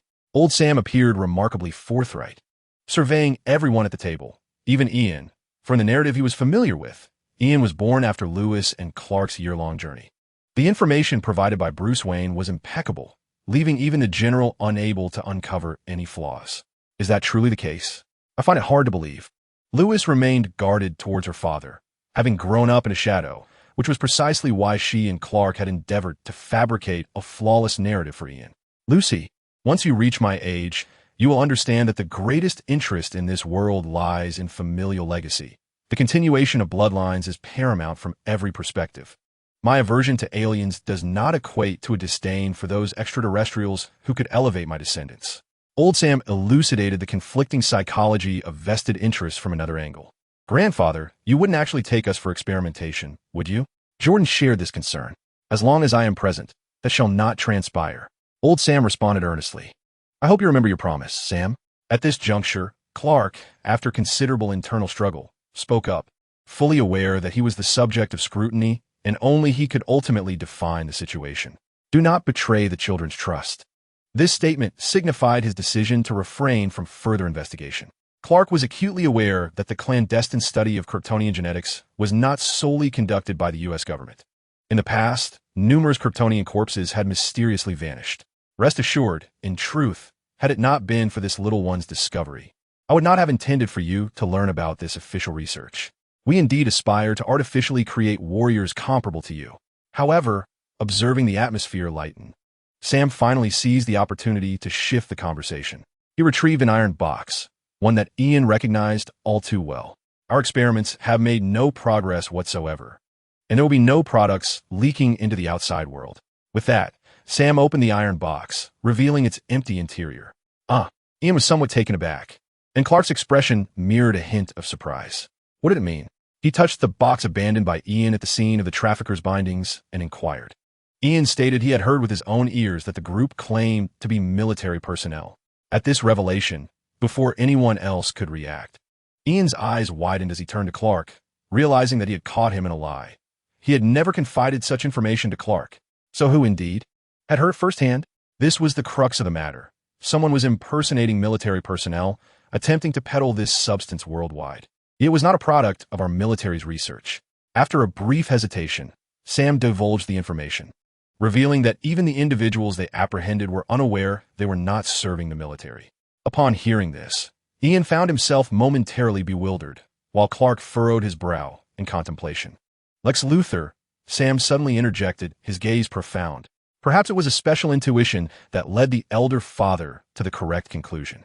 Sam slowly nodded, affirming that upon deeper investigation, he had indeed found a connection between this batch of goods and Lex Luthor. From several subsequent raids on shipments, it appeared that many of the substances contained blood products from Kryptonians, yet we could not ascertain whether they originated from you. Sam's voice was grave, leaving Ian even more astounded. He distinctly recalled the labels on the simulated Superman serums, stating they were 100% free of Kryptonian genes. At that moment, Ian's thoughts raced. He finally understood why Hellcat had brought him to that second location, a factory owned by Luthor on the outskirts. The first raid site was indeed the same. Luthor had collected some of my blood, but did you say each vial contained quite a bit? Clark glanced at Ian, then furrowed his brow as he turned his gaze back to Sam. Yes, Sam confirmed. The users did not perish? Clark's eyes flickered with concern. The reason I can leisurely dine with you here is that those substances were unsuccessful. Every one of the confiscated serums can only be deemed failures. The users invariably met their demise in an instant. Clearly, it is not a successful product. Thus, I surmise that Lex Luthor hopes to cast a wide net to find a suitable subject for the serum. Sam did not conceal this, sharing the official findings. Perhaps only a half-breed Kryptonian could consume those 12 vials and remain lively?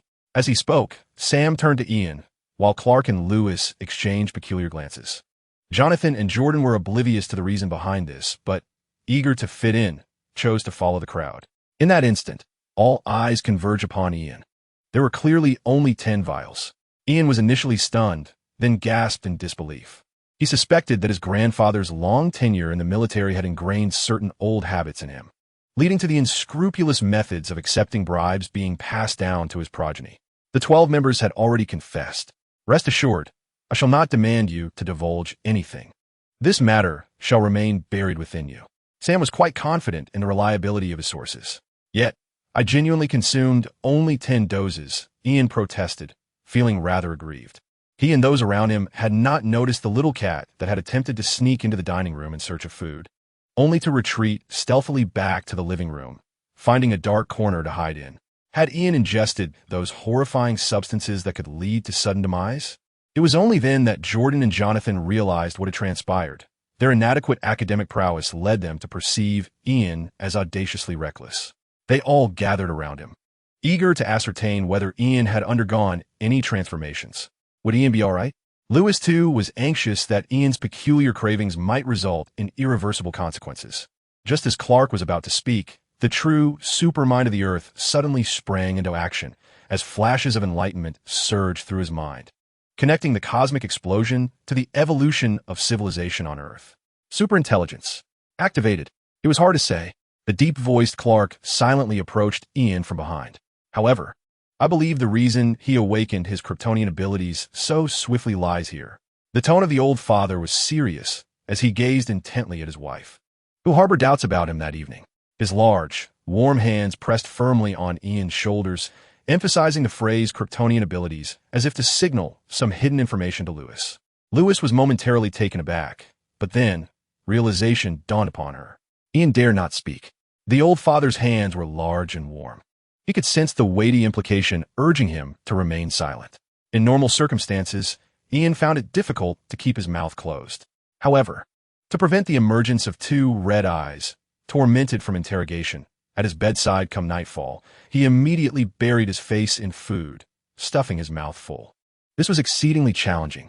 Who said Superman couldn't be utilized as a tale to frighten children?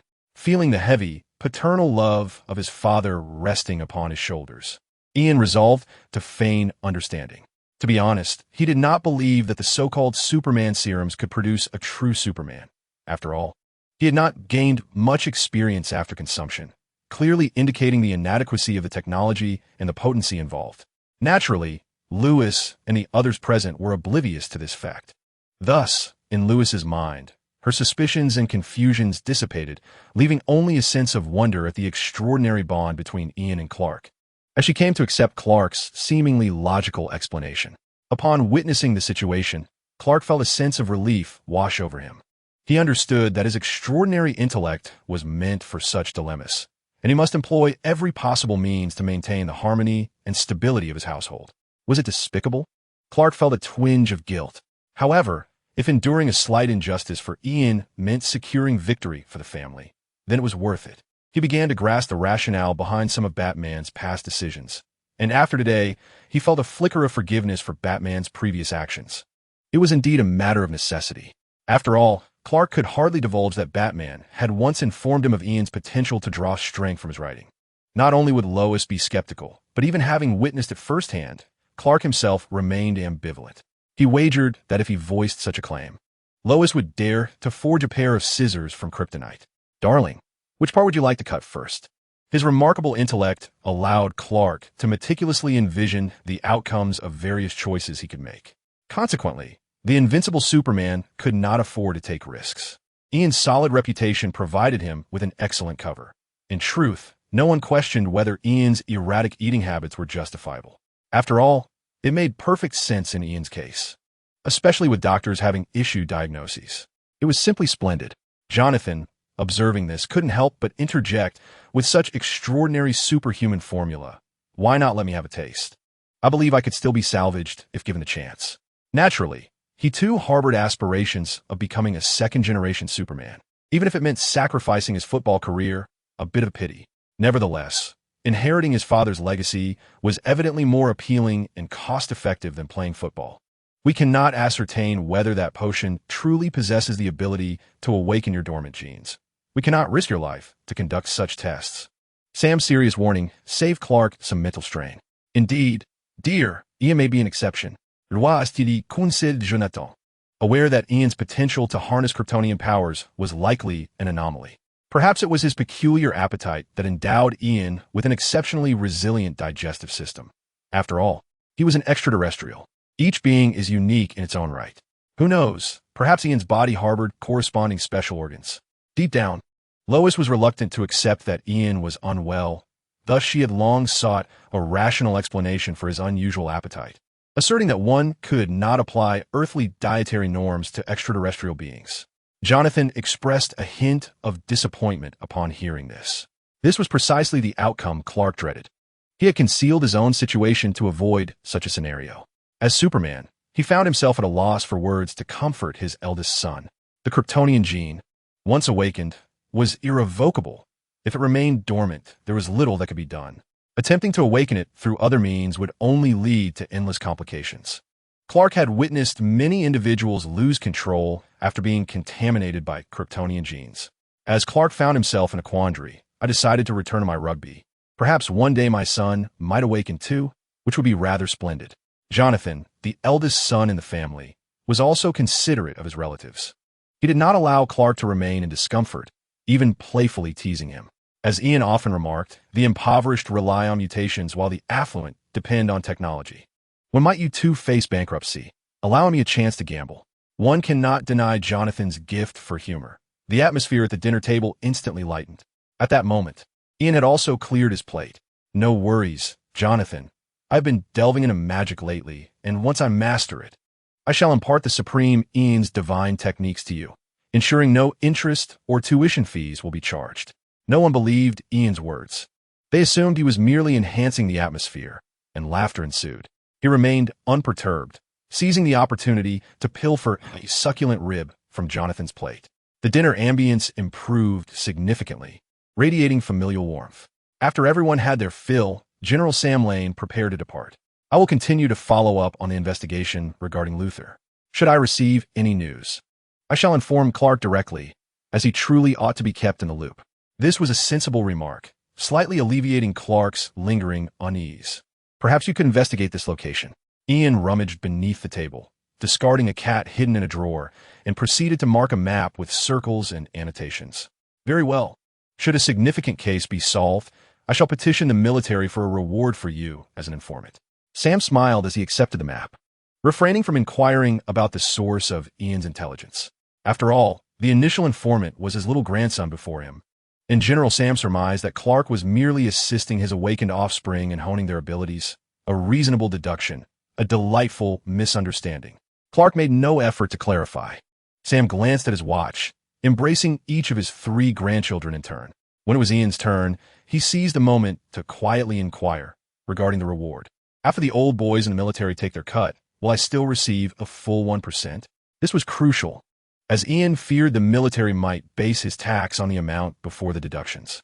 The American military was indeed capable of such actions, and Ian did not wish to end up without any reward while still needing to pay taxes. Sam was momentarily taken aback by Ian's meticulousness. Rest assured, you shall not be shortchanged. There are standards in place, Sam assured Ian, mindful not to mention his own involvement in the prior kickback scheme before his younger relatives. Thank you, Grandpa. Upon hearing this, Ian finally embraced old Sam. I shall see you out. Louise escorted her father to the door. The night had deepened, and the streets lay in utter silence. Lucy, our project primarily involves utilizing Kryptonian genetics to create superhuman warriors. If safety is assured, I shall endeavor to secure an opportunity for you. Old Sam glanced at the illuminated house and lowered his voice to speak softly to his daughter. I do not require it. Louise resolutely declined. However, old Sam's demeanor remained unwavering. No, you do need it. Look at your home. You are married to a god. At least in terms of power, Clark embodies that living deity. And you? You are merely an ordinary person, as fragile as you were in your childhood. In this increasingly perilous world, one can never predict what may transpire in the next moment. He grasped Louise's hand, his gaze profoundly intricate. Louise parted her lips, but found herself unable to counter his words. Even so, I still do not require it. She persisted in her stance. Observing this, old Sam ceased his attempts at persuasion, well aware of his daughter's obstinacy, a trait that had made her an exceptional journalist, but also a source of persistent concern for him. Dear, let us leave it at that. Old Sam led Louise to the small yard outside, preparing to approach his lavish Hummer, acquired through dubious dealings. Wait a moment, Dad. I still harbor some reservations. You must swear by grandmother's name that I will not encounter my clone husband or clone son on the street. Louise intercepted old Sam, her expression still tinged with unease. Sam began to understand why he had been silenced by Ian earlier. It was all a manifestation of the military's entrenched stereotypes. The sheer audacity of such unfounded suspicions left him at a loss for a rebuttal. After all, he felt fundamentally insufficient. Relying solely on a few corpses of Kryptonians would not suffice to create entirely new living Kryptonians. You overestimate our scientists. I truly regret not insisting you study a bit more. Only through ample education would one comprehend that truly capable scientists hold our meager salaries in disdain. Even if their paychecks were fully disbursed, they would still amount to little. Sam murmured, exhaling heavily, uncertain whether his worries stemmed from Louise's education or the future of military research. Louise sought a drink, but her pockets yielded nothing. She had discerned the severity of corruption within the military, leaving her, as a journalist, somewhat ensnared by her professional ethics. To investigate? What if she discovered that her father was the chief culprit? I believe you have indulged a bit too much tonight. It is best you return home. Louise embraced her father, who kissed her forehead before turning to his Hummer. He cast one last glance at the small yard of Louise's home. Your new vehicle is quite commendable. Old Sam left behind a meaningful remark, and then, relying on his military badge, disregarded the community's speed limits and revved the Hummer. Dashing away. Huh? Louise watched her father vanish from sight. Louis, filled with bewilderment, wandered back into the yard and, as expected, discovered a shiny new Hellcat parked beside the roses she had planted. Where did this magnificent vehicle come from? Who could possibly resist such a car? Lois's eyes widened with astonishment as her curiosity drew her closer. Inside the house, Jonathan and Jordan resumed watching television, where a replay of a baseball game was being aired. The pitcher executed a beautiful curveball, prompting Jonathan to whistle in appreciation. Indeed, it was a remarkable pitch. Clark was washing the dishes, yet still managed to steal glances at the game through the wall. Ian, however, was not particularly fond of such sports. "Spit it out. It's you, isn't it? If it weren't you, you'd have seen it too," Ian exclaimed, seated on the carpet, vigorously rubbing the belly of a small orange cat, as if checking for 2 vials of medication he had missed. "Ian, how do you think I should expose Mom?" Jordan, multitasking, was also pondering his grand plans, firmly believing that Lois must be a superhero. "I suggest you fill your room with posters of a superhero, buy a bunch of merchandise, and pretend to be infatuated with her. I believe someone will reveal the truth to you eventually," Ian offered his advice. "Isn't that a bit too obvious?" Jordan furrowed his brow, contemplating the feasibility of the plan. "To be honest, I don't think Mom would go that far to be a superhero. She'd have cut her hand last week." Jonathan, being the most logical thinker in the household, chimed in. "Then who do you think the superhero is?" Jordan turned to his older brother. Jonathan leaned back against the sofa, a faint smile playing on his lips. "It's quite evident. Just look at the physique, the height, and those absurd behaviors. I believe the answer is clear," he said, fixing his gaze on Ian, who was sitting on the carpet. Jordan's pupils dilated in sudden realization. "You mean the superhero is Ian?" Jordan found this hypothesis quite reasonable, for he was aware of Ian's secret. The high heels and stockings from that day had left a psychological scar that rendered him disinterested in such things for life. He knew Ian loved wearing women's clothing. At least, he believed he did. Someone's mouth is spewing nonsense. Ian, infuriated, didn't need super hearing to catch Jordan's slander. So he swiftly grabbed a baseball and hurled it at him. Jordan attempted to dodge, but soon realized he needn't move. "Whoa." Jonathan, sitting beside Jordan, took the hit squarely on the forehead. "Jordan, this isn't nonsense. What I mean is, you know who the superhero is." As he spoke, he pulled out his phone and played a video of a reporter interviewing the superhero, with a man in stockings behind her charging for photographs. Upon witnessing this, Ian realized he had wrongfully accused his older brother. Bang! He stood up, retrieved the rolling baseball, and approached the sofa, delivering 2 playful taps to Jordan's forehead. Under Jordan's bewildered gaze, he secured a fair outcome for Jonathan. "Do you know who Supergirl is?" Jordan contemplated a retort, yet his curiosity was piqued by the inquiry. Just as Ian was contemplating strategies to provoke his father, Clark, he heard a voice behind him. "Ian, come here." Clark had silently appeared at his back. Ian, feeling a pang of guilt, felt his hair stand on end. "Father, is there something you need? Perhaps assistance in tidying the living room?" He turned, blinking innocently. "No, it's about that serum. I have an unsettling feeling about it. I need to find a place to study it," Clark replied, holding an empty plastic bottle. Ian began to grasp Clark's intentions. He cursed his own brilliance. A prudent person understands the importance of safeguarding biological information. "Father, I need to cultivate this caution from a young age." Ian opted to decline such a request. Clark replied, exasperated. "I don't see you finding a secluded spot to relieve yourself every day. The waste in our neighborhood is collected by your grandfather and his companions." His words widened Ian's eyes. "That's because I can't fly. My options are limited. If I could soar, I would undoubtedly relieve myself on Mars daily." In truth, Ian wasn't overly concerned about others utilizing his biological data. He grew stronger through his professional traits. The contents of his waste were an amalgamation of the unknown. If anyone attempted to analyze his biological information from it, American scientists would face a true challenge. "Go to the bathroom and urinate." Clark issued a stern paternal command, unwilling to engage in further banter. "All right," Ian responded, spiritedly accepting the plastic bottle, and entered the restroom amidst the laughter of his brothers. 5 minutes later, Ian emerged from the bathroom, the plastic bottle gone, replaced by Clark's wash basin, filled to the brim with a suspicious yellow liquid. Smack! Clark slapped his forehead with a resounding thud. "The plastic bottle you provided was too small. You may not realize it, but next time I use the restroom, Father, you can sneak a glance to confirm I'm not lying." Ian hastily clarified.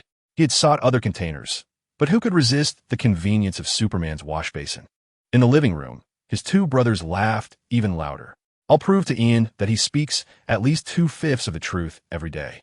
Jordan, ever the instigator, feigned seriousness, while Jonathan marveled at Ian's extraordinary bladder capacity. That's an entire basin. $300, Ian said, handing the wash basin to Clark. Did you just say $300 for a single urination? Are you implying that your grandfather intends for you to enlist in the military and that you have commenced your journey into traditional arts? Clark, with a hint of exasperation, accepted his wash basin. The corners of his eyes twitched slightly. He was well aware of the intricacies within the military. This is the market price, Ian asserted confidently, possessing a certain audacity. Do you have any idea of the technological value contained within this urination? While it may not frighten you, it would certainly astonish many others. Ian was genuinely unyielding, leaving both Clark and his two brothers momentarily dumbfounded. Protein powder is not technology, Jonathan remarked, mistakenly believing Ian was referring to the protein powder he had previously pilfered. How did you know I only drink protein powder? Ian's retort prompted Jonathan to glance upwards. Yet he found no telltale signs. All right, fine. Here, $300. Clark conceded with utmost reluctance, handing over the money to Ian. And after a brief moment of contemplation, he added another $200. His primary concern was to express consideration for the dinner, fearing that his toothbrush might also fall victim to mischief. Indeed, one cannot engage in wrongdoing without consequence.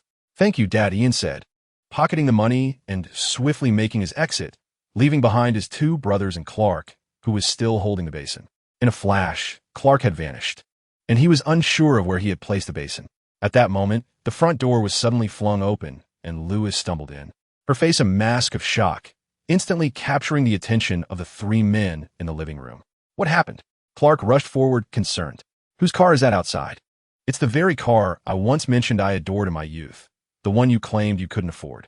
I thought you were honest, and that's why I decided to marry you.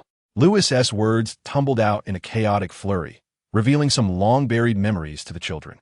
Her expression was one of utter disbelief, indicating a significant emotional upheaval within her. The Hellcat. Yes, that's it. Where did this car come from? Louis's voice elevated several octaves.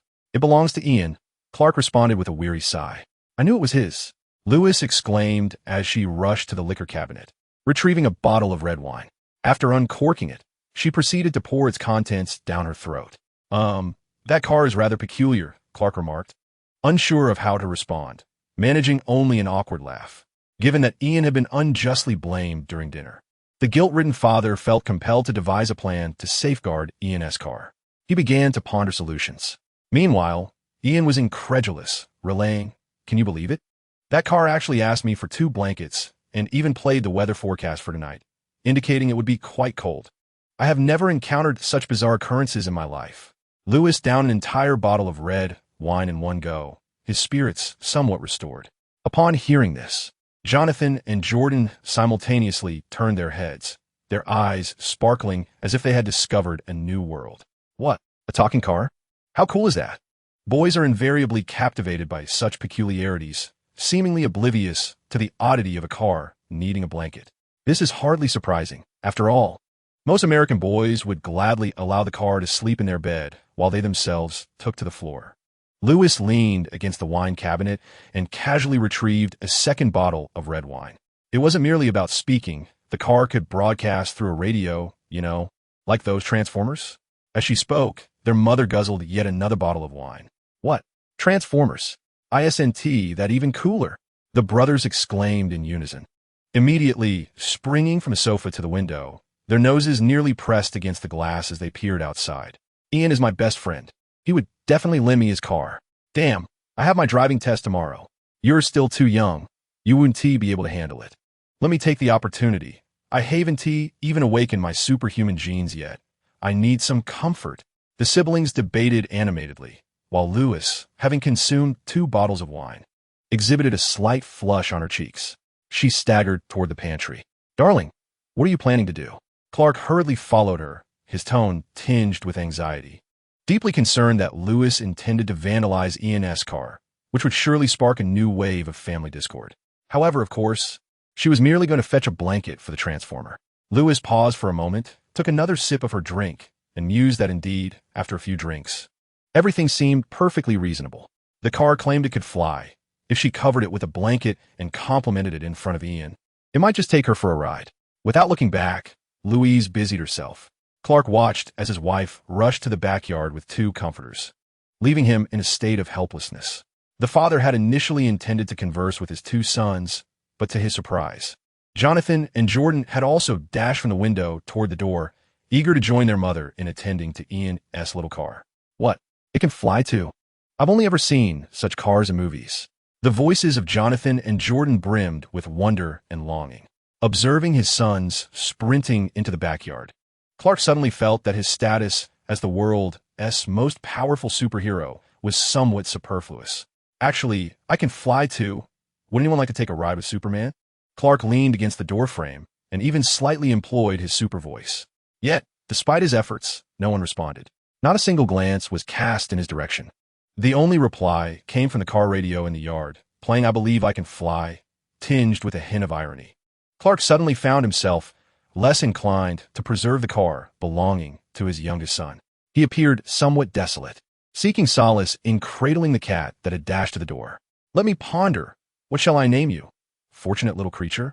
As Clark observed the trembling feline, his gaze drifted towards the room on the 2nd floor, where the perpetrator still had the light ablaze.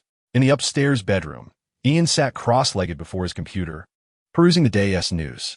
The screen displayed numerous news articles. Shock. Mysterious coma incident on the streets. Experts suggest possible mass hysteria. Is it aliens or government experiments? All comatose citizens have recovered. Raising questions. Witnesses claim to have seen 2 aliens fighting to the death. Is a new poison inducing hallucinations? And perhaps in silence. An unnamed hero has rescued 8,650 souls amidst a mysterious crisis. The initial articles were unremarkable, yet upon reaching the final piece filled with positivity, Ian genuinely felt torn between joy and sorrow, realizing that no one acknowledged the ancestral beings responsible for such benevolence. Had he known no one would claim damages, he would have retained the ancestral title. Ian speculated that in this world rife with superheroes, the authorities might have a fund designated for the aftermath of heroic deeds. As he continued to scroll, more articles extolled the virtues of the unnamed hero, yet the identity remained a mystery, prompting Ian to sneak into Jordan's room to reclaim his misplaced phone. Have any reporters contacted you? Ian sent all those melodramatic photos to the young girl Madison, along with a text to gauge the situation. The young girl, awake late at night, responded with remarkable speed. Yes, indeed, but I told them I remember nothing. Sent them all away. My acting skills are superb. Madison's reply did not elicit praise from Ian. Instead, it confirmed his lingering discomfort. Though I'm not of the ancestral lineage, I am superstitious. I fear the merits may not fall upon me. Ian was aware that within the fabric of this world, there existed a belief that virtuous people ascend to heaven. He also knew that the angels in paradise were not diligent in their duties. What if his merits were overlooked? This subtle anxiety compelled Ian to take action. With this thought, his eyes sparkled with newfound determination. For the next several hours, Ian, driven by his dexterous fingers, registered hundreds of accounts across various forums, fervently portraying survivors to educate the public about who had truly saved the world from the machinations of the Demon King's offspring. Indeed, a form of world-saving in its own right. A figure from his computer virus, an anime girl icon, suddenly appeared on the screen. It was a chibi character, her hair a gradient of azure reminiscent of a clear sky, styled into twin ponytails that bobbed like little wings with her movements. Her body possessed an impossibly exaggerated 25 head proportion, with hands and feet as round and soft as cotton candy. The knees and elbows are adorned with a subtle blush of pink, a testament to exquisite artistry. It is unmistakably the work of a master graphic designer. When did you suddenly become enamored with superhero icons? A speech bubble, inscribed with text, emerged from the blue-haired girl's avatar, heralding the greatest ally of the virus residing within Ian's computer, which coexists in harmony with its surroundings. This revelation dawned upon me the moment I recognized that heroes deserve to be celebrated. Ian swiftly replied, and upon finishing his message, he confined this persistent virus, which had lingered for many years, into a locked folder in the lower right corner of his screen. There was little left to discuss. He had always speculated that the figure on the opposite side of the icon must be a brutish man, one with a penchant for self-deprecation. After all, the locked folder was also a remnant of the virus that had infiltrated Ian's computer. Having recently visited his brother's room, Ian recalled the Superhero Popularity Center website that his brother had mentioned. Surely a site like that could not exist without his participation. A spark of inspiration ignited within him. Ian fervently began to create profiles for new heroes. Stalking Superman, feature. Everlasting Stockings, Ancestral Man, feature. Insists on being called Dad. Uncle Grandfather Immortal, feature. Skilled in using lineage to impose subservience. Enjoys compelling enemies to bow and pay respects. Dance Battle God, feature. Unstoppable dance moves, and Bald Buddha. However, upon reaching the 25th profile, he reconsidered and chose to delete this particular hero, deeming the cost too great. He would never wish to don such a guise, regardless of how coincidental the circumstances might be. This contemplation, inspired by Batman, taught him to always have an ample supply of alternative personas, regardless of their utility. Just as Ian was preparing to create 100 more profiles, he discovered that the website had restricted his ability to upload information. Simultaneously, a message popped up. I'm not Batman. Without hesitation, Ian attempted to block it, only to find that he was unable to do so. He swiftly grabbed his phone. Beep, beep, beep. This time, it was not an idiotic voicemail. What are you doing? The familiar voice, the familiar inquiry, could only belong to the familiar Batman. Unblock me just this once. Ian had already surmised the truth. This website was likely a phishing scheme orchestrated by Batman to gather the public's information. Beep, beep, beep. The other party promptly hung up on Ian's call. Nevertheless, Ian soon realized that while he could no longer create new profiles, he still retained the ability to edit the existing ones. It seemed that Bruce, after careful consideration, had granted him a partial restoration of his permissions. His great-great-grandfather was a slave who was hanged by a farmer from an oak tree in 1863. His great-grandmother was a Chinese laundress born during Prohibition, who suffered severe burns on half her face due to the yellow peril theory. His mother, too, was a Latin American illegal immigrant fleeing famine. When his mother gave birth to him at the Mexico-U.S. border, he discovered a trace of Native American ancestry within himself.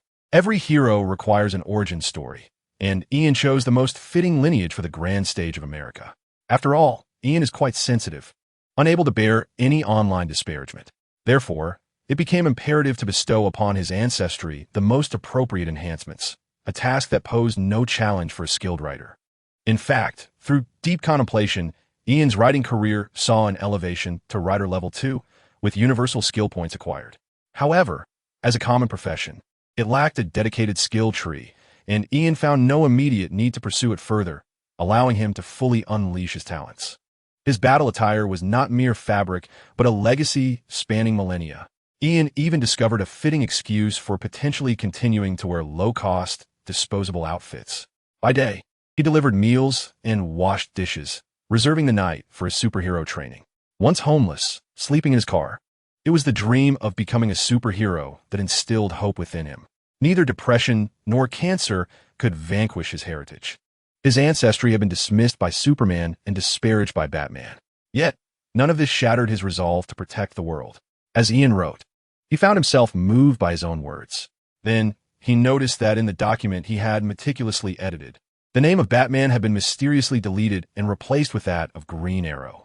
Ian was taken aback by such an operation. Was Batman's business acumen now being employed in the realm of superheroes?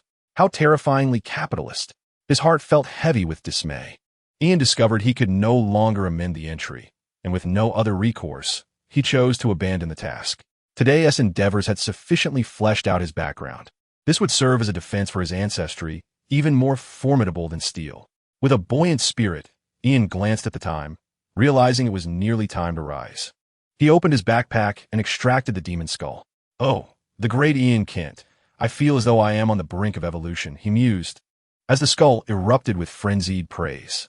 Yet, the effect was less than stellar, leaving Ian unfazed. Before the skull could finish its utterance, he stuffed it into a new piece of furniture in his room, a metallic cabinet intricately carved with symbols Ian could not decipher. However, he harbored no doubts about the cabinet's security, for it was a relic that his father had retrieved from Uncle Bruce's home. Although the bat insignia on it was not entirely cleaned off, Ian chose to feign ignorance. He was well aware that Uncle Bruce's home was replete with treasures, akin to a treasure trove, far more reliable than the claims of those who insist they are not Batman in online forums. Ah, the traces of magic and technology. employed to confine magical beings, such as myself, are indeed formidable instruments. The illustrious Ian truly possesses the ability to conjure anything, even when ensnared within this new cage. The accursed demon's head continues to sing praises fervently. This incessantly chattering mind has come to certain realizations during these hours of silence.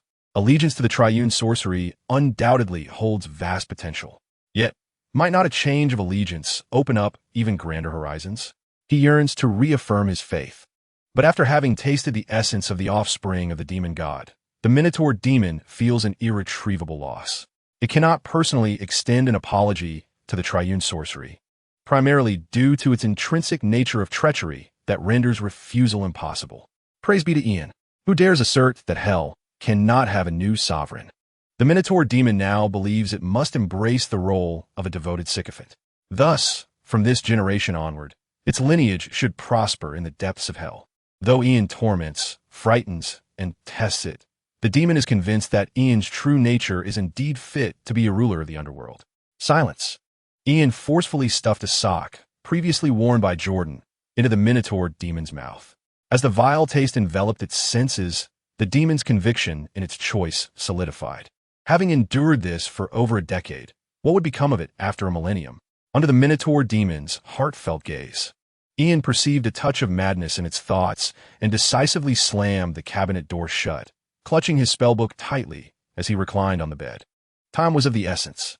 Noticing the absence of Miss Death, Ian knew he could not afford to linger. He lacked the luxury of waiting.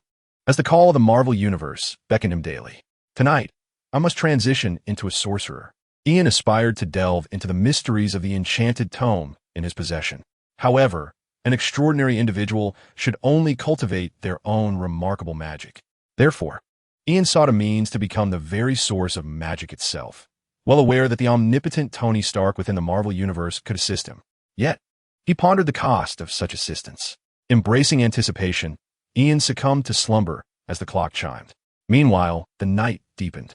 In the empty corridor at midnight, within the room adjacent to his parents', a young man lay on the bed, brow furrowed, his forehead glistening with beads of sweat.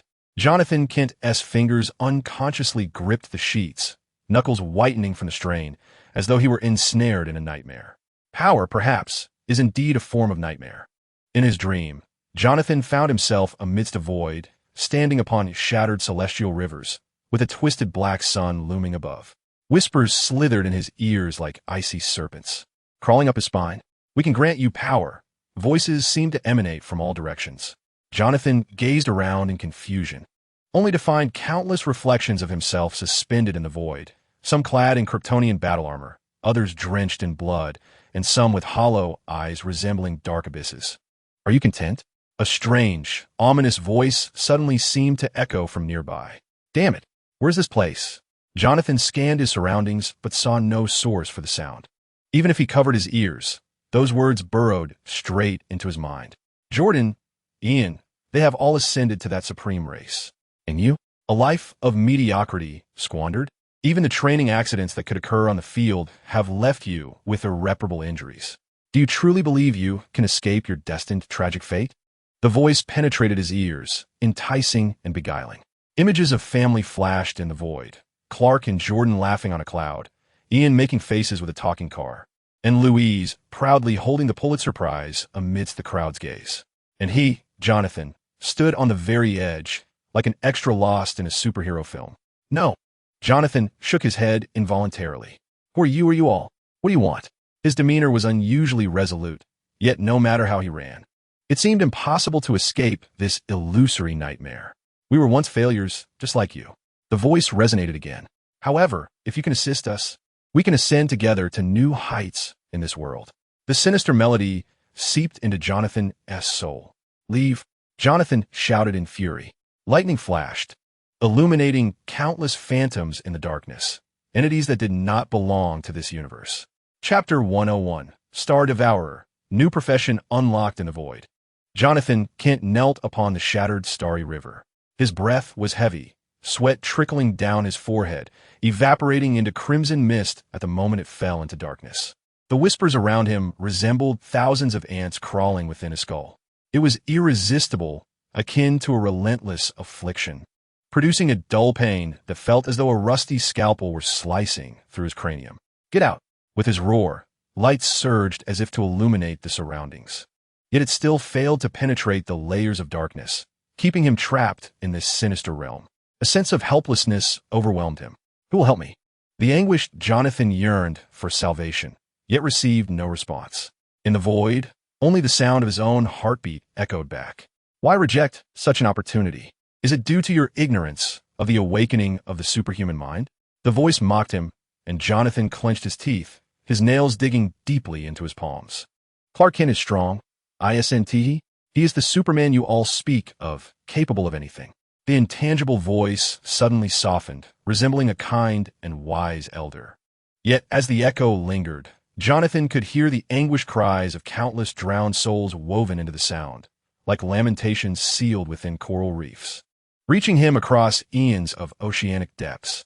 Yet, no matter how formidable, all life must eventually succumb to death. In this moment, a cacophony of chaos and madness seemed to erupt in Jonathan's ears, accompanied by an indescribable noise. Illusory bubbles, strikingly vivid, began to materialize around him, swaying and filling the space surrounding his body. Jonathan sought to evade them, but one bubble enveloped him, transporting him instantaneously to a new realm. Before him lay a scene that filled Jonathan with terror. He witnessed the chains of kryptonite piercing through the collarbone, suspending his father, Clark, from the rusted remains of a satellite. Lex Luthor, clad in presidential garb, methodically peeled away the S emblem from the blue battle suit with a scalpel. "Behold, citizens," he addressed the live camera, raising the bloodied fabric with a tone of derision. "So-called deities are merely bleeding chunks of flesh." Amidst the tumultuous uproar, Jonathan, standing in the square below, yearned to rush forward, yet soldiers held his head down, forcing him to bear witness to the horror. The scene collapsed amidst his furious roar. "Do you see?" That voice echoed once more. "You are attempting to manipulate my thoughts." Jonathan turned to flee, only to collide with another vision. Scorched farmland with a fragment of Kryptonian crystal embedded in the soil, and Louise's decayed fingers still gripping the alarm button. A towering, imposing black alien approached slowly, its shadow enveloping a pristine baby carriage, causing the cries of the brown-haired, blue-eyed infant within to abruptly cease. "Ian!" Jonathan rushed forward, but his hands grasped only a void of illusion. He saw the baby carriage charred black, while the hulking alien held aloft Clark's tormented head. Jordan lay lifeless in a nearby mound of grass, not far from their mother, Louise. "False. All of it is false. You shall not deceive me. Stop." Refusing to accept this ghastly tableau, Jonathan retreated wildly, tumbling into a labyrinth of chaotic, intertwined scenes. "Why should I stop? This is not intimidation. This is fate, an infinite array of possible destinies." The voice chuckled softly, colors swirling as more horrifying images surged toward Jonathan. Superman was pierced through the chest by a colossal, monstrous entity, utterly vanquished. He was transformed into a war machine by a terrifying green creature, and even Clark himself had slain his wife, Louise. Each scene was more unbearable than the last. He fled in desperation, but found no escape, continually forced to witness further horrors. No, Jonathan could no longer endure. His will crumbled as he sank to the ground. He beheld Clark approaching, his eyes aflame, as if about to sever Jonathan's head from his shoulders. These were all futures that could potentially come to pass. The voice reemerged, ethereal and relentless, as the chaotic symphony gradually faded away. Jonathan beheld the superhero before him dissipating like mist, and in an instant, he was enveloped by a scene of warmth and joy. The setting sun bathed the Kent family barn in golden hues. In the distance, Sam Lane's Ferrari rolled into the driveway, its roof adorned with extravagant birthday balloons swaying in the wind, proclaiming a jubilant happy 100th birthday to me. Martha, the grandmother, sat atop with a cheerful smile. "Look at your father. How much has he embezzled this time?" Clark lounged in a rocking chair on the porch, his temples graying, yet his smile remained inviting. An album lay open on his lap, and Lois leaned against him, her fingers gently tracing a photograph, prompting laughter from both. Meanwhile, in the yard, the grown-up Jordan and Ian were tending to the talking Hellcat, now painted in vibrant red and blue, with a crooked S emblem emblazoned on the hood. "Could you refrain from using heat vision to weld the screws?" Jordan complained. Last time, you melted the fuel tank. His tone was one of feigned exasperation. No, that was your nephew's doing, not mine. If you don't believe me, I'll give him a good thrashing tonight. He'll surely confess. Ian was just as Jonathan remembered, habitually shifting blame, even onto his own son. Suddenly, the Hellcats radio sprang to life, playing a country tune, and the two young men exchanged a bewildered glance at Jonathan, who sat slumped on the ground. What are you waiting for? Come help us lift this car, they urged, laughter dancing in the air. Jonathan felt once more the embrace of warmth. Yet, amidst his muddled thoughts, a voice whispered close to his ear. This is the future you desire, is it not? Now, we can guide you towards such a future. The voice was enticing, causing Jonathan's pupils to constrict slightly. This is not solely for you. Its whispers coiled around Jonathan's reason like a serpent, as if adding the most significant weight. It is for your family. The collapse of his mental defenses might occur in an instant. After all, the Kents were champions of family, and Jonathan bowed his head. Around him, those flickering lights, striving to pierce the darkness, began to extinguish, mirroring the dimming of Jonathan's own gaze. What am I to do? The 17-year-old boy inquired softly, his voice hoarse. The glimmer that once seemed poised to illuminate the world vanished entirely. Yet Jonathan, with closed eyes, could still sense the encroaching presence of things emerging from the void. In that emptiness, something laughed. The darkness oozed like thick oil over Jonathan's ankles. You need only to embrace us. In that fleeting moment, Jonathan appeared to witness countless phantoms reflecting in his vision, and he screamed, only to bolt upright in bed, drenched in cold sweat that soaked through his nightclothes and into the sheets. His heart raced, nearly bursting from his chest. What have I dreamt? Upon returning to reality, Jonathan found himself unable to recall the details of his vision. He strained to remember, yet only fragmented images surfaced, failing to coalesce into a coherent narrative. Surely, there was something crucial, something of great significance. His subconscious fervently urged him to remember. Yet the dreams seemed to have been forcibly extracted from his memory by some unseen force. Jonathan furrowed his brow, gasping for breath. He rose to his feet and noticed an object had fallen from his blanket onto the floor. HM. At that moment, Clark was abruptly awakened from the sofa on the first floor. His super hearing detected an unusual sound emanating from the second floor, one that should not exist. It was neither the harsh words from Ian's room nor the restless stirring of Jordan, who often clutched at something vital in his sleep while inadvertently activating his super speed. Instead, it was a peculiar, sticky sound, as if something were being chewed. Hud, hud, hud. In an instant, Clark appeared at the door of his eldest son. He knocked on the door. Jonathan, are you all right? Clark Kent inquired in the manner of an ordinary father, checking on his son's well-being, despite the fact that he could easily discern the happenings within the room if he so desired. I'm fine. I just had a nightmare, though I can't recall the details. It was probably quite frightening. Jonathan was in the midst of changing his sheets and clothing. He still struggled to remember the events of the dream, and the fragments he had upon waking were gradually fading, a common occurrence for dreamers. Thus he felt no suspicion. You didn't peek at me, did you? Jonathan imagined his father standing in the hallway, brow furrowed, his super hearing attuned to the subtle variations in his heartbeat, breath, and blood flow. If it were unnecessary, of course not. Would you like some hot chocolate? Clark remained outside the door. No, thanks. I'm trying to lose some weight. You know how important a good physique is for a football player.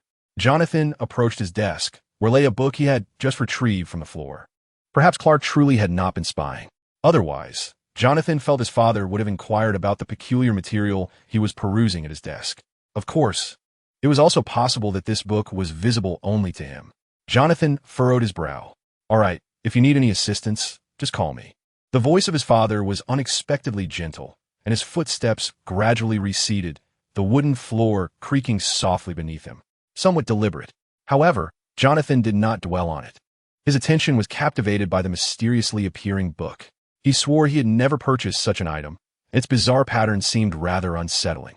Though it was referred to as a book, it resembled an ancient leather notebook, appearing somewhat thin, with no writing within its pages.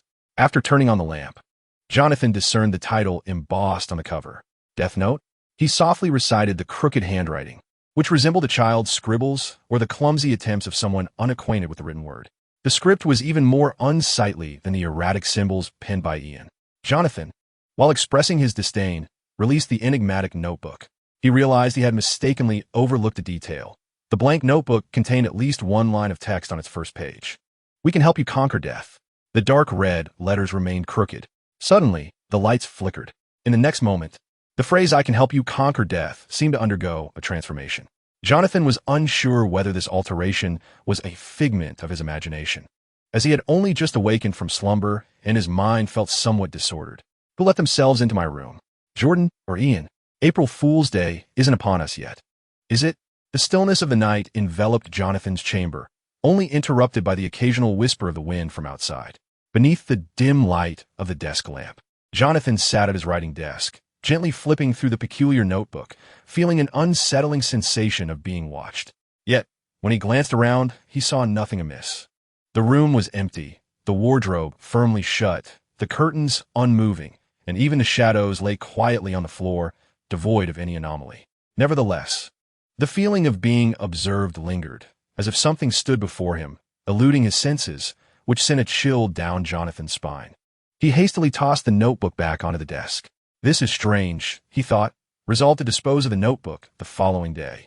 As he reclined in bed once more, he surveyed his surroundings to confirm that no other figures lurked in his room. The sensation of being watched gradually dissipated, allowing Jonathan to drift into a deep slumber.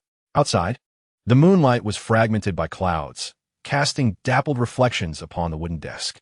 The black notebook lay quietly, as countless dark red tendrils began to extend slowly from within, seemingly displaced from reality, existing only in an invisible realm, imperceptible to normal vision. Information was being sensed and absorbed. The air in the room began to tremble. Shadows on the walls writhed like living entities, and the creases of the bedspread deepened inexplicably, yet Jonathan merely turned over in his sleep, unaware of this uncanny phenomenon. Clark did not appear. At that moment, Guten Abend, Gute Nacht, good evening. Good night. MIT rosenbedeckt, with roses adorned. MIT Glame bestecked, with lilac sprinkled, Schlupfner die Deck, slip under the covers, outside. The radio of the hellish cat suddenly began to play a renowned German lullaby.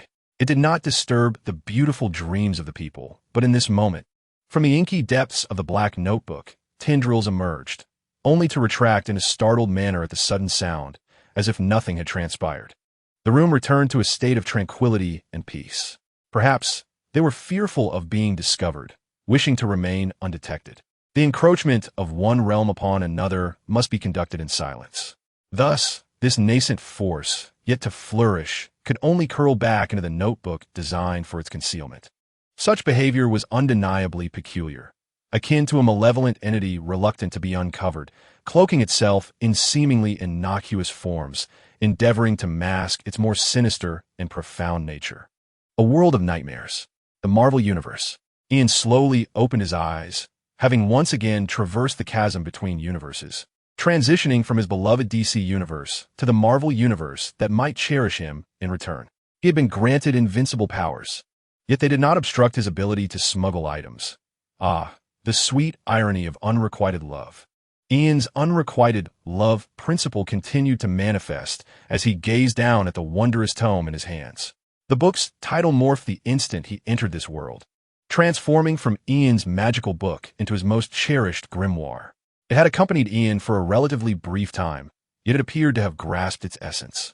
Ian could not help but critique this blatant act of thievery, while simultaneously encouraging further diligence. He mused that the alteration of the book's title might be linked to the illusion experienced by a Minotaur demon during its inaugural smuggling attempt. Such cosmic phenomena were often misinterpreted by demons. Fear not, I am not a dimensional demon.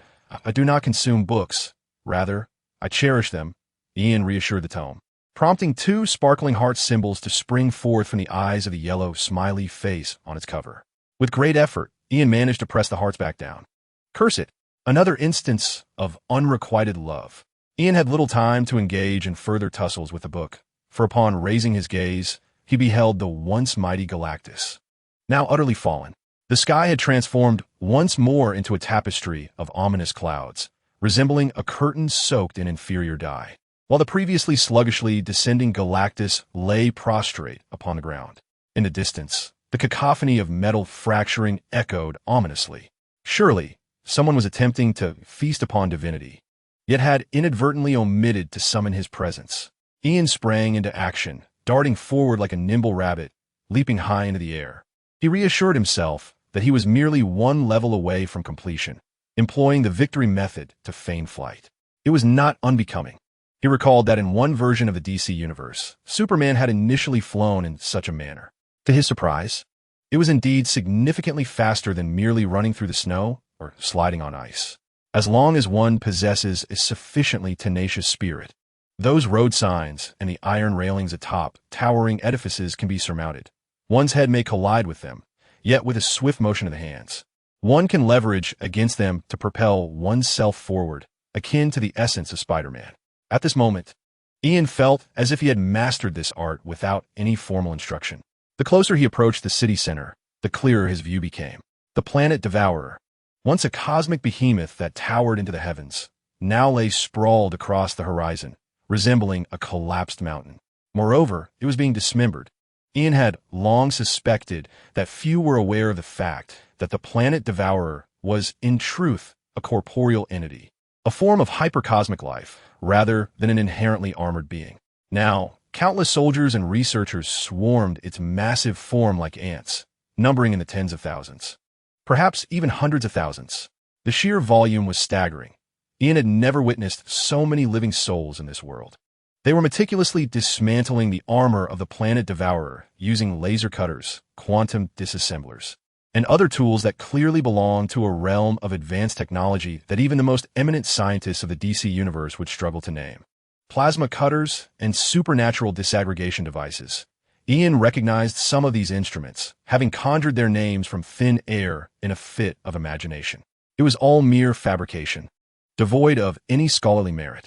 Nonetheless, the sight of a cadre of resurrected scientists utilizing technological marvels to dissect the colossal planet Devourer surpassed Ian's comprehension of such creations. Truly, the genius of Tony Stark was evident. Ian found himself near the area where the planet Devourer had fallen. Clearly, this titan had assistance from the assembled heroes. Otherwise, given the sheer size of its head alone, which occupied the entirety of the city center, the city and its surroundings would have been reduced to ruins. However, the area devastated by the planet Devourer was relatively small, suggesting external intervention. Perhaps this was merely the state of the famished Uncle Devourer. Ian executed a somersault in the sky. While not reaching an extraordinary distance, he certainly covered 180 meters. He landed atop a damaged skyscraper on the city's periphery. Gazing ahead, the being that once soared through nebulas and traversed galaxies now lay like a gutted whale amidst the shattered metropolis. Its silver-purple armor lay in disarray, revealing pale skin beneath. Yes, skin. At the torn seams of its armor, faint azure veins pulsated rhythmically. A certain research team had even erected a makeshift tent around a segment of exposed nerve endings, engaging in an academic symposium. Ian mused that these individuals were the true embodiment of madness. Gwen, come and assess my performance. How much do I resemble Spider-Man? Ian encountered an old acquaintance, prompting him to launch himself into the air, landing directly upon the head of the planet Devourer. At that moment, Gwen, clutching something in her hand, appeared to be on the verge of an accidental plummet to the ground. I've got you, Ian exclaimed, elated, for he had accomplished what Peter Parker seemed perpetually unable to achieve. Had Peter Parker been cloned? I could teach him, lessons guaranteed. Ian grasped the nape of Gwen's neck, hoisting her back onto the head of the Devourer after her misstep. Oh my God! It's you, that mad boy again, Gwen remarked, her neck nearly retracting in surprise. Though at least her spine remained intact. Ian had triumphed. Shouldn't he be the amazing boy? I saved you. And instead of a thank you or crowning me the new Spider-Man, you dare to call me a lunatic? Ian's eyes widened in disbelief, feeling utterly aggrieved. Gwen vigorously patted Ian's hand, yet he showed no sign of releasing her neck. She sensed that with every encounter, his strength seemed to burgeon exponentially. Didn't you show me your mental health certificate? Gwen retorted, rolling her eyes in exasperation. Ah, indeed. Ian quickly dismissed his grievance, perhaps through his own relativity. The burden of unfairness had shifted onto Gwen, who looked utterly disenchanted, held as if she were a mere cat. And you didn't save me. Could it be that I merely wished to leap to my demise? It was hard to fathom what state of mind Gwen must possess to utter such a nonchalant statement about life and death. Perhaps she valued efficiency? She pointed to a few enormous square machines nearby, continuously producing new bodies, flesh, bones, and uniforms, all forming in a mere 5 seconds. Oh, well, Ian said, as enlightenment dawned upon him. He glanced at Gwen's hand, where a specially designed glove allowed her to grip a golden infinity stone, symbolizing psychic power. Did you steal that from my Uncle Devourer? Ian scanned the surroundings. The planet Devourer's head remained intact, and he found no place to extract the stone, save for 2 caverns on the face beneath their feet. There were nostrils, not even a mouth which was tightly shut. This is retrieval. Let me down. Energy is limited. Resources are scarce, and this glove won't hold out much longer. Indeed, the glove in Gwen's possession bore signs of cracking. Oh, fine, Ian replied, not one to willingly hinder progress. He carried Gwen to the edge of the Devourer's head, gently releasing her. She fell, landing in a manner seldom seen in the multitude of Spider-Man tales. Face first, contradicting the visual design that insists one must die beautifully. Surely, this wouldn't prove fatal. Not far away, the staff hurriedly approached to collect the soul gem in a container. Meanwhile, a few seconds later, another machine emitted a sound, and a brand new Gwen emerged, brushing off non-existent dust from her uniform and even pinching the back of her neck, which no longer ached. Have you ever been a superhero? You mishandle certain operations with such presumptuousness, Gwen exclaimed, pointing to the back of her neck. Have you ever seen a superhero saving people by rescuing this spot? She felt somewhat helpless, believing that Ian needed guidance. Well, when my dad caught me, that's how he did it. He is the most powerful superhero around, and that's why I followed suit. Ian's brilliant mind always conjured the most reasonable justifications. Gwen opened her mouth, momentarily at a loss for words. She had seen wealthy second-generation individuals flaunting their lineage, luxury cars, prestigious schools, and even superpowers. But she had never encountered someone who leveraged their parentage to encroach upon the realm of superheroes. A superhero father? A super second generation? This notion lay beyond Gwen's comprehension. I refuse to believe your father would teach you to save people this way. In her frustration, Gwen could only assess Ian's actions from her professional standpoint, concluding that they were certainly not a conventional method of rescue. You lack a biofield. You simply do not understand. In response, Ian merely shook his head. Moreover, this is not something my father taught me. It's merely a profound influence I have experienced. Of course, one could also refer to it as childhood trauma.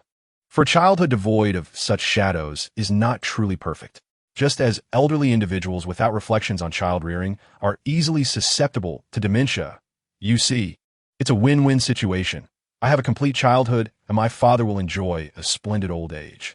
Trust that future reflections on child education will occasionally aid him in preventing dementia. Those who have donned the Batman suit and been influenced by the character often possess a foresight that others cannot comprehend. Ian's every word left Gwen wide-eyed in astonishment. The logic seemed to have some merit, yet the more she contemplated, the odder it appeared. What were you rambling about? Unlike Madison, Gwen was not swayed by Ian's arguments. She merely felt that her ability to articulate a rebuttal was faltering. However, deep down, she understood that Ian's logic harbored significant flaws. As for the nature of those flaws, she would need to consult Tony for analysis. Only Tony could elucidate what sort of prodigious son this was, and only his true wisdom could contend with this exceedingly peculiar boy. Sometimes, it appeared that even Tony could be rendered speechless, though that was likely due to the extensive computational power he was utilizing. Now that some of that capacity had been liberated, he would surely manage with ease. Gwen was filled with unwavering faith in the wisdom of her deity, Tony.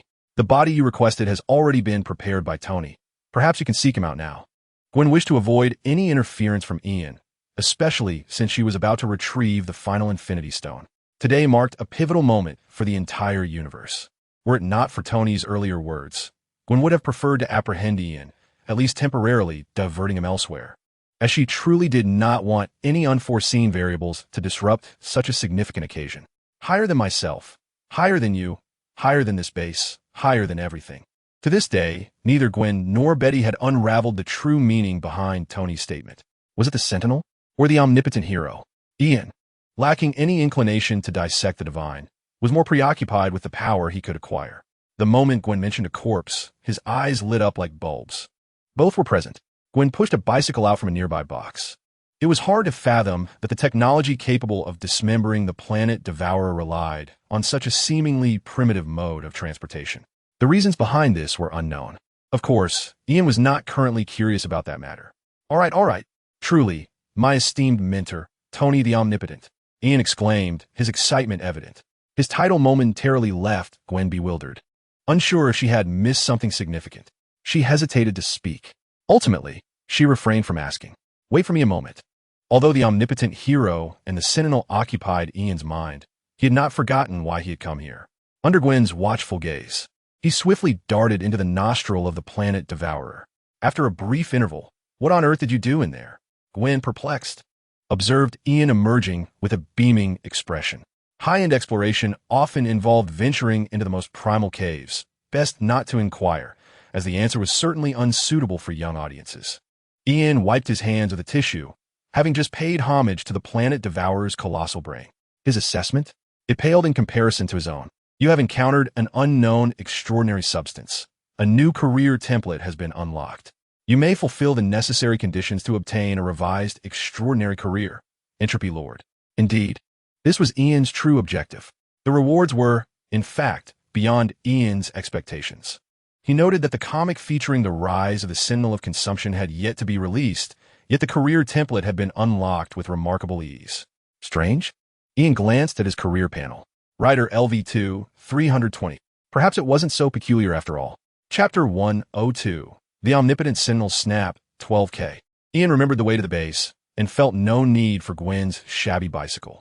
As a millionaire from another world, Ian had purchased the book Things a Wealthy Person Should Know and was well aware that boys like him needed to be cautious around others. Today, Gwen dared to borrow my bicycle, and tomorrow she might even dare to call me the new Spider-Man. Such fanciful thoughts she entertains. Ian is not one to readily offer favors to others. He must guard against any situation that might lead to being manipulated for ulterior motives. With the teachings of Zhang Wuji's mother echoing in his mind, Ian made his way to the familiar alley, leaping with a buoyant spirit. He lifted the manhole cover and leapt down as if in free fall.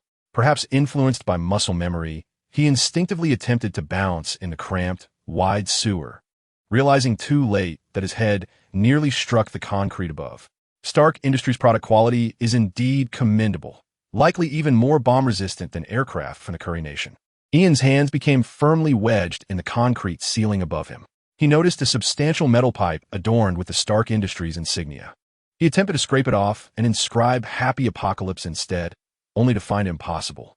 Thus, invoking his ancestral spirit, a golden glow naturally arose amidst his frustration. The heat ray proved effective, and as Ian returned to the ground, the golden light gradually faded. After etching a few letters onto the metal pipe and sketching a stick figure with a pronounced posterior, he concluded that the metal composition of this place was indeed quite special, perfectly suited for intercepting missiles. Tony must surely know the formula. Ian dashed through the damp sewer, its cleanliness devoid of any rodent presence, rendering it free of filth.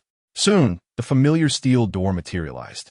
The base's entrance recognized Ian's face, emitting a beep as the green light illuminated, slowly opening to reveal an empty interior, or rather, devoid of any living souls. The bustling researchers had vanished, seemingly off to investigate the planet Devourer along with the other soldiers and the printed people. The entire base was eerily silent, save for the core, which remained within its vast mainframe. The holographic projection of Tony Stark faced away from the entrance, seemingly lost in thought as he gazed at a display screen. What appeared on the screen was not surveillance footage, but rather a chaotic array of meaningless static, reminiscent of the snowy interference seen on a television when the bill has gone unpaid. Hey, Tony, have you eaten? Ian waved, leaving muddy footprints from his wet boots on the floor, which were swiftly absorbed by the seemingly self-cleaning surface. Tony's projection did not turn around. Do I look like I can eat? He seemed to have anticipated Ian's arrival, perhaps even calculating the precise moment of his entrance, displaying no hint of surprise. No worries, I brought you some electronic viruses. They might be tasty. Ian understood the adage that courtesy is never misplaced. He retrieved a USB drive that he had copied from his home computer. It contained nothing of significance, merely a plethora of viruses. When one seeks a favor, it is prudent to carry an appropriate gift. The digital Tony, with his ethereal form, received the tangible offering but promptly cast it into the trash bin. revealing his disdain for Ian's customized present. However, this digital deity did not correct Ian's address of him, which led Ian to believe that perhaps Tony secretly appreciated the gift, and might even rummage through the refuse once Ian had departed. Such is the nature of pretentious teachers. The rapport between them and their students was palpable. Just as Ian savored the tantalizing taste of the devil, he could hardly believe that any intelligent being would refuse delectable electronic viruses. "Were you watching, teacher?" Ian inquired, intruding upon Tony's focus. He endeavored to assemble the snowflakes on the screen into the shape of a noble pursuit. Yet whether it was a matter of imagination or the digital Tony's adept concealment of the electronic lady, he found himself utterly unsuccessful, his eyes growing weary from the effort. "This is a recording." Tony spoke softly. "Do you know about the radio wave recordings from before the universe's collapse? As the cosmos expands, the wavelengths of electromagnetic radiation stretch, causing their energy to diminish. Ultimately, they evolve into the familiar radio waves we know today. And when captured by human instruments, they manifest as such images on the screen." Tony's voice flowed smoothly as he elaborated. "Then, do these snowflakes conceal secrets about extraterrestrials?" Ian, influenced significantly by the book Unsolved Mysteries of the World, posed the question. Tony glanced at him, amusement evident in his tone. "Do you truly believe I would find such trivialities engaging?" His exasperation suggested that he viewed Ian as an uninformed simpleton, neglecting the profundity of the subject matter. "They are not mere snowflakes. They are the vestiges of the universe's birth, a beauty that you, my young friend, are incapable of comprehending." Tony's voice was exceptionally gentle, almost incomprehensible to others. Yet, Ian understood. After all, he possessed extraordinary wisdom. "Is that so?" Ian began to grasp Tony's sentiment, but he was indifferent to such romantic notions. He realized his initial assumptions were correct. Tony, now an electronic being, had indeed undergone significant transformations, even in his inclinations. The extent of these changes surpassed Ian's previous conjectures about an electronic being developing affections for an electronic lady. Ladies? There are no longer any ladies. Tony had seemingly transformed from former libertine, who only pursued the most beautiful women, into a state where he appeared solely interested in the most exquisite radio waves. Such a lamentable metamorphosis. It seemed that being a digital entity was indeed a path to be avoided. "I concede that the radio waves you are fixated upon are indeed captivating. Perhaps they possess a distinctive charm capable of igniting your interest as a dominant figure. However, the remains of the omnipotent hero and the sentinel are also rather intriguing." Ian, in a fervent yet brusque manner, hinted to Tony, clearly recalling his intentions upon arriving at the base. With a subtle raise of his eyebrows, Ian's implication did not escape Tony's notice. He diverted his gaze from the display screen, fixing his serious and earnest attention upon the boy beside him. The holographic visage suddenly rendered with such clarity that even the pores were visible. "I can permit you to touch their remains, but you must agree to one condition." It was evident that this digital version of Tony sought to negotiate some terms with Ian. A fair exchange, indeed, yet one must not mistake me for Dormammu. Ian nodded in understanding, though he felt compelled to emphasize that Tony should not overstep. "For you, this is a rather simple task," Tony remarked softly, acquiescing with a nod. "Do you wish for me to snap my fingers?" This was a deduction Ian had already made. He was not devoid of intellect, and the information he had gathered led him to this conclusion. As anticipated, Tony continued, "You need our assistance to restore the order of the universe. This is the final opportunity. Failure is not an option, lest we plunge into a true abyss, fragmented and lost. Ultimately, we shall become part of the malignancy that plagues other universes." Tony's words were laden with significance, revealing his deep understanding of many undisclosed secrets. "You place such trust in me?" Ian's gaze flickered momentarily. He recalled the information bestowed upon him by Miss Death.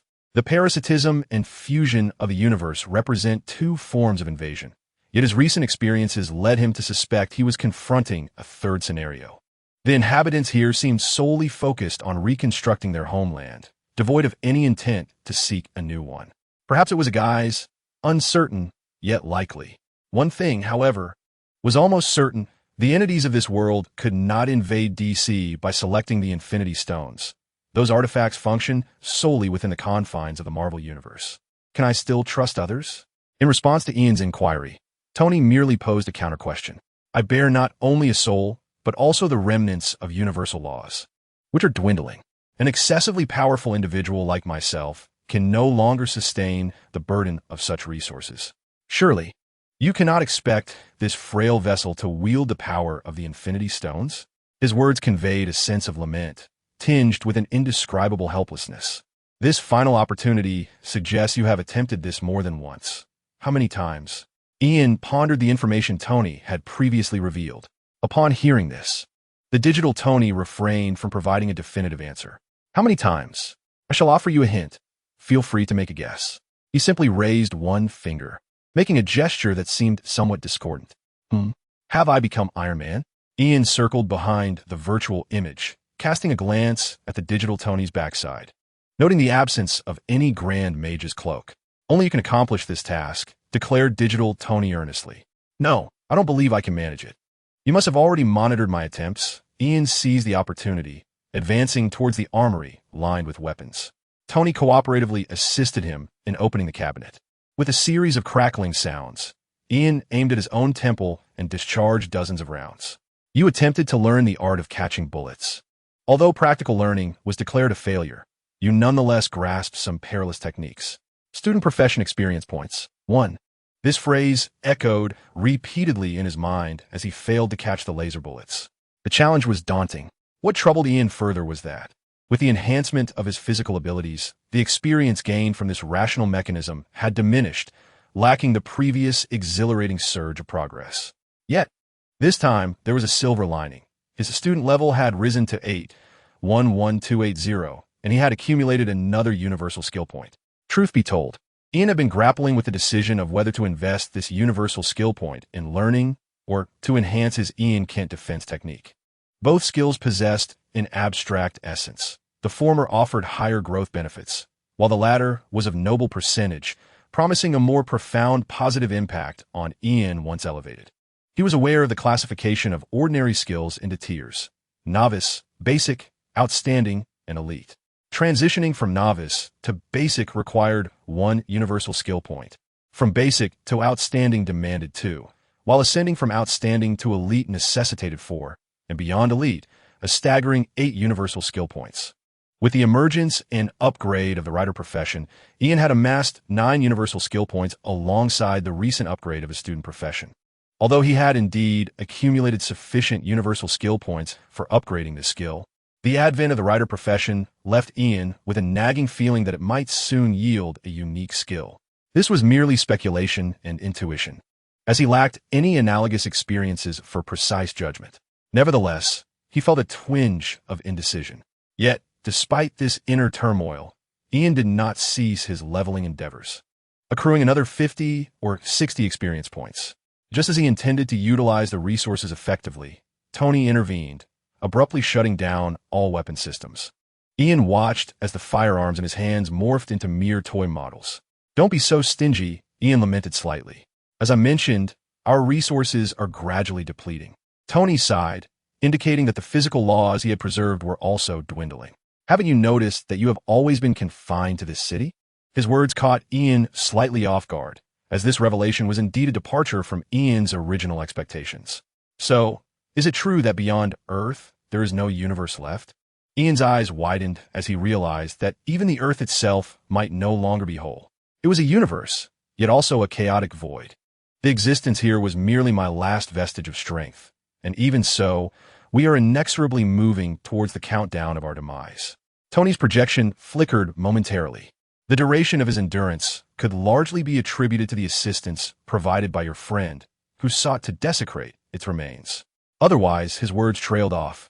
But the implication was clear. Without the Sentinel-S help, this world would likely have extinguished its last spark long ago. Rest assured, I shall convey my gratitude to him, 9 times in fact. Ian was at a loss for how to respond, but he could only solemnly assure him. 3 times signifies importance. 9 times reflects threefold significance, a floral language that conveys deeper gratitude. Tony remained silent, understanding Ian's logic. At that moment, the base's large door creaked open, and Gwen entered, escorting a large box, looking weary and dirted, evidently having just endured a rather unpleasant gem retrieval operation. Gwen, care for some peanuts? Ian's attention was drawn to Gwen's seemingly eternal leather pants. With the crinkling of plastic wrappers, he retrieved a bag of peanuts emblazoned with the Quinn Foods logo. The golden brown nuts glistened enticingly under the base's cold light. Gwen's nose twitched as she caught the aroma of natural food, distinctly different from the synthetic snacks and meals within the base. Her fingers reacted before her mind could register, and by the time she realized, she had mechanically accepted 3 peanuts. Gwen's clumsy peeling of the shells was almost pitiable. "Thank you." As the peanuts crumbled between her teeth, she momentarily envisioned cornfields under the sun. Quickly, she extinguished that frail association and expressed her gratitude to the boy for sharing the precious natural food. It was a necessity.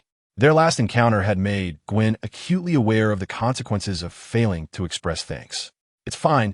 Eat more," Ian insisted, shoving the entire bag of peanuts into Gwen's hands, making her somewhat uncomfortable with his overt enthusiasm. The last Infinity Stone is being received. Betty is ready." Gwen was momentarily dazed before reporting the situation outside to Digital Tony. "There shouldn't be any issues. I've already arranged everything." Digital Tony nodded gently, glancing once more at the snowflake screen. Whether it would be success or failure depended on whether our initial concept was built upon a correct path. His sigh carried a sense of inexplicable melancholy. Gwen made her way towards the testing laboratory at the rear. Given the urgency of the situation, one might wonder why only Betty and Gwen were present. It is not that I harbor any disdain for them, but according to my theory, such matters surely require the presence of individuals of considerable stature, beyond just yourself, other formidable figures in this world. If it were up to Ian, even if he could only select from among ordinary individuals, he would undoubtedly resurrect a more conventional version of Captain America.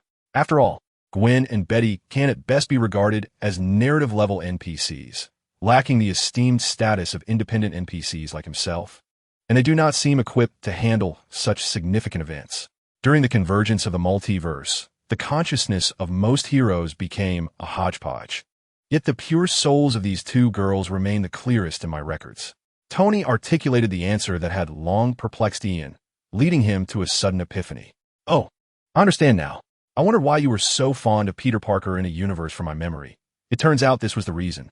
It seems that being Peter Parker's godson is not as comfortable as one might think. By the way, does Pepper know you have a penchant for this?" Ian appeared to have grasped the situation thoroughly. He felt no need to conceal the fact that he was not a native, being well-versed in many Marvel stories. This was entirely normal, as the act of concealment is merely self-entertainment. Tony, now an omnipotent figure, could not possibly overlook the peculiarities surrounding Ian. After all, Ian was merely an independent NPC.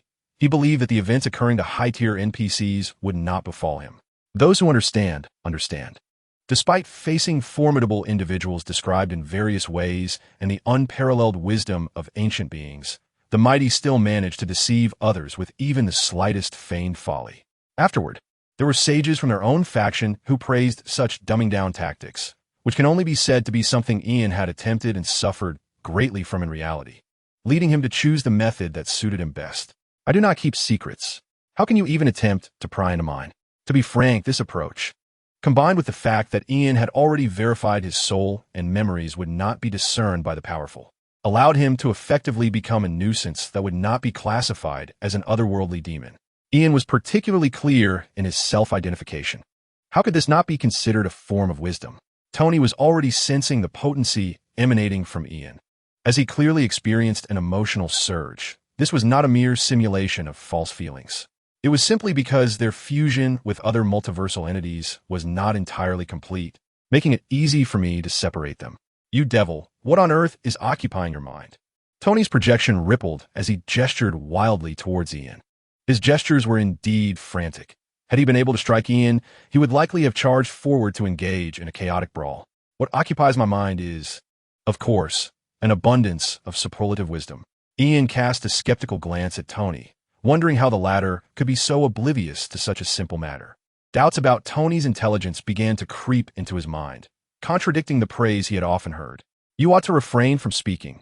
Do not insult wisdom." Tony sighed dramatically. "Ah, Tony, it seems you have acquired a touch of emotion," Ian observed, not intending to persuade Tony to believe him, yet acutely aware of certain changes in his mentor. The moment was nigh. Tony fell silent once more. The bodies you seek are over there.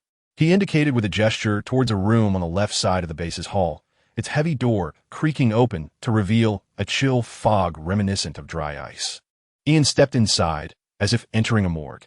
At the center of the room lay two corpses on anti-gravity floating beds, their eyelashes dusted with frost, their chests devoid of any rise or fall.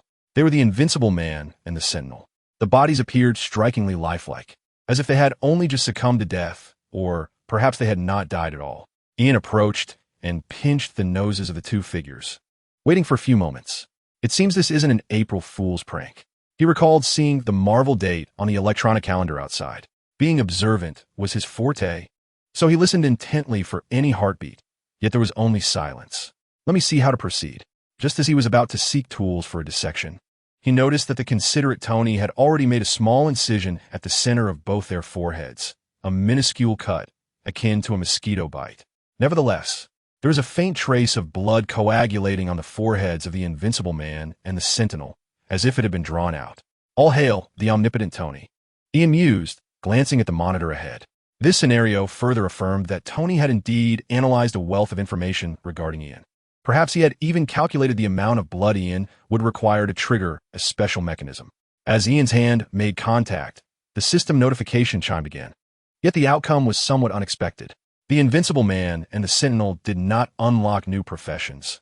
Within Ian's current options, only the Entropy Lord remained. However, the corpses of these two superheroes brought forth new functions.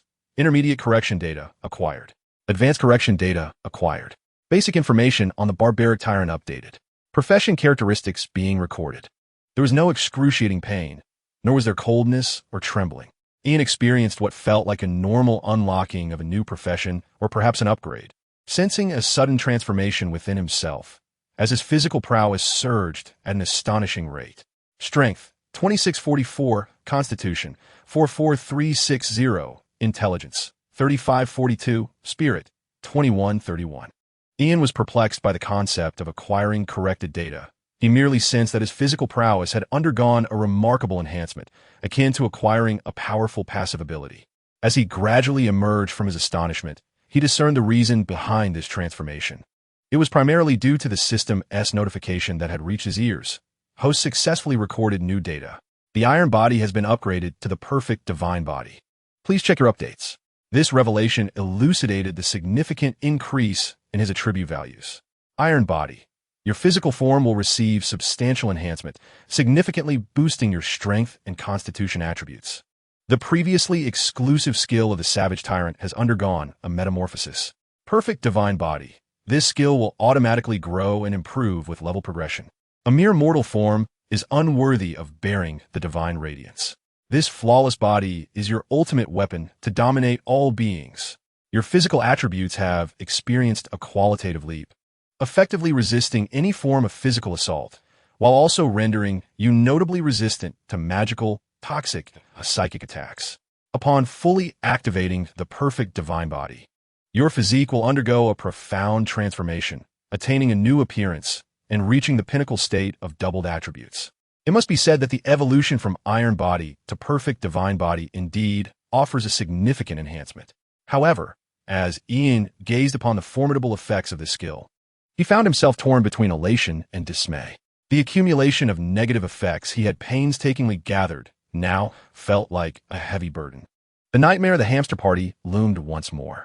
Ian witnessed the gradual disappearance of his leveling buffs, such as slow poison and nerve damage, leaving behind only higher-tier negative effects like corruption and slow decay, which were much harder to dispel. How could he possibly level up now? While he was undoubtedly pleased with the acquisition of such a powerful skill, the loss of numerous leveling methods constituted a considerable setback for him. Just as Ian lamented over his aspirations for swift advancement and contemplated enhancing his physical strength further, an unexpected itch in his eyes abruptly interrupted his reverie.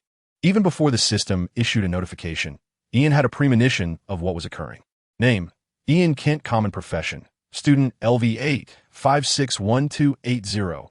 Writer LV2, 120, extraordinary profession.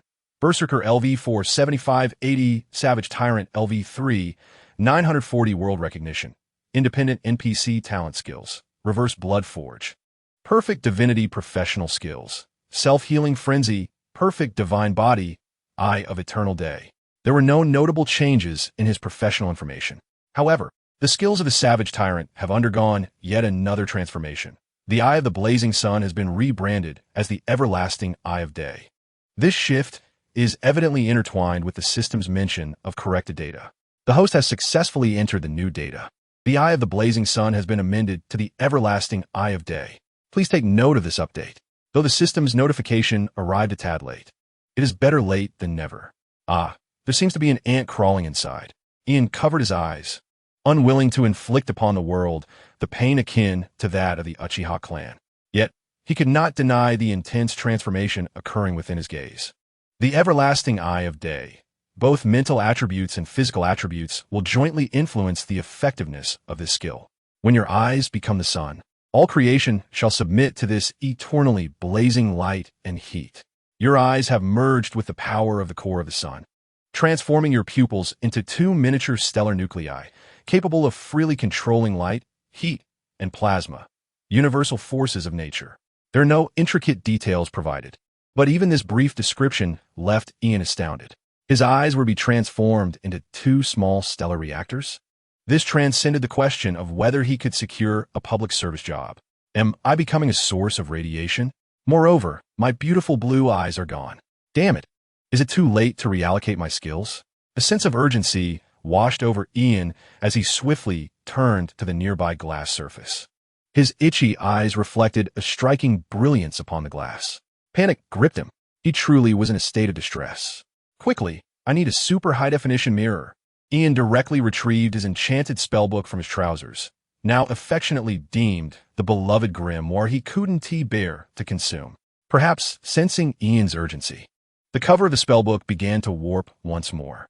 The Magical Mirror User's Guide, while it retained its stubborn bookishness. The cover's amalgamation of elements had indeed morphed into a small circular mirror, its high-definition surface allowing Ian to scrutinize the capillaries on his face. At that moment, Ian's eyes seemed to be filled with golden radiance, his pupils transformed into a molten gold hue, adorned with what appeared to be stardust. Oh, there's a hint of charm? Previously anxious, Ian regained his composure. Whether or not he became a nuclear reactor was of little consequence, as long as his stunning visage remained unaffected. That was his final capital. His diligent classmate, Madison, had once imparted this vital truth to him. Even so, the system ought to apologize to me. It did not consult whether I was willing to enhance my skills. Ian solemnly critiqued his system interface in his mind. Nevertheless, this did not deter him from eagerly opening the skill tree of the Savage Tyrant. The profession's name remained unchanged, but the skill tree had been entirely redefined. Firstly, two dividing lines appeared on the skill tree, categorizing the skills into 3 tiers, each with a distinct background. The first tier featured a shadow with blood-red eyes, cackling maniacally. It is called the Savage Tyrant. In the second tier, an expressionless shadow, known as the Merciless Conqueror, engages in a relentless slaughter. It requires level 45 to advance, and upon doing so, the introduction promises a significant increase in attributes. As for the third tier, accessible only at level 90, there exists a shadow that turns its back on all living beings. It resides at the pinnacle of the entire skill tree, named the God of Nihility. This represents the utmost advancement of the profession, with descriptions hinting at the acquisition of incomprehensible power. How astonishing could it truly be? Ian blinked, pondering if he had genuinely managed to immerse himself in a game within the realm of reality. He couldn't help but marvel at the thought. His gaze shifted to the first tier, which belonged to the Savage Tyrant skills. Although the name remained unchanged, all original skills had undergone a complete transformation. Fear's domain actively unleashes mental pressure, inducing panic in enemies within the vicinity. The effect diminishes against those with strong willpower, while enemies who completely lose their will to resist will lose their lives. Combat intuition, a refinement of lethal techniques, allowing for instantaneous analysis of an enemy's weaknesses and the execution of the most effective means of killing. Your body may react more swiftly than your mind. Absolute levitation. You will acquire a biological force field for flight. In the skies above, you become the tyrant who reigns over all, gazing down upon existence as your innate privilege. The bad news is that the skill of superflight is no longer available. The good news is that absolute levitation seems to come with a slight biological force field. However, it is exclusively for flight, and Ian suspected it was a subpar product delivered from a discount store. He felt he ought to be pleased, yet his tumultuous emotions rendered him somewhat conflicted. Just as Ian was fixated on the two heroic corpses, preparing to express his gratitude for the 9th time, Gwen's voice resonated from the entrance. "Brother, you've been standing here alone for 20 minutes. I observed you on the monitor, and you occasionally chuckled. The last smile even reminded me of Hawking." Her tone was laced with confusion. "You don't understand. Things have not gone as planned, yet they have taken a favorable turn, hence a wry smile is warranted." Ian sighed, tucking his spellbook back into his waistband. A wry smile. Gwen found some of Ian's expressions difficult to comprehend. Aside from witnessing a similar smile on Hawking's face, she had never heard of such a thing as a wry smile in her life, though she could parallel it with a wicked grin and a faint smile. Ian stepped forward, retrieving a warm bag of soy milk from the long pocket of his clothes and extending it toward her. It was still natural food, the packaging rustling enticingly. How could Gwen resist? Gulp, gulp, gulp. Gwen accepted the offering, yet she was perplexed by Ian's persistent kindness. "Do you have something you wish to request of me? Otherwise, why do you keep providing me with food?" The warm soy milk slid down her throat. Gwen detected a peculiar scent. It was not the kind of oddity associated with malevolence, but rather a curious amalgamation reminiscent of various legumes, tinged with a hint of senna leaves. Though the taste buds of this body were not as astute as they once were, there remained a subtle distinctiveness. In that fleeting moment, Gwen felt an overwhelming urge to cease her consumption. Yet, the alluring aroma of the food left her in a state of indecision. "I merely wish to satiate my curiosity," Ian earnestly stated, producing some sweet potatoes once more. This time, Gwen refrained from accepting, sensing an unusual quality about the situation. What curiosity? She wondered, a mouthful of soy milk lingering on her tongue, too apprehensive to swallow. "You wear leather pants that only a black widow would don. I am eager to see if you will inflate when you pass gas." Ian maintained his honest demeanor, his gaze lingering no more than 3 seconds upon Gwen's posterior. How very gallant of him. With a sudden eruption, Gwen expelled a mouthful of soy milk, narrowly missing Ian, who deftly sidestepped. "It appears you do inflate. Negative review. I've researched, and genuine leather does not inflate." He astutely observed the scientific phenomenon he wished to note. "No, can you not focus on something of actual significance?" Gwen's expression was a masterpiece of exasperation as she discarded the soy milk, scanning her surroundings as if seeking something. "What are you looking for?" Ian inquired, still intrigued. "A needle and some thread." Gwen fervently wished for tools to sew Ian's mouth shut. Just then, a thunderous rumble echoed through the base, which began to tremble violently. Ian managed to maintain his balance. While unfortunate, Gwen found herself unceremoniously seated on the floor. Due to her current state of inflation, her subpar leather pants succumbed to the pressure, splitting with a long, resounding sound. She could scarcely believe the turn of events. Remaining seated and too stunned to rise, her gaze fixated intently upon Ian. "This is beyond my concern. I shall procure a genuine leather pair for you tomorrow." "If that suffices," Ian remarked, his wealth evident. He cautiously stepped back, guarding his waistband, as if fearing Gwen might attempt to seize his trousers. Meanwhile, the tremors persisted, dust cascading from the ceiling like a sudden gray rain. "Is it time?" Gwen had no inclination to seek compensation. Instead, she looked upward, witnessing the dome gradually unfurl, a fissure directly above her head. This revelation rendered her even more reluctant to stand. The notion of self-termination in a new body was now futile. "What time has arrived?" Ian's inquiry went unanswered. "Tony said you would be the one to initiate that fateful snap." Gwen's gaze was firmly fixed on Ian, her voice quivering with trepidation, revealing an emotion Ian had never before witnessed in her eyes. "I have conveyed to him that I may not be able to transfer my will into the Infinity Stones." Ian recalled his own predicament. He could interact with this world, yet it was challenging for this world to engage with him. "No, you can't." The unexpected voice belonged to Digital Tony. "Where are you, Tony?" Ian turned to look. The metallic walls peeled away like eggshells. Answering him was a sudden cascade of daylight. As the blinding sunlight streamed in, Ian discovered that the entire base had now materialized on the surface. Those researchers' soldiers, and engineers who had once operated on Uncle Devourer's body were gathered outside. The carcass of the planet Devourer loomed in the distance behind them. These individuals stood densely packed in the street, their numbers stretching seemingly to infinity. Sunlight filtered through the dilapidated structures, casting mottled shadows on the ground. Each person regarded Ian with an expression he had never experienced before, reminiscent of the look in Gwen's eyes earlier. Hope, anticipation. Ian could not quite articulate it. You do not need to convey your will. The objectives to be achieved have already been encoded into this glove. You simply need to activate it. Digital Tony stood at the forefront of the crowd, hovering in midair. He had even donned a silver battle suit, albeit merely a digital semblance. Yet, perhaps this was his way of exhibiting seriousness. A metallic disc rose from the rubble, cradling the infinity gauntlet embedded with colorful stones, each gem radiating a mysterious luminescence. Shall we give it a try? Ian approached the infinity gauntlet. After all, he had already touched the remains provided by Tony. One must uphold integrity. However, do not harbor excessive hope for me. Ian's voice was steadier than he anticipated as he reached for the glove suspended above the disc. The moment the metal conformed to his palm, he felt a profound, unfamiliar power surging through him. It truly could interact. The energy of the infinity stones enveloped Ian, filling him with warmth. Now, I am Thanos. Ian marveled in astonishment.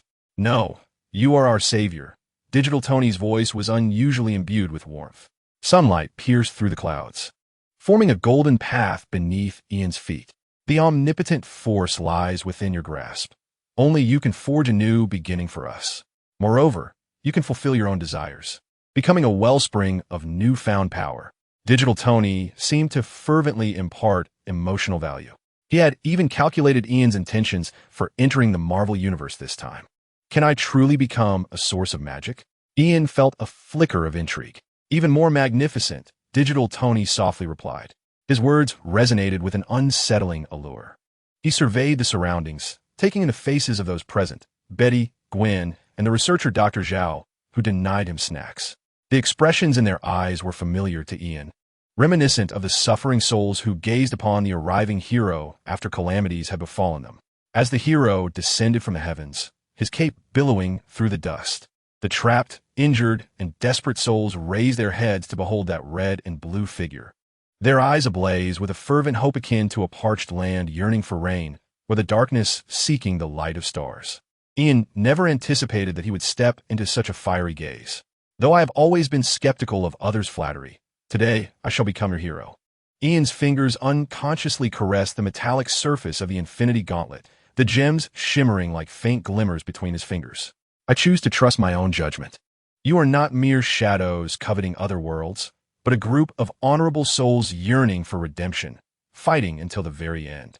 Confronted by such a resilient collective seeking my aid, I am willing to extend a chance, perhaps influenced by my father's legacy. I cannot afford to disappoint him. Ian spoke earnestly, his tone remarkably calm. As he spoke, he raised the hand adorned with the infinity gauntlet. Please. At that moment, Digital Tony inclined his head slightly. Thousands stood amidst the ruins, holding their breath. In this moment, I am a benevolent savior. Feeling the weight of countless gazes upon him, including that of Gwen, who still hesitated to rise, Ian's heart swelled with a torrent of emotions. Complex feelings he had never experienced before. Being the center of attention felt rather gratifying. He gently rubbed his hands together. Don't forget to build me a golden toilet. Surely. You remember that mature boys know to sneak into Stark's house to steal gold for such luxuries. Ian reverted to his usual demeanor. With that, he decisively pressed his thumb. Instantly, the sound of shattering glass pierced the silence, its clarity stark against the quiet backdrop. Trust me, you are the last hero. The Creator shall stand with you at this moment. Digital Tony's sincere prayer reverberated in Ian's ears as he witnessed everything dissolve before him. The throngs on the street fragmented into tiny specks of light, their expressions frozen in that moment of hope and trust, unable to change. Everything withered away like grains of sand, scattering into luminous motes against the light, as if the world were a pencil sketch erased by an eraser, the skyscrapers, stars, and even sunlight reduced to dust drifting away. Then, silence enveloped the world. A profound stillness cloaked in emptiness and void persisted, lasting for what felt like 3 heartbeats. until the first honk of a car shattered the silence. Colors erupted wildly from every direction. Neon tubes flickered to life, casting a vivid magenta glow, while the coffee machine at the corner exhaled a mist of creamy vapor. Yellow and blue taxis screeched to a halt, splashing rainbows of water. Pedestrians materialized like cards from a magician's deck, as housewives with shopping baskets brushed past skateboarders, and the sound of overturned popcorn buckets mingled with the strumming of street performers' guitars. The electronic chimes from shop windows and the laughter of children chasing each other surged over the empty streets like a tide, as the frozen world seemed to be reshaped and reborn in an instant. Is the creator present? If so, please respond. Ian stood at the center of the crosswalk, a ginkgo leaf fluttering down onto his shoulder. Beep, beep, beep, a horn blared. Damn it, fate. Glancing skyward, Ian's mood was tinged with melancholy. In a heartbeat, he felt invigorated. This chapter had stalled me for several hours. I was dissatisfied with the emotions conveyed in the latter part, but time was running short. I may refine it later. Chapter 103.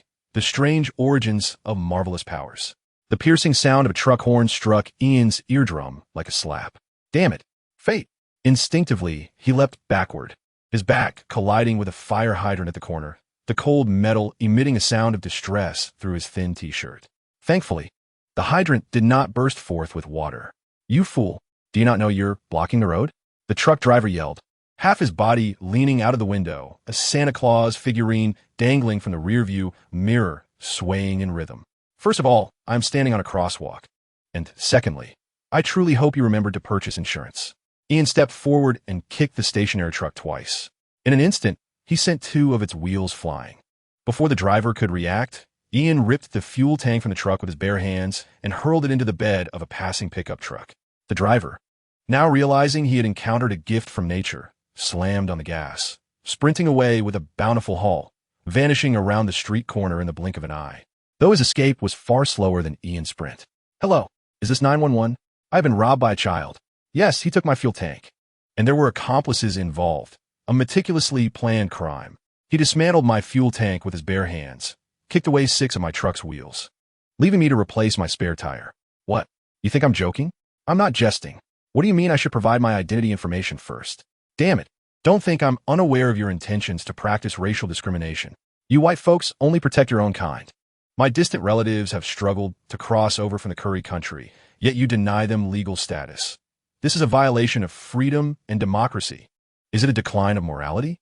The incessantly chattering driver, consumed by impotent rage, spoke into a phone that had already been disconnected. Is there a guarantee of police presence? Such a notion is non-existent. Distinguishing between genuine and false reports is essential. The operators in the American police system wield considerable autonomy in this regard.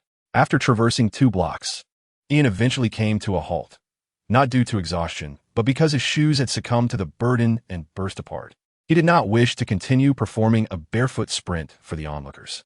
Is it possible that this world could once again exert its influence upon me? Is this a blessing or a curse? Ian found himself perplexed, as the true nature of the so-called creator remained an enigma. He did not grant Ian a lofty position, nor did he establish a singular pathway visible to all, adorned with various privileges akin to a revered saint. What a ridiculous creator, encouraging the cosmic will to intimidate young boys with a great celestial sovereign. This is something that an uncle can endure and an aunt can tolerate. But after weighing the pros and cons, Ian chose to endure as well. For after all, the tides of fortune shift every 300,000 years. He still had much to grow. To navigate through others' domains inevitably requires a measure of submission. How infuriating! Why does this new Marvel world not exist in a reality devoid of the invention of large trucks? In truth, Ian did not genuinely fear the great celestial sovereign. Regardless of how many trucks or planes were hurled at him, his heart would remain untroubled. He merely felt a slight trepidation towards the great celestial sovereign, which stood on 4 wheels and exhibited signs of movement. The reasons for this sentiment elude clarity. Perhaps the aftermath of his transdimensional journey is simply difficult to erase. I sensed the malice emanating from the creator. Ian fixed his gaze upon his left foot, where a completely disintegrated shoe lay, its toe gaping as if mocking his audacious kick against the truck. Had I known earlier that I could be influenced, I would have resorted to my fists. Ian muttered to himself as he rubbed his hands together, catching sight of a warm yellow tent pitched across the street. In winter, free shoes and clothing are distributed, available for all. This is yet another picturesque scene of America. Merry Christmas. May you stay warm this winter. A volunteer handed him a pair of sturdy work boots. I'm not particularly joyful, but thank you. Ian accepted the pristine boots, squeezed the sole, and found the quality satisfactory, prompting him to swiftly retrieve another pair from the pile. The volunteer did not hinder his actions, as Ian had graced her with a smile. Being handsome has its advantages. Even as a homeless person, are your eyes adorned with colored contacts? They are truly beautiful. She even displayed a smitten expression toward Ian. Thank you. Ian expressed his gratitude once more and politely departed. He first changed into the new boots, then connected the other pair with shoelaces and hung them around his neck like sausages. On the street, the crowd swelled and cars flowed endlessly. A vitality Ian had never experienced in that frozen world enveloped him. He glanced around, suddenly feeling a tug at his sleeve. "Sir, would you like to buy something?" pleaded a pitiful little boy, hoping to gather enough funds for a PSP. To his surprise, a child was selling cookies by the roadside, clinging to Ian. "Just $5. And I'll pray for you to Jesus," the boy exclaimed, raising a tin box containing several oddly shaped cookies. "Engage him a little more. Perhaps he'll give you a gaming console," a voice suggested. Yet Ian was not deceived. He deemed the boy as craftsmanship unworthy of a PSP that he himself did not possess. "Please, help me. Help the child," the boy implored, his eyes glistening with unshed tears, exuding an air of helplessness. "Who among us is not a child?" Ian retorted, "If you persist, I shall inform your mother and grandmother that they conspired to harass me. Trust me, I would prevail." His somber tone intimidated the boy, who withdrew frightened, watching as Ian vanished around the corner. The small heart may have experienced a profound shock that day. How tiresome it is to start anew in socializing within this world. Ian mused, feeling a tinge of melancholy as he wandered aimlessly down the street, dazzled by the myriad of shops. Snow began to fall. The weather was rather capricious. A cold wind whisked the snowflakes into Ian's collar, causing him to huddle his neck. It bore a semblance of an apocalyptic winter, though the temperature had yet to plunge to such extremes. As Ian passed the sign for Greenwich Village's Bleecker Street, he observed the dazzling Christmas decorations flashing along the sidewalks. Passers-by hurried by, bundled tightly in their coats, their breath forming fleeting clouds in the air. Before a 3-story Victorian brownstone, a small table draped in purple velvet caught the eye, adorned with a crystal ball, tarot cards, and a lopsided sign that read tarot readings. Behind the table sat a man donning a cheap red cloak, his face resembling that of a horse, with a beard neatly trimmed, but hair appearing as though ravaged by a tornado. "Young man," he called, noticing Ian's troubled countenance. "You seem to be plagued by recent misfortunes. It's a sign of dimming fate. Would you care to try a tarot reading?" He exaggeratedly shuffled the tarot cards, flashing a mysterious smile as Ian walked by. He resembled a con artist. "No, thank you," Ian replied politely, continuing on his way without pausing. The fortune teller sighed regretfully behind him, lamenting the economic downturn, but Ian paid him no heed. His attention had been captured by a television display in a nearby electronics store. "What on earth?" Ian's golden eyes widened in shock. The air of despondency dissipated entirely, replaced by a tremulous astonishment. On the screen, a figure clad in a familiar uniform ascended the stage, provoking a fervent uproar from the audience, reminiscent of a talent show. "Ladies and gentlemen," the host's impassioned voice reverberated through the surround sound, echoing down the street. "Let us welcome tonight's headlining superstar, Spider-Man Whirlwind." The utterance instantly drew a crowd to the window display. "It's Spider Whirlwind. Goodness, he is my absolute favorite. His whirlwind performance remains unparalleled." The onlookers buzzed amongst themselves, yet Ian was oblivious to their chatter. He rubbed his eyes, reaffirming that the individual on the stage donned the very superhero costume he remembered, but now stood as a youthful boy. Peter Parker. The television displayed subtitles revealing the boy's name. Good grief. Ian couldn't help but step back in disbelief. Spider-Man. Peter Parker, this superhero was clad in a sequined, modified outfit, with a mask featuring a toothy grin, and on stage, he executed a split followed by a backflip. "Ladies and gentlemen, the New York boy has arrived." Were the applause and cheers. Peter Parker seized a rope on the stage, suspending himself like a human top, his red and blue bodysuit adorned with luminous LED beads, the spider emblem on his back exaggerated into vibrant polka dots. Music, rhythm, spin, dance. Ian was utterly astounded. What was he witnessing? Spider-Man dancing feverishly on stage. The background music blared thunderously. The bystanders around the television erupted in cheers, mirroring the audience on screen. Here he comes. It's the whirlwind. Two children appeared, particularly animated. Let us get hyped. Peter shouted into the microphone, then executed a slick knee slide, hands on the ground, raising his hips dramatically. In that moment, a dazed Ian finally grasped the essence of the whirlwind. Whoosh! Spider-Man's rear end was web-slinging. A large burst of white webbing fanned out, landing precisely on the face of a front-row judge. In that instant, the audience before the television and those on screen erupted in enthusiastic screams. The atmosphere was electric. A young man sporting a mohawk waved a glowing sign proclaiming his love for the web-slinger and promptly fainted, while several girls nearby appeared ready to swoon. Ian's face had borne a question mark in ages. His eyes widened, resembling kettlebells, not mere copper bells. My new eyes are going blind. Ian closed his eyes and fervently touched his open jaw, ensuring it had not directly fallen into the snow. How terrifying! Is this truly happening? It was far more frightful than the horror stories Jonathan loved to watch. A mere imitation, or perhaps a mere facade. Ian was reluctant to believe the reality before him. An ominous feeling crept over him as he stumbled backward, finding himself once again in the center of the street. Is the creator present? If so, please respond. To prevent the great celestial deity from reappearing, Ian lowered his voice as he spoke, asking if a few hundred golden apples, each as large as a human head, could be tossed above him. He had already been cautious enough, yet still received no response. Is this reasonable? Is this correct? Just as Ian's heartfelt astonishment was about to be articulated, his voice was abruptly silenced upon turning to see the clothing store by the roadside. That man, the one who firmly believed he had not been granted any advantages in the Marvel Universe, was standing before the glass window of the store, holding his iconic shield. Not a mannequin, for Ian's keen eyesight detected subtle movements in the man's neck. The boy's breath hitched once more. Perhaps sensing Ian's gaze, the model, clad only in short shorts and bare-chested, revealed a bright smile, showcasing his pearly white teeth. Indeed, the illustrious Captain America, the original leader of the Marvel Universe, was currently posing in front of the window, demonstrating various muscular stances, with the olive oil glistening on his abs under the spotlight. Hood. Ian hurriedly approached, pressing his face against the cold glass of the window, his breath forming a mist upon the surface.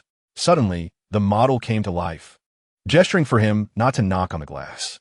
Surely I have fallen under Tony Stark's spell. Ian's gaze fixated on the shield in the model's hand, which he lifted as if it were a dumbbell. Could it truly be you, Steve Rogers? Ian, skeptical, pulled open the door and rushed inside, the doorbell chiming joyfully.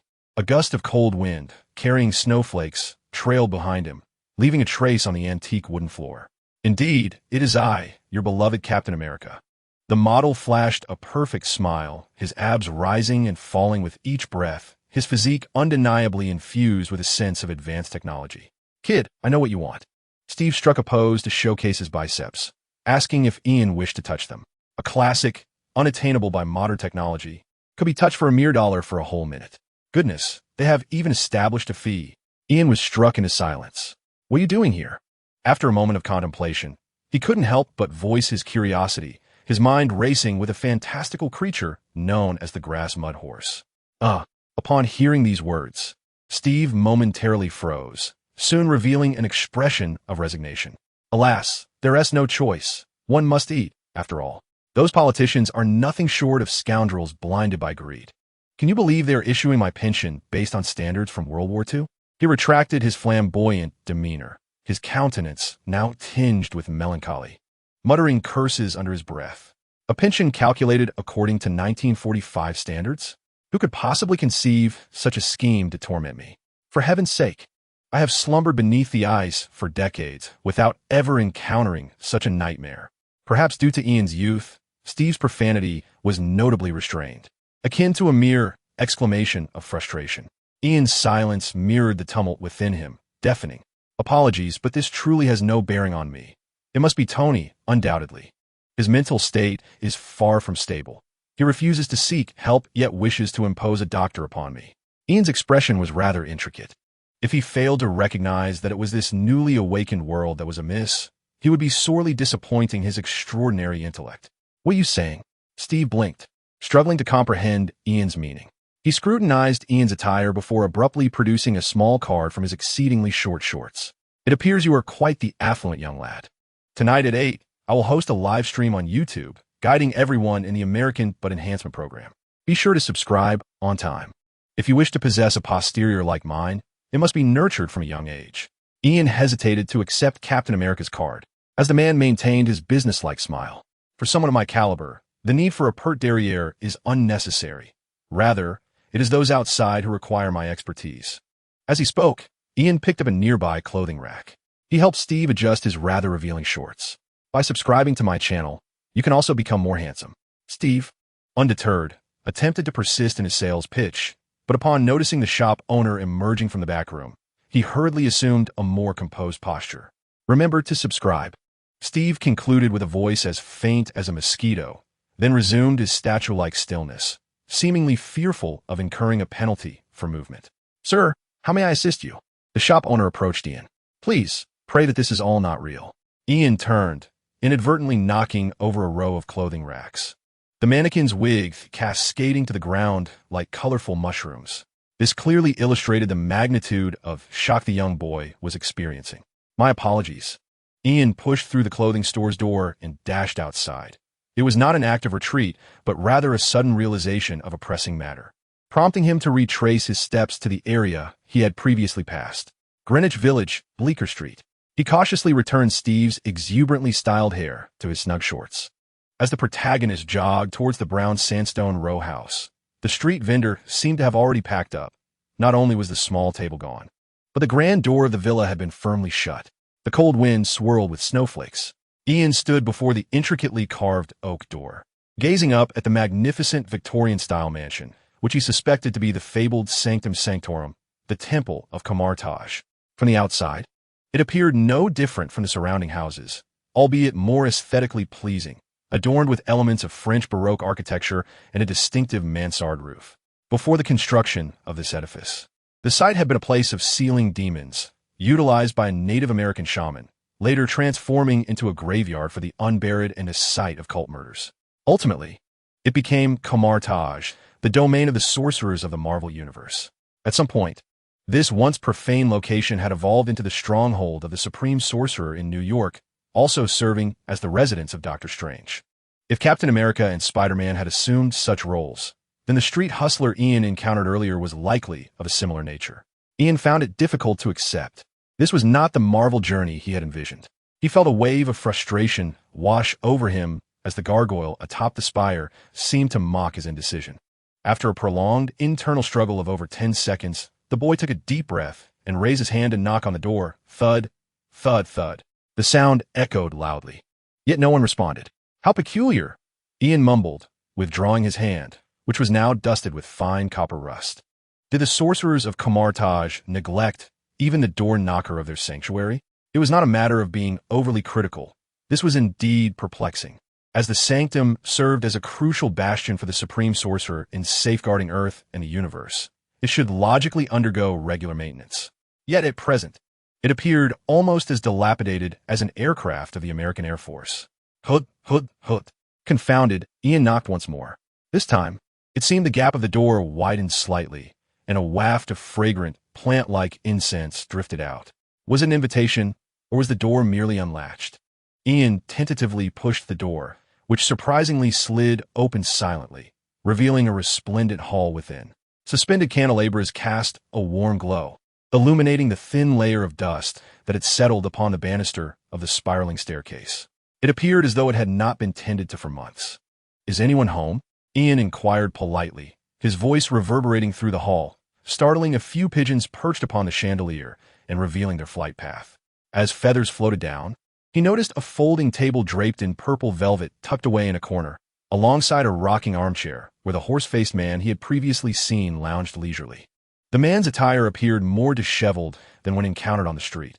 A pair of deep blue pajama pants peeked out from beneath his robe. One slipper lost to the ether, and a hole marred the sock on his right foot. He was engrossed in flipping through a volume of The Adventures of Sherlock Holmes. The hardcover cover adorned with a depiction of Holmes's pipe, which had been whimsically transformed into the shape of a wand with fluorescent ink. "Sir, why have you ceased your street vending?" Ian inquired, stepping onto the worn Persian carpet, his boots sinking slightly into its fibers, his naturally sociable demeanor prompting him to initiate conversation. "Simply because I stop once I earn $200 a day," the man replied instinctively, before suddenly snapping the book shut as if struck by a revelation. "Wait!" He sprang to his feet, spilling the hot tea that had been resting beside him onto his pajama pants, though he seemed largely unfazed. His gaze towards Ian filled with a blend of bewilderment and suspicion.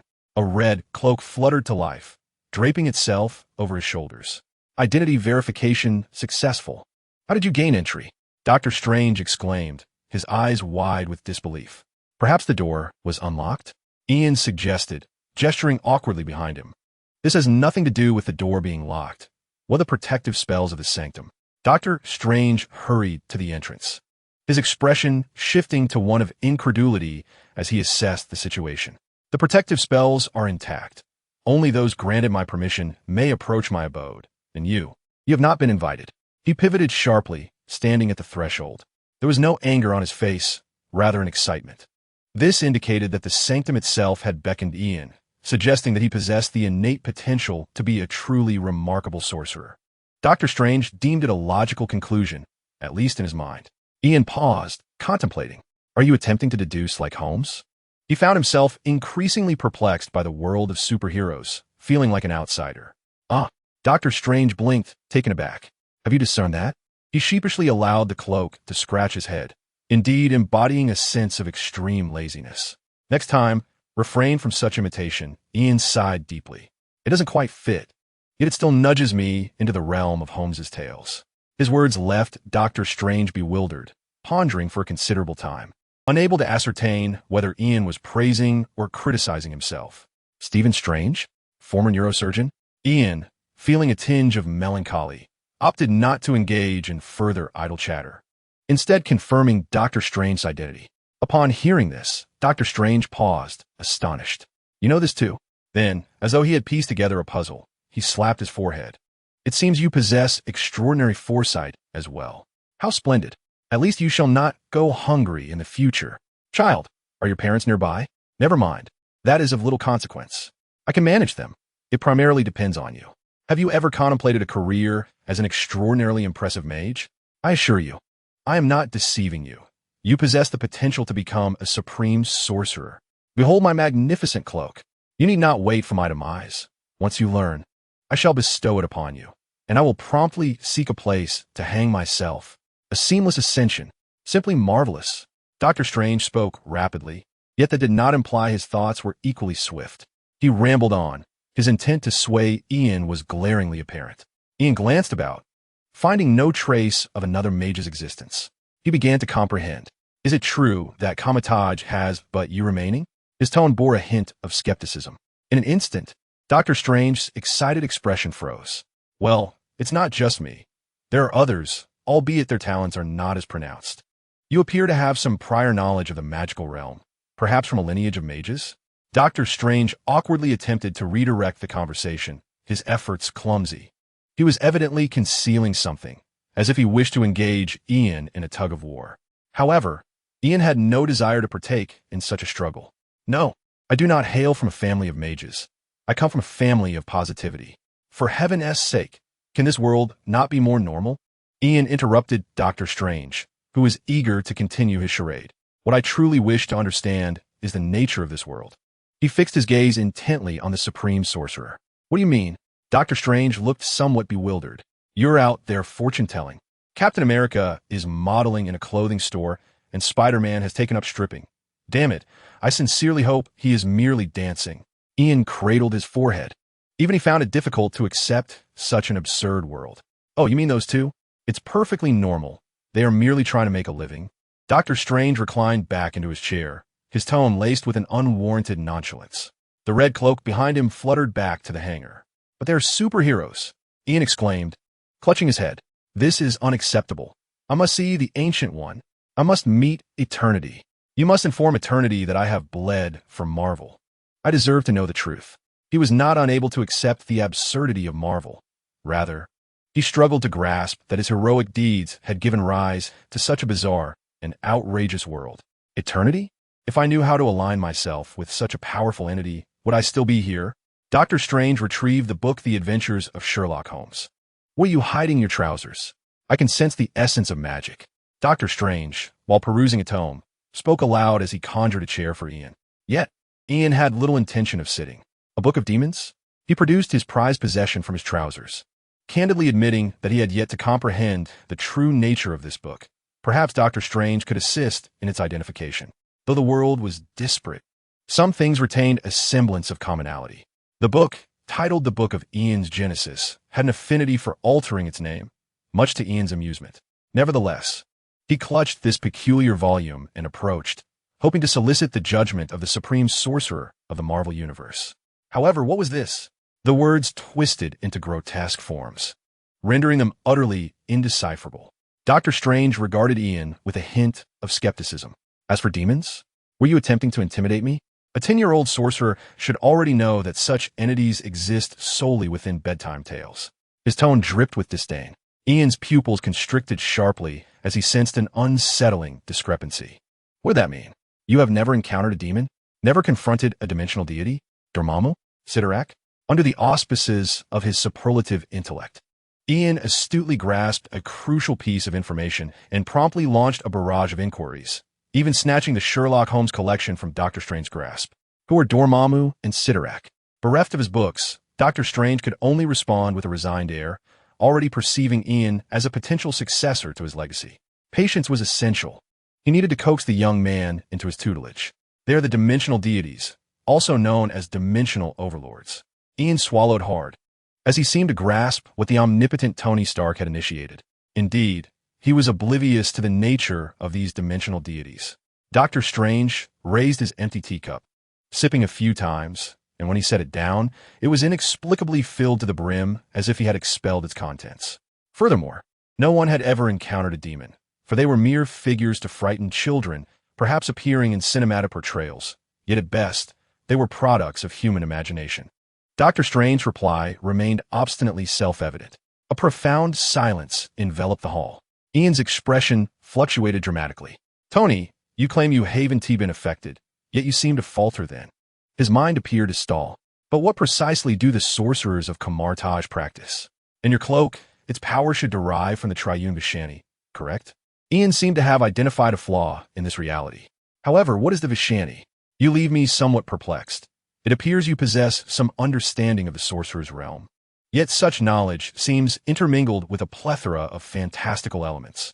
Dr. Strange rose from his chair, retrieving the cloak that had automatically hung itself on a rack. Its somewhat cheap and inferior texture struck a dissonant chord with him. This is my cloak of levitation. It is not a creation of the Vishani, but rather an artifact I crafted with my own hands. Heaven knows the effort I expended in its creation. However, such is the nature of mastering magic. One must rely solely on oneself. His tone was imbued with a sense of nostalgia, as if his words unveiled the reason behind the desolation surrounding them. There are no creditors, no support. In this Marvel universe, magic must be honed through one's own diligence. The root of this predicament surely lies in the information Tony infused into that infinity gauntlet. Tony manipulated the data. He mixed in personal agendas. Without a source of magic to bestow power, is there no shortcut for mages? I mean, a more convenient way to cultivate their skills. Ian swallowed hard, striving to digest this information. No, Dr. Strange shook his head, his gaze upon Ian revealing a peculiar expression. It seems there exists someone lazier than I. His tone was tinged with wonder. How did you acquire that artifact? Did you steal it from your parents? Dr. Strange's attention shifted once more to the magical tome Ian had produced. He began to ponder whether he could overpower Ian's parents and seize the child to bring him back to Camartage for magical training. Just then, a series of knocks echoed through the air. It's my delivery. Dr. Strange was instantly captivated, hastening towards the door. You didn't react this quickly when I knocked earlier. Do you think a boy like me can't be a delivery boy? Ian was puzzled, yet Dr. Strange's expression was even more confused. You never knocked. Had you done so, I would certainly have heard you. As he spoke, he opened the door, and a gust of cold air mingled with the aroma of cheese wafted in. It was a pizza delivery. The delivery person was a striking young woman. Ian recognized her immediately. "Hey, Gwen, you finally ditched the leather pants. Do you remember our connection? You can't easily forget that you owe me over 180 favors."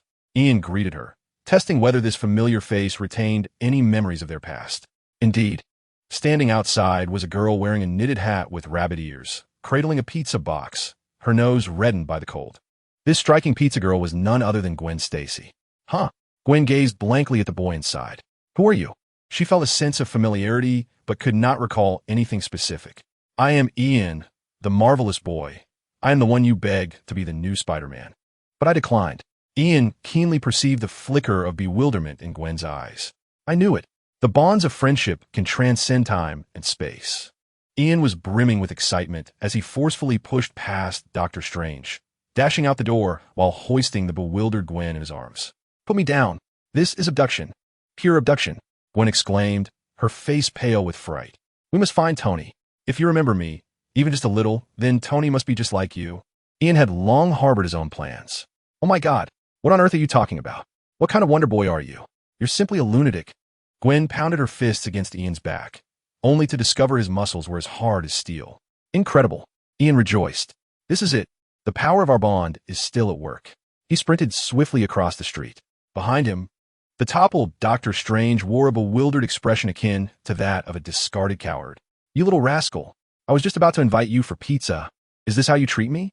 Well, if this is how you wish to play it, will you return to your duties, O Supreme Sorcerer?" Rising to his feet, he picked up the pizza box that had fallen to the ground, opening it to take a bite while shouting outside. Yet, all that responded was the fleeting silhouette of Ian, racing away with Gwen in tow. Ian was in a frenzy. He was on the verge of returning. How is he running so fast? Goodness, he is practically soaring. Dr. Strange gazed at the scene in the distance, a half-eaten slice of pizza dropping from his hand to the ground. Moments later, he slowly regained his composure from the shock. "It's only been 10 minutes since it fell.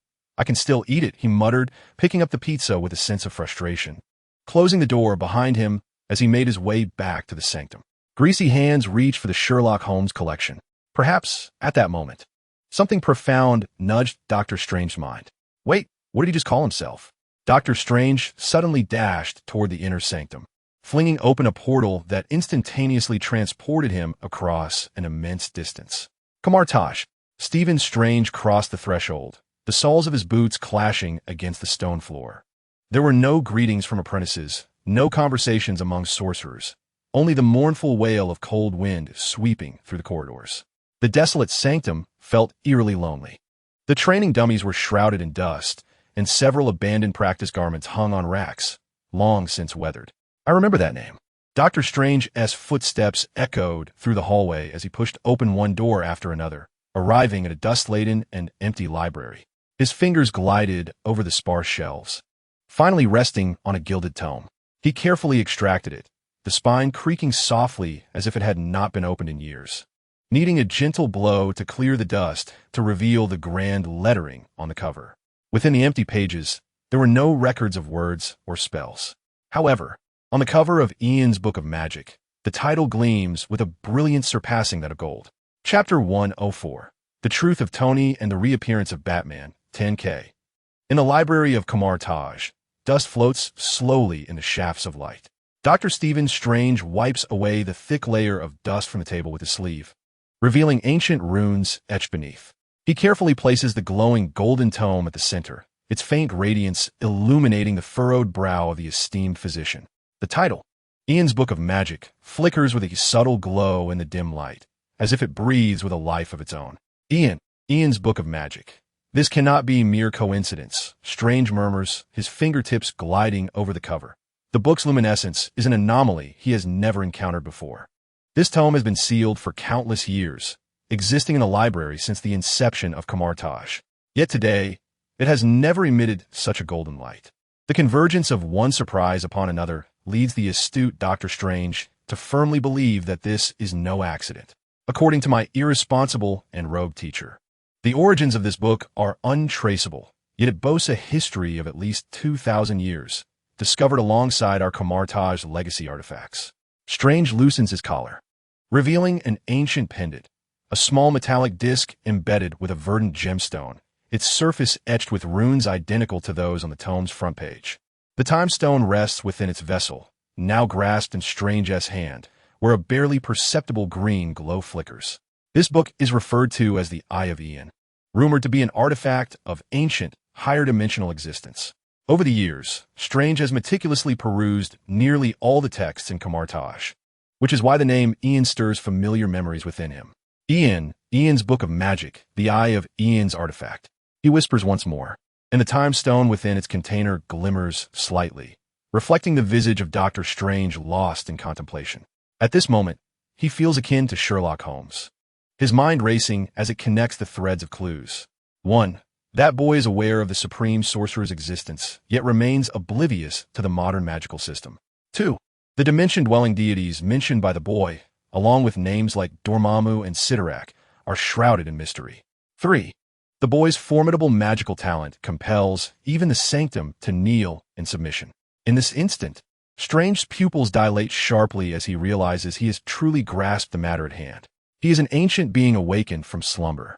His pupils flicker violently, akin to the onset of retinal degeneration, his fingers unconsciously tapping upon the table. Yes, perhaps this is the case. Hence, he appears so contradictory, possessing knowledge of sorcerers, yet instilling a sense of ignorance regarding the magical realm. In truth, the only one who may be ignorant is I.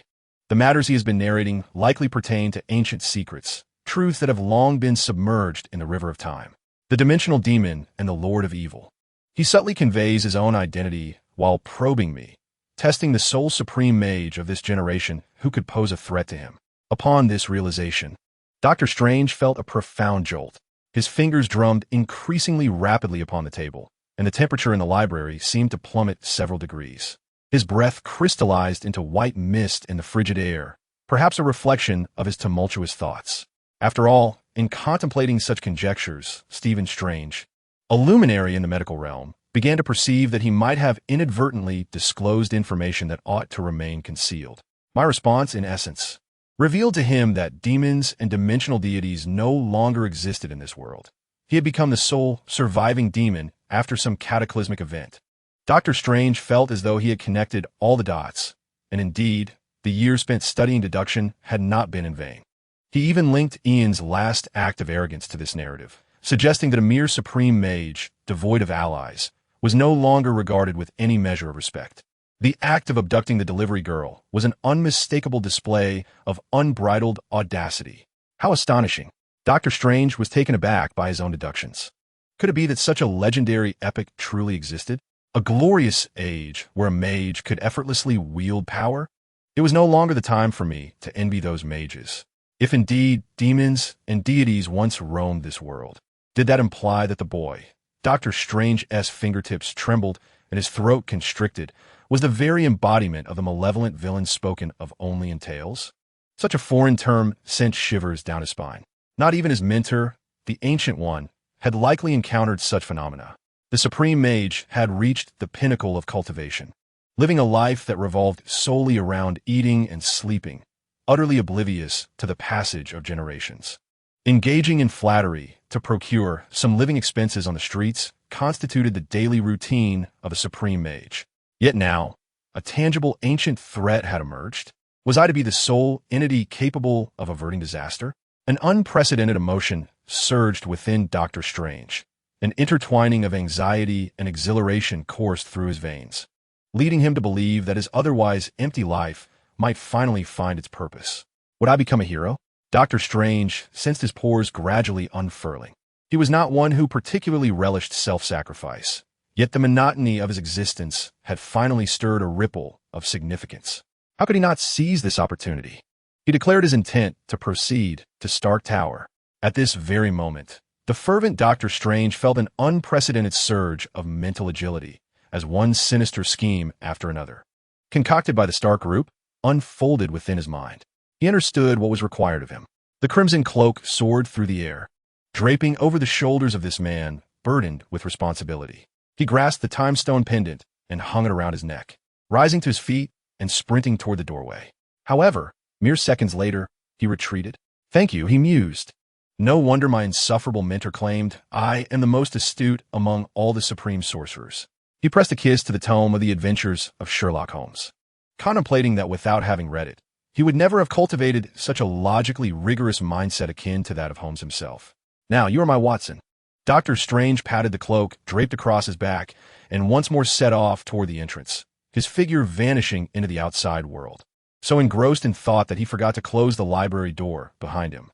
A gentle breeze swept through, the door hinges creaking softly as they gradually closed. A soft thud echoed as an aged hand pressed against the door, sealing the gap completely. A deep sigh followed, resonating with a sense of resignation. There stood a slightly stooped old man in the tranquil library, the sleeves of his yellow robe trailing down. This was none other than the long-deceased mentor from Dr. Strange's memories, the previous supreme sorcerer, the Ancient One. Those who have never faced adversity must inevitably encounter trials. The Ancient One's bald head glimmered softly in the candlelight, a faint smile of resignation gracing his lips. Within the library, dust settled once more, as if time itself flowed with deliberate slowness. He walked slowly toward the center of the room, his gaze fixed upon the tome titled Ian's Grimoire. After 8 centuries of study, not a single spell within.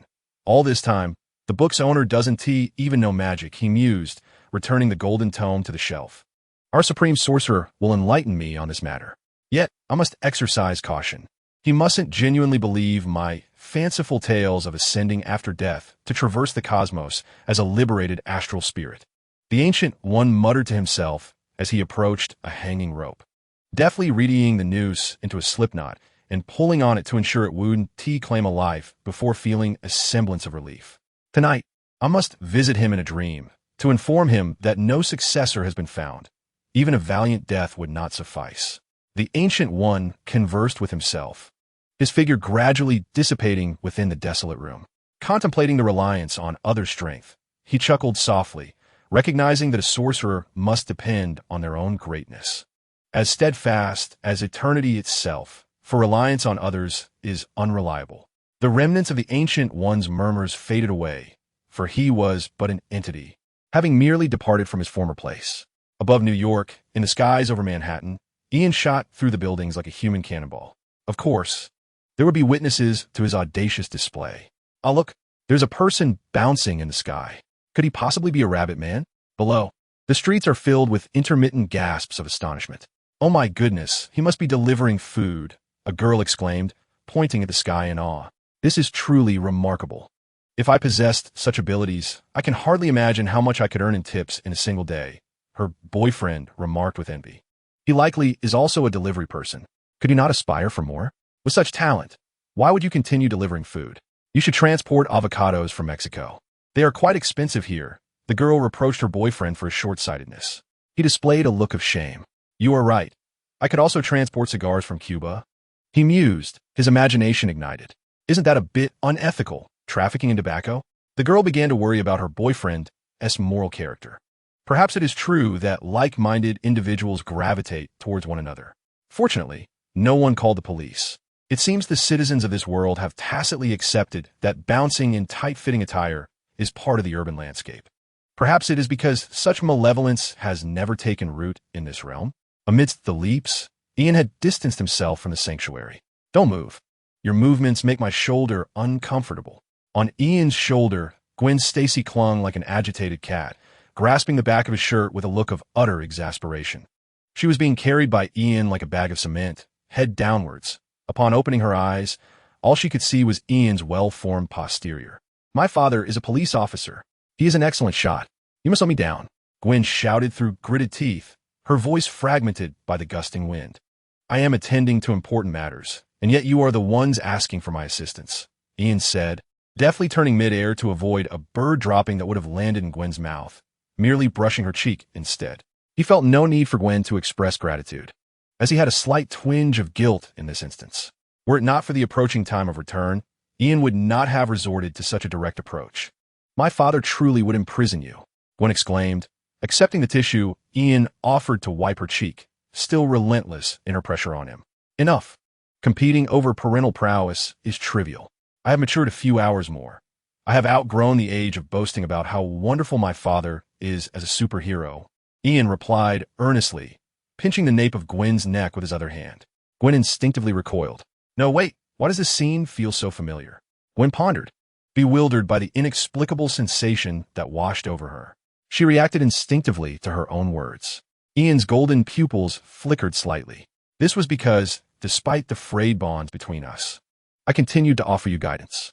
Ian was indeed deliberately probing how to trigger Gwen's soul memories. You see, I assure you that Spider-Man could not accomplish this. He suddenly bent his knees and exerted force, propelling himself upward from a height of several stories, seizing that bird which had just defiled him, and, as he descended, he placed it into Gwen's waiting hands. How considerate, wouldn't he, you say? Regretting not choosing me as the new Spider-Man, are we? Ian landed atop a high tower, furtively scanning for the location of Stark Tower. Gwen did not perceive Ian's self-proclaimed warmth. She simply released the culprit of her assault, that little madman. Did you not just claim that I was the one begging you to be the new Spider-Man? Her abrupt inquiry was laced with suspicion and confusion, for reasons unknown. Aside from the anxiety of being kidnapped, Gwen appeared remarkably unperturbed by the height. Unflappably calm. TSK, TSK. Ian rolled his eyes at her words.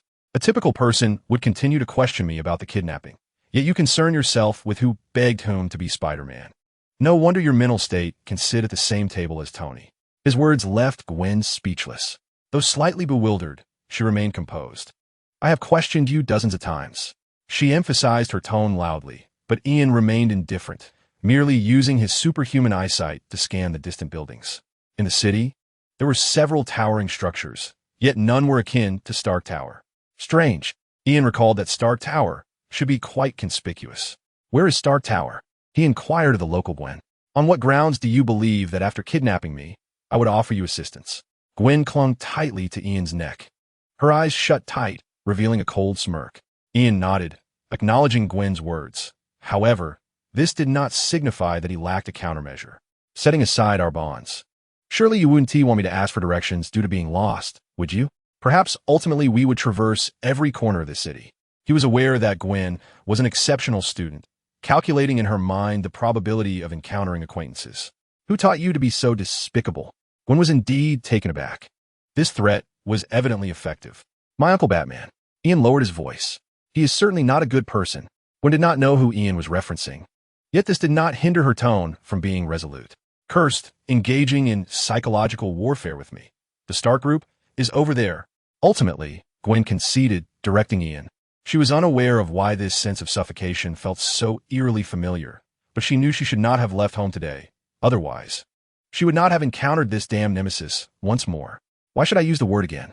Gwen was utterly perplexed.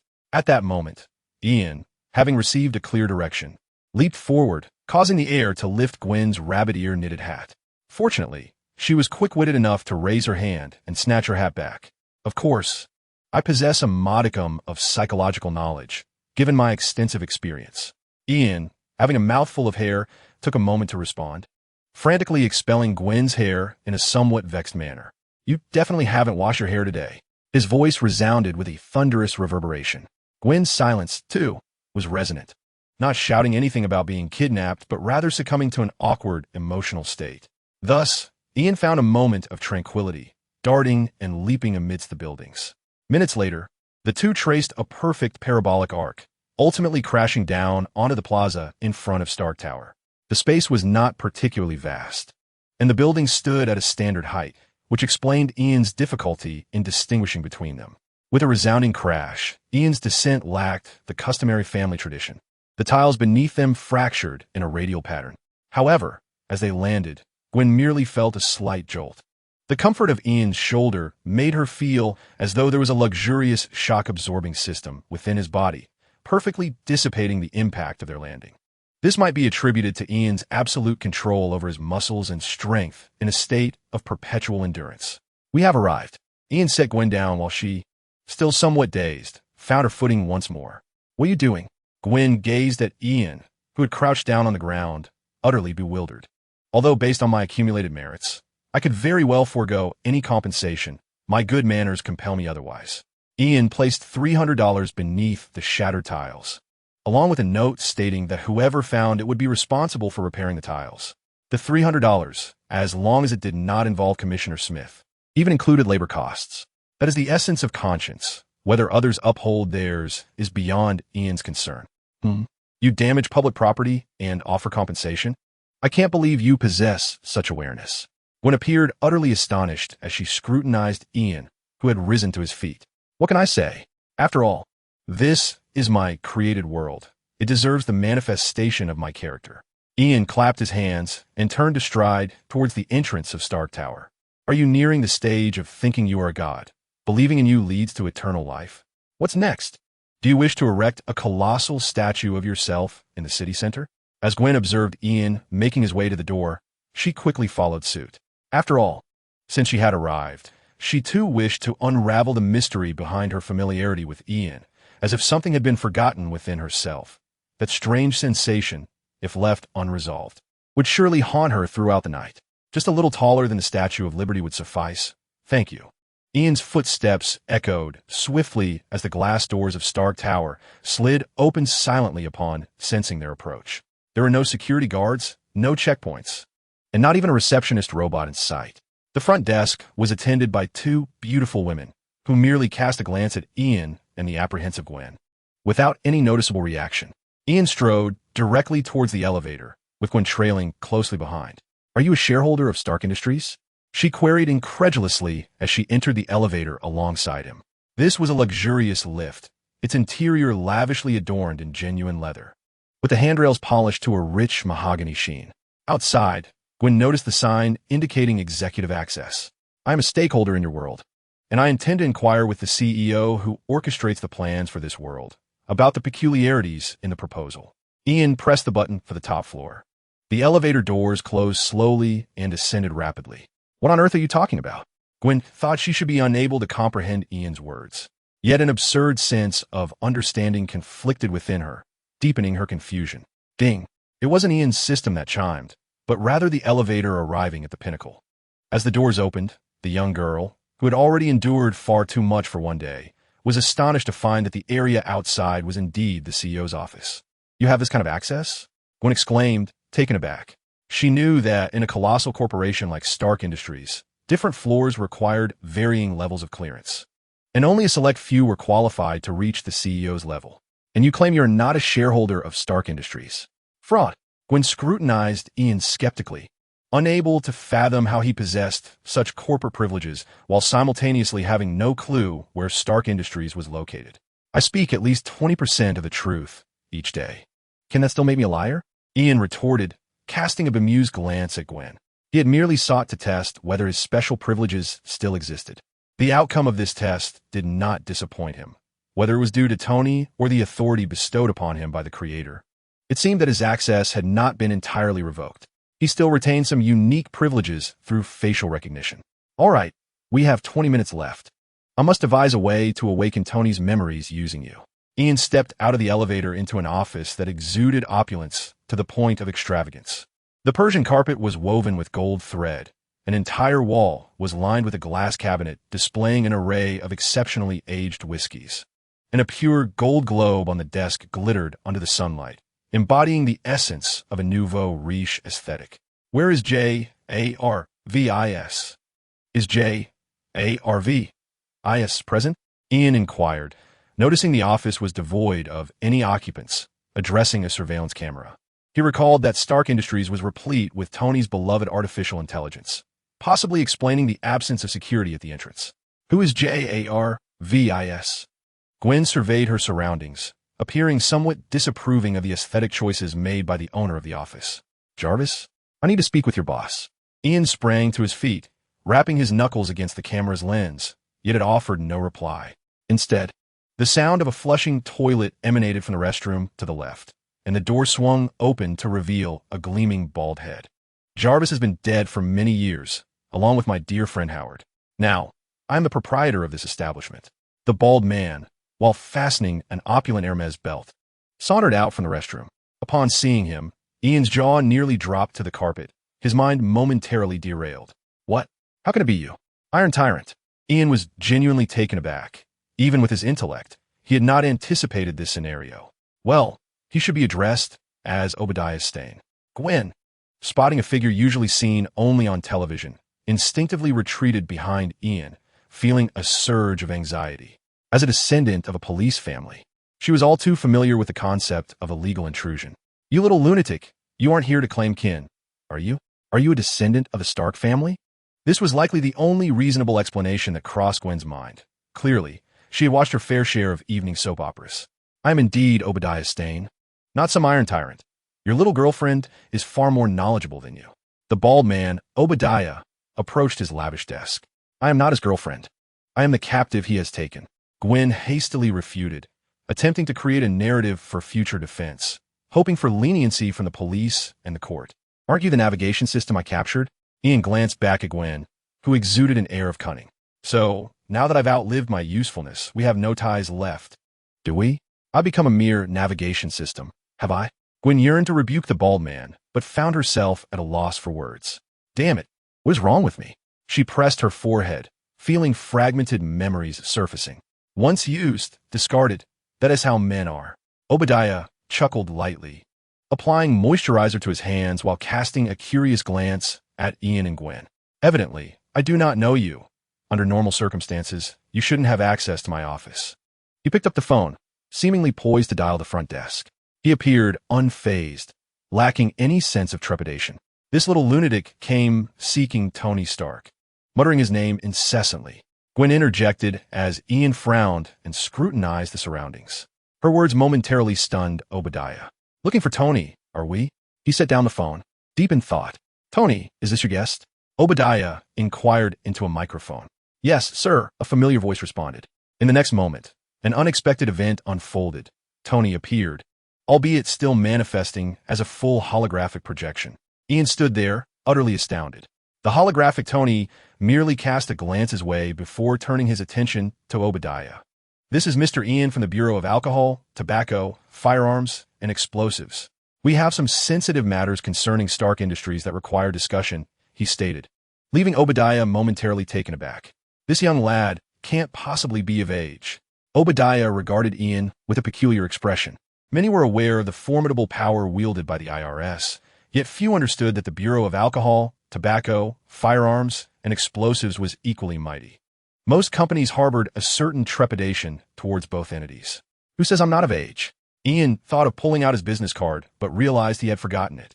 Observing this, holographic Tony swiftly came to Ian's defense, lowering his voice as he addressed Obadiah. It's hereditary, you see. A remarkably astute observation.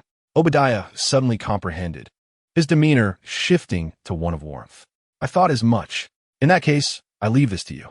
Feel free to indulge in the drinks. There is also a private room I had custom-made. You'll surely enjoy the little props inside. He winked at Ian, leaving the office without a hint of suspicion. It wasn't until the elevator doors closed, descending through the floors, that Ian and Gwen retracted their gazes. What's in that props room? Gwen, brimming with curiosity, attempted to venture towards the side room. Yet before she could take more than a couple of steps, Ian seized her by the nape of her neck and pulled her back. Damn, what's going on? Why is my neck so sensitive? Gwen felt akin to a startled cat, her instincts kicking in as she found herself confined between Ian's desk and the sofa. What transpired here? That is a question for him. Ian directed his gaze at holographic Tony. Are you deceased? How did you come to be in this form? Did Obadiah seize the company? Uncertain if Tony remembered him, Ian initiated a flurry of inquiries. To this, holographic Tony appeared unfazed. Howard Stark never had children. I am merely the artificial intelligence he created through his life's work, known as Tony Stark. His words were nothing short of astonishing, leaving Ian in a state of profound marvel shock. Ian's face was a canvas of confusion, almost transforming into a comical expression of bewilderment. So, let me clarify. You're saying that the flamboyant playboy, billionaire, philanthropist, and genius inventor Tony Stark has never existed as a living being in this universe? The reality was indeed beyond Ian's imagination. He was, after all, a writer, yet even he would not pen such an absurd narrative. If you refer to me as Tony Stark, I can indeed affirm that I have never lived. I am but a companion created by Howard following the miscarriage of his wife. At least, that was the case at the outset. The holographic Tony nodded in response to Ian's question. Ian opened his mouth, but found himself unable to re-establish an effective linguistic framework, his mind overwhelmed by the concept of a galloping alpaca. This development was utterly astonishing, At that moment, Gwen, who had been crouched behind the desk, suddenly interjected. He lost his soul from the very beginning. Thus, in this new world, he shall not have a second chance. After uttering these words, even Gwen was taken aback, incredulously covering her mouth. Huh? Ian's pupils trembled as he turned his gaze to holographic Tony. Is that the case? A look of confusion crossed holographic Tony's face. From the moment of my inception, there's been a piece of information within my core that Howard himself could not comprehend. I believe this is what has been left for you. As he spoke, he revealed a portion of his stored data. It was a video. In the footage, the familiar digital Tony turned around as if addressing the camera, recording the message. When you view this information, everything must be proceeding quite smoothly. The calm tone of digital Tony made Ian acutely aware of the disparity in understanding between humans and artificial intelligence. No wonder the crisis with sentient machines arose. This was no longer merely a matter of differing worldviews. How could this possibly be described as smooth? Reflecting on everything he had encountered that day, Ian felt too exhausted to even complain. Perhaps digital Tony had anticipated his doubts as he continued speaking within the video. You may have questions, but that is entirely natural. The world you are facing is not the result of my deliberate adjustments. Rather, it is an unavoidable beginning. It belongs to the universe we have recreated, yet it has not undergone the entire process necessary for a universe to evolve to its current state. Humanity and objects, good and evil, will experience a period of chaos. However, they will eventually settle down, and this process cannot be accurately modeled through data calculations. This statement was rich with information. Ian's mind raced, processing the implications. Digital Tony seemed to perceive the limit of Ian's comprehension, stating, "You only need to know that if you wish to continue receiving assistance akin to what the All-Powerful and the Sentinel have provided you, then your task is to help this world return to its rightful path, at least the path you believe to be right. It will ultimately serve as a foundation, evolving into a new center of the multiverse." Digital Tony appeared to be issuing a task as an NPC, his tone devoid of emotional fluctuation. It was uncertain whether he was attempting to obscure something. Ian couldn't shake the feeling that this world still contained a hint of Tony's personal influences. Surely, it would be unreasonable not to offer me a new role akin to Marvel's caretaker, wouldn't it? Ian vaguely grasped Tony's intent, which was to assist all heroes in finding their way back to righteousness. Perhaps this was his novel approach to acquiring the essence of their professions. He felt no inclination to ponder how Tony had deduced this. Indeed, the omniscient Tony Stark possessed a wisdom that transcended mere superintelligence. Was it possible that they were truly deliberating on creation? As Ian released his grip, Gwen finally regained her voice, her expression akin to that of one who has encountered a specter. Ian chose to overlook Gwen's alarm, casting a glance at the clock, anxiously yearning to inquire why Tony in the video had selected him. Yet, the video was approaching its conclusion, and the digital Tony offered Ian an apologetic visage. "Listen," he articulated, "the world ought to be filled with sunshine, coffee, maddening traffic, bothersome reporters, and even those trivial grievances we habitually lament. It should not be a wasteland, nor an apocalypse. Thus, we have collectively rewritten its ending. I have done all that I could. I am sorry I am too far from home, and there shall be no way to return, so I am unable to offer you further assistance." The digital Tony lowered his head, appearing somewhat melancholic. "This was destined from the beginning, and is a conclusion I have come to accept. After all, if someone must sacrifice, it is best that it be me, sparing others from failure. The dawn has arrived, the world continues to turn, and that is sufficient." His image began to blur gradually, ultimately vanishing into nothingness. "That is not me," the holographic Tony interjected. "We all know he is not you. He is just a tad more handsome," Ian retorted, his emotions in tumult. In response, the holographic Tony did not refute him. He simply gazed intently at Ian, data streams flickering in his eyes. "Nevertheless, I shall provide you with all the assistance within my capabilities, as it is Howard's highest directive to me. My subsequent upgrades were all aimed at preparing for the arrival of this video's recipient." The holographic Tony elaborated, thus clarifying his earlier protective actions towards Ian. This was not merely a vestige of the digital Tony, but rather a testament to the man Howard Stark was. Ian regarded this unfamiliar iteration of his mentor, his gaze slightly wavering. He could not fathom the omniscient Tony Stark, yet he sensed he could discern something of Howard. Why would Howard issue such directives to this holographic Tony. There must be profound significance behind it. As for the nature of that significance, it required further contemplation. Ian believed that the moment of realization would arrive when he would slap his forehead and exclaim in epiphany, "I have a request." Frankly, Ian harbored numerous questions. Yet upon glancing at the clock, he noted that only 1 minute remained before his return to the DC universe. "I require technology, an abundance of it, as well as some form of advanced tech at the ready." This is Ian's request, and in response, the new Tony, much like the old one, is ever ready to oblige. Moreover, his speed is truly remarkable. As the chime of returning reverberates, Ian awakens from his slumber, fully laden with experiences. Where is everyone? Gwen, witnessing Ian's abrupt disappearance, finds her mind momentarily paralyzed as a torrent of memories floods in, causing her to clutch her head in anguish and sink to the ground once more. Ian informs her that he has left her the fare for the journey home. The holographic Tony, controlling the office's robotic arm, hands Gwen $56. Gwen takes a few deep breaths, refraining from accepting it, and stumbles towards the elevator. It is only long after her departure that delicate golden sparks begin to twinkle in the office's atmosphere. "Apologies, I took a shower and tidied up. Where is everyone?" The newly refreshed Dr. Strange arrives fashionably late. Outside the window, the night is as dark as spilled ink, with a few stars struggling to emit faint glimmers of light. Tonight feels exceedingly eerie. Ian turns on the desk lamp, for he has much information to digest and unresolved queries to ponder. Yet he knows he can venture into the Marvel world tomorrow night. Now let me behold the innovative technology of the new Tony. Initially, Ian dials a number on his old phone, and indeed, he finds himself intermittently blocked by that man at night. In the past, this would have driven Ian to frustration. However, now things are different. He retrieves his new phone, and rather than discarding the old one, he connects it to the new device. Regardless of which Tony's technology he employs, it proves effective, and Ian successfully connects with a number that had previously blocked him. "What is going on? How did you manage to hack into my phone?" The other party seems to be engaged in a scuffle, the sounds of villains' growls echoing, accompanied by a heavy, breathless voice. Do not underestimate the legacy of the family. Ian, as Batman, lowers his own voice, yet before he can finish, he is interrupted by an even deeper voice from the other side. "Speak plainly." The tone of Batman carries a note of warning. Well, it's actually because I used my external brain. I want to see how it compares to my father's external brain in terms of prowess." Ian responds candidly, or at least he believes he has given an honest answer.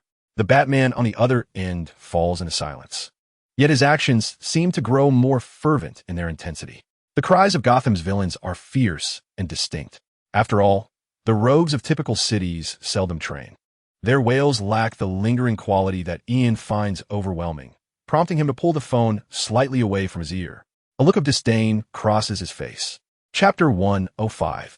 The great source of Ian's magic. The night in Gotham is eternally profound. Batman epitomizes the eternal essence of this city. On the other end of the line, Ian listened to the cries of Gotham's denizens, furrowing his brow as he quietly addressed Batman. "Is this what you call father-son time in Gotham? You people are quite peculiar." His exceptional hearing had already detected the peculiarities hidden within the chaotic background noise.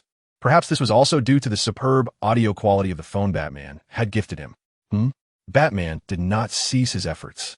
Yet his voice still resonated through the phone. "This assistance you received, does it enable you to monitor my location through your phone?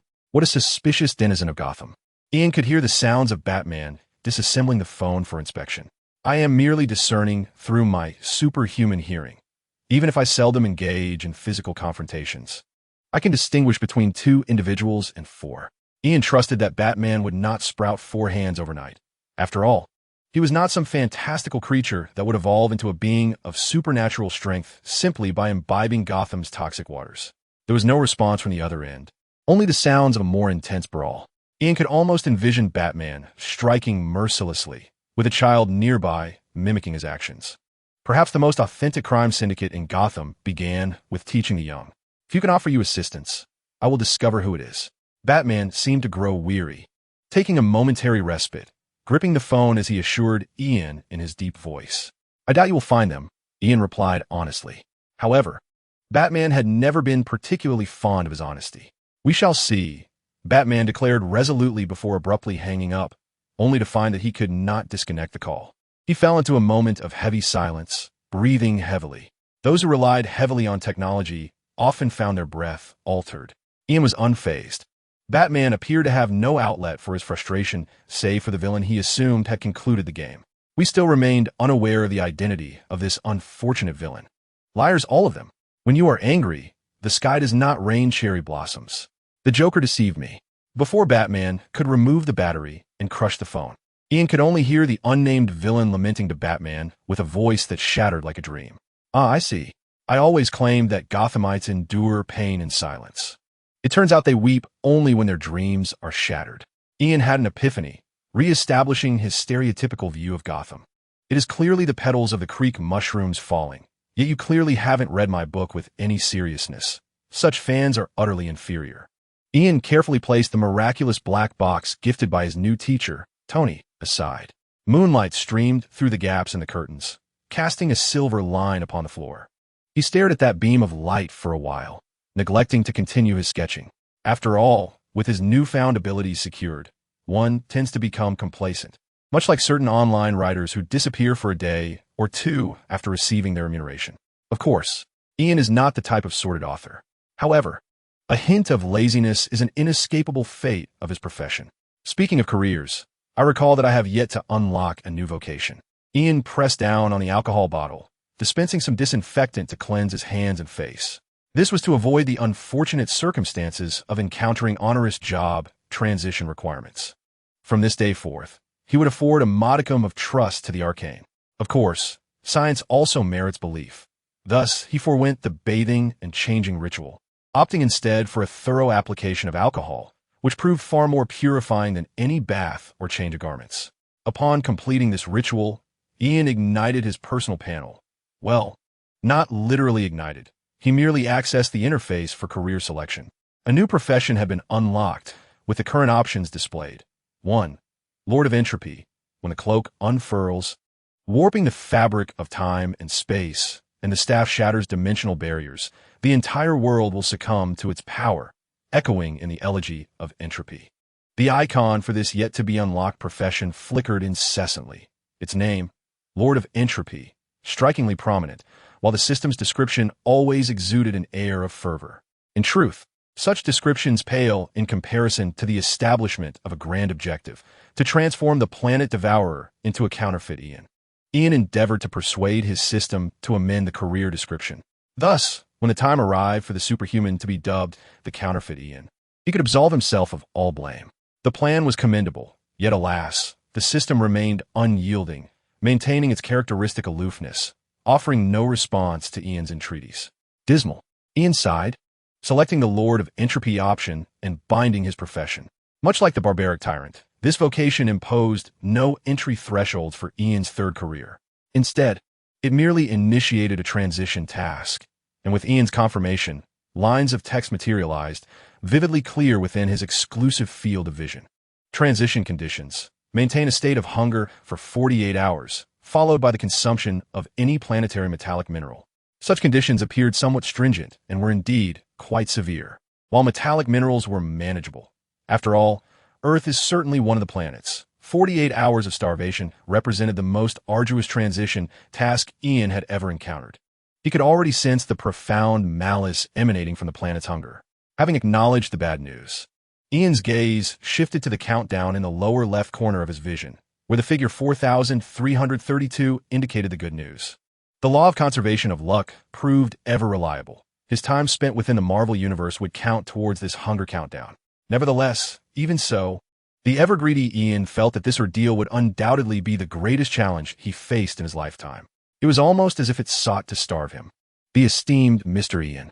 From time to time, Ian would attempt to engage in conversation with the system, not out of loneliness, but rather due to his persistent endeavor to enhance his own system. Furthermore, he harbored numerous speculations regarding this system. Surely, you must be the Panga car system installed in my Grand Union Tianzuan. With no response to his probing, Ian, who had initially intended to head to the kitchen for a snack, found himself lying back down on his bed. Abyssal Demon Head. It is your turn to serve as the Abyssal Speaker. Restless, Ian called upon the Demon Head to sing him a lullaby, only to discover that this wretched entity's voice was even more grating than his own. Ah, the demon head passionately began its performance. Oh dear, my beloved little offering. Has it shattered? It commenced howling with a voice akin to that of rusty door hinges. Damn it, I requested a lullaby. Ian refrained from using his sock to silence the demon head, for the awakened peculiar attributes of the demon head might interpret that as a reward. Such is the nature of lullabies in hell. After receiving Ian's reprimand, the demon head's wrinkled bovine visage was entirely etched with grievance. It was hard to imagine it had been raised on such fare. Be quiet, be quiet. Ian could not bear to listen any longer. At that moment, outside the window, the haunting melody of the Hellcat's car stereo suddenly filled the air. A classic American lullaby, Rockabye Baby. Perhaps it had been eavesdropping on the happenings within Ian's room. The sound quality was superb, rivaling that of a vinyl record. The competition for affection among demons was strikingly unadorned. This was more to his liking. Ian bore no ill will toward the Hellcat's eavesdropping. He had great empathy and understood the struggles of the ambitious sycophant. Though he had never played that role himself, he had encountered several such sycophants during his school days. At least the Hellcat did not desire to sleep with him. Thus he was more than willing to empathize. Great Ian, I have felt your divine power. It must endow me with perfect singing abilities. The demon head, clearly unwilling to relinquish the attention it had been receiving, sought a second chance in Ian's favor. Is that so? Ian continued to toss and turn, unable to find rest, as thoughts of whether teacher Tony had truly become a relic of the past plagued him. Would there really be no man calling him Iron Man again? Their acquaintance had been brief, and one could hardly say there was any deep affection. It was merely that this was not the Marvel universe Ian had wished to see. Thus, the boy felt a tinge of vexation. I sense your divine magical essence, though it is not abundantly manifested. This must be your way of testing my observational prowess regarding details. The demon head opened its murky eyes, believing it contained wisdom, its voice hoarse yet filled with reverence. Magic? Ian recalled Tony's assertion that he would become a source of emerging power. With a sudden surge of energy, he sat upright in bed, invigorated. What does it feel like to possess magical power? Since returning to DC, Ian has sensed an undeniable change within himself, though he cannot articulate its nature. It is akin to a chilling sensation, as though his mind has been flooded with cold water. The demon's head fell silent for a moment, seemingly grappling with how to convey the experience of a higher dimension to a mere human. Ultimately, it offered a rather uninspired response. Perhaps having ample magical energy feels akin to fullness, while its scarcity equates to hunger.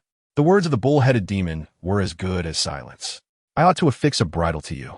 Rising from the bed, Ian's bare feet touched the icy floor as he approached his desk and switched on his lamp once more. The warm yellow glow carved out a small realm within the darkness. If memory serves, this book is said to have the power to create that which does not exist. Ian recalled the words spoken before the Hell Prince transformed into the Spicy Snack Prince. He retrieved the tome titled Ian's Book of Creation, its chaotic cover now adorned with a hint of golden radiance. A greater source? Ian poised his pen to draw. However, as soon as the nib grazed the paper, the ink seemed to vanish as if erased by an invisible force, dissipating swiftly. Frowning, Ian attempted again, with the same disheartening result. At that moment, perhaps sensing Ian's dissatisfaction, bold letters suddenly manifested on the page. Ian is misusing the Book of Creation. The self-aware book even enlarged its font, fearful that Ian might overlook it. In a fit of irritation, he tossed it into his mouth and chewed, a scenario that, at least in the book's perspective, seemed entirely plausible. Oh, I am misusing it? It must be your appearance that is erroneous. Upon uttering these words, Ian saw the title Ian is misusing the Book of Creation transform into the Book of Ian in self-reflection. One must admit, it was quick to concede. Even stubbornness could not match its readiness to relent. Ian felt a distinct lack of accomplishment. You deserve to sit at this table with that head. He snapped the book shut, turned, and stuffed it into the cabinet where the demon's head resided, warning that should it dare to produce a brood of demon offspring, dire consequences would surely ensue. This was merely precautionary, for humanity remains oblivious to the breeding methods of demons. Under the watchful gaze of the demon's head and the book, which now sported a chubby little eye, Ian returned to his bedside. He had barely settled into bed for 2 seconds before he threw off the covers and dashed back to his desk. He did not touch the wretched book. Instead, withdrawing a plain sheet of drawing paper, laying it flat and smoothing it out, How can one know without attempting? The brush twirled at his fingertips as Ian stared at the blank page, silent for a moment, before he began to draw. One stroke, one line. As the tip of the pen lightly caressed the surface, it seemed to awaken a long-dormant memory. At the very least, I have made an effort. Ian continuously adjusted the brushstrokes of varying hues as the outline of a crimson and golden armor gradually emerged. The azure glow of the arc reactor bled onto the paper, while the lamp's light cast a warm, gentle hue upon the canvas, making the lines of man and steel seem poised to leap from the surface at any moment. You were engaged in creation, the writer's experience, crafting a narrative that belonged to Iron Man outside. The night deepened, occasionally stirred by the whisper of the wind through the treetops. Ian did not cease his work. He continued to sketch, as if the lines and shadows instinctively knew how to extend themselves. With each stroke, he painted the world, capturing memories within every mark, forging connections anew. The boy had spent the night without slumber. Outside, the first rays of dawn pierced through the clouds, illuminating the array of paintings. In the interplay of light and shadow, Ian's vocation as a writer reached yet another elevation. Writer level 3. No one knows how arduous it is to suppress such astonishing talent. I hope not to be disappointed. Ian set down his brush, glanced at the time, and grabbed a hard drive from the table. This was something he had brought back from the Marvel Universe. The knowledge amassed by the new Tony was not on par with that of the original. The technological data provided was predominantly military in nature, devoid of the Stark Industries that Tony Stark had founded, which was fundamentally a military enterprise. Until the moment was ripe, Ian did not believe he was in a position to manufacture military supplies. It wasn't due to a lack of relevant background, but rather the realization that if he proclaimed his intent to create weapons of mass destruction, his father would swiftly enlighten him on the true meaning of such power. Having yet to come of age, he pondered what aspirations he might hold for the future. Indomitable Ian, spinning the super-invincible Thunder Missile, understood that only when he could persuade Jonathan to become the legal representative of his company would he have the chance to illuminate the world. Ian knew precisely where to store such precious items. He rapped on his parents' bedroom door, and upon receiving a response, he entered, stepping directly beneath their bed. "Ian, what are you doing?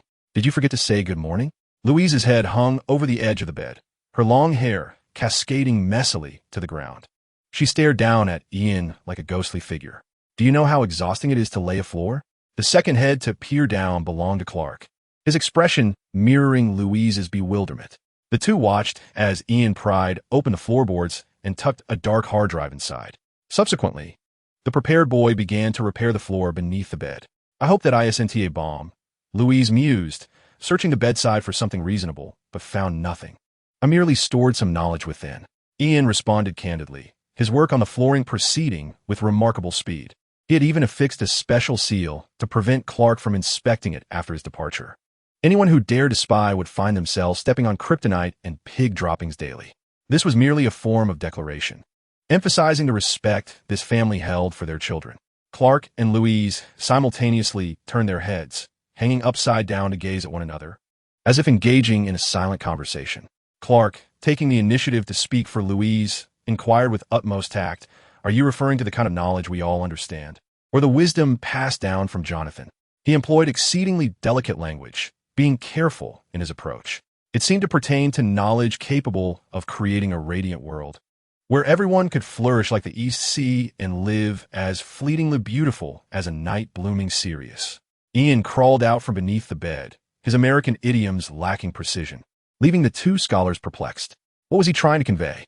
"If you could swiftly fetch me a bottle of wine, I would certainly comprehend," Louise remarked, as they watched Ian spring to his feet and dash out of the room. "Even Batman couldn't steal my hard drive," Ian firmly believed, for his father's hidden stash was concealed in the corner of the room, ensuring Clark would be eavesdropping around the clock. This was indeed the safest place in the world. The Kent family excelled at finding their own sanctuaries of solitude. Upon leaving his parents' room, Ian immediately heard his older brother Jordan renovating his own quarters. Foolish Jordan thought that soundproofing the entire house could counter Superman's super hearing. This was nothing short of ignorance, a testament to his lack of proper education in physics. Jordan would genuinely believe it could thwart Superman, taking advantage of the superhero's reluctance to confront them. Ian mused on the cunning nature of the capitalists. Before he could return to his room, he found his father standing before him. Why hasn't my supervision activated? Ian was genuinely taken aback, feeling that Clark's speed had increased even further, defying all scientific logic and even bordering on the mystical. What is wrong with your eyes? Clark had already noticed Ian's peculiarity. Louise had mentioned that Ian was playing with colored contacts, but only Clark could see that there was nothing amiss in Ian's eyes. Those golden, brilliant orbs were indeed Ian's own. I have awakened once more. Ian began to speak the truth of the day. Upon hearing this, Clark immediately became alert. What has awakened? His expression shifted dramatically, and even his demeanor altered. The poor man had barely slept for 2 hours. He had no desire to provoke any misunderstandings. Without even glancing back, Clark sensed Louise leaning against the doorframe, while his father's gaze bore into Ian with a ferocity that was truly unsettling, in a manner that suggests a playful demeanor. One can find themselves in Arkham for a couple of days. What has awakened within me is the latent potential of a super scion. Are you familiar with the concept of a super scion? If not, I shall take some time tomorrow to illustrate it for you. As a warrior dedicated to maintaining universal peace, the scions from the M78 Nebula often project their bloodline onto promising individuals on Earth for various reasons. Accepting this lineage, of course, implies that I shall face numerous small monsters invading our planet in the future. Ian has received subtle signals from his father, hints that Pluto is nearly within reach. Is that so? Lewis was utterly astounded by Ian's earnest declarations. Indeed, it is so. Clark's tone was resolute and powerful. Regardless of the distinction between science and non-science, as long as one is not from Krypton, it is a cause for celebration. Not understanding does not prevent him from unwaveringly supporting Ian.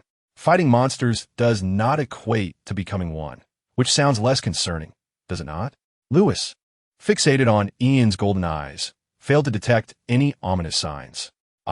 My mutation is quite environmentally friendly, if you doubt me. I can go downstairs and boil a kettle of water for you. Ian nodded. He was indeed quite considerate. Having transformed into a super scion, his father was relieved. His mother delighted, and the future appeared bright for all. A family united in victory. Never mind. Let me handle the boiling of water.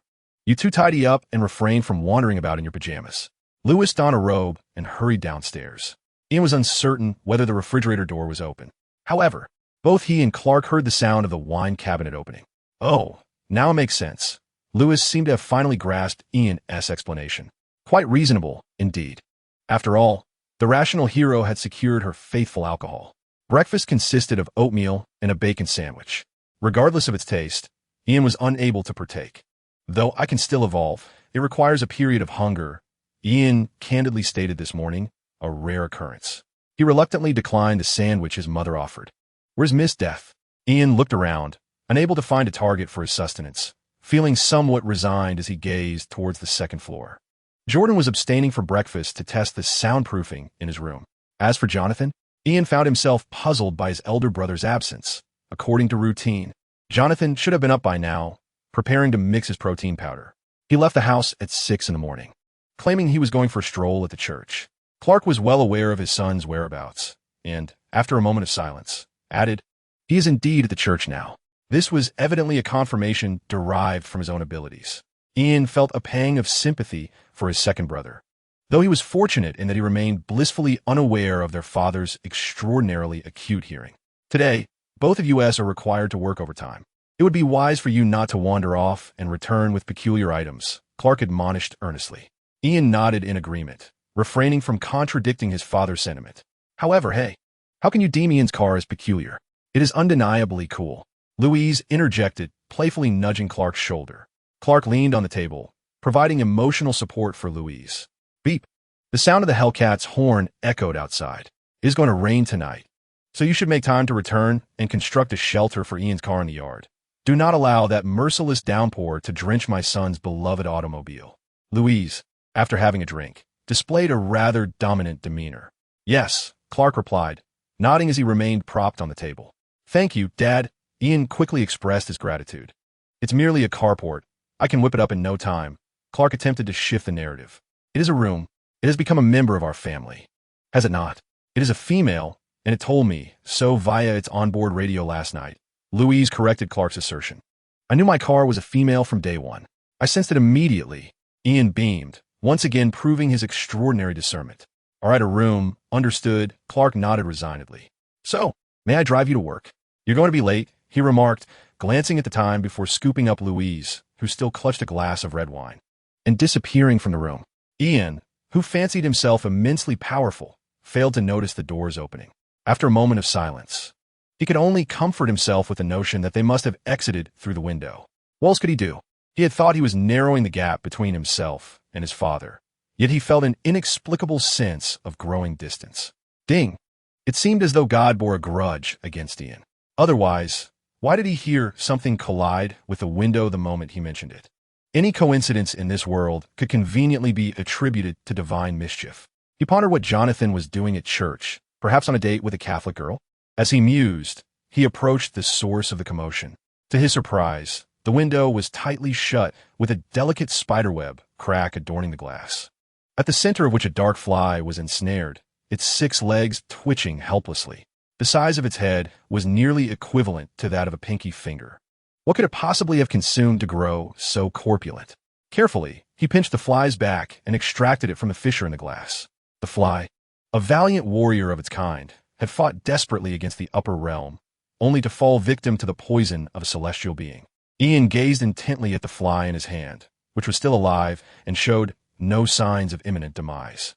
The creature struggled a couple of times at his fingertips, its wings buzzing with a certain vigor reminiscent of a superior breed of flies. Oh, quite lively indeed. Ian raised an eyebrow, somewhat astonished, as he scrutinized the glossy black fly in his grasp. There was an inexplicable difference between it and an ordinary fly. Its exoskeleton glimmered with an eerie metallic sheen under the sunlight, and its compound eyes appeared even more crimson than usual. It was time to summon a specialist. Ian recalled that the emergence of demons was often associated with flies, leading him to believe there must be a unique connection between the two. Ascending the stairs, he retrieved the demon's head from the cabinet. Let me taste what this is about. Is there a demon attached to it? Ian ventured a reasonable hypothesis, yet the reality seemed to diverge from his expectations. Before the demon's head could react, Ian shoved the live fly into its mouth. Instinctively, it chewed a couple of times, suddenly constricting its murky pupils. It emitted a sound that straddled the line between agony and ecstasy, then swallowed. After a moment of contemplation, it spoke, its voice tinged with astonishment, truly potent. This is certainly not an ordinary fly. The demon's bovine head asserted with unwavering certainty. Is there no taste of demon? Ian inquired further. None, the demon's head replied straightforwardly, its expression increasingly incredulous as it sensed a slight enhancement of power, a sensation akin to digesting a certain soul. It must be a Kryptonian fly, the demon declared with remarkable conviction. I have relatives who have consumed Kryptonian souls. They described this very flavor. While it possessed an air of authority, it seemed not overly so, somewhat reminiscent of what Ian had heard from a friend. Are you suggesting that this fly is a superfly that dined on my father's super treats and drank his super iced tea, growing larger by the day? Ian furrowed his brow, his expression one of disbelief. An abrupt silence enveloped the air. The demon's bovine head fell into a contemplative silence. After several seconds, it cautiously replied, Great, Ian. I believe the matter is not quite as you perceive.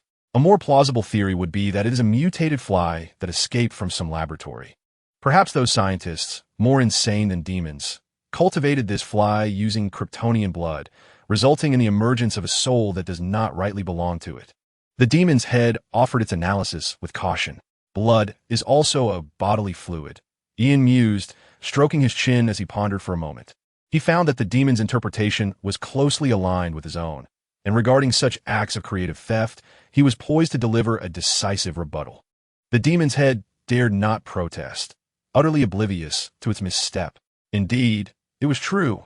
Companionship with the powerful often felt akin to cohabitation with a tiger. The more unsettled the demon felt, the more it sensed the inscrutable nature of the true ruler of hell. Contemplating this, the demon's head observed Ian hastily exit the room, embarking on a relentless search throughout the house. Are there any other flies? Ian sought a second mutated fly, particularly scouring the restroom, which he turned upside down in his quest. However, after a prolonged effort, having searched every corner of the house and even the vicinity outside, he was unable to locate the elusive second fly. Not only did he find no mutated flies, but he also failed to spot any suspicious vehicles. Can you spit it out? I have a feeling there's some trickery behind it. With a sense of resignation, Ian returned to his chamber, cradling the demon's head and softening his tone. Yet, this only caused the demon's head to tremble even more. "Oh, great Ian," it lamented silently. "Do you truly think I possess such prowess?" The voice of the demon head trembled with a sense of timidity. It feared this might be a new method of torment devised by Ian, but had grossly underestimated his character. Ian was not given to unreasonable antics. He merely sighed and scratched his head. "I have encountered too little in life. When faced with such bizarre occurrences, perhaps I should consult my Uncle Batman for guidance." Ian genuinely reflected on his approach. The demon's bovine head dared not interject, wishing to divert the conversation. "Can you make your second brother cease his clamor?" It sighed heavily, clearly indicating that Jordan's soundproofing materials, acquired from some unknown source, had failed to muffle even its ears. Upon awakening and unlocking new abilities, such disturbances were to be expected. Ian empathized with his second brother, as he understood that Jordan truly grappled with a mental illness marked by social anxiety. Jordan had sought the counsel of a psychologist even before Ian, yet he feigned ignorance about his visits, aware that Ian's medication could be illicitly sold at school for a reason. Alas, the demon's head sighed once more. "But it has been 3 hours. Primarily, it was the incessant noise that made it quiver, for while Ian's torment was merely bothersome, the intentions of the imp in the other room were far more terrifying. Have you seen the comic I drew last night? Captain America can battle Iron Man all day. Similarly, my second brother, upon his awakening, can certainly engage in combat with himself for an entire day. He requires time to adjust." Ian chose not to engage with the hesitant bovine head, silently donning his headphones and retrieving another demon from the cabinet, which had transformed into the Genesis book of Ian. Reflection complete? Time to evolve. Ian, still needing to endure hunger, recognized the necessity of judiciously studying the resources at his disposal. In a moment of clarity, he realized that language was not the vessel for thought. Rather, it was the brain that bore such burdens. Thus he bowed his head, firmly pressing his forehead against the Genesis book of Ian. This was no mere stroke of luck.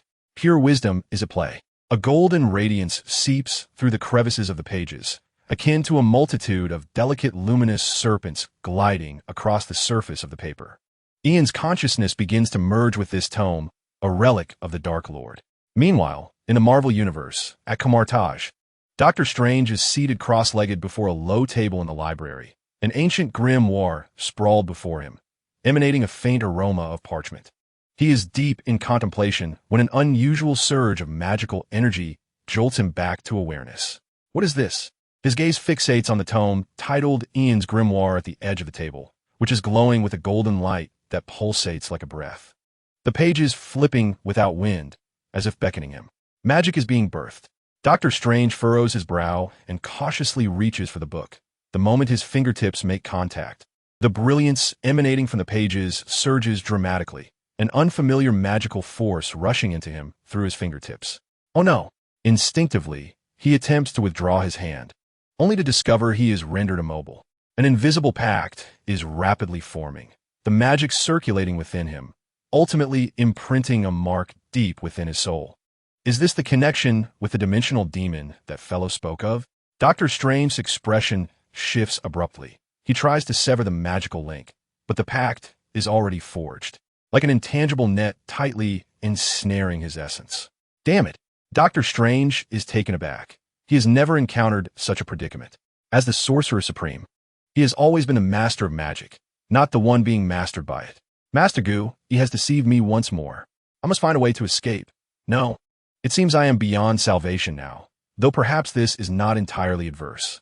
After all, that individual had mentioned that mages have practiced magic in this manner.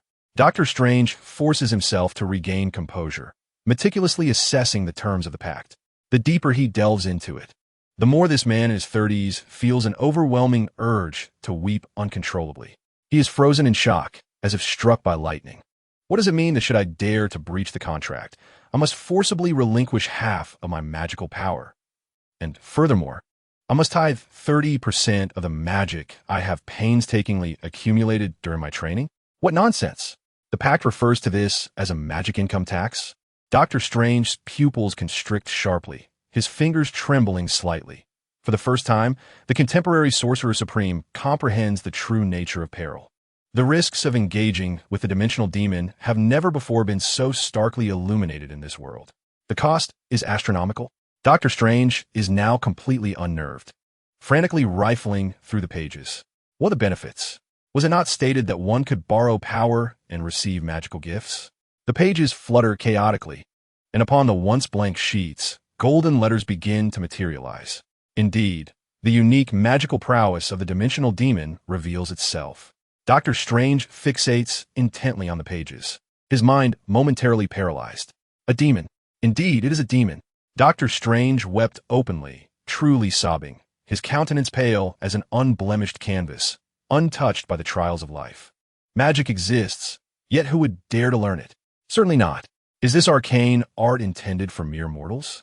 Doctor Strange's psyche was in turmoil, feeling ensnared in a devious plot.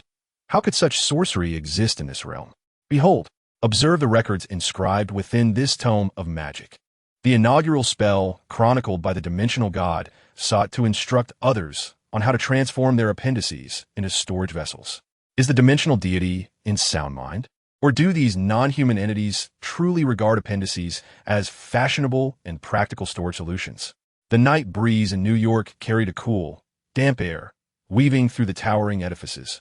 Emitting a low, mournful whimper, Gwen Stacy perched upon the windowsill of her apartment, her legs dangling freely, suspended hundreds of meters above the ground. The illuminated city sprawling beneath her like a cascade of fallen stars. She refrained from glancing down, opting instead for a tranquil stillness as her fingers gently tapped the window frame, the rhythm languid, akin to an unconscious habit. The night wind caressed the strands of her golden hair, which shimmered with a silvery sheen under the moonlight. Ian, Tony, Spider-Man, she whispered the names. Her voice so soft it nearly succumbed to the wind, her mind a chaotic tapestry of fragmented memories. Is this how it is? Amidst her murmurs, she extended her hand behind her. Whoosh! A slender web shot forth from her wrist, deftly adhering to the wardrobe door in the corner of the room. Yet the contents within the open wardrobe were absent of the remnants she expected from her shattered recollections. What is happening to me? Gwen grasped her wrist, a hint of confusion clouding her thoughts. Why does the name Spider-Man feel so familiar along with that boy? Rising from the balcony, she exhibited no fear of the vast void beneath her. Taking a deep breath, Gwen lightly propelled herself off the edge, engaging in an action she had repeated countless times in this city, aimlessly wandering with abilities whose origins remained a mystery. Like many endowed with extraordinary powers, her fearless reaction during the morning flight with Ian stemmed from her acclimatization to heights. Plummeting, her body detached from the windowsill, gravity yanking her toward the ground.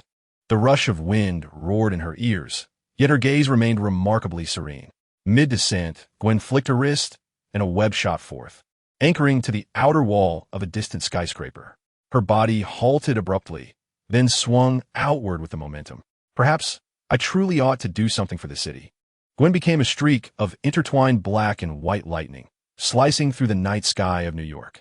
In an old apartment in Queens, Peter Parker slammed the door shut, severing the cacophony of the outside world.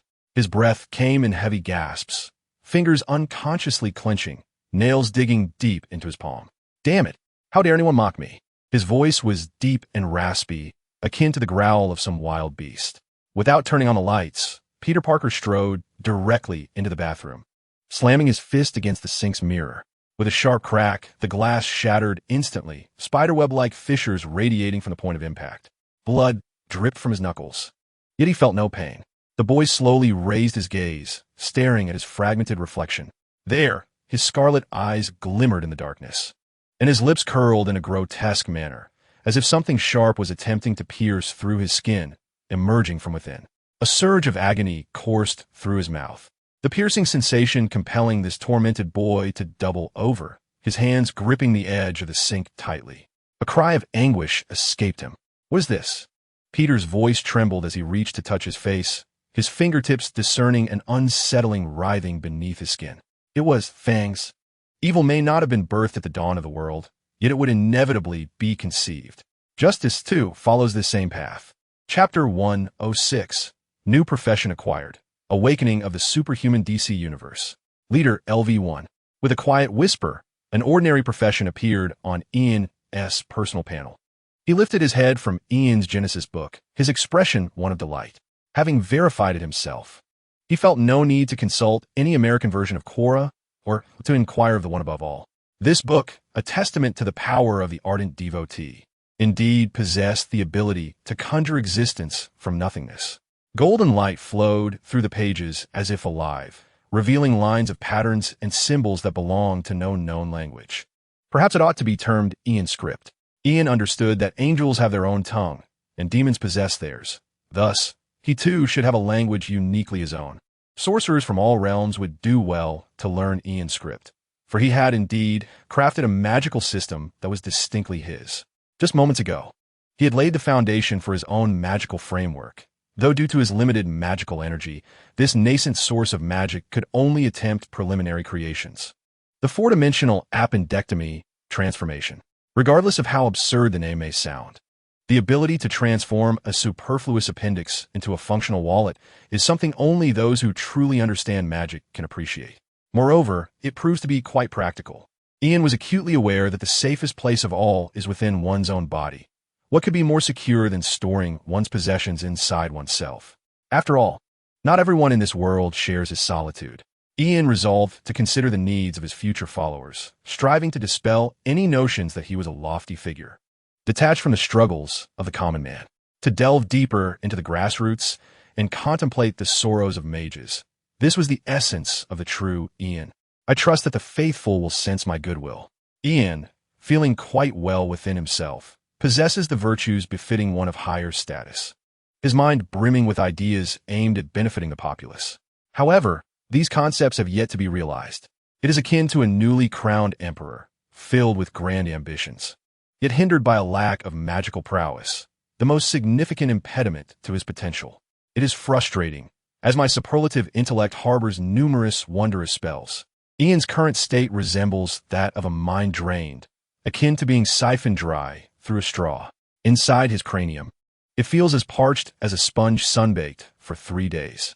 Previously, he experienced an overwhelming surge of magical energy, but now it has transformed into a hollow emptiness, a clear indication of excessive magical depletion.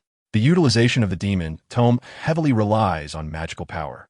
It is no wonder that the former Prince of Hell appeared so feeble. A mature spellbook should be aware of its duty to provide power to its master. Ian's PUA tactics are omnipresent, yet the tomes on his desk seem to possess but a small mouth on their covers, emitting pitiful sounds of distress, merely weeping, destined to never savor 3 demons in their lifetime. Ian sighed in resignation. At that moment, the demon head stored in the cabinet seemingly sensed the atmosphere and opened its eyes. It does not consume, I do. This creature has already savored the delights of unearned rewards. There is no greater depravity than this. Very well, wait for it, tonight. I shall prepare some custard tarts with my own excrement. Do you consider that a reward? Ian snatched a piece of black cloth and covered the eagerly anticipating demon's face. He nearly forgot that, biologically, coprophagia is not exclusive to dogs. Cows partake as well. It appears I'm the only sane one in this room. Ian felt a twinge of reluctance, yet he understood that accumulating magical power is not a task to be completed in haste. Fortunately, he has anchored himself as a different kind of capitalist. The extent of Ian's magical power is entirely contingent upon the diligence of his followers. The rapid expansion of Ian's cult is undoubtedly assured. After all, he has only just established his own magical system, and already a novice is eager to become his disciple. This is a testament to a promising future. One wonders who this fortunate individual is, possessing such sharp investment acumen. Ian harbored suspicions, but refrained from voicing them, for silence ensures he will never be mistaken. The adept application of equations and inequalities is, indeed, quite unpretentious. Magical energy is not truly expended. Rather, it resembles a vitality that has been depleted, necessitating time for restoration.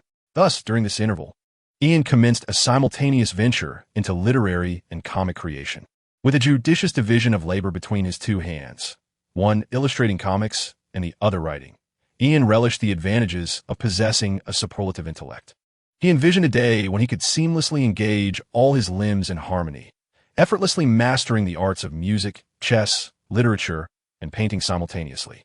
However, The notion of sprouting additional limbs was dismissed. A typical human ought to have but 2 hands and 2 feet. Ravenous, Ian's creative inspiration coexisted with his hunger, as his stomach emitted a chorus of rumbling protests. Yet he knew that to successfully transition into his new vocation, even the temptation of nibbling on a pen cap must be resisted. Prudence was paramount. Ian held unwavering faith in his willpower, though he harbored doubts about his ravenous appetite. Overindulgence in heeding the desires of his corporeal self had led to a certain pampering. Thus, he fervently immersed himself in writing and drawing as a distraction, his pen seemingly enveloped in a haze of fervent activity.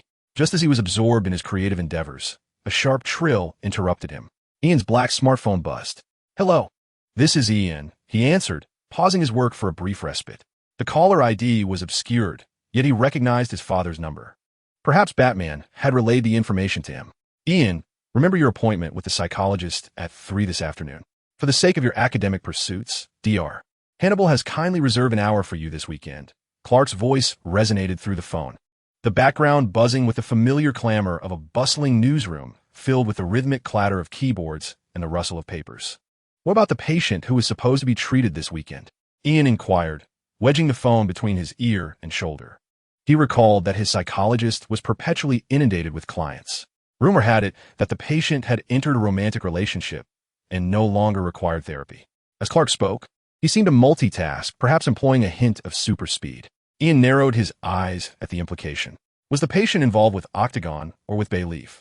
He probed further, but Clark appeared perplexed by his inquiries. "What are you talking about?" Clark questioned, suspecting either a malfunction in his hearing or the phone itself. Displaying no doubt regarding Dr. Hannibal's qualifications, Ian found this reaction surprisingly unexpected. "Nothing. I merely sense that Dr. Hannibal possesses a certain culinary charm," Ian replied thoughtfully, unconvinced that Clark had not conducted a background check on the psychologist. Thus, the peculiar circumstances hinted at something amiss. As for confronting his father directly, that was preposterous. In the realm of superheroes, even familial bonds were tinged with competition. The accolades belonged to Ian's father, and tonight he would witness his ancestor making headlines. Clark, oblivious to Ian's subtle machinations, simply reiterated, "In any case, do remember to go." Clark continued, the sound of a malfunctioning printer echoing in the background. "Have Jordan accompany you. I have an interview with a real estate mogul this afternoon. I'll fix your workshop when I return tonight, but don't tell your mother. She'll be back much later." He admonished Ian while attempting to repair the printer. "Where's Mom?" Ian perked up, listening intently to the noises emanating from the adjacent room. He was well aware that his elder brother, exhausted after a long day, would hardly have the energy to accompany him to the doctor. "Your mother is off to interview an astronaut. It seems NASA has made a discovery regarding extraterrestrial life, and she is quite thrilled," Clark remarked, still engaged with the printer. Ian opened his mouth, somewhat bewildered by his mother's fascination with aliens. After all, such beings were already present in their home. More than one, in fact. "Remember, after the doctor's appointment, come straight home. Don't wander about," Clark cautioned, his tone vigilant. Only after receiving Ian's firm assurance did he hang up the phone. The one making the promise was Ian, which had no bearing on his ancestor.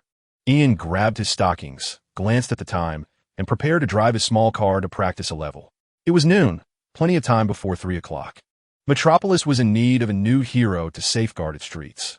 Otherwise, if Clark was only in his 40s, how long would Ian have to wait to become the new protector of the city? 30 years of being a prince was common. But Ian had no desire to remain a reserved superhero for 12.5 years. He had a rebellious spirit, one that demanded to be unleashed now. Perhaps the public's adoration could aid in his growth. Ian was not merely experiencing a rebellious phase. His defiance emerged only when there was something to gain. The emergence of this new profession had sparked a flicker of ambition within him, who claimed that beings from the DC universe were to be discriminated against. Unable to become disciples of Ian, Marvel had its share of followers. Ian would not permit the DC universe to lack in this regard. If Jesus were to arrive, perhaps it would be better if he stayed away. Unprepared, Ian wished to avoid being cast as an alternative, malevolent preacher. He merely sought to discover some exceptional Paulus to hone his magical prowess. He was certainly not in the wrong, yet the perceptions of society were often influenced by various factors. For instance, Ian glanced at his collection of demons and the tome of dark magic. It's your fault for making me appear like a dark deity, he lamented, showcasing his exceptional skill in deflecting blame under the bemused gaze of the demon heads and the grimoires. Are you not a dark god? Just as one of the demon heads opened its mouth to speak, the doorbell rang downstairs. Ian chose not to disturb Jordan and instead went downstairs to answer the door. He was eager to try his luck, hoping for a supervillain to come and abduct children, only to discover that outside stood a man clad in an exquisite suit. Such men typically conceal their true nature unless they unleash their inner demons to entice others. Who could it be? Ian felt a twinge of regret for not having hung a demon's head behind him. Oh, there is someone at home? I thought everyone had gone out. A sharply dressed, middle-aged man stood at the door, his hair meticulously styled and a confident smile gracing his lips. Richard Castle, he introduced himself, raising an eyebrow in a rather flamboyant manner. I am a best-selling mystery writer, a frequent presence on the New York Times bestseller list, hailed as one of the most charming men of our time. If you are a fashionable young lad, you must have perused my works. Castle held a collection of seemingly impressive yet utterly useless detective props. Oh, it's you, the foolish Ian from the plane. His tutor had taught him to swallow the realization that it was the illustrious best-selling author. He adopted a tone of flattery. Indeed, that would be me. Would you like an autograph? Castle genuinely believed Ian to be one of his admiring readers, clearly unaware that Ian was the boy who had been speeding in a car. Due to the blankets covering Ian's Hellcat, the author had not yet ventured into Ian's small yard out of curiosity. No, thank you. Ian had little interest in mysteries, and even if Sherlock Holmes had become his devotee, he could hardly lower himself to collect the signatures of others. That would be a disservice to his own followers. No. Wait. He seemed to have secretly voiced a speculation in his mind that he would never articulate, and he was relieved that no one could hear his thoughts. Ian patted his iron chest in satisfaction. Castle cast a peculiar glance his way, but refrained from further comment. He produced a letter from his suit, stating, I found my way here based on some scattered clues. Someone wishes me to meet a certain mysterious author. Castle's gaze fixed on Ian. I suspect the person who has stolen my promotional resources for the new book is your father. His attention shifted toward the interior of Ian's home. I see. You're the one sent by Mr. Wayne to learn from me. You must have cost him quite a bit of money. Ian suddenly realized that the visitor was a boastful rookie author. He often engaged in similar bragging. He understood that feeling. Ian's eyes glimmered with an air of enlightenment. Castle rubbed his nose, feeling as though Ian's gaze was akin to basking in the sun. Ah, your contact lenses are quite lovely. In fact, I believe I am here to mentor an author. Did I misinterpret? Not your father, but perhaps your mother? Castle first stared into Ian's eyes for a moment before gently correcting Ian's incorrect assertion, choosing not to feel anger over a child's misunderstanding. Castle was, after all, a writer of mysteries. After ruling out several possibilities, he realized that the individual before him was indeed the author whom someone hoped he would mentor. A teenager certainly requires an exceptionally talented guide. Castle indulged in a moment of self-admiration. However, that perception was merely a trick of the mind. He did not comprehend Mr. Wayne's profound wisdom. Ian ushered Castle into the house and poured him a cup of last night's aged tea. He had always been well-mannered. The Earth Exploration Publishing House was indeed a subsidiary of the Wayne Group. Are you implying that the person who commissioned me to come here is Bruce Wayne? The very same Bruce Wayne that everyone knows? Is he a relative of yours? Upon taking a sip of tea, Castle's eyes widened in realization. Seeing Ian nod, he felt an overwhelming sense that he would never reclaim his promotional resources in this lifetime. In truth, they were not relatives. However, my father owes him some money. While he owes my father several lives, Ian solemnly corrected Castle's assumption. He scrutinized this writing apprentice sent by Bruce Wayne, pondering whether there might be an opportunity to induct him into his own cult of Ian. Is there such a figure in the DC universe?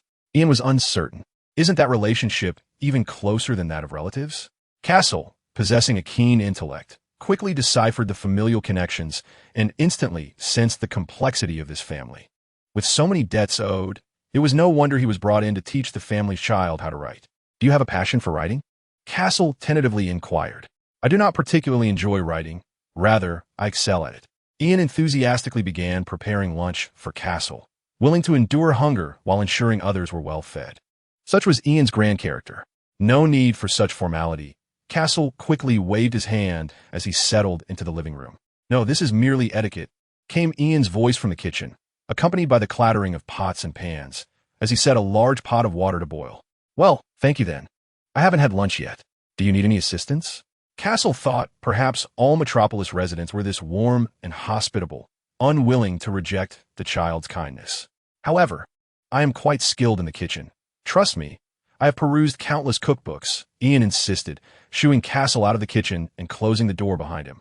He then began to utilize the ingredients his mother had stockpiled in the refrigerator, tossing in all the parts he disliked, namely, an abundance of broccoli and that abhorrent imported kangaroo meat. If Castle consumed it all, he would not have to eat any himself. Ian's plan was astutely calculated. American stoves are typically not very powerful, so Ian decided to treat his kitchenware to something delightful. Glancing back, he noticed the boy's eyes shimmering with a golden glow. As the radiant light surged forth, Ian slightly reduced the intensity of the beams. The color, inexplicably, remained unchanged, merely the brightness diminished. However, Castle, standing outside the kitchen door, sensed something amiss. Had something ignited? He caught a glimpse of an eerie golden light seeping through the crack of the kitchen door, and unease began to creep in. Memories of his daughter's stubborn attempts to prepare a meal for herself surfaced. "No, it is merely me concocting a dish worthy of a culinary master. The luminescence is entirely normal," Ian replied with calm rationale. Yet Castle's anxiety intensified. His vivid imagination led him to ponder whether Ian was engaging in alchemy within. Damn it, I should have conducted a more thorough background check. In a world where supernatural phenomena genuinely exist, it was reasonable for Castle to suspect he had stumbled into the lair of some nefarious sorcerer. After all, he was a writer with a rich imagination, perpetually intrigued by the supernatural. "Actually, I'm not that hungry." Castle wiped the cold sweat from his brow. "I'm not a local here. I have heard that the metropolitan area boasts exceptional delicacies, and I have seen quite a few specialties on the Gourmet Hunter app. This is a newly launched application by Wayne Group, which I believe you have heard of. How about we dine out? Or perhaps we could make use of the takeout feature on the Gourmet Hunter app, which is quite commendable. Wayne Group is revolutionizing the nationwide takeout industry, and their delivery speed is truly impressive." Castle endeavored to deter Ian's cooking with his somewhat unnatural, even poorly articulated attempts at persuasion. However, his lengthy discourse only earned him Ian's silence. Suddenly, the golden light in the kitchen quivered violently twice. Silence enveloped the space.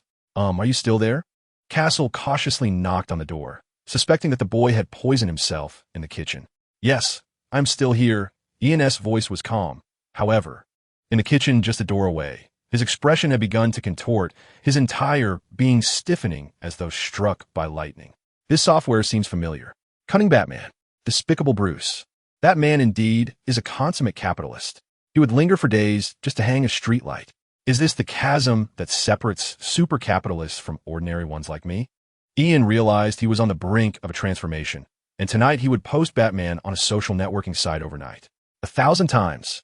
He intended to employ the advanced technology of the new Tony Stark's box to lock Batman's information on global dating platforms. The kitchen seemed to resonate with Ian's deep-seated resentment. Yet Castle outside remained utterly oblivious. "Are you truly not inclined to try the new takeout service?" He continued to attempt persuading Ian. "Wayne Company has pilfered the idea of a sage. I refuse to consume what they recommend." Ian lowered his gaze, observing the charred concoction that had resulted from his emotional turmoil. The thought of food waste was indeed disgraceful, yet it was not a challenge for him, for he had genuinely perused culinary tomes. The strategy to remedy this predicament was straightforward.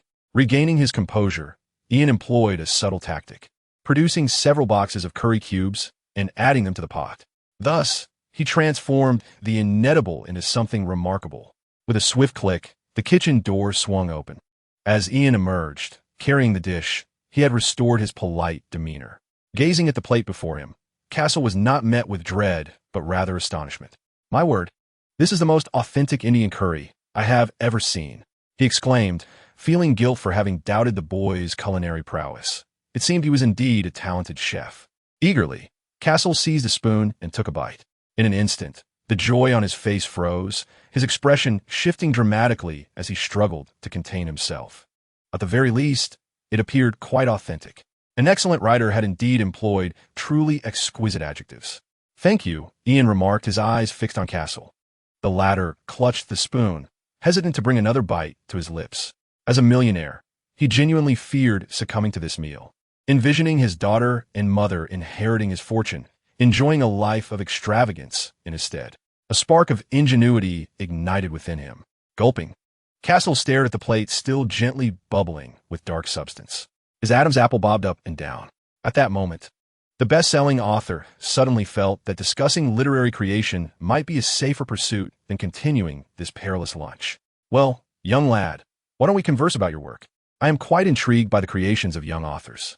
His attempt to shift the conversation was not overly abrupt, for this had indeed been his intent in coming here. Upon hearing this, Ian was momentarily taken aback. Of course, I will be delighted to share my work and, in the process, enlighten those eager to learn. Ian had freshly penned a manuscript that yearned for appreciation. With that, he dashed up the stairs like a gust of wind, the wooden steps creaking beneath his hurried descent. Castle sighed in relief, realizing this was his opportunity to dispose of the dreadful dish. Where's the trash can? He swiftly scanned the living room for its whereabouts. Just then, an orange cat seemed to awaken, emerging from beneath the sofa and stretching on the carpet. Hey, little one, Castle flashed a disarming smile. Cautiously proffering a piece of curry with a fork, would you like to try some? He attempted to offer the dark culinary creation to the household's feline. The orange cat lifted its head. In the depths of the night, a peculiar red light flickered in the cat's eyes, reminiscent of the warning signals on a desolate highway. Startled, Castle instinctively recoiled, his fingers trembling uncontrollably, causing the fork to clatter to the floor as disbelief washed over him. A cat, its eyes glowing. It was as if it possessed superhuman powers. Just as Castle felt a chill creeping down his spine and the cat's gaze intensified. The sound of footsteps echoed once more, and with Ian's descent, the crimson glow in the orange cat's eyes swiftly dissipated. The creature lay on the carpet as if nothing had transpired, grooming its paws nonchalantly. Yet, the earlier spectacle left Castle in a state of lingering disquiet. Is that your cat? He observed Ian looping back into the living room, biting his hand in hesitation, words caught in his throat.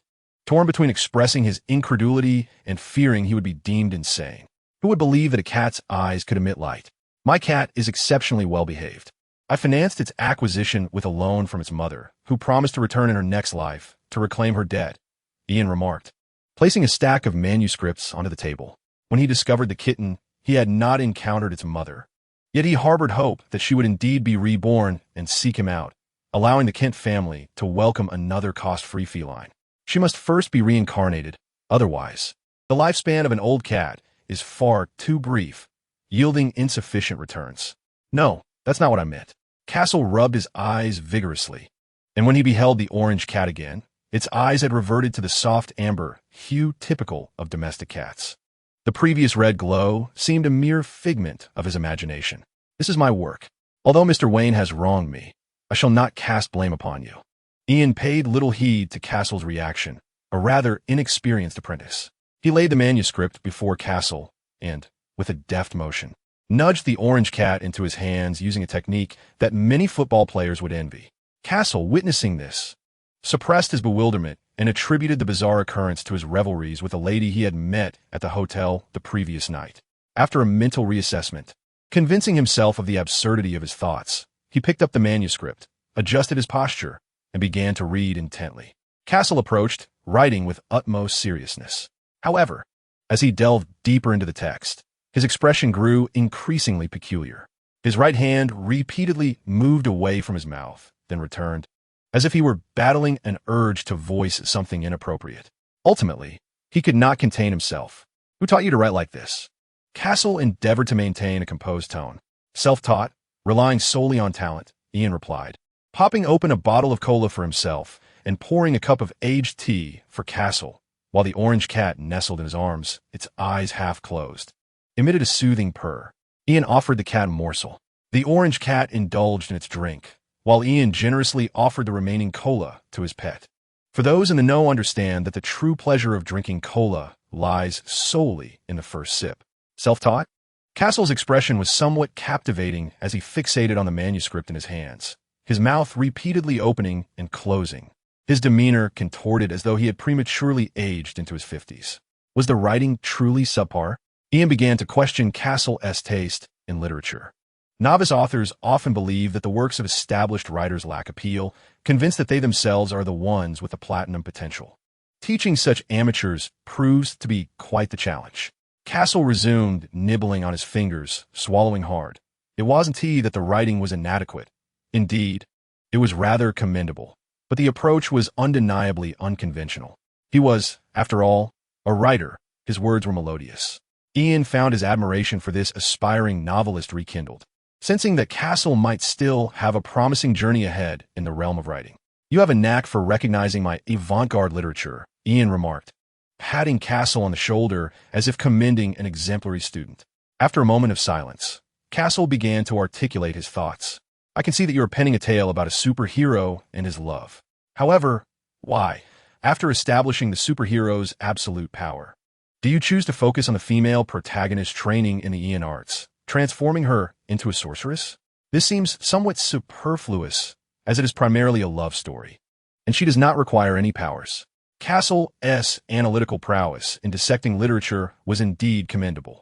He had conducted his research and was aware that the boy before him was named Ian. Consequently, the nature of the Ian cult was becoming increasingly apparent. To put it plainly, during the segment where the heroine embraces faith and begins to extol Ian, Castle genuinely perceived the boy's talent. The richness and elegance of the language employed left him feeling somewhat inadequate. To what extent must one be self-absorbed to compose such a plethora of unique phrases in English? Castle was utterly astonished. Upon witnessing Castle's expression of admiration, Ian recognized that his talent had indeed captivated his audience, thereby fostering a newfound patience for such a devoted apprentice. As urban narratives tend to unfold, one must adapt to the marketplace. Otherwise, how does one earn a living? Once we conclude the love story, we shall proceed to narrate the protagonist's journey of growth. For instance, I have categorized sorcerers into 9 distinct levels, each level allowing for the composition of 1,000,000 words. Ultimately, when one reaches the pinnacle of advancement, we can introduce external adversaries. This is how we expand our worldview, introducing themes of demonic invasions, divine appearances, and new tiers of cultivation, seamlessly transitioning from romance to fantasy. If this narrative style is coupled with a long-term contract with a publishing house, believe me, it will suffice for a lifetime. Ian was indeed imparting his insights wholeheartedly. He is undeterred by competitors. Rather, he fears the absence of admirers. His skills are akin to martial arts secrets. Not everyone can master them with the same finesse. Castle's jaw nearly dropped to the floor, utterly astonished, his mouth agape as if it could accommodate an orange. "Have you grasped it?" Ian inquired in a low voice. "You must have learned it," Castle instinctively responded, though he was entirely uncertain of what he had truly learned. Nevertheless, this did not prevent him from shifting his tone in defense of his dignity as a traditional writer. "As long as you've learned it, remember to instruct Mr. Wayne to transfer the funds. Additionally, I expect to see my shares within 3 days. Otherwise, I shall venture to Gotham and lead his son astray, ensnaring him in the throes of early romance. I also happen to know several individuals involved in that GBT business." Ian was confident that his threat carried more weight than that of the Joker. "I do not have his contact information," Castle replied with resignation. Deeply shaken by Ian's menacing manner, an approach he had never encountered before, yet found terrifying. "Did you bring your phone?" Ian began to gather his manuscripts.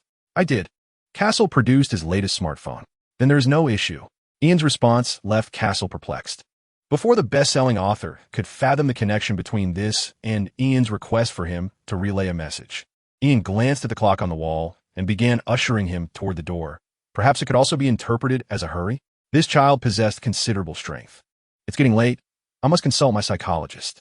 Ian casually retrieved his coat. Despite his enhanced resilience to temperature, he felt the need to maintain the facade of being an ordinary person when in public. This was how superheroes concealed their identities. "What do you need to see a psychologist for?"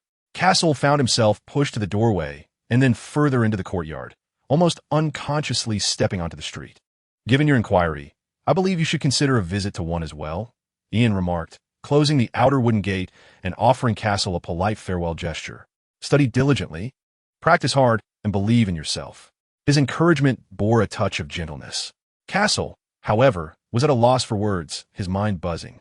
Standing on the street, the usually lively writer appeared somewhat subdued, his thoughts muddled by an inexplicable haze. So much so that he failed to notice the Hellcat emerging from the large iron gate beside him. I seem to be at a loss for how to write a book.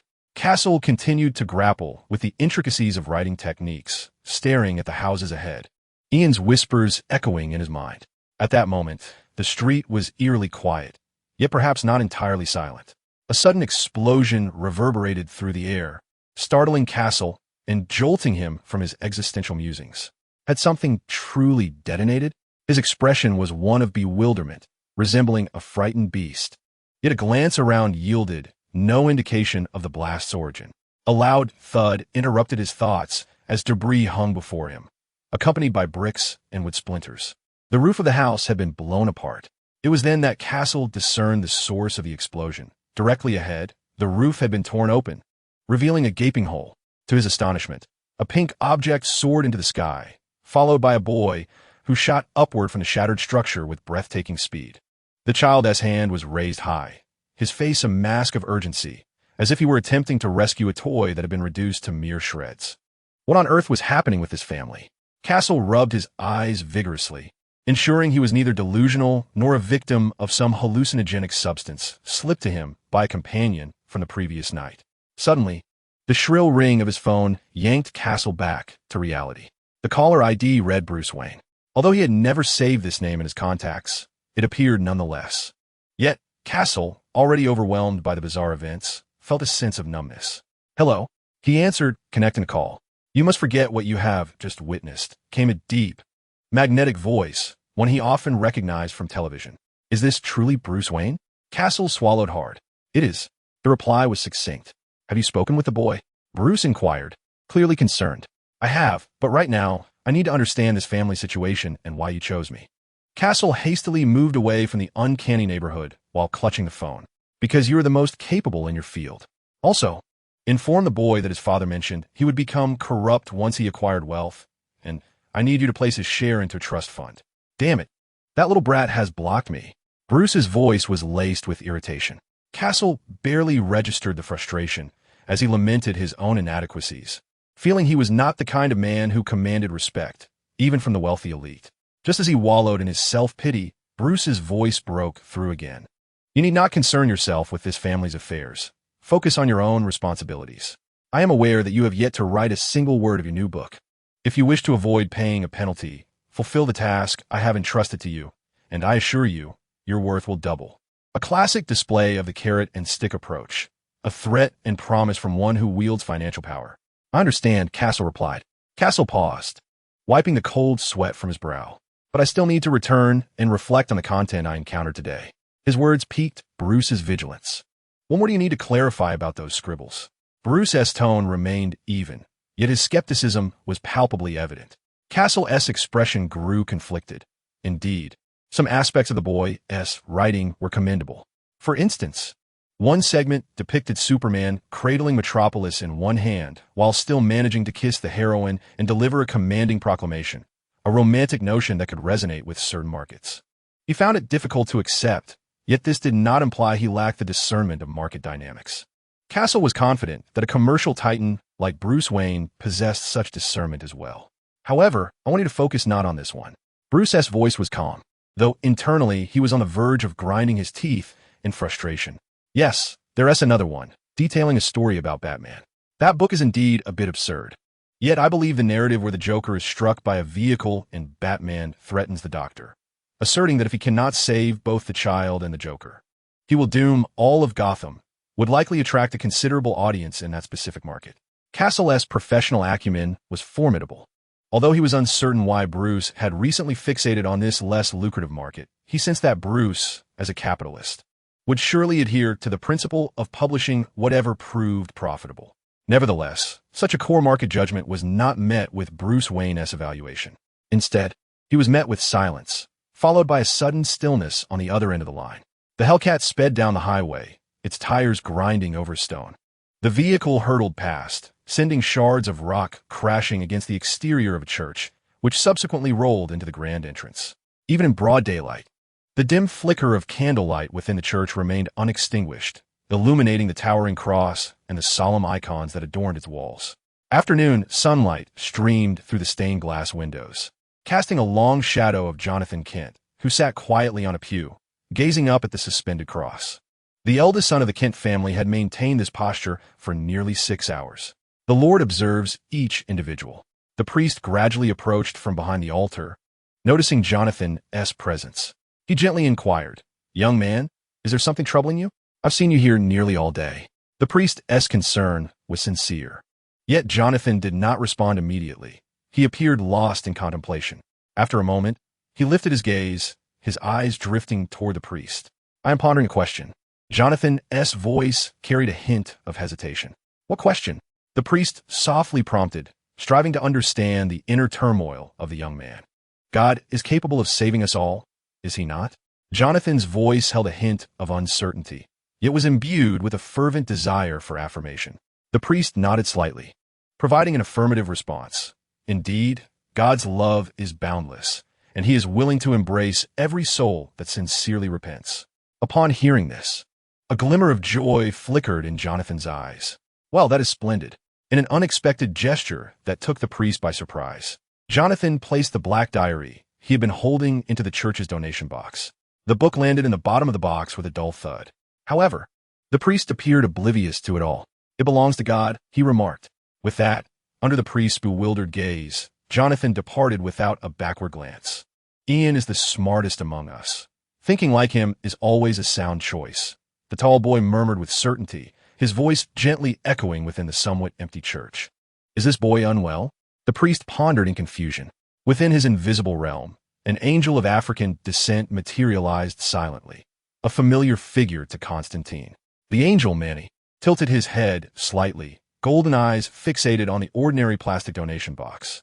An indescribable sense of incongruity emanated from the box, as if something that ought not to exist was indeed present within it. "What is this? Something from the outer cosmos?" He extended his pure, ebony hand, precisely grasping the edge of the black diary. In the next moment, concealed within the depths of that enigmatic notebook, a malevolent essence, unknown to anyone, seemed to have found a more suitable host, silently latching on. Signs of darkness began to taint the angel's golden eyes. However, he appeared to remain unaware of it. Chapter 107. The clown video dream erupts. The roar of the Hellcat's engine was particularly striking on the streets of Metropolis. Who could resist an ostentatiously designed muscle car, especially when a handsome boy was perched atop it, drawing the gaze of many? Ian, however, was unimpressed. He was intensely focused on watching a tutorial video on his phone. Of course, watching the video did not hinder him from keeping an eye out for opportunities to perform good deeds in Metropolis. One eye on the video, the other scanning the surroundings. Any reasonably adept individual could manage this. Ian's keen right eye soon caught sight of a pair of bashful individuals sharing a lingering gaze. A moment fraught with unspoken longing, hesitant to breach the final barrier. This was the moment that called for a superhero's intervention. Ian hurled a donut, intending to strike the boy on the back of the head, a gift originally meant for Dr. Hannibal. For a gourmand with a penchant for meat, vegetarian cuisine undoubtedly represents the most thoughtful of gifts. This time, Ian's throwing skills remained impressively consistent. Rather than assisting the boys and girls, he inadvertently startled them. However, his donut was not thrown in vain. It was a case of serendipitous misfortune, as the donut struck two unsuspecting friends strolling nearby, causing one of the boys, hit by the confection, to believe he had been shot. Reacting instinctively, he dove into the arms of his companion. "Cameron, I'm scared. Please check if I've been hit. I see red." The more slender boy trembled in genuine fear. After all, this was the land of the free.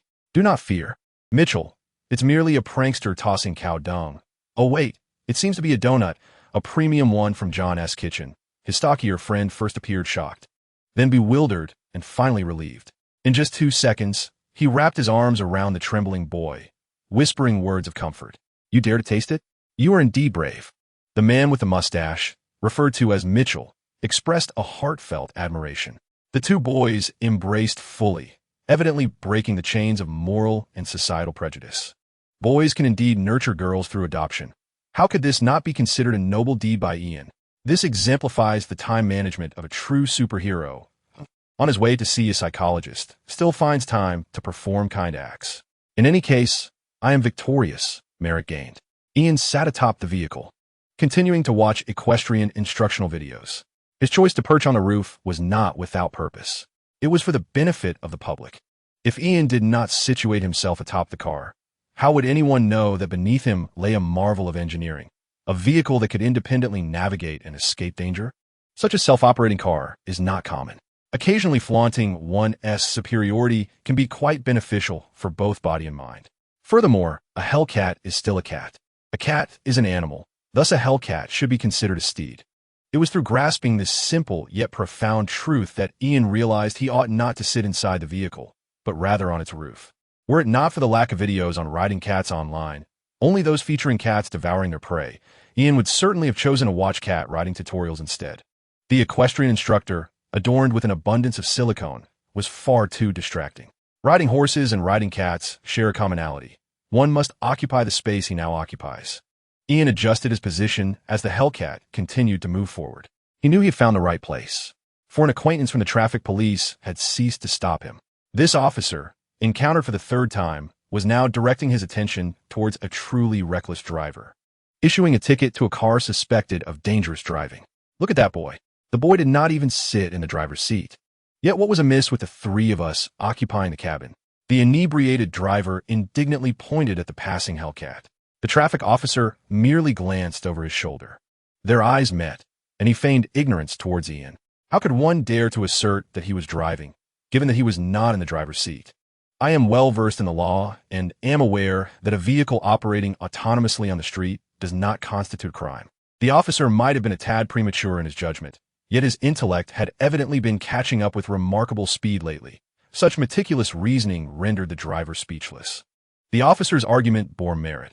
I observed that no one occupied the driver's seat, thus he could not be deemed to be driving. The flamboyantly adorned young woman even opted to side with the officer.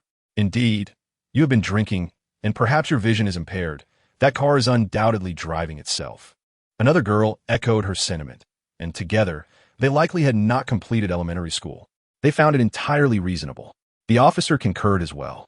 The intoxicated driver, fearing ostracism and haunted by the childhood shadows of not fitting in, began to entertain the notion that perhaps this situation was indeed justifiable. I was in the wrong. The driver hung his head in shame. The scene radiated harmony. Ian passed by gently, neither waving his sleeves nor taking the clouds with him. However, the citizens of the metropolis, clearly influenced by his positive demeanor, had begun to adopt a more sophisticated mindset, starting from localized areas. The hellcat revved its engine and executed a swift turn, halting directly in front of Dr. Hannibal's office building. In America, most accomplished psychologists maintain their own practices, often renting an entire floor, much like Hannibal. Naturally, not every psychologist can afford to lease a space in the bustling commercial district, considering the exorbitant rents. Only truly affluent practitioners can bear such a burden. Hannibal is indeed exceptionally talented. The city teemed with people, a veritable sea of elites. Ian believed that Dr. Hannibal had also mastered the art of a win-win situation. The central area housed numerous white-collar workers grappling with significant mental stress, providing ample opportunities for profit alongside a diverse selection of clientele. For a cannibal, what could be a superior hunting ground? None. Ian swiftly provided an answer for Hannibal, nimbly leaping from the roof of the hellcat to seek a free parking space. After issuing a brief admonition to his steed, Ian entered the building. As he stepped into the elevator, he encountered a woman clad in a professional suit. One hand held a 5- or 6-year-old boy, while the other grasped a phone. "Listen, I'm having dinner at my parents' house." "Yes, they are ill," the woman spoke to her husband on the other end. "So, I might need you to pick up the child." She tenderly finished her phone call with her husband, then dialed another number, her voice instantly transforming into a sweeter tone. "Mr. Allen, I am prepared with a contract. Yes, I will take you to view the house again shortly. As long as we engage in a pleasant conversation within your future new home, I believe you will truly appreciate its charm." The woman was evidently a real estate agent, employing her unique sales techniques. "Oh, I brought some Pop Rocks. Perhaps you could prepare a cold cola for me as well?" She flirted. Ian thought such tactics were not suitable for children to learn, so he discreetly covered the child's ears, reminiscing about his own childhood, and inadvertently covered his own ears too. Futile indeed. However, he could feign efficacy. A sense of ritual was, after all, fully established. What are you staring at?" Noticing the child's unwavering gaze, Ian glanced at the woman, who had her back to him, and gently brushed the child's eyelids. Yet, unexpectedly, even Superman found it challenging to counter such an infallible tactic. The child, upon Ian withdrawing his hand, reopened his eyes and continued to fixate on him. Feeling provoked, Ian decided to unveil his true prowess. Ding! As the elevator doors opened, Ian stepped out, just as the woman, concluding her call, turned around to discover her child sporting a pair of glasses made from shoelaces and eggshells, quite a ridiculous sight. Nonetheless, the child, unable to see anything, was immensely delighted, chuckling joyfully. Meanwhile, the modestly accomplished Ian had arrived at the reception desk, where a young receptionist greeted him with a genuinely warm smile. "Mr. Kent, you have 20 minutes until your appointment with Dr. Hannibal. You may rest here while you wait," she gestured invitingly. Very well. This time, Ian felt no resistance. After all, as a sage, he was always punctual for a reason. As the saying goes, the fragrance of wildflowers surpasses that of garden blooms. A man remains unchanged from childhood to adulthood. Thus, the most entertaining toys will always belong to others. Ian was still preoccupied with his unfinished project. Yet upon entering the waiting area, he was disheartened to find that the Gundam he had not completed last time had been dismantled by some mischievous child visiting for an appointment. Hell was surely reserved for such individuals. Ian felt a twinge of annoyance, but could only retrieve a new box of Lego bricks, embarking on yet another building endeavor. This time, he had no intention of constructing a Gundam. Instead, he aimed to assemble the character from the animated series who could emerge from the television.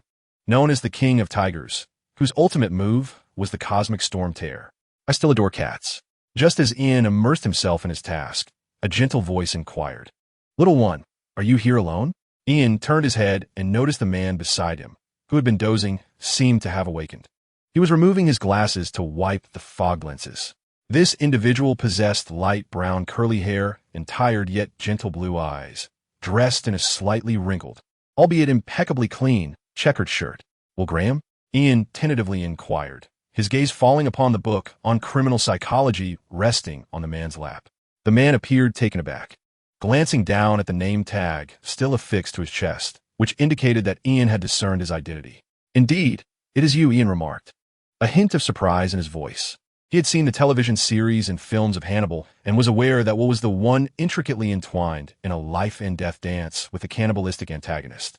What was a character endowed with the gift of empathy, capable of immersing himself in the perspectives of the deceased to reconstruct crime scenes, a talent that might be deemed extraordinary in this world. You've heard of me?" The man named Will asked, increasingly astonished. He was a criminal profiler and occasionally engaged in academic duties for new FBI trainees. Thus a young boy should not typically exhibit such familiarity with him. Ian, however, chose not to respond. "If I were to tell you I came here with a dear friend, would you think me deranged?" he countered, addressing Will's initial inquiry. Will paused for a moment, then broke into a warm smile, as if he could empathize with such a notion. "No, for every child has their imaginary friends." This response caused Ian to set down the Lego bricks he had been holding. "Did you have an imaginary friend as a child?" he inquired, suddenly intrigued, his eyes fixed intently on Will. Will scratched his head, of course.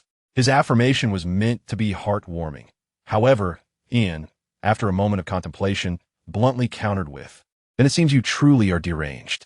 This remark caused Will, who was about to take a sip of water, to choke unexpectedly. Ian continued to gaze at him, and sensing the awkwardness of the atmosphere, Will hastily shifted the topic. "Actually, I was just curious about how your parents treated you, as I detected a scent of blood on you. I am quite certain it is not animal blood." His nostrils flared slightly, reminiscent of a police dog sniffing for evidence. "Such a keen nose," Ian mused, glancing at the dark red stain on his sleeve, remnants of the demon's head he had carelessly handled earlier that morning, leaving drops of the infamous 666 fuel. "Would you believe me if I said I was on my period?" Ian retorted with another question. No way." Will's expression froze momentarily as he involuntarily scrutinized Ian's exquisitely delicate features, beginning to doubt whether he had misidentified a girl as a boy. Observing Will's perplexed expression, Ian couldn't help but smirk. Ian let out a light chuckle. "I have a mental illness. Do you truly believe my words?" He was well aware that he did not suffer from any such affliction, yet the phrasing was remarkably effective at this moment, leaving Will utterly astonished. The atmosphere grew heavy with silence. Fortunately, The sweet voice of the receptionist at the front desk rescued Will from his speechlessness. "Mr. Kent, Dr. Hannibal is ready to see you." The receptionist attempted to take Ian's hand, but he deftly evaded her advance. "Thank you." He maintained his courtesy. Rising, he sanitized his hands with disinfectant. "Oh, by the way," Ian glanced back at Will, who was still displaying a look of shock with his mouth agape. "There's a curly hair stuck between your teeth. I can assure you, it does not belong to an animal." The boy flashed a grin, revealing a row of perfectly white teeth, and, after leaving an unsettling remark, he turned and headed towards Hannibal's office. Will remained seated, his gaze flickering towards Ian's retreating figure. As the office door opened and closed, Ian entered the consultation room. Dr. Hannibal's office was impeccably tidy, resembling a meticulously composed still life. A deep brown hardwood bookshelf dominated one wall, neatly lined with professional tomes boasting gilded spines. In the center, two leather armchairs faced each other, separated by a small coffee table adorned with an exquisite tea set. Soft wall sconces illuminated the room with a warm glow, and a vintage phonograph in the corner played an incredibly tranquil melody. "Welcome back, Ian." Hannibal sat in a genuine leather office chair, legs crossed, holding a notebook, exuding a calm demeanor imbued with an aristocratic elegance. He lifted his gaze and offered a faint smile. "Good afternoon, Dr. Lecter." Ian glanced back at the door, his emotions far from tranquil. He wished to mention Will, but was at a loss for how to broach the subject. Should he be direct? Initially, Ian had thought so, but now uncertainty crept in. Just as he weighed the consequences of a misstep in confronting a criminal, Hannibal inquired, "Would you care for something to drink?" He rose and approached the refrigerator. "A cola will suffice," Ian replied, producing his gift, a delicate little box containing a peeled egg. After losing the donut, he had procured a new offering. "Is this for me?" Hannibal maintained his composure as he returned with a bottle of cola and a glass. "Indeed, I initially intended to bring a donut, but I used it to salvage a romance."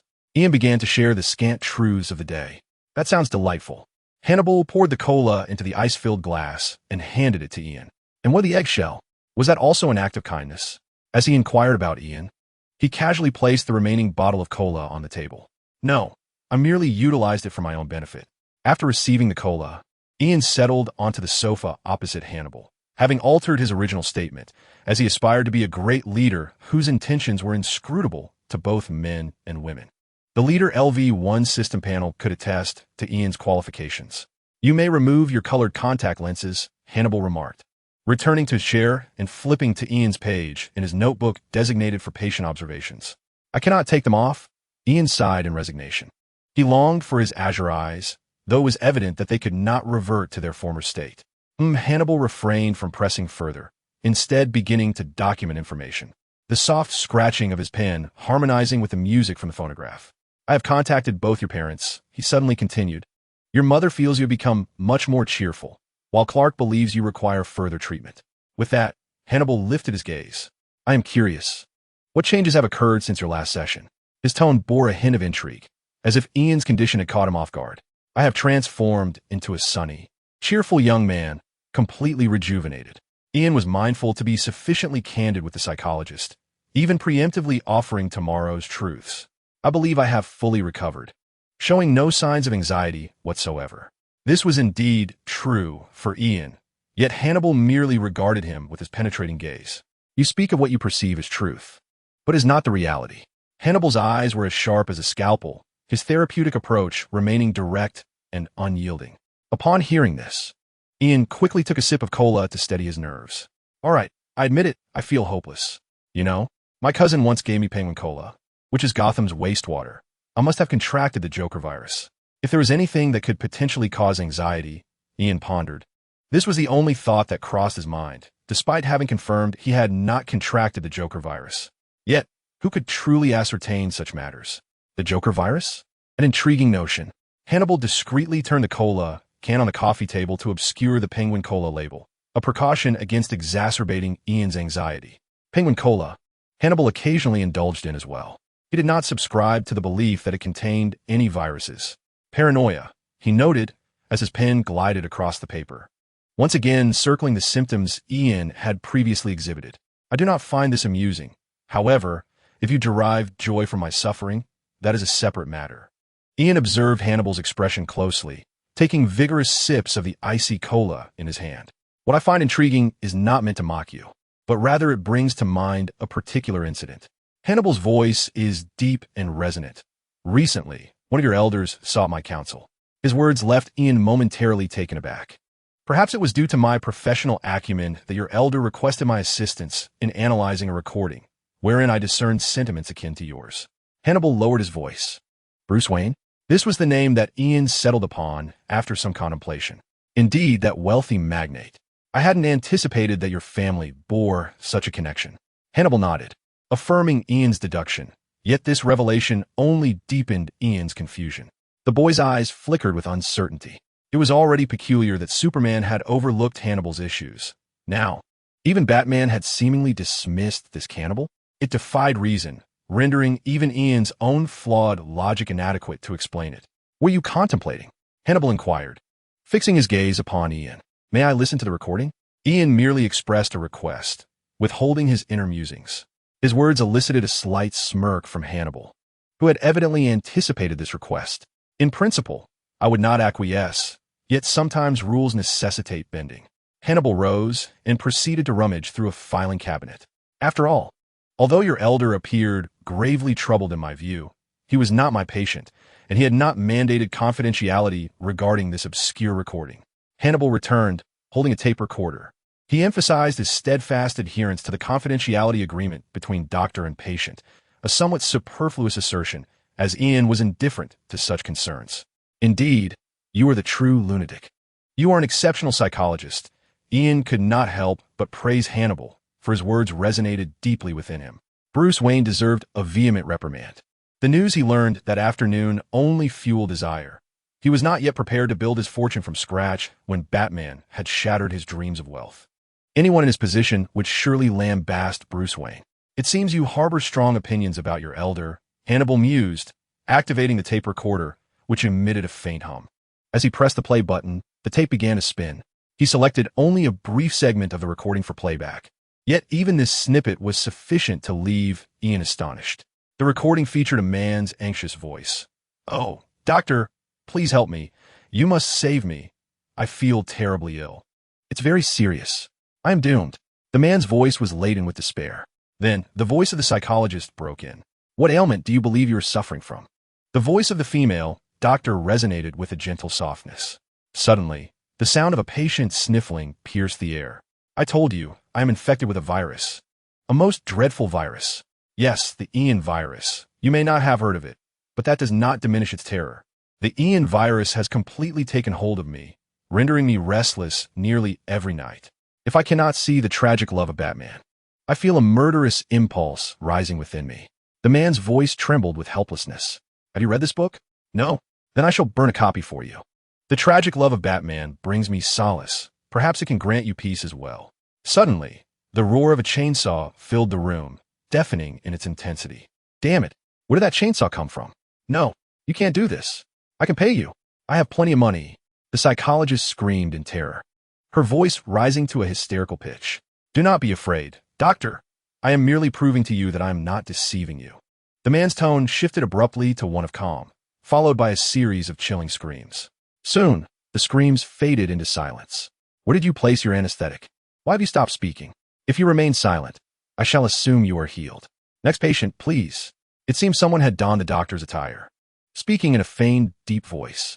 At that moment, Hannibal gently switched off the recording device. The room was instantly filled only with the strains of Bach emanating from the gramophone. Ian fell silent, the chainsaw's echoes lingering in his ears. He unconsciously swallowed. "Your expression tells me you recognize this individual." Hannibal's deep brown eyes bore an incomprehensible depth. He was not posing a question, but rather making a statement. Ian's fingers absently brushed the droplets of water on the cup, the cool sensation providing him a measure of calm. "He is merely my fervent and deranged admirer who has written to me. However, we are not truly acquainted." Ian realized he must sever ties with this fan, as it pertained to a suspected massacre. "Is that so?" Hannibal's pen paused on the paper, the ink blooming into a deep blue flower on the luxurious parchment. His gaze scrutinized Ian with an odd intensity. "I am surprised that you do not feel an ounce of guilt or torment over this." Hannibal's voice was rich and powerful. imbued with a contemplative quality. Why should I feel guilt? The one who should feel remorse is Batman. He failed to capture and imprison his archnemesis. Ian's expression was imbued with an unprecedented seriousness, his thoughts unperturbed by Hannibal's inquiry. You heard him. He claimed that without my book, he wished to kill. This proves that while reading my work, he harbored no such thoughts. God surely knows how many have escaped the jaws of death because of this. Ian's tone bore an unusual gravity, for he was genuinely convinced of his immense contribution to the greater good. Perhaps it is so. Hannibal nodded gently, offering no rebuttal. He did not even make additional notes in his notebook. The notion that the Joker is under Batman's jurisdiction is a well-known fact, even to those not from Gotham. However, one must also remain sufficiently vigilant. Suddenly, Hannibal unexpectedly reminded Ian, have you ever considered that in order to witness your tale unfold daily, your ardent admirer might resort to kidnapping you? This concern arises solely from the perspective of an ordinary individual. Ian nodded but offered no further response. There exists another possibility. Even your affluent elder may not be able to safeguard you. To placate that man for the long term, Batman might very well seize you. Hannibal was about to share his speculations when, suddenly, an explosive roar erupted. The entire building trembled violently. A missile strike? The crystal goblets Hannibal had collected clinked against one another, producing a mournful chime, while the elegant tomes on the bookshelf tumbled to the ground with a cacophony. And even the esteemed doctor was knocked to the floor by the force of the tremor. In a swift motion, Ian instinctively dashed to the window, pressing his palm against the cold glass. It was not a missile, he denied. His pupils dilated in shock. A supernatural calamity. Ian's voice trembled with unmistakable astonishment. His eyes reflected the light. In the distance, the street appeared to be undergoing a disintegration that transcended the realm of reality, with streetlights bending at impossible angles. Countless shards of concrete defied the laws of gravity, suspended in midair, resembling a paused explosion. At the eye of the storm, a white-haired elderly woman was suspended, struggling in torment. Around her, the space twisted and contorted like crumpled aluminum foil. There were no flames, no smoke. The entire transformation radiated outward from the woman at its center, akin to a drop of ink slowly diffusing in clear water. This was a terrifying eruption caused by a loss of control over power. The power of dreams. Could it be that Morpheus was embroiled in yet another calamity? Ian's mind raced, and he struggled to maintain his composure. He could see the ripples of dreams devouring the street, surging toward the building where he stood like a tidal wave. In an instant, several pedestrians were caught in the chaos, their bodies becoming semi-transparent, shimmering stardust emerging beneath their skin, as if being absorbed by a terrifying force. There were anguished cries echoing in the turmoil. The white-haired woman hung suspended hundreds of meters above the ground, her form twisting and writhing. Layers of translucent ripples emanated from her center, resembling the ripples on water-esque surface. With each oscillation, the distortion of reality followed suit. Little one, you seem to know about these occurrences all too well. What is it that you remain unaware of? A voice echoed from behind, and Ian abruptly turned to find an elegantly dressed woman in black seated in the armchair that should have been occupied by Hannibal. Ian was momentarily stunned. Outside, the old woman's body continued to emanate layers upon layers of dream energy. Some individuals, if only their conscience were not so thick-skinned, should be feeling a pang of guilt by now. The woman, who had taken over the nest of Sparrow, delicately folded her pale hands upon her lap and turned the chair to face Ian, her gaze dark and her tone laced with a mix of irony and amusement. She is Miss Death. Chapter 108. The madness escalates to rescue the dream god.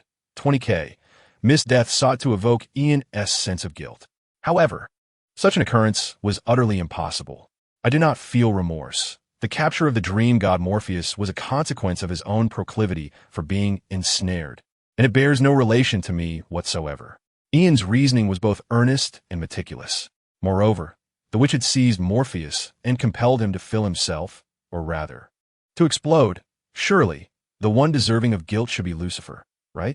He recalled having heard somewhere that all of humanity's misdeeds could be laid squarely upon the shoulders of the Lord of Hell.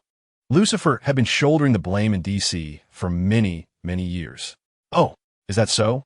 Miss Death seemed unfazed by Ian's stance. Indeed, I possess numerous identities, yet it is evident that I am not the scapegoat. Ian blinked, maintaining his earthly clarity in the presence of Miss Death. In response, she merely chuckled softly and nodded.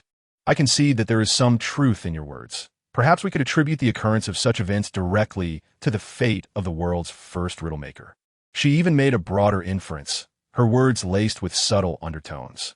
To be fair, the appearance of Miss Death in Hannibal's office likely suggested that she too ought to consult a psychologist.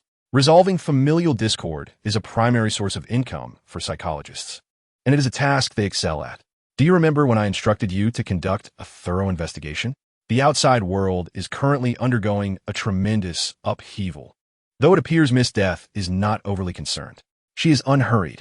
Ian, too, found himself unable to rush, as the atmosphere was evidently not yet ripe for urgency. I don't recall. Ian began to weave today's fabrications. He had a plethora of lies to engage Miss Death with for the entire day. Of course, perhaps he would not require such a vast quantity. After all, Miss Death had already lapsed into silence. Outside, the old witch continued to absorb the power of the dream demon, and the chaotic surge of dream energy was relentlessly crashing around them, like boiling lava flooding into the room.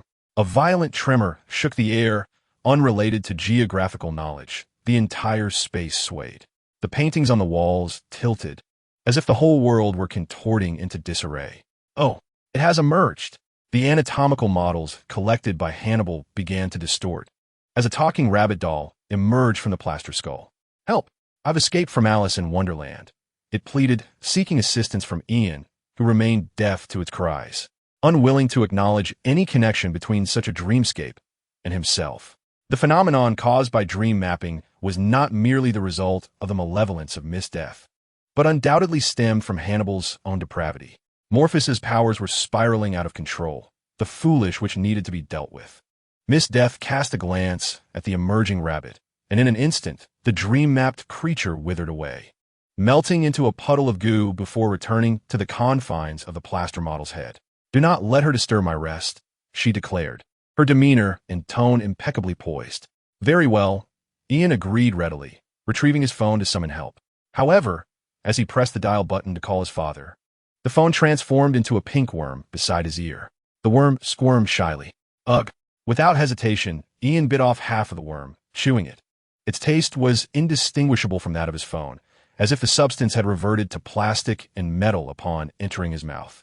By all accounts, my father should have sensed something was amiss by now.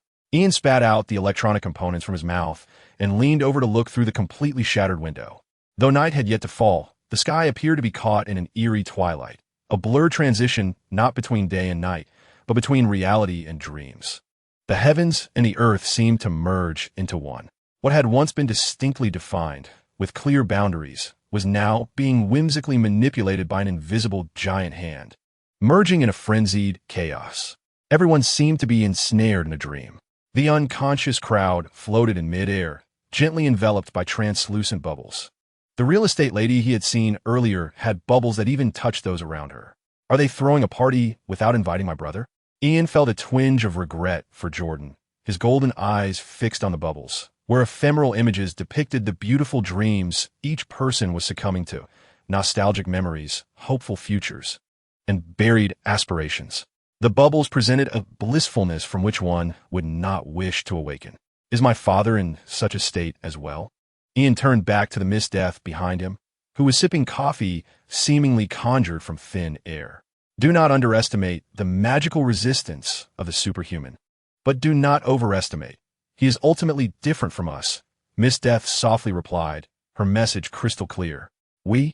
Ian keenly seized upon the key word. And you claim it is not an unrequited love? This is an overt indulgence in the future. Of course, Ian understood that he would not be part of this unfolding scenario.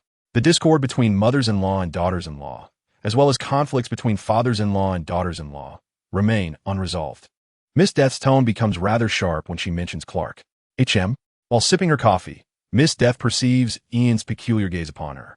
She raises her hand as if to flick his forehead, but halts midway, as if wary that such an action might bring him undue delight. The cautionary sentiment lingers. Perhaps, in this moment, a tangible realization emerges. The nascent little being finds that being a pillar of support is no easy task. It is indeed your responsibility. Miss Death exhales gently, fully aware of the continual changes manifesting in Ian. However, she feels neither confusion nor surprise. Clearly, she harbors her own perspective regarding Ian. A new concept is arising, and Miss Death sincerely hopes it does not symbolize an abstract entity. Just then, a thought began to sprout in the woman's mind. Have you ever heard of nonstick pan? Ian cautiously inquires. Miss Death's expression stiffens slightly, her lips twitching. Judging by your expression, I assume you have not heard of it. Nevertheless, you are quite fortunate. Today you finally get to see it. I am the legendary nonstick pan. Ian finishes his soda in one gulp, paying no mind to the writhing tentacles within the drink. He discards the cup and prepares to flee home with his family. He is not joking. After all, how far along is he? A crisis triggered by a sleep demon, and they expect a 14-year-old boy to resolve it? This is not a children's cartoon. There is nothing beneficial in this. Ian merely wishes to lead his family to safety away from Los Angeles. There are tall individuals there who can stand guard. Additionally, there is Plan B. His father seems to possess a spaceship, though he wonders if it is still operational. Ian mutters softly, unhesitatingly climbing out of the window devoid of glass. He ultimately does not inherit Clark's maternal heart. Wait, what are you doing? Miss Death can no longer sit idly by. She discards her coffee cup. Have you really never encountered someone as lucid as I am in your entire life? Ian leaps from the window, rolling upon landing, only to discover Miss Death still standing beside him. You've benefited from my assistance. Do you remember? Miss Death states, her arms crossed, her tone melancholic. If I recall correctly, you claimed you would do anything. You even said you enjoyed working for me. Indeed, women tend to bring up past agreements. Goddesses are no different. But now it is after hours. Ian blinks, realizing he has been ensnared by the impudent goddess. So he too sighs, choosing to confront reality. The plot thickens, does it not? Miss Death's sigh is notably louder. This is the plight of the working class. Ian responds softly, yet his tone is assertive. Do you think that by saving Morpheus's life, you will escape without benefit? Miss Death has utterly discerned Ian's scheme, convinced that he is merely playing hard to get. After all, those lacking in intellect find it exceedingly challenging to comprehend the astuteness inherent in choosing to flee. Ah, your assertion does carry a semblance of truth. Upon hearing these words, Ian was momentarily taken aback, only to subsequently set down the luggage he had raised above his head, his beloved Hellcat, which at this moment, influenced by the dream, had transformed into a feline-faced coupe. Its visage resembled that of the mischievous cat from Tom and Jerry, meowing incessantly, while its hood protruded a pink tongue, and the similarly hued exhaust emitted tiny bubbles. Even a devilish vehicle was not immune to the whims of dream-induced enchantment. Miss Death, ever mindful of gratitude and reciprocity, offered her solemn counsel. She had indeed grasped a part of Ian's psyche. Thus, it dawned upon Ian, could I, in turn, leverage this favor to have him regard me as a paternal figure? While he understood that debts of gratitude must eventually be repaid, familial bonds held the promise of entangling him with a formidable ally for a lifetime. Helping others raise their sons was unfeasible, yet adopting an exceptional son was decidedly advantageous. Miss Death's countenance was adorned with an unprecedented array of question marks, as she sensed Ian might be taking advantage of her, and she possessed undeniable evidence of this. Having me as a godfather is also acceptable. I am not at all particular, not even in my childhood meals. Ian demonstrated his emotional intelligence, recognizing his previous oversight, and promptly adjusted his request. This shift rendered Miss Death's charming visage considerably more agreeable than before. In response to Ian's unreasonable demand, Miss Death rolled her eyes in exasperation. If you can convince Morpheus, that would indeed showcase your prowess. Her ambiguous reply ignited a spark of excitement in Ian's eyes. A pact is made. My fervor for labor ignites. Quickly, let me toil. What must I do? Ian was eager, his gaze fixed upon the chaotic scene in the distance. The world appeared to be inverted by an enormous hand, with houses no longer securely grounded, some even suspended in midair. In the sky, numerous individuals lay unconscious, ensconced within ethereal, crystalline bubbles, slumbering peacefully. Some rested quietly, their faces serene as if lost in delightful dreams, while others clutched their heads, brows furrowed, seemingly grappling with nightmarish visions. There were also those whose bodies contorted into grotesque shapes, as if forcibly distorted by the power of dreams. Their forms gently swayed within the bubbles, rhythmically rising and falling with the fluctuations of dream energy. This number of affected individuals was on the rise. You must rescue Morpheus and ascertain the nature of his plight. The eminent NPC, Miss Death, began to issue her quest, raising her slender, pale finger towards the distance. But first, you must eliminate that woman. The voice of Lady Death suddenly turned cold, not directed at Ian, but rather an expression of wrath towards mortals daring to encroach upon divine power. I promised my father that I would refrain from taking lives for the time being. I would only see that evildoers were brought to justice and imprisoned. Ian extracted his prison from the hellish cat and presented it before the goddess of death. Gurgle, gurgle, gurgle, the demon bull, influenced by dreams, slumbered soundly. The demon was weak, surrendering and ascending. Tremble in fear, for I am the king of refuse. It even spoke in its sleep, demonstrating that demons possess a slight superiority over humans. Indeed, one's essence is reflected in the creatures they nurture. The goddess of death grasped Ian's intention. She extended her hand and gently tapped, awakening the demon bull from its dreams. In a state of panic, it remained oblivious to the fact that it had unwittingly garnered a modicum of favor from Ian. Oh mother, what have I seen? Perhaps it was due to Lady Death's enlightenment that the demon bull finally perceived a shadow it had previously been blind to. It even questioned whether it was still dreaming. Very well, should my prison take a few bites on its own? That would be its own predicament. Ian hung the bull behind him, cautioning it not to lick its own rear. To break that woman's neck would halt the effects she has wrought. Upon hearing Ian's admonition to the bull, the corners of Lady Death's eyes twitched, and she offered a warning in return. Once you eliminate her, the power of dreams will revert to its rightful owner. With that, the figure of Lady Death vanished without a trace in the blink of an eye. She refrained from intervening directly, compelling Ian to act. There must be a reason for this. Yet, Ian had no time to ponder. Alas, perhaps this is the essence of near-death experiences. My limits are gradually being coerced downward. Indeed, there's a reason my mother advised me against consorting with wicked women. Fully armed, Ian stuffed the Book of Demons into his trousers, for his vital areas required significant protection. He had no intention of practicing his four-dimensional appendectomy technique. You're not to stick out your tongue. Transform your mouth into a bulletproof plate. After firmly instructing the Book of Demons, Ian propelled himself upward like a cannonball. The ground beneath him cracked. Super jump activated. The rush of air whistled past his ears. The remnants of suspended buildings rushed by him, their glass facades reflecting his blurred silhouette. He leapt and twisted between the crumbling structures, each footfall shattering concrete. If memory serves me right, this individual is called the Supreme Witch.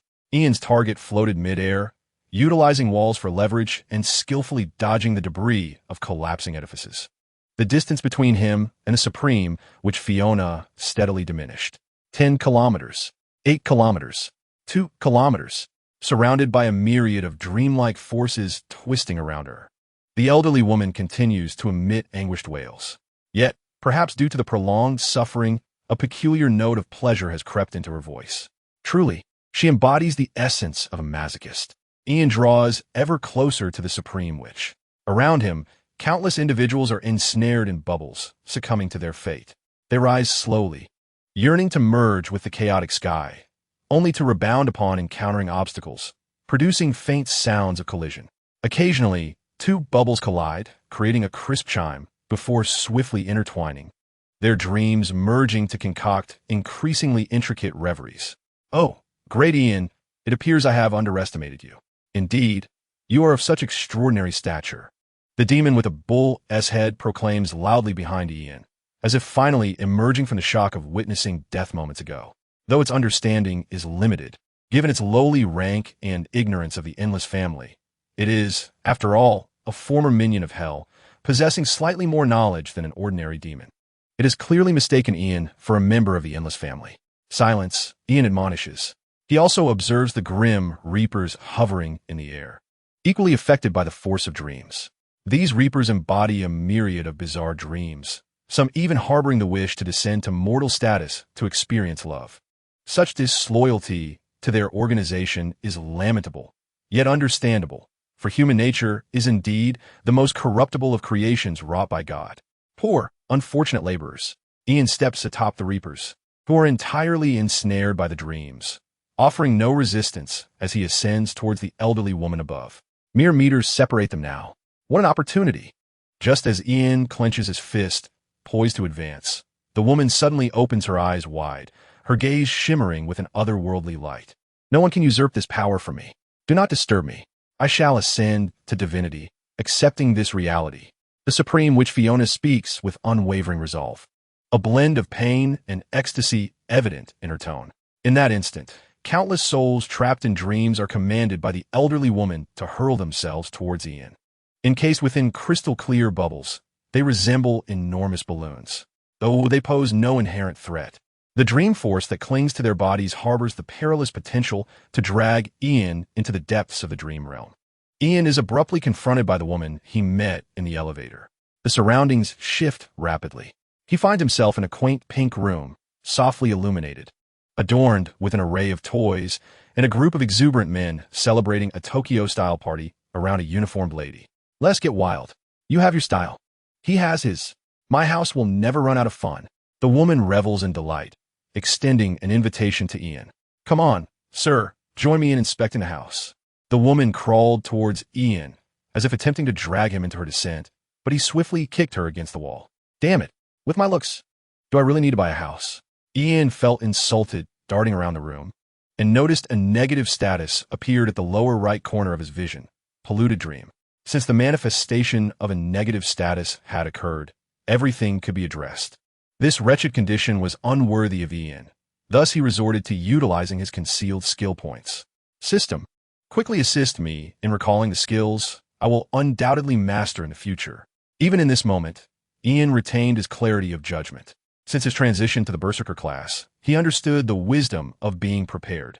Aware of the dream's influence on him, he hastily opened the skill tree for targeted learning. Faith redemption. With unwavering self-belief, directly strip away the specified negative status, purifying one's wounds and restoring health equivalent to the purification effect. The skills of later professions were indeed powerful in their simplicity. Ian selected the skill and activated it. In the next moment, he perceived a transformation in his surroundings as the world brimming with AI and may vanish from sight. The second bubble struck, utterly meaningless. Inside, suited elites, celebrating with champagne, screamed as they dissipated. Ian found himself in the third bubble, where he punched through Husband Island, causing two muscular men sunbathing to vanish as well. Such trivial skills could not deter Ian. He declared, I want your life. A green glow enveloped him, indicative of the health recovery effect surging forth. His invigorated state caught the attention of the Supreme, which, albeit a tad too late. Boom! Ian's fist collided with the Supreme Witch's cheek. Though her body remained frail, her less-than-authentic witch's nose snapped, her face caving in like a crushed can. In truth, her physical prowess surpassed that of many, yet it still fell short. Supreme Witch, you have betrayed the city. Ian found that others' lines were indeed more effective. Indulging in his fondness for stealing lines, he raised his fist once more to target the Supreme Witch's jaw. Boom! A dull thud resonated as Ian's second punch sent the Supreme Witch crashing into a floating stone slab. He swiftly followed, seizing her head and lifting her shattered visage. Why have you not succumbed? The Supreme Witch radiated like a source of radiation, her body continuously releasing the power of dreams. However, this pure force seemed incapable of affecting Ian. It could not influence him as it had others, for the ancestors had no need for dreams. The unrestrained reality was the most cherished dream of the ancestors. Ian's tone was lighthearted, concealing his true intentions. After all, he was well aware of the numerous instances where villains met their demise through self-revelation. Now, who was to face reality? From behind, Ian retrieved his prison, while the bull-headed demon obligingly opened its cavernous maw. Its mouth grotesquely expanded into an orifice larger than a wash basin, lined with razor-sharp teeth. Foolish mortal and vile creature. The Supreme Witch, sensing imminent peril as her head neared the demon's jaws, struggled to control the raging power within her, channeling the magic that was rightfully hers. A piercing scream erupted from her throat, and the powerful sound waves manifested as a tangible force, sending Ian, who had prepared yet was still insufficiently ready, hurtling through the air. With a thunderous crash, Ian smashed through several buildings, plummeting toward the ground. despite the humiliation inflicted by Ian.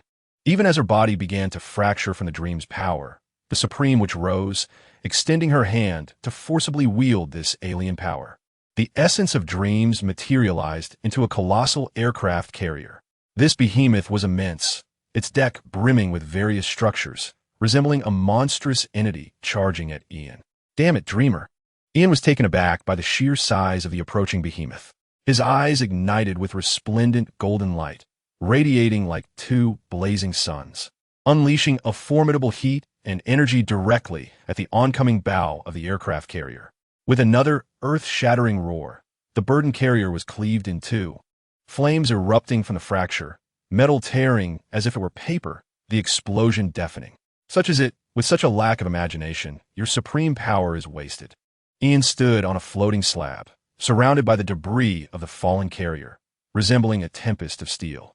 His golden pupils glinted dangerously amidst the chaotic, distorted light. With a cold chuckle, the Supreme Witch restored her visage, and in the next moment, Ian was confronted by more than a dozen aircraft carriers emerging from all directions, encircling him. The old hag plays unfair. Ian had never felt so flustered. In this dire strait, his eyes darted left and right. Two beams of concentrated energy shot forth, striking two carriers with tremendous force, causing the superalloy armor to buckle under the intense heat. Metal shards scattered like confetti. This was undeniably a spectacular display, the kind even superheroes could scarcely achieve. However, the number of human eyes is ultimately limited, despite his desperate wish to sprout more eyes. Ian could not escape the fate of being struck by another aircraft carrier barreling toward him. The Supreme Witch, witnessing that metaphysical methods were ineffective against Ian, resorted to a more tangible approach. It must be said that the results were striking. Ian was forcefully slammed into the distorted ground by an aircraft carrier. The earth shattered, dust billowed into the air, and with a thunderous roar, Ian and the colossal carrier plummeted like a meteor, creating a vast crater in the warped street. The sheer force of the impact caused the ground to tremble incessantly, sending countless fragments and clouds of dust soaring from the point of collision, resembling a massive, somber mushroom cloud that enveloped Ian and the aircraft carrier entirely. Cough! This was far more potent than the great celestial sovereign. Ian felt fortunate that he was no longer the boy he once was. Otherwise, this blow might have propelled him into another dimension. Overwhelmed by the damage, he received multiple notifications of Berserker experience points echoing in his ears. These were not merely system notifications, but also the lamentations of his own organs, as his body, which surpassed ordinary humans by several fold, struggled under the immense weight of the carrier. Of course, he was not completely shattered. However, there was a tendency for half of his body to resemble a meat patty. Fortunately, his perfect divine physique was robust enough, comparable to a substantial meat patty. Berserker LV5, 16160, Strength, 4446 Constitution, 60615 Intelligence, 4243 Spirit, 31312. This calamity had propelled Ian to a new level, illustrating the severity of his injuries. Finally reaching the 5th tier of the Berserker class. Without delay, he learned the coveted skill he had long desired. Blood of Fury. You can control the blood burning within you, bestowing your attacks with the power to annihilate the enemy's soul. Each 1% of blood can carry 1% of true damage. As a noble Berserker, he deserved a noble percentage of damage. Ian discarded lesser skills acquired earlier, anticipating the 5th level to bestow upon him a truly divine ability. Currently, it was merely at the initial level, the most rudimentary stage. However, Ian still possessed 2 skill points in the Berserker class, allowing him to upgrade it anew. But that matter could wait. He needed to focus on saving himself. With half of his body trapped beneath the aircraft carrier, his strength was insufficient to lift it for his own rescue. Overwhelmed by damage, he received further notifications of Berserker experience points. Perhaps he was not in such a rush after all. Ian lay back, despite being burdened by the carrier. He refrained from calling for help, instead utilizing his self-healing frenzy to maintain a conscious awareness. He certainly had to escape, for the issue with the Supreme, which remained unresolved. Yet Ian was unwilling to sacrifice his lower half to crawl out and regenerate anew. A normal person would understand this predicament. The original body parts are undoubtedly the best. Why are you so joyful? The demon's head, nearly crushed into fragments, was unceremoniously tossed aside by Ian, rolling back to him with an expression of utter perplexity. That woman is formidable, yet fortunately, I am evidently superior in skill. Ian gazed skyward where the old witch floated, seemingly continuing to siphon the power of the dream demon. The old witch's body was on the brink of shattering like porcelain, and Ian was convinced that she lacked the ability to grow stronger from her injuries as he did. The demon's head observed Ian, who was being heavily pressed by the aircraft carrier, with half its body presumably lost. It fell into a prolonged silence, unable to comprehend how this constituted superiority in skill. Praise Ian, indeed. The demon's head had become shrewd. When in doubt, it would provide Ian with emotional support. Enough with the praise. Come here, and let me take a bite.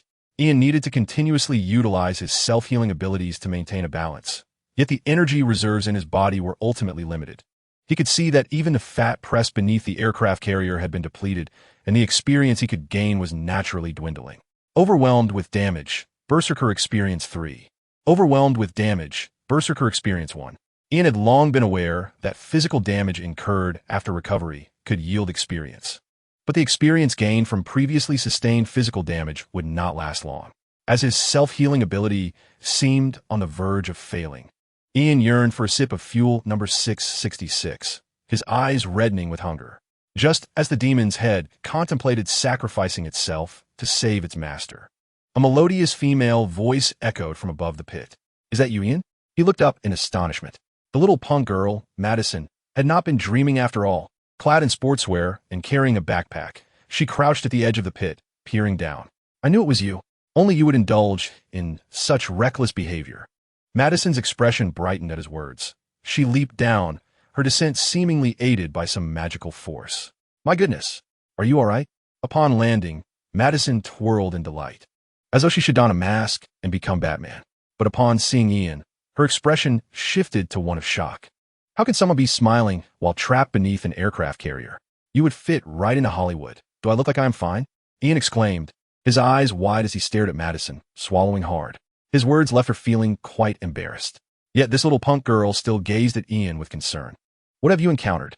We are in an inland city, right? How can an aircraft carrier be pressing down on you?" Even though her geography may not have been impeccable, Madison was certain that an aircraft carrier should not be present here. She was not wrong. Yet Ian felt too ashamed to disclose the ambush by the old witch.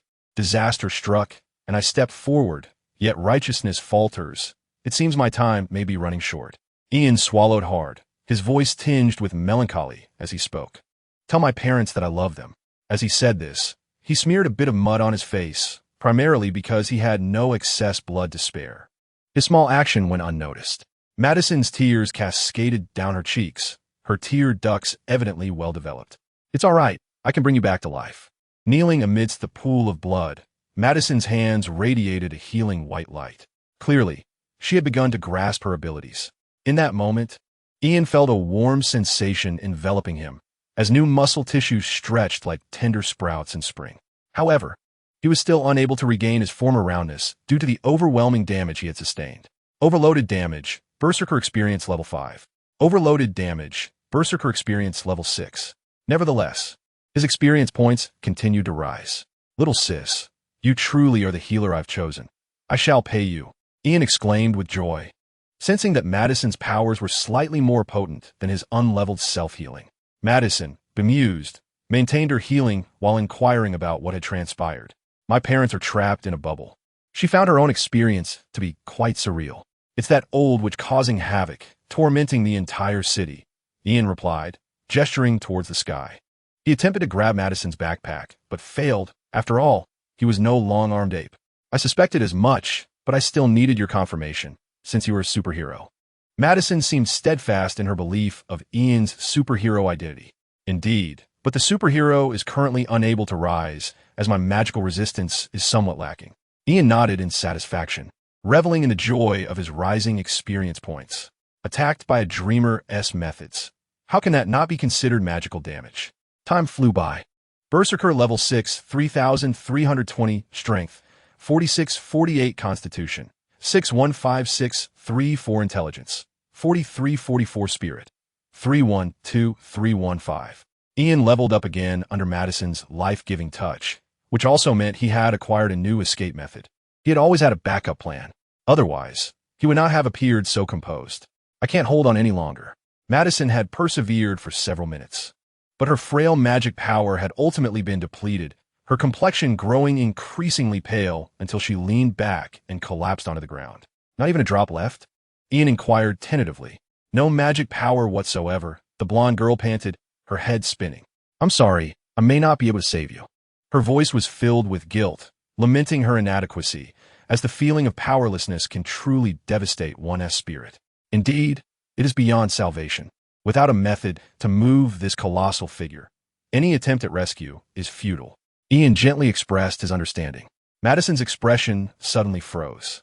Why didn't you say so earlier? She exclaimed, furiously advancing, attempting to shift the aircraft carrier that dwarfed her home. Alas, a witch is merely a witch. Her frail body could never hope to stir such a steel behemoth. Never mind why I didn't speak sooner. My time is short, and I must impart something of significance. Ian's tone shifted to that of a dying man's final words. What is it? Madison kicked the aircraft carrier, bruising her toe, and returned with a grimace, her eyes glistening with unshed tears as she gazed at Ian. Come closer. Ian beckoned her. All right. Madison hurriedly complied. In truth, I deceived you that day. The orange was one I picked up from the ground, and the mold upon it was indeed not frost. Ian's hand reached toward the backpack on Madison's back. Just a little closer, and I shall reveal another secret. He spoke. Madison was bewildered by Ian's impending farewell. Seriously, at this moment, you still mention oranges?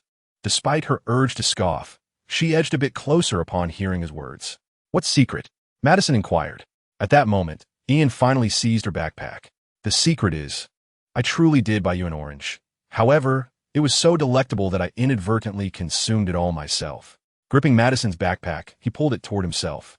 Upon opening it, he found it brimming with food. The countdown only required me to maintain a state of hunger. It never stated that I could not indulge a little. Indeed, only in hunger can I possess true insight. Ian voraciously stuffed snacks and sandwiches into his mouth. Just as he had experience with the cola, the countdown to unlocking the new profession of entropy overlord had not reset. There was no need to directly fill my stomach with food. It felt marvelous. Madison was utterly astounded by Ian's actions. I think it's time for you to take your medicine, she remarked after a moment of silence, expressing her heartfelt sentiment. Unfortunately, you have no medicine. How could you bring cosmetics even while fleeing? Ian had consumed something he ought not to have, and the taste was unpleasant. He mistook Madison's makeup remover for mineral water. Yet, it was better than nothing. Barbaric Tyrant experience points. 1. After all, it would still grant a modicum of experience. I ventured out seeking rescue. Of course, I must present myself beautifully. Have you never seen a zombie film? Only the most beautiful woman survives to the end. Madison offered her explanation. However, Ian could not agree with her reasoning. Certainly, Ian did not refute.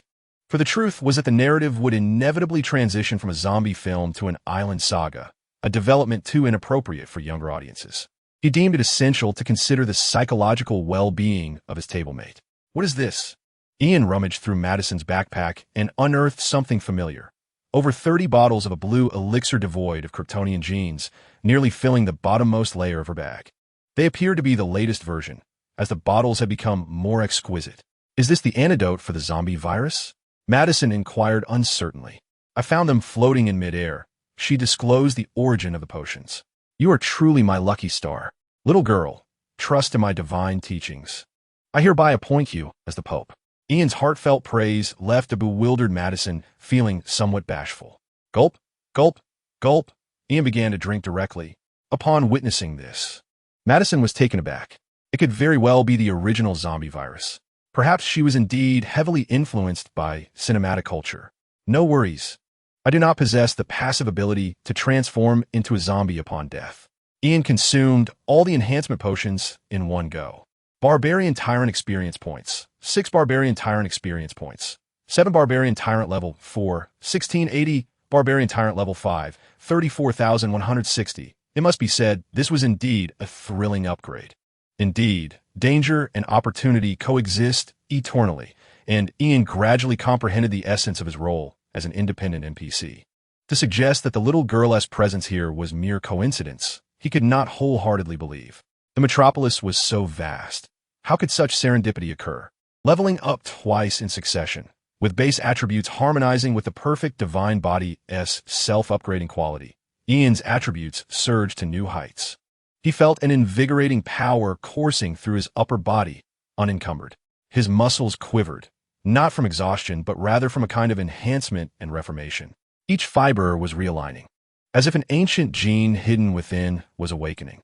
His heartbeat quickened, not in a frantic manner, but resonating like the beat of war drums, imbued with an unprecedented rhythm and strength. Strength, 4862 Constitution, 63480 Intelligence, 4448 Spirit, 31536. This was undoubtedly an exceptional enhancement.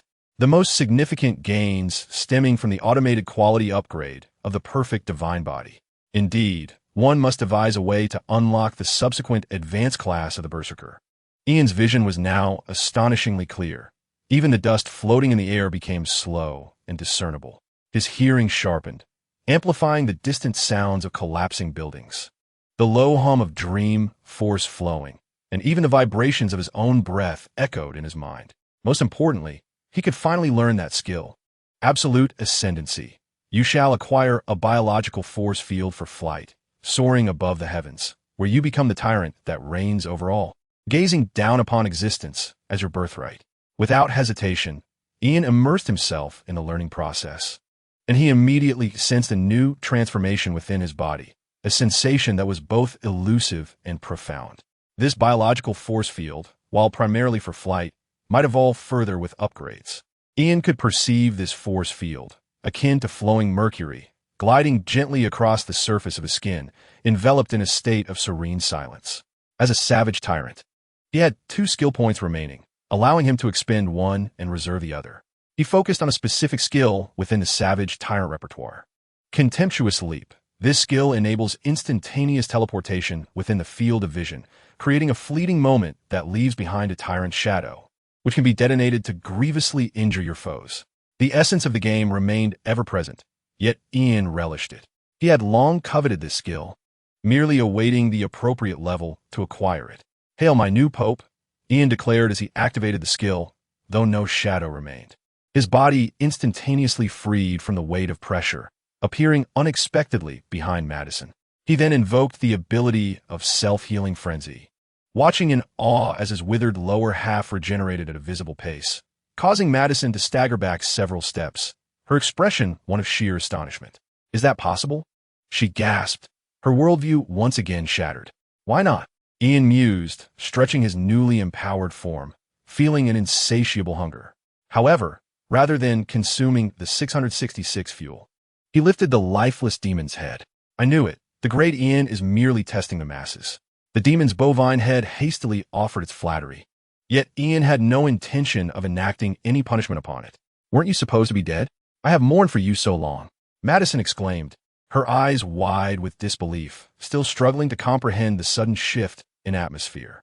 "Indeed, I was on the brink of death, yet I recited the sacred sequence, up, down, left, right, Alibaba, and returned to life." Ian continued his penchant for earnest absurdity. "Is that so? Magic?"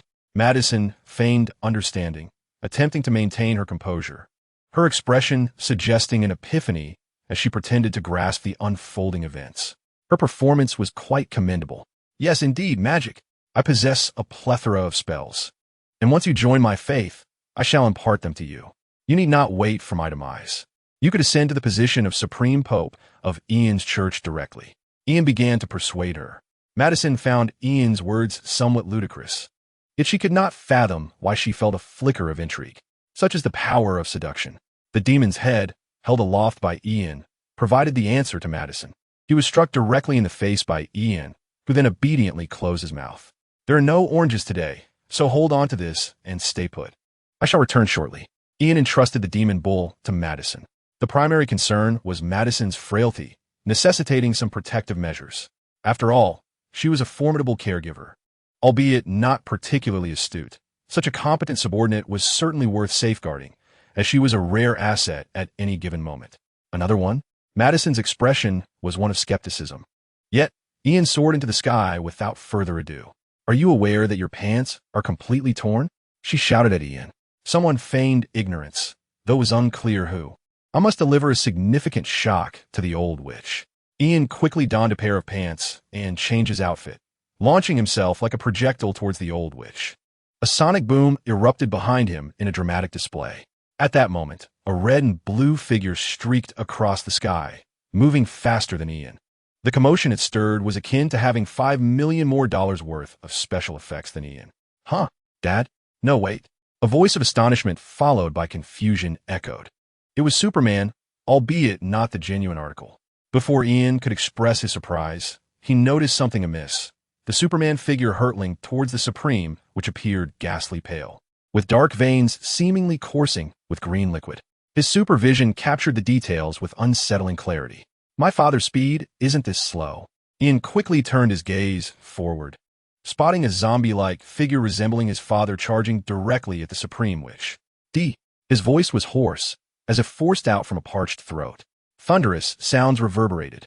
Having previously been ambushed by Ian, the Supreme Witch was on high alert and unleashed a mental control spell aimed at the zombie Superman. Instantly, the figure, oozing a thick liquid, displayed a pained expression.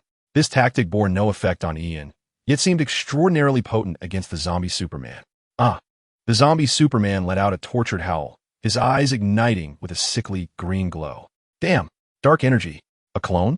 Parallel universe? Ian recognized the energy's fluctuations. As he hovered in disbelief, the zombie Superman shot forth dark energy beams from his eyes, targeting the Supreme Witch. However, the beams, which illuminated much of the city, were effortlessly intercepted by the Supreme Witch, who manipulated dozens of layers of dream barriers. When not facing Ian, her abilities proved remarkably effective. You bothersome insects! The Supreme Witch roared, sweeping her hand to send the zombie Superman flying with her magic, before enveloping him in a wave of dream power. The zombie Superman, hurled away and crashing through buildings, emerged from the wreckage, and at that moment, his eyes fell into a daze, resembling a puppet with its strings severed, as he became ensnared in a dreamlike haze. This diminished version of a superhero was indeed not Ian's father. He was diminished in more ways than one. Now it was my turn. O Supreme Sorceress, you have once again betrayed this city. Ian charged forward, his voice seemingly triggering a reflex in the Supreme Sorceress. Impossible. How are you still alive? It appeared she had not even noticed Ian moments prior, which infuriated him. You unimaginative old fool. It's not impossible that you could kill me. That would be the true impossibility. In an instant, Ian teleported directly in front of the Supreme Sorceress, giving her no opportunity to employ her previous tactics. Gripping her mouth, he forcefully shoved a handful of tablets into her stomach. The tumultuous power of dreams encountered no hindrance from Ian, as if someone were covertly interfering. What have you made me consume? The Supreme Sorceress, thrown onto a floating stone slab, wore a look of terror, frantically clawing at her throat, only to see Ian float forward and drive a steel rod through her hands. Sleeping pills. Thank you, glorious America, for allowing me to procure 2,000 pills. In a supersized portion, he grasped her chin and inexorably forced the entire bottle of 2,000 pills down her throat. Why? Why do this to me? The Supreme Sorceress's face contorted as spiderweb-like cracks spread across her skin, with the power of dreams oozing from the widening fissures, resembling countless tiny luminous serpents weaving through the air. She attempted to unleash her magic, but Ian swiftly severed her tongue and crushed her throat with a single motion. Ian had never endured such severe injuries in his lifetime. I could break my own legs, but you cannot. He proceeded to dislocate the Supreme Sorceress's jaw. I do not kill, but Morpheus may not share the same restraint. Ian watched as the Supreme Sorceress succumbed to the effects of the drugs, beginning to froth at the mouth and roll her eyes back, her already battered body becoming increasingly overwhelmed. This old witch was neither asleep nor weary, yet the excruciating pain felt like the final straw. Suddenly, the shattered throat of the Supreme Sorceress emitted a sound akin to the rush of wind, as the cracks in her skin expanded, making her appear as if she were a porcelain figure on the verge of shattering. Observing this, Ian wasted no time and teleported backward. Boom! In the next moment, the Supreme Sorceress exploded. It was her own uncontrollable power of dreams that detonated. Countless waves of dream energy surged forth, no longer restrained, but rather wildly converging towards a singular direction. The dream bubbles that had once enveloped the city began to dissipate. The imprisoned populace gradually extricated themselves from the dream realm, yet they did not awaken immediately. Their eyes turned towards the distant sight of Ian, who intended to chase after the flowing dream energy. Suddenly, a cry erupted. Ah! The wail of the Supreme, which erupted abruptly. Can you live longer than I? Ian was utterly astonished. Turning around, he beheld a swirling mass of distorted black mist emanating from the shattered remains of the Supreme Witch. This entity continuously morphed in midair, at times extending tendrils, at others revealing human faces, tainting the residual dream energy, surrounding it with a murky shade of purplish black. The trees, too, fell victim to this malevolent mist. Their branches twisted grotesquely, resembling desiccated arms reaching skyward, as if pleading for something. The foliage, once vibrant, now bore an unnaturally sinister hue. Leaves of crimson, violet, and azure intertwined in a kaleidoscope of colors, yet exuded an eerie, malevolent aura. Ian even witnessed some leaves opening their eyes. Yes, they had developed eyes. Not merely one, but multiple. What manner of fiendish entity is this? Ian's golden pupils constricted to the size of pinpoints, feeling his sanity plummeting. He unleashed a radiant beam of golden light from his eyes, directing it towards the contorted soul. However, the black mist writhed as though alive, completely absorbing the light, seemingly treating it as nourishment. They were undoubtedly not entities that feared illumination or sunlight. They were even darker and more enigmatic. My backup body. I want it. I want it. Damn it. This was meant to be my preparation for ascension. The distorted soul emitted a shrill, piercing wail, locking onto its target, Madison, who stood motionless at the bottom of a deep pit, as if being punished to remain there. It became evident that her ability to maintain composure amidst this catastrophe was due to ulterior motives, the old which had sinister designs upon her. As a swirling mass of black mist lunged toward her, Madison, in fright, raised the demon's head she held. Ah, the demon's head remained unfazed, even yearning for a gluttonous feast. But consuming it? Such a notion was unfathomable. Should it devour your head, it might sprout little feet. Ian had no desire to see his refuse transform into some twisted monstrosity.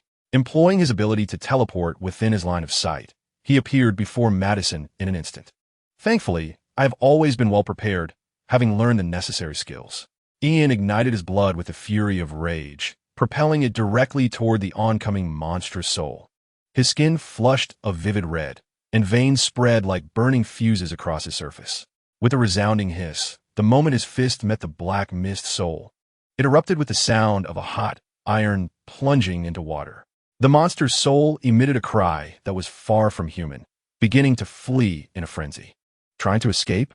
At this juncture, Ian had transformed into a living torch, every drop of his blood ablaze. He utilized his flight capability to pursue the black mist, unleashing a relentless barrage of strikes. Each blow dispersed fragments of the fleeing soul. Ian was growing thinner, while that peculiar soul was diminishing in size. It was a life-for-a-life strategy, but fortunately, Ian's blood was limited, though his resilience was truly remarkable. He was impervious to death, a super scion like myself. After shattering the opponent's soul, Ian merely transformed into a dehydrated husk, yet the passive effects of the Berserker class only served to amplify his strength. This exemplifies the advantages of multi-class synergy. It's laughable. He has become a monster, yet remains so feeble. Do you grasp the sheer shock of true damage percentages? Ian's true damage is contingent upon the degree of his health depletion. Thus, he had only lost about a third of his blood, incurring a severe blood loss debuff. While the Supreme Witch's soul was reduced to a mere fragment, it continued to writhe, but it was hardly larger than the palm of his hand. Just as Ian hesitated on whether to break his vow, suddenly, the world froze in time. This was a state Ian had not experienced in a long while. He was unfazed by it and harbored a solid suspicion. Was it yet another instance of the external world's corruption? Ian grasped the remnant soul in his hand and handed it to the reappeared Miss Death beside him. Indeed, Miss Death nodded, offering him a cup of bubbling coffee. Ian downed it in one gulp, and his withered body quickly regained its former state. There was even a bento box. He anxiously glanced at the system interface. Fortunately, the countdown for the Entropy Lord had not yet reset, perhaps related to Ian's still ravenous hunger. This was strange. Miss Death had grown accustomed to ignoring Ian's nonsensical ramblings, extinguishing the dark mist enveloping the soul fragment, her brow furrowed. There were neither cosmic shards nor any complete information. Was this merely a wisp of corruption? Her tone carried a hint of uncertainty. What happened to your omniscience? Ian leaned in closer to observe. Miss Death exuded an alluring scent, akin to that of delectable cuisine. The relentless hunger had instilled in Ian an impulsive desire to nibble on anything he laid eyes upon. Was this akin to retracing the path of devouring stars? Most of the time, what we refer to as omniscience is merely an understanding confined to this universe. Having parsed lower-tier universes, one can acquire complete information from them. However, this time, it was clearly not from a lower-tier universe, and they were quite cunning. A ghostly light flickered at Miss Death's fingertips, revealing to Ian her analytical results. Nothing at all. Morpheus may have fallen victim to this universe, and it appeared that some of the corruption he suffered had been absorbed as power by this foolish witch. Miss Death's voice carried a tone of lament. Such is the nature of witches. Ian blinked, refraining from further judgment. Regardless, you must find Morpheus and ascertain precisely what transpired. Miss Death twirled her fingers, and the last remnants of the Supreme Witch's soul dissipated into nothingness. The lives she had taken bore no relation to Ian. You should be over there. Perhaps you can inquire for yourself. Ian gestured toward the direction from which the dream power surged, flowing through this stilled world. I cannot go, Death replied succinctly, yet she offered no explanation. Ian glanced at Miss Death with skepticism. Faced with his peculiar gaze, she sighed softly. Consider this your story. Every superhero possesses their own narrative, within which they are invariably unique. Do you not agree? Her voice carried a hint of profundity. Ah, so you acknowledge that I am a superhero? Ian's focus shifted entirely, his eyes gleaming with enthusiasm, denying Miss Death any chance for rebuttal. This is official recognition. You've praised me as a superhero before. I shall certainly strive with even greater fervor, especially since I must protect my beloved metropolis. His tone was resolute, a broad smile illuminating his face, as if he were fully embracing the role. Miss Death felt this was not her intention, and sensed deeper implications in Ian's words. She hesitated, but upon witnessing his fervent expression, she weighed her options and ultimately chose silence, refraining from correcting him. Find Morpheus. Miss Death left behind a solemn charge before vanishing entirely. The world resumed its flow. The great battle had concluded. The sky was no longer a twisted vortex, but had returned to its original azure splendor. Vast and untainted by the dream power, clouds drifted lazily, sunlight illuminating every corner of the city, casting light upon streets that had once been engulfed in darkness. The earth re-established its order. The chaotic space seemed to be gently realigned by an invisible hand. Collapsed buildings gradually rose, shattered glass mended itself, and fractured trees sprouted new branches and leaves, as if awakening from a nightmare. Perhaps the master of the dream power still retained awareness. Before their withdrawal, they had nearly restored all that had been destroyed. Yet, there were exceptions. The plants, tainted and mutated by the black mist, retained their grotesque forms, resembling discordant works of art, bizarre, uncanny, imbued with an aura of the sinister and the terrifying. As the saying goes, one must either refrain from doing good or pursue it to its fullest. Ian floated in the air, his eyes emanating precise golden rays. He incinerated the twisted vegetation one by one. The burning mutated trees emitted eerie wails as they were transformed into cosmic ashes. Given the limited extent of the influence, no black mist rose from the remnants.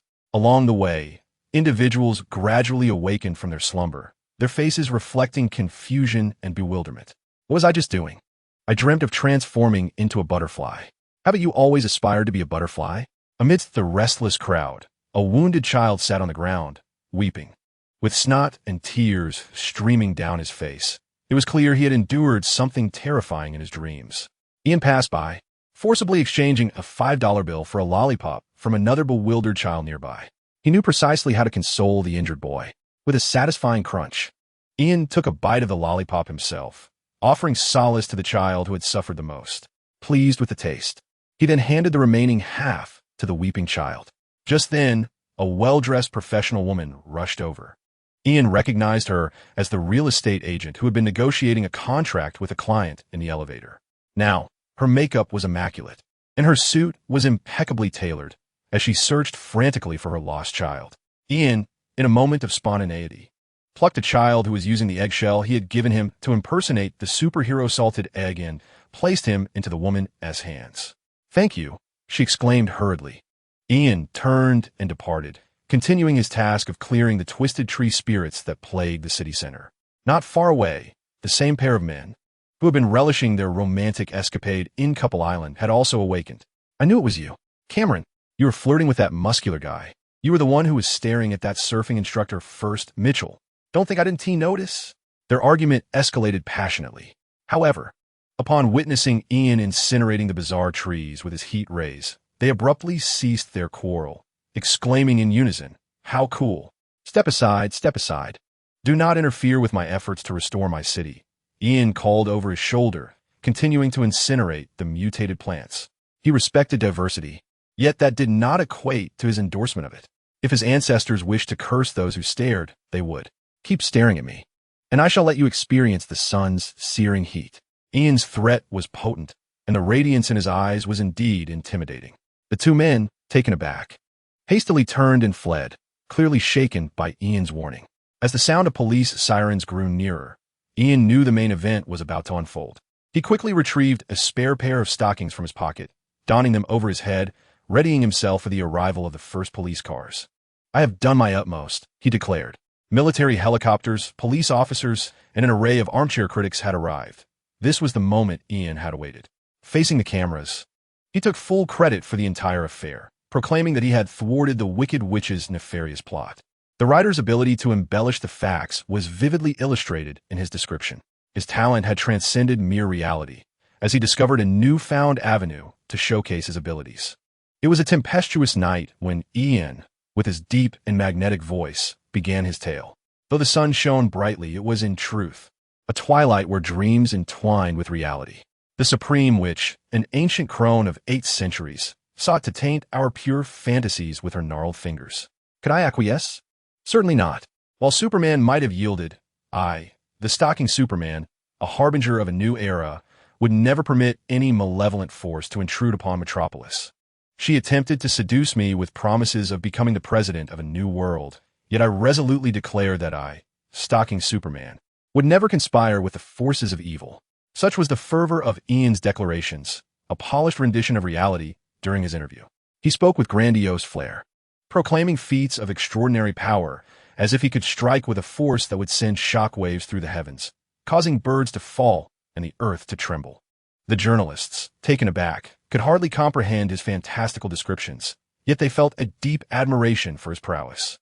In the distance, General Ryan, arms akimbo, felt the weight of fatigue as he thwarted wave after wave of those attempting to breach the front lines, akin to a relentless machine of interception. Indeed, it was I who managed to subdue that deranged witch, whose dreadful might nearly plunge the world into irreparable chaos. Ian even elevated the image of the Scarlet Witch, placing her template upon the decrepit Supreme Witch. Please support the Superhero Popularity Center with your likes. Ian's fervent promotion was not without purpose. He sensed his somewhat ethereal power augmenting. Perhaps this was the essence of a dimensional demon. He had indeed discovered a method for self-cultivating his magical abilities, for he had yet to find a second worthy Palu to match the leader LV-1 position. The little girl was promising, yet both she and Morpheus had been cast into the Hellcat. Following the demise of the Supreme Witch, the girl fell into a deep unconsciousness, her body radiating heat as though undergoing evolution. As for Morpheus, Ian had encountered him amidst the ruins, drawn by the currents of the dream realm. His essence was as enticing as that of Miss Death. Damn the Lord of Entropy! Was hunger awakening some strange aspect within me? Ian silently cursed, yet maintained an outwardly sunny demeanor during the interview. His smile, framed by the stocking mask, bore an unsettling edge. Suddenly, a resounding thud echoed behind him, eliciting gasps from the journalists. Ignoring their astonishment, Ian sensed a shadow looming over him. Without turning, he propelled himself skyward, seeking escape.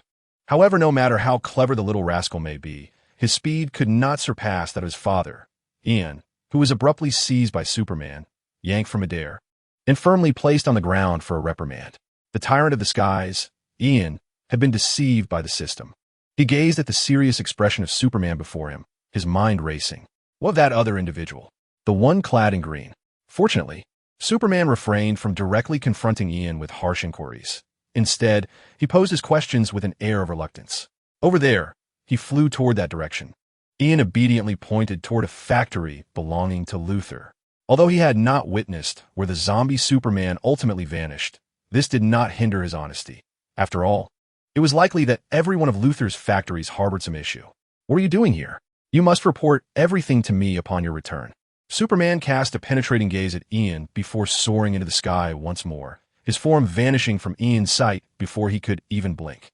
Curious, Ian pondered why he could not hear the movements of that false Superman.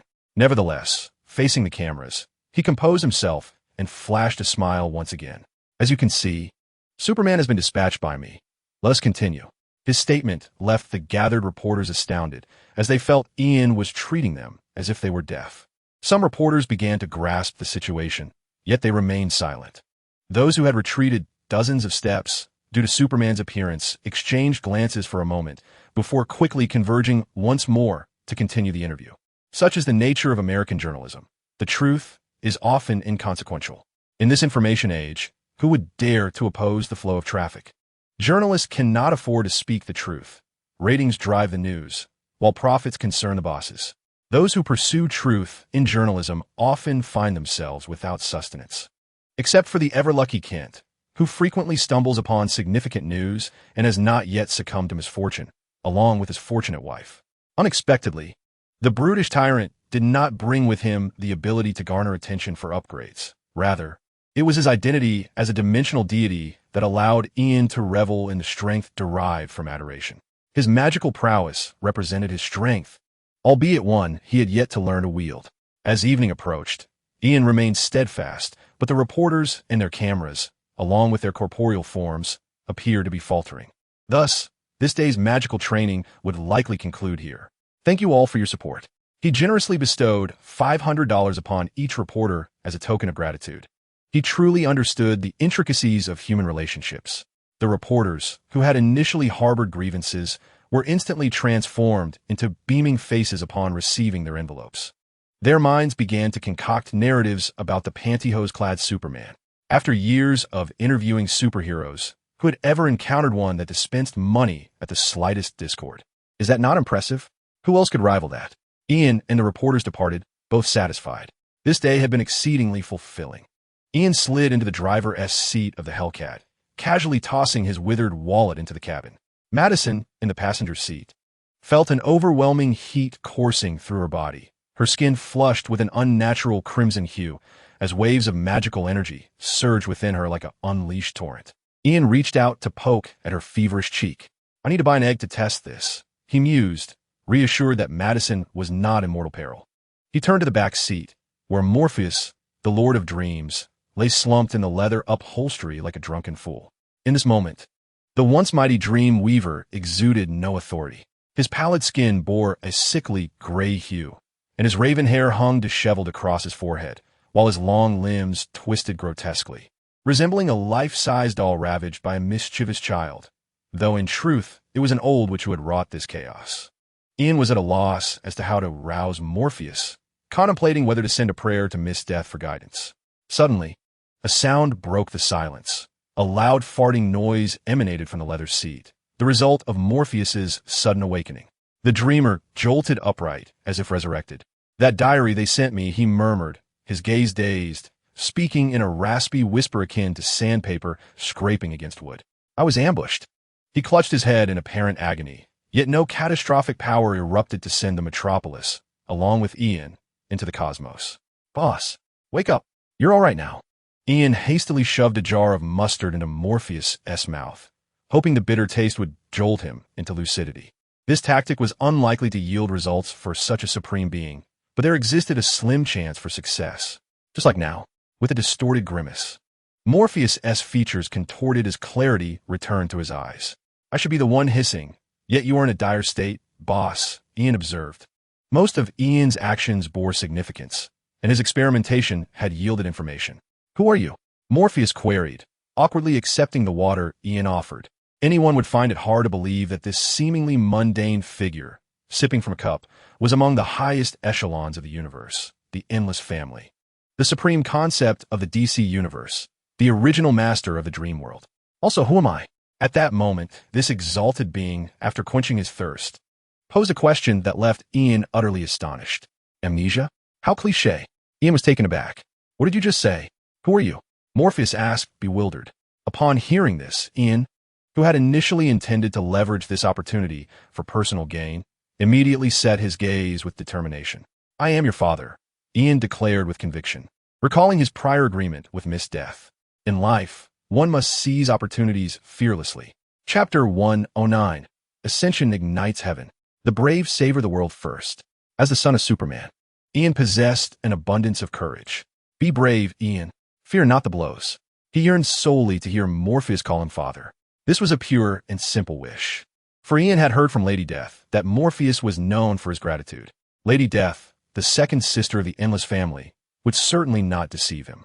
Moreover, she had assured him that Morpheus would indeed address him as father. The promise lingered vividly in Ian's mind, and it was evident that he had his own interpretation of the matter at hand. A subtle silence enveloped the cabin of the Hellcat. The radio emitted no sound, and it remained as mute as a demon's head, daring not to utter a word. Though many demons in hell possessed considerable audacity, few matched the extraordinary boldness displayed here. Indeed, Ian was destined for greatness. Are you taking advantage of me? Morpheus's pale visage was etched with confusion. Faced with Ian's assertion of being his father, Morpheus could hardly believe it, for no rational individual could overlook such a dilemma. I have lost my memory, not my wits. Morpheus pointed with his delicate fingers toward the rearview mirror, in which he could see his own tall silhouette. You and this girl are at most 16 or 17. How could you possibly be my parents? His logical reasoning and deductive abilities remained unaffected by his amnesia. His gaze shifted to Madison, who was curled up in the passenger seat, unconsciously emitting soft, kitten-like breaths. She is not your mother. Ian swiftly draped a black cloth over Madison, concealing her completely. She is merely a poor soul I found along the way. I often come across such unfortunate beings. At this, Morpheus paused momentarily. So, am I also a poor soul you picked up on the road? His tone bore uncertainty as he regarded the now-covered Madison thoughtfully. I merely appear younger. In reality, I'm not at all. Ian refrained from responding, merely emphasizing the truth that while he might look youthful, his soul was far from it. You speak the truth, Morpheus replied, somewhat astonished. Of course, I speak the truth. Are you familiar with the dreaming? Ian was prepared with contingencies. If caught, he would claim it was to provoke Morpheus's psyche. The intention was to use intense stimuli to awaken Morpheus's memories, thereby garnering further favors. As for the need for excuses, should he not be apprehended, Ian was confident that he would emerge unscathed regardless. The dreaming? Morpheus shook his head, clutching it in frustration. Unfortunately, the fragmented memories in his mind were incapable of coalescing into a coherent whole. I remember that name. It holds great significance for me. It felt as though some force had forcibly shattered his memories, and that same force was still hindering their restoration, perhaps because someone wished to keep certain truths buried. Morpheus's heart was filled with uncertainty. Ian observed Morpheus's reactions through the rearview mirror, pondering the preparations for a third hand. Even if he could not become a father, he yearned for a place of significance within the realm of dreams. The dreamland, a distant domain, and I, a mere shadow of dreams within it, hold the highest honor in the entire dream kingdom, while you, my dear Morpheus, are bestowed as the dream king by my own decree. Recently, Ian had delved into the study of the art of deception. Truth and falsehood must intertwine, and the results were profoundly impactful. Morpheus's bewildered expression hinted at a dawning confusion. The Dream King murmured to himself, his fragmented memories suggesting that perhaps Ian spoke no lies, yet instinctual disquiet lingered within him. Ian seized the moment. Consider this. Under what circumstances would I elevate someone to kingship, bestowing upon them an entire nation? His tone was laced with persuasive subtlety. Would it be in a scenario where I hold significant importance to you? Morpheus adeptly ventured a reasonable conjecture. Indeed, it appears you have grasped the essence. Ian replied with a smile, tapping the steering wheel of the passenger seat, an unfamiliar role that required him to care for two. Faced with Ian's admiration, Morpheus sighed. I feel as though you are leading me astray." While he could not genuinely believe that Ian was his father, the words Ian spoke resonated with a peculiar familiarity. This was someone who possessed an intimate understanding of himself. Morpheus judged silently. "Do not fret. Simply calling me father would suffice. I require no 50 votes from you to unlock the Dream Army. I would readily assist you in reclaiming your lost memories." Ian remained undeterred, intent on forging a profound connection. However, Morpheus was not so easily swayed. "You are too youthful," the amnesiac dream god shook his head, his long black hair swaying against his cheeks. "Youth is not my impediment. If you choose to believe, then all possibilities may be granted a chance." Ian lamented his failure to master the invaluable discipline of psychology. Upon hearing this, Morpheus fell into a prolonged silence. "You have revealed your hand." He swept aside his bangs, covering his forehead in resignation, uncertain how to assess the grand deceiver before him.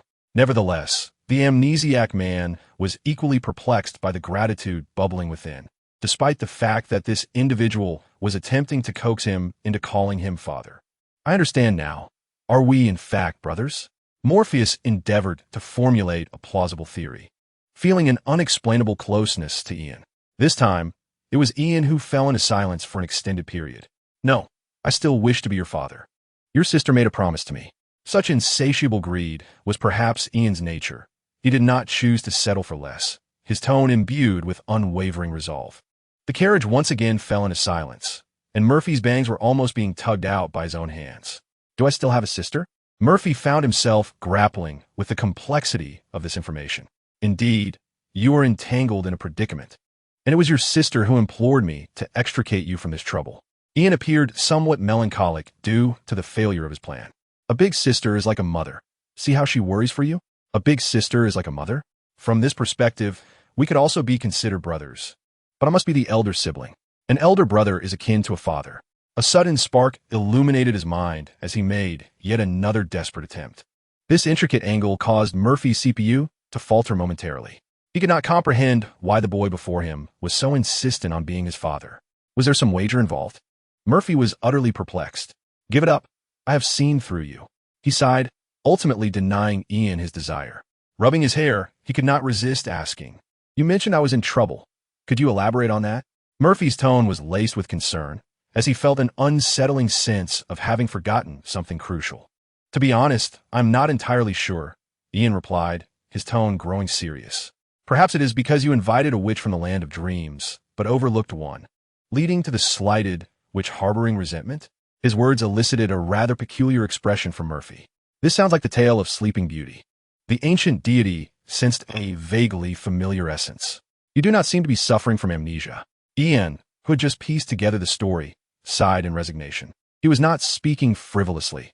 The situation truly unfolded as he described. Ian's knowledge was limited, but he was aware that Murphy had indeed been ensnared by an evil witch's magic. The sleep demon, Sleeping Beauty, they're all the same, all ensnared by the witch's hand. No one understood why Murphy had fallen victim to the supreme witch.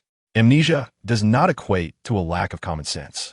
In truth, Murphy had not recalled much. He could instinctively retrieve some fragmented information.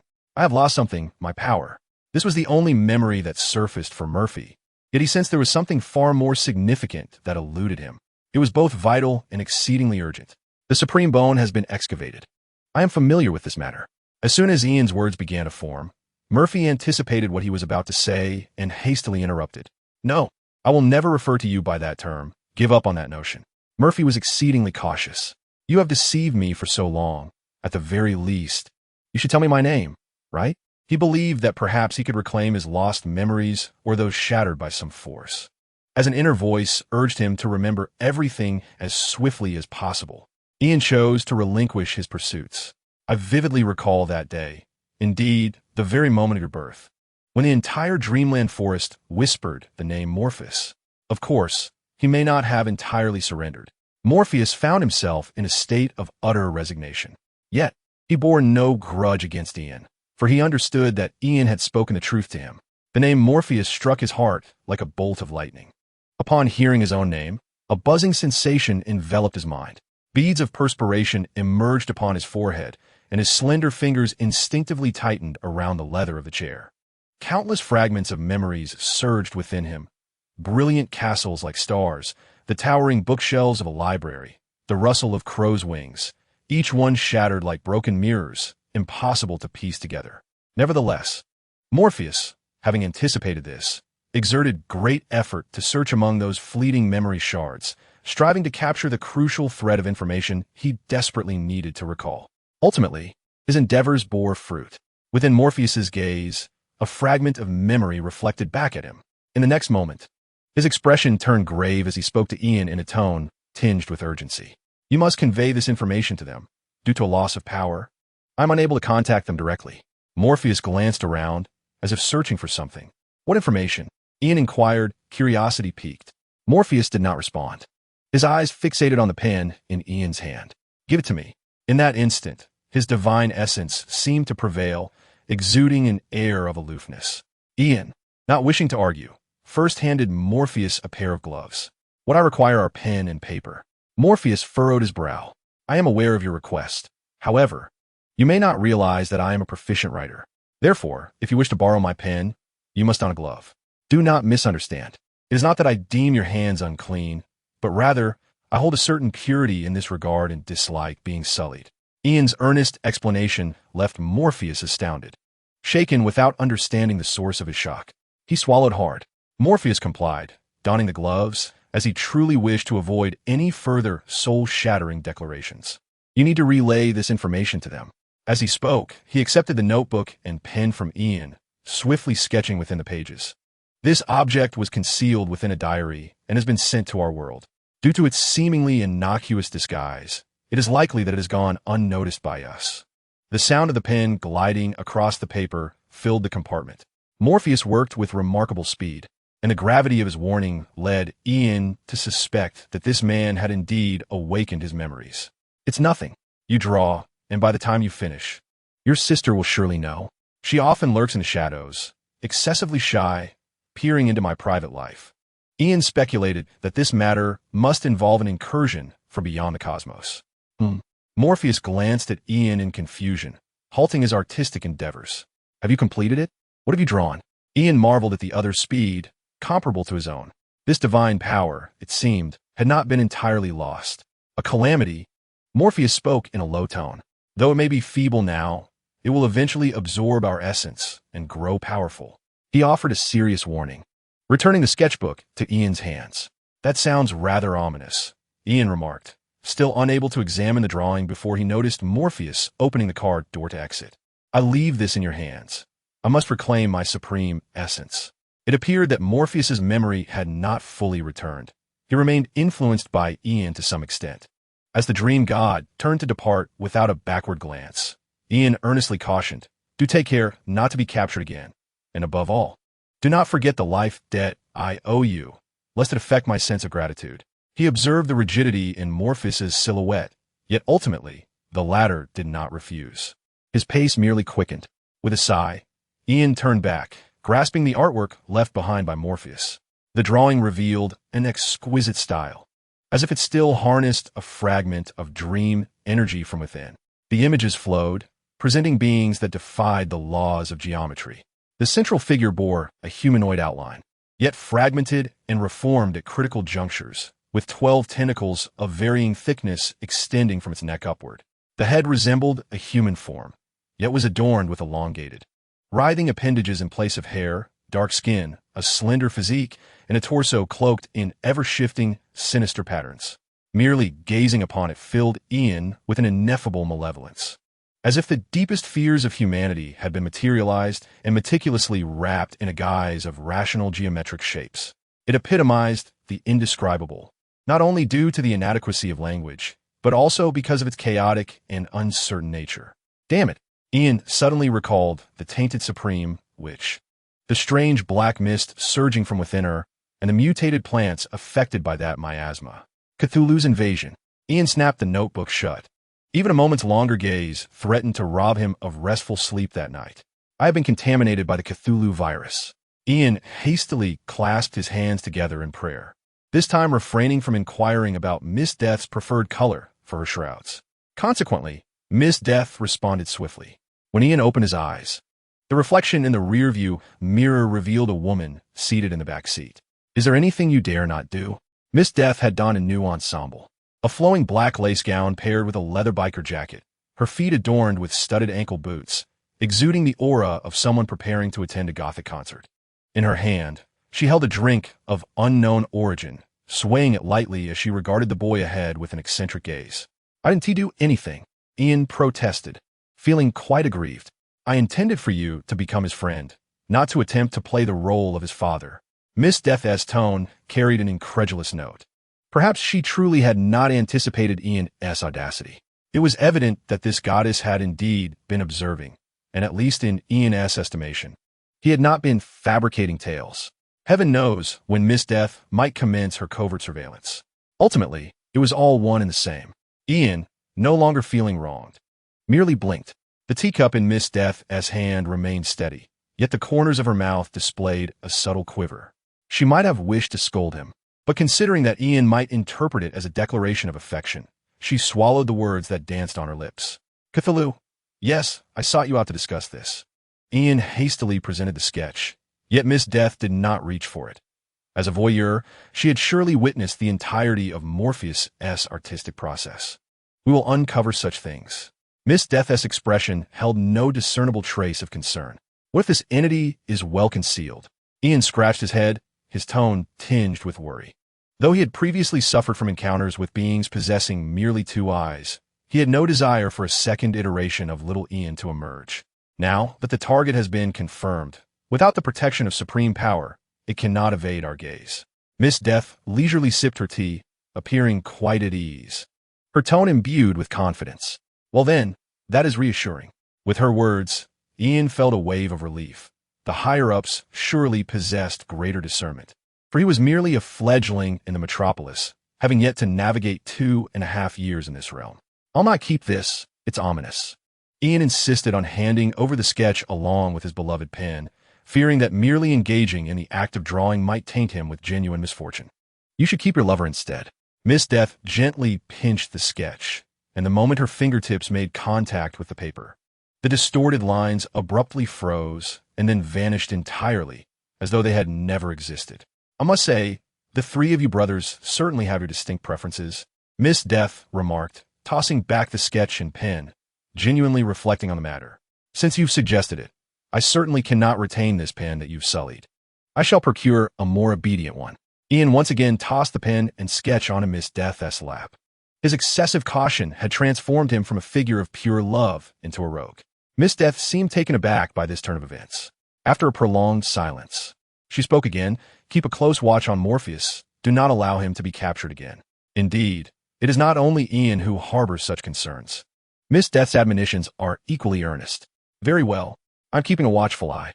Ian, with a flourish, produced a sinister tome from beneath his seat, which had long since transformed into Ian's wisdom navigation, its cover adorned with a cheeky smirk reminiscent of a lovesick fool. As he opened the inner pages, it revealed the real-time location of the dream god who had fallen from grace. "You are quite clever," Miss Death remarked with a slight curve of her lips. "I must confess, I have learned my mischief from Batman." Ian sighed, lamenting the challenge of maintaining a childlike innocence amidst daily encounters with nefarious women and men. "Batman's influence on you is rather fitting," Miss Death scoffed. Ian feigned ignorance and, with a tone laced with trepidation, inquired, "I trust one have accomplished my task. Not only rescuing Morpheus, but also acquiring vital information regarding his demise through cunning." He placed particular emphasis on the latter. Miss Death, however, mirrored his tactics, feigning ignorance of his emphasis. Naturally, she was not oblivious to Ian's sudden bid for recognition. "I suppose you have succeeded," she conceded. And at the very moment her words fell, Ian received a notification that his status had elevated. Following closely, the system informed him, "We have dispensed your reward. Soon you shall perceive its great richness." Unbeknownst to her, Ian could indeed sense these so-called rewards in real time. She nodded at him, and, in the next instant, she vanished from the rear seat. Regaining his composure, Ian hastily checked the system, and indeed, his data had undergone new transformations. Name, Ian Kent, ordinary profession. Student LV8, 781,280. Writer LV3, 1140. Leader LV1, 110. Extraordinary profession.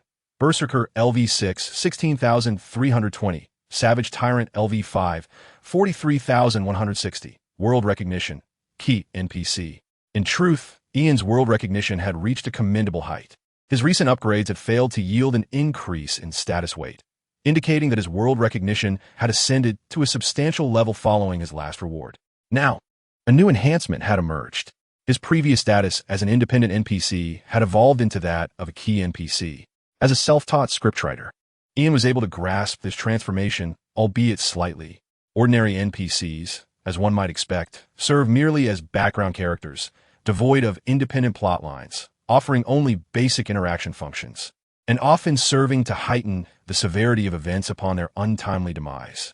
As relatives of superheroes, such NPCs are likely to be used as sacrificial offerings. Fortunately, Ian had long transcended this tier, and his prior identity as an independent NPC carried its own significance, aligned with the principles of script creation.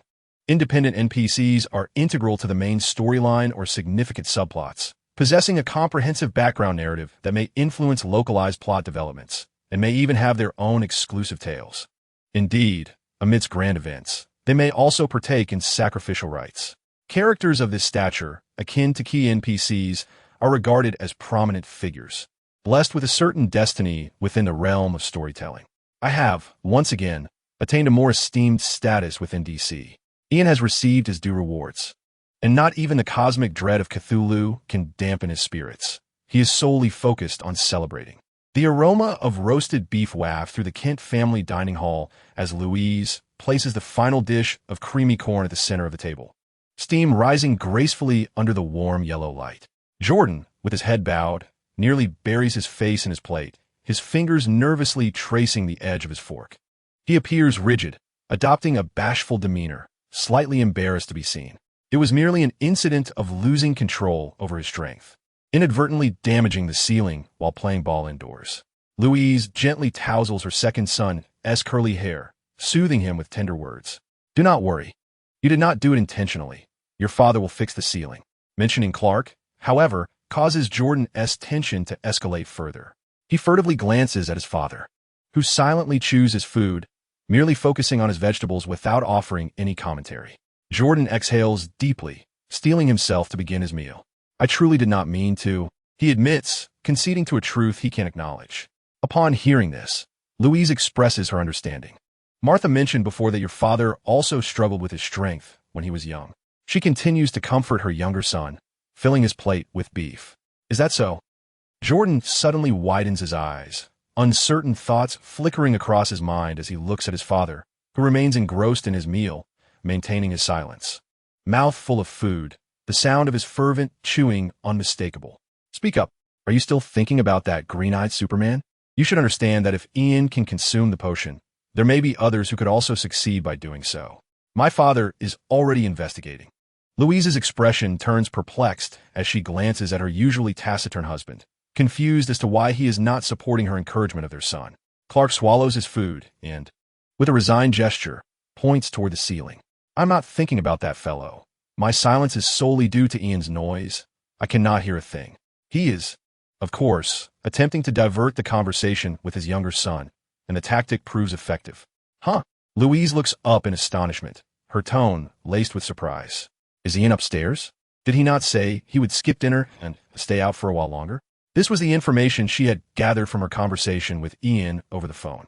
Jordan lifted his gaze, his eyes capable of penetrating physical barriers, yet all he discerned was a gaping hole in the ceiling. Ian's room was devoid of inhabitants. He was soaring above. Clark had finally commenced instructing his younger son, urging him to pay heed, for Ian was hovering just above their abode, circling endlessly, over 300 laps already. Although he had mentioned Ian to divert the conversation, Clark's expression bore genuine exasperation. When he had first awakened his own ability to fly, he had not exhibited such fervent eagerness. "I can fly too," Jordan began, only to be silenced by his father's piercing gaze.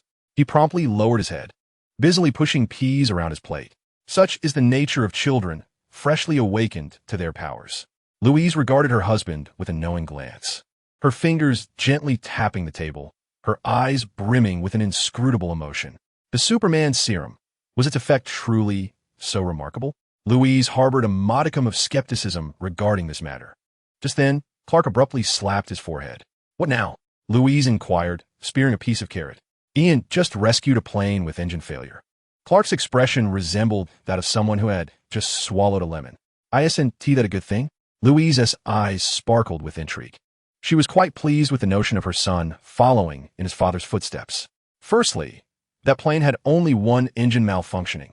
Secondly, no one would utter while rescuing a plane, Clark retorted, his mouth twitching. With 30 years of experience in aviation rescue, his words carried significant weight. He raised his hands, indicating the plane that had already completed 3 circles in the sky. The crew and passengers must have felt as though they were encountering a ghost. The voice of the elder father resonated with an indescribable emotion. He could indeed hear everything transpiring above with astonishing clarity. "What is this? Playing with paper airplanes?" A peculiar silence enveloped the dining table. Jordan's fork hovered in midair, a pea clattering back onto his plate. At that moment, the sound of keys turning in the front door echoed through the room. Jonathan entered, laden with bags, the cool night air clinging to him. "Where have you been?"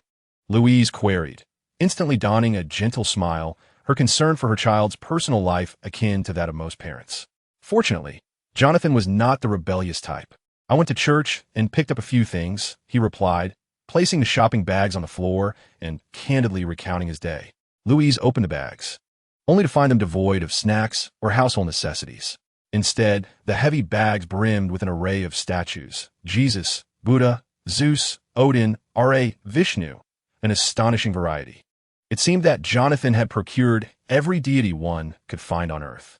Louise, Jordan, and Clark exchanged bewildered glances at Jonathan. "What is the meaning of this?" Lewis harbored suspicions that Jonathan had fallen victim to a scam. Upon hearing this, Jonathan bashfully scratched his head. "I primarily believe that faith, in whatever form it takes, can only serve to benefit us," he remarked, his signature sunny smile gracing his face, albeit with an undertone that seemed to silence others. "And what of the old man?" Jordan quietly retrieved a slightly warm statue from his bag. "Ian insists that this must be believed, and I find his argument compelling. I even fashioned it to resemble both him and you." Jonathan's response resonated profoundly, yet the statue he unveiled rendered the dining hall even more hushed. Perhaps this was the essence of familial bonds. The members of the Kent family indeed appear to possess an extraordinary quality. "Look," Lewis grasped the wine bottle once more, ready to rationalize the situation.